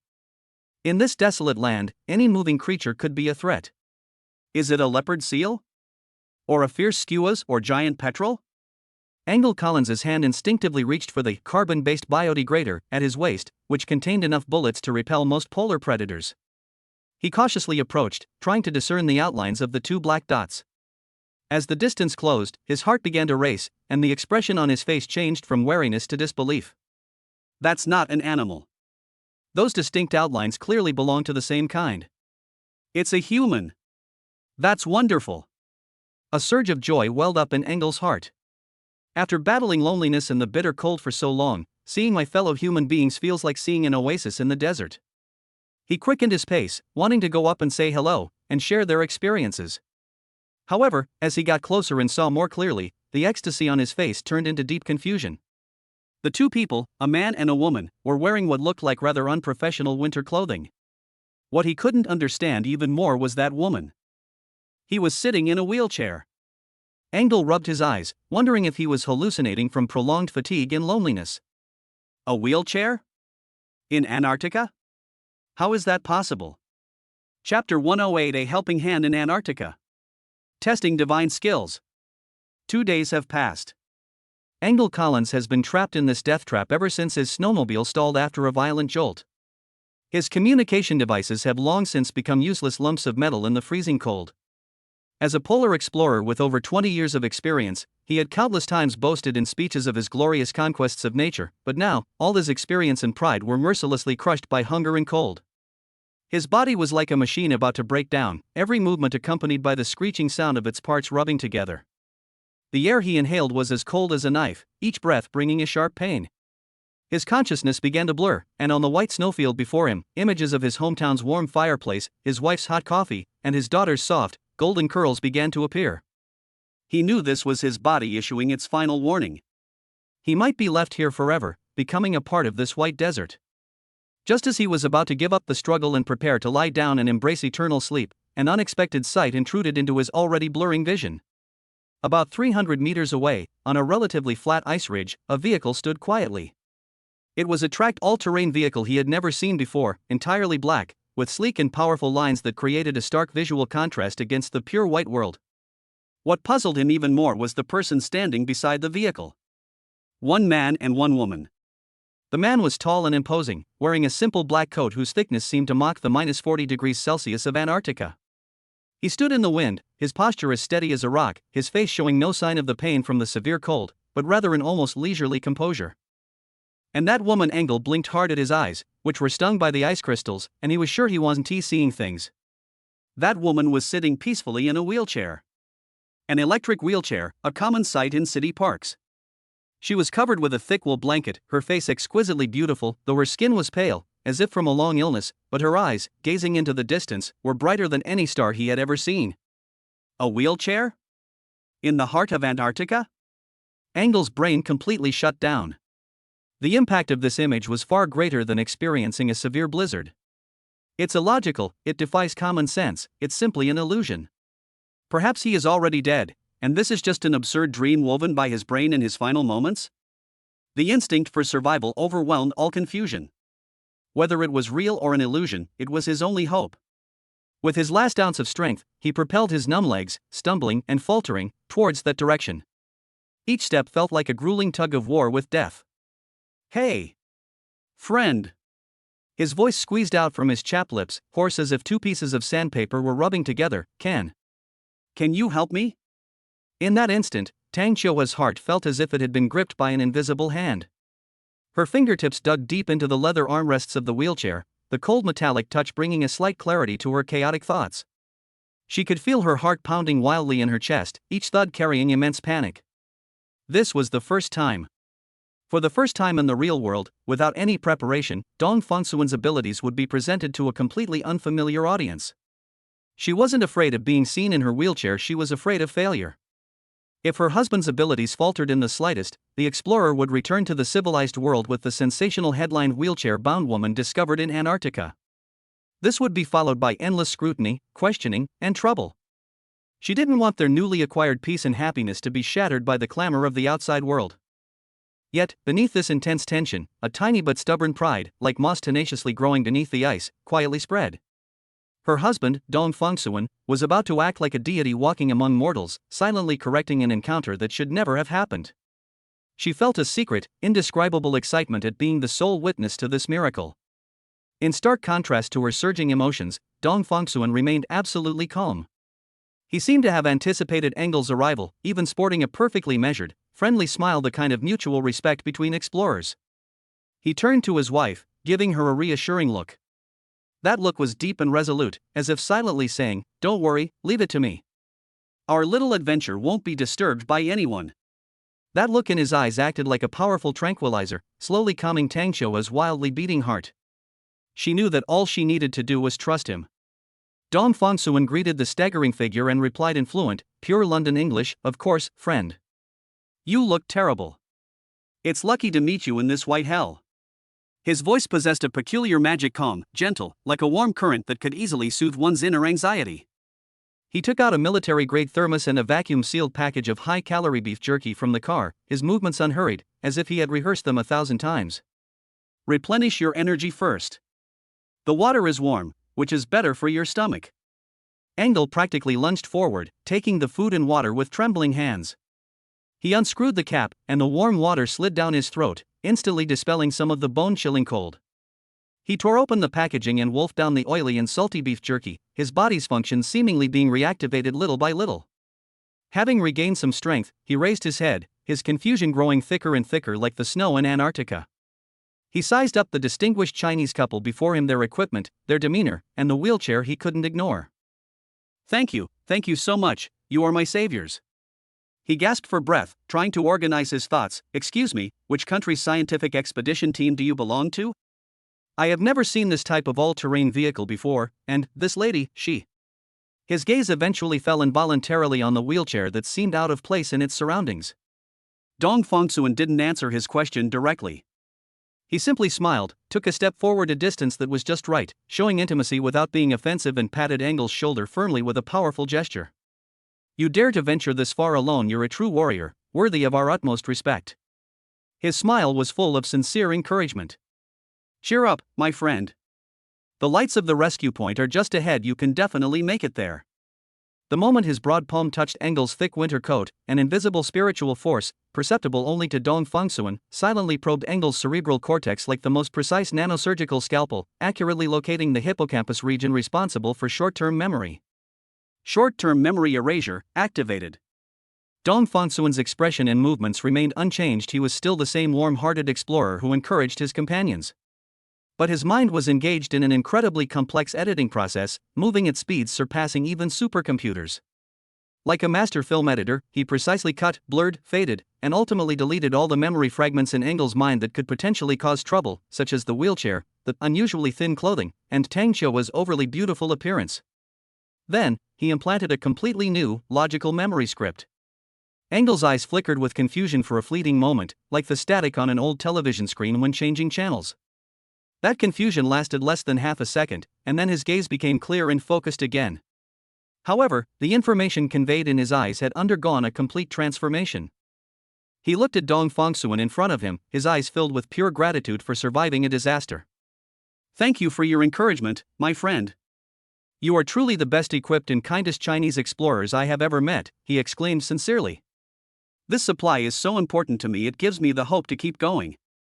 He glanced again at Tang Qiuhua not far away, his eyes filled with polite respect for a female member of the team. He ignored the snowplow, as if it were just a strangely shaped rock, or something that didn't exist at all. The image in his memory had been revised. A well-equipped Chinese couple driving an advanced snowmobile had extended a helping hand to him in a moment of crisis. Dong Fongsuan smiled and withdrew his hand, a huge weight lifted from his heart. Successfully using this ability on a conscious and completely unfamiliar human for the first time gave him a deeper understanding and greater confidence in controlling this magical power originating from the system. Go ahead, follow the tire tracks we came in, the terrain is flatter in that direction. In about 2 hours, you'll see the lights of Kunlun Station, Dong Fongsuan pointed out the safest direction to him. Thank you again, friends from the east. Engel nodded heavily, then turned and began his journey home. Chapter 109: A Cozy Home and a New System Reward. The Touch of the Fountain of Life. The return trip was by plane. I didn't use the near-the-world magic trick. Dong Fongsuan had never been on a plane before and wanted to experience it. As the Gulfstream G650s will smoothly touch the ground of the private tarmac at Shanghai International Airport, a familiar, warm breeze carrying the scent of the ocean gently enveloped Dong Fongsuan and Tang Qiuhua through the cabin's air circulation system. This atmosphere was completely different from the pure, sharp, and seemingly lifeless cold of Antarctica. It was damp, noisy, and full of the scent of home. It was the scent of home. On the way from the airport to Chengxinyuan, the scenery outside the window rushed past. Towering skyscrapers, endless streams of vehicles, and hurried crowds, all of this stood in stark contrast to the eternal tranquility of Antarctica. Dong Fongsuan and Tang Qiuhua remained silent, simply gazing at this bustling world that belonged to them, savoring the wondrous transition from the polar regions back to the city. As the vehicle slowly drove through the massive, ornate iron gate of Qingxin Garden, the butler and a group of servants, who had been waiting for some time, immediately came forward and respectfully opened the car door. However, Dong Fongsuan and Tang Qiuhua's gazes passed right through everyone and were immediately drawn to the tiny, wriggling figure on the carpet in the center of the living room.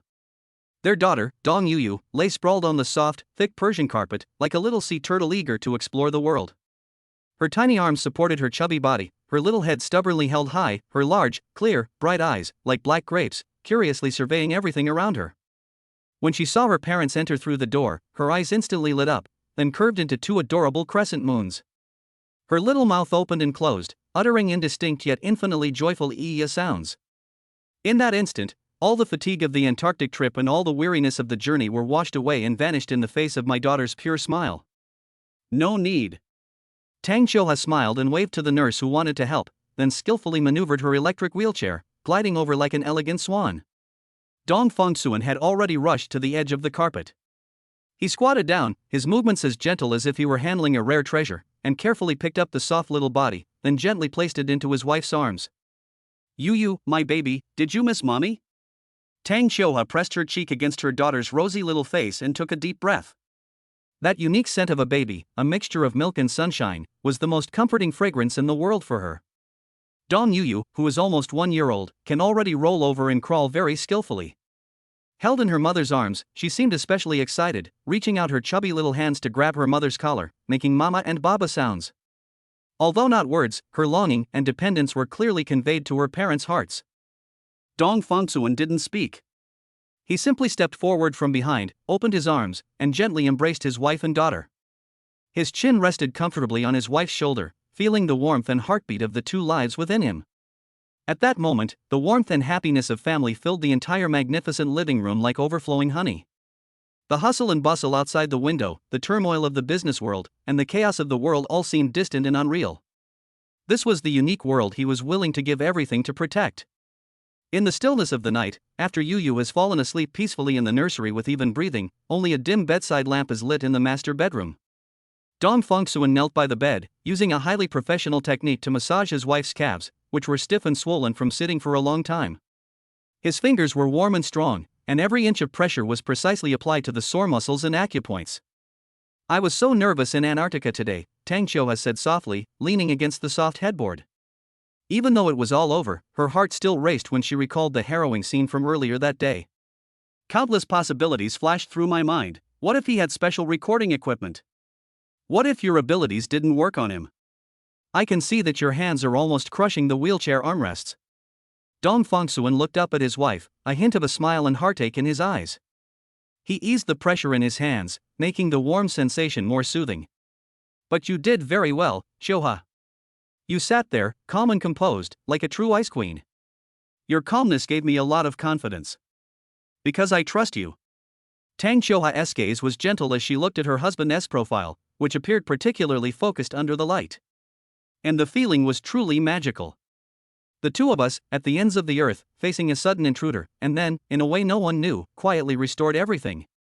It was like we were in a thrilling spy movie, jointly guarding an ultimate secret that belonged only to the two of us. This feeling made our Antarctic trip more profound and unique than any other trip we had ever taken. Dong Fongsuan stopped what he was doing and looked up, gazing deeply into his wife's eyes. He fully understood the meaning behind her words. This shared secret, transcending worldly understanding, was like a strong, invisible golden thread, binding their souls even more tightly together. They were no longer merely a loving couple, but allies fighting side by side, each other's only known confidant and protector in this world. This ultimate trust and reliance brought an unprecedented sense of intimacy.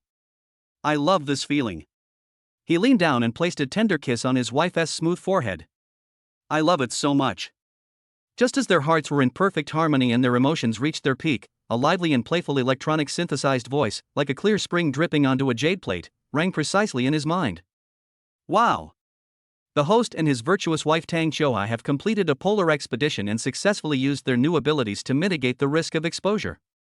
With their united efforts, their strength is unbreakable. Happiness Index plus 20.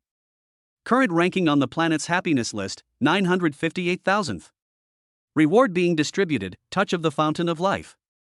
Dong Fongsuan's breath hitched slightly. His ranking had jumped up dramatically once again. He immediately pulled his attention away from the warm atmosphere and focused on the new reward the system had just issued. A crystal clear stream of information, like movie subtitles, slowly unfolded in his mind. Touch of Life Source, a gentle yet powerful life-related ability. Through physical contact, it infuses the target with pure life energy. When used on plants, it can revitalize them, accelerate their growth, and even optimize their genetic sequence to some extent. When used on animals and humans, it has a mild effect of restoring energy and relieving fatigue. Dong Fongsuan's heart skipped a beat. Optimize plant genes. Relieve fatigue. His business acumen instantly grasped the almost limitless possibilities hidden behind these two keywords. The former, if used properly, would be worth far more than all the wealth he currently possessed. As for the latter, although the system labeled it as having only a minor effect, for his wife Tang Xiuhua, who had suffered from illness for many years, any positive effect on her health, however slight, was worth his 100-fold effort to try and explore. He felt a tingling, electric-like warmth emanating from his fingertips, as if some unseen, vibrant energy was gathering and swirling there. He slowly raised his right hand and carefully examined his palm in the dim light. These hands, which once signed contracts worth hundreds of billions and stirred up storms in the capital market, will now possess the magical power to turn lead into gold and revive barren trees. Another amazing skill has been acquired. Chapter 110: The Miracle of a Dead Tree Bringing Spring Back to Life. Dong Fongsuan was filled with childlike curiosity and an urge to explore upon acquiring the touch of the source of life. He couldn't wait to verify the true effects of this ability, not just the written descriptions in his mind. He needed a perfect test subject, one whose effects were visibly and shockingly real. His gaze swept across the vast Qingxin garden. Finally, he fixed his attention on the precious orchid that was dying in the greenhouse garden. It was a plain crown lotus cauldron, the uncrowned king of orchids. Its flowers were pure white, with an elegant shape, as pure as a lotus, earning it the title of gentleman among flowers. This orchid belonged to his father-in-law, Professor Tang Hugua, one of the most prized possessions of his life. Tang Hugua's obsession with plants bordered on the Taoist, and this orchid was something he had painstakingly acquired from a reclusive horticultural master. He cherished it like a priceless treasure, even personally controlling the watering with precise measuring tools. However, misfortune struck. A while ago, a new gardener accidentally knocked over a bucket of water while cleaning, and the excessive water caused the orchid's delicate roots to rot rapidly. Adding to the problem, Shanghai's hot and humid climate differed significantly from the orchid's native high-altitude environment, making the situation even worse. Although Tang Hugua arrived immediately and, together with several top domestic plant experts, used every modern rescue method available, this once magnificent Suguan Hiding orchid inevitably met its end. Now, it sat there all alone in a corner of the greenhouse. Its once vibrant green leaves had turned yellow and curled, with scorched spots even appearing on the edges. They felt as dry and brittle as fallen autumn leaves. The roots that supported the plant were also withered and shriveled, having lost all moisture and luster, resembling a piece of dried-out firewood. The entire plant exuded an aura of decay and decay, with only a faint, last breath proving that it had once lived. Tang Hugua was heartbroken and lamented for several days. He has even been reluctant to come to Qingxin Garden recently, saying that he was afraid that seeing the pitiful state of the flower would make him too sad. Fongsuan, what are you looking at this pot of withered grass for? Tang Xiuhua maneuvered her wheelchair silently behind her husband, followed his gaze, and a hint of regret appeared in her eyes. Dad's hair has turned several more gray because of it. I'm thinking, maybe we can give my father-in-law a huge surprise. Dong Fongsuan turned around and gave his wife a mysterious smile. His smile was full of confidence, which made Tang Xiuhua's heart involuntarily look forward to it. Under the watchful gaze of Tang Xiuhua's bright eyes, filled with surprise, curiosity, and anticipation, Dong Fongsuan slowly squatted down. He didn't touch the withered leaves, but instead extended his right hand and gently, tenderly, touched the lifeless, shriveled roots of the orchid with the tip of his index finger. He closed his eyes and concentrated all his thoughts on his fingertips. Touch of the fountain of life, activated. A warm and gentle energy, like a clear spring guided by an invisible conduit, slowly flowed from his fingertips. This energy was so pure, full of the most primal life force, that it bypassed all external mediums such as soil, water, and fertilizer, acting directly on the life core of the plant. A miracle happened right before Tang Xiuhua's eyes, in a way that was beyond imagination yet incredibly real. She instinctively covered her mouth with both hands, afraid that even the slightest gasp would interrupt the solemn scene before her, a scene that seemed like a divine miracle. Her eyes were wide open, unblinking, as if she wanted to imprint every frame of this scene deep into her soul. Before my eyes, the withered, curled leaves, with a visibly yet incredibly natural and gentle pace, began to sprout new green shoots, starting from the part closest to the stem.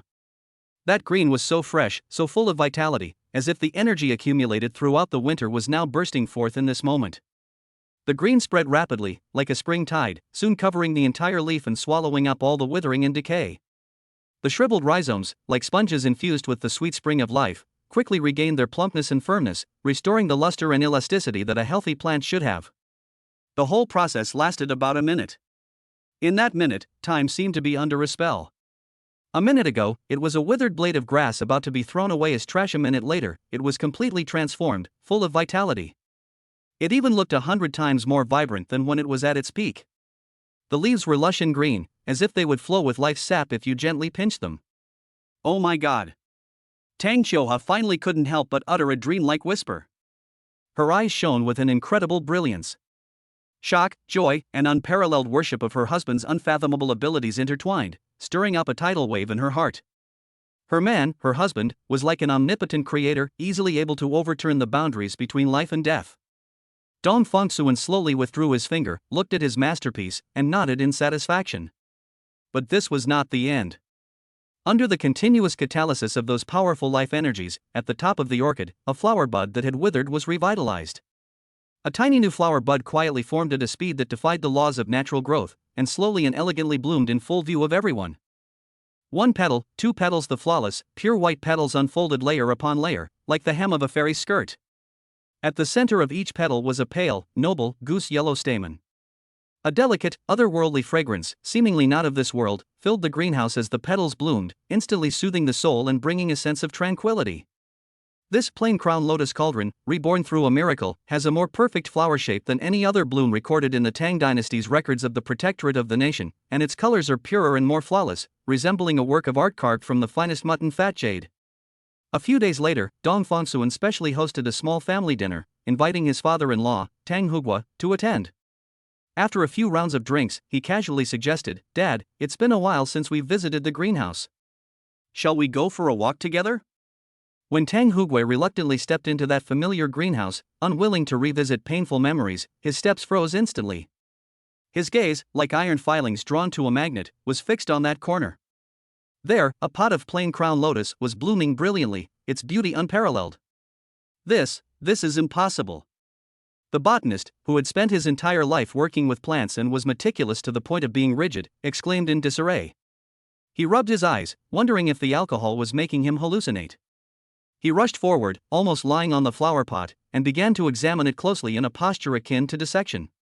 He used a magnifying glass he carried with him to examine the composition of the soil, felt the thickness and moisture of the leaves with his fingertips, and then brought the flower close to his lungs, inhaling its unique fragrance deeply.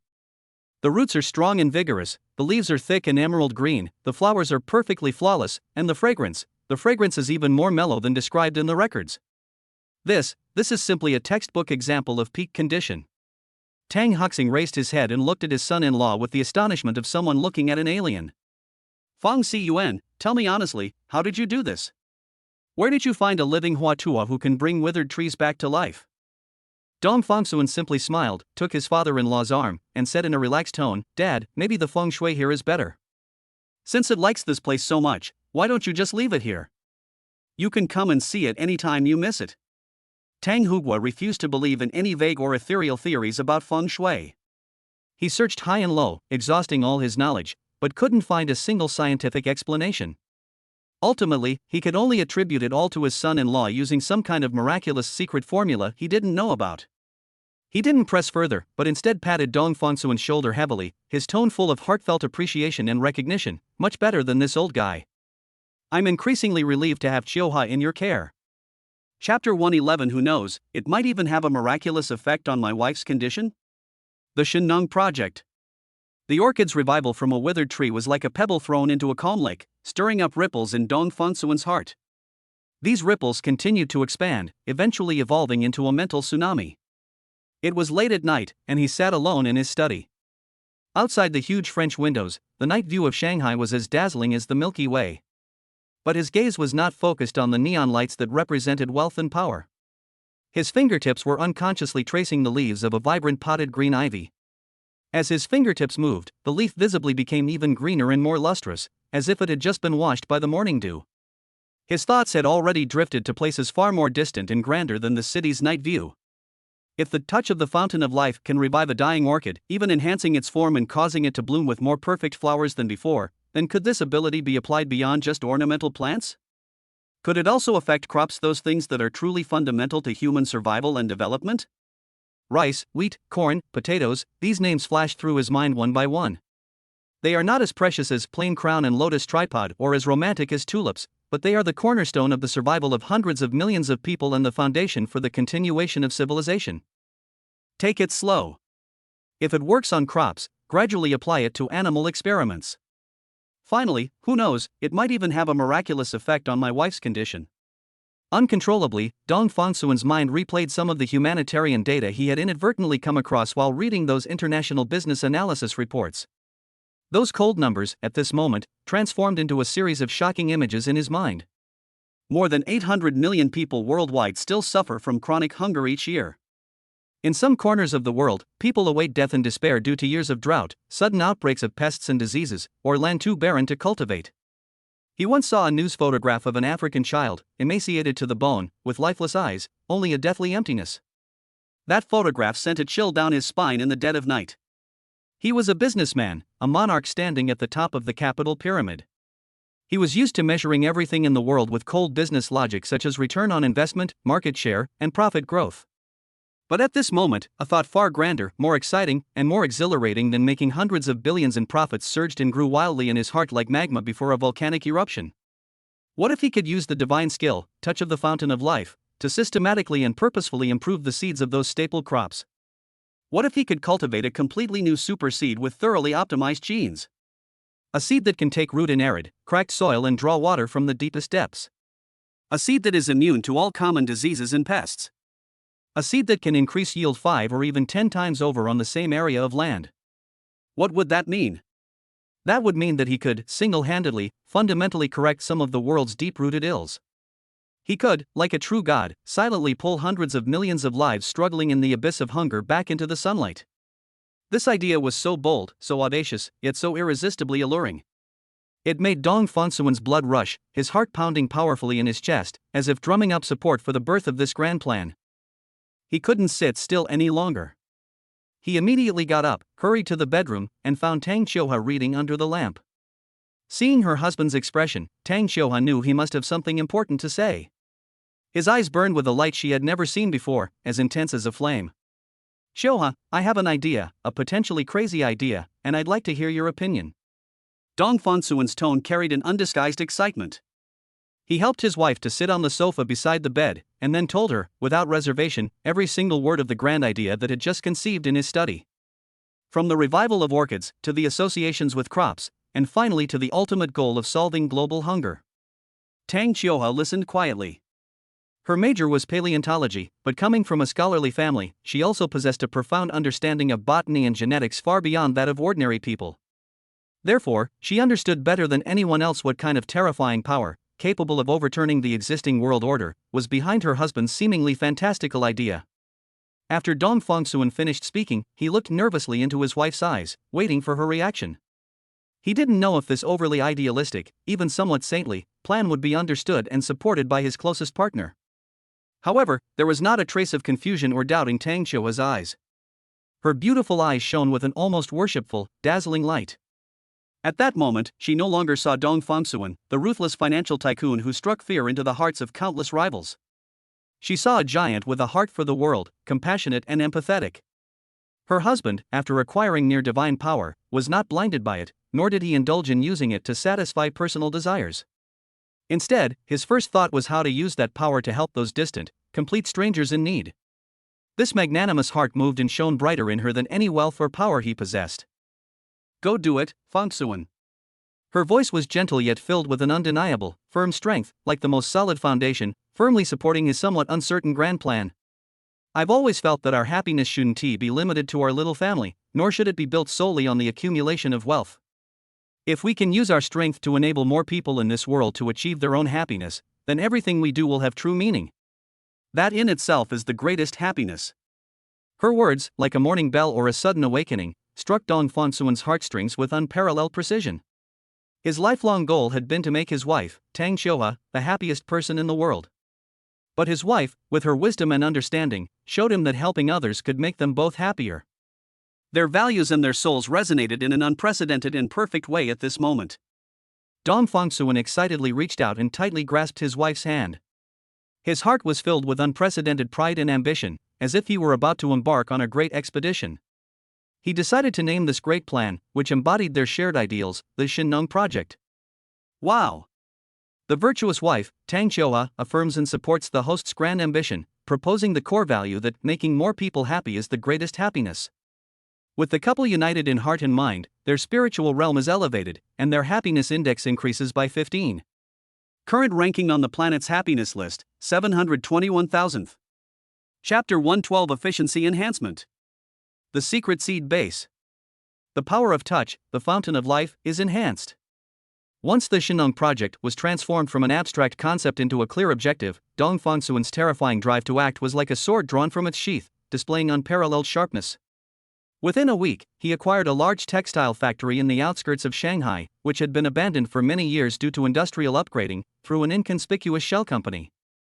Subsequently, a construction team led by his most trusted confidant quietly moved into the vast factory area under the guise of transforming it into a high-tech materials research and development center.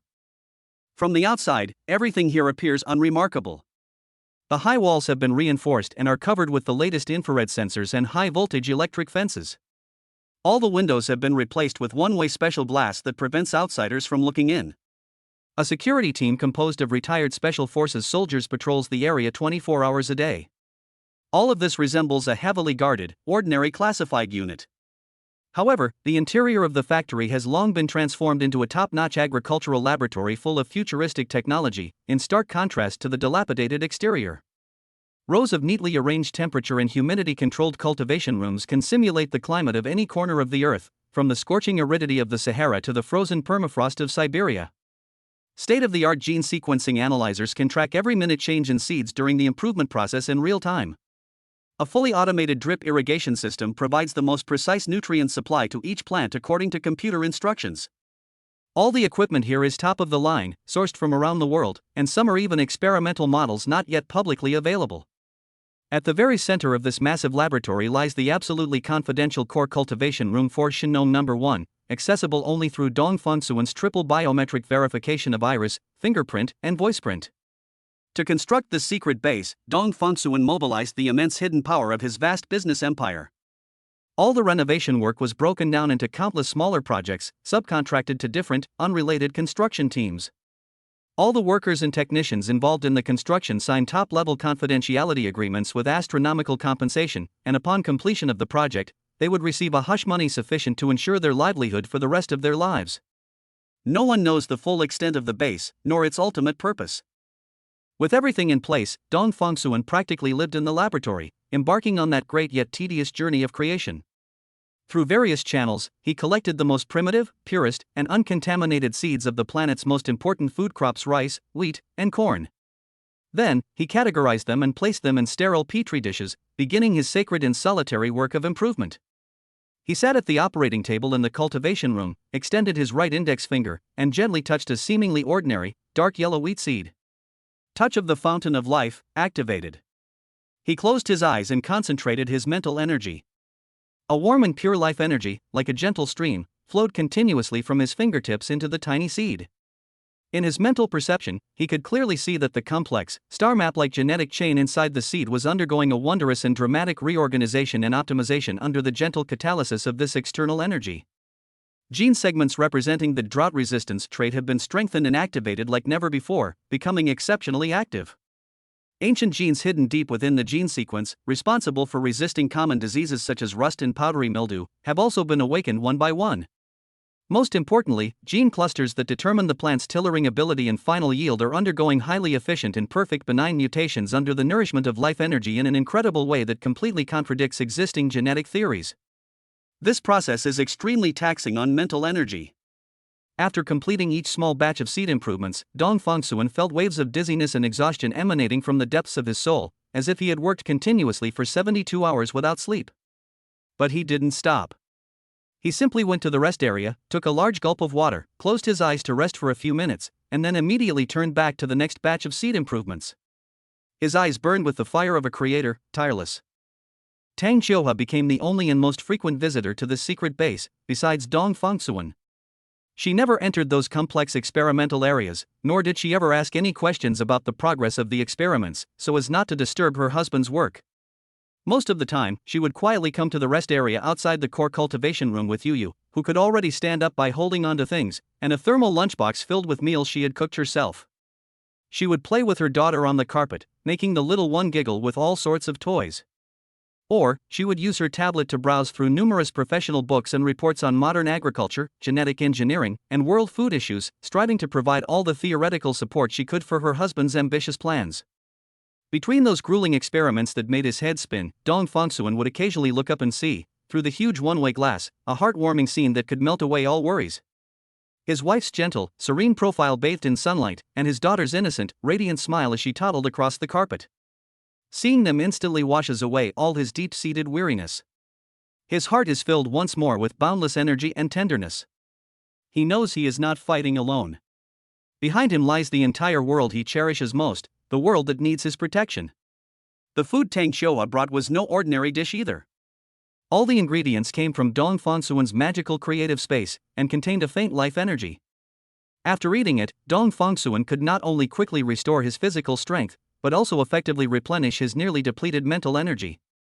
This allowed him to maintain this high-intensity improvement work for a long time in a superhuman state. A month later, when Dong Fongsuan slowly walked out of the core cultivation room, holding a handful of golden seeds that were a whole size larger than ordinary wheat seeds and even faintly emitted a halo of life under the light, a relieved, tired, and gratified smile appeared on his face. He knew that the first batch of Shinong No. 1 wheat seeds, carrying countless hopes, had been a success. He immediately arranged for researchers at the base to conduct small-scale trials in simulated, extremely arid and barren soil environments. The results astonished all the researchers present. These miraculous seeds stubbornly sprouted from the soil in less than 3 days. The resulting wheat seedlings were more than twice as robust as the world's best drought-resistant wheat variety used as a control group. Throughout their subsequent growth cycle, they exhibited astonishing, near-complete drought tolerance and showed full immunity to all known wheat pathogens sprayed on them. The final yield predicted by the gene analyzer and growth model made the old professor in charge of data analysis wipe his reading glasses several times before finally announcing a number in a trembling voice. It was at least 5 times the yield per unit of ordinary wheat. He succeeded. He truly created a divine seed that only exists in myths and legends all by himself. Chapter 113 Animal Experiments. Hope across the ocean. The successful cultivation of the Shinong 1 seed is merely the first step in a grand plan, the beginning of a long journey. How to deliver these seeds, carrying the hope of a bountiful harvest, discreetly and secretly to those thousands of miles away who need them most. This is the true test of Dong Fongsuan's wisdom and ability. This matter cannot afford any mistakes, nor can it leave any trace that could be traced back to him. He found his most trusted right-hand man, Xu Fanfeng, a capable and omnipotent lieutenant who fought for him in the business world. On the top floor of the Shanghai World Financial Center, in the chairman's office that overlooks the entire city of Shanghai and symbolizes absolute power, Dong Fongsuan gently pushed a black folder marked Top Secret in front of Xu Fanfeng. Fanfeng, I need you to use all of our Group S offshore companies, shadow accounts, and overseas channels worldwide to do one thing for me. Dong Fongsuan's tone was calm, but his eyes were sharp as a hawk, exuding an unquestionable authority. The level of confidentiality for this matter is higher than any of our past business acquisitions, even higher than our own business security. You are the only one who knows the complete plan. Xu Fanfeng's expression instantly turned extremely serious. Having followed Dong Fongsuan for many years, he knew the weight of his boss's words. He nodded solemnly, then reached out and opened the heavy folder. With just one glance, his pupils, which were used to seeing all kinds of storms, suddenly contracted involuntarily. The contents of the folder were surprisingly simple, yet deeply moving. The core objective of the plan was summed up in one sentence: to donate 100 tons of specialty wheat seeds, free of charge and in absolute secrecy, to Burkina Faso, a landlocked country in West Africa, under the name of an anonymous philanthropist. Chairman, Burkina Faso. Xu Fanfeng frowned deeply as he quickly retrieved information about the country from his mind. According to our think tank's latest global risk report, it is suffering from the worst nationwide drought in a century. The UN Food and Agriculture Organization has issued the highest-level famine warning, reporting that a large-scale humanitarian crisis has emerged there. He paused, then pointed out the difficulty of the plan. However, getting 100 tons of seeds, especially special seeds of unknown origin, to bypass customs and government oversight silently, to be delivered precisely to farmers, and to get them willing to give up their precious land and time in desperation to grow a crop they have never seen before. Chairman, the difficulty of this is extremely great.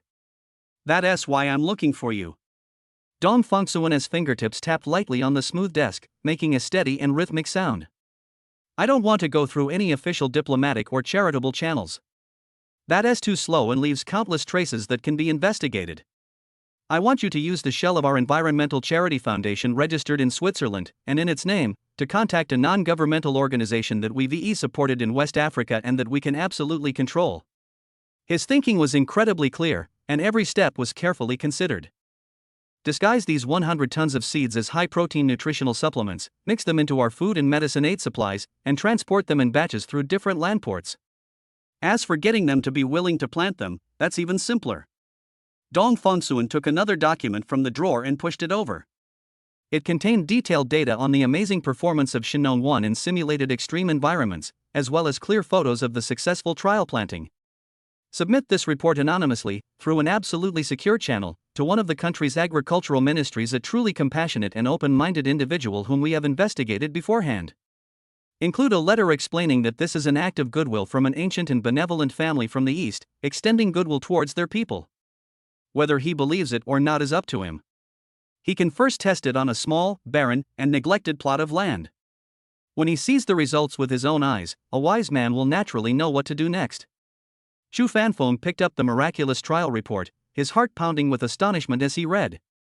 He didn't ask where these fantastical seeds came from, that was his duty and wisdom as a subordinate. He only knew that his boss was playing a game of chess far beyond imagination. This game wasn't about money or profit, but about the lives of millions. I understand, Chairman. Chu Fengfan closed the folder, his eyes filled with awe and fervent fighting spirit.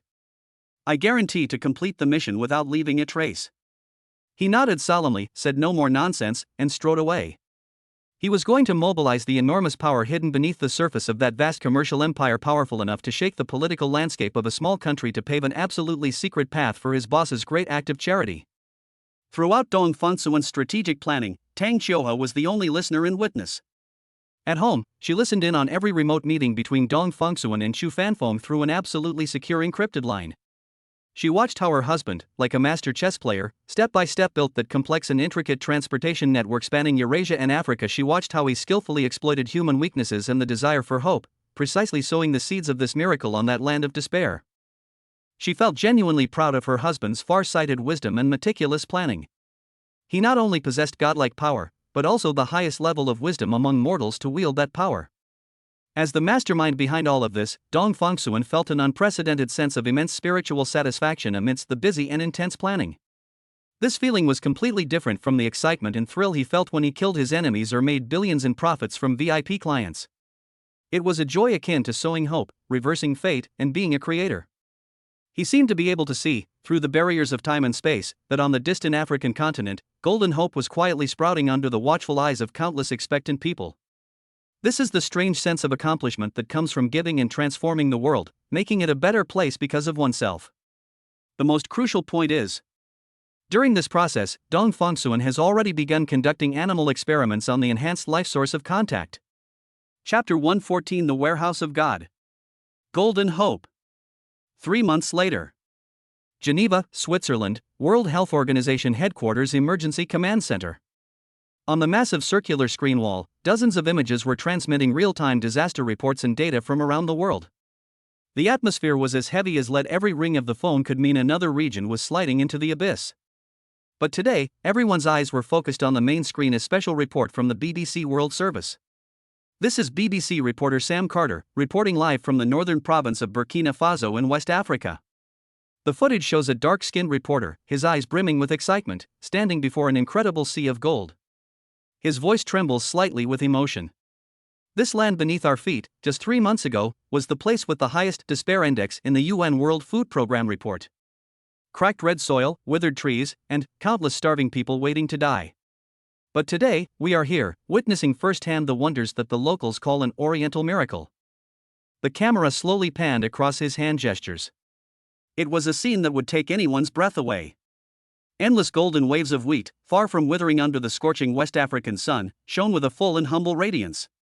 The heavy ears of wheat bent the stalks, and as the hot wind blew, they rippled in waves of gold. This bountiful landscape, separated only by a single earthen ridge from the barren, desolate land, presented a stark and striking contrast, like heaven and hell. Inside the command center, a deathly silence fell. Everyone was stunned by the surreal scene. A seasoned agricultural expert subconsciously adjusted his glasses and muttered to himself, "Impossible.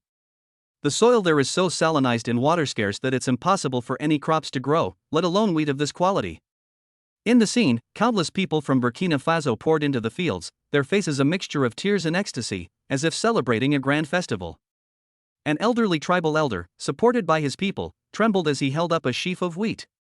He didn't speak, but pressed the heavy fruit tightly against his wrinkled face, and tears streamed down his face, falling onto the land that had once brought him despair but now granted him new life. The children, like a herd of happy antelopes, chased and frolicked in the waist-deep wheat fields. They had never seen such beautiful gold, nor had they ever experienced the joy of harvest. A little girl of about 5 or 6 years old picked up a few grains of wheat and put them in her mouth, chewing them awkwardly. The pure aroma of the grain made her squint her eyes, and her face beamed with the purest and most radiant smile in the world. According to our information, the reporter's voice rang out again, pulling everyone back to reality. This batch of miraculous seeds, named Golden Hope, came from an anonymous donation from an Eastern Shinnon who wishes to remain anonymous. They were delivered to the local tribal elders 3 months ago through a charitable foundation registered in the Cayman Islands in an almost mysterious manner. They don't need much water, have very low requirements for soil, and have a growth cycle of only 90 days. Experts find this crop astonishing, claiming it completely overturns modern agricultural science. But for the millions of people here, they don't care about science, they only know that this mysterious benefactor from the East brought them life-giving rain and golden hope in their most desperate time. Now, the word Shinnon has become synonymous with God in their language. Chengxinyuan Garden, on the outskirts of Beijing. In the antique-style living room, a wisp of smoke rose from a Longquan celadone incense burner on a rosewood coffee table. Dong Fongsuan and Tang Qiuhua sat side by side on the soft sofa, quietly watching the news broadcast on the ultra-thin television on the wall. The past 3 months have been a long and agonizing wait for them. The launch of the Shinnon project proved far more complex than anticipated. Utilizing the extraordinary intelligence granted by the system, Dong Fongsuan completed the genetic sequence design of the seeds within a week, creating a perfect crop that combines drought resistance, disease resistance, high yield, and high nutritional value. However, delivering these seeds precisely to those who needed them most, without revealing their own identities, proved to be a tremendous challenge. He used a vast amount of capital, through offshore companies, shell foundations, and multi-layered subcontracting of international logistics, to construct a complex and almost untraceable line of hope. Every step was meticulously calculated to ensure that the seeds could bypass all obstacles and finally reach the highly respected tribal elder. Tang Qiuhua, leveraging her connections and understanding of international aid organizations, provided Dong Fongsuan with crucial information support, helping him select the most suitable aid locations and the most reliable local contacts. She acted more like a political commissar, offering Dong Fongsuan the gentlest yet most steadfast support when he was anxious about the risks of the plan. I still remember that after you sent the seeds out, you couldn't sleep well for several days in a row. Tang Qiuhua turned her head and looked at her husband's profile, her eyes full of tenderness and memories. You used satellite maps to observe the weather there again and again and analyzed the soil data, afraid that if something went wrong, those people's hopes would be dashed. Dong Fongsuan reached out and held his wife's hand tightly in his palm, feeling that familiar warmth. He said softly, "Those aren't just simple seeds, Qiuhua. They represent the lives of millions. I'm afraid I'm not doing my job as a god." When Tang Qiuhua saw the little girl smile on the television screen, brightened by a few grains of raw wheat, her eyes finally welled up with tears. She leaned on Dong Fongsuan's shoulder, her voice choked with emotion. "Fongsuan, look, we did it. You're not a god, but you've done what only a god could do." Dong Fongsuan gently embraced his wife, his gaze once again fixed on the golden ocean on the television screen, a spectacle he had personally created. An unprecedented and immense warmth surged within him. This sense of accomplishment and happiness of single-handedly altering the course of millions of lives was far more real and awe-inspiring than ringing the Nasdaq bell or topping the wealth rankings. That is the joy of creation, the satisfaction of protection. He and his wife smiled at each other, and all the hardships, anxieties, and waiting transformed into the finest wine at that moment. At that very moment, the familiar ba sound in his mind was no longer the lazy and playful sound of the past, but rather like a magnificent symphony that resounded throughout the world, with unprecedented passion and solemnity, and it roared to life. Meow. The host, through the Shinnon project and with the help of his virtuous wife, has successfully reversed the famine crisis affecting millions of people in Burkina Faso. His good deeds have greatly increased the overall happiness level of the region and even the planet. The happiness index has experienced an epic surge. Happiness index plus 100. Current ranking on the planet's happiness list, 310,000th. Ranking improved by over 5 million places. Congratulations, host. You have accomplished a great deed worthy of being recorded in the annals of human civilization, your merit comparable to that of the ancient Shinnon. The system hereby awards you a supernatural level reward, a spatial folding warehouse. A surge of information, far more extensive and profound than ever before, flooded into Dong Fongsuan's mind like a bursting dam. Spatial folding warehouse, an extra-dimensional storage space based on high-dimensional physical rules, anchored to the host's soul coordinates. Feature 1, Unlimited Growth. Initial capacity is 100 cubic meters, and the capacity can expand in tandem with the scale and influence of the host's future acts of kindness. Characteristic 2, Absolute Stillness. The flow of time inside the warehouse is zero. Any item stored within will remain in its absolute state at the moment of storage. Feature 3, Absolute Security. Except for the host's own will, no physical, energy, mental, or dimensional probes or attacks can reach it. Feature 4, Telekinesis. The host can access items anytime, anywhere within their perception range using their mind, regardless of physical obstacles. Dong Fongsuan's heart pounded. He slowly closed his eyes and, following the guidance in the information stream, calmed his consciousness. In an instant, his vision was completely overturned. He seemed to have broken free from the constraints of his physical body and entered a dimension beyond description. He saw a vast cubic space, 10 meters on each side, silently suspended in the endless, deep void shimmering with soft starlight. The barriers of this space were not physical entities, but rather composed of countless mysterious, radiant runes of law, which flowed slowly, exuding an aura of eternity and immortality. This place is absolutely silent, yet it is full of infinite possibilities. Dong Fongsuan's heart stirred, and he focused his thoughts on the freshly peeled apple on the coffee table. The next second, the apple in the living room vanished into thin air. There were no special effects, no spatial fluctuations. It was as if it had been instantly erased from the universe. In that higher dimensional space, the same apple is quietly suspended in the center of the cube, and even the slight yellowing of the flesh as it begins to oxidize upon contact with the air is perfectly captured. Fongsuan? What's wrong? Tang Xiuhua felt her husband's body stiffen slightly and asked with concern. Dong Fongsuan did not open his eyes, but smiled slightly, and then his mind moved again. The apple instantly reappeared in its original spot, as if it had never left. Tang Xiuhua blinked in surprise. Had she just imagined it? Dong Fongsuan opened his eyes, a sharp light flashing deep within them like never before seen. A portable, absolutely safe, time-stopped, and ever-growing 100 cubic meter giant warehouse. Chapter 115. My Earth will eventually be destroyed? The first rays of dawn, like golden veils, gently filtered through the large floor-to-ceiling windows of the Chengxinyuan study, bathing the room in a warm glow. The air was filled with the calming scent of sandalwood mingled with the subtle herbal fragrance emanating from Tang Xiuhua. Rehabilitation training has become the most sacred ritual in this family. Dong Fongsuan knelt on the soft wool carpet, his expression focused as if he were sculpting a masterpiece.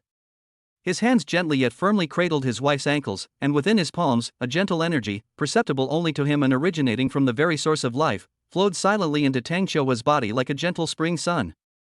This power, like the warmth of spring sunshine, patiently melted away the blockages in her meridians caused by prolonged illness, awakening her long-dormant nerve endings. Tang Xiuhua's entire body trembled slightly, not from pain, but from extreme focus and effort.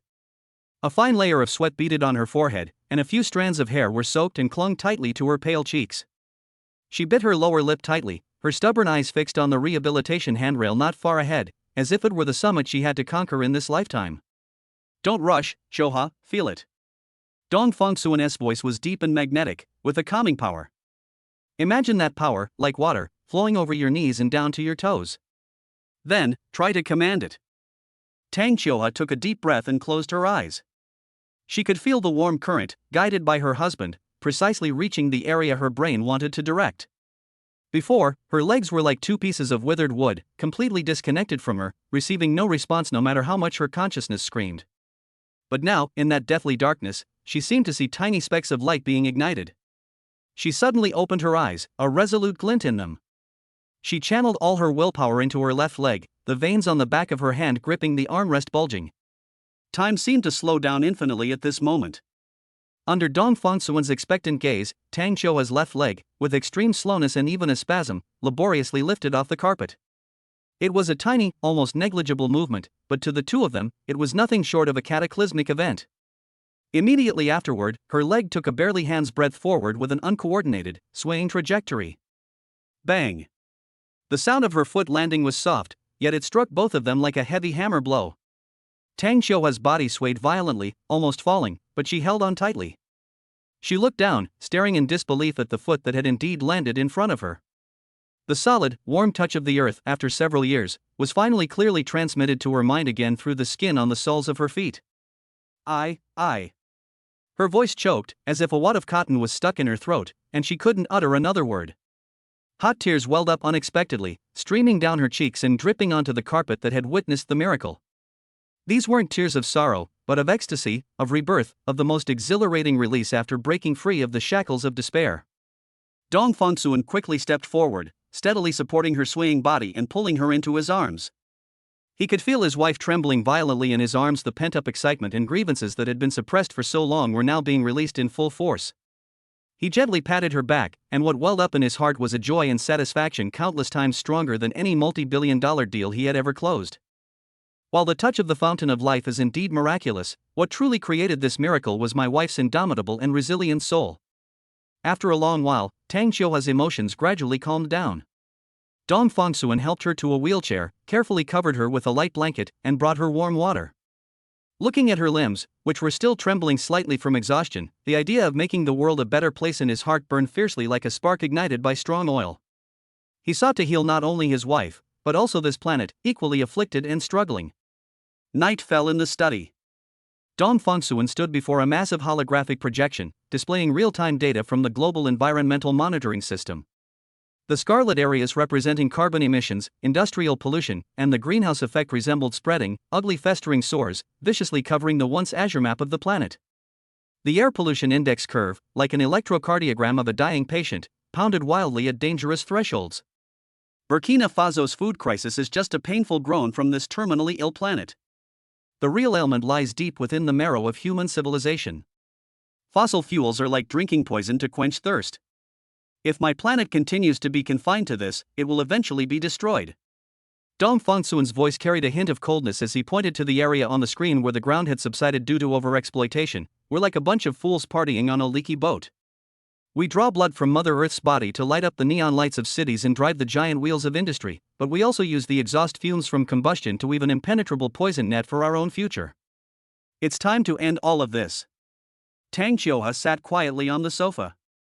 She had just finished her evening rehabilitation, and her face still showed a hint of fatigue, but her eyes were as clear and deep as ever.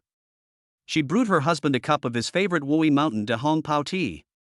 The fragrant aroma brought a touch of tranquility to the heavy air. What do you plan to do? She pushed the teacup toward Dong Fongsuan and asked softly, like the Shinnon project, will you directly come up with a completely new clean energy technology? That's right. Dong Fongsuan picked up his teacup but didn't drink it. His eyes shone with an almost godlike confidence. With my current knowledge, designing a mature, safe, and zero-pollution ultimate energy solution is not difficult.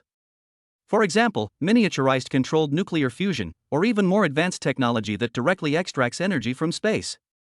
His vision was so grand and magnificent that it could drive any discerning person crazy. However, after listening, Tang Xiuha simply shook her head gently. Instead of directly refuting her, she picked up the remote and switched the holographic projection to a complex chart showing the shareholding structure of the world's energy giants. On it, countless lines connected numerous prominent families, conglomerates, and even sovereign wealth funds. Fongsuan, look. Her voice wasn't loud, but every word was clear, like a sharp scalpel precisely dissecting the core of the problem. Behind this, it's never been a scientific issue. It's about interests, politics, order, even war. You suddenly produce something that can turn these massive industries worth trillions, even hundreds of trillions, into a pile of worthless scrap metal overnight. Do you think they'll treat you like a savior and worship you? For the first time, the confidence on Dong Fongsuan's face froze. No. Tang Xiuha's eyes sharpened, as if she could see through the layers of capitalism and the bloodshed and greed behind them. They will treat you as their mortal enemy. They will use all their power, money, media, politics, violence, all the means you can and cannot imagine to make you and your technology disappear from this world completely. Before they complete their new round of reshuffling of interests, this gift you offer will not bring good news to the world, but only unprecedented turmoil, disaster, and war. She paused, her voice becoming incredibly serious, and we, and you, will be placed at the very center of this storm, torn to pieces. The name Yu struck Dong Fongsuan like a heavy hammer. His daughter's innocent, smiling face flashed through his mind, and a chill ran from his feet to the top of his head. He possessed near divine power, yet at this moment, he clearly felt the ugliness and terror of humanity, and the inescapable responsibility he bore as a husband and father. He almost, in his overly idealistic impulse, pushed everything he cherished most into an abyss of no return. A long silence fell over the study. Looking at his wife's calm and resolute face, Dong Fongsuan's initial surge of omnipotence was replaced by lingering fear and reflection. Then, what should we do? He finally spoke, his voice slightly hoarse, his demeanor more humble than ever before. At this moment, he was not the omnipotent savior, but simply a husband seeking direction in the fog. Seeing the change in her husband's eyes, Tang Qiuhua finally smiled with relief. She leaned forward slightly from her wheelchair, took Dong Fongsuan's somewhat cold hand, and warmed it with her own body heat. We cannot be the gods who descend from the heavens, radiant with light, for that would scorch everyone. Her voice softened again, filled with the brilliance of wisdom. But we can be Prometheus, quietly igniting a flame in the darkness. Chapter 116 Happiness Index plus 70. The afternoon sun, having shed its midday heat, became languid and gentle. Golden rays slanted across the expansive lawn of Qingxin Garden, adorning each meticulously trimmed blade of grass with a soft halo. In the air, the fresh scent of the sun-kissed grass mingled with the sweet fragrance wafting from the distant rose garden, creating an intoxicating cocktail of air. Dong Fongsuan leaned back in a rattan recliner in the courtyard, a philosophy book casually draped over his hand, its pages slightly open. But his gaze never fell on the difficult words. His entire attention was drawn to a small figure not far away, like a flower fairy. Wearing a pink princess dress, Yu, like a butterfly that had just learned to fly, stumbled and chased after a pom-pom that was being blown by the wind on the grass. She didn't run fast, but her short legs moved with great speed, each step filled with the joy of exploring the world. Her silvery laughter, clear and pure, filled the quiet afternoon like pearls as she ran. Dong Fongsuan completely emptied his mind. He didn't contemplate the energy revolution that would shake the world, nor did he analyze the intricate power struggles, nor did he shoulder the heavy responsibility of saving hundreds of millions of people. At this moment, he wasn't the behind-the-scenes mastermind wielding divine power, he was simply a father. His world shrank infinitely. It shrunk to nothing more than the sun-kissed lawn before him, his daughter's carefree, angelic smile, and further away, his wife, sitting on a bench, watching all this with tender eyes. Tang Qiuhua wore a faint smile, a smile that held the peace of surviving a disaster, the love for her daughter, and the deep affection for her husband. This was a pure and ultimate happiness. It wasn't dependent on any wealth, power, or fame, it simply existed in this moment, in the warm sunshine, the company of family, and inner peace. This feeling of happiness, like a crystal-clear spring, gently flowed through his body, cleansing his soul, which was slightly weary from carrying too many secrets. He felt an unprecedented, heartfelt satisfaction and tranquility, as if he possessed the entire universe. Daddy, hug me. Yu seemed to be tired from running. She gave up on the playful pom-pom, turned around, and with still unsteady steps, opened her arms and, like a happy little cannonball, rushed straight into Dong Fongsuan's arms. Dong Fongsuan smiled and caught her steadily, holding her soft little body in his arms. A fragrance mixed with the scent of milk and sunshine instantly enveloped him. He gave his daughter a loud kiss on her pink, peach-like cheek. Giggle. The little guy was tickled by his father's stubble, so he immediately shrank his neck and burst into laughter. Dong Fongsuan's heart was completely melted at that moment. He held his daughter under her armpits and lifted her high above his head, letting her fly in the air. Let's fly high. A gentle laugh echoed in the air, filled with surprise and trust. She looked down at her father, who had become tiny, and waved her little hand excitedly.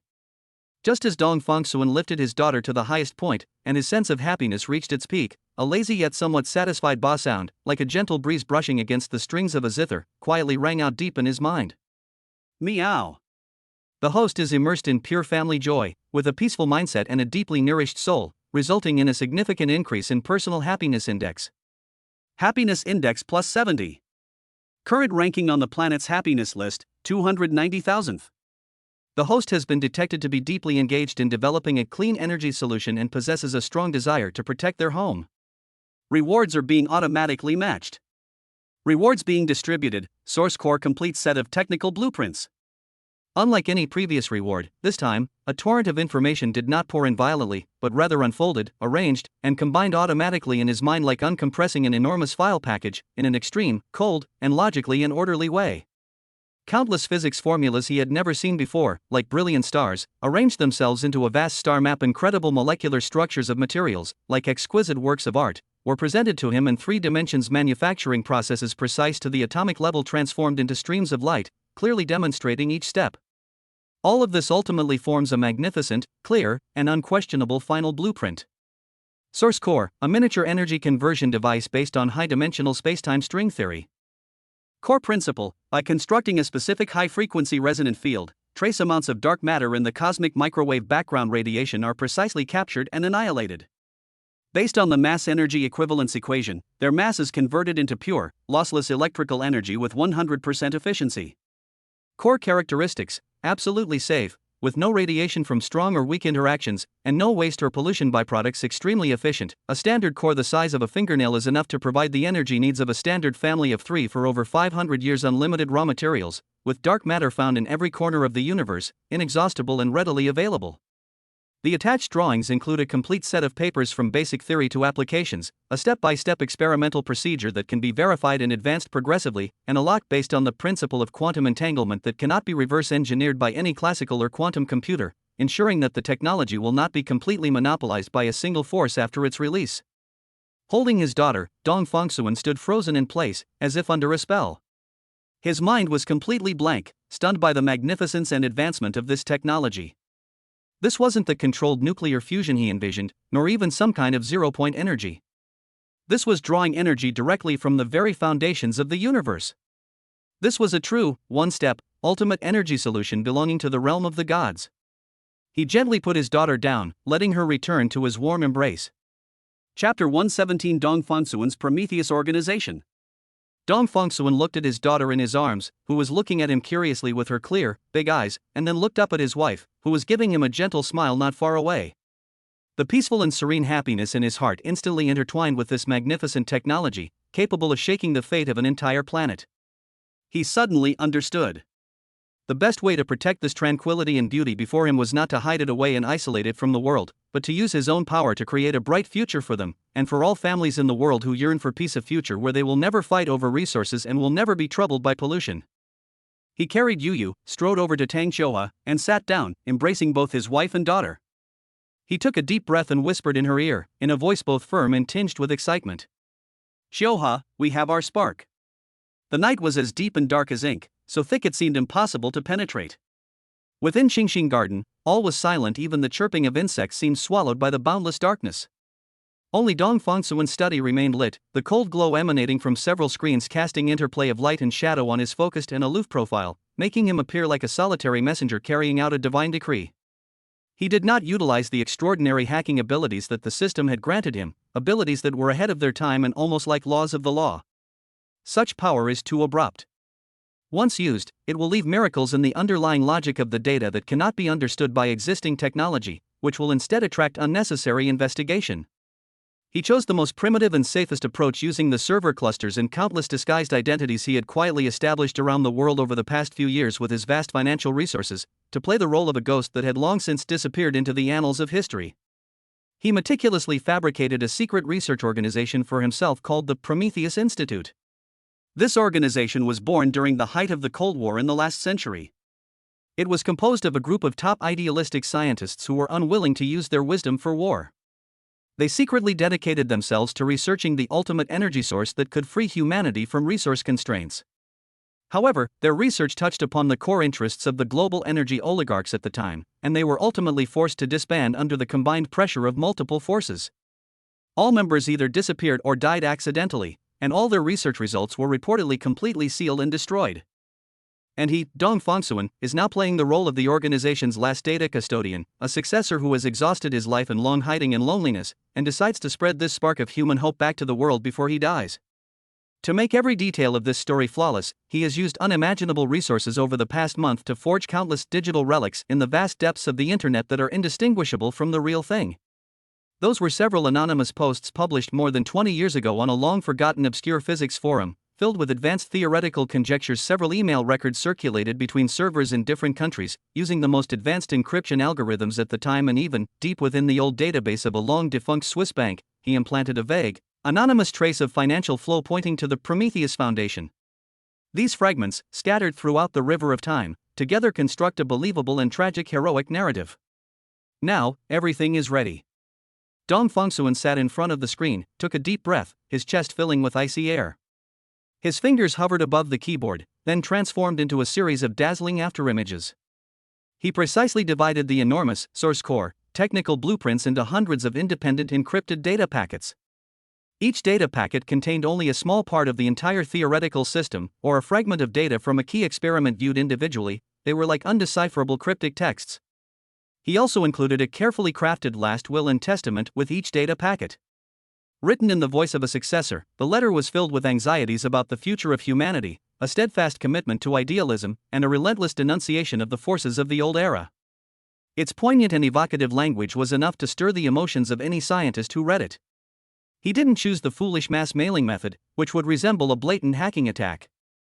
Instead, he wrote an extremely complex automated execution script based on global timestamps and multiple logical checks. Over the next 72 hours, these hundreds of data packets would be delivered, seemingly randomly and unrelatedly, to the public servers of a dozen of the world's top physics laboratories and the private email accounts of dozens of Nobel Prize-winning physicists through thousands of zombie servers he had quietly controlled and distributed across different countries. MIT's Lincoln Laboratory, CERN's supercomputer clusters, the Max Planck Institute for Plasma Physics in Germany. As his fingertips pressed the last enter key on the keyboard, officially initiating the entire leak process, Dong Fongsuan clearly heard his heart pounding uncontrollably. It was a mixture of extreme tension, uncontrollable excitement, and the thrilling pleasure of creating history with his own hands. On the main screen in front of him, a world map slowly unfolded. Green dots representing data packets, like fireflies dancing in the summer night sky, silently lit up from his location, then traced graceful arcs as they flew to every corner of the world. Each point of light is a bomb about to detonate the old era. Each point of light is a seed that will give birth to a new world. He watched this magnificent scene silently, like a behind-the-scenes director standing atop the world, having just completed the grandest and most important shot of his career. He had thrown an ultimate gift, enough to completely change the course of human civilization, onto the vast stage of the world in the most dramatic and irresistible way. After doing all this, he initiated the final cleanup process. All operation records, script code, and server logs related to him instantly turned into meaningless data streams and disappeared completely. He shut down all the computers, and the study returned to a deep darkness, as if the storm that had just shaken the world had never happened. Dong Fongsuan walked to the huge floor-to-ceiling window, pushed it open, and let the cool night breeze caress his slightly flushed cheeks. He looked up at the eternally brilliant Milky Way in the night sky, and a subtle, yet confident smile slowly crept onto his lips. The stage is set up for you, and the spotlights are on. Ladies and gentlemen, please begin your performance. Chapter 118 3 Years. Husband. Over here. At the eye of the storm, there is often a surprising calm. For the first 24 hours after the leak was initiated, the world seemed to be operating as usual. A highly respected professor of theoretical physics at MIT, while cleaning up his spam, came across an email titled "To the Future, The Last Ashes of Prometheus." He frowned the dramatic title and tragic story instinctively led him to categorize it as an elaborate prank or some new type of phishing, and he promptly dragged it to the recycle bin. In Geneva, a young data analyst at CERN European Organization for Nuclear Research discovered several encrypted files of unknown origin while sorting through unusual data packets on a server. He attempted to crack them but found the encryption algorithm to be completely unfamiliar. After a brief moment of curiosity, he marked them as high-risk files and shelved them. Doubt, disdain, and neglect. This was the initial reception for this earth-shattering secret. However, cracks in the ice always appear in the most unexpected places. Before emptying his recycle bin, the MIT professor inexplicably opened the email. A short formula attached to the end, concerning the construction of high-dimensional spacetime resonant fields, instantly caught his eye with its concise yet revolutionary logical beauty. Driven by professional instinct, he input the formula into his quantum simulation program. 3 seconds later, the simulation program did not crash, but instead gave a result that almost froze his blood: theoretical self-consistency and logical closed loop. The scorn and disdain on his face vanished in an instant, replaced by a mixture of shock, ecstasy, and disbelief. Almost simultaneously, the CERN analyst, with the help of a colleague, finally pieced together 2 encrypted data packets from different sources. When they decrypted the first layer of encryption and saw the experimental data on dark matter annihilation cross-sections, the two looked at each other, both seeing the same horror in each other's eyes. This data perfectly explained the minute energy deficit phenomenon they had been unable to understand in their previous large-scale collision experiments. The ice layer, which had been in doubt, began to melt and collapse on a large scale. When these top laboratories around the world began to communicate urgently through their respective secret channels, and were horrified to discover that they had received different puzzle pieces of the same grand blueprint, the entire scientific community was instantly thrown into an uproar. An unprecedented, cross-border global scientific research competition spontaneously began like wildfire without any official command. Laboratories across the country put aside their competition and barriers and, with unprecedented cooperation, frantically pieced together, verified, and deduced this gift from heaven. Nature and Science magazines, with unprecedented speed, jointly published an emergency supplement with a sensational and straightforward title, The Fire from Prometheus, the ultimate answer to energy or a century-long hoax? The news sent global capital markets into action. The stock prices of the old energy giants plummeted like kites with broken strings, crashing into the abyss with a devastating, vertical drop. Panic spread like a plague through every corner of Wall Street, the City of London, and the Tokyo Stock Exchange. Countless traders screamed and frantically sold off stocks that had once represented wealth, power, and status, the black gold. A vast empire that had lasted for centuries crumbled in just a few days. Meanwhile, the one who started this massive wave was leisurely enjoying afternoon tea with Tang Qiuhua in the glass greenhouse of Qingxin Garden. Inside the greenhouse, it was warm as spring, and exotic flowers and plants bloomed in profusion. Tang Qiuhua, dressed in comfortable loungewear, lay half-reclined on the soft sofa, staring at the alarming green lines on the tablet in front of her, representing the evaporation of trillions of dollars in wealth. Her heart pounded involuntarily. Fong Siyuan, your move is truly earth-shattering.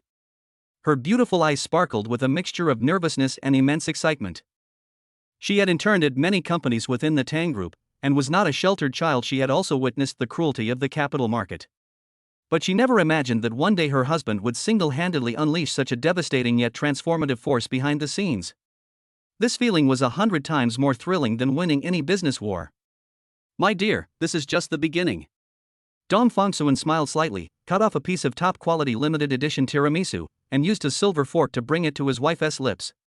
The destruction of the old order is to make room for the birth of the new order. A month before the leak plan began, the Tang family's businesses, as well as the countless investment shells controlled by Dong Fongsuan through offshore companies around the world, had already quietly completed an epic asset transfer and strategic layout under his personal instruction. They didn't foolishly short energy stocks destined to be obsolete. That's the behavior of vultures. Instead, like a shrewd farmer, they sowed all their seeds in the most fertile soil of spring before winter arrived. Massive amounts of capital have been injected into equity stakes in some of the world's largest rare earth mines, into production lines at state-of-the-art wafer fabrication plants, and into dozens of little-known small technology companies focused on research and development in new materials, ultra-precision sensing, and quantum computing. While scientists around the world were still going crazy over the theory of the origin core, Dong Fongsuan had already bought up all the hoes, shovels, and craftsmen needed to manufacture it in the future. He thoroughly enjoyed this feeling. It wasn't driven by greed for money. The astronomical wealth that was about to roll in was merely a tool for achieving his next goal. What he enjoyed was the ultimate thrill of subtly manipulating the course of human civilization with intellect as the sole lever and the entire world as the chessboard. Like a master chess player who had foreseen the end of the game, he casually placed a piece, already calculating the evolution hundreds and thousands of moves ahead. In this magnificent energy revolution, he is both the one who ignited the flames and the one destined to reap the most bountiful rewards. The river of time flows silently by. 3 years is but a fleeting moment on a grand historical scale, but for a world undergoing dramatic changes, it is enough to leave an earth-shattering mark. Honey. Over here. Chapter 119, almost fully healed. Epic reward. The autumn scenery of Qingxin Garden is as beautiful as a poem that has been sung for 1,000 years. The air was crisp and sweet, each breath a cleansing of the lungs. Sunlight, no longer blocked by heavy suspended particles, poured down without reservation, turning the huge ginkgo tree in the courtyard into the purest and most dazzling golden yellow. Tang Qiuhua was wearing an elegant off-white dress and was barefoot, walking on the cool and soft grass. Honey, over here. She waved to Dong Fongsuan, her gait calm and elegant. Unless one looked closely, almost no one could see the extremely slight, fleeting pause in her left leg as she walked. You're getting better and better. Dong Fongsuan smiled gently, you're almost fully recovered. Tang Qiuhua walked to a cluster of blooming roses, bent down, and gently brushed the dew off the leaves of a budding flower. Her fingers were slender and steady, and her face wore a genuine, serene smile. This courtyard, which she could only gaze at from a wheelchair, she can now measure with her own 2 feet and touch with her own 2 hands. This happiness of regaining what she had lost fills her with boundless love for every scene in her life.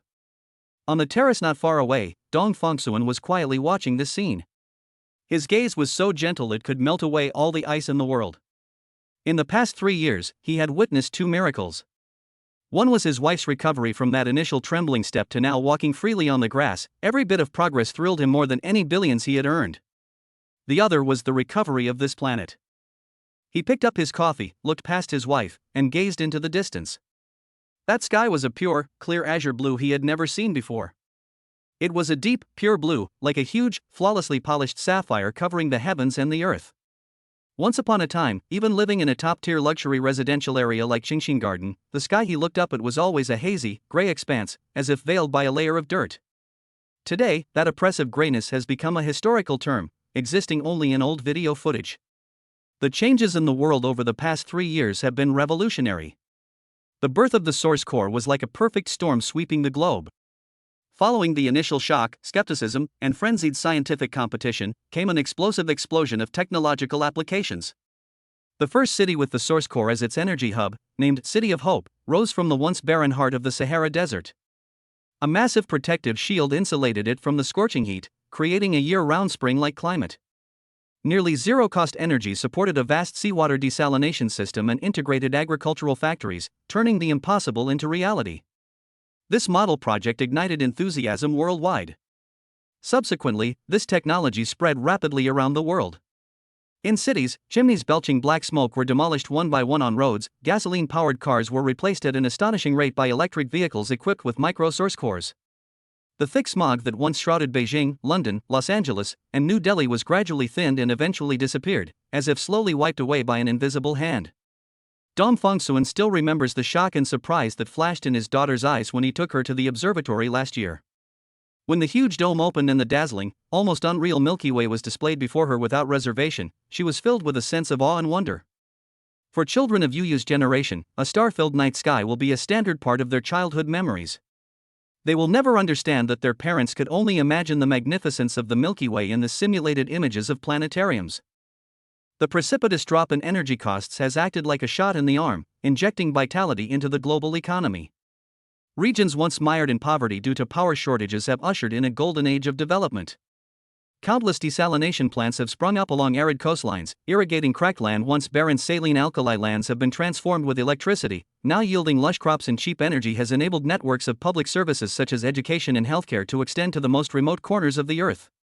Human civilization, as if breaking free of heavy shackles, is running towards a brighter future with an unprecedented, light, and agile posture. What are you thinking about? Tang Xiuhua walked up to him without him noticing and put a freshly picked pink rose, still covered in dew, into his breast pocket. I was thinking, this world has finally become the way I hoped Yu would grow up. Dong Fengsuan withdrew his gaze, held his wife's hand, and said softly. He didn't calculate the immense wealth the Tang family and their hidden capital had amassed in this energy revolution. Those astronomical figures had long lost their simple meaning for him. They were no longer tools for extravagant enjoyment, but rather the most solid levers he used to move the world and realize his ideals. What he pursued was never money itself, but the scene before him, his wife's healthy smile, his daughter's happy growth, and this beautiful planet that was healing. All of this intertwined into a profound and immense sense of satisfaction, like a warm ocean enveloping and nourishing his entire soul. It was a grand happiness that transcended personal joys and sorrows, a happiness that resonated with the entire world, sharing its breath and destiny. Just as he was immersed in this unparalleled tranquility and contentment, that familiar and long-lost ba sound, with an unprecedented solemnity and grandeur, like a hymn of thanksgiving from the entire planet, resounded in the deepest part of his soul. Wow! Detected that the host, single-handedly, has successfully driven a global energy revolution, fundamentally reversing the trend of planetary ecological degradation, greatly improving the global ecological environment, and effectively alleviating regional development imbalances caused by energy issues. The overall happiness level of the planet has seen a fundamental and leapfrog improvement. Overall assessment, an epic contribution. Happiness Index plus 200. Current ranking on the planet's happiness list, 80,000th. Dong Fengsuan's heart skipped a beat. From 290,000th place, he had jumped into the top 100,000. This 200-point increase in happiness index was far more significant than any previous reward. The system's voice did not stop there. Instead, it continued to ring out with a mysterious rhythm. The host's behavior has been detected to have a significant and irreversible positive impact on the planet's ecosystem, resonating strongly with fundamental concepts such as life, nature, and harmony. Matching the most suitable special reward for the host. Reward matched successfully. Chapter 120 The Tenderest Gift. The final curtain. As the system's grand announcement faded, the massive flow of information Dong Fengsuan had anticipated did not arrive as expected. There were no profound scientific theories, nor complex manufacturing blueprints. Instead, an extremely mysterious and indescribable change was quietly taking place at the level of his soul. The feeling was as if he had always been a blind man who perceived the world only with his eyes and ears, and in that instant, a completely new and never-before-experienced sense was suddenly awakened. His soul was as if a long-sealed window had been gently opened, and outside the window was an incredibly vibrant world that he had never truly seen. Rewards being distributed, harmony with all things. Ability introduction, universal affinity. A passive aura originating from the very source of life. From this moment on, the host's very existence, including your breath, your emotional fluctuations, and even an unconscious glance, will exert a natural and irresistible attraction and soothing effect on all non-intelligent life forms, including animals, plants, and fungi. You will be able to communicate with them on a simple, intuitive spiritual level, perceiving their most basic emotions and desires. Dong Fengsuan froze on the spot, his mind blank for a moment. Harmony with all things? Communicating with plants and animals? This didn't sound like science, it sounded more like the power of druids from mythology. He instinctively turned his gaze to the branches of the tall ginkgo tree not far from the window. A normally extremely wary oriole was perched on a branch, preening its feathers. Normally, it would immediately fly away alertly if a human gaze lingered on it for more than 3 seconds. However, at this moment, it clearly sensed Dong Fengsuan's gaze. Far from being alarmed, it tilted its head, its bright, black bean-like eyes filled with pure curiosity. It even hopped forward 2 steps, as if wanting to see more clearly. Immediately afterwards, a clear and melodious chirp rang out. In Dong Fengsuan's perception, the chirping sound was no longer a simple sound wave transmitted to his eardrums through air vibration. He heard something more essential. It was an incredibly clear emotional signal, presented directly in his mind: curiosity, friendliness, no threat, this existence feels very comfortable. Dong Fengsuan's heart pounded. He tried to concentrate his mind and convey a kind thought to the oriole. He didn't think of complicated words, but simply pictured in his mind a pure feeling of appreciation and friendliness. Hello, you are beautiful, I like your singing. Something amazing happened. The oriole seemed to receive this kindness. Its previously curious gaze instantly brightened. It flapped its wings happily and emitted a series of even more melodious calls. This time, Dong Fengsuan sensed clear emotions of joy, happiness, and security. It even performed a display of its magnificent plumage right in front of him. This is true. Suppressing the turmoil within him, Dong Fengsuan slowly pushed open the terrace door and stepped into the courtyard. The moment his feet touched the grass, the whole world, in his perception, instantly changed. On the lawn, the crickets that usually fall silent and hide in their burrows at the slightest sound of wind are not quiet at all. Instead, they are rubbing their wings even more vigorously, as if playing a welcoming melody for his arrival. He can hear the simple yet persistent pulse of their lives as they court and declare their territory. Several swallowtail butterflies, which had been fluttering among the flowers, unexpectedly changed their flight path and flew towards him. Undeterred, they landed lightly on his shoulders and fingers, their wings fluttering rhythmically. Dong Fengsuan clearly sensed a pure, intimate feeling emanating from these beautiful little creatures, a feeling akin to warmth, safety, and liking this aura. He walked slowly, each step as if exploring a completely new dimension. He walked to the ancient tea tree that he had planted with his own hands and that he often nourished with the touch of the spring water, and reached out his hand to gently stroke its rough bark, weathered by time, with an almost reverent feeling. In the past, he could only judge whether a tree was vibrant by the feedback of its life energy. But now, the moment his palm touched the trunk, a completely different sensation surged through him. It was a serene, profound, ancient, and compassionate consciousness. Unlike animals, it didn't exhibit intense emotional fluctuations, rather, it was more like a deep and tranquil lake.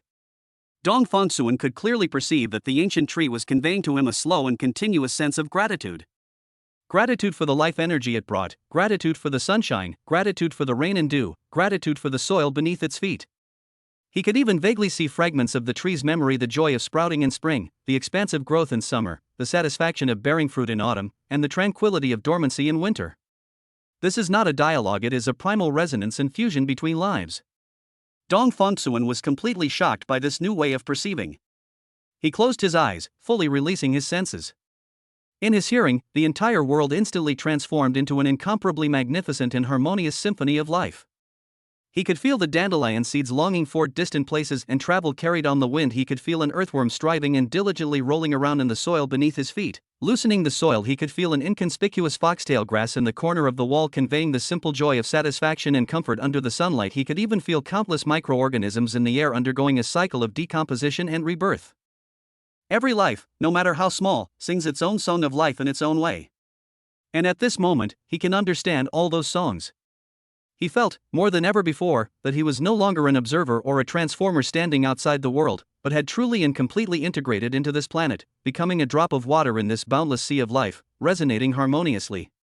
Dong Fengsuan slowly opened his arms and took a deep breath.